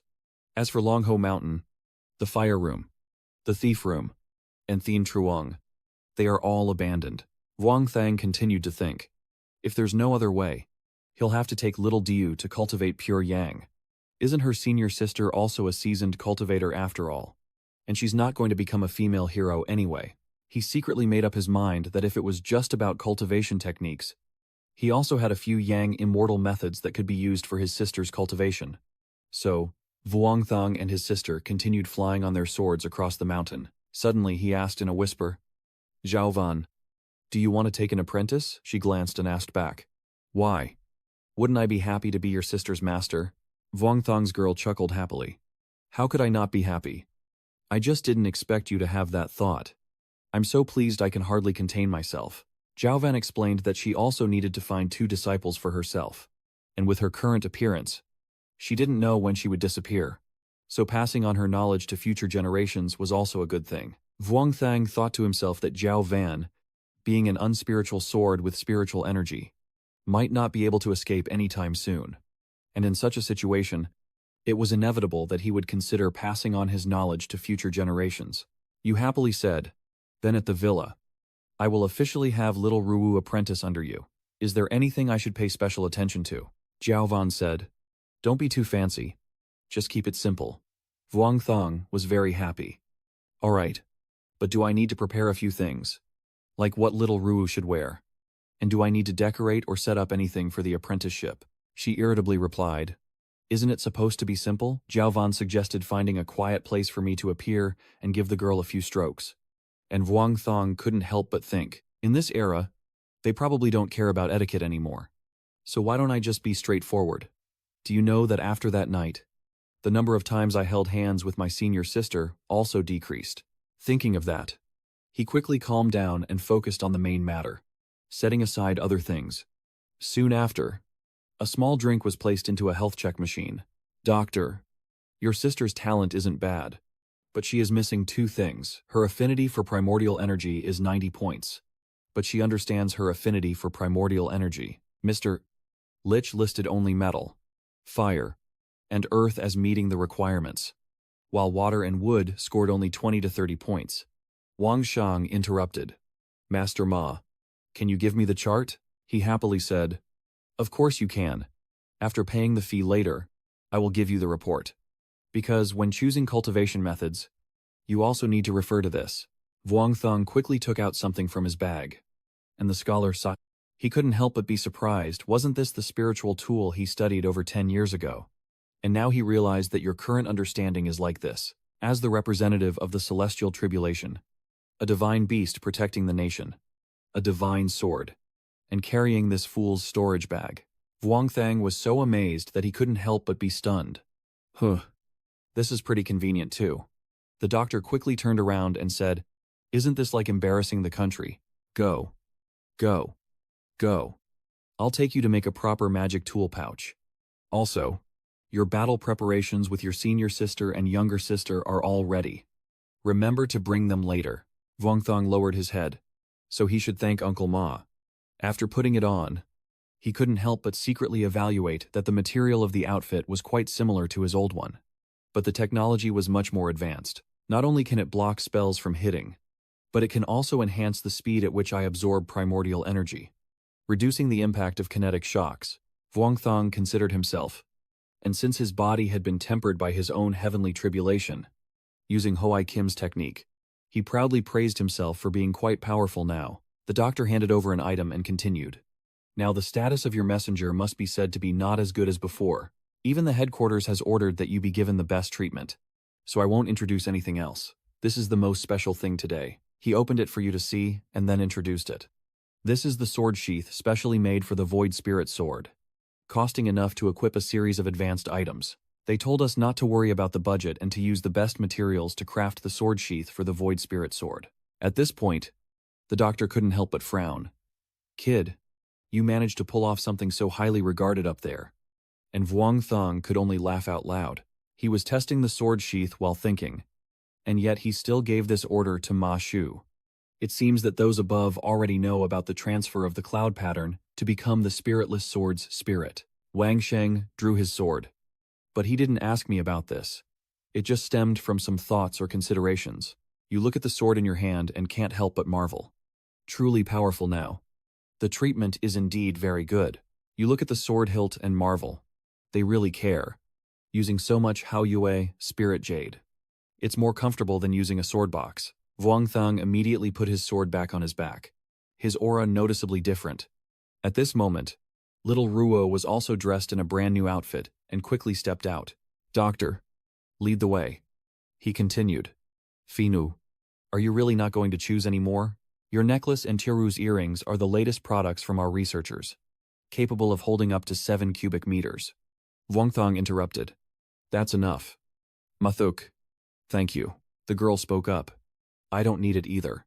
I won't use it for now. Cultivation depends on your own effort. It's not just about external accessories. The doctor couldn't help but praise the insight of enlightenment. No wonder you're the younger sister of the Heavenly Tribulation's representative. As everyone was talking, suddenly a voice rang out, causing the three to startle and freeze. The two quickly shook hands as if they had already become friends. Not Thom told you that he and I are also here on duty. And I heard that Master Vuong also came. So we waited here for a while to make friends with a hero like Master Vuong. Vuong Thong smiled modestly and said, To Truong Tan is very considerate. And I quietly wondered, is the To Su Vu, the new department that Mao Nuyet mentioned, remembering what Mao Yue said? She once told me that our administrative team, investigation team, and the war preparation team have now merged into the supervision and coordination department for cultivation affairs. Although team leader Tri Lang has been promoted to director, the operations department is basically here to oversee and balance the investigation team. Not Thom continued. Our special task force and the investigation team can complement each other, both dedicating part of their efforts for the glory of Great Hoa country, all for the glory of the Great Hoa nation. We dedicate a part of ourselves. If Leader Dao Vuong has any requests, feel free to come find me. This is my business card. Vuong Thong quickly took the business card and said to team leader Tan, If there's a chance, we can find a place to talk. Wait a moment, he continued. But right now I have something important to do. Please don't blame me. Vuong Thong wondered if, with the current advanced technology, this badge might have some device to track the location. I am the one who made the breakthrough. Please follow me. Master Vuong, if you have any requests in the future, you can contact me directly. Vuong Tang, thank you. After you left, his face already showed a sly smile. Doctor personally came to see them off. And in a flash, the Vuong Thang brothers had disappeared. Ji Xianzhong pretended to be indifferent and said, This Dao Master Wang indeed has some prejudice against us, which is not a good thing.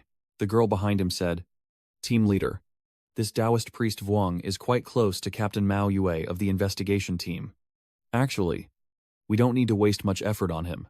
It's better to focus on capturing easier cultivators. Ji Thom interrupted, not understanding. He is an important figure to us, and our relationship with the investigation team has always been cooperative, all for the country and the people. As they walked away, he explained that perhaps in the cultivation world, it's not just about seniority or high cultivation levels, but also about influence and reputation. Master Dao Vuong has led the younger generation in the cultivation world, and the weight of his words can carry more than 10 senior elders. Remembering your face, he continued, so I want to seize the moment to gain some goodwill from him, just in time to ensure our revolution won't be stopped. Vuong Thang quietly assessed that this elder master seemed more like an uncle to him, but their relationship probably couldn't go beyond that. Half an hour later, both of them arrived at his private villa. Xiaomei happily called out, Auntie, sister, I'm here, and Huilian cheerfully went to greet them. Finally, you all are back. Vuong Thang just got home and couldn't help but frown as he asked, Auntie, what is this? And he secretly wondered if it wasn't because he knew that Auntie persisted every day for an hour, chanting sutras and purifying karma. I also really wonder if she has fallen into depravity. He Lian cheerfully said, Come and see.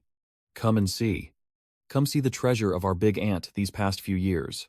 Vuong Thang looked at the girl affectionately and asked, Dieu Dieu. Do you have any requests regarding your cultivation method? She looked over and replied.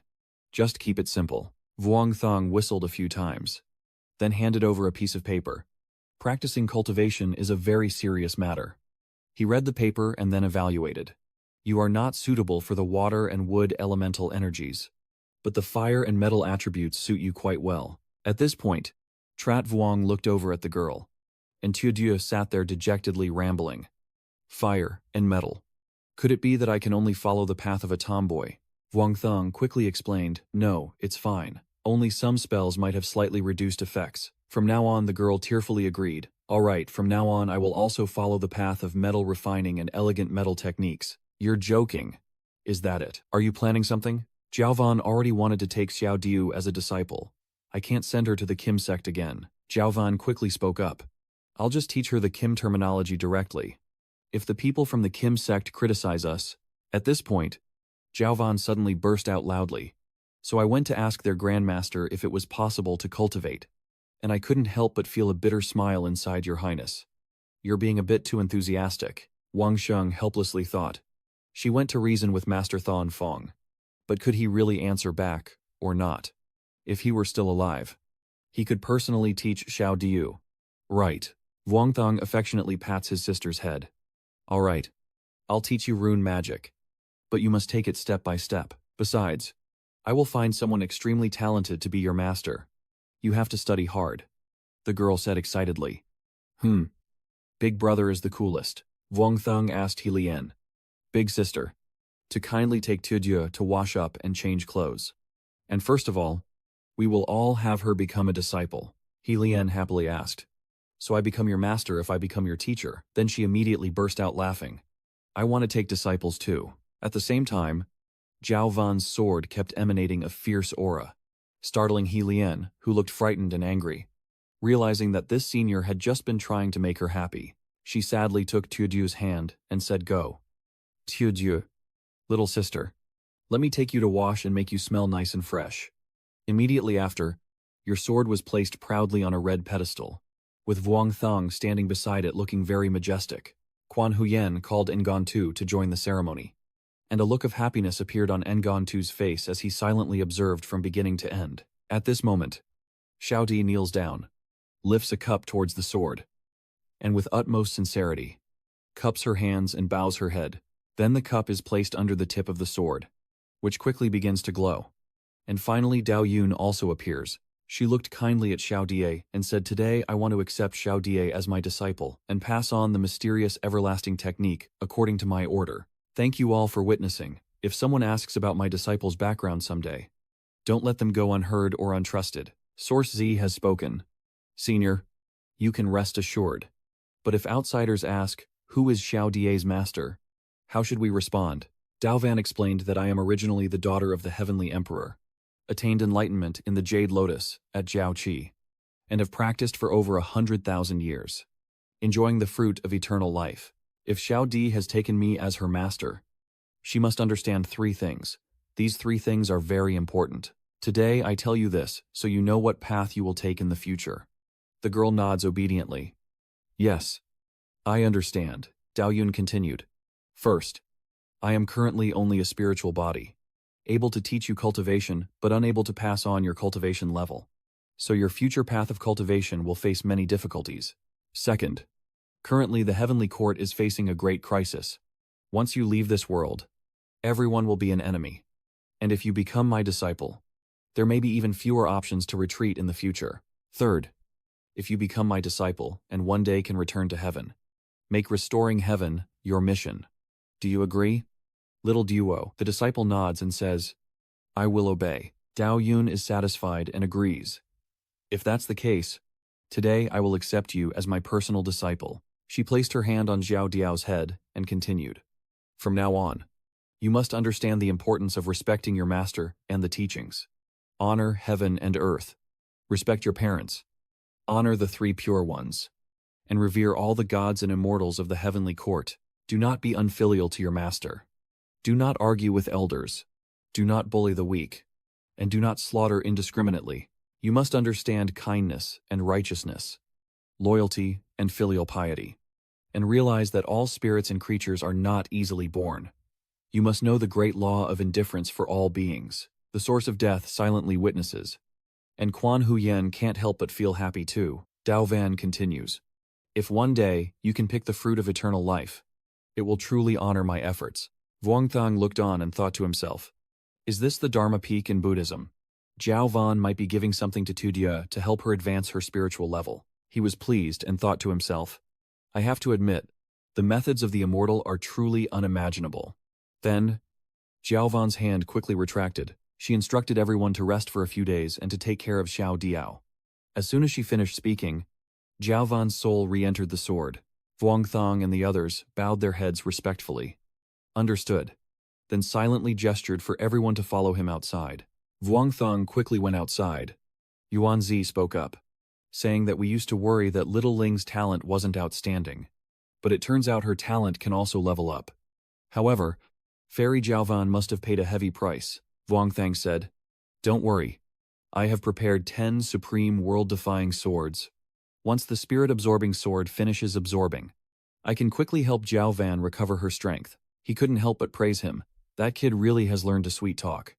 All right. I have an urgent meeting to attend. Shutting down now. Vuong Thang asked again. Master, hasn't your leave request been approved by Lady Nuong yet? He looked dejected and said, it's approved. Then she said something about sharing the joys of marriage. And now I have to work overtime during my vacation again. The three of them were left speechless, lamenting that if someone could take over a few missions for me, I could also rest a bit. So I quickly ended the call. She looked at him cunningly. Absolutely not. Allowing the master to have the chance to send him on a mission, Vuong Thang raised his index finger in praise, saying well done. And He Lian next to him commented, the couple truly share a deep connection. Time quickly shifts to evening, and the lights are still on in your villa. Xiaoju is sitting upright, practicing internal energy, showing her keen interest in cultivation. Then, the girl's eyes slowly opened, and little Ruo looked around and asked you, where is my master? Vuong Thang happily pointed to the sword. It's in here. So how do you feel now? He thought with satisfaction how many people would cry tears of envy at the grandeur of this master-apprentice ceremony. With the spiritual body already in this state, if a true immortal took on a disciple, how many benefits would there be? Xiaoju was confused as she touched her head, feeling like there were many things in her mind that she couldn't process all at once. Vuong Thang gently said, you can sleep first and study later. I've already tidied up your room for you. Let your senior sister help you go to bed. Immediately after, Quan Huyen quickly took the girl back to her room. Vuong Thang watched the two leave, his cunning mind thinking that little Ruo was sleeping in her room. His face flushed, realizing he had no place to sleep anymore. So maybe he should go find Su Ti and Ngoi Thien to meditate and cultivate together. Sounds reasonable. Right. Suddenly, something quickly pressed against Vuong Thang's cheek, startling him. He leaned, holding a cold soda can, stood there. Vuong Thang quickly turned to dodge, unable to hold back a shiver. It's too cold. She gently took out the can of soda and silently looked at him for a while. He Lian spoke. Zhao Fi Yu. There's a problem with that heavenly princess. She ruined your good thing with Zhao Huyen before. I already felt something was off. She patted little brother's shoulder and said, there are many rules in heaven. But she already knows about your relationship with little Huyen. Yet she still acts like that, which is really hard to explain. He Lin continued. This time she put so much effort into Tia Ruo. It's probably not because she has feelings for you. Vuong Thang sighed and said, my elder sister overthinks everything. Rao Vantian too is just a fairy. How could she see us little cultivators from the heavenly realm as her juniors? She calmly took a sip of water and said, I just wanted to give you a little reminder. Immediately after, He Lian angrily yanked Vuong Thang's arm and shouted loudly, if you dare do anything wrong to Tu Huyen, I will see if I don't tear your ears off you, he cried out in distress. It hurts. It hurts. Elder sister, how could I do anything wrong to my master sister? Please be merciful and show some mercy. Lian looked grim and whispered to herself, I trust you with the younger brother, but the girls around him each have more dangerous wounds. Could he guarantee he won't get drunk and cheat someday and lose control? You take a tired breath and wonder, what is really going on in your older sister's mind? Wang Sheng gently touched her shoulder and said happily, Big sister, maybe it's because of the demon's influence. so you pay close attention to this matter. In the future, try to play fewer games. While waiting for the little wine to wake up, you probably went to play games again.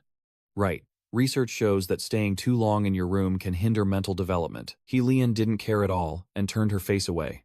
Whether it's real or fake, my game also focuses on communication. Vuong Thang Yu Rot said. You can't blame her, since you and your senior sister weren't here before. She's already suffered a lot over the years. I'll tidy up the room for you. Don't stay up too late. Senior sister. She turned and left. Considering that Day had a conscience and understood that Big Sister had already invested a lot of effort into Day's matters with Xiao Huyen. All right. You can go now. If you need any help, just ask. I will definitely help if I can. Suddenly, Helian seemed to remember something and froze. Then she shouted loudly. Damn it. It's actually you who's the fool in the room. Not me. Wang Sheng laughed loudly. I didn't say that. And Yuan looked confused. Turning into a fool. The scene shifts now to the United Kingdom, where the weather doesn't seem very good today. Inside the house, a bloodied corpse lies on the ground as the girl gazes blankly at the person in front of her. That darkness looks at you, wanting the power to change everything, to change this hopeless country. As long as you sacrifice your soul and fresh blood, you can gain that kind of power, very quickly. The masked soldiers rushed in. Akimi, killing so many officials. What is it that you ultimately want to do? Stand there and accept the punishment. Accept the sacrifices you made before, and you might be able to save everyone. The man takes off his hat and reveals himself fully. Do you still not understand what I want to do? He is so weak that he's barely hanging on. This country is doomed. Only destruction can create a beautiful and peaceful island nation. At this moment, Vuong Thang was continuously contemplating, forming a complete primordial spirit, with his spiritual consciousness halted at Tianfu, breaking the golden core, gathering the 3 souls, collecting the 7 spirits, and using bamboo to become an immortal as his foundation. Your soul is rising into the sky. And although your primordial spirit is almost completely destroyed, your path of cultivation requires equal importance to both your primordial spirit and your body. He secretly calculated that to unleash the full power of the metal technique to its limit, besides having profound magical power and a strong primordial spirit, he also needed a sturdy body to withstand his own spiritual attacks. Vuong Thang is sitting in meditation, as if he is enlightenment. Although I have learned how to use the heavenly tribulation to cultivate my body, this method also has its limits. At this moment, Vuong Thang's soul has returned to his body. So from now on, I need to trust myself and continue practicing how to cultivate my body. Of course, Jia Van also advised me to give up sword cultivation and follow the path of primordial spirit techniques. But I firmly refused. He slowly opened his eyes. After all, if you don't seek, there's no need to learn sword. If you don't believe in the way, there's no reason to cultivate the path. Although Jia Van knew many techniques, he had no good method to cultivate the body. He stood up, shoulder by shoulder. His soul and spirit had completed the initial fusion, forming his phantom image. Next, he would send his soul into his dantian to begin breaking through to the nascent soul stage. You quickly opened the door and stepped in. At the same time, Quan Huyen also approached. Vuong Thang shyly asked, Senior sister, to prepare for the breakthrough to nascent soul, is it okay to do it nearby in seclusion? Quan Huyen quickly said, I can also protect the surroundings here while you retreat and break through. You changed your mind again. Maybe we should just forget it. Because breaking through to the nascent soul stage might cause a disturbance. And if it destroys this place, we won't have a home anymore. She quickly suggested. Then let's go to the mountainside. I will guard and protect Ni. You agree, all right. Once there, we can make some arrangements, and it will be peaceful, Vuong Thang happily said. Let's go downstairs for breakfast first and think about where exactly to retreat for cultivation. As soon as he saw the 2 of them come down, Tua Dio cheerfully greeted. Good morning, brother. Vuong Thang quickly sat down and asked the girl, Have you learned a cultivation technique yet? Little Diu smiled brightly and said, My master has already taught me. Yesterday she placed her hand on my forehead, and many things entered my mind, including cultivation techniques. There is also some magic that can be used to fight others. And for each realm, your master has prepared what you need to cultivate. Vuong Thang smiled in amazement. The teachings of the immortal are truly convenient. He patted her head and said, Getting these cultivation techniques is also a kind of fate for you. But there's one thing you must not forget. The girl obediently replied. Go ahead. Brother. I'm listening. Wang Shang glared. Last night, I helped you order all the textbooks and exercise books for the 9-year compulsory education program.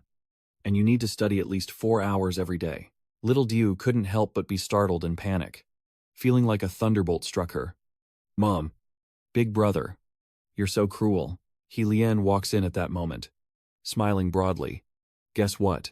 This big sister here has achieved. She quickly threw Wang Shang far away from the girl, guessing that the big sister's happiness meant the bomb in An Dao Quoc had exploded before. He Lian couldn't help but be excited. Ah, Tio Diu. You're so clever. She cleared her throat and began to report. Here is the international news bulletin from our station. Helin, playing her role, continued to say that in An Dao country last night, the Lian Hoangsat demon decapitated 172 people, including 68 government officials and over 100 recluses. Little Diu and the tavern owner focused on listening. This was after last month when the Demon King Slayer once again acted, wiping out 3 cities in a single night. Vuong Thang thought that although using this method to drain the strength of the cultivators in An Dao country seemed cowardly and despicable. An Dao and Great Hua country had a blood feud that lasted 100 years. You calculated that even Akimi Mao wouldn't freely kill innocent people. So just forget about him. He Lian smugly boasts. Let's see how Xiao Muan Dao handles killing this person of mine. Vuong Thang spoke. The plan isn't bad, but it's best for the elder sister to do this less in the future to avoid losing control. She irritably replied. I know. Damn it. She patted little Diu on the head and said if she wanted to go into seclusion, just go into seclusion, little Diu. Just let me take care of you. I definitely won't let it starve to death. The girl with the dark face said, but if it can starve to death, can I add a little request for food? He, Lian Kung, said. Of course. Let her brother go first. Then the older sister will take her to experience what the bustling human world is like. Vuong Thang couldn't help but feel scared and secretly lamented. Big sister, please don't deceive little Diu, who is trying hard to walk the path of righteousness. Since there are no natural caves near the villa, I can only choose a spot in these mountains to retreat and cultivate. Vuong Thang sat quietly under a large tree, completely alone and at peace. He closed his eyes and began to comprehend the Tao, preparing for the upgrade. To ensure his safety, his senior sister arranged the 6 revolutions array around him, with spells covering every inch of the grass, so much so that not even a mosquito could get through. Then, outside the 300-meter protection zone, the guardian spirit patrols, finally allowing you to begin seclusion. Immediately after, your soul starts to detach from your body, to cultivate the divine love. This upgrade is not just a breakthrough in realm, but also involves strange phenomena during the process. Nothing dangerous. But I need to remember this for my senior sister and master to review. His eyes shone brightly. The divine pill, the path of enlightenment, the primordial union, and the spiritual herb zone. The hardest step to becoming a primordial infant was how to perfectly merge the complete primordial spirit with one's own path. At this moment, a long beam of light quickly gathers, still an illusory deity, reversing the true essence. Pure yang, returning to the mysterious. Breaking the pill to become a true form. His whole body seems to be flying through the air, solidifying into a primordial spirit. And his innate talent will continue to develop, eventually transforming into a divine palace of the primordial soul. A small area of light radiates from his hand.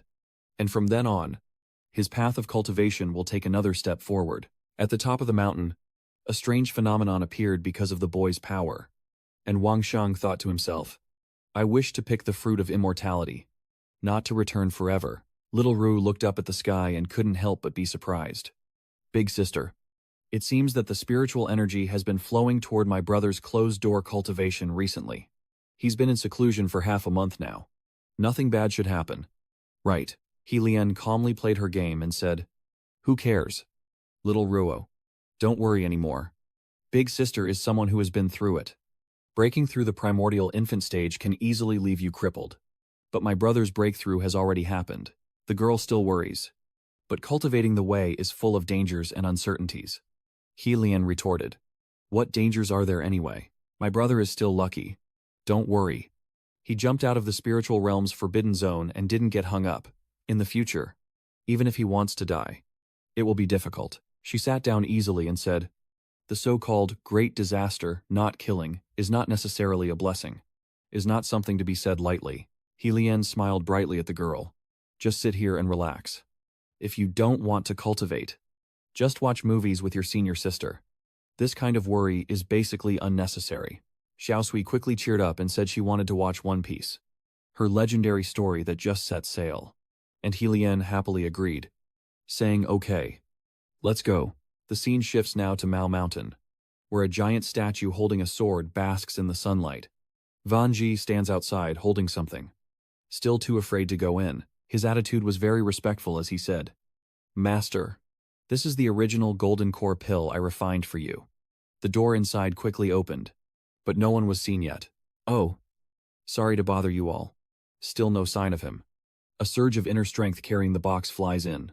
Van Shi bows his head and asks what the Grandmaster said. "If there's nothing else, I will return to my duties." The person inside spoke.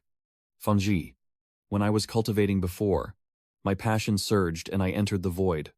Listening to the disciples' discussions, "Are you saying that a cultivator has already begun to break through to the nascent soul stage, and that person is about your age?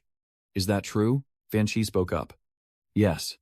The disciple and the cultivator about to reach the nascent soul stage are on good terms. But the disciple's cultivation is shallow, so it's hard to compare him to that person." He opened the box and continued. "This talent, in Russia last year, was one in 100 years. You don't need to pay too much attention, as waves clash before waves. I too am about to be pushed onto the shore by the waves. Then there's no need to worry too much about the cultivation world being insulted by outsiders. You go ahead first." Van Shi quickly left upon hearing this. He said to himself, "Yuan Ying. Although there's no need to worry at this moment. After practicing for over 20 years in the Tao, reaching the Yuan Ying stage, one must still be cautious." The old man clenched his fists and looked determined. So it seems that the dark spirits and the other cultivators can no longer delay any longer. Time passed quickly like that. Wang Thang secluded himself, and on the 27th day, Quan Huyen was still there watching over him from the tree, her face now relaxed and at ease as she looked at the sand. Suddenly, a voice beside her made her startle. "Master." The voice spoke. "I asked the great heavenly master of Longho Mountain, and he doesn't know the current situation of Little Thang. According to the records in ancient books, the nascent soul forms after the golden core, shatters and quickly stabilizes, and Veilai would have signs in heaven and earth. Moreover, Tuathong previously absorbed a significant amount of the heaven and earth energy. When he advanced, V. Li's words suggested it shouldn't be this quiet." He looked at the scene and continued. "Tuathong is the first cultivator to break through to the nascent soul stage in recent times. No one can predict what dangers might arise. But it's quite strange that after so long, he still hasn't formed the nascent soul." Far away on the mountain where Wang Shang is in seclusion, everything remains peaceful, with nothing unusual happening. And the place where he sits high above is even more strangely quiet. Vuong Thong couldn't help but wonder silently. Strange. They call it breaking the pill to become an adult. But isn't this breaking just pouring the elixir and opening it up? Then a baby would emerge inside. He was momentarily confused about why his form was like this.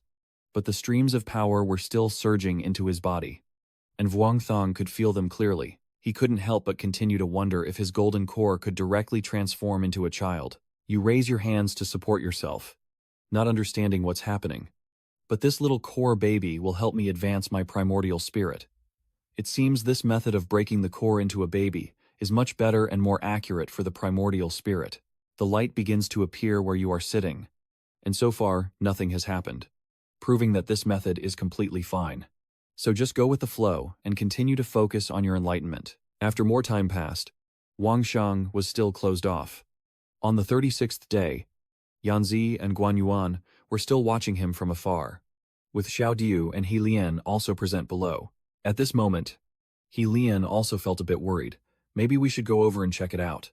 I heard that Tao Master Thon Lam also went there, and many cultivators are breaking through their nascent soul. Don't worry about it. The primordial soul has merged with his own Tao. Xiao Diu was startled. Big sister, don't scare me. Brother won't be in any trouble. Engon too pondered silently. Xiao Zhang comprehended his own Tao, continuing his path of swordsmanship. Moreover, before closing himself off, his innate talent realm was already complete, so his own Tao could not be harmed. He nervously told Quan Huyen that he really couldn't wait any longer. At least we have to see it. Xiao Huyen. We will break the nearby formation and go in to check. Quan Huyen looked at him and, feeling worried, spoke up. Then suddenly, a phenomenon appeared in the sky that made everyone here hold their breath. Engon too immediately recognized that this was the heavenly tribulation. A fierce lightning strike crashing down directly on the mountain where he was sitting. As dusk approached, he was startled and shouted urgently, "Run now." Engon too warns that if the heavenly tribulation thinks we came to help Xiaozhang, it might intensify its power several times. Everyone quickly takes to the air, distancing themselves from where they stand. Master Engon turned to He Lian and asked, "Will breaking through to the nascent soul stage trigger a heavenly tribulation?" She remembered that I had heard that if the quality of the golden core reaches a certain level, it would trigger a golden core tribulation. But since ancient times, only a handful of cultivators have caused the golden core tribulation, and the nascent soul tribulation has truly never been heard of before. Hearing her words, Engon too relaxed his mood a bit and let out a breath. He looked at the calculations and realized that overcoming the heavenly tribulation would only invite jealousy. Tu Thang's primordial spirit must not be underestimated. But this could also be considered a good thing. He Lian happily hugged Xiaodiu and said, "Crossing the heavenly tribulation is interesting. I must take a picture to remember this moment." Meanwhile, the so-called heavenly tribulation grows bigger and more powerful. Xiao Diao couldn't help feeling a bit scared. She nestled into He Lian's embrace and shouted loudly, "Big brother." At this moment, the monk also couldn't help but worry. She looked over there with wide eyes and called out, "Junior brother." He Lian couldn't help but be curious. "Vung Tang, wait. Is he dead?" Tudio's tears streamed down her face. She just said her brother was dead. She bitterly denied. "This has nothing to do with me." At this moment, the place where he is sitting is continuously billowing with thick smoke due to the shockwave just now, surrounded by a raging fire. The spot where Vuong Thang sits is sunken into a large hole. But strangely, he remains sitting there calmly as if nothing has happened. His entire body was enveloped in a faint blue light as Vuong Thang continued to meditate silently. Everyone couldn't help but feel worried and gathered around to observe. But they were all surprised by this scene, especially in his words. He seemed stunned and lost in thought. Little Thang is really undergoing a tribulation. This little Thang child, since coming out of the Earth Spirit Dragon Wind Forbidden Zone, I can no longer judge him with normal reasoning. The wind started to blow stronger, and the flames on the ground grew larger. Then another lightning tribulation quickly struck down towards him, with rocks flying everywhere. But Vuong Thang remained safe, one strike after another. If it were an ordinary person, they would definitely not be able to endure. But he still sits there calmly. On this side, someone is nonchalantly holding a phone, recording a vlog of the tribulation. He Lian proudly laughed while holding the little wine in his hands. Yet he dares to say there's no heavenly tribulation. This guy is even more arrogant than our Master Thon Lam. If I were a heavenly tribulation, I definitely couldn't endure it. I must crush that arrogance of his. The dark clouds are gathering again in the sky. He Lian couldn't help but curse. So you hear my song and are ready to hold back for a big strike. But at this moment, the circular protective barrier on your side quickly disappeared. And He Lian couldn't help but worry. Wondering if Tu Feingu could handle it, Wang Shang slowly opened his eyes and thought that this heavenly tribulation and the one he previously simulated were actually of the same level of power. You start to close your eyes and run your internal energy to calculate silently. But the design of the cloud tribulation is quite interesting. Maybe it can upgrade your divine punishment to record your intent. Then, a lightning bolt even more fierce than the previous one suddenly struck down from the sky. Everyone was unable to look and covered their faces with their hands. Little Rue presses her face against He Lian's chest, constantly pulling at him. And He Lian looks down. The little girl tearfully said, "Auntie, you said my brother is dead." She forced a smile. "This has nothing to do with me." Over here, Vuong Thang is ascending, and Dao Van quickly transmits the sound, letting his brother face his fate. This is a great opportunity for him. From Vuong Thang's divine codex, a small sword aura emerges, wielded by a tiny, fair-skinned boy who flies high, shooting straight into the sky with yin and yang energy. And so, The little boy kept flying higher and higher towards the core. Then, he clasped his hands together, and a few beams of energy formed a protective shield. The large sword keeps sweeping up through the middle section after he kicks the cover, with a beam of energy rising and then sparking a small lightning bolt, not far from the ground. The circle kept growing larger and larger. Then, the little boy quickly descended toward Vuong Thong and swiftly reached out his hand to catch it. Vuong Thong carefully holds the sphere in his hand. A primordial spirit state. Fully formed. The sky has quickly brightened, and Vuong Thong looks at that surge of power with a bit of dejection. Speaking softly, just a little bed. Now the ground is full of big and small holes. I wonder if my master won't be angry. Vuong Thong scratched his head with a wry smile, jokingly blaming himself for destroying the environment and saying he should pay some compensation. After the breakthrough, everyone returned to the villa together, and Vuong Thong recounted the story for a while. That's roughly how it went. Although quite different from the records in ancient books, it is true that you have now reached the nascent soul stage. The source of death was surprised no need to break the golden core, but to transform it into a golden core because of the nascent soul. He speculates that perhaps your innate talent level is perfect, and your soul and your own Tao have some harmony, so you can merge without breaking the golden core. So, that might explain why after absorbing the primordial energy, there was no intense reaction for a long time. He Lian Su, the little wine spirit, woke up and whispered, "How could it be so simple? Isn't it just a little secret language to have eaten some kind of divine treasure or something? Like Lincoln, with 10,000 years of experience." Vuong Thang couldn't help but sigh and ask, "Elder sister, you act like those things are carrots growing in the yard." Quan Huyen had been silent all this time, and Vuong Thong turned in surprise to look at her and called out, "Senior sister, it seems that seeing your progress." Quan Huyen also becomes a bit anxious, and she is determined to start her seclusion efforts today. Vuong Thong forced a smile and encouraged her. "Suti, keep going." But He Lian suddenly interrupted to tease. Tu Huyen just wants to protect the dignity of the great Suti, determined to retreat and work hard to catch up. Then pass her Suda. Source 2 spoke. "After all, it's good that you can break through smoothly. Your current cultivation is already above Vaisu, so I don't need to teach you anything else. Just remember, don't be arrogant. Don't rush. Do things carefully, and never take reckless risks." Quan Huyen and Vuong Thong quickly stood up and nodded, making sure the disciple understood. He turned around and shrugged his shoulders. If there's nothing else, Master Vi also needs to get back to work. These days of running around everywhere, when will it finally end? He Lian gently raised her hand and whispered, "Little Huyen, as a person, you must learn to let go and refuse." Nuan Tu looked at her with a bitter smile and replied, "Yes, I will heed your words." Then he suddenly lunged forward, leaving only a shadow behind, and Vuong Thang called after him, "Goodbye, master." He couldn't help but think that perhaps only the one who reaches the nascent soul stage is considered a true master. My master told me not to be arrogant or impatient. Maybe he's just worried I might falter. Suddenly, Wang Shang saw something that made him can't help but be surprised. A strong yellow aura radiated around Xiao Diu's body. He sweat silently, thinking to himself how long he had been closed off.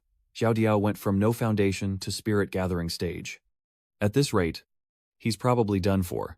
Dao still saw you acting like that and angrily demanded, "Do you have any opinions?" Vuong Thong quickly stepped forward.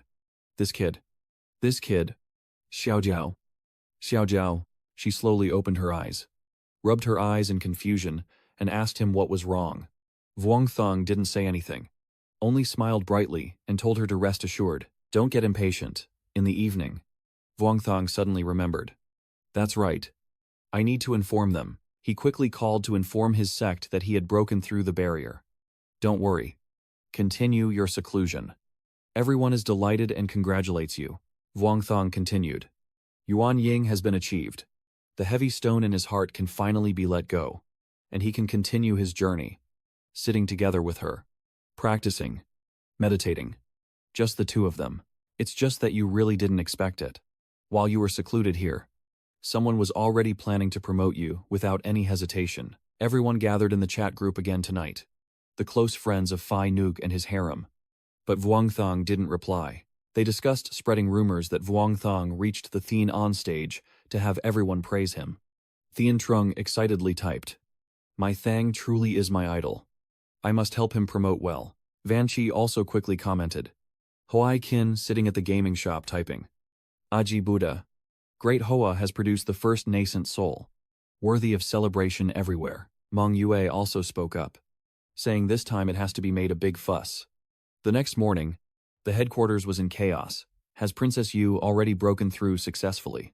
Not Tham's secretary spoke up. Yeah. Maybe they just made a breakthrough not long ago. And the investigation team has already started spreading the word.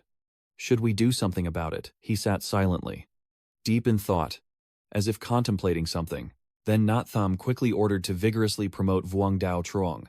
Seeing her so ruthless, he explained. I know you always want to fight the investigation team, but don't make the intention to oppose each other so obvious. We serve the country and work for the benefit of the people. All right. Go ahead and do your work. And then, Secretary Shi also said nothing more, quickly stepping out the back door and closing it. At the same time, a paper bead flew into Not Tham's office from somewhere. A voice from inside the paper seed echoes. The world now has nascent soul. This matter cannot be delayed any longer. After reading the letter, Not Lam immediately tore it up and muttered to himself. This ancient item probably can't wait any longer. Right, back at his residence. Just as the outside world was boiling over with Vuong Thang's breakthrough to nascent soul, the twin brothers' dual cultivation was still ongoing. Both of them sat facing each other in a very peaceful room, practicing together. Vuong Thang felt a lightness in his body and quickly opened his eyes.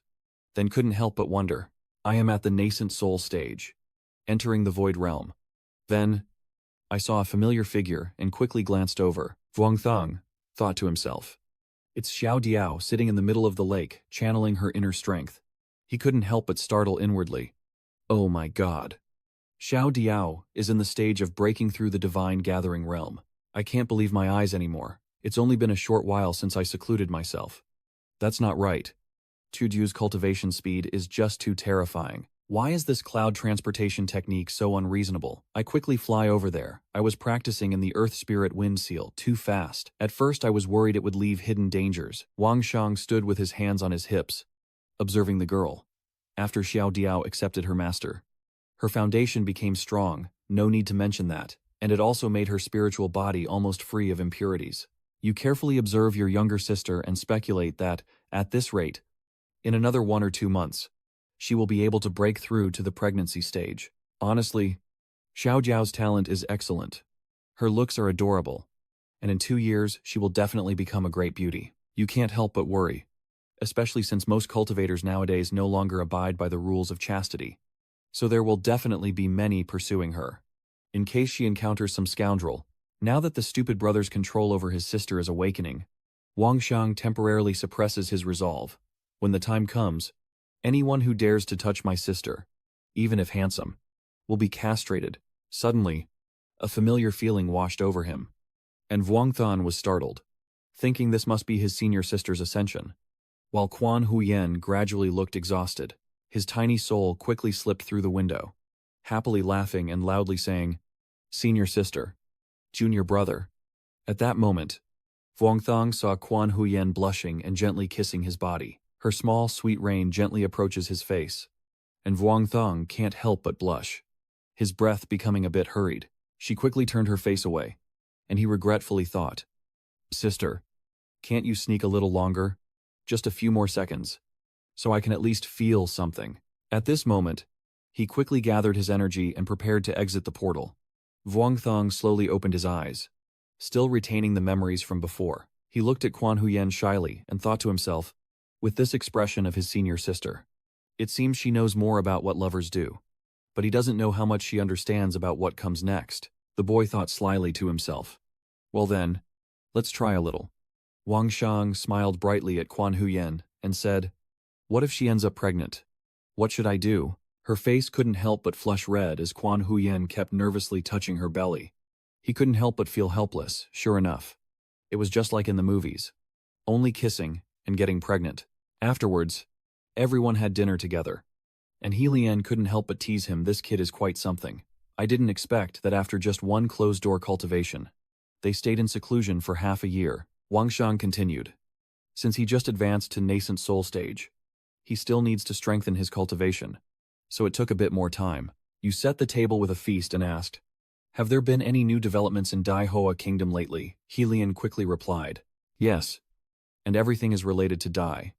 Luckily, thanks to Dai's friends, he has maintained the top position on major websites for half a year now. All of them are once again showcasing their extraordinary talent. As the next primordial spirit after the three sword sect patriarchs, Mao Sun and Long Ho Sun. In the latest heavenly rankings, the sword cultivator Pi Ingu maintains 4th place. Surpassing the master is the silent half-year of the steppe language Taoist, due to the pressure from his disciple or public opinion. Vuong Thong wanted to explode with anger. Damn it. Are these all just clickbait titles so he can fly over there and hack their keyboards? Helian quickly snatched back her phone and asked, "So now that you've finished your closed-door cultivation, do you have any plans next? Or are you really planning to go over there and hack their keyboards?" Right after that, he quickly took out his phone from his pocket. Vuong Thong continued, "I mean, this really means there are things that need to be done." Vuong Thong quickly typed into the group chat, the fixed cultivation team, asking if anyone wanted to go north to the city wall to find the demon sword. You looked at Quan Huyen with doubt. "Senior sister, you said you want to stay at home. Right, you want to spend more time training." Quan Huyen was determined not to fall too far behind and said with a bright smile. Vuong Thong added, "That's good too. Senior sister can focus on her training here. And when she has free time, she can teach Xiao Diu a bit, so they can destroy all the blood magic swords and return to sister sooner." Immediately after, Helian and Xiao Diu looked over with dark faces, and he quickly changed his words from T and to everyone. Xiao Diu tugged at his sleeve and whispered, "Brother, do you want to go deal with those demon blades?" Wang Xiang explained that the master said there are still a dozen or so swords wandering around, and if left alone, who knows what trouble they might cause. It's better to deal with them sooner rather than later. He Lian quickly told him, "Little Fine Gu, can you take my older sister with you? I also want to go find some fun." Xiao Diu continued, "My elder sister absolutely cannot go. That would be giving away her benefits to her brother and would affect his feelings for the senior sister." I laughed tears of joy. Truly, my dear little sister. So understanding. The day after Wang Xiang broke through the barrier. Today's weather isn't good either. The special helicopter quickly landed at your villa, and everyone was already waiting there. Vuong Thong hesitated to let go of the shop owner's hand. "Senior sister," and said he would return soon. Little Diu couldn't help but worry. It's very chaotic outside. There are many evil cultivators. Brother, remember to stay safe and don't eat or drink recklessly. Even heroes are afraid of being deceived as usual. You lovingly pat your sister's head and ask if she's already gone through the extracurricular materials you gave her. And she smiles and says yes. She's read a lot of the Three Kingdoms. Then he saluted everyone and leapt into the air. "All right, I'm heading out now." Quan Yuan smiled softly, looked up at Vuong Thong, and said, "Stay safe." In just a moment, he quickly arrived at Faiko's door. As Vuong Thong entered and saw everyone gathered, he spoke up. "Everyone is here." Hoai Kin spoke first. "Azi Buddha." And the small team of Dagger finally gathered completely. Tian Chong quickly stepped forward again. "Thong, so that you and the venerable master sister can get close. The four of us haven't approached you until we're assembled. Is that clear?" Vuong Thang paused. 4 people, huh?" Delay quickly stepped forward. "Leader Vuong Dao. We meet again." Vuong Thong looked at her, as if he had forgotten her after so long. As soon as she finished greeting, Delay kept talking. "Leader Vuong, luckily you were there last time, or I would have died at Sulei's hands. I heard that this time everyone wants to find the blood demon blade. And the clan leader specifically asked me to help everyone." She clenched her fist and continued speaking to Vuong Thong. "Vuong Dao Trong. Rest assured, I am fluent in 6 languages and world geography, and I also know healing with light. I will definitely be able to help everyone a lot on this journey. You stop being so mean." "Fine. Then it's hard for you," Van Ji asked stiffly. "Is there some plan behind letting this foreign girl join the team?" Huaikin added, "Azi is Buddha. We are all just accessories of the language of the gods, whether you call her Den or Daisy. It's all the same. Everyone is just freeloading. So who has the right to criticize others?" Then Deli turned to look at the 3 of them, smiling brightly. She quickly regained her serious demeanor and said, "Sorry to bother everyone," and asked for your help. Everyone quickly responded, "No trouble, but harming the people, maintaining righteousness and eliminating evil. Everyone has a responsibility." And so, the special plane swiftly soared through the sky. However, on the plane, Dele kept secretly glancing at Vuong Thang, blushing while he kept smiling foolishly. Van Chi was reading a newspaper, and the first time we met was where? Hoai-kin couldn't help but look annoyed. Should I call the Venerable Sister Master here? Or maybe call the Venerable Sister Master instead? Hearing Van Chi's question, Vuong Thang fell silent and replied, "Africa. The Great Steppe." Hearing this, Tian Trong couldn't help but be stunned for a moment. Then, he took out a guitar and started singing a song on the plane. And so, Tian Trong sang and swayed his hips while singing, with a green scarf. My fate. The wind blows, flowers and grasses everywhere. Vuong Thang watched this scene, unable to hide his disgust. A gentle hand lightly rests on Tianzhang's shoulder, the familiar warmth startling him. Wang Sheng smirks sinisterly and asks, "Are you trying to enter the wise man mode now? I know you're reminding me." Hoai-kin interjected to defuse the situation. Fai Nogu doesn't need to be agitated. Thien Trong is just trying to be helpful. Hoai-kin chuckled. That's right. Soon after, a notification sounded. "Everyone, we have arrived at the target non-overlapping country," Wang Shang said. "I just finished reading the combat plan proposal sent by Mistress, and I will hold a small meeting on the other side." Everyone gathered again to discuss. With the first appearance of Thon Ma Dao during a minor conflict between two tribes, a warrior from a tribe helped them train with swords, which is exactly the tactic that the Carrington group has been using this year. Wang Thong took out his phone and showed a picture. This Thon Ma Dao has beheaded hundreds of people and is one of the most powerful Thon Ma Dao at present. He seriously said, "This is the first battle of this operation. Get everything organized. I'll go for the surprise attack." Hoai-kin hesitated and asked, "Ang Tang, you are already a primordial spirit, and you're still planning to ambush?" Van Ji asked. "So, what do you think should be done? Are you going to directly unleash a divine tribulation from the sky to bombard us?" Tianzhang chuckled sinisterly. "Isn't that how it should be, if you're cultivating to a high level? You should pursue the transcendence of your realm to show off. Otherwise, all the hard training and breakthroughs are meaningless." Van Chi quickly took out the talisman. "This is a special talisman for a certain bastard." Vuong Thong continued, "Our target tonight is the male Thon Ma Dao. We must finish the operation and leave immediately. So from the start, we absolutely cannot attract the enemy's suspicion." At this moment, the captain quickly announced that Commander Wang Dao, "We are approaching the target location, and the plane door is opening."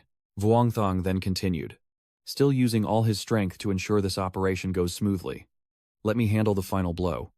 Immediately after, he leapt down first with the green sword behind him. Tianzhang and everyone looked on, and he spoke to analyze. The amount of primordial energy here must be several times lower than that of ordinary mountain villages in our great Hua country. The brothers who don't cultivate martial arts are targeted by the nascent soul expert. Just thinking about it makes you feel pitiful. After a few minutes, a familiar light quickly flew back from afar. Vuong Thang jumped up, still holding a piece of debris in his hand, facing everyone's angry gaze. Tianzhang stepped forward and asked, "Ang Tang, that was quick. Did you encounter a master?" Wang Shang briefly replied.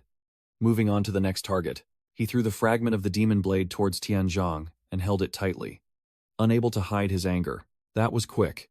Are we here just for sightseeing, this time above the sky?" Golden lights keep shining like festival lanterns. The sounds ring out. "Target detected. Target detected." And immediately the group moves with their guns drawn. That voice echoed again on the radio. It was a cultivator from the great Hua kingdom. The crown princess is the one holding the heavenly tribulation of the great Hua kingdom, leading the children beyond the beast of the divine sleep. Vuong Thong stood tall and grimly told them, "Since Mo Dao is here, I will spare your lives." The people inside shouted in panic, "Hurry up and retreat. We can't win this." The one-eyed man spoke calmly, saying that no one is unbeatable except a god. A soldier inside reported that suddenly energy reactions appeared outside the base, also from cultivators of the great Hoa kingdom. The three opponents, whose identities have been confirmed as dangerous level A targets, are surrounded by thick smoke and dust. moving forward like strange evil spirits. Seeing the determined look in their eyes, the others couldn't help but feel confused. They really came.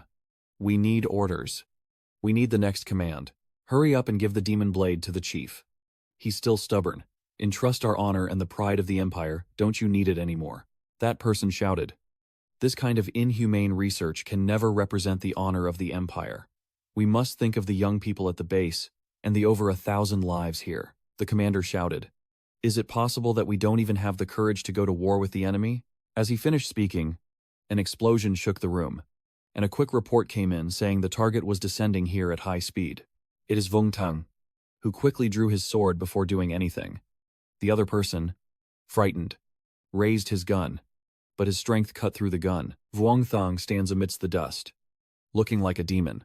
He then gazes at these people and softly says, I will spare your lives if you reveal the demon's hideout.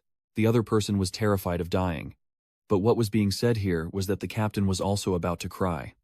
And both shouted in unison, Yes. He quickly retrieved the sword, and at the same time, Vuong Thang soared into the sky. In the sky, everyone below only saw him like a shooting star. He quickly flew toward the three of them, and as Thien Trung saw his figure, he happily called out, Brother Thang. Hoai Kin wondered, shouldn't we just destroy them directly? Vuong Thang replied, Maybe, but it's not necessary.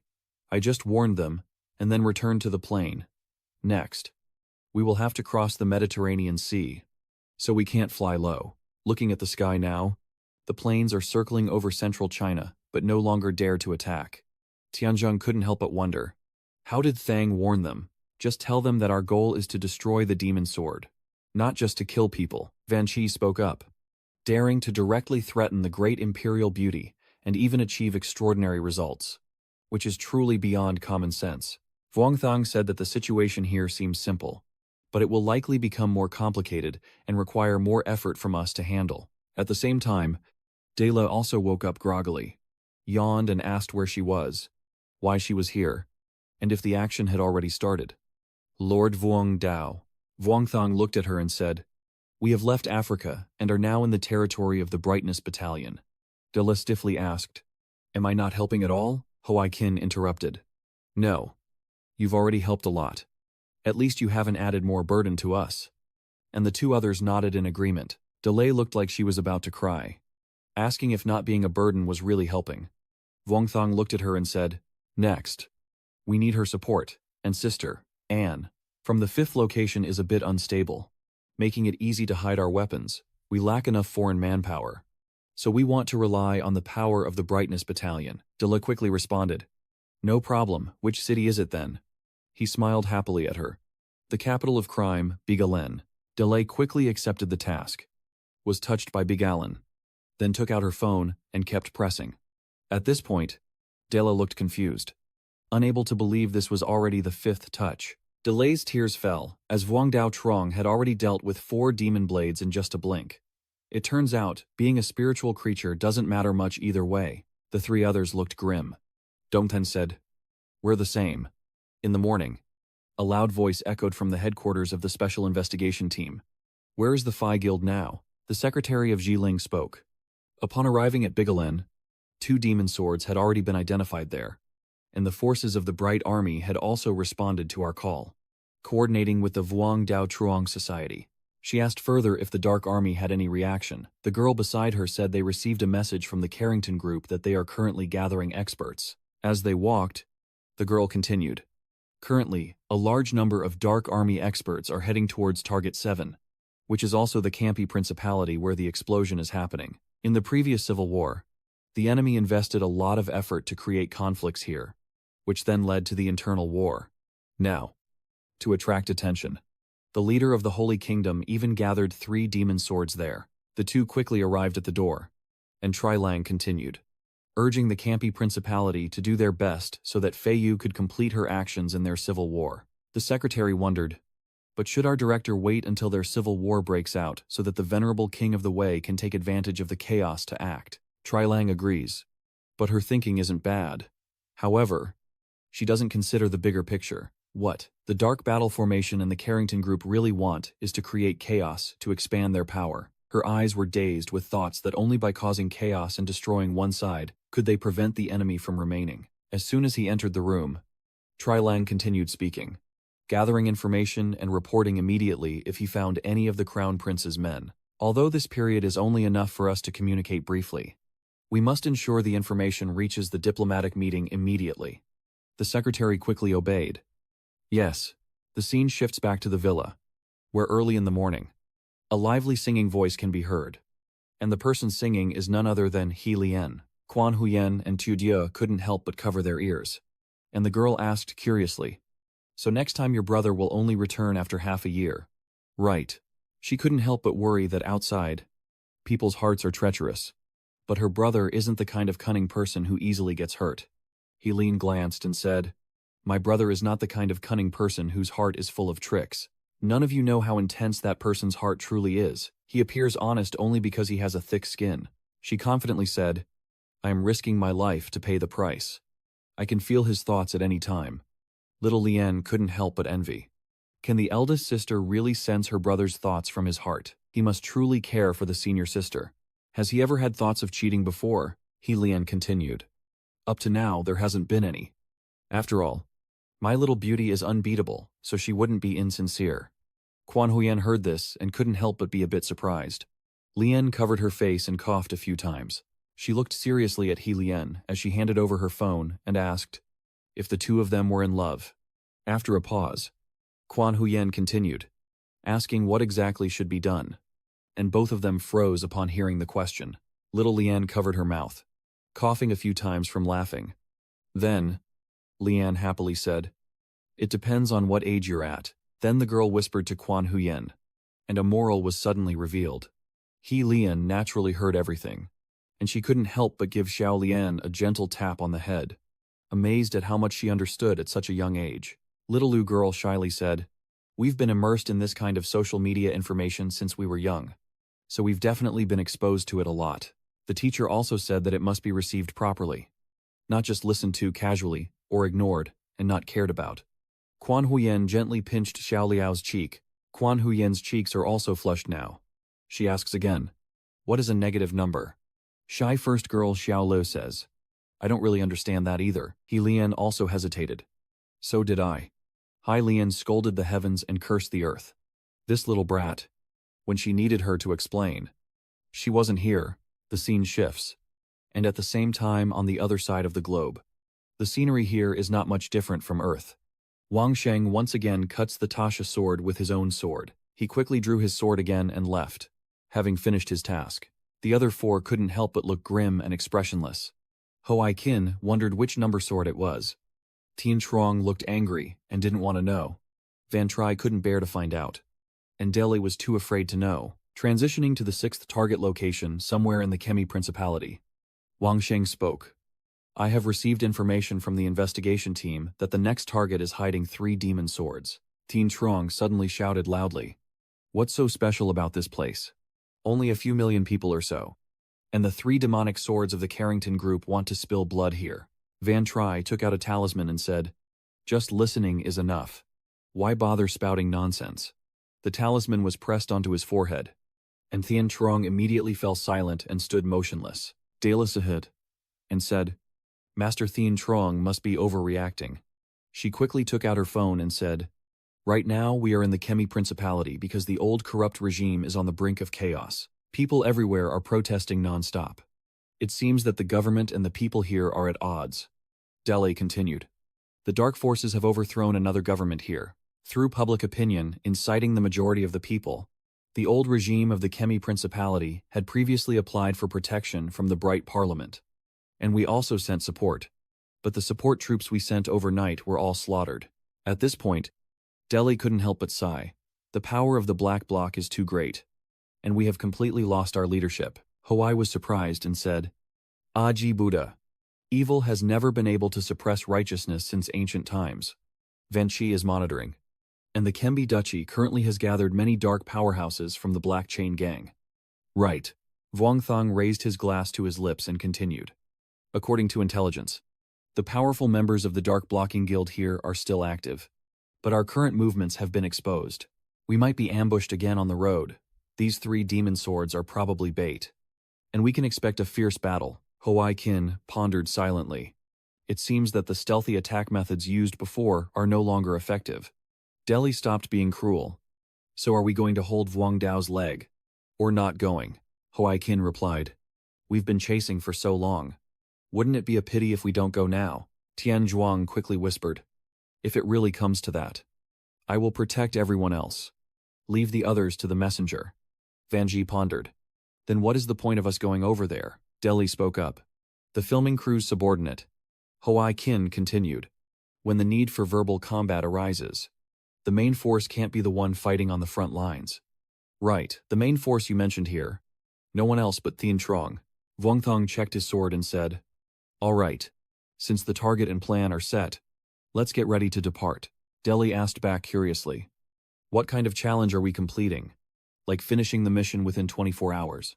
Or are there other requirements? Vuong Thong at this moment couldn't help but recall the gentle appearance of Quan Huyen at home.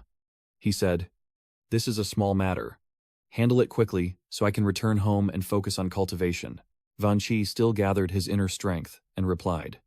After 13 years of separation between the immortal and the fairy, he either went on a rampage or secluded himself after his cultivation. So now it's finally time to meet. Another female talisman caster flew straight toward Tianjiang, and everyone looked at Delhi with suspicion. Noticing her strange behavior, she burst into tears and said, How could the prince in my heart be a cultivator? And not just any cultivator, but one who has childhood sweethearts and a broken engagement. The 3 of them were stunned, as if struck by lightning. Why aren't we flying over there if we're only 10 nautical miles away from our destination? There is no investigation team coordinating to fly over. Van Chi said, Without a team to coordinate, we will definitely be stopped if we go there. So this way, at least we can get a little closer. Huai Qin, who is in charge of steering the boat, casually points ahead and says, But it seems we have been spotted. We are just a little way from the island, and the boat is still gliding over the waves towards it. A familiar face. Standing from afar and quietly watching everyone, Tianjiang couldn't help but wonder who that was. While Delhi was so frightened, she froze in place. Stammering. For some reason, Delhi is extremely afraid of him. She is sweating profusely. She is a princess. Tianjiang nonchalantly asked. This is the old Lord King. But compared to our previous generation, he's much less spirited. Huai Qin continued. If we're comparing, it should be with elders, like the Supreme Elder. Since they are from the same era. Vuong Thong remained silent. Then Van Chi spoke, saying these blood clan people rely on blood-sucking to strengthen themselves, and they are now on par with demon beasts. Deli Dun asked casually, Is it really appropriate for everyone to be so calm? Suddenly, not sure what he had discovered, Vuong Thong's eyes widened instantly. He quickly leapt forward and headed straight for the ancient Dragon King. He swiftly landed and stood before him, facing a powerful enemy. His face remains unchanged. Wang Shang slowly descends to stand opposite him. With the crown prince having an impressive height, he also silently looked at him. No longer the anxious look he had before. Tianjiang's camera started rolling, and it turned out that what we saw from afar earlier was not an island, but the ancient Dragon King. Tianjiang got so excited. He pushed up and blew away that thing that fell out. Van Ji asked speechlessly, You brought all this? Are we really just a filming crew? Minions of the demon language. Delay quickly looked over at Vuong Thang, her face suddenly turning fierce. Delay exclaimed in alarm.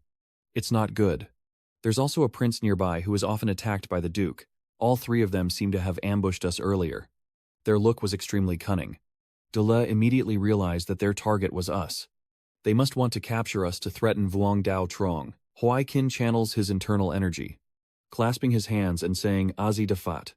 Immediately after, a surge of internal power quickly forms into a giant Buddha figure, and he says, The young monk steps forward to block the attack. Vuong Thong stood silently, eyes not meeting the prince's gaze. The prince spoke. The monks of the great Han nation respect us, and now we meet again. I wonder what brings you here. Vuong Thang spoke. At the same time, a large hand appeared behind him. With a bang, he was forcefully thrown into the sea, water splashing everywhere. The crown prince remained silent. Honestly, showing respect to this person back in Saros was truly a waste of emotion. and today's monk of the Great Flower Kingdom is simply unbearable. Suddenly, a familiar voice rang out, and he knew how to speak the language of our great Hoa nation as water splashed onto his face. Vuong Thong drew his sword and stepped forward, asking, "Do you know how to write the character for death?" The old prince continued, "I believe there must be some misunderstanding here." At this moment, he secretly felt terrified inside. How could this be without a scratch? At the same time, a loud noise echoed from where the old prince was standing, and before he could regain his composure, a sharp spear like a sword shot up fiercely from the water, causing him to lose his balance and fall down. It seems he realizes he's no match for you and runs away.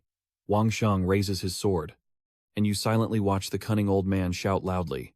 Trying to escape, you wielded the death penultimate sword, unleashing a fierce sword aura into the water. He dared not look back and was caught off guard. Your sword energy is sharp, slashing fiercely at his wings. Fresh blood quickly sprays out, and a wave of pain hits his face. But strangely, the blood splattered out and formed a net. Crown Prince said, "Cultivator of the Great Flower Nation, we still have a chance to reconcile." Vuong Thong sneered, raising his finger, taunting him. He clenched his teeth in anger, secretly thinking that this great Hua Nation monk wanted to fight to the death with him. At this point, he quickly transformed his shape, but I also couldn't sit still and accept death. He flew up, shouting at Wang Thang, "So come on if you're going to do it. Over here." Hoai Kin and the others are comfortably watching the show. Hoai Kin asked, "Can everyone feel anything?" Van Chi said, "The spiritual energy is completely disrupted, and the spiritual consciousness cannot enter at all." Tianzhong looked around regretfully. "Where is that blood-sucking demon who attacked us earlier?" Hoai Kin glanced over and couldn't help but startle. The scene before him made him feel uneasy. At this moment, the Crown Prince is continuously draining blood from those people, while your sword energy keeps stabbing toward him. Prince Gu suddenly realized he had miscalculated. Thinking that this disciple from the Great Han Kingdom was just pretending to leave, he was a bit worried. Unexpectedly, the true power could suppress this king. From afar, a woman and her group quickly flew over and shouted, "King Ko, I raise the blood sphere in my hand and say, please accept this offering that my tribe offers in this trial." The Crown Prince is secretly pleased. This is perfect. As long as I absorb this power, I will be able to reach an extraordinary limit. For now, this monk from the Great Flower Nation only has the path of death left. She quickly hands over the blood sphere, and the Crown Prince also accepts it. Suddenly, Vuong Thang struck hard and shattered it, all dissolving into nothingness. Your metallic energy shot out in a fierce arc across the sky, sharp and intense. Immediately after, the metal energy swiftly flew back toward him. Vuong Thang looked on grimly, as if tonight would be a long night for them. "Hey, what should we do now?" Crown Prince. The others are looking over, nervously, and he's furious, grinding his teeth. Suddenly, that large hand fiercely swept through. He quickly grabbed her neck, and the woman and the entire line were startled. He roared loudly and said, "Then sacrifice yourself to me." She never expected him to use himself as a sacrifice, and she was unwilling. No, but he didn't care. A large amount of fresh blood was quickly drained. When it was no longer useful, he let her fall freely. After being recharged with energy, he seems to be reborn. The form of the Crown Prince continues to change at this moment. Vuong Thong quickly moved toward him, his gaze shifting to the prince's neck. He bared his long fangs, eyes blazing as he looked at Vuong Thong as if he wanted to devour him alive. Vuong Thong concentrates his inner strength, with sword energy shining around him. Vuong Thang loudly recites, beginning to summon the pure yang energy to purify. Vuong Thang's eyes shone brightly as he looked at the demon lord with the crimson sword. Then he used a crushing and relentless technique to strike him down. He was beaten into pieces, constantly screaming, with blue sparks shooting from his eyes. And before he could catch his breath, Vuong Thang quickly swung his sword to strike. He quickly moved nimbly from side to side, making the Crown Prince feel a bit flustered. While below, everyone only caught a glimpse of a fierce bolt of lightning streaking across the sky. Tianzong couldn't help but be amazed. This is truly a remarkable young master. Hoai Kin also opened his eyes wide in surprise. Aji Buddha. Unfortunately, I am just a little monk, with no education, a phrase that travels the world. Vanji observes thoughtfully, the heavenly tribulation swordsmanship alone could make Gu proud enough to stand above this entire planet. But Gu's true ultimate weapon is the sword in his hand. That prince's body has now been cut in half. Hoai Kin continued speaking. Actually, in the heavenly rankings, Yu probably intentionally doesn't want to take the top spot with this strength. I doubt even the veteran elder celestial master can surpass him. Tian Chang replies, "We are disciples of Mount Mountain, but I seriously feel that my master cannot defeat Brother Thang." Suddenly, two small shining eyes appeared from the monster's mouth. The little bird quickly ran away. A voice suddenly rang out. "It's no good. That prince wants to run. King Thang. Stay calm." You calmly point two fingers forward at it. The Death Star sword. Immediately after, the Thon sword obeyed the command and flew away. That falling insect was quickly pierced and shattered, causing a loud explosion. The four of them continued to make puppets and finished the fight. Done. Mission accomplished. Continue. The intelligence report sounds during the special investigation. Director. The communication signal with the King's Path Leader has been cut off. A stream of extremely unstable primordial energy appears near the waters of the Kembi Principality. Confirmed. The ancient bloodline prince has suddenly ambushed the leader of the Wei, who was connected to the satellite surveillance network. But we can only see unclear images. Lang just frowned and thought upon hearing this. Xiaosheng's strength is currently the top in the Great Hua Kingdom and is a crucial part of their force to pressure the enemy. If this battle is lost, the consequences will be unpredictable. And whenever they are abroad, we just can't. Meng Nuyet happily reports. Director. The satellite just now showed that the energy signature of the old prince has disappeared. But the king's pathway aura remains. He has killed the old prince. Jilang quickly ordered to observe the nearby enemies and promptly send a warning signal to the messenger. Meng Yue responded with a yes, then turned off the device. Jilang couldn't help but wonder. One of the ancient royal bloodline of Prince Shen Wang was actually killed by Xiao Zhang. I never expected that, after Xiaosheng's rise, he would directly help us solve this big problem. I really don't know how to reward or praise him. The scene shifts to a port in the Kembi Principality, where Vuong Thang and his group quickly board a boat. Vuong Thang sits silently on the boat, maintaining his internal strength. Deli couldn't help but ask again. "Master Vuong, did you really kill that prince?" Then Vuong Thang replied. "Yes." Vuong Thang held his phone for a while before quickly reporting that the covert investigation team had sent 2 trucks to support us and they are now entering the port. Vuong Thang smiled and said, "Let's move quickly. Don't go looking for it. Don't go looking for it." Vuong Thang quickly reported after holding his phone for a while that the undercover investigation team had sent 2 trucks to assist us and they are now entering the port. Vuong Thang held his phone for a while before quickly reporting that the undercover investigation team had sent 2 trucks to support us and they are now entering the port. Vuong Thang smiled and said, "Let's move quickly." The truck sped off. Everyone was behind the truck bed, and the atmosphere suddenly grew tense. Van Ji couldn't help but glance at Wang Shang, wanting to say something but hesitating. Tianzhong quickly realized this and couldn't help but laugh when he saw his expression. Then, Thian Trung shouted loudly, "Brother Thang, little Liuzi wants to ask if you can teach him a bit of the lightning escape technique." And Van Chi was startled and rushed over to stop him from speaking. Vuong Thang quickly agreed, smiling happily and replying, "All right, let me ask." Jiao Van appears from within the sword. This technique requires a strong body, and after mastering the advanced Thunder Horse technique, one will understand how to deploy it. Van Chi respectfully bowed and said, "I see. Thank you for clarifying." Vuong Thang smiled and asked her, "That's right. Earlier when you killed the Vuong's body, why didn't the elder come out to help afterward?" Jiao Van calmly replied, "If you can already win, then there's no need for me to withdraw." The carriage continues to roll on. Jiao Van said, "Your path ahead is still long. I cannot keep you here with me. Your path ahead is still long. Once the time is right, I will take you to the land of immortals to cultivate." Vuong Thang couldn't help but feel grateful, thanking the elder for lifting him high. He secretly guessed that the elder was trying to seize the opportunity to urge him to improve his strength. Suddenly, the vehicle suddenly braked, causing those inside to sway uncontrollably. Tianzhong couldn't help but wonder what was happening, when a panicked voice crackled over the radio. "You're all in trouble. Outside." The sound of gunfire and constant fighting echoed as the civil war of the Kempi Duchy erupted. Hearing this, Vuong Thang couldn't help but shudder with a grim expression. Now, the terrifying person named Swang has appeared. Is a great battle about to happen? Outside, The sound of gunfire and explosions continues non-stop. At this moment, smoke and fire billow everywhere, and the scene of chaos is no different from the era of the Central Communist Party. Tianzhong angrily said, "Isn't developing peace good? Why do you keep rushing headlong like moths to a flame? But if this kind of situation breaks out in the United Kingdom, I would also be happy to see it."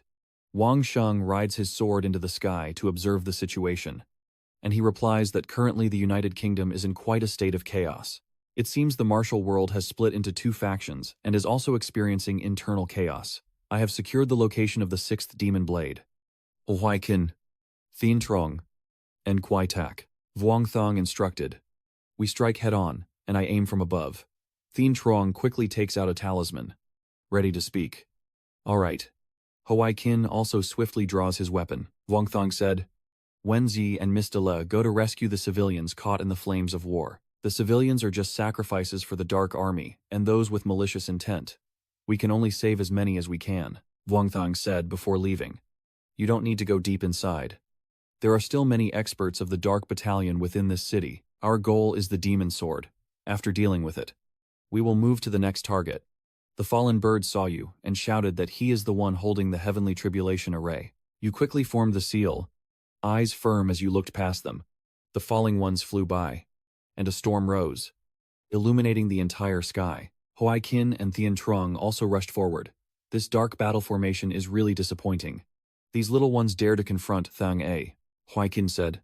I guess the story just killed the ancient royal family and moved away, scaring them to death. So no matter what, quick victory is better than dragging this out. Over here. They quickly soared through the air and flew straight past the large house.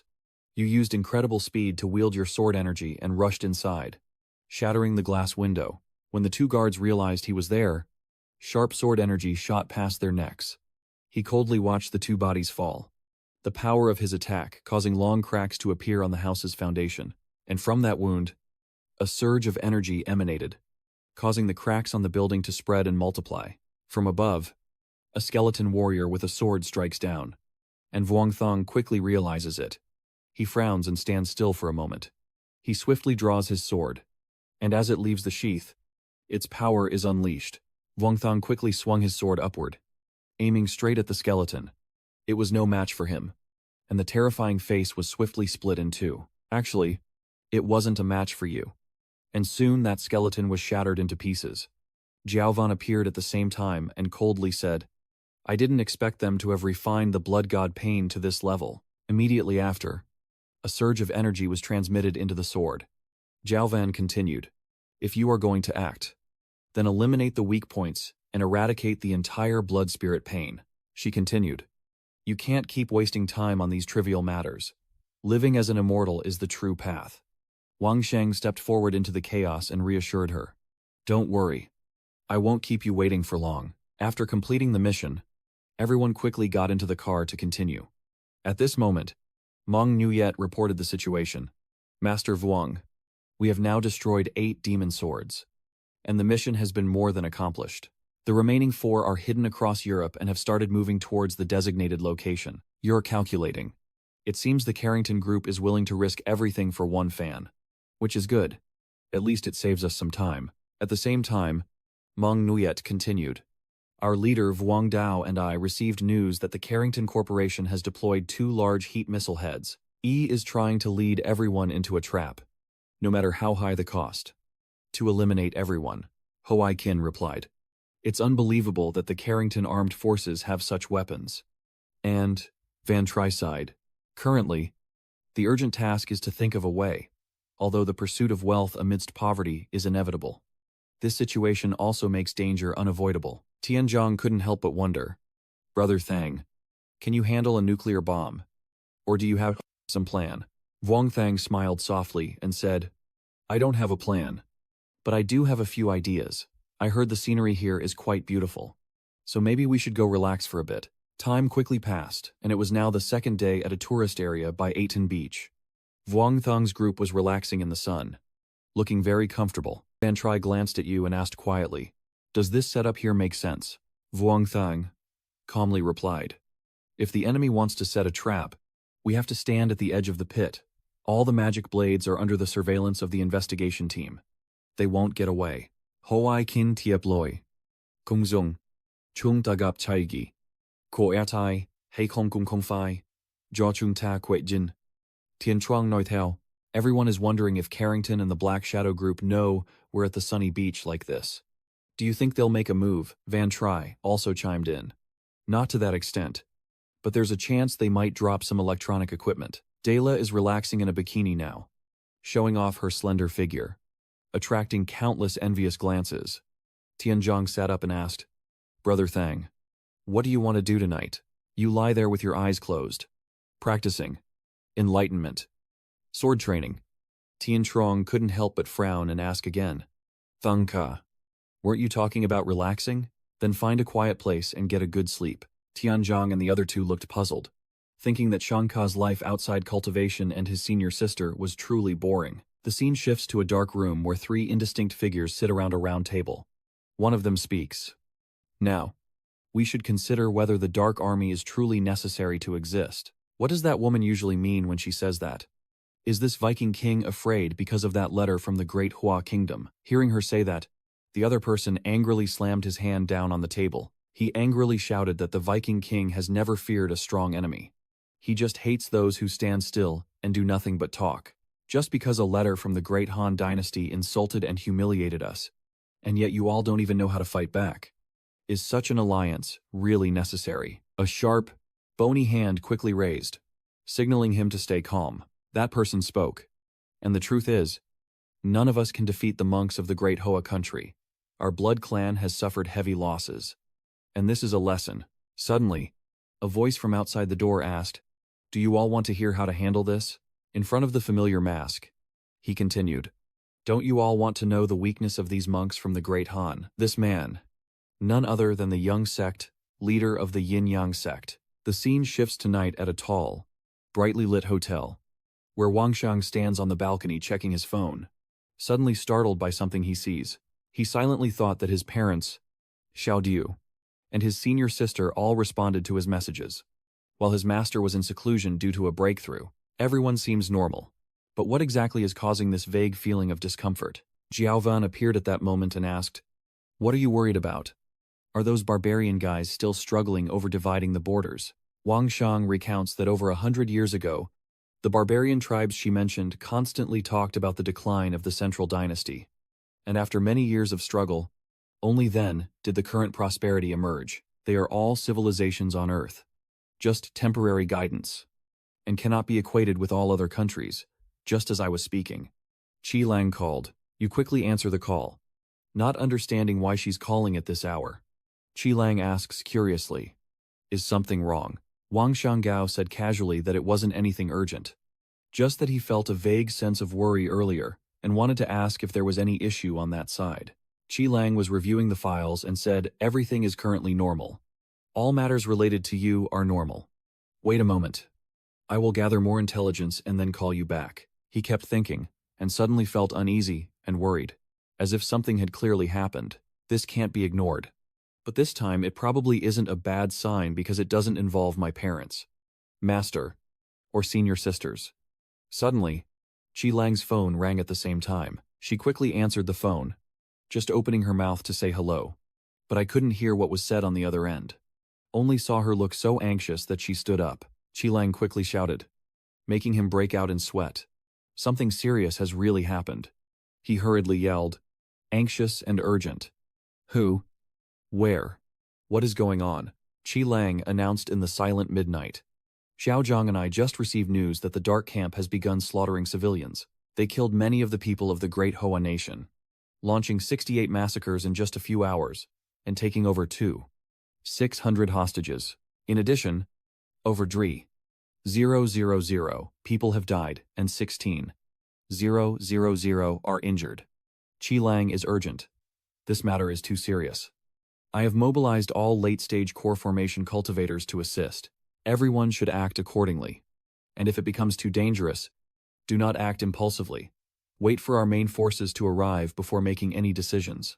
Vuong Thang quickly stood up and replied, I understand, venerable lady. Then quickly hung up the phone.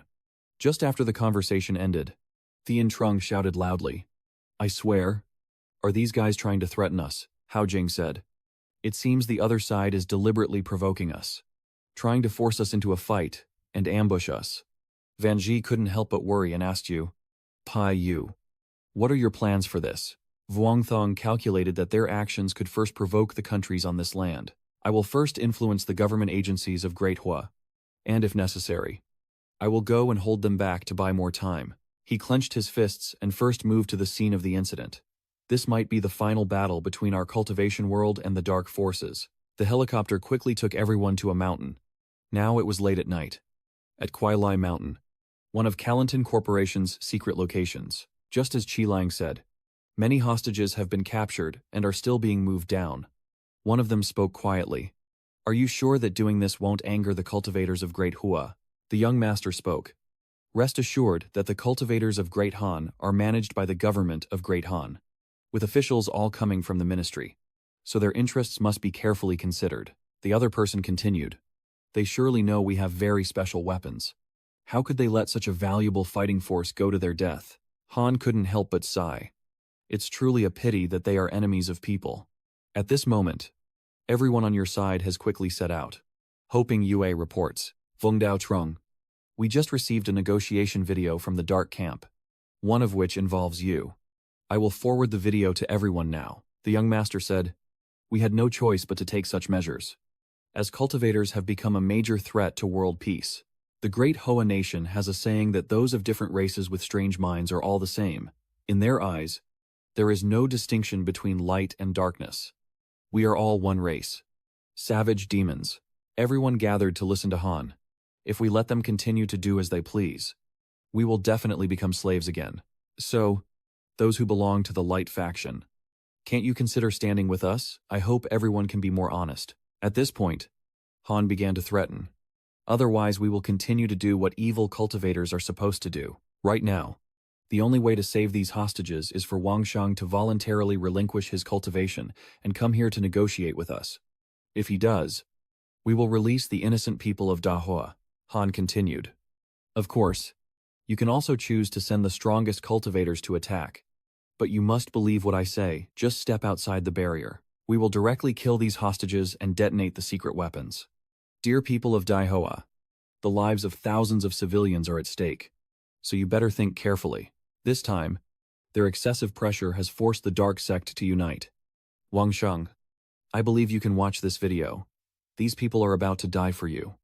So why aren't you coming here quickly? Just after watching the whole video, Tianzheng was furious. Damn it. We're the ones being pressured. It's obvious they're forcing us. Those brainless things. They think that just by taking hostages we will obediently obey. These evil cultivators have been cold and ruthless for a long time. Daly looked at you and said, Master Vongdao, stay calm for now. Rushing in won't achieve anything. Since the enemy holding hostages is just a negotiation tactic, we can consider accepting some of their conditions. Vuong Thong said, it is very unlikely that our government will ever bow to such evil cultivators. If the government chooses to negotiate, it will only make them more arrogant, as long as the other side tastes a bit of success. They will think they have grasped our weaknesses, and the consequences could be even more severe, costing millions of lives. Vuong Thong urgently said, I must go there as soon as possible. Hoai Kin called after him, reminding him to think carefully before acting. Vuong Thong chuckled softly and said, I value my life very much, so I definitely won't go looking for death. In the morning at Qi Lang's office, a quick announcement was made that 6 Taoist priests from the non-movement sect had arrived at the Combat Readiness Base number 28. Are the first reinforcement team sent out now that 60 monks have gathered at the rendezvous point? Everyone report. Director Qi Lang. At this critical moment, the investigation team must be ready to support our combat team. She spoke up, and the forces of the sects continued to gather. We must focus our strongest formation. The souls in the fog realm of those who fell on the battlefield are still not cold. We cannot afford to make more mistakes. Another person reports. Director Qi Lang. They have made it very clear that if we act, they will kill our children, and the enemy surely has satellites monitoring our movements. Do we have any tricks to deceive them? Qi Lang frowned and said, now is not the time to ask questions. If you have suggestions, speak up. If not, cooperate with the investigation team and carry out everything. The other person quickly interrupted, suggesting we split into two routes, one crossing the Saros border and the other heading south. The person next to him also said that the battle plan had been discussed, and changing it now would waste a lot of time. He raised a question. So why not choose a different rescue option? If, currently, we have gathered the strongest monks into the most powerful team, capable of evading enemy surveillance, moving at incredible speed, and using lightning to eliminate those evil monks in one strike. Trilang's office today seems quite lively. Trilang said. Team Leader Tan. I agree. You can bypass my signature on the official document and go directly to your superior to propose your plan. If you can persuade your superiors to approve your plan directly. I just want to remind Team Leader Tan that the stronger the cultivator, the more trustworthy they are. Hearing this, Not Thom was a bit surprised, and his expression softened. He spoke up. I understand. I will carefully consider the feasibility of this plan. Trilang continued. I am waiting for good news from you. The secretary then immediately asked. Team Leader. Do we need to submit an application to higher authorities? Not Thom spoke. Now, the body of Director Trilin's opinion is very clear. In fact, whether the elders break their promise or not depends entirely on a word from Director Trilang. He quickly ordered her to inform all departments to coordinate fully with the investigation team. If any team lacks personnel, someone must be sent to assist immediately. The secretary quickly obeyed the order. Yes, immediately after, she turned around and went to carry out her mission. Not Thom couldn't help but ponder. What exactly is Trilang afraid of? A moment later, the scene shifts to Trilang's office. She is still in a meeting, and the most unpredictable thing is the enemy's secret weapon. What plans does the combat team have? Yet, the other side responded. There are 3 options. But we need to know the location of the nuclear weapon so the experts can access the area near the nuclear warhead. Another person spoke up. The most effective way is to release the dense nanorobots to directly attack the nuclear missile control site and destroy it. The other person reacted sharply. Director, do we need to tell Commander Vuong to try to buy more time first? If we can delay their massacre of the hostages, we can be more proactive. Qilong was tense. I contacted Phi Nugu, who shared the information with him and also informed him of our arrangements. According to everyone's plan, first, locate the nuclear bomb. Then the other side quickly responds. Understood. After the meeting, Qilong quickly takes out his phone to contact Vuong Thang, but what surprised her was that the person who answered was not Vuong Thang. Huai King said, Aji Buddha. Hello, Deputy Minister Qilin. He reports that Phi Nugu suddenly achieved enlightenment and is now breaking through her realm. Director Qilong wants to order an attack. Just tell me directly. Chief Qilong looked serious and called Phi Nugu to wake up, saying he needed to speak with him directly. Huai Kin was startled and looked a bit awkward, knowing that Director Qilong was directly stopping the breakthrough, fearing it might cause Phi Nu to lose control. She also didn't make things difficult. Lien Thodai continued. So where are Liu Van Tri and De La both? Quickly approached the screen to speak. Is Director Qilong's duty here? She asked seriously where Phi Thien Trung was, and only then did everyone realize. Delay couldn't lie. Sweating nervously. About this, Huai Qingthan honestly replied. Sorcerer Zhang. He previously absorbed too much spiritual energy, causing his body to turn to mist. Now, Thien Trung is holding an enormous balloon. Qilong, upon hearing this, was speechless. He then asked, the person inside that fog is Phi Thien Trung. Right. I hesitated and disguised myself to speak. But it's useless. Qilong asked seriously. When did Phi Nu run over there? Huai Kin quickly reported that it was 16 minutes ago. Delay hesitantly explained. About that incident, Commander Vuong said only signal soldiers can eliminate the threat of nuclear weapons and save more hostages. So he left us here to attract the enemy's attention, while he used invisibility to go ahead. We believe Commander Vuong Dao's plan can work. Qilong said. Keep pretending. Then turn off the device directly. Over here.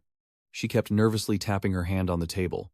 Qilong then ordered more people to assist Phi Yu's actions and attract the attention of the hidden runners. Additionally, I will inform you of the actions of Bat Ngu and Bat Ngon Dao Trong. The announcement quickly came through that Bat Ngu Ferry, Ho Ferry He Lian, and Phi Nju Dao Leader's sister are heading to Base 28 and will arrive in half an hour. The other side also reports that the silent Dao Leader has exited seclusion and will arrive at base 28 inches 45 minutes. Qilong continued, saying that Fai Yu's actions are considered secret operations, and until the hostages are rescued successfully, not even a hint can be leaked. And the other end responded, Du Vai. Ko Kong Koi Lo Lang Vitai Duong. Dua Tre. Nai Sao. Lai Kich. Dong the Chu Ko Tu Hoi. Mot Ming No Ko. The Ku Duok Bao Nyung Wai. Is Vuong Thong still flying now? Dao Van appears and asks him. Even he isn't sure himself. Right, Vuong Thong replied. Nothing can be certain, 100%. But this is the last chance before they gather the hostages they've taken from various places. You whispered into the wind as you explained. I sneaked over there. Maybe I will find something unexpected. Dao Yun recounted that when the Heavenly Court returned to the skies that year, it was actually through secret pathways to change the situation. And now he is considered a disciple of the Emperor of the Void. You should also learn some strategies. Remember, if you want to master the Destiny Heavenly Sword, practicing only during seclusion won't be enough. Vuong Thong smiled brightly and replied, I am just a cultivator. Focusing on my own path is enough. I don't want to get involved in anything else. You frown and continue. But all I want is to be true to my conscience, no matter what. I will take full responsibility for my actions. Dao Van asked nervously what to do if his whereabouts were exposed. And Vuong Thong replied, just go straight through there. Don't worry, I won't risk my life for it. If things look bad, I'll retreat immediately. Dao Van was satisfied.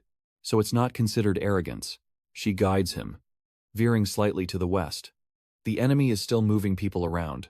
The western defenses have a pretty big gap. They are within my spiritual awareness. Do you want me to scout a bit? You smile kindly. Sorry to bother you. Fairy. About half an hour later on the Okili mountain range, Wang Sheng stood high up, observing. They had gathered the hostages at the foot of the mountain. Everyone was on the mountain, and their main weapon was a flying bag. Dao Van closed her eyes to sense that the entire mountain was hollow, with somewhat complex structures inside. About 3,000 soldiers. And she added that their strength was comparable to the demon you killed earlier, with 4 cultivators. Vuong Thong asked if they had located the positions of the 2 nuclear bombs. Dao Van replied that based on the weapons he described, they had found hundreds of them. Hearing this, Vuong Thong couldn't help but be amazed and asked again. Hundreds of missiles. Dao Van pointed to the sky as a model. Roughly like that. Yes. That's it. He let out a small sigh of relief. Luckily, based on the description, it's probably just a regular warhead. Vuong Thong looked into the distance and continued speaking. It seems the opponent has made up their mind to kill me with a nuclear bomb trap, or perhaps lure the great flower cultivators to rescue me. As long as I appear in the small town to save people, the enemy definitely won't say a word before dropping a bomb on the town. You keep calculating. But this strategy, though ruthless, shows a lack of foresight. You don't realize that the sensing ability of a nascent soul cultivator can reach thousands of miles, let alone how much farther and more detailed Jiao Van's sensing can be. Immediately after, he took out a talisman and clamped it between his hands, then made his move. Wang Sheng told Jiao Van to help him hide his scent. Jiao Van quickly let out a muffled sound. In the sky, the plane was constantly circling around. Suddenly, it was about to land in a secret bunker beneath the forest. As soon as it saw the plane, the door of that bunker opened. It looked small, but it's big and deep enough for a plane to squeeze through and still leave plenty of space. Vuong Thong seizes the opportunity and quickly flies down after it. He observes quietly. As expected, dogs go wild when overly anxious. The Carrington group really spent a lot of money. They actively built such a large base to deal with me. His figure quickly soared through the night sky on a sword. Vuong Thong calculated that. Plus, Jiao Van mentioned, there are several monarch-level experts here. So it's best not to provoke a conflict for now. He thought that in the end, this secret attack only made sense if the nuclear warhead was destroyed and its whereabouts revealed. I glanced around. Unfortunately, I haven't learned how to modify nuclear warheads. If I had, once I found the warhead and detonated it, everything would be over. Here. He closes his eyes and listens to the surroundings, sensing 2 blood-burning demon swords and an old woman whose strength is unclear. Move to the observation room. That's the demon-faced man who wants you to destroy your cultivation yourself. Your cultivation is only equivalent to Kim Dan Sul Ki. Vuong Thong calculated that his cultivation method was not a Taoist technique, but it was similar to the 8th achievement of the young master, guarding the jade of the Yinyang all things sect. He slowly opened his eyes, looked around everywhere, but still couldn't find the bullet.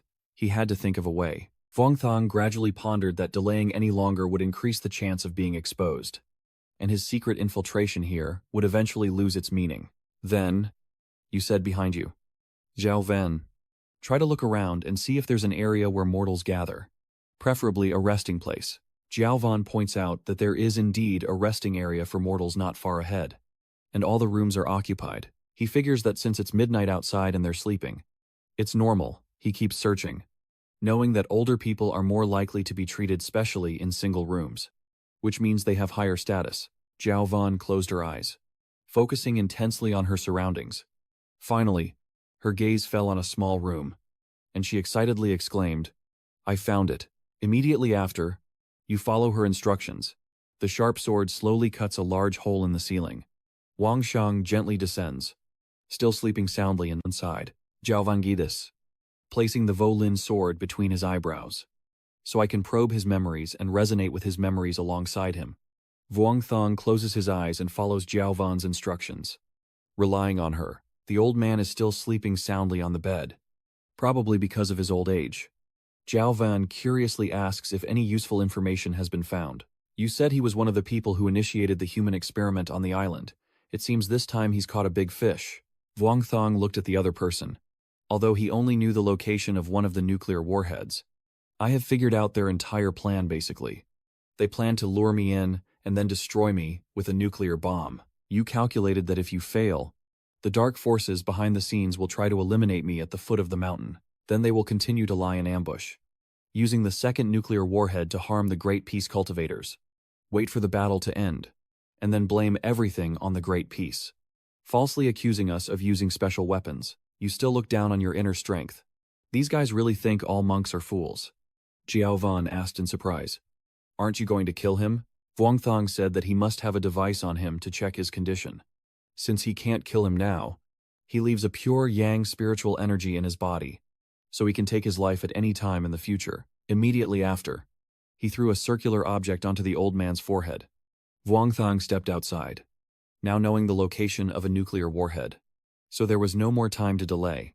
That thing will still be a threat to everyone if it exists a little longer. So we must act secretly. I also need to destroy it first. Quickly, you hide behind the corner to observe the situation.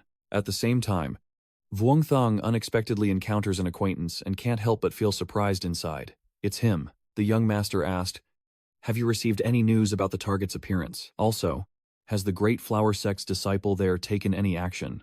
The transmitter still hasn't picked up the target's signal, and it seems like the Great Han side is just following our orders, with no further action." He kept talking without noticing that Vuongthang was very close to him. The door opened, and he continued, "If that's the case, give them a reason to act. That thing must be a heavy weapon." The young master speaks up. "All right. It's time to send them a direct message." He steps in front of the camera and declares loudly, "The time has passed, and I, Vuongthang, am very disappointed in you. You abandoned thousands of people from Dai Hoa. Is this what you call a righteous cultivator? Is this the great path you are pursuing? I have over 3,000 hostages. I can take my time to deal with you. But of course my patience has its limits. Everyone here has heard this. If you still don't show up, I may increase the number of lucky ones each time. Vuongthang, your swordsmanship. Is that all a coward like you can do?" He recounted how the man once broke into the fortress with passion like the wind.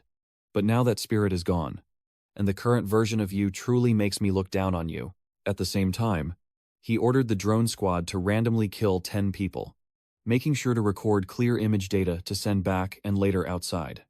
Move quickly. At the same time, blood splattered across the ground, and it was unclear when you acted.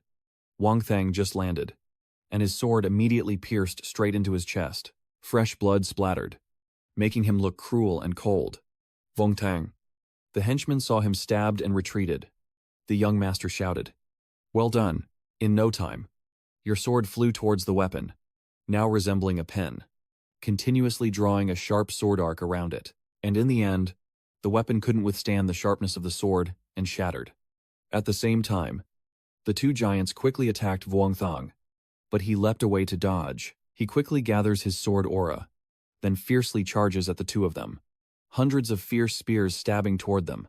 Hidden yin and yang. His sword keeps glowing. Where the sword passes, the earth and rocks are shattered with a loud explosion. Then he grips his long sword tightly. Vuongthang couldn't help but despise and think. Using a weapon with a rune inscription attached to the bullet, which can block external signals on its own, thanks to handing over the magic weapon office seal once more. Everything became easier, and half of the danger could be eliminated. With this in mind, his eyes grew even colder, and Vuongthang continued speaking.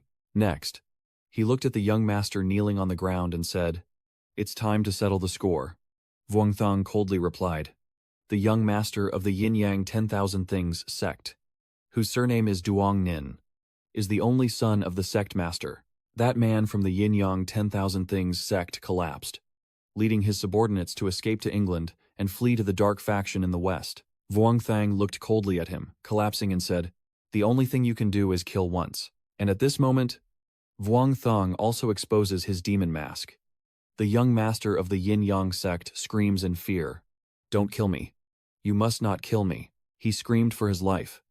"Vuongthang, if you kill me, you will definitely regret it. I have all the information you want." Vuong, before he could finish his sentence, you struck him hard and fresh blood spurted out. Vuongthang looked at him, collapsing coldly, and said, "You can only kill someone once. All debts and grudges have finally been settled." Vuongthang gently descended. Daovan quickly warned you that a monster is coming your way. Be careful. You said, "I know. I remember receiving information about that old white-haired guy." Very quickly, the figure moved swiftly toward you. She is the one with the longest lifespan and the strongest strength among the Vuongjia Lina, with bloodline closest to the dragon demon lineage, controlling another bullet in her hand. Lina looked at you, revealing two sharp fangs. Vuongtang. At this moment, a strange figure emerged from another door. He looked at you with fury. The one who killed Yinyang Jun. Now two more appeared in the sky. And the purple one continued. "And also killed my grandson." They looked at you grimly and said, "I know you are very strong. And in the future, you can become even stronger." So, Lina smiled seductively and continued, "I must make you perish here at all costs." Your hands quickly grasped the sword, and Vuongthang gave a command. Meanwhile, the purple monster also struck swiftly. He launched an attack, and you quickly raised your sword to block it. They all surged forward at once, and Lina, with her sharp teeth, looked at Vuongthang with greed. At this moment, you close your eyes to feel the speed of their movements. Your sword begins to move. Vuongthang loudly recites a spell. Destiny follows. Commands are issued. Yin and Yang. Harmony creates life. Lina looks at him, startled, and says, "Something's wrong." Vuongthang continues to dance in the air as thunder and lightning gather around him. Then suddenly he fiercely unleashes his sword towards his opponent. A beam of light erupted, causing those people to instinctively cover their eyes. Na Li's sword couldn't withstand the pressure and quickly cracked. The sword sweeps across with a loud bang, then suddenly pierces through Lina's side, making her startle. Both of them saw the situation was unstable and charged forward together. Wang Xiang stood tall, single-handedly stirring up the scene. The purple-clad man looked around, confused, asking where everyone was, then quickly swung his sword fiercely. Vuongthang quickly leapt into the air and stood above the purple-clad opponent, stabbing down. At the same time, Lina swiftly launched her attack, but he dodged it. Vuongthang rides his sword into the air, silently assessing that their combined strength still surpasses his slightly. You calculate that as long as they can't attack. The threat isn't high, but still needs attention. It's still her. He looks at Lina. She is the most formidable opponent among the four. Lina also secretly calculated for him. And although it was just a preliminary test, this great flower warrior could withstand our siege. No wonder the Yinyang army has always warned us to consider him the top target of the dark faction. Then she reached out and started evaluating Wang Zhang. She secretly determined that no matter what today, she would make him die here. As blood flowed from her arm, and her other arm quickly turned into a weapon, Lina lost an arm and shouted loudly, "We must eliminate him at all costs, no matter what it takes." At this moment, inside that door, a corpse has fallen and a group of armed people are approaching. protecting you from all sides now. Enemies are everywhere. Wang Shang narrowed his eyes and firmly said, "Let's go." At this moment, intelligence reports that 5 powerful energies have appeared above the Okili mountain range, one of which has been identified as Taoist Master Vuong Fi Hu. The remaining 4 include 2 bloodlines of the old prince, as well as the Demon Lord Shadow and the Harmonious Flame Sovereign. Zhilang spoke up to report the gathering situation at Base 28. The staff quickly reported that some of the Taoists from Tianfu Jingdi, Buyu Ferry and Hu Ferry Lian have arrived. Wu Yan Taoist will be present in 3 minutes, and the gathering has reached 60%. Zhilang spoke, telling them to depart immediately to support at the Okili mountain range. Then, Yi Shen shouted. "Wait," Zhilang said quietly. "Team Leader Tan, you still do not have the authority to override my orders," Not Thom shouted. "According to regulations, subordinates can completely cancel a superior's order if it is unreasonable, and it takes more than 2 hours to go from Base 28 to Orke. It will take at least 2 hours, and it won't help this battle at all. Just because a cultivator disobeyed the rules and took the lives of other cultivators and thousands of hostages to attack the gate." Zhilang also refused to back down. Currently, the situation is balanced, and every extra minute gained increases the chance of rescuing the princess. Team Leader Tan, do you really want us to stand by and watch the top expert of the Great Hua be weakened by those corrupt monks? Not Thom shouted loudly. This is not a siege, but a reckless act by a cultivator, ignoring the consequences that follow. He is paying the price himself for his unruly actions, not affecting our hostage rescue plan. Qi Lang seems to have lost her mind. She angrily slams the table and yells, "Tan Not Thom, the combat power of the Empress is worthy of our risk." Not Thom shouted, "But he is also the most beloved disciple of the chief of the bureau chief." Right. Zhiling ordered to cancel Tan Yishen's participation in this mission. She sat down and continued to give instructions. All the monks gathered quickly to prepare. Another person reported that the deputy minister had intercepted the signal from the United States Empire sent to Mount Okili. The signal indicates that the nuclear bomb detonation has been delayed, with the exact activation time set for 1 minute later. She calculated that the nuclear bomb was supplied by the American Empire to the Gollington Corporation, and there must be a backdoor in the nuclear bomb. Currently, their situation is not favorable, so they indeed dropped the bomb remotely. Zhiling couldn't help but worry as she clenched her fists and took to the air. Right now, she could only rely on him, so she quickly soared away. All 3 sides attacked him at once. They saw him as a formidable opponent. An explosion quickly erupted, shaking the area. Vuong Thong quickly glided past, easily dodging those attacks. He swiftly leapt up, then turned his head to look back. The demon with large wings aggressively launched a flame carrying evil energy at him. Vuong Thong quickly flew to approach the target. At that moment, he shot his sword straight at him. The sword's speed was too fast, and he couldn't dodge in time, getting pierced. Later on, someone from another faction quickly attacked, and Vuong Thong waved his hand, sending a stream of sword energy flying forward. Lina quickly rushed forward, standing in front of him to block the attack. Vuong Thong couldn't help but shiver, thinking to himself that he knew this woman would come to stop him, and he had already dealt with her to prevent future trouble. Jiao Van then said, "A small town below the mountain. I sense a feeling of fear. Maybe it's the explosion you mentioned earlier." Vuong Thong was startled and asked again, "What do you mean? Has the bomb already been triggered?" Jiao Van closed her eyes to sense and said, "Not yet. But that thing gives me a very bad feeling. It seems something is about to happen." Vuong Thang breathes a sigh of relief. "That's good. It looks like the timed mode has just been activated." Hearing Jiao Van recount the events, Vuong Thang can't help but feel worried. He calculated that there was no time to fight these people anymore and had to deal with the bomb immediately. Jiao Van asked with doubt, sensing he lacked confidence, why he still wanted to go. At the same time, he quickly drew his sword and shot straight into the sky. The King of Gods replied indifferently that he was momentarily impulsive, and she kept nagging. If he knew that his current judgment was uncertain, why did he still go through with it? "I already said I was temporarily overwhelmed." I clenched my teeth, furrowing my brows. "I can save them. Why wouldn't I be able to?" Jiao Van asked him seriously. "So what?" Then he took out a tiny coin-shaped object and continued, using a magic artifact.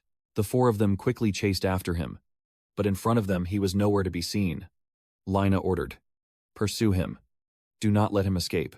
A messenger quickly reports that, Your Highness, I just received news that the nuclear devices in the small town have been activated and will explode in less than a minute. Everyone was surprised when they heard this.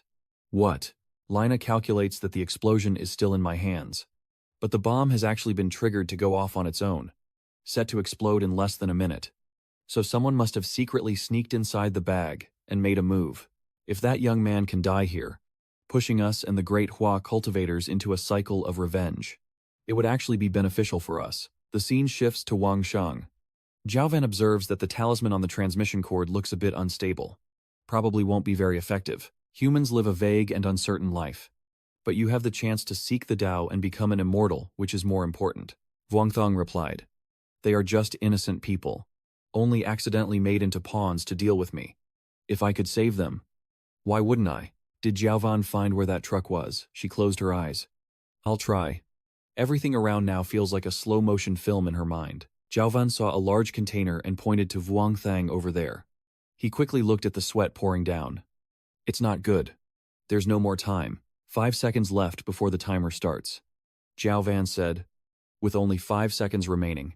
It might be too late to make it. Are you really not afraid of dying here? There are 4 seconds left. Vuongthang calmly says he's sure he will make it. Jiaovan asks further, if he really dies this time, will he regret it? Vuongthang frowned and said, of course I do.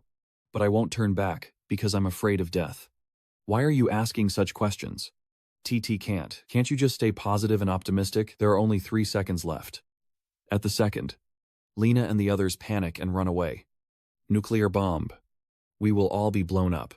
In the last second, Jiaovan responds, I'm just thinking about how you'll feel inside. Being able to witness a mad person rushing in to save others despite knowing they will die is actually quite interesting. Vuongthong reassures him. Don't worry. I have a big life. Finally, the time is up and a huge explosion has occurred. Debris is flying everywhere. Jiaovan speaks. The heavens and earth are hard to contain. Amidst the thick smoke and dust, the entire investigation team held their breath, sweat pouring down. But everything remained safe. And they exclaimed in surprise that Xiaozhen was still intact and the bomb had not detonated. The magical artifact must have been where Master Vuong Dao collected the nuclear warhead, ready to trigger the explosion inside the artifact. Ling issued the order.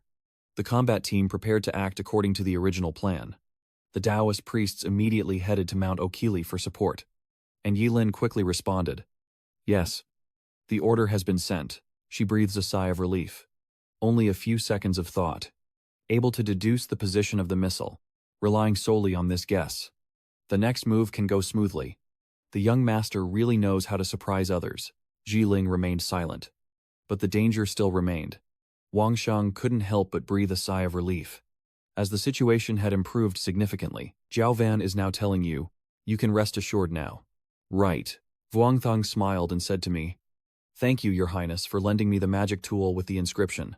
Otherwise, I would have lost my life here. The ring you're holding is a chaos ring of mine, containing many treasures, with a total of 12 layers inside. Although the current debt only allows access to the first layer, it can also be used to place the nuclear warhead inside to contain its destructive emotions. Vuongthong spoke. Yes. Thank you for saving my life. Tank Dargle, immortal maiden. He silently thought that the first level of the Kangkon could hold Jiaovan's clothes and jewelry, which were so many they could fill a shopping district. You can't help but feel troubled. Those nuclear warheads probably won't damage those robes much. And if you don't sell yourself, you won't be able to afford them, should I go all out. Jiaovan said, you don't need the IOU. But I have good news for you. Wangshang was surprised. What is it? She explained that the recent impact had affected the second layer's seal, allowing me to activate the second layer of the Kangkun. My spiritual consciousness can now penetrate it and freely use the treasures inside. The second layer is used for refining treasures, the kind that are forbidden in this world. The divine artifacts that are purified are priceless treasures, so you will also need to use them. But for now, let's not talk about that anymore. Those demons have realized you're still alive, so they've gathered quite a few humans and demons. You'd better act quickly, or those mortals will suffer and end up at a disadvantage. Over here, Lina is fighting off the pursuers of the month. He asks Jiao Van if she has any suggestions. Jiao Van suggests using a few divine spells to protect these mortals. She continues. But the condition is that you must hold off the 4 high-level demons. Vuong Thang said. All right. I'll leave it to her. Jiao Van will guide you. Relax your mind. I will temporarily take control of your body. Lena couldn't help but wonder why the 10 boastful people's bullets could destroy the world but had no effect. And the frightened servant replied, Your Royal Highness. We also do not know about this. This answer made her unhappy. And Lena gritted her teeth in anger. At the same time, a beam of light shone straight down from the sky onto the city. And Lena immediately recognized it as the Dharma of the Great Peace. Over here, the blood-sucking demons quickly gathered together. But in front of them, a stream of divine light kept emanating. One of them suddenly spoke, thinking what kind of person would risk their life for those ordinary people who look exactly the same. And the mastermind behind this plan couldn't explain the reason. The purple-haired man explained that the Daihoa nation cares deeply about their lives. I told you long ago not to provoke Daihoa. The two just woke up from a deep sleep. They should have seen the mighty Dai Hung from thousands of years ago, but perhaps in the past 2 days. About 2,000 years ago. This eastern giant tower collapsed because it was too old and decayed. At their weakest, when their people were constantly sacrificing, they still kept that flame alive. The other man continued. Now the flame suddenly blazes fiercely again. Lina asked, If that's the case, do we still have the chance to ally with them? This is our Dark Camp's sacred battle, and July will decide our survival or destruction. She shouted loudly and raised her weapon to the sky. Our current enemy is only one person, but he is incredibly powerful. It seems she continued speaking for a moment, and soon the army of Daihoa will send reinforcements, probably hundreds or thousands of cultivators. But of course our reinforcements will arrive quickly. Lina ordered to kill him and prepared to face the main forces of Daihoa.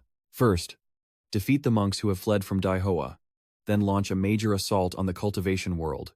And do not give those monks time to consolidate their strength. The ones who have no limits have brought me a life of despair that they will never understand. They continued saying that he is one of the strongest experts in Daihoa, and killing him is the only way to destroy the cultivation world.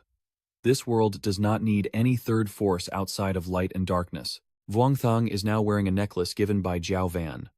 He stands tall, staring intently ahead. Vuong Thang asked, What can you do now, Jiao Van? She said. The power of the super sword depends on your magic and sword skills. But I can help you reduce the waste of your magic power. He smiled brightly and asked, What about others? Jiao Van replied. You can give up and surrender. If you don't fight with an unspiritual sword, you can escape directly.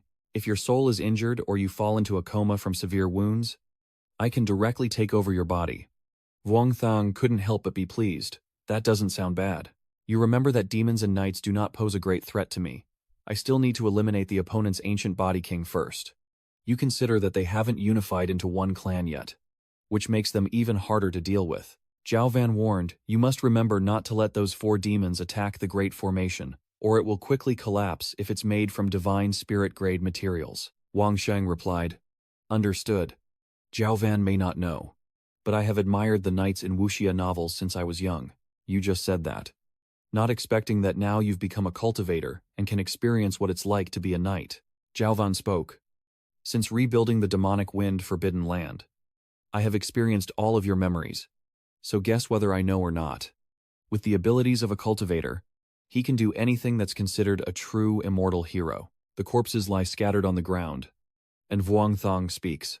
Let's fight first and then review everything afterward. You frown and say, Unfortunately, she doesn't have the ability to teleport. Vuong Thang looks up at the sky and continues. Otherwise, she could contact her master and mistress for reinforcements before my law runs out. Jiao Van asked, Do you think I have the ability to teleport right now? Everything in the small hell is still peaceful. Old Madam Man was meditating peacefully when suddenly she felt uneasy and opened her eyes. Vuong Thang immediately stepped forward and shouted loudly, daring to insult Jiao Van in the mortal realm. He really doesn't know how to fear death.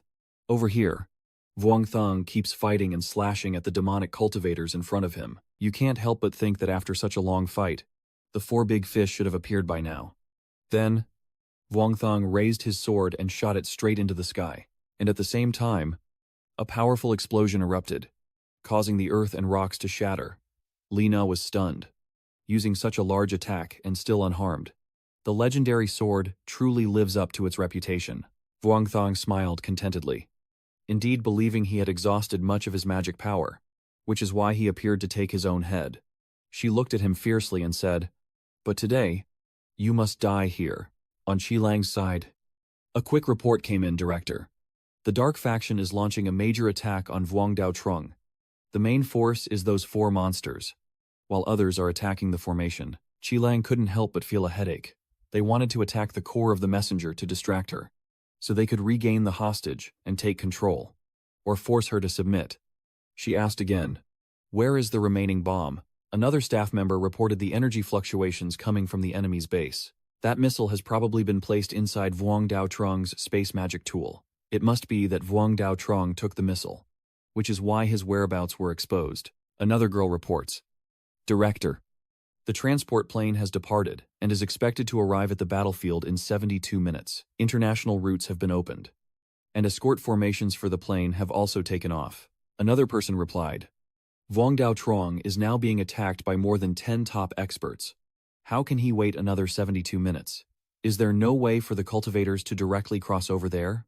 The old man with white hair interjected, saying that the highest cultivation level in the cultivation world is currently nascent soul, and even true immortals need some time to reach that level. The efforts we're making now, the speed of gathering and support have already reached their limit. The other reported, "Deputy Minister, the 6 newest satellites have arrived at the Okili mountain range. Live images have been updated. The Heavenly Sword system is ready, and the 2nd and 3rd Heavenly Tribulations have been completed." Zhilang spoke up. "Good." Immediately receiving images from the scene, ready to support Master Vuong at any moment, while the 4 others are still working together to fight him. Vuong Thong's flying sword streaked swiftly ahead, outpacing them easily. Alone, he fought against all 4, who were no less than formidable enemies. A fierce attack was coming at him, but he quickly dodged. Then Vuong Thong swiftly leapt behind the demon dragon, slashing fiercely to cut off its arm. One hand was cut off, causing the enemy to stagger. Li Na rushed over to assist but was too late. On this side, Zhilang issued the order, and the Heavenly Tribulation 23 would lock onto the attack target of Phi No, which was the largest demon dragon. Someone spoke, "The opponent's speed is too fast and unpredictable. We can't lock onto the target with the naked eye. It's very difficult to identify." Zhilang frowned. He had to lock on, and he shouldn't lock on himself to let the system decide when to act. Provide complete target information to the system. They hesitated and said this violated some agreements. Qilang assured that if there were any consequences, he would bear the responsibility. The agreement was made by humans, and any issues would be dealt with afterward. The secretary cheerfully said, "Director, an elder from the Hidden Realm requests a connection. There is an issue involving Taoist Fiend Ju." And Qilang agreed to proceed. As soon as he answered the phone, a person dressed in traditional clothing quickly bowed to her. Zhilang got straight to the point. Could it be that someone from the underworld has already shown up? He spoke, and he was right. The immortal has already headed northwest, and we will soon arrive at the base where the top cultivators are gathering. The person he mentioned is none other than Lady Mon, he continued, asking Director Qilang to notify them in advance so they could prepare to enter the underworld. Qilang quickly agreed. "Fine. I will immediately contact the experts in the cultivation world." Immediately after, she quickly ordered the attack, the Heavenly Sword, to launch. On this side, a streak of yellow light shot rapidly into the sky, causing rocks and earth to explode continuously. Vuong Thong immediately guessed that this was the Heavenly Sword. The beam of light shot fiercely for a while, before suddenly vanishing in the blink of an eye. At that moment, the corpse of the demon was sprawled on the ground with its limbs cut off. While the purple demon also looked up to the sky in agony, hundreds of sword energies simultaneously thrust fiercely at his body. Li Na saw the situation ahead and felt a bit scared and worried, which was not good. Immediately after, Li Na swung a powerful strike at Vuong Thong, but of course he wouldn't let her have her way. And Vuong Thang swiftly dodged the attack, and at the same time, Vuong Thong shifted his internal energy to target and struck fiercely at the 2 demons. Both demons were startled and cried out in pain.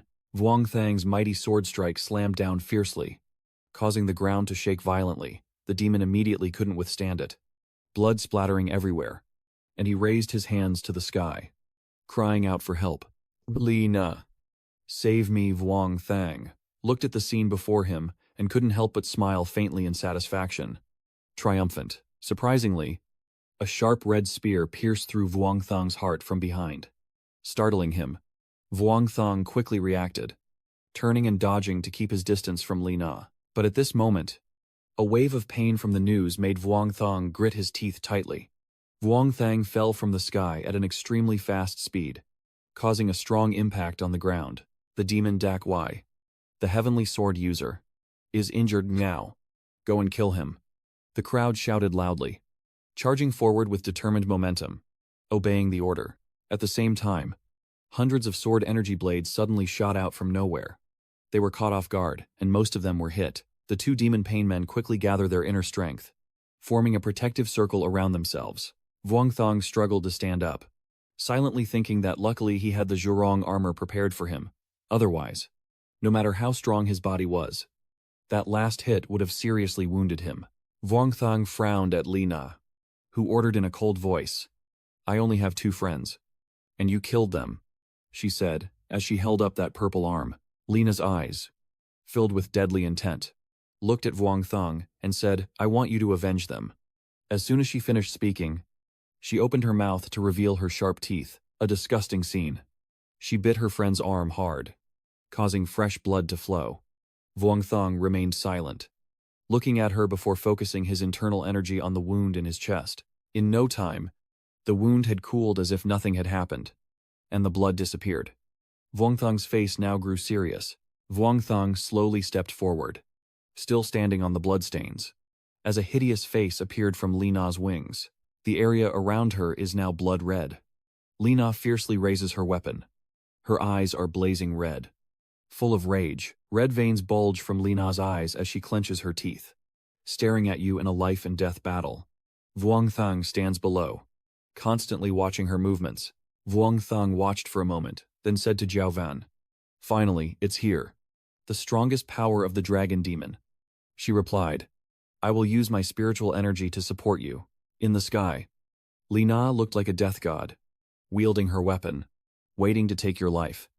Then, she suddenly vanished without a trace. Vuong Thang quickly raised his sword to block as her scythe struck toward him. Li Na is now extremely terrifying, pushing you away and causing water to pour from the ground.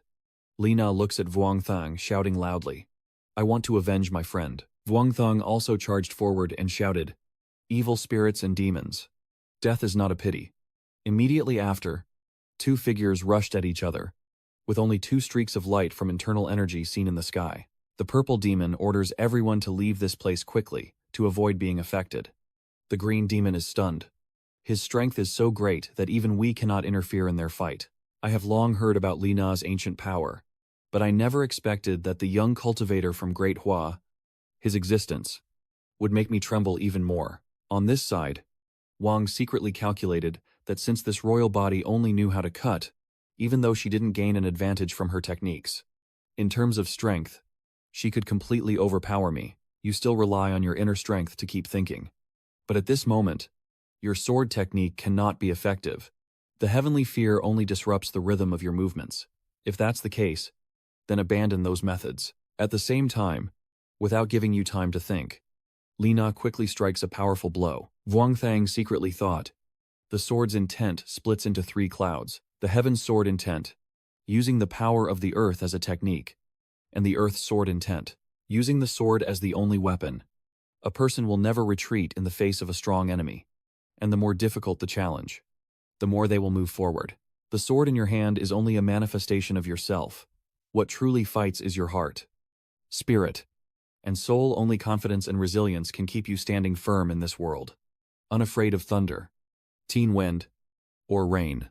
To live as a person, you must not retreat before the sky, before the earth, or before anyone else. And as he spoke, he swung his sword again, forcing Li Na to step back several paces. Immediately after, Vuong Thang struck fiercely towards her with a sunset blow. In the sky, a bright streak also fiercely attacked, and soon a report came in. Sword 2 had locked onto the target. The opportunity is right. Vuongthong quickly seizes it. Now is the moment.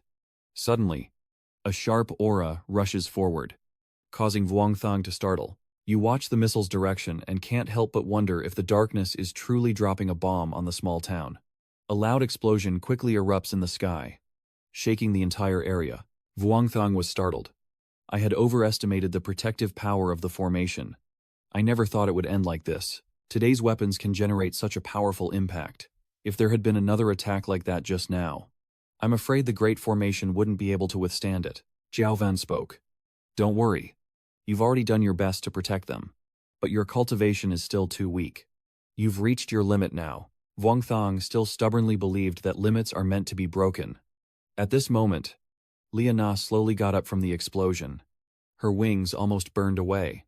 She was in pain, glaring at Vuongthong with intense hatred, as if she wanted to devour him.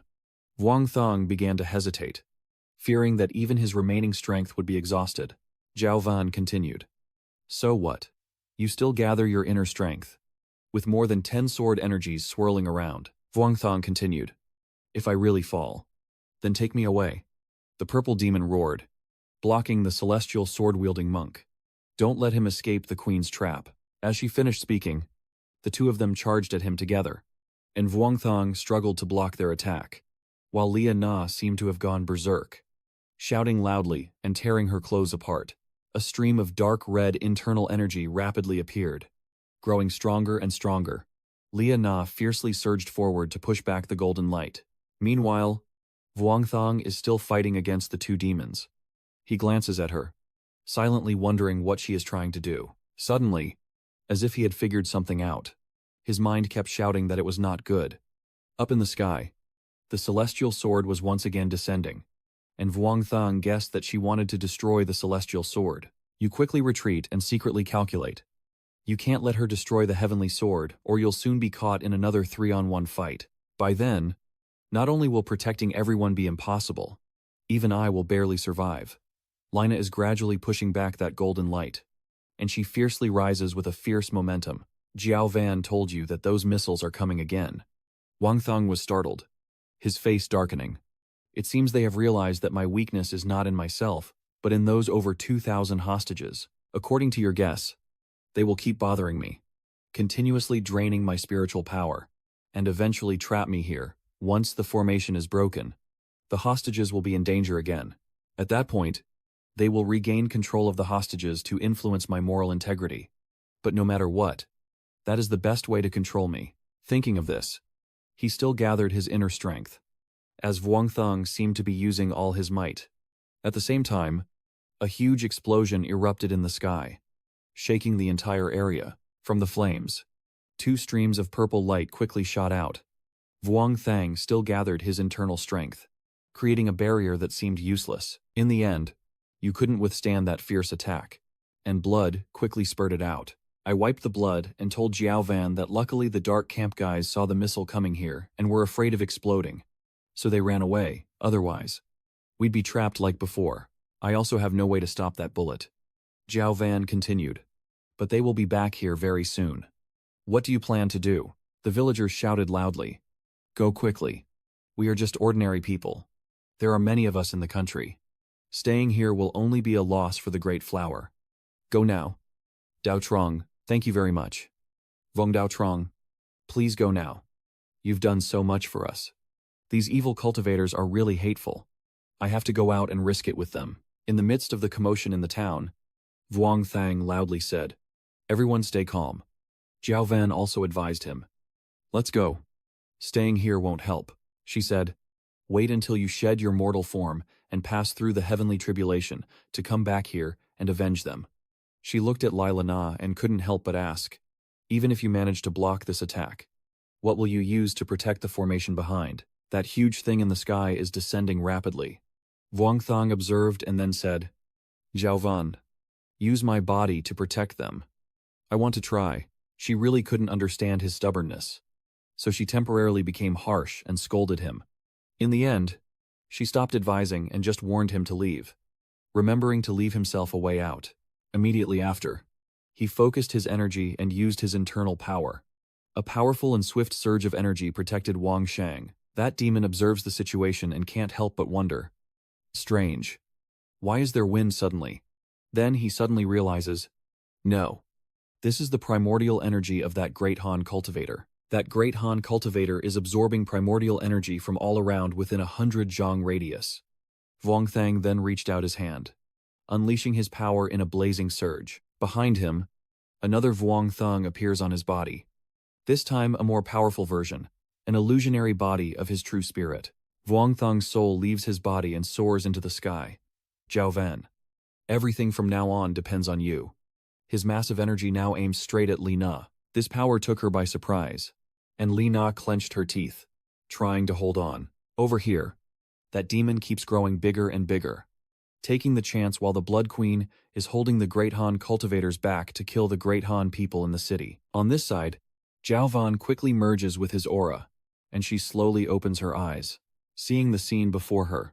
She couldn't help but think that if she had taken over that sect for a short time back then, she wouldn't have to resort to such measures now. But this sect consumes a lot of spiritual power. When will I be able to cultivate successfully? Zhao Van sighed, then raised her long sword and left. If that's the case, I might as well listen to the divine decree. She fiercely charged forward, blocking the falling objects from the sky. The demon also quickly approached, secretly attacking from behind. A surprise attack from behind fiercely strikes at Zhao Van. At this moment, she is also having some difficulty defending herself, as her body is only human strength. The demon roared loudly. He's out of strength now. Go destroy his body, and the Blood Queen can still win the battle. At the same time, a powerful internal force quickly erupted from beneath the ground. At this moment, the two demons were momentarily stunned and silently observing the situation. But what they couldn't believe was that the Bloodline Queen had lost. Zhao Van coughs and kneels down, as Vuong Thang's soul also descends. Zhao Van is annoyed. He already has little left, and now he blames me for not succeeding. Well, what did he say before? Vuong Thang still refuses to give up, stubbornly standing up. Through the cloud of dust, he forces himself to stay upright. Vuong Thang took out a small flask. I can still try. Zhao Van quickly stopped him. You've already done your best. Don't push yourself any further. You look up and drink it all down. After fighting this long, do I really have to abandon those below? Ashamed to retreat. If that's really the case, I can't accept it. I just can't accept it. Moreover, at this point, his face grew serious. He raised his weapon straight into the sky. I still have my swordsmanship. Lina now only has one wing left, and she, along with the two demons, are heading towards him at the same time. Her broken arm quickly regrew and returned to normal in an instant. Lina, expression unchanged, pointed at Vuong Thang and ordered, "Kill him." Following her command, the horde of fierce men charged towards you in waves, while behind Vuong Thang, a group of armed people quickly took their positions. Not yet. The evil cultivators using dark magic also advance. At this moment, your face becomes more determined than ever. You do not show any sign of submission to the enemy's aura, but instead face them head-on. Your presence makes them somewhat fearful. Just as the sound of hurried footsteps approaches, all the residents of the city have gathered together now. And this action of theirs leaves you feeling stunned. King Thang was deeply moved and speechless. Everyone. A girl among them tearfully said, "Thank you for coming to save us. You should go now. You can't fight all these demons and dragons alone." A seemingly educated young man also spoke up. "That's right. Go now." At this moment, everyone was no longer afraid of death and responded together. It would be better if one more person could survive. I just happen to want to reincarnate to learn magic and then kill all of these guys. Facing this situation, Vuong Thang has never felt so helpless before, so he clenched his teeth and stood silently. Over here, Lina coldly said enough, quickly raising her hand to focus her power. Then, the female dragon demoness pointed her hand at him, and the villagers, shouting, "Let everyone die. They say that, but they are all civilians." And faced with such a situation, everyone is stunned and waiting for death. Vuong Thang quickly leaps forward from behind, silently pleading, "Gao Van, help me." His arm reaches out, inner turmoil screaming, "Help me." At the same time, a surge of purple aura swiftly descended from the sky to block Li Na's attack. Zhao Van immediately said, "It's fine. A familiar small hand gently blocks Li Na's bloody attack. Manba's cold voice echoes. Old lady. No need to release anyone. Manba coldly replied briefly, in accordance with the princess's wishes. Then she looked at the demons. The ghostly corpses, who refused to listen to teachings. Slaughtered living beings. Oppressed the heavenly court. Insulted the princess. And deserved to be torn apart. At this moment, after Madame Mon's verdict, a purple light suddenly shot out, and at the gate of the small underworld, powerful auras quickly burst forth. Finally, Ngan Tu and everyone arrived just in time. Vong Tang, seeing everyone, immediately relaxed his body and then fainted from exhaustion. A familiar hand quickly embraced him. Startling Vuong Thang, it was Quan Huyen. He Lian asked worriedly. Little Fa Yu. What happened? Big brother. Little Dia is also scared. Are you okay, big brother? Vuong Thang's voice was weak. He tried to speak, but soon couldn't hold back a cough.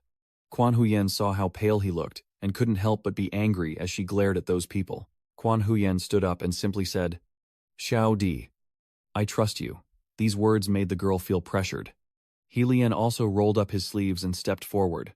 These foreign sorcerers are just asking for death. Quan Huyen angrily punched fiercely at Li Na, her eyes showing her fury without a word. Li Na struggled to defend herself. Truly, the terrifying rage of a girl. He Lian quickly raised her claws and grabbed her wings. Daring to bully our little princess today, tearing your flesh apart. As soon as the words left his mouth, Li Na's wings were gently torn apart with a single strike. On this side, the demons roared fiercely and fought back. A familiar figure steps forward. Demons and monsters. Unaware of the sky-high arrogance. This is Master Muan Ho's son, the old celestial master of the nascent soul stage. The head of the Azure Dragon Sect also raised his sword. Yet he dares to harm our great Hua people.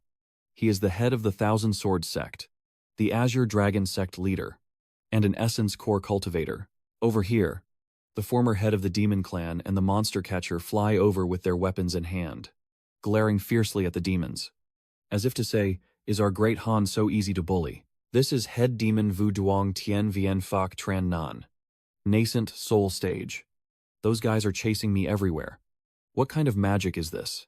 These scoundrels are too powerful. We need to run now. We can't stay still. Where are the Fireflame Sovereign and the evil Demon King army? Why haven't they come to help us yet? At the same time, a fierce hand struck the purple demon sharply. The demon lord was furious, gritting his teeth and seething, daring to threaten my disciple. So I will pay you back double. This attack is from the primordial demon. Yuan Yingqi. Vuong Thang observed the situation and couldn't help but softly say, with the support of the Dao Masters, this deadlock can be broken. Jiao Van appeared. I have used up quite a bit of my spiritual power and need a few days to rest. Vuong Thang said, thank you very much this time. Jiao Van. Spirit bodies don't recover easily. Jiao Van will probably need to rest for several months to restore her vital energy. She closed her eyes and said it's okay. After today, I can only stay in the Void Spirit Sword from now on. I no longer feel unfulfilled. After saying this, Jiao Van quickly returned into the sword. He silently reflected. After today's battle, the Taoist world of Great Hua might be able to enjoy 15 to 20 more years of peace and cultivation. Relying on the abundant spiritual energy, the strength of the Taoist community in Great Hua will surely recover. But by then, there will be no need to compete in foreign tournaments, and we will have to consider the matter of ascending to immortality on Earth. Xiao Diao looked at you with worry. Hey, everyone. Move forward together. What's wrong with Master Vuong Dao? Could he have been injured quickly? Call someone over. Master Vuong Dao is gone. Then, from the haze of the dream, he heard a voice that made Vuong Thang open his eyes. Vuong Thang silently listened, then couldn't help but wonder who was singing. Drifting through the mountain mist, the sound of the wind, the rain, and the peaceful heart, your body gently floats away. And Vuong Thang can't help but wonder where this place is. A large river with a man leisurely sailing a boat in the distance. Vuong Thang watched the man chasing the conical hat, quietly pondering. That man, Tuvi De Quan, smiled gently at him from his face. The Star Fortune Emperor continued. Never thought there would still be someone cultivating the Star Destiny heavenly tribulation. I have never accepted disciples in my life and believed my divine seal would be lost. Because of that, He pointed towards Wang Sheng, saying he is very good. Once your destiny celestial sword is complete, the destiny curse will help you find the traces of the divine seal I left behind, which will be beneficial for your cultivation. Wang Thong hurriedly ran over in panic and shouted, Emperor, where is the heavenly court now? And what exactly is the divine seal? At this moment, he suddenly woke up, having fainted for quite a while. Little Ju is worried. He has finally woken up.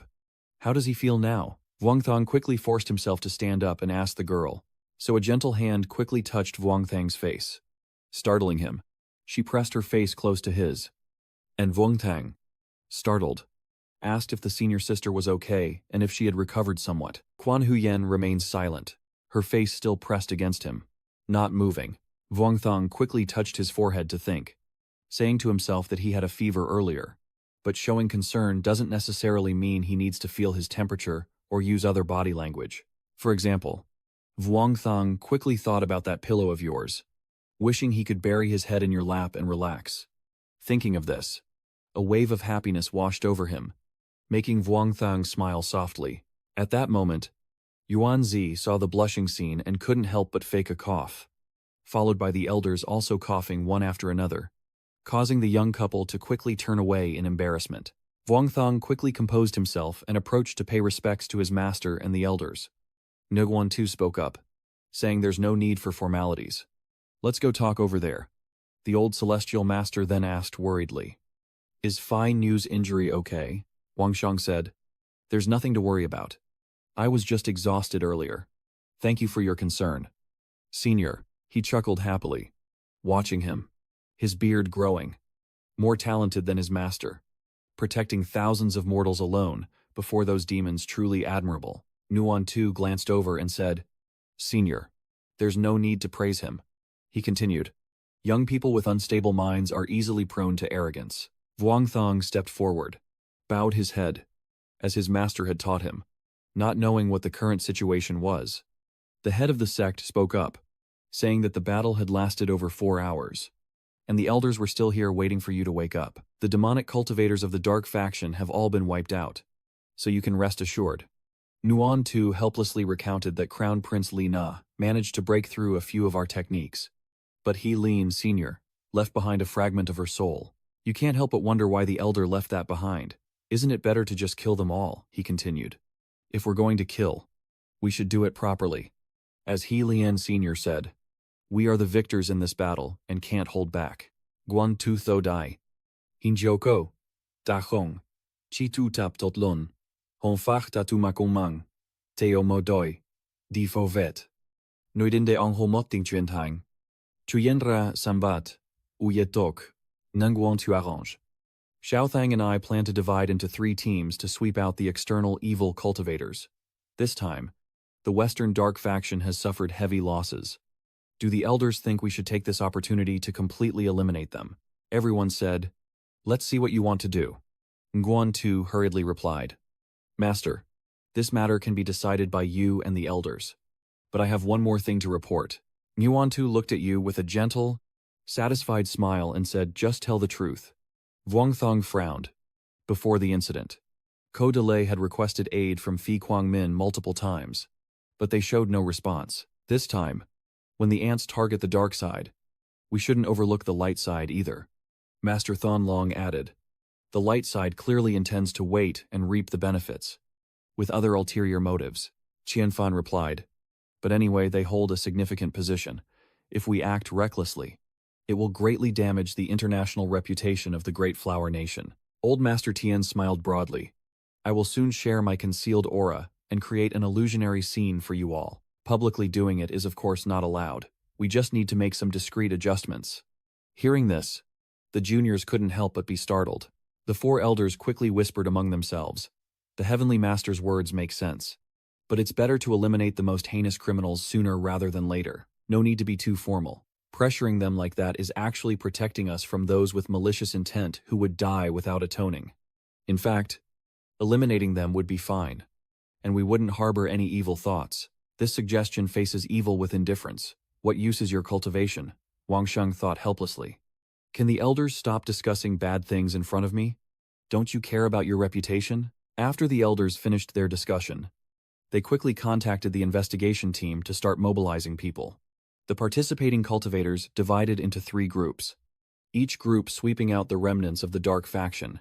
This action is called wielding the sword, meaning the sword has been drawn from its sheath, not eliminating all demons and returning to the sheath. But what he didn't expect was, senior sister, after a short hesitation, decided to replace her junior brother and seek revenge for the people of the Great Hoa Kingdom by abandoning her choice to stay and care for her junior, and instead chose to join the dark faction in the fight. Anyway, this is a war, a conflict within the cultivation world that doesn't concern the mortal realm, but still affects it. Only by winning this war can everyone put their worries aside and enjoy a period of peace. The mysterious shopkeeper happily said, "Wait for me." Wang Shang smiled happily. Yes, in the evening, the mountain air was a bit cold, and everyone hadn't gone home yet. Wang Shang introduced his sister, and Xiao Diu saw that these were the senior figures of our great Hoa nation. Suddenly, Wang Shang saw an object in front of him that made him feel surprised. Vuong Thang silently thought to himself that, as Xiao Yu said, that place where the team was preparing for battle had an assault team ready to blow up the rescue point.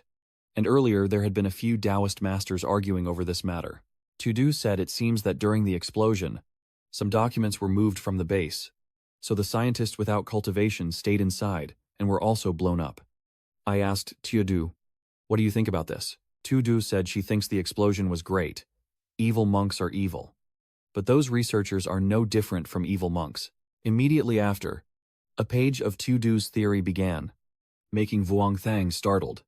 Inside, he was silently shouting, "This really is his younger sister." 13-year-old Vuong Tudu. Vuong Thang patted Xiao Diu's head and said, "You're kind of cutting sentences to get the meaning. You're spouting all these big principles. Just behave and study your cultivation instead of watching things like the 3 Kingdoms. I'm annoyed and arguing.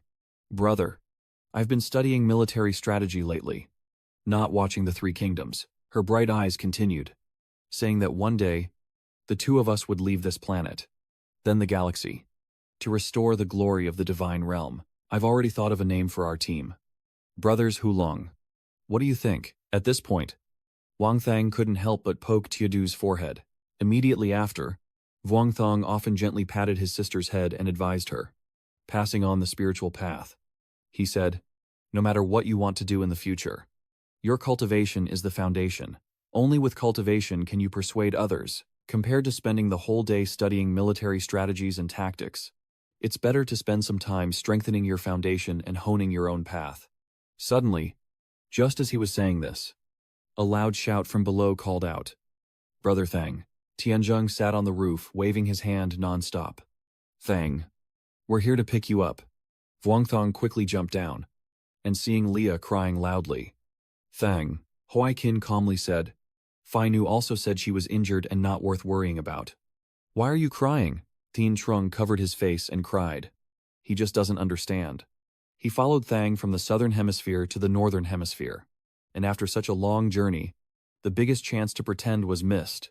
At this point, Tianzheng shouted loudly, "I am so frustrated." Van Ji quickly threw a talisman. "Don't disturb Fai Nu's cultivation." A familiar figure approached, and Wang Thang looked over and spoke. "Miss Deleu."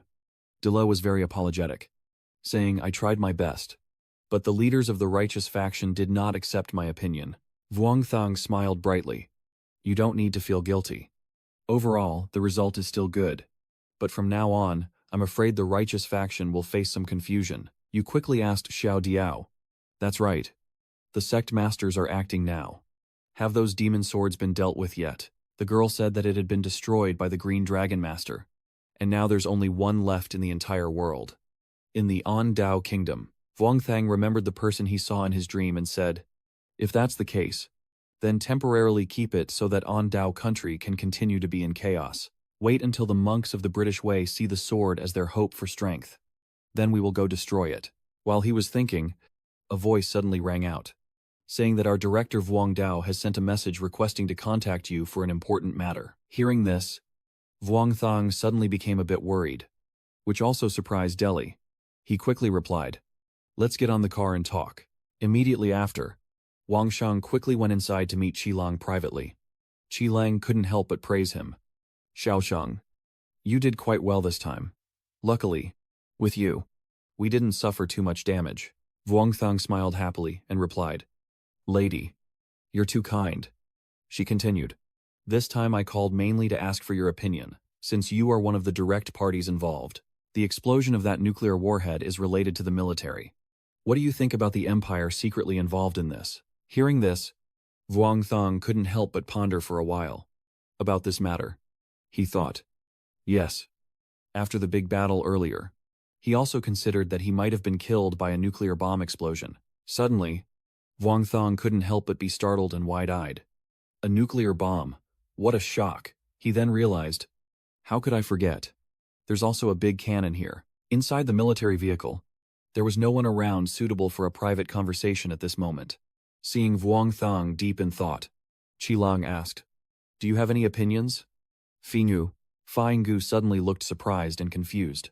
Wondering if the person was talking about the nuclear bomb, you quickly steadied your mind and said, if war breaks out, then just go ahead and do what you want without wasting everyone's cultivation time. Wang Shang thought to himself. So he decided to wait until the master's return before speaking about the explosive in the pendant. Qilang spoke, saying that peaceful development is our core principle and will remain so in the future. After all, the strategic significance of the energy channels is not great. According to unverified intelligence reports, the cultivation realm of the United Kingdom will seek revenge against the great nation of America. A large number of covert agents from the United Kingdom are expected to carry out assassinations of Carrington's personnel involved in the human experiment in the United Kingdom. Immediately after, Qilang quickly hung up. I'll go to work first. Someone will arrange your return. The little wine sitting nearby couldn't help but tremble. Your master is too terrifying. The previous meeting wasn't just with you. Everyone heard everything. Suddenly, for some reason, Thien Trung had a realization and gasped in surprise. He asked again, is it true that Ndan On Dao ran over to cause trouble at the Carrington group, seeing Hoi Qin and Van Chi's grim expressions? Thien Trung couldn't help but feel angry. What are you two looking at me for? Vuongthang looked at him, unable to help, but let out a sigh of helplessness. Then he handed Thien Trung something from his hand and said, here, a shelled walnut. Vuongthang spoke up. Keep nourishing him. Maybe there's still a chance to save him. Soon after, everyone was on the plane. Dilajing was stunned, and Vuong Dao Trong was now outside with all the news about you. Xiaoju said, we need to see how the monks of the great Hoa nation go crazy and avenge the brutal evil forces that have wiped out dozens of cities. Hoi Qin shouted loudly, shocking everyone. The lone heavenly tribulation enforcer felt the attack from the shadow realm for hours. While the Dao cultivation of Great Hua was furious and joined the fight, Yunji also saw that the Mad Ones, the cultivators of the Great Hua nation, want to slaughter all our cultivators. Tianzheng replied, it feels like the foreign media are just like our unscrupulous tabloids, grabbing sensational stories to get likes. Vuongthang tiredly raised his head and said, this time the attack was so intense that the casualties have already been counted. The three of Tianzheng all fell silent upon hearing him. Tianzheng read aloud. More than 2,000 people from the Great Hoa nation have been killed, and about 14,000 foreign villagers, all victims of the massacre during the Dark Faction's actions. This data was released by the investigation team half an hour ago and is likely accurate. Hoi Qin continued. Aji Buddha. These evil cultivators are lawless and heavenless, hard to forgive under heaven and earth. Feingu. Give your opinion to the elders of the Tao of all things. Hearing this, he couldn't help but ask again. What opinion? The three of them chuckled sinisterly. Isn't Little Earth God fighting back by tossing those criminals into the 18 levels of hell, subjecting them to boiling oil, slaughter forests, and icy mountains to make them suffer? Hoi Qin replied. That's a good idea. If there are 18 levels of hell, why shouldn't we use them? Tianzheng chimes in. And they can even live stream along the way to see who can mess with whom. Xiao Diu also agrees. Vuongthang smiled wickedly. The evil cultivators who directly participated in the action have already been wiped out, so there's no need to worry about that. And besides, the little underworld was left behind by the heavenly court, so the underworld immortals don't really have a direct connection with us. Thien Trung grinned cunningly. Brother Thang, Who doesn't know that your relationship with the heavenly underworld immortal is quite good? If you speak up about this, it will definitely succeed. Vuong Thang finally agreed, saying, I will discuss with my master first and then ask the head of the main clan about the procedures. The 4 characters on the other side cheered excitedly, continuously clapping their hands together. Now switching scenes. Ngon too is sitting on the plane. He speaks. So that's how it is. I will inform everyone, he continued. Once the guests leave, the ghost messengers will immediately bind the souls of those evil beings. Tuyan said, Our Yinyang sect strongly supports this, and the underworld immortals have also shown their stance. Her original words were that any evil souls could be sent to the 18 levels of hell, where death can accommodate them. But the heavenly regulations are strict. Each celestial being in the underworld must perform their duties properly and not overstep their authority. Right now, the underworld has no judges, and the king of hell cannot sentence these evil spirits. Master Lai Thien wondered. We haven't become immortals yet. Who can serve as judges? At this point, Tu Yan quickly remembered and paused for a moment before saying, The immortal's decree is fine. Hoa Khan Fairy is a divine fairy of heaven, and that man has achieved the fruit of eternal life. Also in the Book of the Celestial Palace, it is said that only she is qualified to intervene in the affairs of the underworld.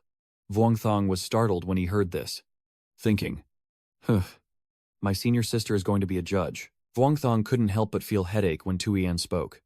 Logically, only Hoa Khan Tien Tu has the right to interfere in the affairs of the underworld. Anyway, Van Dien Ha is resting now. It's better not to disturb her. Moreover, since Hoa Khan is a judge, we could also be some kind of judge's secretary. If there's work to do, isn't that enough? Secretary Wang, Tianzhong couldn't help but laugh. If there's work for a secretary, then let my 2 disciples do it. This is also to warn external forces so they won't seek revenge just to get even later. Tuyan cheerfully said, The underworld has many ways to interrogate. Just make sure not to mistake who to take soul from. Old Heavenly Master felt a bit intrigued and said, I look forward to hearing more in detail. Tu Yan began explaining that only those with karmic sins could be sent to the 18 levels of hell. For example, like Xiao Die sitting next to you happily calling out, brother, and Wang Sheng looked over. Yeah, she excitedly asked, brother, does the great assistant lack a little assistant? Vuong Thang gently pats his sister's head. Your cultivation is too low. Xiao Diu. But when they arrived, it was the eldest sister using her power to protect you from the negative energy of the underworld. After a while, the staff announced that the plane had landed safely and everyone could disembark. Vuong Thang said, Thank you for your hard work. The other person quickly responded. But soon, Vuong Dao Trong needed to be careful. Vuong Thang looked confused and asked, you just got off the plane and are wondering. The guy earlier said I should be careful. What does that mean? Immediately after, everyone quickly moved down, and Vuong Thang's feet just touched the ground when a deafening scream rang out. Startling everyone present, Vuong Thang was quickly pushed away as a crowd of female fans rushed forward shouting, and the Vuong Dao Truong had returned. Vuong Thang was surrounded by cheers and shouts, with the Vuong Dao Trong thanking him for saving us. Vuong Dao Trong, I love you. Vuong Dao Trong, you're so handsome.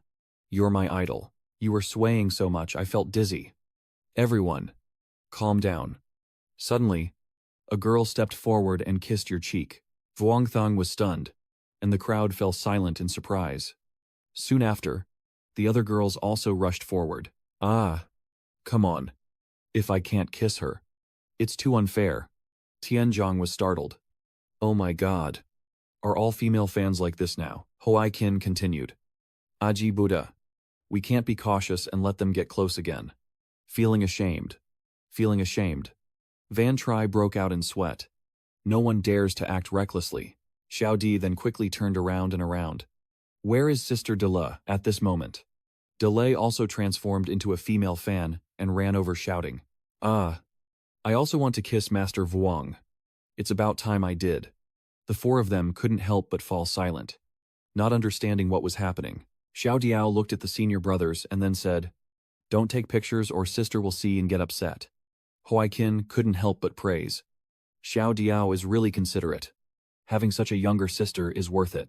After a while, Vuong Thang couldn't stand anymore and stammered. These fans are too enthusiastic. Tu Dio worriedly stepped forward and asked, "Are you okay?" Wang Thang continued. "Since everything is settled, the small squad can disband now. Does anyone have any plans next?" Van Shi asked. "Huaikin, the reason you came back was to help escort Fai Nugu." "Right. Where do you plan to go next?" Huaikin replied. "Azida. The monk Ban is here planning to go to Europe again, to see if he can achieve a bit more." Tian Trong is pleased. "So from now on, I will entrust the mission of protection to you and Xiao Lao too." Xiao Diao happily agreed. "That's right. If the pride of the new generation of sword cultivators in the way of the sword is weakened and ambushed, it would truly become a great tragedy. I don't understand what Delhi is thinking right now." She looks up at the sky with a somewhat complicated expression and remains silent afterward. Suddenly, while lost in thought, her phone rang. The caller was none other than the clan leader. She quickly answered the phone and said, "Hello, Dad." A loving voice replied from the other end. "Oh, my adorable little angel. The warriors of Great Han Country have officially declared war on our faction. Although our family is not within the scope of intervention, we still hope to make a good impression on the Great Han Empire. Do you have any thoughts?" Dele quickly seized the opportunity, feeling that our relationship with the Taoist community of the Great Hoa Nation is still not enough. "So maybe we should pursue a political marriage, and you can sacrifice yourself, Dad." Then followed a stern lecture from him, specifically that he could never marry off his precious daughter to someone else. She was startled and quickly turned off the device. Hoai Kin stepped forward. Lost in thought, Dele calmly pondered how to find a way to sleep with Vuong Dao Truong. This statement made Hoai Kin startle and realize he had spoken out of turn, causing Dele to panic and cry out in alarm. She hurriedly explained, "No. No. The monk. Don't misunderstand. I was just thinking about some stories." "Yes. Some stories," Hoai Kin sweatfully asked. "Ms. Del, do you want to look into the few Buddhist scriptures I have here?" He silently lamented. "Someone with a special certificate like mine shouldn't get involved in these kinds of romantic matters. But since the immortal girl isn't good at expressing herself, I feel like I should do something." Hearing this, Deli couldn't help but blush, and her mood became awkward. The scene then shifts to Vuong Thong's villa. Everyone is having a barbecue. Tianzheng and Xiaojiu are in charge of cooking. Tianzheng is grilling and turning to ask him, "Do you want anything?" Brother Thang, little Juo, exhausted and starving after running all day, truly admires those who can fast, and lies down to rest. "That's right. I didn't notice the tension before, but now that I'm relaxed, I realize even magical energy consumption can make you hungry." Suddenly, a voice rang out. "Is Fine Gu here? The person who came here surprised you, including the nun and everyone else." Old Master spoke. "Master Fai Nu, in just a year since breaking the seal, you have contributed greatly to the peace around our great Hoa nation. This time we come to visit you." The king advances. "You praise me too much. This is what I should do." The old man continues with a smile. "Fingu Dao, Truong is too modest." He smiled warmly and said, "In fact, we fully acknowledge your achievements. Most cultivators are not interested in fame and fortune, but your contributions to the country and the people deserve to be honored. This time you saved thousands of hostages, averted a disaster, and caused heavy losses to the evil cultivators outside. All these achievements deserve recognition and reward." Qi Lang quickly stepped forward. "Yes, the glowing object inside made you stunned." He continued, "Little Thang, this is the celebration sword that the organization has decided to award you. You must keep it carefully." Qing Lang stepped forward and said, "This medal is not only an honor for the three organizations, the Investigation Department, the Special Affairs Department, and the Combat Preparation Department all have equal authority. This type of Hoan Trong medal is usually limited to 6, and you are the first to receive one." She smiled and said, "I thought your master was the first to have the Hoan Trong, but it turns out you appeared first." Vuong Thong honestly said, "Then let's give it to your master first." Qilin frowned and said, "This isn't for children. This matter was only decided after many discussions." Vuong Thong quickly replied, "I understand." Tianzheng saw Vanji's expression and couldn't tell what he was thinking. Tianzheng quickly spoke up, his tone neutral. Vanji replied, "There probably is one, but it's from the use of a substitute word. So could it be that you are jealous?" Thien Trung sincerely replied, "It is the organization's affirmation of Thang. I only feel proud of Thang." After awarding the medal, everyone quickly left. Thien Trung said, My life goal is to get the Medal of Honor for bravery.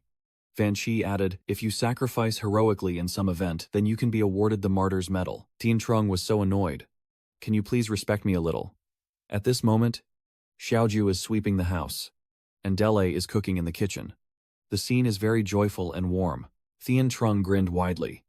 Come on. Let's keep singing and having fun. Brother Thang, you think about it. We can handle these small matters ourselves.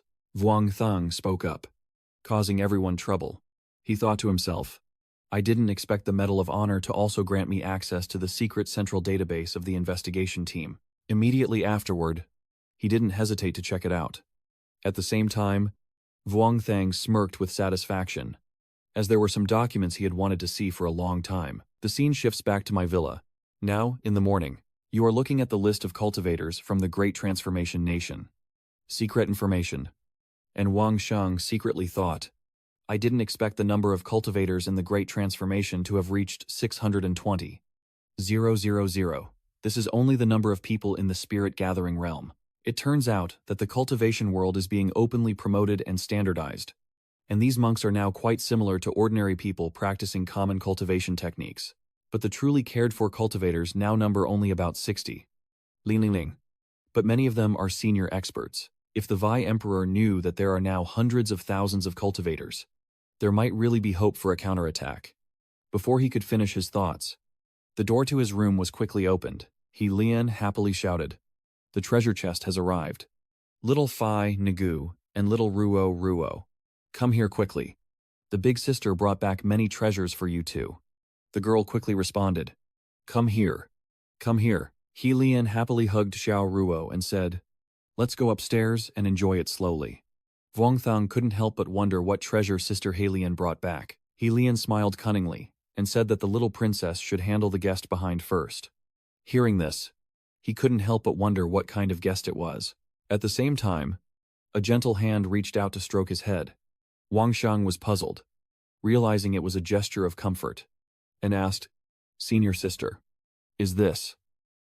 She took a breath of relief, not having a fever, and Vuong Thang smiled happily, realizing that her senior sister still cared about her health. At this moment, the source introduces the elders, saying, this is my disciple's house. 3 Taoist priests come to rest, and the old master smiles kindly, saying no trouble at all. Vuong Thang was surprised. And master, when Tianzheng just stepped out, he was also startled. Soon after, everyone sat down together, and Tianzheng carefully brought out the water. Here is the tea. Tianzheng awkwardly lifted the tea and said, Master, Taoist priest, please enjoy the tea. The old immortal snapped irritably. Don't embarrass me here. Everyone in the cultivation world knows what kind of virtue you have. Turn your face to the corner. Tianzheng chuckled as everyone obediently followed the order. Yes. Obeying the master. Wang Sheng looked on with interest, thinking how he managed to scare Tianzheng into this state. This old heavenly master must be the oldest ginger in Longhu Mountain. Yuanzi anxiously looks at you. Little Thang, come here and let me check your pulse. Guan Huyen sat beside her watching. She couldn't help but feel worried. Your father asked you, did you ever release your primordial spirit? Directly activating the primordial energy force by force. And you didn't deny it. Right, master? Vuong Thang sighed bitterly, thinking he had hoped to hide it but was unexpectedly discovered by his master. Nguyen too felt embarrassed upon hearing this, realizing they had chased too far and caused trouble for him. You speak up, blaming your master for this because of reckless underestimation of the dark faction cultivators. Then you suddenly remember. That's right, master. The 3 elders have this thing and want to show it to you 3. You quickly place a small talisman with a monster image on the table. Then the old celestial master asks curiously what is inside, and Wang Sheng calmly replies, the second bullet of the dark faction. Your words are gentle, but the 3 elders' faces are already pale. Then, the old celestial master uses his power to examine the mechanism inside. He couldn't help but be stunned. This thing is really powerful. No wonder I couldn't find it after searching for so long. It was taken by the child all along. Vuong Thang asked Nguyen Tu how their master planned to handle these bombs. Nguyen Tu said they would bring them to the government, possibly consulting the techniques of the great Miquoc. Elder Qian Fatong said, in truth, even your Taoist hermits can't rest easy. Tanglong added, instead of that, We should think about how to completely eliminate the remnants of the Dark Camp and the United States. Tianfat was a bit hesitant, but the technological power of the great Mesoamerican nation was too strong to wage all-out war. Thonlong interrupted. But we also can't ignore the enemy and let them do as they please. The old immortal laughed heartily. For years now, the external conflicts have always been internal struggles, and the situation has always been out of control. We have been waiting for an opportunity to break this deadlock. I never expected that waiting for the demon to break the seal and wield the sword to slaughter chaos would be so enjoyable. I wonder, what does the Celestial Master mean by this? The source of death quickly reminded me again. Little Zhang, didn't I tell you before, about 4 years ago, 3 ancient royal bloodline princes appeared, and Dahua still hasn't seen any nascent soul cultivators. At that time, many people believed that the balance between us and the West had been broken. The pressure from the authorities was immense because the cultivation world and the spiritual realm could erupt into war at any moment. Qianfu continued, saying that you killed a Ko then Vuong in the Kemi border region, boosting the morale of the cultivation world and helping us ghost cultivators breathe a sigh of relief. I had wanted to seize that opportunity to eliminate the dark faction back then. We just haven't acted yet. They have already started slaughtering hostages and killing everywhere. It's truly a death not worth mourning. Vuong Thang frowned seriously. No wonder the dark faction was eager to eliminate me. It turns out I shattered their invincible illusion. Senzima Dao was just a trigger. Old Heavenly Master continued. During those years of greatest pressure, I also wondered whether I should rely on the 15 high elders of the clans. But once it starts, more and more problems will inevitably arise, and I will be very worried at that time. Thinking about the people of this highest family, Vuongthong couldn't help but wonder. I immediately spoke up. Could it really be that the 15 great elders actually have a problem? Qianfa explained that knowing a person's face doesn't mean knowing their heart. If they have entered the small underworld, who can prove they have no malicious intent? And who can tell if anyone hid the truth during the soul search back then? Tanlong agreed. Indeed, most of the cultivation world used to call those senior elders ancient evil cultivators. But that has become less common in recent years. Team leader Tan from the Special Forces has also repeatedly suggested sending them to quell external enemies, which is indeed a bit unusual. The source remained silent, and the leadership hesitated over this matter. But after much consideration, they made a decision. In the end, recent years have indeed shown some evidence that those senior elders might actually have issues. My wife also said that Tan Nhat Tham's motives are actually not a problem, but his perspective is somewhat biased.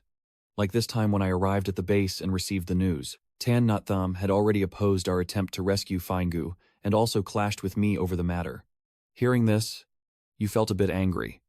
And if so, this team leader Tan had already developed ill feelings towards the disciple. He patted your shoulder and said, "You don't need to get involved in this matter. External disturbances have already been dealt with internally and will self-destruct. Once the current cultivators reach a high level and break through 2 realms, these internal demons will naturally disappear." Old Heavenly Master smiled brightly and replied, "That's right. But for now, this important task still has to rely on the flying message. Non tu hiem tondap. Lao tiensu. Quaken roi doit de tunequata. Dentachung hong hie noi nuaroi. Tenglong ke lai. Mui lam vitai tung chung lao nai deula konyan." Back then, many things happened without causing discontent, but they didn't want to interfere with the mortal world. And now with the Great Bloom, it no longer feels familiar. They still don't understand what era this is now. If they really interfere in the affairs of the cultivation world, the consequences could be unpredictable. And we must never forget that. Old Heavenly Master replied, "This has always been my greatest concern." Ngon Tu agreed. "That's right." Qianfa continued. "There's still one matter that Old Dao feels. The 2 kids don't understand about the Supreme Elder, but they are made to sit and listen quietly." After a while, the Old Heavenly Master speaks. "It's getting late. Our old Taoist should also be leaving." Ngon Tu also stood up. "I still have some matters to attend to, so I'll take my leave first." Xiao Zhang. "Remember to rest well." Wang Zhang. "Respect. My disciple understands." Together with the humble master and the elders, He Lian shouted from upstairs, "Are those old fire demons all gone now? Come on. Come on. Everyone come and take your share." Van Chibi asked about the food, wondering if Hoai Kin hadn't returned yet and maybe had left the Tianlong temple. Trung smiled brightly and replied, "What does it matter to him? Losing one person means more for us, doesn't it?" And at this moment, Sister Hoban Tian couldn't help but excitedly shout, "I do." She pointed to the introductory room and welcomed everyone to my precious treasure. "How is it? Did the two of you just fix it up earlier?" Helene waved her hand. "What's this compared to that? Come on.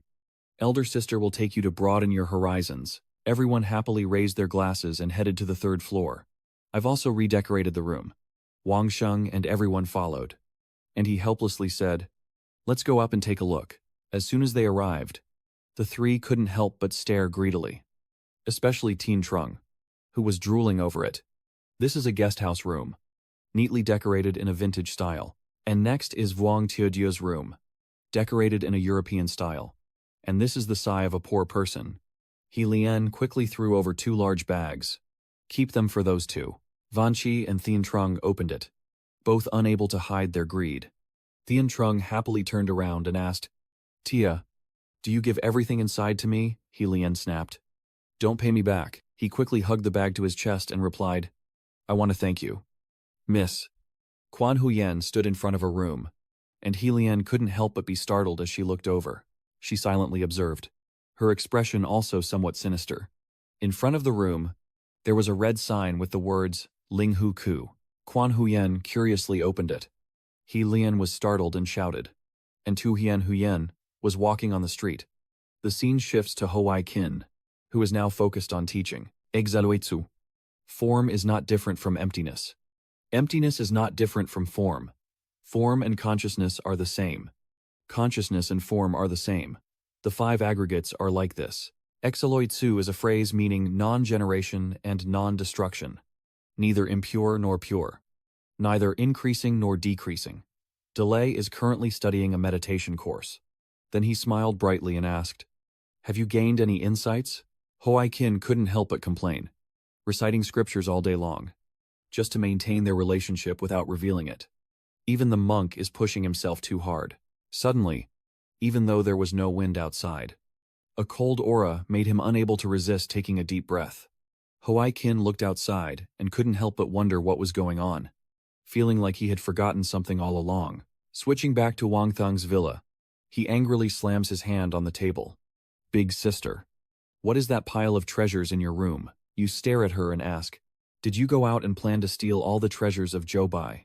He Lian sweat drops and shyly explains that those are just some spoils of war after dealing with them. "Right. Over 100 years ago.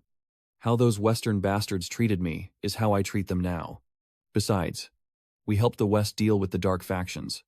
Collecting a little fee is no problem." She snapped her fingers and continued. "And besides, I'm not the only one who swallowed all the treasure." A series of messages flooded the phone, showing how literate He Lian Tianboi really is. "Senior He Lian truly is the kind-hearted master of my sect. Next time I have the chance, I vow to stand shoulder to shoulder with Senior He Lian." Vuong Thang couldn't help but feel headache.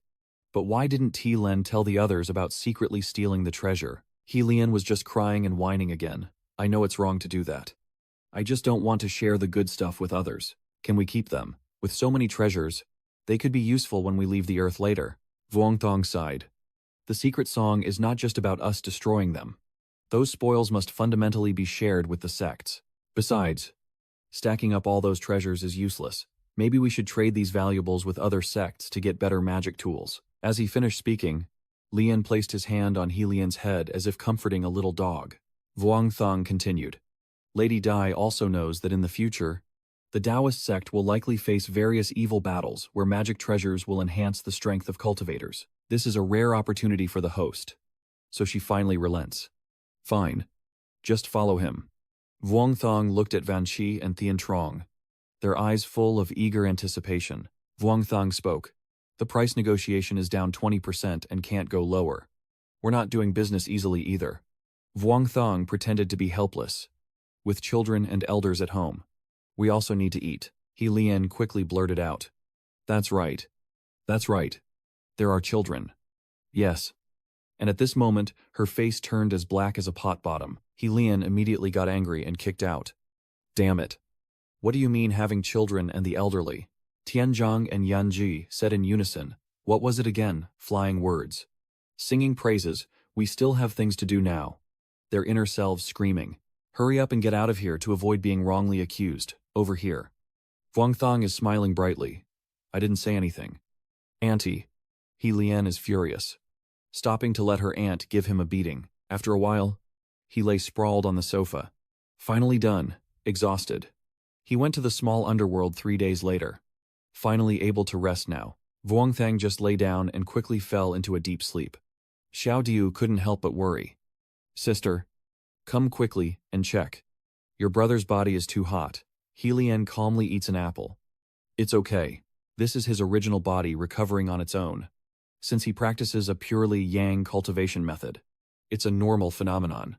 At that moment, a gentle hand quickly placed itself on his forehead to check his condition. Little Diu mischievously said, It seems my older brother has a fever. He Lian smiled slyly and said, No way. Stop talking nonsense, she softly continued. Suddenly realizing that this was an allergic reaction to the cultivation technique, the pure yang type must have pure yin mental energy to help him restore balance. Hurry up, little brother, carry him back to the room and then do this and that and this and that. Quan brother quickly lifts Wang Sheng, and he secretly praises. The eldest sister-in-law's support is really top-notch. Meanwhile, He Lian and Tu Diu couldn't hold back their laughter anymore. Seeing their expressions, Quan Huan quickly understood. Quan Huan's face immediately turned red, as if splashed with cold water, and she felt like a bucket of cold water had been poured over her. Vuongthang couldn't help but feel miserable inside. She had failed again. He silently continued to think. But that's for the best. The days ahead are long. And eventually, my junior sister and I will achieve enlightenment. The sky quickly turned to morning. And at Vuongthang's villa, the atmosphere was very peaceful. He was still sleeping soundly in bed. But his clothes were no longer on his body. Vuongthang finally woke up, slowly opening his eyes as sunlight streamed into the room. Then he sat up, stretching, and it seemed that after a good sleep, his primordial spirit had recovered quite a bit. But immediately afterward, he quickly looked down at his naked body. Vuongthang couldn't help but think that this great battle had expanded his aura a few more levels, and his destiny sword intent and duality sword intent were almost perfect. So he didn't suffer much. But in that dream, the Emperor of Destiny told me to find the other divine treasures he had hidden. What exactly is it, I wonder? Could it be that the Emperor used a different method to store the divine essence?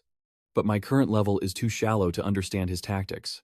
Seeing you wake up and look so thoughtful, Quan Huyen softly called out, Junior sister. When Wang Shang woke up and saw Quan Huyen, he was startled and called out, Senior sister. Then, he looked left and right to survey his surroundings. Vuongthang was puzzled, wondering why he was sleeping in his sister's room, thinking he had been carried back to his own. Then he quickly calmed down and asked, Suti, how long have I been sleeping? Quan Huyen looked at him and calmly raised her hand to answer. 5 days. Suddenly, Quan Huyen looked over his body and couldn't help but blush. And Vuongthang also suddenly remembered that his body was inexplicably naked, with not a single piece of clothing covering him. At that moment, a cunning glint appeared in his eyes, and Wang Shang immediately stood up, causing Quan Huyen to startle. She shouted loudly, then sneaked behind the screen, and Vuongthang cried out inwardly, Why is my senior sister so adorable and gentle? Nuan too, hearing the noise inside the room, immediately spoke up, If you're already awake, then don't lead him further. You said it only takes 3 days, but you've slept for 5. So pack up quickly and let's go to the underworld. I was startled and shouted, Yes, master. And so, he quickly changed his clothes, while Quan Huyen tidied up his hair neatly. At this moment, they looked just like a loving couple, and she performed this gesture very gently. When Wang Shang was being cared for by Quan Huyen like this, he couldn't help but smile happily. Suddenly, for some reason, he straightforwardly said, Sister, let's get married. Hearing this, Quan Huyen was startled and froze in her movement. Her face was flushed with embarrassment, thinking to herself how she wanted to die of shame, wondering how she suddenly blurted out such a thing. Is my senior's reaction because I was too casual and didn't follow proper etiquette? Or is it that she never thought about this at all? Immediately after, his face flushed with urgency. Seeing no response from Quan Huyen, Vuongthang secretly looked behind. She didn't refuse, only gently embraced him from behind and softly said, Wait. Both of their faces flushed. Vuong Thang secretly happy. He pressed on.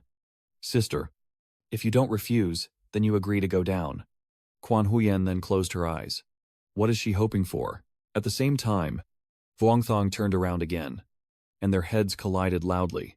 She quickly took out her phone and kept tapping on the screen. Quan Huyen sincerely said, Wait until you clarify whether you are Hoa Kan or Quan Huyen, whether you are a celestial deity or from the heavenly court, or a cultivator on earth, or wait until you accept yourself as Hoa Kan. And then the world will know you are a celestial deity from the heavenly court. When that time comes, we will inform our parents and invite our master to witness. Vuong Thang, reading this, couldn't help but ask curiously. And then Quan Huyen tapped on the screen, her words making Vuong Thang feel uneasy. They promised to stay together through life and death. Maybe she also secretly confessed her feelings to him. Vuong Thang couldn't help but feel happy. His eyes filled with love as he looked at her. At this moment, Quan Huyen frowned, though she still felt that these things were just formalities. Master and disciple are like father and daughter with senior and junior brothers. Aren't they already close relationships? Why do we have to become a lord and lady? Wang Shang couldn't hold back and spoke up, asking her a question she hadn't even considered. Feeling there's no other way but to go all out, he looked at her seriously and said, If the master takes in another disciple who is also a brother, then what would be our relationship? And if the master takes in another disciple, then they would be our junior sisters. So what about us? At this point, Quan Huyen Khan suddenly slammed his hand onto your shoulder in anger. She looked fiercely at Wang Shang and exclaimed 2 words. Marriage. And you cheered happily. Feeling successful, Vuong Thang gently approached her and said, Senior sister. Junior sister accepts herself as a reincarnated flower spirit. And with no more doubts in her heart, we will get married. You hold Quan Huyen tightly in your arms, vowing to wait for your sister, because the path of cultivation is still long and full of promise. We will never be apart again in the future. She quietly sobs with happiness. In the morning, in someone's room, it seems the owner is still asleep, and that person is none other than Not Thom, who was awakened by a strange noise. A shadow with an indistinct face spoke. Tan team leader, at a moment like this, you do nothing. Do you really think that old men like us can't walk anymore and can be easily deceived? Not Thom quickly sat up and said, First, I have my own principles. He buttoned up his shirt and continued. Second, I am not your subordinate. We are only collaborators. And then, Not Thom slowly stepped down from the bed. Thirdly, you shouldn't have come here. This is a rule we set beforehand. Hearing him say that, the old man sneered contemptuously. Rules, huh? Captain Tan, now that you have a position of authority, you're starting to look down on these old men. Right. He still calmly issued a command. Everyone should know that as long as they rely on this clone, I can crush you here and now. And just as he finished speaking, a murderous aura suddenly wrapped around Not Thom's neck. He still calmly said that he would definitely fulfill his promise. And all you need to do is be patient and wait. He was impatient. Just like before when you told us to wait, they say that Mandichi demons can exert pressure on the cultivation world, causing the current court to summon us out of seclusion. So now those Mandichi evil cultivators have all been wiped out by a sword cultivator named Vuong Phai Nu. So when exactly are you telling us to wait? Not Thom continued. The demon cultivators outside cannot withstand a single blow. This is beyond my knowledge, but you don't need to worry. I have already prepared a comprehensive plan. He quickly inhaled the smoke. Not Thom continued. What I promised you will definitely be done. But I hope that what you promised me will also be fully and perfectly fulfilled. That guy, Tan Nut Thom. Do you really think we can't escape from this predicament? Don't worry. We're not interested in your ideals or your path to power. All we need is a bit of face. That year, the Dragon Tiger Mountain Master placed a ban on us. I want the current Celestial Master himself to lift this ban, so that the cultivation world will kneel before us and respectfully call him ancestor. I give you 3 more years. The final 3 years. And as soon as I finish speaking, his figure quickly disappears. At this moment, Not Thom sat alone in the empty room, unable to help but feel exhausted as he tilted his head back and exhaled. Just then, a knock came from outside, and Not Thom lazily responded. Come in. The secretary opened the door and stepped in. Handing over the documents you need, he gestured towards the table. The secretary asked with concern, It seems that Director Two's face doesn't look very well. Is there any part of his body feeling unwell? Not Thumb pinched his temple and said no. It's just that the pressure has been too much lately, she gently asked.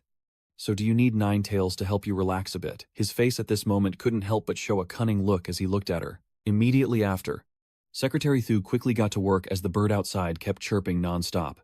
Not Thumb shouted, in pain, pain, pain, pain. Kuthien, slow down, my waist is about to break from your hold.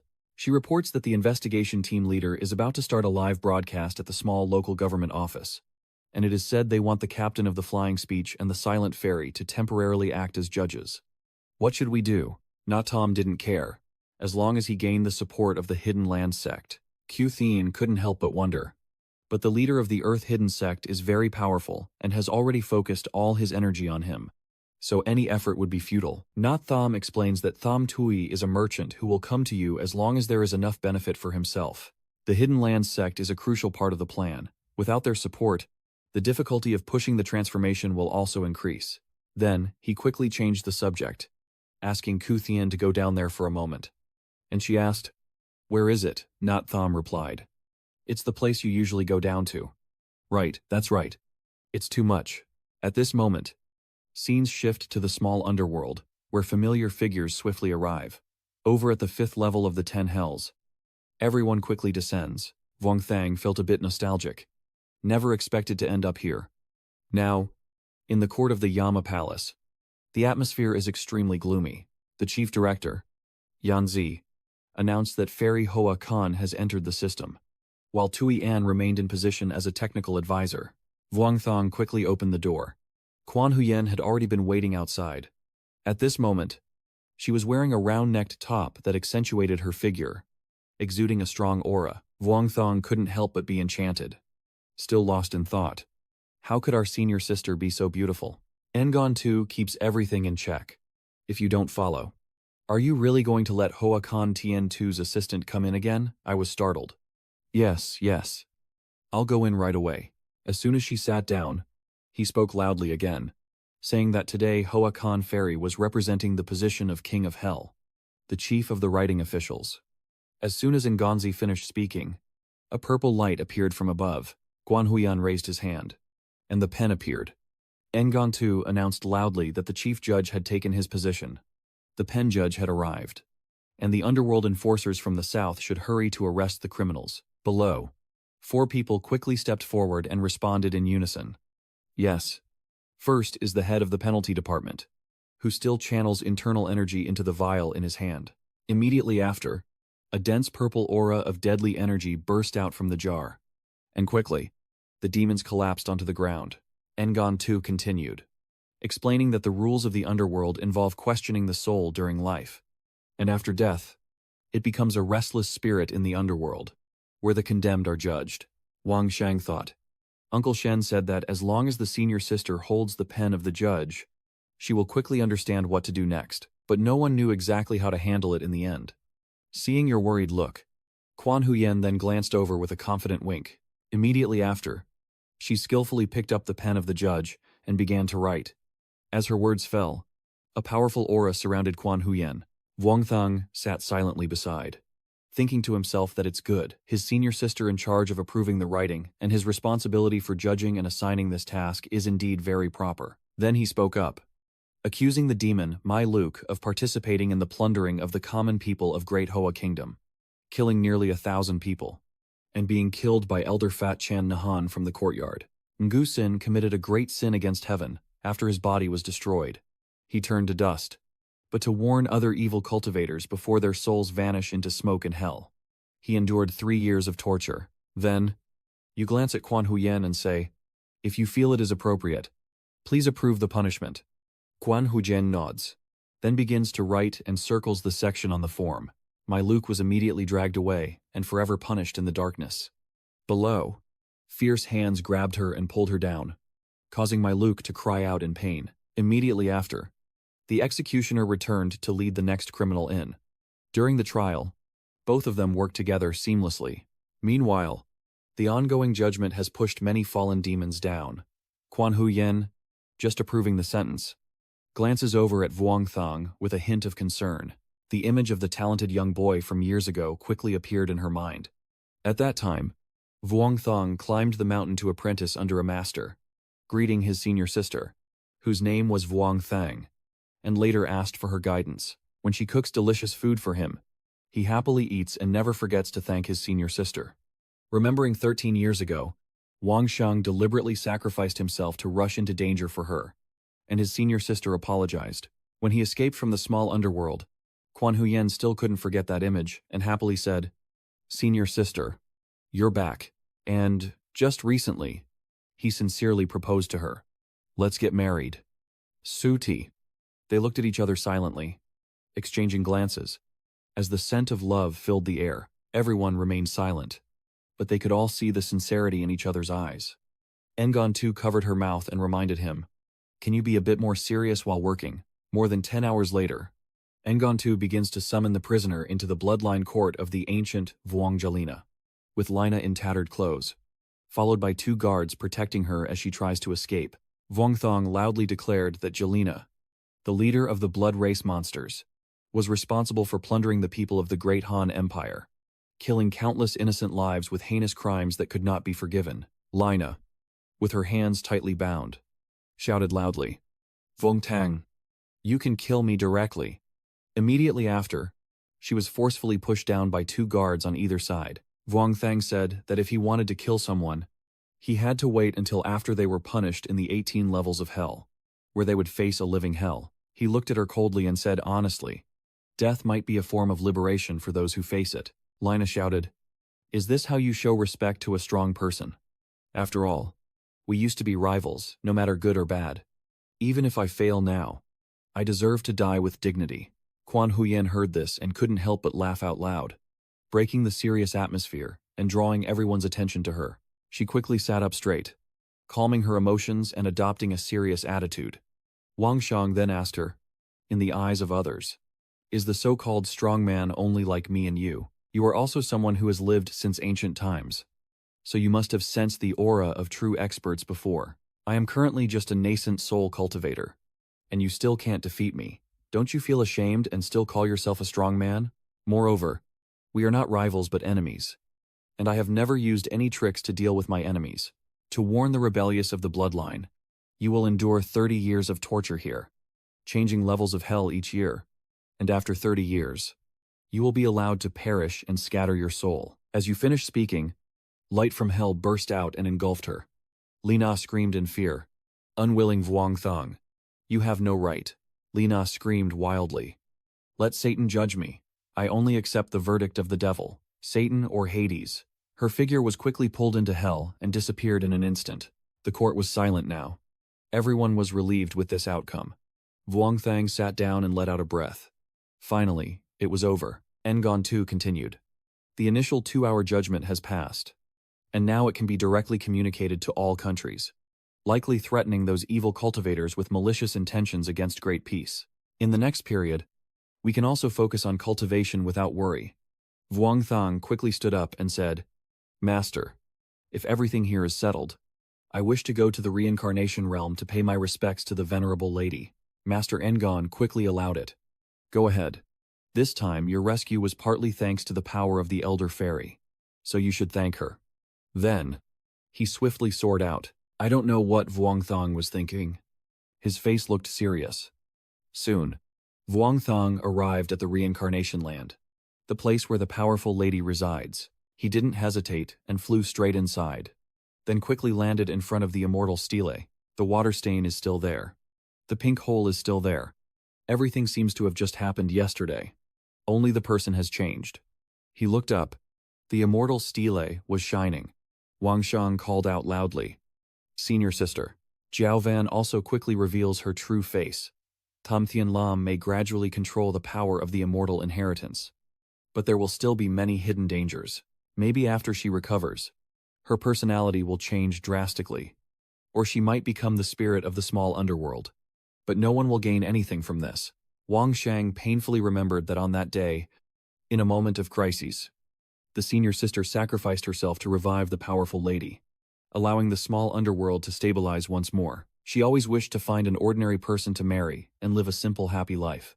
You clenched your fist. But in the end, you turned into the form of an immortal, sealed and deprived of all passions and desires. But this is her choice. I can only hope she finds her true self soon and can use her divine power as she wishes. Right now, I still have two major hurdles before becoming an immortal: shedding the mortal body and crossing the tribulation. After I become an immortal, if I can help my senior sister in any way, I will do my best. Zhao Van couldn't help but glance over and respond. It's great if someone can think like that. Over here. Everything you said. Manba heard it all. She felt a little touched and quietly thought. Vong Tang.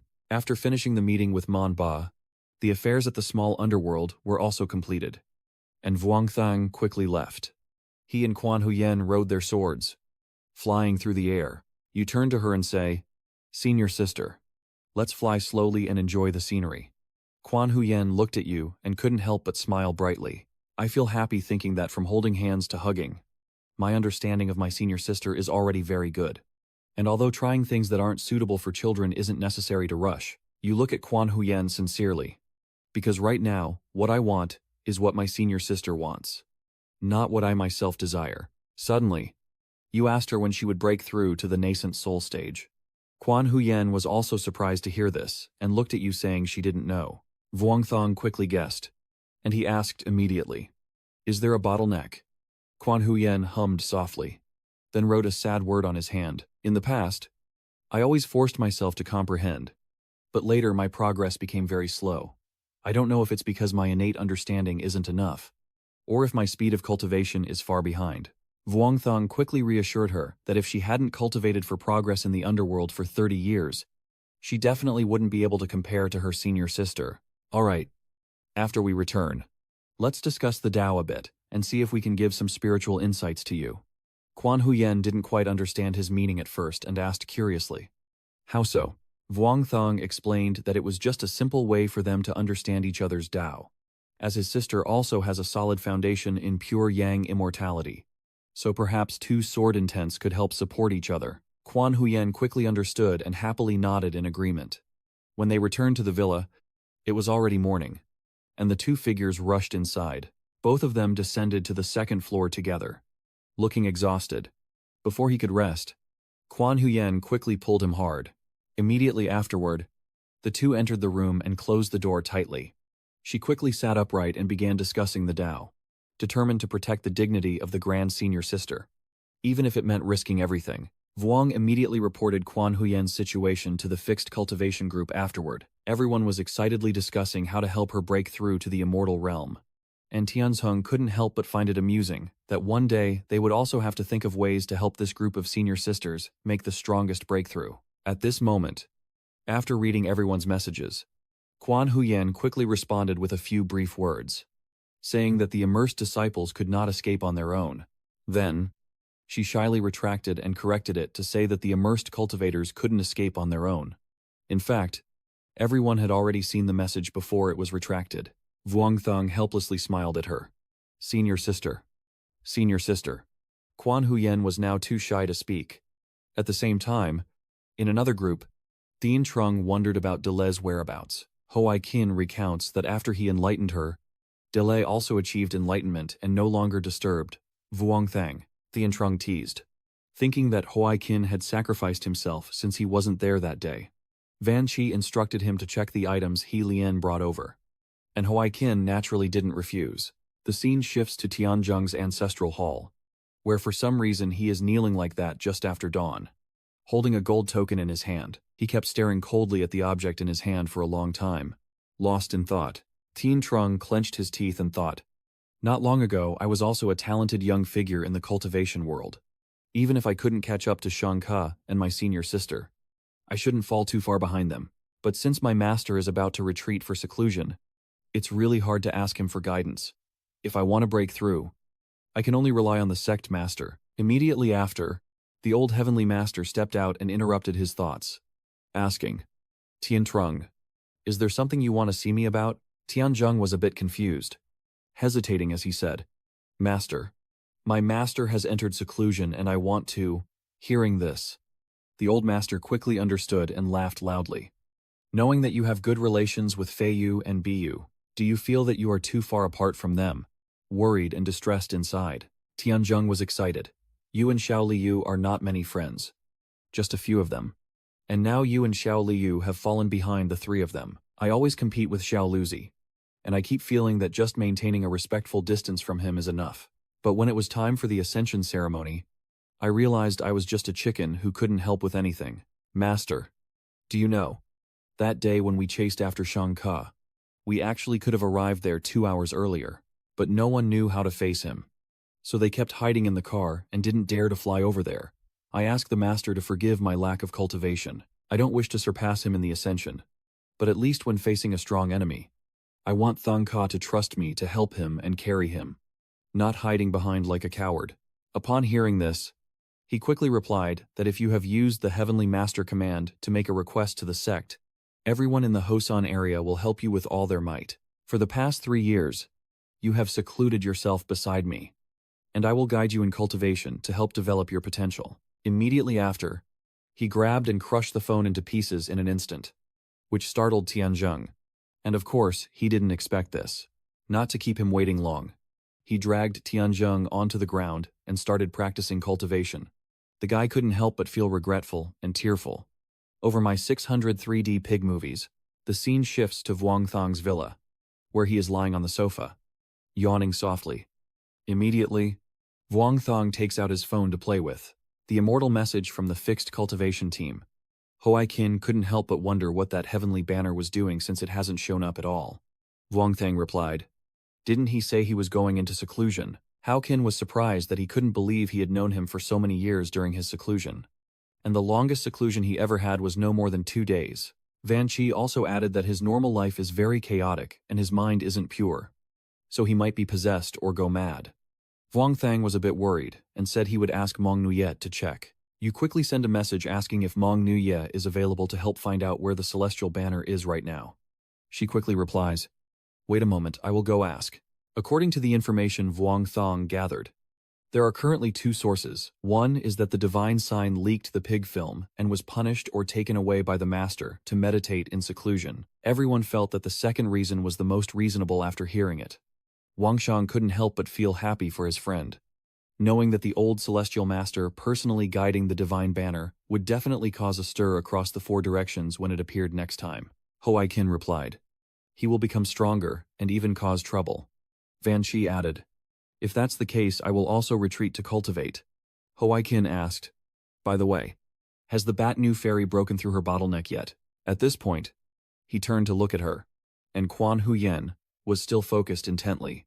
Her face looked serious, and Quan Huyen couldn't help but sweat. Seeing her suffering like that, Vuong Thang also felt uneasy. Vuong Thang said, "Once the knot in front is untied, the next one will come." And Hoai Kin comforted her a few words before also retreating to cultivate. At this moment, Vuong Thang quickly stepped down from his seat, moving gently to avoid disturbing her. But Quan Huyen had already stopped meditating and looked dejected, as if she was about to cry. Vuong Thang gently patted her head.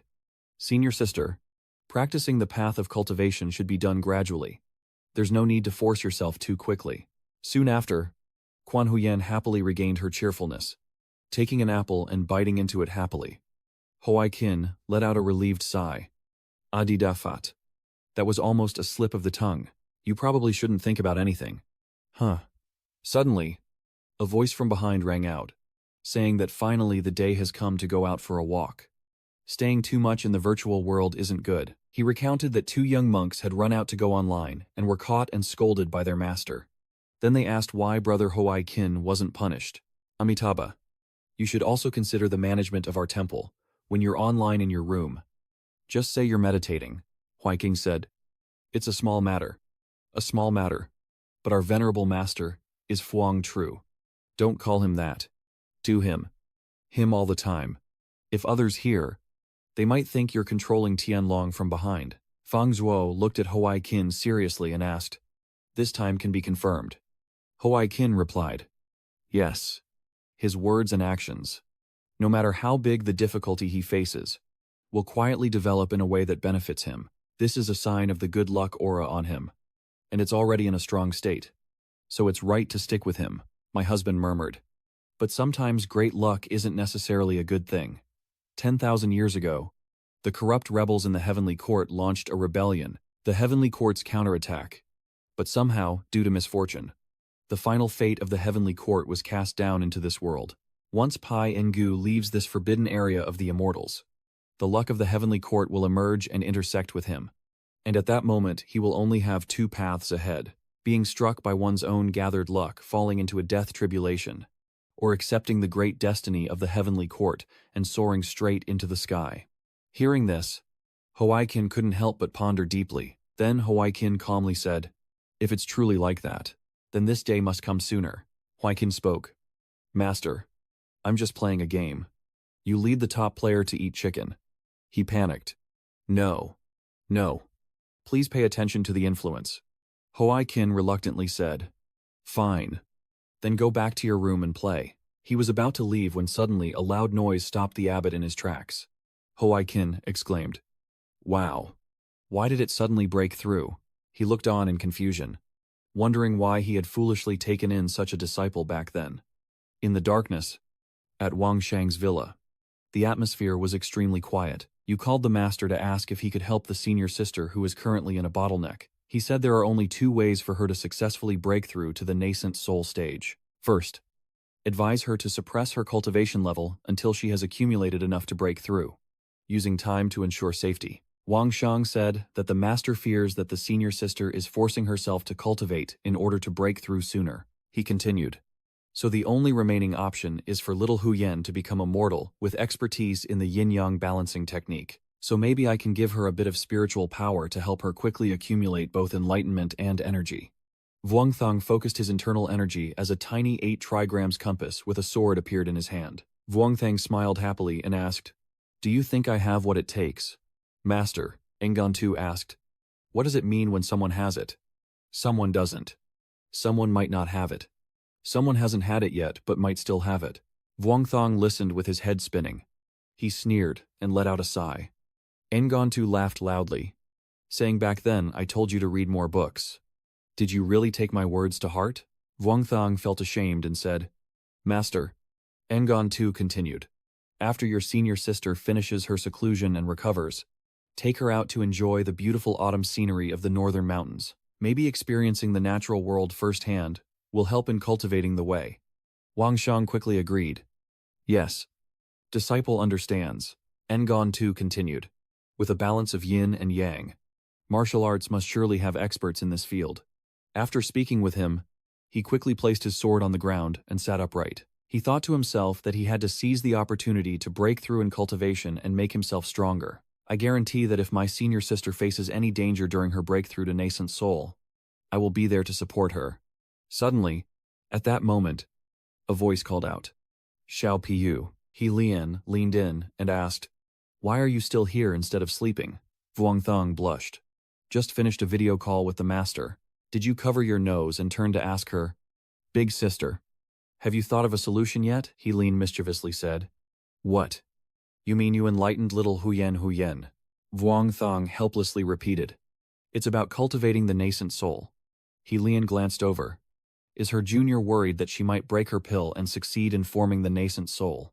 Vuongthang recalled that back then, the senior sister's alchemy was extremely dangerous, with yin and yang energies hard to control. Almost a 9-part death and 1-part survival situation. He furrowed his brow in thought, knowing that now breaking through to the nascent soul stage was several times more dangerous than before. Helian shook her head. "There's nothing more I can do. I don't understand the path of little Huyen either. But since she has the protection of the earth treasure, if it doesn't work, just tell her to change to a new cultivation path. Moreover, little Huyen is a legendary flower fairy. Maybe she will become a golden immortal in the future." Hearing this, Yu truly paused and looked into the mirror, lost in thought. But inside, Quan Huyen was still focused on breaking through. Vuongthang looked at her intently, as if afraid she would disappear. Immediately after, Guan Huyen slowly opened her eyes. Wang Sheng entered at the same time, and she also stepped out. Our eyes meet, and Quan Huyen blushes shyly. Vuongthang speaks up. "Senior sister, little Ruo has been practicing swordsmanship recently, so I want to take her out for a walk. Can the Sword Sect senior sister come along?" Actually, Little Wine also really wants to spend more time with you. But since you're in seclusion every day, it just can't find a chance. As he thought this, he secretly believed that using this reason to persuade his senior sister to go out for a walk would definitely work. Immediately after, Quan Huyen quickly agreed happily, and Vuong Thong couldn't help but feel secretly pleased. As expected, the scene shifts to Van Ji, who walks while pondering that it's almost 9 months since he lost contact with Tia Tien Trung, and in these 9 months, he's somewhat unaccustomed to not having her whispering in his ear. Apart from him, who is temporarily unaware of the situation, progress in flying words, unspoken words, and cautious cultivation is clearly evident. Thinking of this, Van Ji's face involuntarily shows a look of sadness. He thought for a moment and stopped, surrounded by a small space full of monstrous presences. Maybe he had already become the lowest of the low. He once again stood in front of the familiar place and loudly said, "Master, this is the elixir the head of the sect deliberately prepared for today." At this moment, the medicine box in his hand suddenly floated up by itself. The door is unguarded but can be opened wide, and a voice from inside echoes out. Could it be Van Ji? Suddenly, without knowing what he's thinking, Van Ji falls silent and says nothing. Suddenly, he raised his voice and said, "Master, lately I've been facing many difficulties in my cultivation. Is there any way to make my progress faster?" The person inside now comes out. "How can the path of cultivation be so rushed?" Van Ji continues. "I, a foolish disciple, humbly ask the master for forgiveness." The old man smiled warmly. "All right. Your frequent visits to this old man are full of respect and courtesy, so consider this a reward for you." He threw the item and said, "This jade slip contains a secret technique I obtained when I went out to train years ago. If you think you can use it, try practicing on your own, but remember not to boast. This cultivation method is not from our Mao Mountain sect." Van Chi bowed his head and said, "Yes. I does not. Your disciple. Understand. I will never forget the great kindness of the master." The scene shifts to Mount Shu, Sword Sect, where a towering stone cliff rises majestically into the sky. Up on that steep cliff, there's a grand ancient-style building. Wang Shang said, "What's so impressive about the scenery of Shu Mountain?" Xiao Diao couldn't help but ask sharply, "Why are we suddenly here at the Sword Sect?" Second brother Vuong Thong replied, "Isn't it because you want to learn the sword language technique? The secret of the sword and language technique is a forbidden knowledge of the Sword Sect. To learn it, you need their permission. Your brother also happened to learn it here by chance." The girl is curious. "What exactly happened by chance, senior sister Mao? Tell me the story." Hearing this, Quan Huyen suddenly blushed and glanced at Vuong Thong, who also sneakily looked over to see how she was reacting. The storyteller begins to recount how the 72 Sword Sect swordmasters have many sword geniuses from the past, but all failed. The junior brother, with his unrequited love sword intent and righteous sword intent, just passed through the pass, clashing with the generals and confronting it. In the end, at the spirit battle before Elder Thon Fong's mountain, the duel of swords and blades between the disciple and the first sword of the continent earned the recognition of Elder Thon Fong. Upon hearing this, the little girl couldn't help but admire with shining eyes. Wang Shang sighed. "It's not that simple. Stories are inevitably embellished a bit," Xiao Ju said, "with so many people failing the array. How did second brother manage to pass it?" Wang Shang smiled blankly. "Probably just luck. Plus the guidance of the master. He still cultivates his inner strength. This top-grade flying sword was given to him by Senior Zhenling from the Sword Sect 72 years ago. And this time he brought me to pay respects to that Senior Zhenling." Little Ru was very excited and exclaimed, "Senior Sword Spirit might also give me a sword like that." Vuong Thong smiled brightly. "Are you daydreaming?"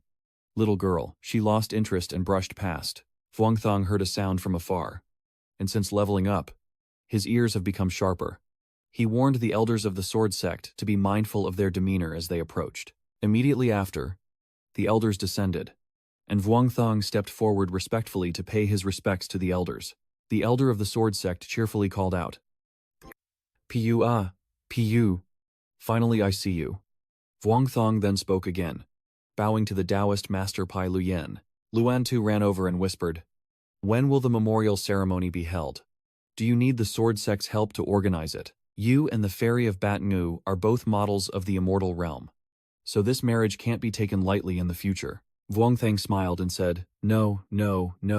This time I came because I have long admired my little senior sister and want to learn the language and swordsmanship of the sword sect. Luanzi looked at the girl, the little wine mischievous with a very bright face. Unafraid, Luan too laughed loudly. So that's how it is. Just call us and tell us.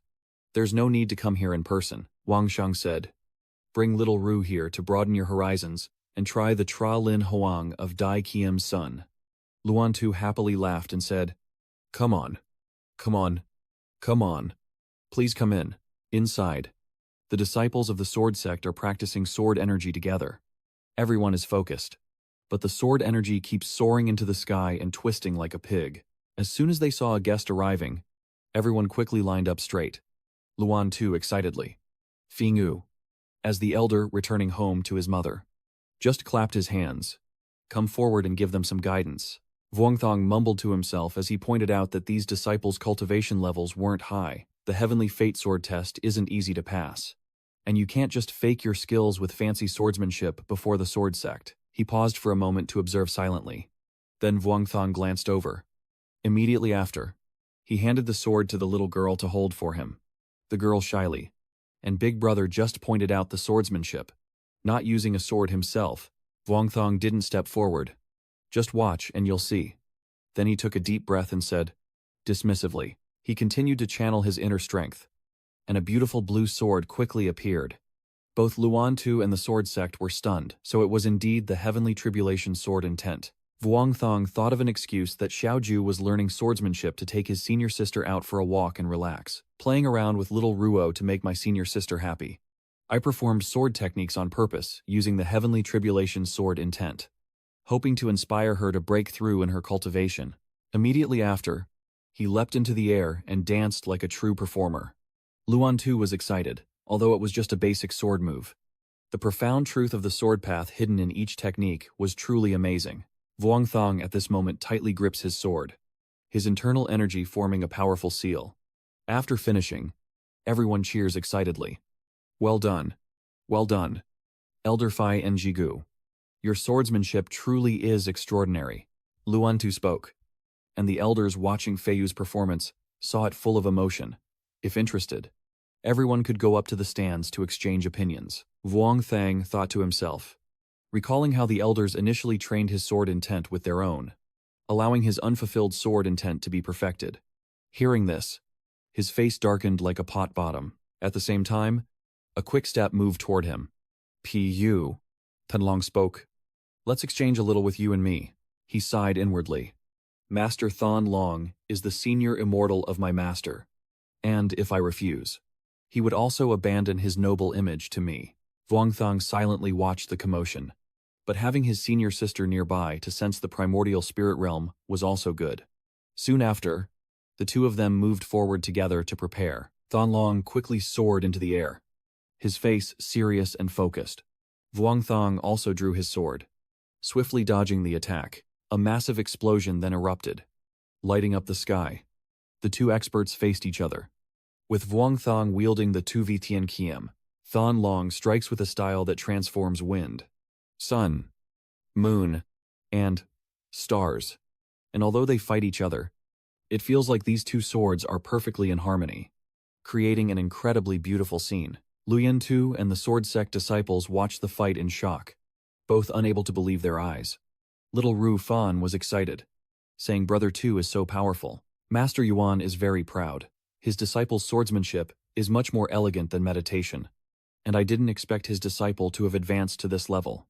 I also need to break through quickly. Over here, everyone is curious why Elder Fai Nu and Elder Thon Long are only dueling with swords and not using sword control techniques. That's right. Those two aren't masters of controlling swordsmanship. I thought I would see something new. Wang Shang thought, realizing that Master Thon Long also noticed that the sword sect places too much emphasis on controlling sword techniques.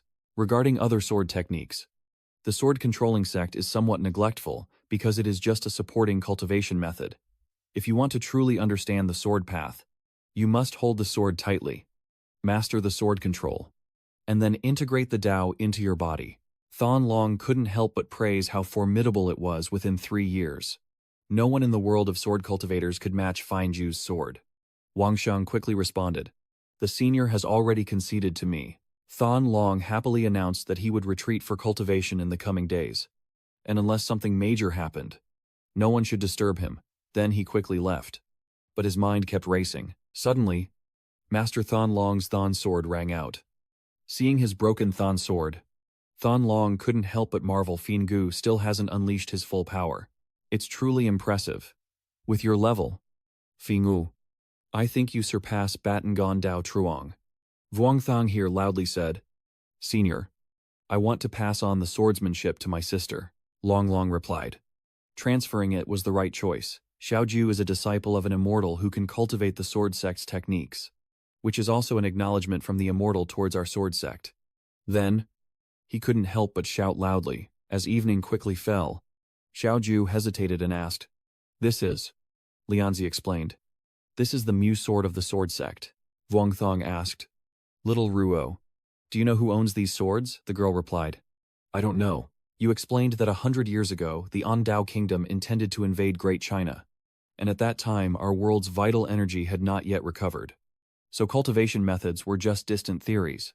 The sword sect's legacy was left by the previous generations, and the younger ones could use their swords to descend the mountain and resist the invasion of Andao. But in the end, only these broken swords remained and returned home. Do you still remember when you asked me before why the cultivators hated the cultivation world of Andao Nation so much? He poured the wine on the ground and continued.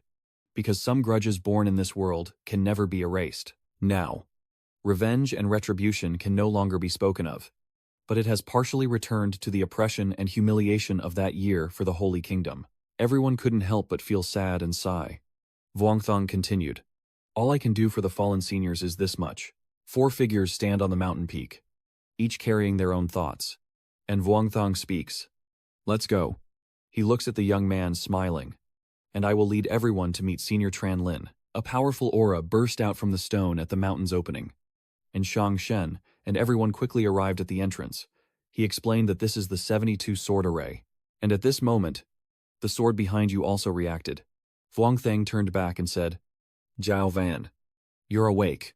Luyen Tu couldn't help but wonder and asked, Who are you talking to? Vuong Thang said, Go inside and check. It seems there is an enemy's aura inside. But you can't enter because this is the test site of the sword sect with protective formations. Jiao Van calmly said, So breaking this formation is enough. I admire you. This is the most important blessed land of the sword sect. And you think you can just break their formation and get away with it? Jiao Van said, Teng Fom Tren Yen. I remember whose aura this is, Vuong Thong. Hearing her mention this, couldn't help but wonder and asked, Who? Zhao Van recounts that he is a divine general under Emperor Zhen Tu-Vi, like a trusted arm serving in the northern region of Tin-Vi Bak Dao, holding the position of Tian Quan and serving as the celestial star can in the heavenly court. Vuong Thong couldn't help but wonder why the literary Star Lord still retained this inheritance. Lianzi continued. That's right. Zhao Van asked again. Do civil officials represent weaker cultivation? She explained that during the heavenly court's Huang Thin, those with slightly lower cultivation levels became heavenly generals to earn credit. But the true experts were the masterminds of the heavenly court's scholars, like Hoa Khan, who was also a scholar. The true nature of the heavenly court is that the officials are usually hidden, not showing their talents, assisting the father figure, and maintaining order in the 3 realms. Vuong Thong forced a smile. So that's how it is. I've learned something new. Luyen Tu Sihil. I wonder if my master is still safe. He looked at Zhao Van and asked. Master Mao Fam respectfully inquired. At this point, Luyen Tu bowed and asked if it was possible to break the great formation here. Zhao Van wondered. Isn't this the blessed land of your Tonman? Why do you want to destroy it? Luyen Tu Sihid. Everyone knew that the final soul-shaking upheaval 15 years ago brought back 15 ancient cultivators. These 15 ancient cultivators are at least at the 2nd realm breakthrough level. But none of the 15 senior elders are from the sword sect. Although the senior elders are suppressed by the angel's seal, if they remove the seal again and merge with the sect, the position of the sword sect lord in cultivation will definitely be suppressed. We once wanted to invite Elder Tran Lin from the 72 swords to help reduce the pressure caused by the 15 senior elders. Zhao Van wondered. Tran Lin. Vuong Thong explained. Tran Lin Sr. is the sword spirit of Nam Du Sword of Thanfong Tran Nyan. Left here by Thenfang Tranyan, Luan Tu said that Elder Tran Lin agreed to fight. But Tran Lin cannot break the Great Formation on his own because it was set up by the ancestor Thon Fong Tran Nhan of the Southern Sword Sect. A whole group of Yuan Ying Heavenly Palace cultivators cannot break it. So I wonder if Senior can help dismantle the formation. Jiao Van listened and calmly said, "Of course I can." Luan Tu couldn't help but feel happy. "That's wonderful. Please wait while I call the head of the sect and the elders to come here immediately." Immediately after, the group from the Sword Sect quickly arrived from afar, with Thon Long and the old Sword Sect members looking excited, all waiting for this moment. Thon Long just entered and said, "Sword Spirit Fairy at the temple. Everyone in the Sword Sect is urgently requesting your help to break the Great Formation and release Senior Spirit." Jiao Van blinked and nodded in agreement. "Of course I won't refuse."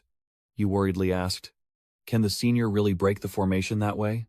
And won't it cause a backlash to the sword array?" Tanglong said, "I already sent someone inside to ask Senior Tran Lin.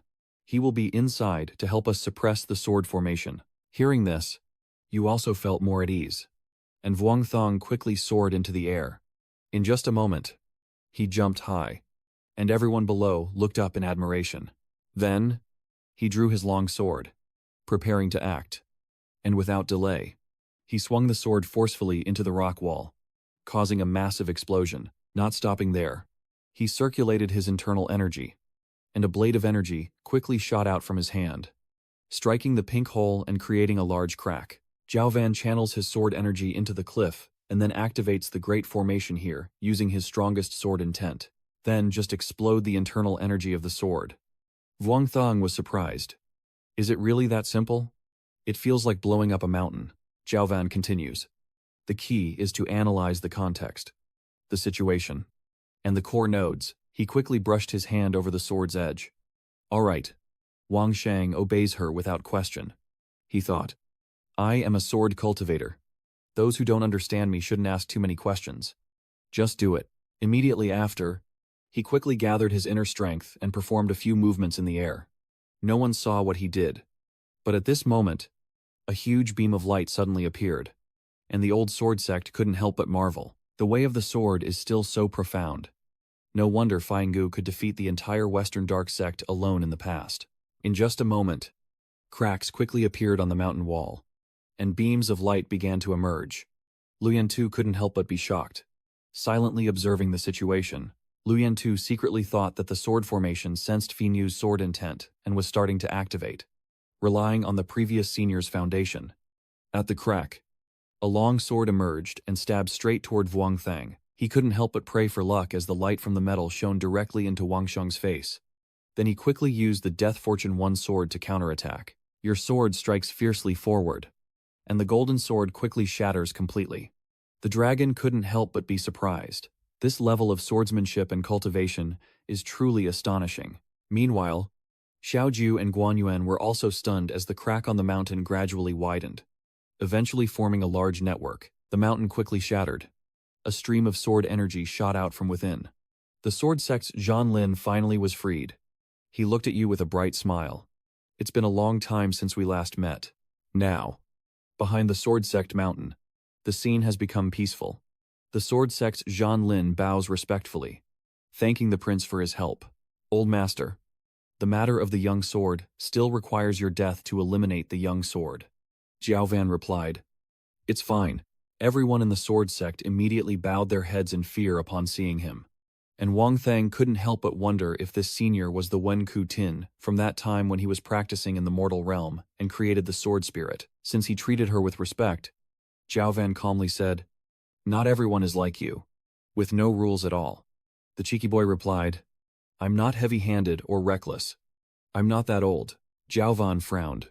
"It seems I need to keep a closer watch on you if Hoa Khan is by your side. He's afraid he's already fallen into the tiger's mouth. And if not, he might be used to lure other nuns." Wang Thong quickly panicked. No, I just made a small mistake." Then suddenly, an explosion shook the area, causing Wang Shang to lose focus as a fierce beam of light struck the mountain where the Sword Spirit Sect's formation was located. Jiao Van stopped speaking harshly, because when my anger is here, he dares not speak carelessly. Soon after, the sword behind him kept shining. Vuong Thang and the others respectfully nodded at the Azure Dragon, then quickly headed over and stood in front of the gate of the Spirit Sword Sect. He looked at you and said, "Kid, we haven't parted for even 20 years, and you're no longer the same as before. So tell me what you've been through." Vuong Thang immediately, respectfully replied, "Senior, about that later, I have a question for you.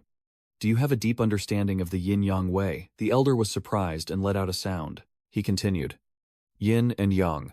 Indeed, there are two sets of sword techniques of the Yin and Yang path here." Vuong Thang was overjoyed. "That's great. So which floor are the sword techniques on?" He replied, "Of course. The 8th floor. Among the sword techniques you obtained last time but didn't go to see." Everyone quickly moved to the 72nd floor of the 8th sword. And Vuong Thang said, "The senior's great formation has been destroyed. How should I report this to you now?" He simply replied, "Call me that way." He couldn't help but be curious. "Little friend, ask me what difficulties you encountered in the yin-yang path." Vuong Thang replied, "She is my senior sister. She told me that she has reached a bottleneck in her cultivation and wants to break through her primordial spirit. But the danger is too great." He quickly said, "Let your senior sister demonstrate her cultivation on the stage, so that Lu Fu will know how far the young girl has advanced." Vuong Thang was delighted. "All right then. Sister, use me as a shield and go all out against the disciple so the seniors can watch from nearby." Quan Huyen looked a bit tense. Violence with family isn't very good. "Right." You quickly roll up your sleeves. Seeming eager to take a hit, Wang Xiang speaks, "Sister, trust me and go all out to save him." At this moment, Quan Huyen also felt the surge of energy from him, let out a soft sound and quickly nodded. Then, she raised her hand and began to stance defensively. Quan Huyen quickly arranged her formation, surrounded by a massive source of internal energy. This is the technique, the Yin-Yang 2 Qihao Yuan formation. He defended against the attack while thinking that balancing the yin and yang of his senior sister's Tao could not be underestimated, even though she is currently only at the late stage of the Heavenly Palace realm, 2 levels below him. But for the senior sister, surpassing her limits was as easy as eating a meal, and the man couldn't afford to lose face in front of the woman he loved. Thinking of this, he also gathered his inner strength, preparing to unleash his move. The 2 yin and yang extremes of this tea house gradually separate into 2 powerful internal energy sources, with the circles sometimes splitting into water droplet shapes. Vuong Thang watched from afar, silently saying, "She's almost ready." The Quan Huyen here remains calm as she closes her eyes and strikes. Those 2 yin-yang extremes have now turned into 2 large fists. Vuong Thang was struck and unable to withstand it. Being pushed back, Kim Tong, Tran Lin, and Dao Vong quickly channel their internal energy to defend. And this attack echoes through the mountains, crashing forward with a loud sound. Immediately after, she exhaled and slowly opened her eyes. Quan Huyen looked at him with concern and ran over. Vuong Thang smiled brightly, proving that the strength of her senior sister is indeed comparable to his. Quan Huyen was praised, and she couldn't help but feel happy. Wang Xiang asked, "Does Qian Boy see anything?" Kim Tong Tranlin said, "The yin and yang complement each other, but haven't stopped him yet. He has already controlled these 2 forces to this extent." Vuong Tang continued, "If my senior sister can stop him, what can the heavenly tribulation do to her?" He replied that if he advanced to the primordial fairy realm, he might be able to sweep away everyone at the same level. Kim Tong Tranlin continued, "Your innate sword talent has constantly surprised Lao Fu, so your senior sister is also incredibly talented." Wang Xiang said, "My senior sister is a reincarnation of a heavenly prince from the celestial realm." He couldn't help but startle. What a little sword. So rude and disrespectful. Little Ruo quickly stepped forward and asked, "Your brother's arm is trembling. Are you okay?" "I'm pretending nothing's wrong," shrugging my shoulders and saying it's nothing. "Actually, my hand is really trembling. But I would never admit that the gentle punch from my senior sister is incredibly powerful." Immediately after, Wang Xiang asked the Sword Spirit Formation Sect if any senior had any suggestions. Now, after learning about Quan Huyen's background, he said, "I dare not give random guidance." Immediately, he grabbed a large basin from afar that resembled a bagua furnace, and the Sword Spirit Array Sect silently moved it in front of you. Inside that furnace, a bright flame is burning fiercely against the flow. 2 martial arts manuals appear before the Quan Huyen. Let your senior sister comprehend these two sword techniques. You seem a bit hesitant. But Vuong Thong stepped forward to pat your head. You calm down. It's okay. Last time I let you grind through here, according to the Sword 72 rules. I have seen all these things. As soon as you said that, she was filled with motivation again. And Vuong Thang laughed loudly. Senior sister, please stay calm. Immediately afterward, she respectfully bowed before the Sword Sect, then hurriedly ran off, clutching the two secret manuals. The Sword Spirit Array Sect looked at you and sighed. Kid, don't pretend anymore. Your senior sister has already left. Wang Shang also didn't hide it. As expected, nothing escapes the senior. At this moment, he finally revealed that these two moves of his senior sister are enough to catch unprepared nascent soul cultivators off guard. He quickly used his internal energy to bring over some wooden chairs. Then he sat down directly and said that cultivation is ultimately a personal matter. Although you really want to help your senior sister overcome this ordeal of breaking through the nascent soul, in the end, she still has to rely on herself. The Sword Sect's formation spirit is glaring at you. If you truly want to help her, just let her cultivate at her own pace and go with the flow. It will be easier to succeed. Vuong Thong fell silent. I understand this principle, but deep down my senior sister is somewhat competitive. At this point, I can't help but let out a sigh. Vuong Thong thought. Her thoughts are usually very simple. Just wanting to improve her cultivation to catch up with me. The Sword Spirit Array Master said, your way of cultivation is to seek eternal life and freedom. Everyone's path is different, so there's no need to compare. Vuong Thang replied, the senior is very right. He channeled his internal energy, and blue light radiated from his hand. He calculated that, although the wounds on his hand were just superficial cuts, he had also endured the force of those two punches with all his might at that moment. If I spread my power everywhere, I might suffer some losses without the protective formation here. Suddenly, the Sword Spirit Array spoke up, guiding the way. He asked casually, have you ever heard of something related to luck and fate? Wang Shang replied that he liked luck and fate too much. To be clear, he continued, for ordinary cultivators, it is indeed vague and uncertain. But for true powerhouses in the path of cultivation, fate is an unavoidable matter. I have pursued the Swordmaster for many years, and I heard he has discussed this matter with celestial beings several times. He recalled that when the Heavenly Emperor's incident happened that year, the celestial court was besieged and attacked by powerful beings from other star regions. One of the main reasons was that when the Heavenly Court Xiang Thin seized the orthodox path, it gained the support of the heaven and earth's luck. You wonder again. So the Heavenly Court was attacked, and the luck must have dispersed. Right, hearing this, he calmly replied, not at all. The Sword Sect's battle spirit continued. And the blame lies here. Back then, even the celestial beings couldn't figure it out. But they did stay in this world for thousands of years under the protection of the divine luck. A seriously wounded person on the verge of death can always rely on their vital line to survive. And the Star Sovereign has even broken through several barriers. If this place weren't a forbidden area of the immortals wouldn't have left in such a hurry. Vuong Thong laughed happily. Senior, why didn't you tell me these things last time I stayed here so long? You look so cheerful now. At that time, I was too inexperienced to understand much. So I only told you these things to avoid disturbing your Tao heart. At this point, tears welled up in his eyes. Unlike now, as the heavenly fate energy still continues in the upper realm of the way, while you have already condensed a significant portion of your own fate energy. Unfortunately, I am just a sword and lack the power of divine energy or divine energy manipulation, so I cannot draw out much from you. Then he placed his hand on your shoulder. But you don't need to worry too much. Your luck is strong enough. As long as you're by your sister's side, you can probably draw her luck, and maybe she can turn her fate around. Vuong Thong remembered Hoi Kin's message and thought, it seems someone has said this before. He couldn't help but wonder, Senior, what exactly is this fate energy? He said that for each realm, the meaning of luck is different. The luck at this moment can be seen as an opportunity for you, and the fate energy on the body will be involuntarily drawn in, among the various influences of the great heaven and earth's destiny. If one can withstand this fate energy, they will gain many benefits. The Sword Spirit Formation Sect looked up with a strained expression, as if unable to bear it. Vuong Tang, seeing his seriousness, asked sharply, what would happen then?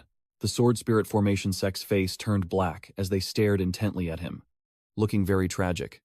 When Wang Shang heard this, his expression suddenly changed dramatically. 7 days later, Xiaoju also learned the mental techniques and incantations of the speech sword art from Vuong Thong, and Quan Huyen was close to completing his comprehension and certification of the two sword techniques. You have improved your dual sword intent through fighting with the sword sect formation spirit.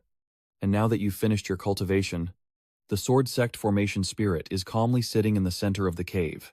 The three of us stepped forward, clasping our hands and saying, "Senior, sorry for the trouble. We will be leaving today." Sword sect spirit array softly spoke to them, saying, "I have something to say to the young man and this immortal girl as well." He said that the path of balancing yin and yang has always been rare among cultivators because it is too profound, deep, mysterious, and difficult to understand. If this path is blocked, do not force it. You must understand that all great roads lead to eternal life. Then, the sword sect spirit reminded everyone, in this path of cultivation, remember not to be too greedy or set your goals too high. Understand step by step. And at critical moments, be willing to make sacrifices. Vuong Thong was so surprised after hearing that he silently admired the elder and respectfully said, "Thank you for the guidance." At this moment, Jianzong Jianlin added that if everyone must leave, they can't forget to bring a farewell gift. And with a flick of his hand, a spirit pearl appeared.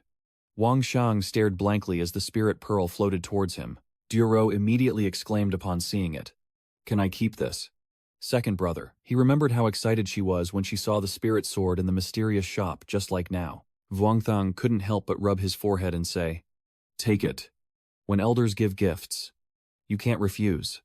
Duo Ru happily approached Kiem Tong Tren Lin and respectfully said, "Thank you, Senior." Suddenly, he seemed to see something in the girl and furrowed his brows tightly. Then Kiem Tong Tren Lin said, "Although the matter of qi is still dangerous, don't worry too much about it. Having great qi is a good thing. Not having it isn't necessarily bad. The most important thing is your own focus on the path." Vuong Thong frowned, deep in thought. His mind focused on the path of cultivation. After leaving the sword sect's secret abode, it was already late afternoon. Vuong Thong and Quan Huyen ride their swords back to the sect. He suddenly turned to ask Quan Huyen, "Senior sister, did we gain a lot this time?"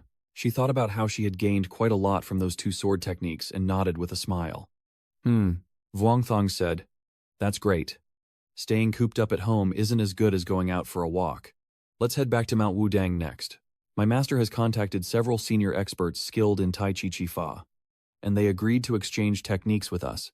Quan Huyen immediately took out her phone to check. Then she obediently read the message just received, knowing she could handle it herself without asking others for help. After that, Quan Huyen clenched Vuong Thong's hand even tighter. "You smile and advise that testing each other and certifying one another is good for both sides. If your senior sister wants to break through the nascent soul stage, she needs to accumulate more to grasp more." Quan Huyen responds, "Got it, Junior." Vuong Thong was so fond of her attitude that he couldn't help but like her more, secretly thinking, "My senior sister is too obedient." The sword on his back suddenly shone brightly, making him turn his head to look. So Zhao Van came out and asked Vuong Thong surprised, "Is the current sword sect, spirit formation, missing cultivation techniques?" He replied, "Yes." Zhao Van blamed herself for being careless, as the current sword sect spirit array has lost the memories of her past life, and of course, also lost her previous life. If I had paid attention to these things earlier, she wouldn't be in the predicament she's in now. Quan Huyen is still frowning and typing over here. This path was chosen by me back then, so I will continue to walk it myself, Zhao Van said with a dark face. If the experience of those who came before could help her double her results and make her more confident when overcoming challenges, why not use it? Vuong Thong quickly said, "Zhao Van, senior sister just doesn't want to bother others. Do you have a cultivation method to balance yin and yang to sustain the way?" Zhao Van replied, "I have never practiced this path, but during the Great War, there was a master who understood this way, and I know where the inheritance he left behind is." You hear this and look at Jiao Van with suspicion, asking where. She raises her hand and points in a direction. Vuong Thong looked in the direction Jiao Van pointed. What they saw was the moon resting peacefully in the high sky. She said, "There. Nguan tumutumat kingak vahoy. Dingwi kung." Vong thang nghiêm mặt vua nhìn vào màn hình liên lạc vua đáp lại su phu. Ben kan quan huyen. Kung jiang cham chu nhìn màn hình. Fairy Zhao said that the Moon Palace contains a complete heavenly Tao left behind by the celestial court, including many techniques for balancing yin and yang to cultivate the way. Nguan Tu on the other side of the screen spoke hesitantly, awkwardly. About this, Vuong Thong's face remained calm, but his eyebrows furrowed slightly as he thought maybe it's a bit difficult for the master. Perhaps he's afraid we might go up there somehow. You immediately replied to him, looking up at the sky, beginning to harness your inner strength. Master, I just calculated that the moon is about 300 kilometers from Earth on average. And with my spiritual power, I can guide my senior sister there. Ngon tu traloi rong rai. Su fu khum kan lo lang vichrinzo. Di ma su fu lo lang la hao qua kua việc nai sao nai. Một tayong dat sao lung. Te kon lai can then cam lay, may lien lak. Ngon Tu's face now involuntarily hardened. Mr. Cao carefully looked at the screen and said, everyone knows that the Moon Palace is a sacred place for cultivation in the heavenly realm, but also knows it has not yet been opened. Mr. Cao mentioned and recalled the scene. Now, the government controls most of the cultivation resources and would drain the life essence of the sects if the Moon Palace opens. All the sects will definitely rally together to explore. Everyone will have a share. And then the strength of the sects will grow rapidly, which could cause a big disturbance. A tense negotiation scene unfolds, with both sides shouting at each other. Wang Shang's face looks a bit downcast, and he sighs, saying, how can there still be so many issues here? Ngon Tu closed his eyes, shook his head in frustration, and then spoke. If the news from the Moon Palace gets out, other cultivators will definitely resent you for always using the Heavenly Palace's land for cultivation, as it can easily cause conflicts between cultivators and the government. For a moment he opened his eyes again, frowned deeply, and looked ahead with great seriousness. Although the current cultivation scene seems stable, there are actually underlying instabilities. The person on the other end continued, and all three, Vuong Thang, Quan Huyin, and Tu Dier listened carefully to their master. Of course, this is a good thing for you. If the heavenly Tao calls, then you should go. Now, his face has become less serious. He smiles gently and continues to remind us that it's best to do it secretly. Sneaking up there if possible, Vuong Thong happily turned to Quan Huyen, who was also smiling brightly, and said, then our master will tell the outside world. Senior sister simply sneaked away to break through the primordial infant stage without attracting attention. Suddenly, the sword energy shaped like Vuong Thang's Yinyang master emitted a warm golden light. He now focused on the light emitted from his sword, and Vuong Thang looked towards that dazzling golden beam. Seeing that, Yanzi Li loudly asked with a puzzled look, Xiaosheng, what's wrong? And Guan Xuan, standing beside him, was also very surprised, opening her eyes wide and looking at her junior brother with confusion. Vuong Thang suddenly remembered a palace located 1,000 miles above the earth on the moon. He smiled faintly and said, Master, according to Zhao Van, you are not a blessing left for the sect, but a retreat path prepared for the immortals themselves. All of them are the disciples of the great masters, and even the heavenly court is left behind by the celestial beings for themselves. Ngon Tu replied, seriously, so that's how it is. If we are really abandoned by the sects, waiting for the returning immortals is truly inappropriate, but this cannot be explained to the disciples. Xiaojiao, Guan Hujin, and Vuong Thong all sighed helplessly, and Ngon Tu on the other end of the line was no exception. He thought this matter wouldn't be easy to handle. Suddenly, Little Lin tugged on Vuong Thong's sleeve to call him. Tu Dier looked at him with sparkling eyes full of hope and asked, can my brother say a few words? Vuong Thong shrugged arrogantly and raised his face high, replying, go ahead and say it. Our family doesn't control speech, only strictly monitors early love. And at this moment, Xiao Die looked up at him with a not very friendly expression. Xiao Diao looked at you and said, right now only my master can open the Moon Palace. You and your senior sister and your cultivation will make the other Taoists feel unfair.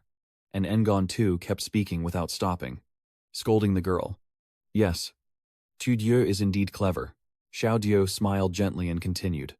The fundamental contradiction of this issue lies in the dependent relationship between the Tao sect and the heavenly court. Whether they can be recognized and accepted by both sides is uncertain. But currently, The Tao sect does not feel a sense of belonging to the heavenly court. If they demand to share the treasures entirely, that would be unreasonable. But the girl, with a proud face, raised her hands towards Quan Huyen, reminding us that we can't forget that the senior sister is an immortal. But she also has another identity. And she looked at Tu Dieu with an expressionless face. Vuong Thong's face darkened with anger, his brow furrowing as if he had just heard something shocking.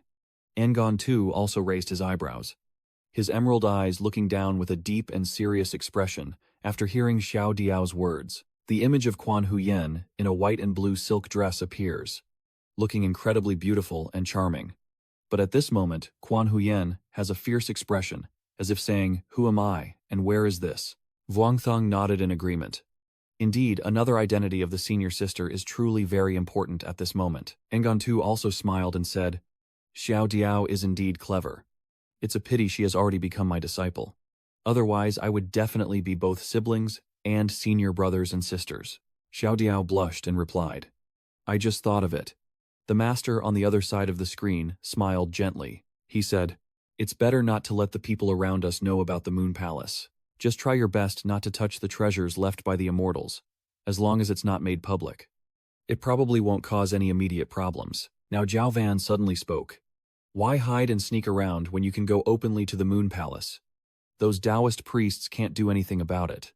Wang Shang immediately looked up at the fairy. She continued, "I can still control many treasures, and this swordmaster is now mine, and the Moon Palace will definitely bring some benefits." Vuong Thong looked at her with an awkward expression. Zhao Van continues speaking and laughs with a terrifyingly threatening face. "As for the others, if they want to seize the Moon Palace, tell them to try it themselves." The three of them looked at her sinister expression and wondered silently. Could it be that Master Zhao Van has prepared some kind of test that can't be passed in the Moon Palace? Under the starry night sky, everyone remained silent in the face of Zhao Van's threat. Ngon Tu clasped his hands and said, "Fairy, don't be too quick to blame. People's hearts are like that, and there's nothing to criticize. The disciples believe they are the successors of the heavenly court. So in the future, if they all have immortals, it will be hard to avoid trying to enter the Moon Palace." She calmly replied, "If they have a way to enter the Moon Palace, I will not stand in their way. The sects of this world are indeed remnants of the celestial court, but they are only a small part of the inheritance of the heavenly court." Zhao Van then continued, "If the sects enter the Moon Palace and share the blessings of the heavenly court, they will also have to face the great calamities that the celestial immortals of the heavenly court must endure in the future." He listened and then pondered for a moment, warning that before confirming the whereabouts of the celestial immortals of the heavenly court, I would not open the Moon Palace to the sects. Having said that, Zhao Van turned and flew back toward the tavern. Hoa Kan is a main deity of the celestial court who came to the Moon Palace to cultivate. With proper authority and legitimacy, what more could there be? She paused for a moment, then looked at them warningly. "If anyone tries to cause trouble, don't blame me for being unkind." Wang Thong interjected, "All right, Zhao Van. Anyone who tries to stop Chu Ti from practicing is my mortal enemy. We of course won't fear trouble. But if it can be avoided, it should be. So focusing on cultivation is better." Zhao Van looked at him and remained silent, not knowing what else to say. Then she flew back to her sword and left a final word. "This matter, Chu Ti, let you handle it. No need to worry about what others think." Ngun Tu continued through the screen, saying in the end, "The fewer people who know about this, the better. I will tell your master later." But perhaps her thoughts are the same as mine. Vuong Thong turned back and told Xiao Diao that he still needed to talk to Sister He Lien, and Xiao Diao also had to keep this secret. And the girl replied that she would definitely keep it. After careful consideration, Ngun Tu said, "Then only 6 people should know about this. No one else is allowed to find out." Then he seriously warned Vuong Thang and the others to be careful and thoughtful when dealing with the palace staff. Nguyen Tu Bing also added that cultivation should not be reckless or overly ambitious, nor should it focus solely on the pursuit of Tao. The most important cultivation method is to comprehend it yourself. Yu replied, "I understand, Master." The next morning, He Lian scolded Wang Sheng and Xiao Feiyu, asking if they had no conscience and whether they finally decided to abandon the older sister. To which they both chuckled and replied, "Big sister, leaving it here is not because of the senior sister's favoritism," she said angrily. "Don't worry. After you two leave, I will surround the house with a formation. Yinyang angrily continued speaking to the two of them. What's the point of managing those leftover disciples? Which of them dares to point fingers at you two? Big sister will tear down their sect. She seemed to think of something and smiled cunningly at Vuongthang. But Yinyang then patted his shoulder and said, forget about wasting effort or silencing. Just decide to go. Treasures below the quality of post-heaven spiritual treasures shouldn't be taken home. It's embarrassing, Vuongthang thought to himself. Sister, has your conscience been soiled all these years that you talk about divine treasures of the highest quality as if they were worthless? Why not just sell your brother away? All right, little Huyen, little Ru. Let's go out and restock some supplies. She crossed her arms and said she didn't know how long they would be gone this time. So she had to prepare everything thoroughly. Little Ru asked, Big sister, are we going shopping? What are we buying? Yinyang said. Food, toys, and clothes. We also need to buy about a dozen backup bodies to serve as power sources for Xiao Huyen's phone. Yuan Huyen replied. Got it. At the Moon Palace closed-door cultivation conference. Wang Xiang said, Dear audience, today I will tell you what needs to be prepared for the closed-door cultivation at the Moon Palace. Is it a detailed plan? A large technical team? Or just a perfect ingredient for the braised rabbit meat dish? Then, Vuongthang concluded that no, these things are meaningless for cultivators. Then he looked at Quan Huyen and hesitated before speaking. The third depends on the situation. Vuongthang immediately slammed the photo onto the table. Of course, the first thing we need is information about humans going to the moon. For example, the United States Moon Exploration Plan and the activities of Great Han on the moon are all materials we need to review. He casually threw it away and continued speaking. Of course, these things are not very beneficial to us. Wang Xiang explained his plan. So I outlined 3 steps. Step 1. Quietly set out. Step 2. Fly straight to the moon. Step 3. Try to avoid facing it. Before he could finish speaking, he was handed a rock and fell flat on the ground. She continued speaking for him. It's that simple. Have you learned it yet? If you've learned it, let's move on and fly to the moon with us. Speaking of the moon, in ancient Chinese culture, the moon played a very important role, such as the commonly used lunar medicinal herbs. Knowing that Haithon Tian's true heart is the secret behind the daily routine, NGO opened up a series of myths in the world. But in fact, the moon is nothing special. After the gods from heaven came here, they created countless stories, big and small, on the moon. Later, when the heavenly court launched a counterattack and left the forbidden area of the gods, the small fairy world was abandoned and became the treasure of the current Moon Palace. In fact, during the golden age of the heavenly court, the Moon Palace was truly located right on the moon itself. Things like the Russian ships flying to the moon really happen in the center of the universe, the homeland of the immortals, and the fairy spirit world. In the 3 realms governed by the heavenly court, the sun and moon are the 2 most important stars in the sky, representing yin and yang, Shin and Tu.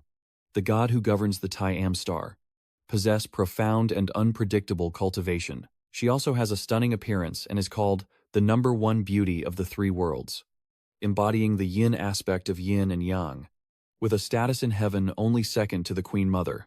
After the Heaven Palace was struck by disaster, the gods stayed on the mortal realm, and the legends of the moon continued to spread among the people, coincidentally aligning with the sun and moon of the earth within the solar system. That is why the Taiyin has stories like the periodic celestial calamities and the legend of Nga releasing the moon to punish Kuei. Daovan's voice echoed. So the Moon Palace is a vital place of inheritance. Therefore, act carefully. She warned that if you dare to laugh and giggle, I won't forgive you if you know. Vuongthang replied, I understand, but I have one question. Did the Taiyin Star-Lord survive the calamity of the heavenly court? You secretly cried inside. So it turns out there are no rabbits in the Moon Palace, which means we will be missing a senior sister's meal. Daovan said, I don't know. Back then, the heavenly court was besieged from all sides, and many immortals escaped the encirclement, only to be hunted down by those powerful beings. Only a few people protected by the Emperor of the Void have managed to reach this world. And our eagerness to strike back is because something unpredictable might happen to them. Vuongthang listened and took notes. Understood. So I will change the plan to go to the moon. Then he proudly raised his phone. 1. Not causing any more trouble for the country. Not wasting the organization's resources. 2. not causing any disputes or turmoil. Quietly heading to the moon. No need for tricks. At night, everyone had gathered on the rooftop. Vuong Thong instructed the eldest sister and the others to leave, telling them to keep an eye on Tu Dieu during this time. He Lian didn't bother to pay attention. Just go quickly, and remember to bring back some local specialties for the 4 big sisters. Vuong Thong listened as the Lin smiled and said, "If that's the case, we will set out now." After saying that, the 2 of them flew into the sky on their swords. He Lian sighed and said to the girl, "Xiao Jiao Jiao, your brother and sister-in-law have run away, leaving us to rely on each other." Tu Dieu's eyes immediately lit up. He. Finally, no one is watching us anymore. Big sister. From now on, it's your turn to lead. She crossed her waist and said, "First, wait for me to activate the formation to prevent everyone from discovering that they are missing." Jiao Jiao, are you mature yet? The girl. The first one. Is not yet. He Lian turned around, raised her eyebrows, and said, "Then why can the eldest sister take me out to play? Let's go to the arcade and play games." Then she smiled and added, "That's right. Practicing cultivation must not regress. This is a major matter. My brother also asked me to pay attention to your studies in alchemy." I agreed. Xiao Diao blushed. "I've changed." He Lian exhaled and then looked up at the 2 of them before walking away. She whispered to herself, "Little Phi Yu, remember to have Dai Yi investigate whether there is any connection between Master Thon Lam and the Moon Palace. If I can find what Master Thon Lam left behind, it will be easier for my senior sister to find him later." So they quickly flew to the last layer of clouds. After the 2 of them passed through the atmosphere and into space, Wang Shang looked at Guan Huiyun hesitantly and said, "Senior sister, let me take you flying." She looked at Wang Shang and nodded gently. Together, he couldn't help but smile and agree. Then he grabbed Guan Huiyun's hand and pulled her along. Under the starry sky, Vuong Thong led her straight to the moon. In Tri Lang's office, she suddenly asked the source of the death standing before her, "Are the flying words and the unspoken words heading out now?" He stroked his mouth and smiled. "Currently, they should be outside the universe. No need to worry. Tu Thong's current cultivation and magical power are more than enough to fly to the moon." Tri Lang put down the pen. "What you're worried about isn't the 2 of them. They're in seclusion. And in an emergency, there are fewer measures that can be taken." She stood up and said, "The captain of the Special Forces team has been very active recently. I really can't figure out what he wants to do, but I always feel that he will definitely cause a lot of confusion." Nguan Tu Thak Mak. Tai Sao Khong Chuk Tiep Loi Bo, Tam Nat Sun. Tri Lang Lik Ninong Ai. Chuyên này không phải nói một hai câu là xong. Ông ta chi thap on emot bak. Em không có quayan truk tiep sa thai ong ai. She hesitated and said, "Moreover, he is the head of the Special Envoy team with impressive achievements and strong personal abilities. And he has support from above. I cannot completely dismiss him just because he has a biased view on certain issues or disagreements." He nodded in agreement. Yes, Director Tri Lang wouldn't use his subordinates just for personal preference. But honey, others wouldn't see the issue as seriously as you do. Then Ngan Tu softly shook his head and said, "I think Thamnat Sun isn't much of a gentleman either." Tri Lang looked at him and said, "Stay put for now and see what he intends to do. If he truly has malicious plans, it will eventually be exposed. Even if our 3 clans and 1 sect work hard, we are only tools. Even the officials controlling the cultivation world won't influence the decision on this matter. So you can rest assured." As Tri Lang finished speaking, he gently placed a hand on her shoulder to comfort her, and then advised her to sleep first and use fewer elixirs to restore her spirit. Then Yanzi Sahid and blamed, "If we keep working overtime every day, when will our second child appear?" Tri Lang was so angry when he heard this. She said with a dark face, "If you want children, then ask the Taoist priest to have a child and marry someone else. Isn't Taoist Tin Van still waiting for you? No need to wait until I am buried anymore. I will testify for both of you." He couldn't help but feel confused and explained, "Don't start again. You're bringing up me and Tin Van. We're innocent." Ngan Tu quickly massaged her shoulders to soothe her. "All right. Don't talk about these things anymore. We will live a long time. Go to sleep first. I've almost finished sorting out things here and will come back to find you later." "Okay." Then he stood by the side, watching Zhilong for a while, planning to leave only after she fell asleep. Suddenly, the door opened, and Meng Nuyet peeked in from outside and asked, Master Bachengon. Should I turn off the light? Ngon too turned to look at her and softly said, Sorry to bother you. Mong knew yet. After hearing this, reached out to turn off the lamp, and the entire room was plunged into darkness. He couldn't help but feel a bit disappointed. Although we often meet, chances to be alone together are too rare. Then, Ngon too unconsciously frowned. Thamnat son. It's best that you don't do anything too outrageous. At the same time, at Wang Sheng's place, the distance between them and the moon had been significantly shortened. Currently, we are maintaining a speed of 10 kilometers per second, with 80% of our spiritual power remaining, so we won't run out of power before reaching the moon. Maintaining this speed will take 6 to 7 hours to reach the midpoint between Earth and the moon. Then we will start to slow down. But it's okay if we don't reduce speed. But the United States and China have many satellites monitoring the moon. So if we keep going like this, our whereabouts will be easily exposed. And Master Vuong Dao's mind is currently overworking. Vuong Thang suddenly spoke, warning Quan Huyen as she was circling around him. Sister, stop playing. He smiled and said, Senior sister, after we reach the Moon Palace and find a useful cultivation method, you should immediately enter meditation. Don't think about when you'll break through. Just wait for the right time and you'll naturally succeed. Then, Vuong Thang continued, thinking about what would happen after we ascended to become immortals and reach the forbidden area. If she loses her temper over cultivation matters, then I can only protect her here on Earth. Quan Huyen turned her head, calmly looking at him and replying, Don't wait. Hearing that, he comforted her, using speed to catch up. Don't be afraid of being slow. We can take it step by step. Quan Huyen nodded slightly, seeming to agree with your idea. Then without waiting for Vuong Thang to react, she pulled him to accelerate and fly toward the moon. Vuong Thang silently cried inside. My senior sister is truly gentle, but sometimes very stubborn. Once she's determined about something, even 9 of us can't change her mind.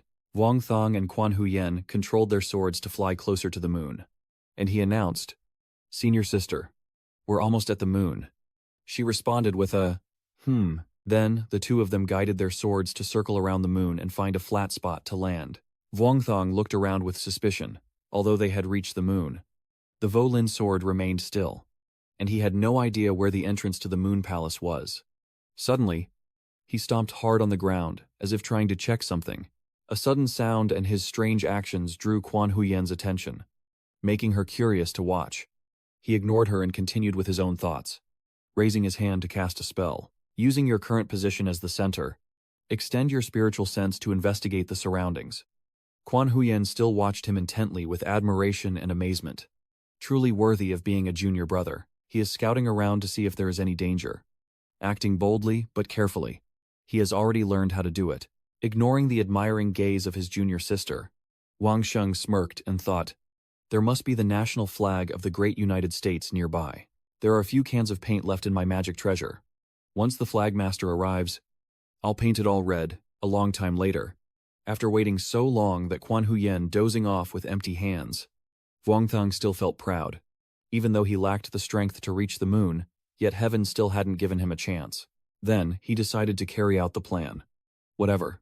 First he would secure the Forbidden Land and plant the red flag across the major planets in the solar system. The Void Spirit Sword suddenly lit up and made a soft sound as it vibrated, circling the sky once before rushing in a direction, accompanied by Jiao Van's voice calling out, Follow me. Wang Shang immediately turned back to call the people behind him. Disciple, let's go. Then the 2 of them flew after the Volin sword. Curious.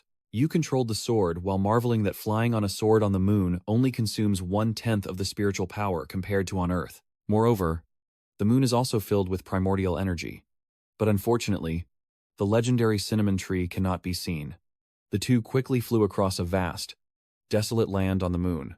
Suddenly, the Void Spirit Sword stopped and pointed down to the ground below, and they also stopped to observe. Jiao Van briefly announced, then continued. She seriously explained that the only entrance here would channel the strongest spiritual energy into the Void Spirit Sword. He responded, Got it. You only see Jiao Van suddenly appear, her entire body covered in a golden light. After gathering enough energy, she unleashes her power straight at the wall ahead. So much energy that it shatters the bricks. Vuongthong continued channeling his energy into the Void Spirit sword, while thinking that Jiaovan was borrowing the Void Spirit Qi to absorb more of his magic power. And her speed was also very fast. Senza wants to open the Moon Palace. But even knowing how to Jichu the ban, it would require a large amount of spiritual or magical energy. Suddenly, a massive gate gradually becomes more and more clear from the void. The source of power gathered back into your hand. You observed it and sighed. Pure primordial energy is too much. It helps replenish the magic power you used up earlier. Jiao Van is still casting her spell. Her eyebrows slightly furrowed. She signals to the two behind her to come closer. Her eyes suddenly changed. And the two people also transformed into two different colors, as if reflecting the universe. She gradually moved closer to the gate, and the source of power flowed into her body. The bodies of Wang Zhang and the shopkeeper grew heavier as they approached the gate, and the swords in their hands became heavier, falling straight to the ground. He was amazed and exclaimed inwardly, "This is divine clothing. Could it be the forbidden spell left by the immortals before?" Suddenly, her eyes slowly opened, as if the gate of the galaxy had opened to welcome a stranger entering. Jiaovan looked into their worried eyes and calmly said, "Come in." She calmly stood in front of the open gate and said, "The seal has been broken." Wang Xiang turned to Quan Huyen and called, "Senior sister, let's go." She nodded in agreement. They held hands and walked towards the open gate, which seemed to respond as the light radiating from it grew even brighter. The tavern was blinded by the bright light and had to cover her eyes with her hand. After gradually getting used to the dazzling light, she slowly opened her eyes to look. The scene before her made her stop in her tracks and exclaim in admiration. "It's so beautiful." In front of them, a majestic city wall unfolds, and the path beneath their feet emits a light that makes the scene even more enchanting. Even Vuong Thong was stunned. Realizing this is the Celestial Palace, he looked up at the sign above the gate and muttered. The words on it read, "The Little Immortal Realm." The two of them soared on their swords past towering structures, wondering if this place was really just the small fairy realm. The area around the small fairy realm gradually became clearer through the mist. Here, the moonlit trees are surrounded by strange lights. Quan Huyen suddenly points in a direction and exclaims, "Vong Tang." Hearing this, also looks where she points and gasps in amazement. A gigantic tree covering the vast space. I marvel and wonder if this is the moonlit laurel tree from the legend. When observing, he noticed a house built on a branch, and exclaimed in amazement, "No way. There are people living even on the branches." The two of them soared around on their swords to observe the entire tree, and Vuong Thang couldn't hide his amazement at it, even though he had already expected the fairy realm to be enormous. But surprisingly, it's so grand that I wonder how many immortal beings are needed to fill this place. Suddenly, a voice from behind overheard your words and replied, "Over 800. Lin Ling Lin." She also explained in more detail that this is the highest level, where heavenly soldiers and generals cultivate. The pavilions on Nguyen K trees are for female immortals to practice. And over to Hundredha. 000. Female immortals have stayed here. Wang Xiang listened intently and, upon hearing that shocking number, couldn't help but ask again, "More than 800. 0 immortals." Van Tram Gi answered carefully, stating there are over 200. 000 flying immortals. Over 500. 0 primordial immortals. Over tactic. 0 true immortals. About 6. 200 celestial immortals. 397 golden immortals. And 61 Tai Yi golden immortals. Great golden core immortals 9. This is the time to counterattack. The strongest strength we can gather, including even the unkindly female immortals who have fought in battle. You listen carefully, gather information, and then ask again. How many immortals were there in heaven during its heyday? She recalled and replied that it seemed the heavenly soldiers directly commanded by the old heavenly court numbered around 60 million, and including the troops of the 4 sovereign emperors, probably about 80 million. Hearing that, it was like a thunderbolt. Yet they still failed. Over here, the count is still going. 10,000, 20,000, 30,000. She remembered the battle between the two sides. Their defeat, as thousands of alien races launched a simultaneous attack, gathering 3 times the combined forces of the heavenly court. At that moment, my father vanished into thin air. The heavenly court suffered heavy losses, and there were many traitors working both inside and outside alongside powerful alien beings. Because my father angered the three saints. Many immortals in the heavenly court suffered from the five madnesses, and their strength was greatly weakened. Even the alien races also flooded the heavenly gate of the heavenly court. But even so, when these races attacked from the heavenly gate, they suffered over 90% of their forces lost. Otherwise, breaking through our final encirclement would be extremely difficult. After speaking, she turned and looked in a direction, saying, if not, what right does the heavenly court have to rule the three realms and command the 10,000 races? Who knows how vast the territory of the endless spirit is? You still answer very calmly. I don't know. Your brain capacity isn't enough. Your eyes roll around in dizziness from the overwhelming amount of information. And you marvel that indeed. Your past life was too shallow. My current efforts in cultivation are no match for being a target dummy. The onlookers nearby are secretly laughing. Vuongthong suddenly became serious again. That's right. I remember the ancestor carefully mentioned that only a few thousand immortals could reach Earth. Jiaovan also became more serious and replied that, apart from heavenly soldiers and female immortals serving in the immortal mansions, the renowned immortals listed in the immortal records number nearly a few thousand. When you hear that, you imagine yourself being surrounded by monsters, like a bunch of little chicks fighting, punching each other. You think that if that man had Jiao Van and the others to support him, the Earth could sustain a large number of immortals.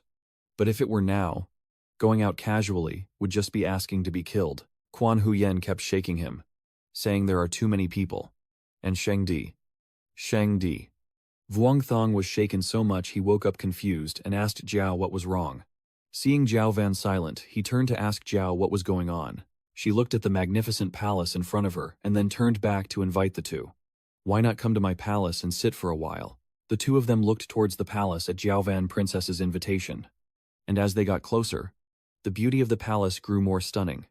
Vuongthong was extremely excited, gazing at the magnificent palace, hoping to get a chance if possible. Jiao Van's palace seems more luxurious than the others, and the nearby tavern also had to smile awkwardly at your actions. The two of them stood there stunned after hearing Jiao Van speak.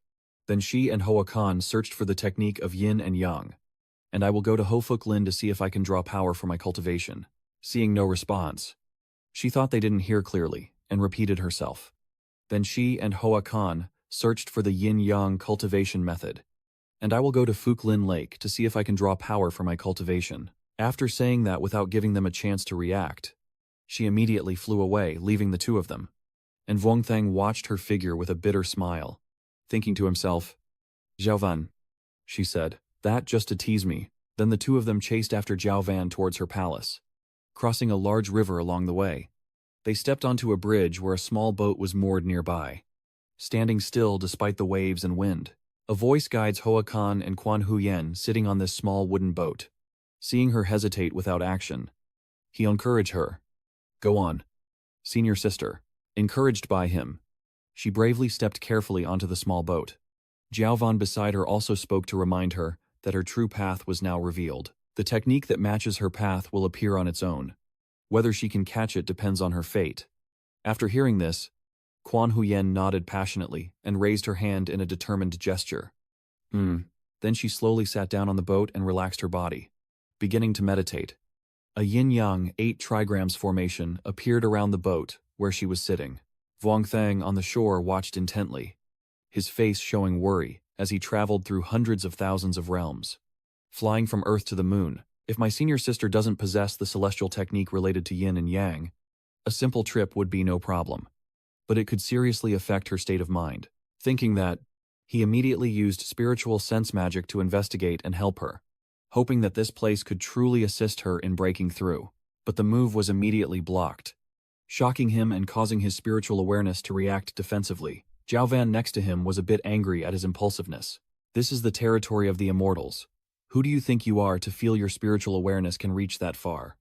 Wang Sheng quickly chuckled awkwardly and explained, I was just worried about my senior sister, suddenly noticing something unusual about Quan Huyen. He quickly turned to look. Columns of light suddenly rose from beneath the water and shot straight into the sky, surrounding where she was sitting. The mysterious talismans surrounded by beams of light are coming to take her. Quan Huyen reached out, and a talisman immediately fell into her palm. The source of power disperses, forming a light that surrounds her body. Then suddenly it rushes straight into her forehead and flows through her meridians across her body. Vuong Thong still watched carefully with visible concern. Jiao Van reassured him, saying, "Don't worry. This place is called Ho Tien Lam, and there are spirits hidden within the lake." He watched Quan Huyen calmly sitting and practicing amidst the pillars of power, with Jiao Van's voice beside him. If he discovered that his senior sister had fallen into a state of obsession, Ho Lin would be able to pull her out in time. Even though she said that, ensuring the safety of Quan Huyen, he still felt uneasy. Vuong Thong remained motionless like a statue, and Jiao Van hurriedly tried to divert his attention. "If you're looking for a way to practice, you can also come here. There's still a boat available over there." But Vuong Thang immediately refused without hesitation, saying, "I'm not in a hurry." Your gaze still watches over Quan Huyen, and your voice slowly warns, "Just don't interfere with Su Ti."